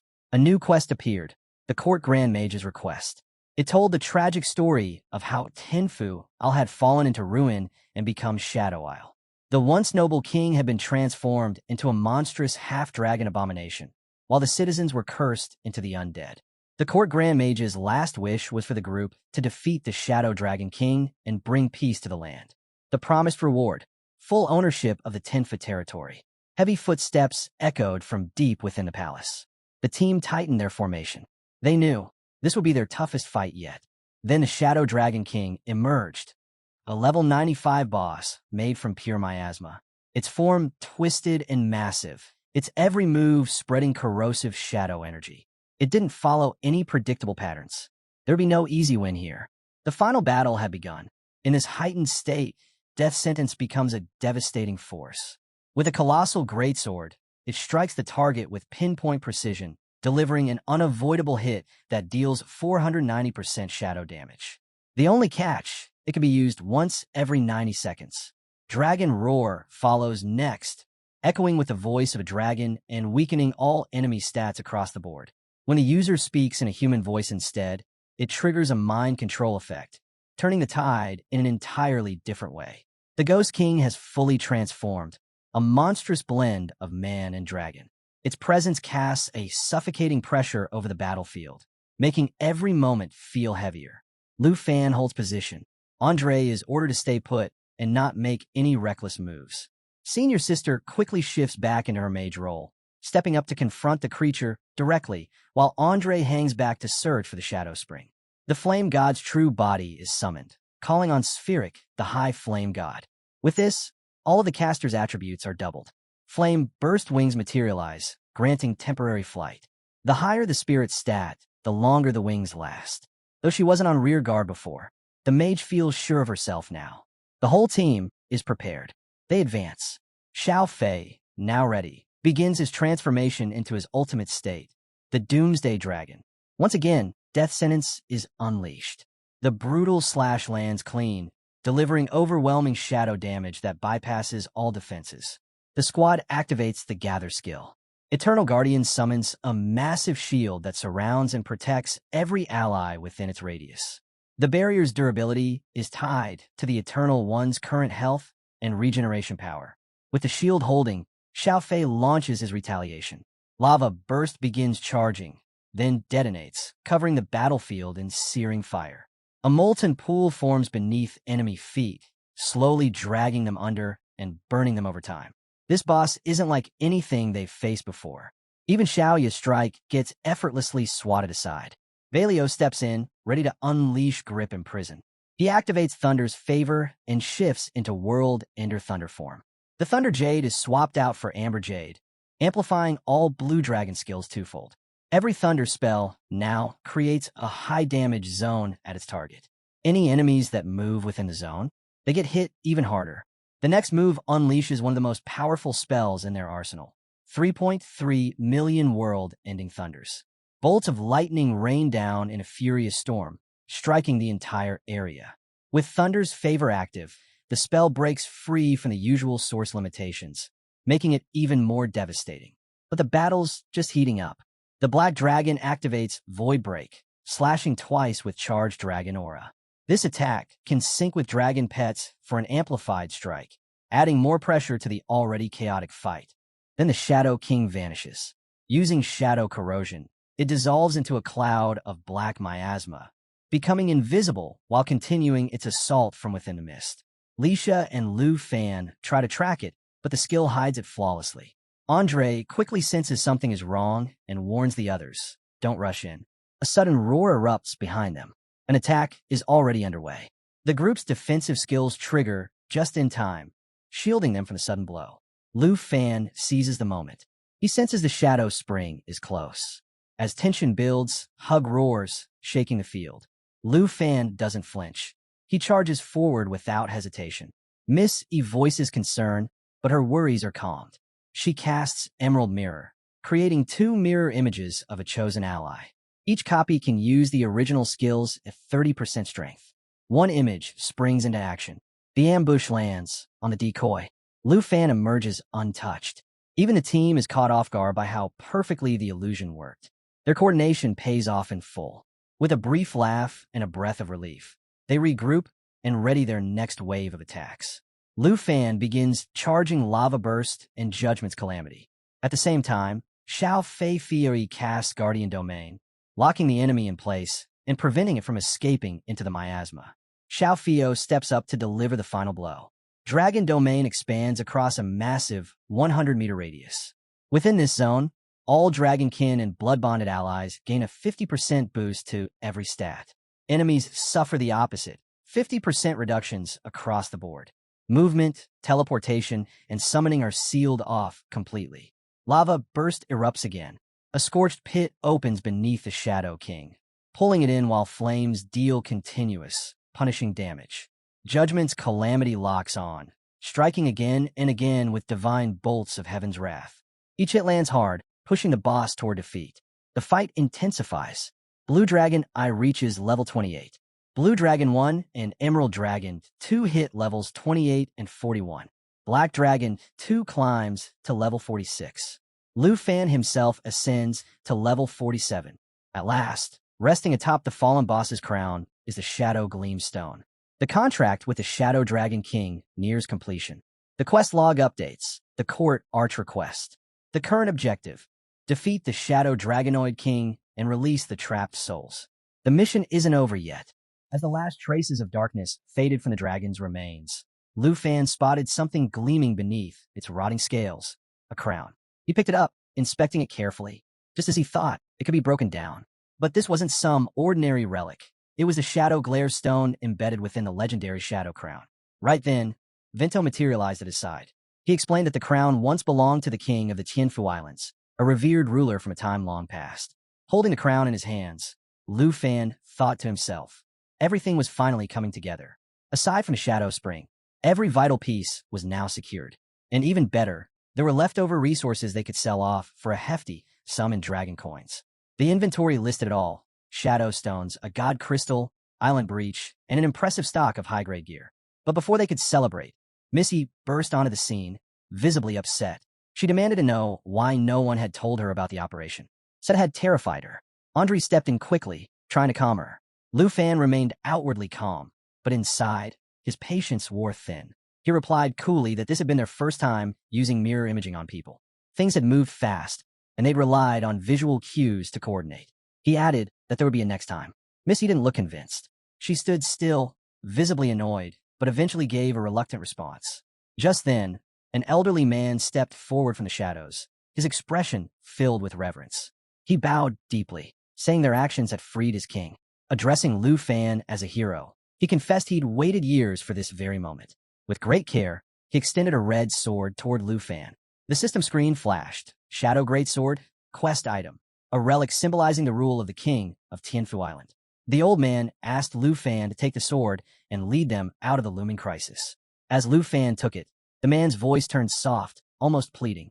Hands clasped together, he said the sword was now in Lu Fan's hands so the spirits of the island could finally rest. He thanked him sincerely for returning Tianfu Island to what it once was. Moments later, the system updated again. New lore unlocked. The tale of the Dragon King and the kings laid to rest.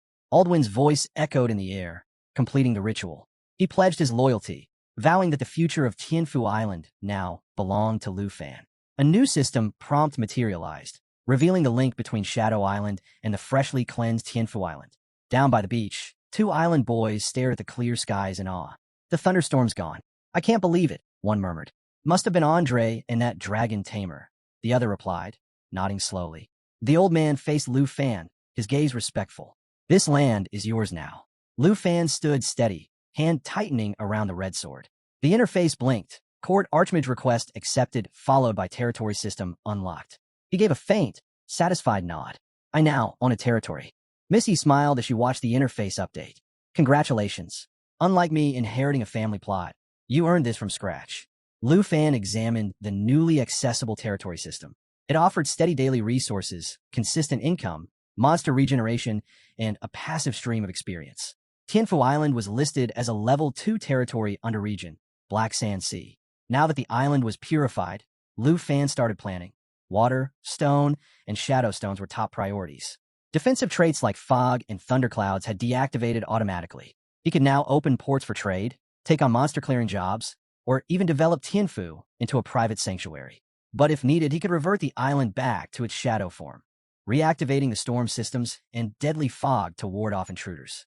Resources and monster behavior would adjust accordingly. He could also assign dragons and puppets to stay behind and grind experience on their own. With the island claimed, Lu Fan gained the territory teleport skill.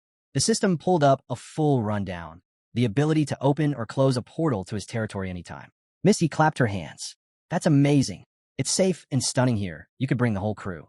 But Andre didn't share her excitement. He looked uneasy. What about me? What should I do? Lu Fan turned toward him. Something wrong. Andre hesitated, then admitted. My mission was to destroy the Shadow Spring. But I only found one spring here, and it wasn't the Shadow Spring. Before he could say more, Missy chimed in, thoughtful. Maybe there's a hidden chamber somewhere. I'll help search. Lu Fan raised a hand to stop her. Hold on. Take me to the spring you found first. He reopened the system screen. If I'm right, I might be able to convert it into the Shadow Spring. Andre blinked. Convert it? What do you mean? Missy chuckled, tossing a glance at Lu Fan. Well, you're the owner now. Bet you've got a solution up your sleeve. As they made their way through the dense jungle, Andre spoke up, his tone a bit sheepish. My family controls a lot of land, but I've never had a territory of my own. They arrived at the spring. Lu Fan looked it over, surprised. I thought it'd be a minor spring, didn't expect something this big. Missy's eyes lit up. It's beautiful. Andre leaned in, curious. So, you're thinking of turning it back into Shadow Island? Lu Fan nodded. Exactly. If this is the right spring, Flipping the island state will transform it into the shadow spring. Missy crouched beside the water, peering into the clear depths. Water this pure makes me want to jump in for a bath. Flustered, Lu Fan quickly waved her off. Please don't. She dipped her hand in anyway, then froze. Lu Fan noticed the change in her face. What is it? The water's incredible, she said, eyes wide. Just touching it boosted my attributes. Andre immediately reached in too, reacting with amazement. She's right. I feel it working. Lu Fan followed suit, placing his hand into the spring. Instantly, he could feel it too. The spring water granted a noticeable boost. A system message appeared in his mind, breaking down the effect. Each level allowed 10 seconds of contact, and during that time, all attributes increased by 3 to 30%, scaling with level. Missy's face lit up even more. This is insane. It means you can get stronger just by training near it. Before the excitement could settle, another prompt opened. Detailed specs on the blessing spring water. Missy's entrepreneurial instinct kicked in. We need to tell Boss Tianhua. If we bottle this for trials, we could sell it for a fortune. Don't worry, I'll only take a small cut. Lu Fan raised an eyebrow. Let's not get ahead of ourselves. I'm not selling it. We need to help Andre finish his quest first. He tapped the screen again, and the Shadow Island interface surfaced. The dual nature of Tianfu Island and its shadow counterpart became crystal clear. Back on the beach, the two boys looked out at the shifting waters with concern. Why does the water keep changing colors? One asked, uneasy. The other's brows furrowed. Did something go wrong? Maybe Andre and the dragon tamer didn't succeed after all. The screen flickered, then updated. Storm mode on. Thundercloud on. Miasma fog on. All island defenses were back online. Just as Andre lifted his blade, preparing to strike the corrupted spring, Lu Fan stepped in. Raising his hand, he called out, Xiao Fei, activate Guardian Flow. A new system panel appeared, displaying the spring's true nature. Once a sacred source of blessing, now corrupted by thick shadow energy. Instead of spreading light, it had started generating miasma. Andre froze. Wait, Lu Fan, I get it now. Destroying the shadow spring means destroying one of your key resources. Lu Fan remained calm. Don't worry. Once your quest is done, I'll have someone fix it. Missy chimed in with a grin. If we're fixing things, why not just rebuild the whole ruined city while we're at it? Andre looked at them both, clearly moved. You're too kind. I'll take responsibility for the repairs. Without another word, he raised his sword and brought it down. The corrupted spring cracked under the blow. Quest complete. As they stepped back, he gave Lu Fan a teasing grin. I'll turn this place into a resort for you. Just wait. Right on cue, lightning ripped through the sky, flashing like a curtain dropping on the chapter's end. Lu Fan stood still, lost in thought. The expedition to Shadow Island was complete, and what a journey it had been. He looked over his shoulder, casting one last glance at the land behind him. This trip was worth it. I gained a stockpile of synthesis materials, unlocked a territory, and became a lord. Andre's mission didn't just end with a sword swing. It brought big returns. Still feeling guilty about damaging Lu Fan's territory, he stepped forward and handed over a glowing item. A system window lit up in front of them. Skill book, Wrath of 10,000 Dragons, requires level 45. The three of them stood there in silence, soaking in the calm after the storm. Lu Fan's mind drifted ahead. Only one step remained now, the repair of the Shadow Spirit Eye. And once that was done, the final key to forging a contract with the Shadow Dragon King would fall into place. As the scene shifted, Lu Fan remained silent, lost in thought. A full week had passed since he had claimed Shadow Island and transformed it into the serene, flourishing Tianfu Island. In that time, he had deactivated the island's defenses, allowing the puppet army to summon monsters nonstop, perfect for grinding levels. To make access easier, he'd also relocated the teleportation gate directly into Villa Number 2. Word spread fast. Friends and allies started visiting, drawn in by the island's beauty and peaceful atmosphere. It wasn't just a training ground anymore. It had become a destination. Lush, calm, and far removed from the chaos of battlefields, Tianfu Island was now the place everyone wanted to be. For Lu Fan, it was no longer just a territory. It was a haven for future allies to grow and relax together. But paradise still had its flaws. The Shadow Spring, damaged during Andre's quest, remained unstable. Until it was fully repaired, they couldn't harvest its precious waters. That thought brought Lu Fan back to its edge, where he now stood, staring down into the clear depths, lost in reflection. Suddenly, the water rippled, and from its depths, a massive golden dragon emerged. Its body glided through the spring with majestic ease. As it stepped forward, the ground trembled softly beneath its paw. Lu Fan, who had been swimming nearby, instantly froze. His head snapped toward the massive creature. The dragon's voice echoed with weight. So, this is where you've been hiding. Lu Fan's eyes went wide. Hey, hold up, don't come any closer. Before anything could escalate, Miss Ye's voice rang out. A hot spring? And no one told us? You scoundrel. She stepped forward too quickly and slipped. With a loud splash, she landed right on top of Lu Fan. He instinctively caught her. Careful, he said, trying to keep them both upright. Blinking in surprise, she stayed there a moment before muttering, It's really slippery. Still flustered, Lu Fan demanded, Why are you even here? With a mischievous smile, she leaned in. Your face is all red. Are you getting shy? Well, no. It's just the hot water, he snapped back. Laughing, Missy pushed herself up and tapped her in her face. All right, I'll stop teasing. Good news. The shadow springs fully repaired. Lu Fan's expression shifted instantly. Finally, he stepped out of the water, grabbed a container, and knelt by the edge of the spring. Carefully, he began collecting the newly restored spring water. It's done, he said softly. Everything's finally in place. Missy leaned in, curiosity sparkling in her eyes. So, what exactly have you been working on this whole time? Lu Fan didn't look up. You'll find out soon enough. He confirmed the final step in the crafting interface. Instantly, a system prompt appeared. Shadow Dragon King's contract. Confirm crafting? Yes or no? Without a pause, Lu Fan tapped yes. The spring water surged, spinning rapidly around the hovering item. Lu Fan's gaze locked onto it, excitement building. It's done. Missie's breath caught. Wait, is that a summoning scroll? Just then, Xiao Fei arrived by their side. Lu Fan wasted no time. He caught the scroll midair and held it out. Xiao Fei, eat it. Without hesitation, she gulped it down. Missy stared, stunned. Are you insane? Lu Fan chuckled. It's not just a one-time scroll. Once Xiao Fei absorbs it, it becomes her skill. She'll be able to use it forever. The system confirmed. Natural assimilation. Shadow Dragon King contractor skill acquired. Effect. Summons the Shadow Dragon King's blade. Level scales with user. Xiao Fei lifted off, power rippling through the air. Lu Fan pointed toward her. Now, show me your real form. Minutes passed. Missy stood beside him, scanning the sky. Lu Fan's brows furrowed. The summoning had clearly succeeded. So where was the dragon?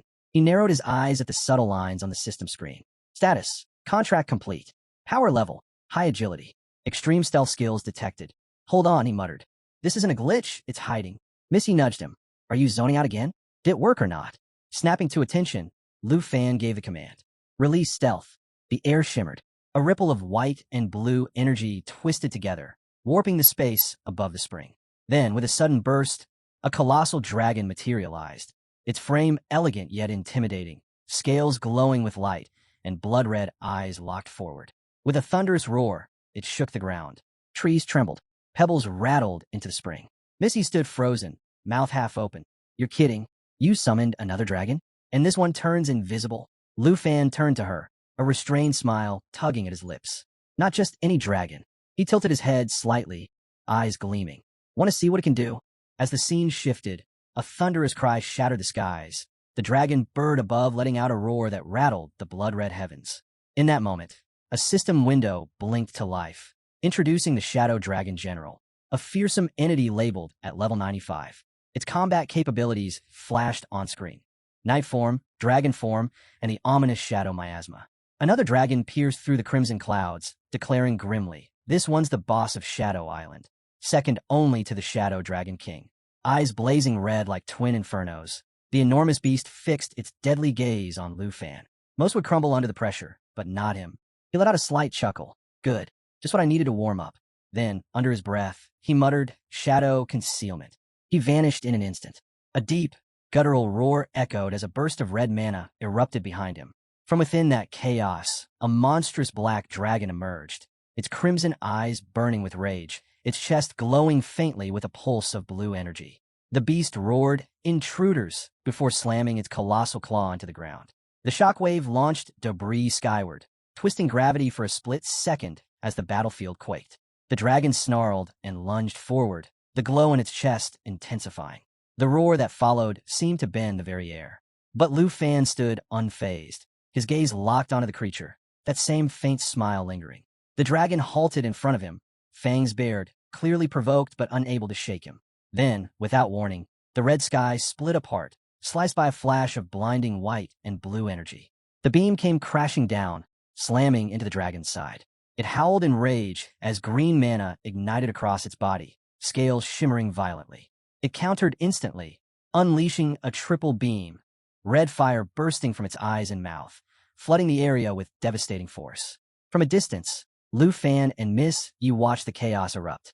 Gritting her teeth, she muttered, "We can't even pinpoint the enemy. We're just sitting ducks here." Her voice wavered. "This is madness." Lu Fan's eyes lit up. "Then let's tip the balance," he said calmly, casting Soul Perfection. "Target, the Shadow Dragon King." The spell took hold. Xiao Fei staggered as a surge of energy crackled in the air. A new screen lit up. Jade Dragon 2's form switch. Light of Soul. Immediately after, another notification appeared. The Jade Dragon Bloodline. A rare trait that instantly doubled the effects of every skill used by dragons, and those bound by their blood. The battlefield surged with magic as Jade Dragon 2 descended in its full, radiant form. A third system alert flickered into view, unveiling a support skill, Soul Protection. The description was clear: boost ally stats by 100% to 200%, depending on unique conditions and fouls triggered during combat. Without warning, the Shadow Dragon King roared again, its voice booming across the skies as it hurled raw shadow energy straight at Jade Dragon 2. The force warped the space it traveled through, distorting reality itself.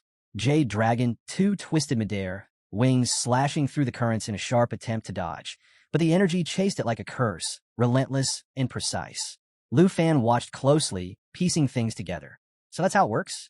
Even with Xiao Fei in full sync, the Shadow Dragon King's concealment is powerful enough to keep her hidden from detection.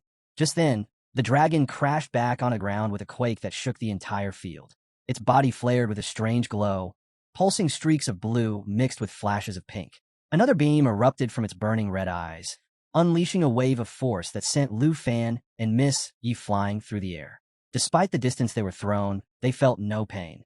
The strike hadn't been meant to damage them. Instead, the torrent of energy tore through the field and struck a lone, ancient relic, a towering, rune-marked clock lodged deep in the earth. As the blast connected, a final system notification appeared. Shadow Cloak activated. Its effect? Immunity to all magical, physical, and formation-type attacks. Lu Fan stood, brushing off dust as he spoke calmly, turning all damage into nothing. That's what you call absolute defense. Now then, Shadow Dragon King, let's see your ultimate move.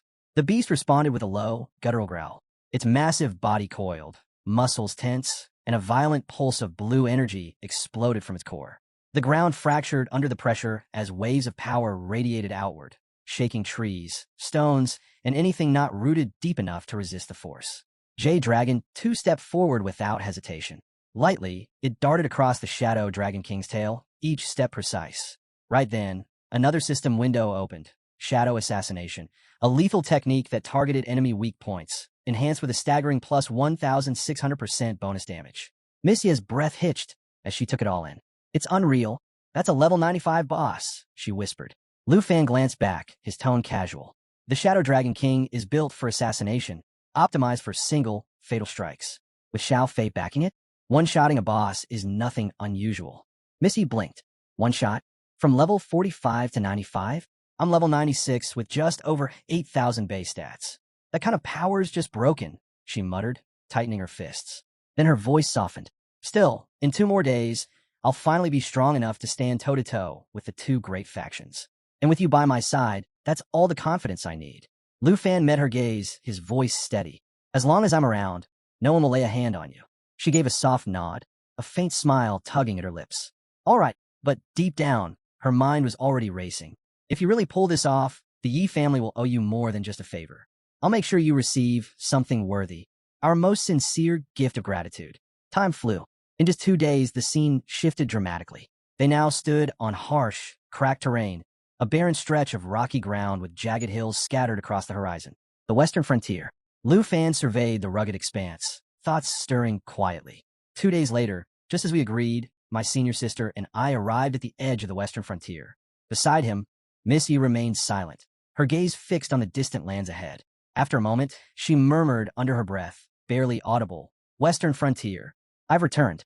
The skeletal dragon drifted soundlessly through the clouds as Lu Fan looked down at the vast landscape below. He glanced over at Miss Yi and remarked how rich and breathtaking the land was. Now he understood why so many noble clans had made this place their home. Miss Yi, steady as ever, replied that since the early days of the Dragon Kingdom, these noble families had been its backbone. In gratitude, the kingdom had handed over the resource-filled western frontier to them. She added that, to preserve their autonomy, The kingdom even avoided building cities in the region. Lu Fan raised a brow, unsure if that was the whole truth. He asked her directly. She met his gaze and nodded without pause. Then she elaborated. The Long family might look impressive to outsiders, but out here, they were at the bottom of the noble hierarchy. Deeper in the frontier, far more powerful families resided. Siba rank, a rank, some guarded by fourth-tier cultivators. And in those circles, even a fourth-tier expert barely registered. The dragon glided over endless mountains, its wings cutting through the clouds. Lu Fan stared into the distance, his thoughts heavy. He was beginning to understand just how little he truly knew. The power hidden in this land ran far deeper than he'd ever imagined. Compared to those elite clans, he was barely a speck. As they passed over the dragon's massive skull, Lu Fan spotted a faint gleam in its hollow sockets. Was it awareness? Malice? Whatever dark force had reanimated this beast, it had clearly noticed them. His mind sharpened. He reminded himself. This was exactly why he had to endure. When the wheel turned, he would be ready. Missia's voice pulled him back. They had arrived.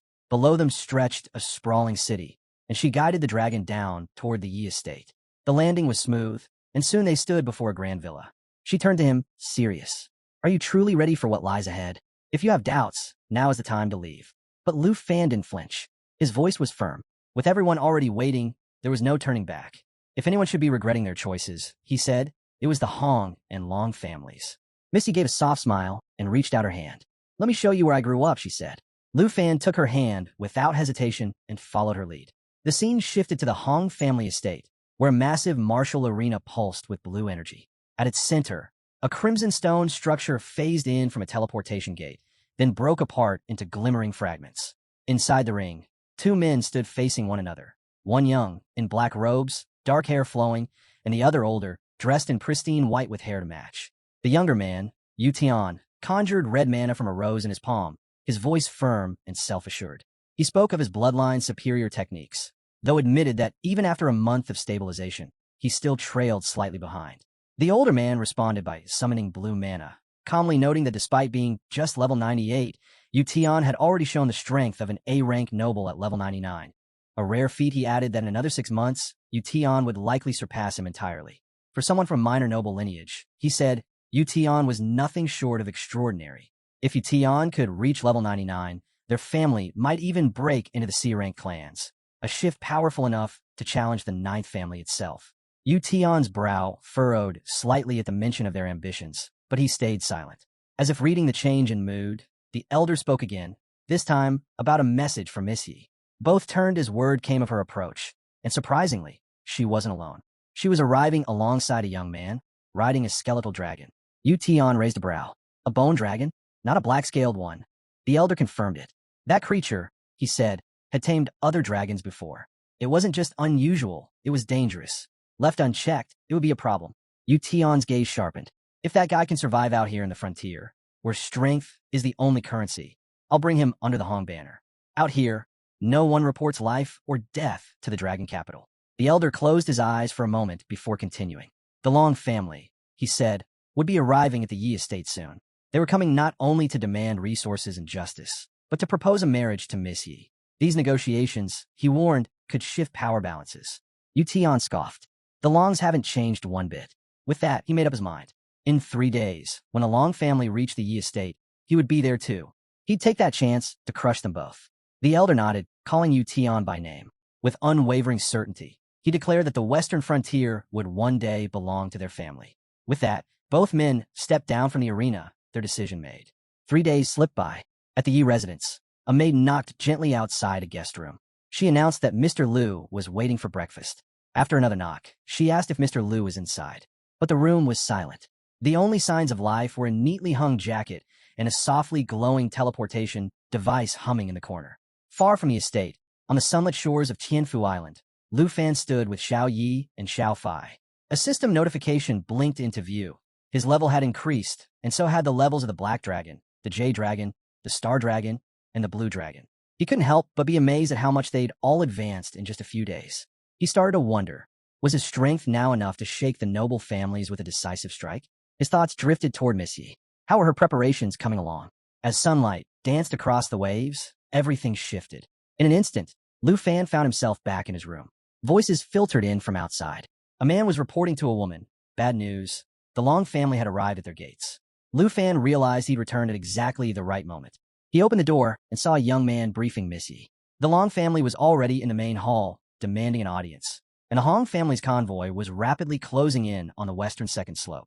Missy gave a sharp nod and told the guards to escort the guests to the holding area and not to let anyone else through. She turned to Lu Fan. "They're here," she said. "All of them." Lu Fan smiled. "Then there's nothing to worry about. As long as we stand together, no one can lay a hand on you." Inside the Yi family's main hall, they approached a long table where several men sat waiting. Lu Fan's tone was biting. "Still remember how to get here, do you?" One of the men, his hair gray and slicked back, smirked. "Is this the famed Yi family hospitality? We've been sitting here, and not even a cup of tea." Miss Yi met his sarcasm with steel. "After the way you behaved, it's a wonder you're even allowed past the gates." The man let out a cruel laugh. "Please, even if we pissed on your doorstep, who'd have the guts to say a word?" Another man stepped forward.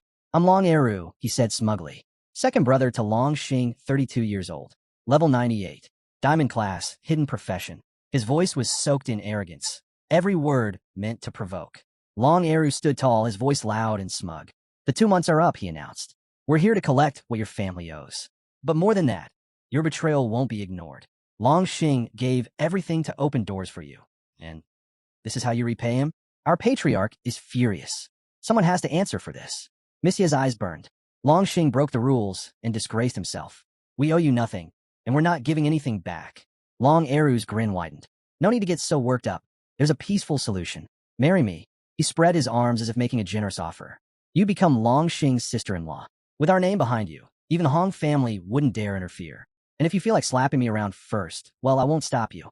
Missy raised her hand and pointed straight at him, her fury uncontained. From the back of the room, Long Xing let out a cold laugh. "If you keep my brother satisfied," he sneered, "maybe I'll even consider letting you off easy." Before Missy could say a word, Lu Fan stepped forward. His fists were clenched, his voice sharp. "Shameless toads," he snapped. "Do you really think you're worthy? Go look in the mirror before parading your arrogance in someone else's home." Long Eru stays quiet for a beat, but Long Xing suddenly explodes, yelling at Lu Fan for daring to talk to his elder brother so rudely. Unfazed, Lu Fan calmly places his hand over Missie's and looks straight at the two brothers. He tells her there's no need to worry. He won't let them bully her again. Missy turns to Lu Fan, gently saying his name. A light flush creeps across her face. Then, with a wry smile, she comments on how grand the Long family's entrance is, almost like they've come to take over. She wonders aloud what someone as fragile as her could possibly do in a situation like this. Lu Fan lets out a small chuckle, his lips curling into a quiet grin. He says, half in jest, but with a bite, that everyone just heard the Long brothers loud and clear. Not only are they after the Yi family's assets, but now they're aiming for him too. Then his voice steadies. He promises that he'll protect the Yi family and Miss Yi herself. The weight of his words lands heavily, drawing cold stares from the Long brothers, their fury barely restrained. Long Eru sneers, mocking Lu Fan's bold claim. To him, it's absurd. Just because Lu Fan's standing next to Missy now doesn't mean he gets to meddle in noble family affairs. But Missy steps forward, her voice sharp. She reminds them that noble families follow rules and rank. And as the current head of the Yi family, she declares that Lu Fan will be their representative in this matter. Her tone leaves no room for challenge. Long Eru's eyes narrow in disbelief. He demands to know what she means. Without flinching, Lu Fan takes the main seat at the front of the hall. Missy stands beside him, her hand still resting on his. She states it plainly. He is now the acting head of the Yi family, and she asks if that's clear enough for the Long family. The brothers immediately erupt in protest, outraged that she would hand the family over to an outsider. But Long Eru quickly cuts off his brother, ordering him to stay quiet. Just then, a system alert echoes through the hall, officially confirming Lu Fan as the new master of the Yi residence. Long Eru lets out a cold laugh, accusing Lu Fan of only daring to sit in that seat because Missy told him to. He scoffs that she's clearly blinded by her feelings for him. Lu Fan brushes the comment aside, his voice flat. Her feelings aren't the issue. What matters now is figuring out who in the Long family actually holds power, so he knows who he's really dealing with. Long Xing glances over at his brother, hinting whether it's time to call on their ancestors. But Long Eru, fed up, drops all pretense. He barks for everyone to clear the area. Even Long Xing steps back, caught off guard. Seething, Long Eru growls that whatever miss he feels for Lu Fan is no excuse for this public insult. He warns that he's done holding back, and if she dares to get involved again, he threatens she may not like what happens to that lovely face of hers. Missy moves to respond, outrage in her eyes, but Lu Fan gently stops her. Calm and steady, he tells her to let him handle it. Golden energy begins to gather around Long Eru as he readies himself. With a sneer, he offers Lu Fan a courtesy befitting noble blood. He'll give him a 3-count head start. But Lu Fan doesn't move. Still lounging in the main seat, he rests his head in one hand and says coolly, if he's still breathing after the count of 3, he'll step down from his role and leave the western frontier without a fuss. Long Xing, visibly tense, warns his brother to be careful. He points out that Lu Fan's black dragon has been silently tracking all their moves. Long Arrow laughs it off, scoffing at the idea. He doesn't believe that someone like Lu Fan, a 4th-tier diamond monk with just 20,000 defense, could survive a few real hits from him. Raising his voice, Long Eru surges his energy higher and throws down his own wager. If Lu Fan is still alive after the count, the Long family will give back everything they took, including Cloud Edge Mountain. And now that Lu Fan's accepted the challenge, he says there's no need to hold anything back. Lu Fan simply lifts his hand, holding up 3 fingers. 3, he says, the countdown beginning. To everyone's astonishment, Lu Fan doesn't budge. He simply lifts 2 fingers, 2, still sitting in complete stillness. Long Eru's confident smirk begins to fade. Beads of sweat slide down his brow. In that tense silence, a memory hits him. Lu Fan once took 10 full-force blows from a Hong family elder without so much as a bruise. If he survives even one of his dragon strikes now, it could mean disaster. Lu Fan raises a final finger. 1. In that instant, the air around them twists. A chilling blue light flashes through his eyes, altering the entire energy in the room. Then it happens. A ripple surges invisibly through the space. The very air vibrates with force. Yet Lu Fan and Missy remain completely still, untouched by the unseen blow. To the watching crowd, it looks like nothing occurred at all. Long Eru tries to brush it off with laughter, calling it an empty trick. He mocks their stillness, sneering that Lu Fan froze from fear, and taunts Missy for placing her hopes on someone so useless. Missy opens her mouth, anger flaring, but Lu Fan gently cuts her off. He tells her not to waste her breath on people like this. His voice is calm, unaffected. That's when Long Xing places a hand on his brother's shoulder. Do you still think it was all for show? Long Eru turns to him in confusion, then winces. A slow, dark stain begins to spread across his robes from his midsection. His body starts to tremble. Lu Fan speaks softly. It's already over. Long Eru collapses. Blood pools around him. The entire hall goes dead quiet. The silence shatters as panic breaks out. Long family members begin to shout and scramble. Long Xing's eyes widen in horror. He yells for someone to help his brother. But no one moves. They all see the truth. Second Master Long is gone. Dead in an instant, never even able to strike back. Long Xing stands frozen, his body shaking. He can't comprehend what just happened. Lu Fan never even stood up. How? Lu Fan remains seated, hands calmly clasped, completely unfazed. Cries of rage rise from the Long clan. They accuse Lu Fan of murdering their second master and demand justice. One voice booms above the rest, calling for Lu Fan's execution. But Long Xing steps forward, his voice sharp with warning. He tells them to back off, unless they're truly ready to die. Still, the uproar grows louder. More voices join in, shouting for Lu Fan's capture, insisting he must answer to the Long family. Missy turns to Lu Fan and says they should leave someone alive to spread the word. Lu Fan nods, telling her to go ahead. He'll handle the rest. As she moves to the side, Lu Fan lifts his hand and lets out a low whistle. What follows is swift and merciless. In the blink of an eye, Long family members begin to drop, one after another. No warning, no escape. Long Xing stands frozen, watching in horror. He stares at the trail of fallen bodies and mutters, almost in disbelief. Is it over?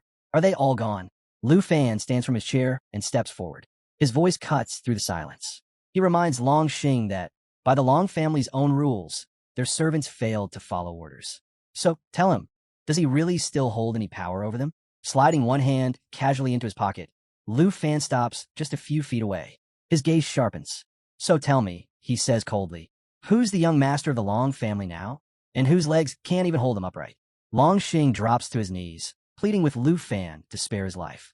He insists he was only following orders from his second brother. But Lu Fan coldly brushes him off, warning him not to touch him with those filthy hands. Missy stands by, watching in silence. Lu Fan then reveals he never intended to kill Long Xing. Instead, he has a task for him, just like before. He wants Long Xing to go back to the Long family and deliver a message. Relieved, Long Xing quickly agrees, thanking Lu Fan profusely for his mercy. As Lu Fan turns to leave with Missy, he lays out his demand. Within 3 days, the Long family must return all of the Yi family's resources and transfer every bit of territory to them. That's not all. Lu Fan also declares the Longs must offer yearly tributes and support the Yi family in every vote. The gods will follow the Yi family's lead from now on. Long Xing nods, agreeing to pass on the message. But Lu Fan isn't done. He warns that if the Long family refuses, he'll destroy them completely. I understand. Long Xing stammers, promising to repeat every word exactly. At that, Miss Yi gives a sharp command to throw him out. The gods move without hesitation, tossing Long Xing to the ground. One mocks him, calling him a dog, and saying this is exactly what the Long family deserves. Lying on the ground, Long Xing clutches himself, mind racing. He wonders how anyone will believe the message he's been told to deliver. After all, Lu Fan killed his second brother and countless others without lifting a finger. People will want to know what kind of power Lu Fan used, but Long Xing has no answers. Lu Fan never even got up from his seat. One of the gods suddenly shouts at him to leave unless he's looking to die. The voice grows louder, snapping at Long Xing for ignoring them. Panicked, Long Xing bolts, yelling over his shoulder that there's no need to kill him and begging for mercy. The guards laugh behind him, saying it's good he knows to run. Another chuckles, noting that their reputation still packs a punch. Long Xing races through the area, his mind spinning. He suddenly recalls something and yells that his hunch was right. Just then, the system flashes a warning. Someone nearby has shadow concealment skills. He freezes for a moment, sensing a dragon-like presence trailing him. Eyes wide, he shouts that it's been following him this whole time. Without wasting another second, he dashes away at full speed. Half an hour passes. Out west, under clear skies and chirping birds, the focus shifts to the Hong family. Yu Tian leads his group toward the Yi family grounds. As they travel, one member brings up a report. The Long family had sent out dozens of third-tier servants earlier that day. He questions whether that's enough to stand against the Long family. Yu Tian dismisses the concern. To him, they're just low-level players, somewhere around level 60 to 70. Not worth worrying about. After all, Yu Tian himself is level 98. Suddenly, someone spots Long Xing in the distance and alerts Yu Tian. Long Xing, clearly shaken, catches sight of them and shouts that they should pick up the pace. The Hong family members snicker at his disheveled appearance, mocking the panic on his face. They joke that the noble family infighting must have rattled him hard. One scoffs at the Yuchan swordmaster's reputation, saying his level was always inflated and his stats never lived up to it. Another remarks that Long Xing doesn't even come close to matching their young master's level. But through it all, young Master Hong stays silent, studying Long Xing carefully. Then, without warning, he gives the order. Everyone is to head straight to the Yi family at full speed. His group is caught off guard by the sudden urgency, asking if it's really that serious. Yu Qian doesn't look back. Watching Long Xing, trembling in fear, told him enough. Something's off today. Floating ahead, he mutters that this visit may be far more challenging than he expected. Half an hour later, back at the Yi family's western frontier courtyard, two guards stand by the entrance. As Yu Qian and his team approach, one of the guards recognizes the group and murmurs that the Hong family's here to stir up trouble. The other guard turns around immediately, saying it's not their place to interfere. They need to report this to Miss Yi right away. Yu Qian steps forward calmly and halts the guards, telling them there's no need to bother anyone else. With a swift motion of his fingers, he kills one on the spot. Blood sprays as the guard crashes to the ground. The second guard panics, eyes wide with fear. He screams for Miss Yi, warning that the Hong family is attacking and trying to flee. Yu Qian raises his hand again, annoyed by the noise. Just as he prepares to strike, a wave of fire cuts through the air. He quickly blocks it, turning his eyes upward. Miss Yi descends from the sky, weapon in hand. She glares at Yu Qian, accusing him of openly killing people in broad daylight and calling him reckless beyond reason. Yu Qian lands calmly amidst the chaos. He shrugs off her words and declares that since the first blow's already been dealt, there's no room for negotiation. Without delay, he launches an attack at Miss Yi, warning the Yi family that anyone who dares defend her will be shown no mercy. The system flashes a notification. Layered 7 kills detected. Miss Yi's weapon, infused with blue mana, is identified as an imbued melee weapon. Yu Qian lets out a mocking laugh at her choice of words. He draws his sword and rushes in, saying that no mercy is exactly what she shouldn't have said. Even as she defends herself, Yu Qian comments on her bravery, calling it impressive that she still stands after the wounds he once gave her. The system now identifies Yu Tian's blade, the White Jade Sword, a level 90 S-class weapon with piercing, illusion, and world light properties. The clash intensifies. Missy pushes herself to her limits. Yu Tian grins, saying she must have forgotten the pain after healing. And this time, he plans to remind her properly. A powerful strike launches Miss Yi into the sky. She recovers midair and leaps to a safer position, but the Hong family members close in fast, surrounding her. Yuqian gives the order, attack. He wants her to remember what happens to those who oppose him. A few Hong members rise into the air, preparing to strike from above. Their goal is clear: wipe out the Yi family entirely. But before they can act, a new force crashes into the scene. Long Eru, the Long family's second brother, suddenly appears overhead, unleashing a massive blow that devastates the Hong members below. Everyone reels in shock, shouting and scrambling to understand what's happening. Yuqian's expression shifts. One of his subordinates calls out, asking if that's really Long Eru. From above, Lu Fan watches the entire scene unfold. With his system tracking everything from the rooftop, he sees Long Eru's attack and smiles. Long Eru, gripping the heads of two Hong members, responds without hesitation. He declares that he's acting on Lu Fan's command. The system then reveals the level of the fallen Long Eru, level 98. The Hong family warriors aim their weapons at Long Eru, turning to Yuqian with confusion. "What's going on?" one of them demands. "Did the Long family turn against us?" Yuqian stares at Long Eru, stunned. "Why are you siding with the Yi family?" he asks, unable to hide his disbelief. Suddenly, Lu Fan's voice cuts through the tension. Standing off to the side, he lifts his head and mutters with a grin, "Another win for me." He gestures toward his system, which is feeding him real-time updates on the battlefield. The Hong family notices him. One of them points and asks, "Who is that guy?" Before anyone can respond, Missy calls out, "Lu Fan, Yuqian sent me here to deal with you." Lu Fan waves her off casually. "There's no need," he says calmly. "You don't have to fight, and you definitely don't need to protect me." Yuqian, clearly irritated, swings his sword. Blue mana bursts forth and surrounds Lu Fan in an instant. Dozens of blades hover around him. Yuqian has unleashed the Fearless Nine swords technique. No matter who stands with you, the Yi family is finished. Yuqian snarls. With a sharp command, the swords shoot toward Lu Fan. "You want death? I'll give it to you." Lu Fan doesn't flinch. With a smirk, he orders, "Shadow Dragon King, take care of it." The air tears open, and the Shadow Dragon King emerges. With the Shadow Blade technique, the dragon counters the attack, shielding Lu Fan completely. The system chimes in. The Shadow Dragon King now actively protects Lu Fan from all harm. Yuqian's eyes widen. "A dragon? Where did it come from?" he mutters. "Was it here the entire time?" His confusion grows as the system updates again. 3 of the 9 fearless swords have been formed. Lu Fan's expression hardens. "You injure my senior sister," he says coldly. "Today, you'll pay for every wound you gave her." Perched atop the roof, Lu Fan remains still as the Shadow Dragon hovers behind him like a dark phantom. He watches everything below: chaos, battle, and bloodshed, his gaze calm and calculating. A quiet system alert appears, Shadow Concealment active. This powerful ability lets the dragon vanish or emerge at will, making it a ghost in combat, nearly impossible to trace. On the ground, Yuqian is drenched in sweat, mind reeling with fear. He's never seen a beast like this. No records, no warnings.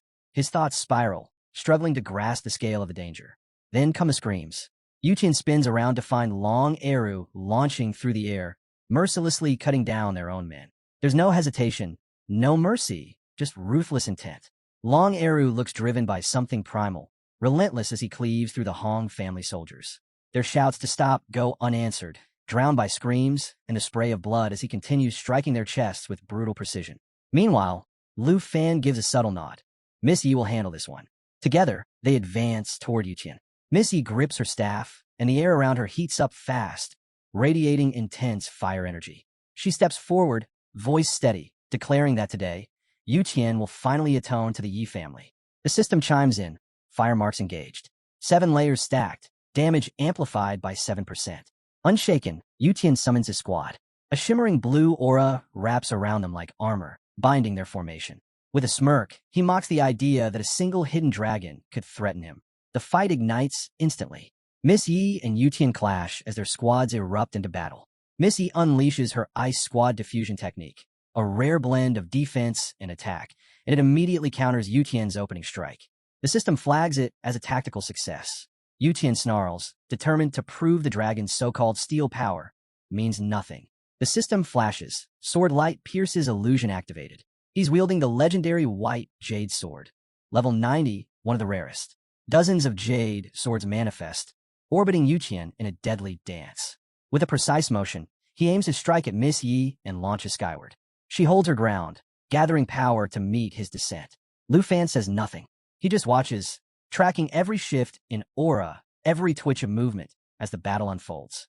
Power surges through the air as Yuqian unleashes sword light, pierces illusion. But even at full strength, his strike can't penetrate Miss Ye's defenses. He falters, confused. Why isn't it working? His eyes dart from Miss Yi to Lu Fan, searching for an explanation. Then, without a word, Lu Fan lifts his hand. The shadow dragon materializes behind him, its massive form emerging from a void. Calmly, Lu Fan addresses Yuqian, calling his strategy clever, but ultimately useless. No matter what skill Yuqian throws at it, the dragon won't be touched.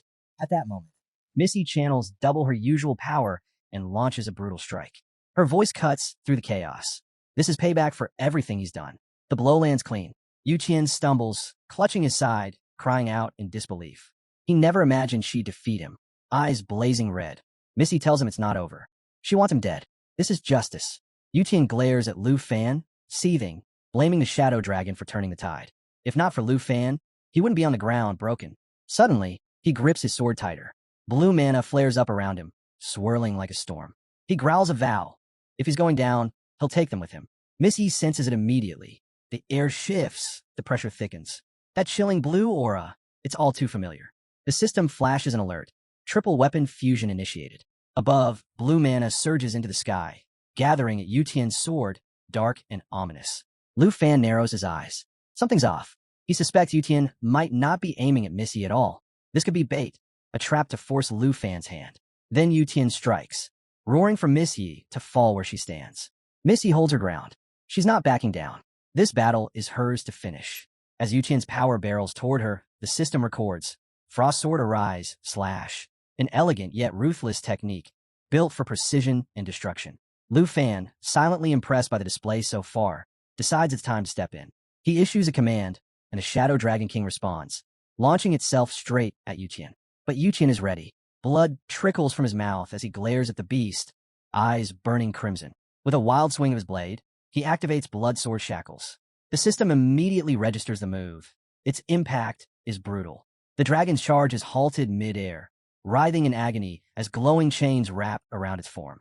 Missy is visibly caught off guard. The system confirms. The dragon is bound. 29 seconds of immobilization remain. Yuqian lets out a manic laugh. He admits he expected the dragon to get involved the moment he threatened Missy. The trap was set, and it worked flawlessly. The system flags Blood Sword Shackles as a high-level, tactical skill, perfectly executed. Missy shouts, calling Yuqian a liar and a schemer. Behind her, Lu Fan remains still, analyzing every detail, planning his next move. Suddenly, Yuqian leaps onto a massive mechanical bird, a rare tier mount as the system highlights, and tries to flee. Time to disappear, he shouts. But Lu Fan's squad is already on the move. A precision strike takes out the bird mid-flight, sending it crashing to the ground with Yuqian aboard. His scream echoes as he slams into the earth, writhing in pain, barely able to stand. Lu Fan steps forward, mocking him. Did you really think I'd let you leave so easily? Before Yuqian can answer, Lu Fan grabs him and presses the full force of his squad's energy to Yuqian's neck. The power is suffocating. You thought the dragon was your only problem? Lu Fan asks coldly. You've forgotten who you're really up against. Panicking, Yuqian pleads for mercy. He tries to invoke the rules. Noble family conflicts forbid killing. Outsiders aren't allowed to intervene. Missy cuts him off. Lu Fan's word is law in the Yi family. Yuqian freezes. That revelation hits harder than any attack. Everything he assumed wrong. Scrambling to survive, he turns to Miss Yi, begging for a ceasefire. He insists his earlier threats were just heat-of-the-moment anger, not true malice. He swears he never intended to kill her and offers to publicly concede. Lu Fan glances at Miss Yi. This is your call. She steps forward, energy building rapidly around her. The Hong family holds you in high regard, she says, her tone sharp. She soars into the air, mana swirling as her aura intensifies. And I fell for the same trick twice. The system confirms. Fight mark active. 7 stacks. Damage boosted by 7%. Yuqian begins to shake, paralyzed by fear. His voice cracks as he yells that the Hong family ancestor only wanted to welcome Miss Yi as a guest. A last-ditch effort to save himself. But Miss Yi doesn't flinch. Without hesitation, she hurls her weapon straight into his chest. The impact is final. Yuqian drops lifelessly to the ground. She roars, declaring that the fallen members of the Yi family, those Yuqian murdered, are crying out for justice. Now, he can join them in death. The system quietly tracks the fading fight marks, ticking down, 5, 4, 3, 2, 1, until the energy dissipates completely. Yuqian's body burns under the weight of her final blow, scorched and broken among the trees. The battle is over. Missy calls out to Lu Fan. "I'm right here," he responds, stepping up behind her. He wraps her in his arms and softly tells her the danger is gone. The Hong family has been dealt with. Beside them, smoke rises from Yuqian's corpse, now crumpled in the underbrush. Lu Fan reassures her. There's nothing left to fear. Then, turning to Long Eru, he gives an order. Leave one survivor. Someone must carry the tail back. Long Eru nods and steps aside, letting one terrified follower crawl away, wide-eyed and shaken by the sight of their young master's charred remains. Lu Fan looks back at Missy. Feel better now? She pulls him close in a firm embrace. It feels amazing. Twin dragons wheel through the air above Lu Fan, their wings churning the sky as they circle their master. Below, the battlefield shifts. Fine ash hovers unnaturally in the air before gathering into motion, pulled by some hidden current. An unseen energy pulses in the air, dense, resonant, unmistakably spiritual. Bit by bit, the ash pulls itself together, molding into a figure. A moment later, the form is complete. Yuqian, standing tall and whole once again. His voice is steady, resolute, as he declares his allegiance to Lu Fan. He reveals that the oath was sealed by a powerful purple decree, binding his loyalty beyond question. Suddenly, the system panel appears before Lu Fan, listing Yuqian's attributes in detail: his strength, combat style, elemental affinity, and current level. Every stat confirms that Lu Fan has just gained a significant asset. Lu Fan narrows his eyes, clearly taken aback. He hadn't expected someone completely reduced to ash to return, fully restored, as if nothing had happened. He quietly categorizes the resurrection ability as dangerously rare, possibly outlawed. It's the kind of power that changes the rules entirely. His mind shifts to his current force. Among his top-tier, 4th-stage elite squad, Long dominates the field with impenetrable defense, crafting shields few can break. Yuqian, freshly added, brings raw offensive power and superb control. With both on his side, Lu Fan senses his team solidifying, dangerous, disciplined, and growing stronger. Overhead, his dragons continue their aerial patrol, sharp-eyed and alert. Lu Fan lifts his gaze for a moment, then shifts his thoughts back to recent losses, Long Eru and Hong Yutian. He wonders if word has reached their clans yet. If it has, he doubts they'll stay quiet. Families of that caliber never let something like this slide. Far away, inside the Long clan's main estate, the mood is grim. The grand hall feels heavy as Long Xing steps forward, eyes fixed on the throne. There sits the clan's king, an ancestral powerhouse at level 98, known as the blood-free Heavenly Rider. The king demands answers. Without hesitation, Long Xing speaks. His voice doesn't waver. He confirms the worst. The reports are true. He explains how the dragon tremor technique struck with overwhelming force, so fast, so violent, that Long Eru never even had the chance to defend himself. He paints the scene with brutal clarity. Each strike from the dragon results in instant death. No time to react. Even third-stage cultivators collapse within seconds, unable to last a heartbeat against the storm. The room falls into stunned silence. Not a single elder speaks. The weight of Long Xing's revelation has shaken them all. The king, composed despite the tension, finally breaks the quiet, his voice low but steady, as he questions how someone from the Yi family could have even reached Long Eru, let alone killed him.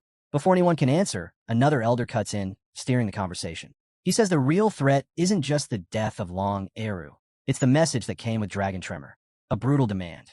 The Long family must surrender their territories and all major resources within 3 days or be wiped out. The king says nothing, lost in heavy thought. The tension in the hall builds. One voice finally dares to ask what's on everyone's mind. What are they going to do? There's no time to respond. A thunderous boom rocks the rooftop. Dust rains down from the rafters as the room trembles. Heads snap upward. Seconds later, the doors slam open. A figure storms in, his voice thunderous, filled with rage. Long Chongkong. It's an elder from the Hong family. Eyes burning with fury, grief carved deep into his features. He doesn't wait for permission to speak. He demands answers. He's here for justice. His grandson, Hong Yutian, is dead. Long Chongkong's gaze sharpens. His response is laced with scorn. He calls the accusations foolish, mocks the idea that the Long family would ever side with the Yi clan. He scoffs at the Hong family's weakness, blaming them for their own failure to defeat Yi forces and now looking for scapegoats. But the Hong elder refuses to let it slide. His voice sharpens, accusing Long Eru of being behind his grandson's death, acting under the Ye's influence or even in partnership with them. The words strike deep, fueled by sorrow and fury. Long Xing is stunned. He can't believe what he's hearing. He speaks up, confused and defensive, reminding everyone that his brother, Long Eru, was killed by Lu Fan's dragon. He sought himself. Turning toward the elder, Long Xing protests, insisting that Long Eru had no ties to Lu Fan and certainly no part in Hong Yuqian's death. The Hong elder locks eyes with him, demanding again, was he absolutely sure? The fury in his voice fades into something colder. His next words are a threat. If Long Xing is lying, the punishment will be worse than death. Long Xing flinches, his confidence crumbling. Instinctively, he moves behind Long Chung Kong, seeking protection. Chung Kong steps forward. His voice rings out, calm but commanding. He reminds the grieving elder that whatever pain they carry, this is still the Long family's domain. That fact alone should not be forgotten. The Hong elder says nothing more, but his clenched fists and storm-filled gaze speak volumes. Long Chung Kong finally confirms it. Long Eru is dead. Long Xing gives a silent nod, his expression grim. The family leader takes a breath and offers a new angle. What if someone had used necromancy to manipulate Long Eru's corpse, creating the illusion that he was aiding the Yi clan? The suggestion ignites fury. Both elders bristle, their auras surging, dark, oppressive, and dangerous. But Chung Kong doesn't flinch. He presses on, explaining that Lu Fan, the dragon tamer, had deliberately allowed Long Xing to survive and return with the surrender notice. It wasn't cruelty. It was calculated, a message meant to shake them. The Hong elder growls, revealing he too received the same threat. In a fit of rage, he slams his fist into the floor. Stones scatter across the room. His voice roars above the debris. How could the Yi family have become so bold in just 2 short months? Chung Kong's voice sharpens. He calls it hubris and declares that pride like that will be their undoing. Vengeance is coming. As he speaks, the image of the dragon flashes through his thoughts.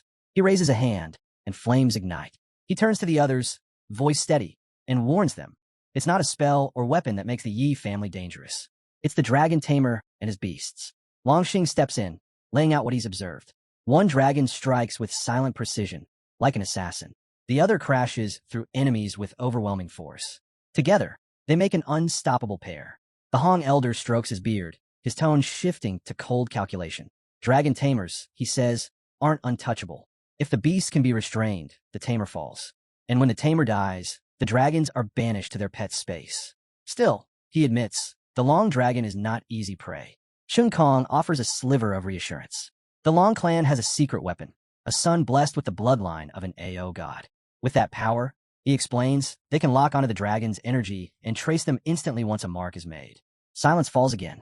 The elders sit with the weight of that revelation. But it's the Hong elder who finally breaks it. If the Yi family dares to threaten 2 ancestral clans, they must have more cards to play. Chung Kong waves off the thought. Enough speculation. The Yi family must be crushed. Their arrogance must be answered with force. The power of Long and Hong will not be shaken by a single beastmaster. Then his voice softens just briefly. He confesses he once considered bringing Lu Fan into the Hong family. But when his eyes open again, all warmth is gone. Only cold resolve remains. Far from the tensions of the Long estate, dusk settles over the Yi mansion, the sky a deepening indigo. 2 guards stand casually at the gate, their stance relaxed, until the ground begins to rumble beneath their feet. One glances at the other. Did you feel that? Probably an earthquake, the second replies, uncertain. That hope fades quickly. A crow cuts through the sky, its caw sharp as the rising dust. From within the swirling haze, shadows emerge, blood-eyed wolves, dozens of them, snarling in unison as their claws tear into the earth. The guards snap upright. These aren't wild animals. It's the beginning of a beast tide. The pack moves like a single organism, driven by something far more primal than rage. Their howls echo like drums of war. The guards exchange a single look. No more waiting. They turn and run. The Yi family must be warned. War is at their doorstep. The aroma of freshly cooked rice and spicy dishes fills the air as Lu Fan and the young lady settle down for their meal. Just as they begin, a faint tremor ripples beneath them. Lu Fan's eyes sharpen. He leans in, voice low. Was that an earthquake? The young lady turns quickly, head tilted, trying to listen. But before she can speak, the room is interrupted by an anxious staff member who hurries in and whispers something urgent.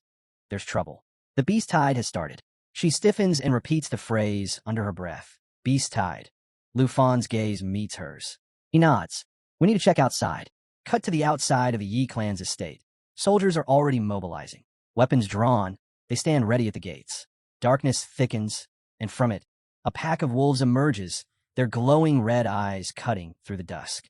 Above them, an old man floats in the sky beside a sky dragon. His voice roars across the battlefield, dripping with fury. He demands to know how the Yi clan dared to kill Xing, yet expects the Han clan to surrender in just 3 days. His words are seething. He accuses them of breaking old bonds, of spilling the blood of the Long family without remorse. He declares that this attack is their doing. Clad in iron, riding his dragon, the old man raises his hand toward the Yi clan and gives the order, destroy the manor, leave no survivors. The wolves charge. Yi clan guards shout in defiance, rallying to protect their home. The wolves hit from the front, and then from above, red mana pours down like a storm. The air grows tense as guards realize they're being trapped. "We're surrounded," one guard yells. Another calls out, panicked, "We can't hold them off." The lead defender clenches his jaw, readying himself as the red mana slams into a glowing blue barrier. The magical shield holds firm, absorbing the impact of both the wolves and the downpour of crimson energy. The battle has truly begun. The glowing shield holding back the assault only fuels the fury of the Long and Han clan leaders. The old man lets out a furious cry, demanding how such a barrier could still be standing. He scoffs at the idea that even a legendary defense scroll could withstand that kind of force. Confused and angry, he questions what hidden strength the Yi clan is relying on. From the enemy ranks, another voice mutters in disbelief. They never imagined the Yi family still had cards this strong left to play. Then, Lufan steps onto the battlefield, flanked by Xiaofai and Missy. A system notification flashes. The Eternal War Barrier is now active, surrounding them in a protective field. Lufan surveys the scene. Even now, their enemies don't seem to grasp reality. He notes that despite 4 evolution states, today's musketeers are still trapped in their own arrogance. His words go unnoticed by the opposing clans. Missy shouts out, frustrated. Both clans are clearly working together to crush the Yi manor. Long Chong Kong fixes his gaze on them and declares confidently, if there's a dragon present, it's him. Lufan doesn't miss a beat. He nods, calm and collected, replying that yes, Long Chong Kong might be the only dragon he sees, but his tone is drenched in irony. Missy steps in, sharp and direct. She tells Long Chong Kong to watch his mouth. Lufan now leads the Yi clan, and his authority isn't up for debate. That it's a nerve. Long Chong Kong laughs bitterly, calling them arrogant fools. He sneers. How can they still act so superior with just a few dragons? He vows that the combined might of the Long and Han clans will show them what a true, noble alliance can do. But Lufan remains unfazed, even amused. He dismisses their reliance on brute numbers and mocks their belief that a beast wave and some artificial breakthroughs could ever topple the Yi clan. To him, it's a joke. Missy glares at the Long clan elders, her fury barely contained. With a quiet command from Lufan, his dragons begin to move. One by one, they reveal themselves, dozens, maybe more, gathering at his back. The Long clan stares in stunned silence. Long Chong Kong's voice quivers as he asks how Lufan could possibly command so many dragons. The old man tries to laugh it off, but unease creeps into his voice. He insists that real dragons are almost mythical. Finding one should be harder than reaching the heavens. And yet, Lufan stands there, surrounded by dragons like they're nothing more than loyal beasts at his side. A sudden system notification lights up. Natural assimilation has begun. The mana released by the smaller dragons, born from Lufan's companions, now flows back to enhance their power even further. Long Chong Kong stares, stunned. A part of him wonders, could he one day summon dragons too? Meanwhile, the old man grows increasingly uneasy, the question gnawing at him. Just how deep do Lufan's powers go? Lufan, still composed, gives a short whistle. He speaks lightly. There's no need to panic. What comes next will be even more unbelievable. Missy stands proudly at his side, glowing with admiration. Then, Lufan calls out, and 2 figures step forward through the haze. Long Eru and Yuchin appear. Shock ripples through the crowd. The ancestors of the Long and Han clans freeze. Speechless. Their own sons now serve Lufan. Another alert sounds. Corpse Dragon Control is now active, granting Lufan command over puppets created from the bodies of fallen sacred dragons. The old man watches in grim silence. He knows what this means. Even a single one of these puppets could tear apart an entire noble clan. He recalls how the mighty Taisher kingdom fell, all because of Lufan. Long Chong Kong's confidence starts to fracture. The wolves under his command begin to tremble. Is this battle already lost? A golden light flares around Lufan. He raises his voice. He wants to see how long their so-called noble elite can last before being crushed. His eyes glow with a yellow blaze. Flames twist around his body, and in the blink of an eye, he transforms into a towering yellow dragon. Gasps erupt from the Long clan. It's one thing to command dragons, but to become one? His power, now, feels almost limitless. Without pause, Lu Fan gives another order. Xiaofi is to initiate Jade Mirror Clone. Xiaofi complies, and a dark, chilling aura washes over the battlefield. A system message confirms the skill's activation. The yellow dragon splits, again and again, until the sky is filled with identical clones. Lu Fan declares boldly, he's never feared being outnumbered. The old man falters. Doubt eats away at his resolve. Was attacking the Yi clan their fatal mistake? Lu Fan's voice thunders. None of them will leave here alive. Another system update appears. Dragon language replication is now in effect. His dragons are multiplying once more. Then, one of the yellow dragons lets out a mighty roar, unleashing a torrent of white-hot flames. The system tags the move, Lava Burst. The flames erupt across the battlefield, spreading like a wildfire, devouring everything in their path. Reacting fast, the old man raises an energy shield, strands of light twisting through the sky as they form a protective barrier. Long Chong Kong tries to shelter himself beneath his wings, but the searing flames draw closer with every second. Then, the system announces a new attack, Roaring Thunder. Bolts of lightning tear down from above, hammering the battlefield in rapid succession. Before the ground can settle, another assault follows, Falling Stars. The sky above turns into a glowing constellation, and beams of starlight begin to rain down in waves. The old man's breath catches. Panic claws at him. He looks around, dazed, the chaos swallowing everything. A cold realization dawns. This is no ordinary battle. This is a massacre.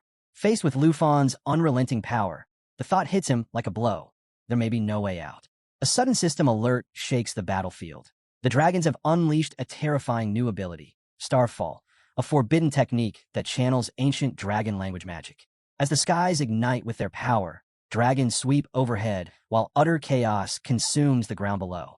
Clan members scream, fleeing in all directions, powerless against the catastrophe descending from above. The assault doesn't stop there. The dragons continue bombarding the land with lava burst, turning everything in their path to fire and ruin. One dragon beats its massive wings, triggering a thunderous explosion that sends flames tearing across the land. In the midst of the devastation, the Hong and Long family elders yell over the mayhem, their voices barely audible as they try to shield themselves with enchanted talismans. The elder steadies himself, gritting out that he's been holding back barely. But now he warns, if they don't eliminate Lu Fan immediately, both clans will be wiped out. He glares at Long Chong Kong, questioning why they're still holding on to grudges when total destruction looms. Long Chong Kong hesitates, then concedes. He admits that the old man's mastery of curses surpasses anything Lu Fan can throw at them. They have no choice. They must fight together. Their pact is forged on urgency. Once the Yi clan falls, the Long clan will deploy its armies for 3 months. When the dust settles, they'll divide the spoils. No backing out. With hands clasped, both figuratively and literally, their alliance is sealed. The elder lifts 2 fingers skyward. His cards spiral around him like orbiting stars, glowing with immense energy. Wind whips around him as he announces this is his strongest binding skill, powerful enough to freeze any enemy of equal rank for 10 full seconds. A protective bubble forms around him as Lu Fan, still in his dragon form, surges toward them. Meanwhile, Long Chong Kong grips the signed agreement tightly. The elder declares the end of the dragon menace is near. But before he can finish, Long Chong Kong snaps, his pride flaring. He absorbs red mana, raises the paper dramatically, and scoffs at the idea of needing guidance. In that instant, red mana bursts from 2 ruptures in the ground, glowing with a fierce crimson hue. Nearby wild wolves suddenly convulse, their eyes lighting up with savage energy. Empowered by the mana, they grow even more violent, unpredictable, deadly, and utterly unhinged. Lu Fan watches silently as a towering yellow explosion, rimmed in red light, spirals outward like a vortex, threatening to swallow the entire battlefield. The blast's center expands relentlessly, a growing void of destruction. Nearby, Miss anxiety intensifies. She cries out to Lu Fan, her voice trembling, begging for his help. From a distance, Long Chong Kong sneers, full of smug satisfaction. He declares that a fake, shape-shifted dragon like Lu Fan couldn't possibly survive a direct hit from both him and the Hong clan's second elder. He scoffs, calling Lu Fan a dead rat, sure that the battle is over. But as all eyes remain locked on the glowing inferno, Lu Fan suddenly reappears, still in his dragon form. He steps from the haze completely untouched, calm, unbothered. Then comes the voice, deeper, colder, Lu Fan himself, taunting them. Did they really think they'd finish him off? Long Chong Kong stiffens, slowly turning. Lufan stands right behind him. The one they struck was nothing but a jade mirror clone. Shocked and speechless, Long Chong Kong can barely process it before Lufan's tail coils around him like a vice. Enraged, he bellows that now that Lufan's true body has shown itself, he'll kill him without hesitation. Fueled by fury, he unleashes a full-force attack. Elsewhere on the battlefield, Missy fights through the chaos, fending off the wild, enchanted wolves with a staff shaped like an arrow. Even while striking down her enemies, her thoughts stay locked on Lufan. She calls his name again, worry plain in her voice. Back at the clash, Lufan catches Long Chong Kong's assault with a single hand. Effortlessly, he responds with a crushing counterstrike that sends the man flying from his dragon mouth. Long Chong Kong steadies himself in the air, golden mana flaring from his eyes. Shaken, he mutters that he once believed his strength was unmatched. Yet just one of Lufan's clones drained him to the edge. Now he can barely stand. His energy is gone. Weapon trembling, he questions how someone at only mid-level, second transition class, could shrug off such an elite barrage. But before he can piece it together, Lufan appears in front of him once more. Calm, collected, and unimpressed. Lufan asks plainly, what's left for him to fight with? He lays it out without emotion. His dragons are using high-level techniques. Jade Dragon Skill, Star Dragon Skill, and Steeler Radiance form. They're advancing to Blue Dragon level, and even his beasts have grown stronger.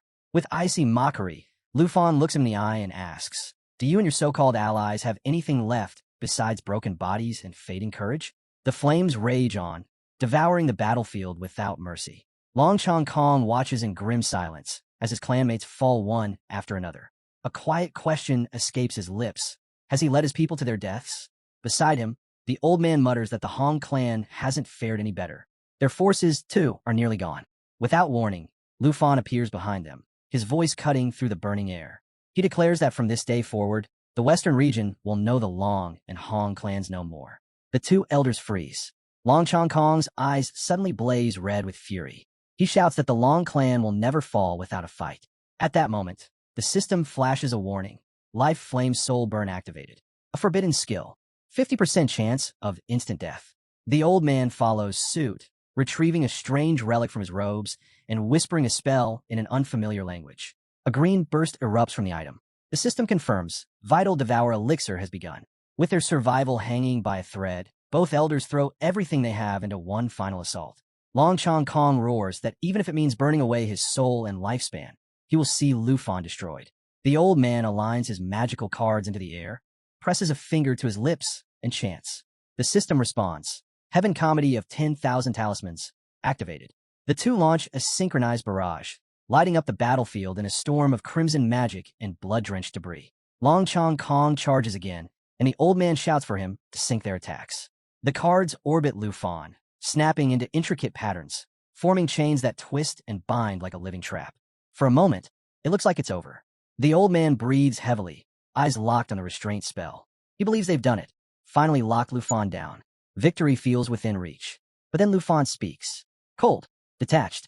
He says he came here to measure the strength of the Hong clan's elders, and that the result is deeply disappointing.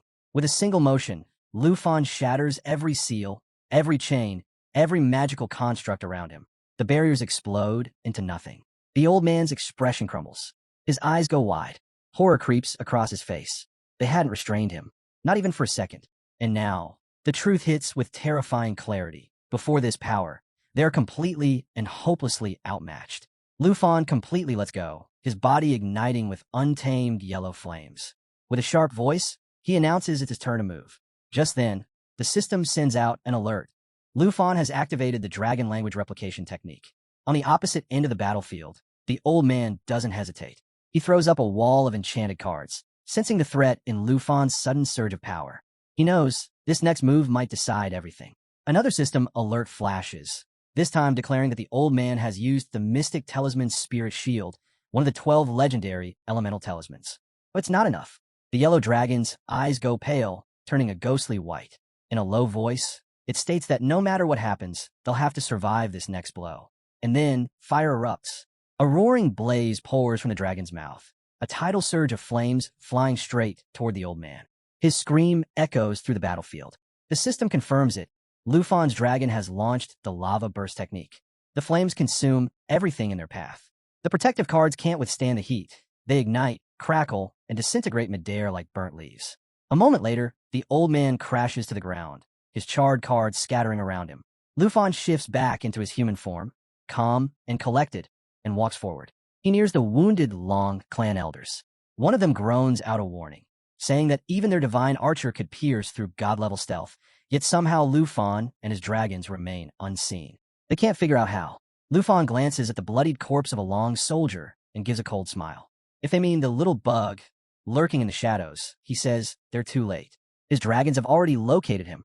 He's seen everything. He mocks them without restraint, and it hits hard. Long coughs up blood, shaken by how fast control is slipping through their fingers. The elder beside him barely manages to stay upright, his body shaking from the damage. Lufan's expression turns grim. He tells them the final message has already been sent. Hand over the resource transfer agreement, or face complete destruction. Judging by their silence, they've made their choice. He takes a final look at them and says their downfall is their own doing. If they still have anything left to say, they can speak it in the afterlife. Long Chong Kong, battered and drained, spits out a last warning. Lufan may not fear the Long clan, but he has no idea what kind of powers are backing them. The old man lifts a shaking finger and declares that both their clans are under the protection of the Ark clan, a powerful Class A faction with level 100 elites who could wipe Lufan out without breaking a sweat. Lufan doesn't even flinch. He casually sticks a pinky in his ear and asks, half laughing, if they're done with the scare tactics. Long Chong Kong stares, clearly shaken by Lufan's complete disregard. The old man shouts again, pleading with Lufan to reconsider, warning him of the storm he's about to unleash. But Lufan just shrugs. If they're that proud of their so-called backers, he tells them they're welcome to go meet them in the afterlife. Yellow energy begins to surge at Lufan's feet. One by one, his dragons reappear, each surrounded by a glowing aura of distinct energy. Thunder cracks above as dark clouds roll in. The sky turns ominous. The old man stares in disbelief. Lufan is actually serious about going all the way. A battle of no return. Lufan calmly replies that maybe someone from their precious Ark clan will show up, but only to witness their final moments. Now all of his dragons float behind him in a perfect arc, wings wide, eyes fierce. Long Chong Kong roars in desperation. If Lufan kills them now, he'll have the entire noble realm coming after him. Lufan's gaze sharpens. His eyes glow gold as mana gathers at his fingertips. He raises one hand, and with a steady voice, says this is exactly what he's hoping for. High above, mana of all elements begins to swirl and converge, lighting up the sky like a constellation. Lufan announces that he's been saving this technique, and today he'll finally use it. The old man watches anxiously, eyes narrowing, trying to understand what's unfolding before him. Is Lufan really about to merge all 5 of his dragons into himself? Before he can make sense of it, a massive white dragon appears behind Lufan, radiating pure energy. Lufan steps forward, expression unwavering. He declares that this is the perfect moment to test his new power on them. The system confirms. Wealth of 10,000 dragons technique activated. Lufan is now fused with all of his dragons at once. The white dragon releases a shining orb, which splits into countless smaller ones. These glowing spheres hover in the air, surrounding the Long and Hong clan ancestors. Their terrified screams fill the battlefield. They're completely trapped. Lufan lifts his hand and gives the order.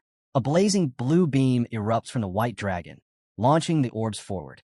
The ancestral leaders shout out in panic, swearing that the Ning clan will avenge them, but it's too late.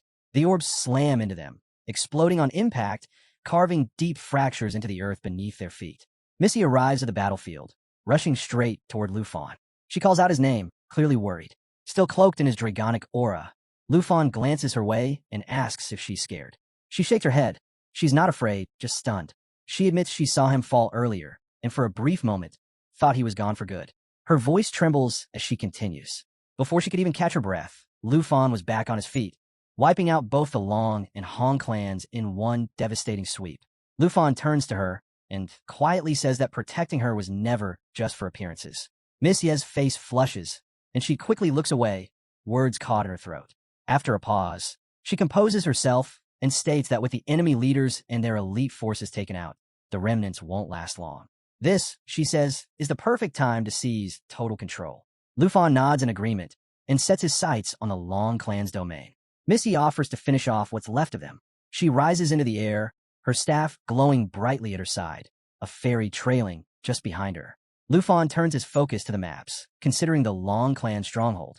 Could it be one of the sites marked on the two god-tier trigger maps? He spreads his wings and lifts into the sky. Mid-flight, the system chimes, 17 million chi enthalpy technique activated. This unlocks the Stellar Code, a rare, celestial summoning path. His dragon companion's Star Dragon skill jumps to level 40, soaring close behind. Lu Fan scans through the system updates, taking in a flood of enhancements. As he expected, the Stellar Radiance form's earlier limitations were just a phase. Now, that barrier has shattered, unleashing a transformation capable of shaking worlds. Ahead of him, the white dragon forms an orb pulsing with electric power. Threads of mana light ripple outward, painting the sky in radiant patterns. The system confirms again, 17 million chi enthalpy, now in full effect. A torrent of elemental mana storms across the heavens. Meanwhile, far from the battlefield, Long Xing stands alone on a desolate road. He whispers that there's still no sign of his patriarch. An unshakable dread clings to him, cold and sharp. Suddenly, a blinding beam slams into the earth nearby. He stumbles back, eyes wide, scanning the sky above. What he sees freezes him in place. Lightning arcs across the clouds, mana of every color swirling together in a chaotic dance. The very sky seems to blaze. Long Xing stands rooted, unable to make sense of the storm breaking loose overhead. His voice cracks as he mutters, utterly lost in the face of a power far beyond his understanding. Lu Fan stood tall in the center of Long Street, his black dragon looming silently at his side. He pondered the sheer force of his ultimate move, Dragon, let me presume. If fully unleashed, it could wipe a city clean off the map. After weighing the risk, he took a step forward and placed a hand on a golden box at his feet. The moment he opened it, a brilliant yellow light burst out, flooding the area. Just then, a system alert chimed in. He had reached a hidden trigger zone and obtained a Flame Dragon Warrior's legacy, a relic once held by the Golden Dragon Kings. Another message followed. This was his third piece of the Golden Dragon Kings set, just 2 more to complete it. Details of the set popped up immediately. It listed powerful enhancements, a skill book titled Scorching Dragon's Wrath, a scroll to erase enchantment levels, one to improve enchant quality, another for pet enchantment, and one more to unlock an additional summon slot. Holding the treasure, Lu Fan couldn't help but smile. He had been worried. His pet slots were already maxed out. But now, with this scroll, he could hatch another dragon. Better yet, the pet enchant scroll meant his Shadow Dragon King could gain a new ability. He also noted that his Snake Dragon charm could now ascend to the Legends tier. The golden chest had been more than worth the effort. With his new loot secured, Lu Fan climbed onto his dragon's back.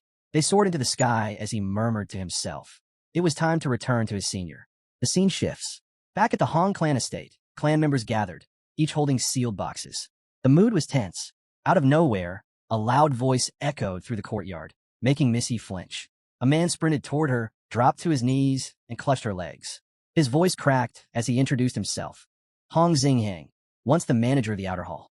Though the Hong clan's name had fallen far, he said they still had 500 to 600 loyal men and several resource points left. Bowing low, he offered to reorganize and contribute all remaining assets to her. With exaggerated humility, he pledged himself fully to the Yi clan, claiming he wanted no part in the Hong clan's downfall. He vowed loyalty, swearing never to betray them, acting as though this surrender had been his plan all along. A calm but firm voice cut through the tense moment. You better mean what you just said. Hong Xinghang froze. Slowly, he turned around to see Lu Fan standing there, wings outstretched, one hand casually tucked into his pocket. With a steady gaze, Lu Fan warned, if you ever turn on the Yi clan, you'll regret it for the rest of your life. Miss Ye's eyes lit up the moment she saw him. You've been watching over me all along, haven't you? She asked, her voice filled with relief. Nearby, Hong Yangchun stiffened and whispered under his breath, stunned. Lu Fan, he never lets up. He's terrifying when it comes to loyalty. Lu Fan raised his hand, summoning a blue monolith that hovered in the air. Turning toward Missy, he spoke plainly. There aren't many Yi clan members left. Handling all of this isn't easy. Maybe it's best if I take over for now. This isn't just about fighting anymore, and the Hong clan won't be a problem. Missy looked at him, eyes soft, clearly agreeing without a word. Hong Yangchun stepped forward, lifting his arm in a solemn pledge. From now on, your words are law. I'll follow every order without question. Lu Fan folded his wings away and gave his first command. You've got 3 days. Merge every bit of the Hong clan's resources and show me something real. Understood. Hong Yangchun bowed quickly and dashed off to start his task. Missy watched him leave, then turned back to Lu Fan with a quiet smile. What about the Long clan? Is it settled? Lufan rubbed his hand thoughtfully. Most likely. Judging by the destruction left behind, it's already over. Missy turned and beckoned him. Come with me. There's something I want to show you. Lufan followed, intrigued. She pulled out a bundle of documents. As she explained, his eyes widened. She had already prepared everything.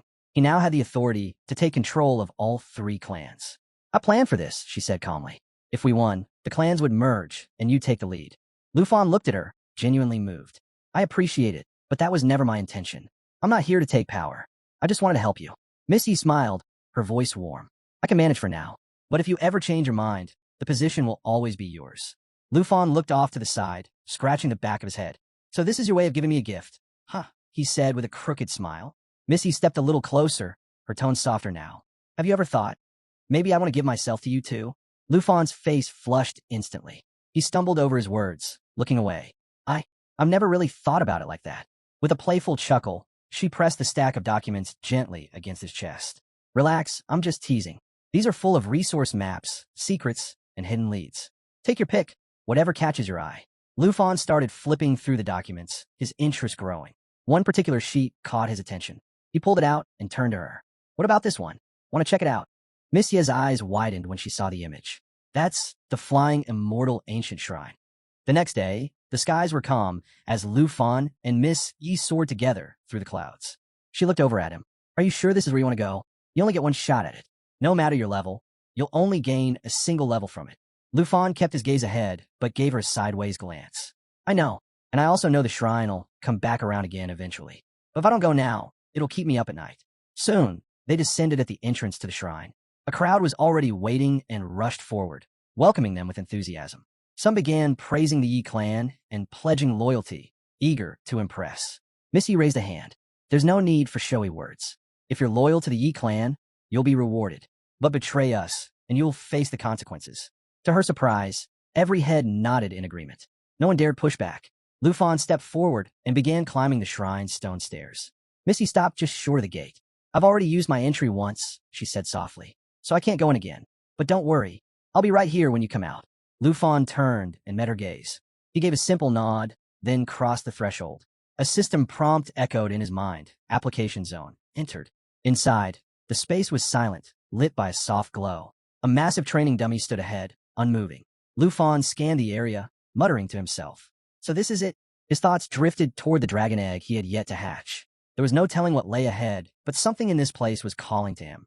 Seated before the poison dragon egg, a familiar spark ignited in Lufan's chest. It had been ages since he'd last seen a dragon egg, not since that fateful time with Bao. As he cradled the egg carefully, he bowed his head with gratitude. Thanks to the senior's blessing, he murmured. I'll have the Huang family send people to restore this old shrine once I get back. Then, catching sight of the book in his hand, he laughed quietly. I got so caught up with the egg, I completely forgot about this. Turning his attention to the worn pages, he recognized the item as an explorer's notebook, once belonging to a seasoned wilderness adventurer. The cover was frayed, the pages yellowed and brittle, yet the tiny, handwritten entries inside were still readable. As he flipped through, one account caught his eye, an entry dated January 30th, year 589 of the Dragon Kingdom calendar. It told the story of 3 adventurers who had stumbled upon a wounded giant dragon deep inside Fallen Dragon Valley. One of them had perished in the encounter, but the remaining 2 believe his death had paved the way for something greater. They hoped to tame the beast and salvage the corpse of another dragon nearby for rare crafting materials. Confident in their strength as 4th-tier warriors, they prepared a taming scroll, only for everything to go horribly wrong. The dragon let out a thunderous roar that shattered their illusions in an instant. As poison gas flooded the area, they clung to vines, trying to escape the suffocating cloud. The narrator fled in terror, his skin burning and lungs choking from the toxins, while his teammates' screams echoed behind him. He admitted to leaving them behind, surviving only long enough to scrawl this final warning. Never enter Fallen Dragon Valley again. Never disturb the dragon that slumbers beneath it, a monster so powerful it rivaled a deity. The last words named the beast, devoured demon dragon abyssal. Lufan closed the notebook slowly, the weight of the story settling in. Then, his eyes lit up. He suddenly remembered something critical. The seed of the flying dragon divine wood. He'd obtained it long ago, during a hidden quest in the Flying Dragon Mausoleum. Back then, the divine wood had already been overtaken by the devoured demon dragon's minions. At the time, He'd lacked the strength and the clues to move forward. But now, the path forward finally seemed clear. As he rolled out a fiery device, Lu Fan remembered something important. The summon slot expansion scroll he'd acquired earlier. That meant only one thing. He could finally tame a dragon. Behind him, four glowing summoning circles rotated, their light pulsing softly. From each one, dragons began to emerge. Facing a poison dragon egg, Lu Fan announced with pride, "Looks like we got ourselves a new member." Activating the scroll, a screen materialized, listing out the names and levels of the dragons.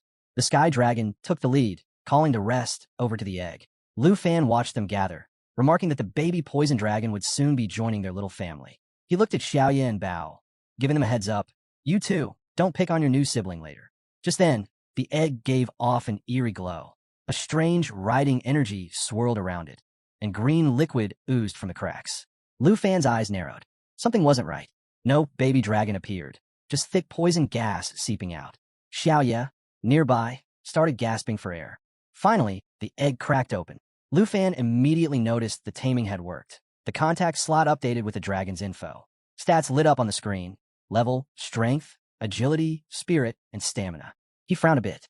Nothing impressive, except for the spirit stat, which stood out, though it was still short by about 1,394 points for what he expected. He kept scrolling and muttered, half to himself, "Wait, its passives are insane." One note caught his attention. If it takes lethal damage, its body dissolves and it revives automatically. Another said, anyone who touches it gets infected with poison. Lu Fan was stunned. So if it doesn't even need healing, it just comes back to life. That's different. At that exact moment, Bao smashed the last bit of eggshell, and a green-scaled dragon sprang out. Lu Fan quickly warned Bao, "It's not food." The little dragon flinched and bolted. The rest of the group, including Lu Fan, stared after it. It squeaked like a frightened mouse, clearly scared of everything. To everyone's surprise, Bao gently chased after it, caught up, and softly said, "Got you." The tiny poison dragon let out a shy little chirp, unexpectedly cute. Lu Fan stepped in and gently lifted the newborn into his arms. Lu Fan noticed something odd about the newborn. Its body felt more like slime than scales, and his hand was now coated in green liquid. Still, he stayed calm. Thanks to his bloodline affinity, poison didn't affect him. The other dragons glanced at each other, clearly confused by what they were seeing. Lu Fan, however, remained composed. Looking at the little creature in his hand, he commented on its strange, squeaky cry and said, "I'll call you Xiaoji." He gently encouraged the hatchling. "Go ahead and eat your eggshell. It'll help you grow strong." The dragon's timid nature surprised him. He quietly figured it might have some sort of social anxiety. Handing Xiaoji over, he turned to one of the other dragons and said, "Xiao Fei, watch over her. Make sure she eats enough."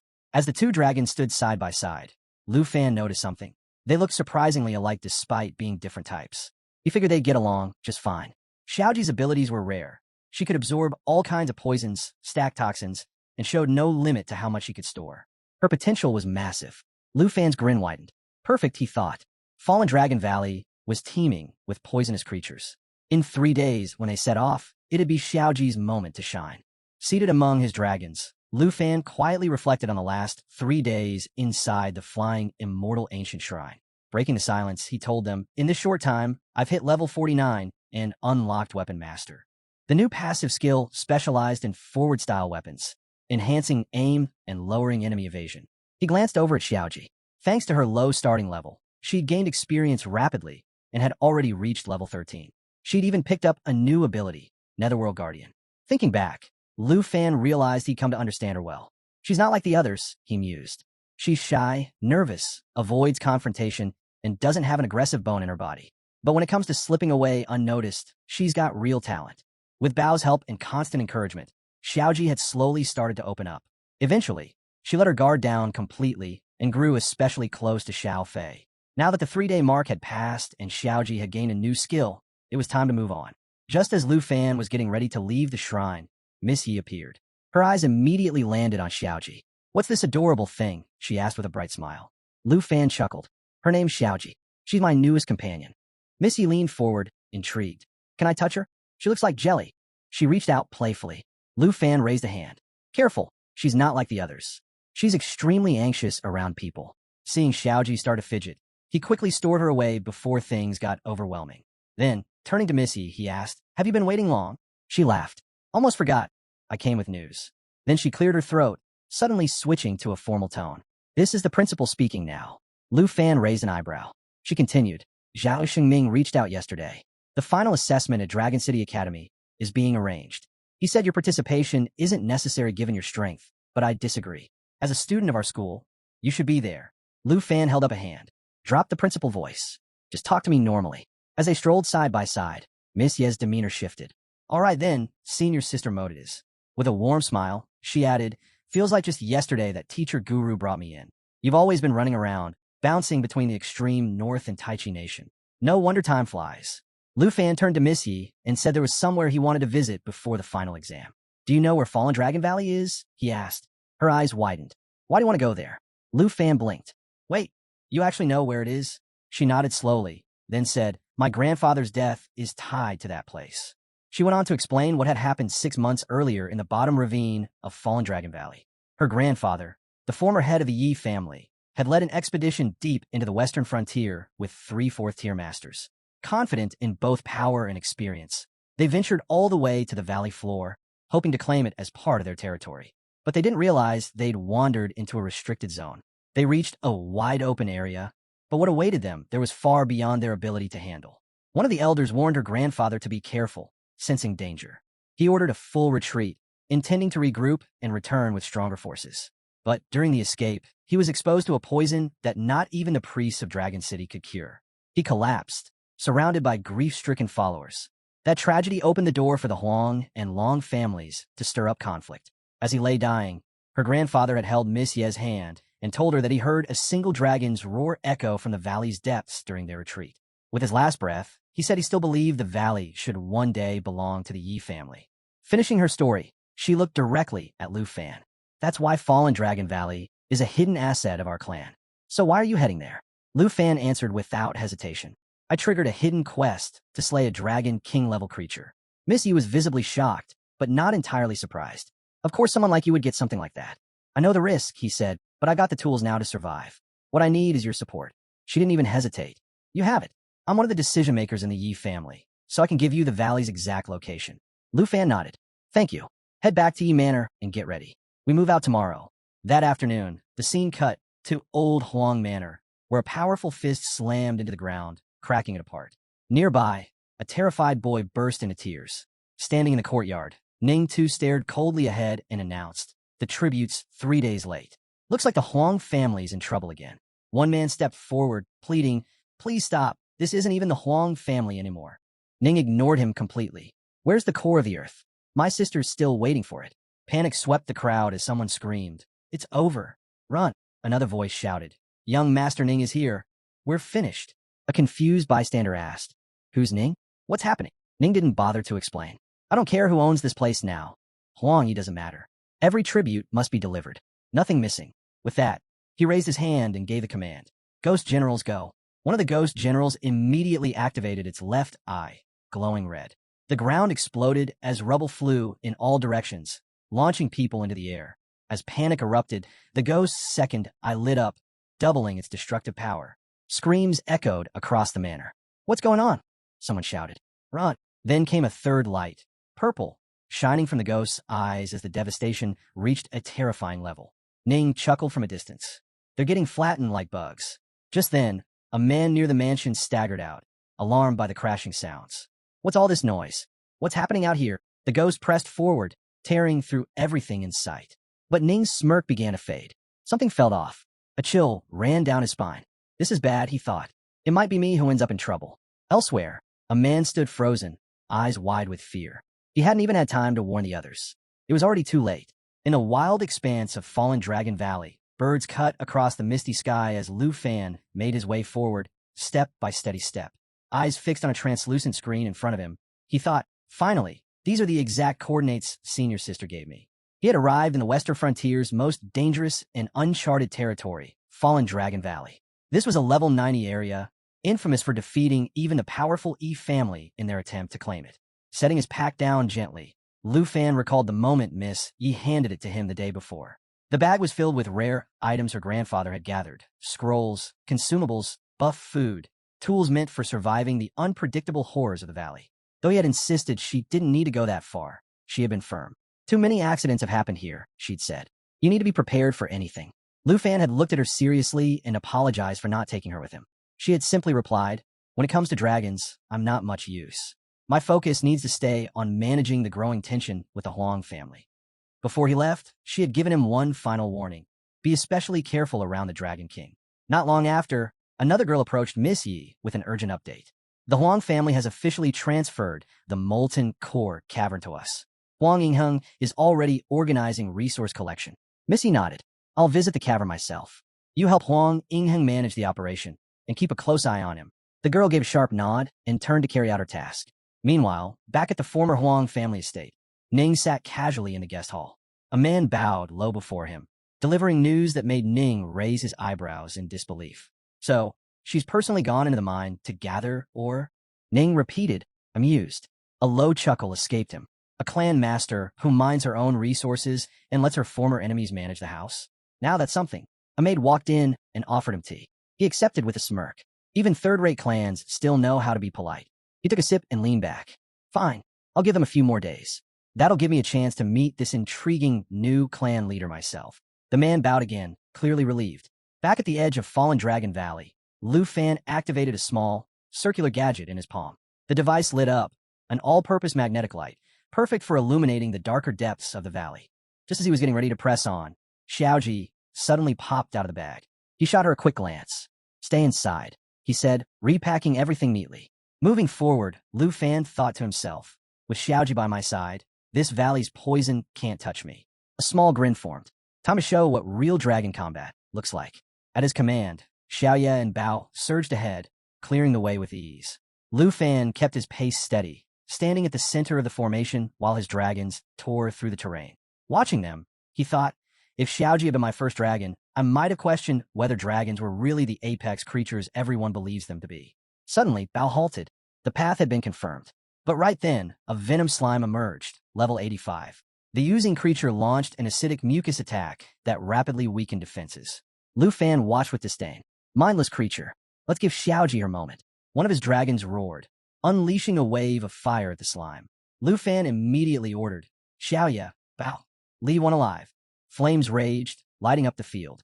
Xiaoye pulled back, but Bao shoved another slime with his legs, visibly annoyed. Lu Fan stood firm and repeated, "I need one alive. There are stronger foes ahead." Turning to Xiaoji, he gave a nod. "Your turn. Absorb it." As Xiaoji stepped forward to face the venom slime, a dark shadow took form nearby. Glowing red eyes lit up as it hissed something twisted and vile. The venom slime pulsed violently, reacting to the presence and growing stronger. Lu Fan didn't flinch. "Xiaoji, this is how you grow. Taking his toxin, you were born for this. You'll be the strongest dragonkin one day." He mounted another dragon and sent her forward. Without hesitation, Xiaoji soared ahead. As she neared the slime, she began to absorb the poison directly, swallowing the toxins into her body. Lu Fan watched with pride as her form shimmered, letting out a quiet cry. Her level ticked up, now 14. The venom slime's attack had spiked the air's toxicity, boosting Xiaoji's resistance tier and allowing her to unlock new stacking capabilities. The moment the tanks began to absorb the benefits of the enhanced toxin, Lu Fan raised his voice with genuine excitement. "That was incredible." He stepped forward, lifted Xiaoji up with both hands, and smiled. "You're strong and full of promise. Someday, you'll stand right beside your big brother and sister as one of the most powerful dragons the world has ever seen." Xiaoji shifted slightly in his grasp, letting out a soft, quiet sound as a faint haze of poison swirled gently around her. The scene shifted again, revealing a translucent screen flashing the next enemy. Phosphor Fire Moth, level 86. It thrashed its wings, sending waves of glowing powder into the air. The moment the powder caught the wind, it ignited, blanketing the battlefield in a fiery mist. Anyone caught in it was blinded for 6 seconds and became 45% more vulnerable to incoming attacks. Lu Fan stood with the others, eyes locked on the display. After 2 solid hours of combat drills, Xiaoji's clearly more in tune with the rhythm of battle, he noted. With that boost in confidence, the squad moved deeper into the valley. Xiaoye and Bao led the charge, clearing the path, while Xiaoji quietly harvested remains of fallen creatures, soaking up every bit of venom she could. Among the new dangers waiting ahead was the green-arm poison scorpion, level 87. Its armored shell absorbed 70% of both physical and magical hits for a full minute, and had a rare chance to retaliate when struck. When Xiaoji absorbed its venom, her body took on its effects, inflicting a 12-second paralysis followed by 20-second speed drop of 30% on her targets. Lu Fan rested a hand gently on her. You've mastered 3 deadly toxins now. Mustard corrosion, burning, and paralysis, he said proudly. Her level had climbed to 15, and with it came a new skill, form shift. When Lu Fan checked the system screen, he blinked in disbelief. Xiaoji's new form was listed as the legendary source of all venoms, a name that appeared only in obscure records. This wasn't just evolution, it was transformation. Her body was becoming a poison swamp, turning her into a living battlefield. He stared in silence as her surroundings began to morph into a toxic marsh. Just then, he noticed a Bao off to the side, still jabbing at a bunch of mushrooms. Why are you still messing with those glow caps? Lu Fan called out. A Bao kept poking at them, watching as they lit up one by one. Shaking his head, Lu Fan made a note to pick up some toys for him once they left the valley. When he turned his attention back to Xiaoji, a new surprise was waiting. She had started to glow. A soft light radiated from her. The toxins she'd absorbed from the glow caps hadn't just been poisonous. They also gave her a faint bioluminescence. Now, Xiaoji could light the path forward. Just as the group marveled at Xiaoji's glowing transformation, the calm shattered. A writhing mass of black, revolting worms slithered out from the shadows. Level 88. Lu Fan's face twisted in disgust. Gross. Burn them all, he barked. Xiaoya and the others reacted instantly. Xiaoji rose into the air. Gone was the hesitation she once had. Lu Fan's eyes narrowed, watching her closely. Something was different. And then it happened. Her body shifted once again, unlocking 2 new abilities, Toxic Sea Surge and Nether Spirit Counter. Without warning, she liquefied, spreading across the ground in a venomous tide that rolled straight into the swarm. She didn't hesitate. She struck first. Lu Fan's voice rang out, excited. Take them down, Xiaoji. Show them what you've become. As her toxic form engulfed the battlefield, smaller versions of herself began rising out of the poisonous pool. These miniature poison dragons launched coordinated strikes, each one moving in sync as they tore through the worm swarm. Lu Fan watched with a grin. This was a completely different Xiaoji. She didn't need support anymore. No more hiding behind a Bao or Xiaoya. She was leading the charge. Without hesitation, Lu Fan raised his Bao. We're with you, he shouted. He drew a dark serpent arrow and started charging the serpent shadow arrow. With 3 full seconds of charge time, the shot's damage could skyrocket by 500%. As enemies kept coming, Lu Fan began the countdown. 1 second, he called, spotting Xiaoya fending off fire nearby. 2 seconds, he warned, glancing about. 3rd second, he shouted, leave 1 worm. Xiaoji needs it. He released the arrow. A surge of red, yellow, and blue energy exploded from the Bao. The impact lit up the battlefield and vaporized the swarm in a fiery blaze. As the smoke cleared, Lu Fan ordered, Xiaoji, go soak up the rest. She glided forward without a word, absorbing every last drop of lingering poison. Lu Fan stood still, watching her in awe. He never imagined the once nervous Xiaoji would evolve this far. She wasn't just adapting, she was dominating. Lowering his Bao, he motioned for everyone to gather. There's a deeper cave ahead, he said, activating a light from a small round device. Stay sharp, he told Xiaoya. She gave a nod. Ready when you are. As they moved deeper into the cave, Lu Fan scanned the surroundings and spoke under his breath. We're almost there, the deepest part of Fallen Dragon Valley. This was the place Grandfather Yi Wuxian had once described with such serious warning. Their path led into a vast, hollow chamber, and at its center stood a towering tree, gnarled and weathered with age. Every inch of its bark, every root and branch, was crawling with countless red eyes that blinked in eerie unison. There was no mistaking it. This was the Venom Devil Vine, a nightmare of nature, recorded at level 100. Lu Fan stepped into the VIP arena alongside his dragon companions. Each of them moved with calculated precision. All around them, a thick mist hung in the air, carrying a strange, toxic presence. Something wasn't right. Lu Fan could feel it in his bones. The ground beneath their feet seemed to pulse, hinting at a lurking presence buried below. Without warning, the earth cracked open and a massive vine shot into the sky, catching everyone off guard.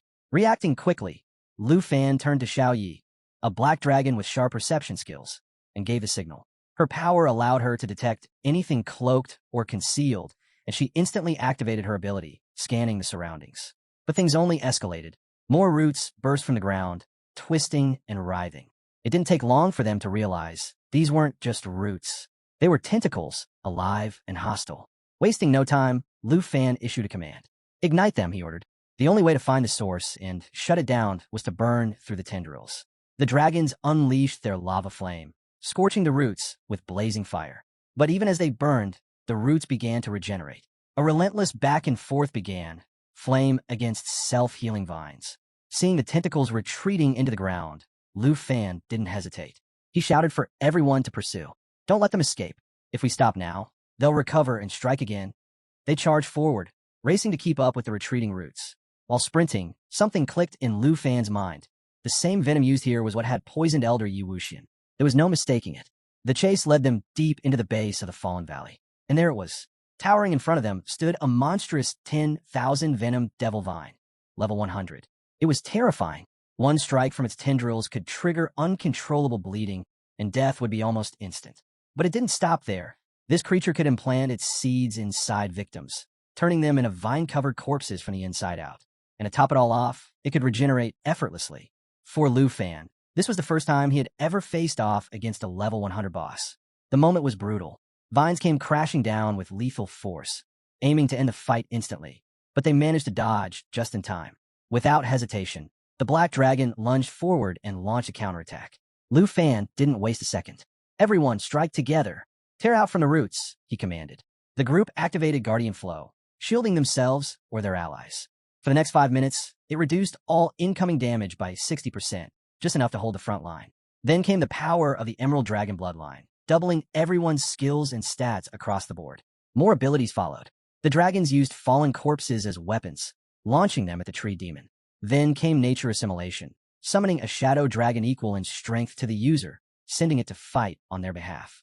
The black dragon, too, transformed into a monstrous great dragon, unleashing pure destruction. The blue dragon, too, ascended into her world-ending thunder form, a storm incarnate. With their full power unleashed, the group pressed in hard. But the tree demon wasn't finished. It activated 10,000 venom breeding, coating its tentacles in poison. Anyone struck would have a seed implanted in their body, which would drain their health until nothing remained. Lu Fan spotted the seeds flying at them and called out a warning. Xiao Yi, now burn them. Xiao Yi answered with lava burst, summoning a blazing pool of fire that melted anything in its range, delivering constant, heavy damage. Lu Fan raised his voice once more. All dragons, go full force. Xiao Fei, it's your turn. With everything focused on one devastating strike, Lu Fan called on a shadow dragon's ultimate move, Doomsday Fall. The dragon sacrificed itself, unleashing an attack that dealt 2,000 times the normal damage. Combined with Lu Fan's final slash, the tree demon collapsed, completely destroyed. But the moment of victory was short-lived. Lu Fan told Xiao Ji to absorb the toxins from the remains, but Xiao Ji pointed to the tree's body, and Lu Fan watched in disbelief as the demon began to reform, its twisted vines pulling themselves back together. He turned to the others, grim and focused. Get ready. This isn't over. As the tree began to rise again, Lu Fan had a chilling thought. If monsters could regenerate like this, what if humans gained that kind of power too? The consequences could be devastating. Xiao Ji spotted the tree demon beginning to regenerate, and instead of stepping back, he moved straight toward it, eyes locked like a predator closing in on prey. Lu Fan instinctively raised a hand to stop him. Xiao Ji, wait, it's too dangerous. But what he didn't realize was that the Dragon Domain ability had already been activated, significantly lowering the tree's stats. Then Xiao Ji used Corruption, a skill that turned even the deadliest toxins into fuel. The venom, once lethal, was now manageable. The monster's power had dropped so low that Xiao Ji could handle it with ease. With the tree's resistance now weakened and its toxins within Xiao Ji's absorption range, he began draining it. Lu Fan quickly ordered the rest of the dragons to apply debuffs to the remains, making it easier for Xiao Ji to complete the process. Watching this unfold, Lu Fan was amazed. A level 15 dragon was dismantling a level 100 boss. Don't rush it, he said. Take your time. Absorb everything. Since Xiao Ji's method wasn't fast, Lu Fan and the others decided to take a break. They sat down nearby and pulled out the food they had packed. There wasn't much else to do. Only Xiao Ji could wear down a monster that could come back endlessly. Finally, once Xiao Ji finished absorbing the last of the tree demon, Lu Fan stood up, eyes set ahead. A thought crossed his mind. If Xiao Ji could handle that, then perhaps even the Dragon King wasn't out of reach. And with that, they continued deeper into the valley. Lu Fan crushed a level 100 boss deep in the fallen Dragon Valley. But the real surprise? It wasn't him who landed the final blow. Xiao Ji was the one who brought the beast down. What stunned everyone even more was that he inherited the boss's signature skill, 10,000 Venom Devil Vine, a fearsome ability, and now it belonged to Xiao Ji, who was only level 15 at the time. Lu Fan was impressed. The potential was massive, but Lu Fan's mind was already racing. He wasn't just admiring Xiao Ji, he was plotting. That Venom Vine ability wasn't just powerful. In the right hands, it could become a nightmare for enemies. Perfect for torture when needed. As that thought crossed his mind, a wicked grin crept across Lu Fan's face. He couldn't help but imagine, if only he had that power, he might have been able to resurrect himself, or evolve into an even stronger puppet form. But that ability could only be absorbed by Xiao Ji. So instead, he praised him. Lu Fan looked at Xiao Ji and said, "You're not a rookie anymore. You're strong enough to stand on your own." Then with a smirk, he added, "Go on and shock your big brothers and sisters. Show them what you're made of." Fired up by the encouragement, Xiao Ji was ready to dive into his next battle. Lu Fan turned to the rest of the team. "We've wasted enough time here. Let's keep moving." With that, they pushed forward through the rest of Fallen Dragon Valley. Every thread in their path, gone in moments. Between flame burst and roaring thunder, their enemies didn't stand a chance. Even their dragon pets were unstoppable, tearing through anyone foolish enough to get in the way. But the real standout was Xiao Ji. He wasn't hiding at the back anymore. No more playing support. He was charging ahead, meeting danger face to face. And in just 2 days, he skyrocketed from level 15 to level 30. The team was floored. Not only had Xiao Ji leveled up fast, he'd unlocked 2 devastating new abilities: Poison Cloud Rain Summon and Poison Pool Trap. Eventually, they reached a high cliff, gazing down into the abyss. The final stretch of Fallen Dragon Valley lay just beneath them. Lu Fan didn't hesitate. With everyone fully prepared, he gave the order to descend. Before diving into the abyss, the team activated Shadow Mantle, cloaking themselves in darkness for 6 minutes. Next came the Emerald Dragon Bloodline, a power boost that doubled their abilities, made the dragons completely immune to damage, and significantly increased everyone's healing rate. To top it off, they cast Emerald Light, forming a protective barrier capable of blocking any incoming threat. With their defenses locked in, they descended. Lu Fan gave the word, "Stay sharp. We don't know what's waiting for us down there." As they reached the bottom, the scene took Lu Fan by surprise. It looked exactly like the one he'd seen in Xiao Ji's Netherrealm swamp. Below them, thick green liquid bubbled menacingly. The group hovered cautiously above the poisonous pool, ready for a fight at any moment. But strangely, there was nothing. No guardian beast. No ambush. Just silence. Then, out of nowhere, a splash of poison struck Lu Fan. He winced. This wasn't ordinary poison. It pierced right through Xiao Fei's shield and seared his arm. That shook everyone. Xiao Ji froze in fear, gripping Lu Fan's head, trying to steady himself as panic crept in. Lu Fan kept his cool and called out to Xiao Yi, "Use full perception scan." Now, she nodded and unleashed her detection ability, designed to reveal anything hidden or cloaked. Just then, something deep beneath the surface began to stir. Bubbles rose violently from the pool. Lu Fan shouted, "Something's moving! Be ready!" Before they could react, a giant wave of poisonous sludge erupted from below. "Spread out," Lu Fan commanded. "Don't let it touch you." They all darted in different directions, narrowly dodging the corrosive mess. One wrong move, and it would have been over for anyone caught in it. But they weren't in the clear yet. As they flew higher, another massive splash came hurling toward them. Everyone scattered even further, keeping their distance. Lu Fan stayed at the rear, and the team called out to check on him, and on Xiao Ji. Xiao Ji, still clutching Lu Fan's head as they floated farther from the toxic pool, gave a shaky nod. "We're okay," he called back.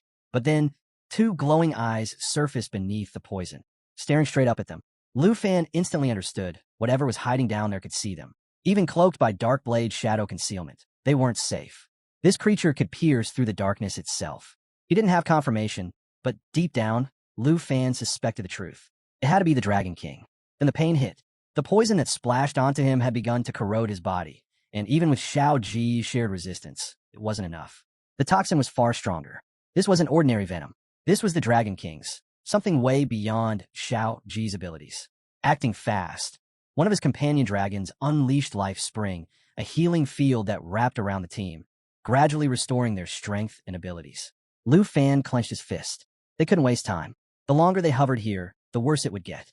They had to strike. Without hesitation, he activated Serpent Shadow Arrow, a high-powered skill that charges for 3 seconds, then hits with a massive 500% damage burst. But even that wasn't enough. From within the poison pool, the Dragon King looked up with blood-red eyes, locked onto Lu Fan. The moment he sensed Lu Fan's aura, he realized a dragon tamer. This wasn't going to be an ordinary battle. The king was ready and intrigued. And that wraps up today's video. If you want more recaps like this, drop a comment below and let me know. Don't forget to hit that like button and subscribe for more awesome content. Catch you in the next one.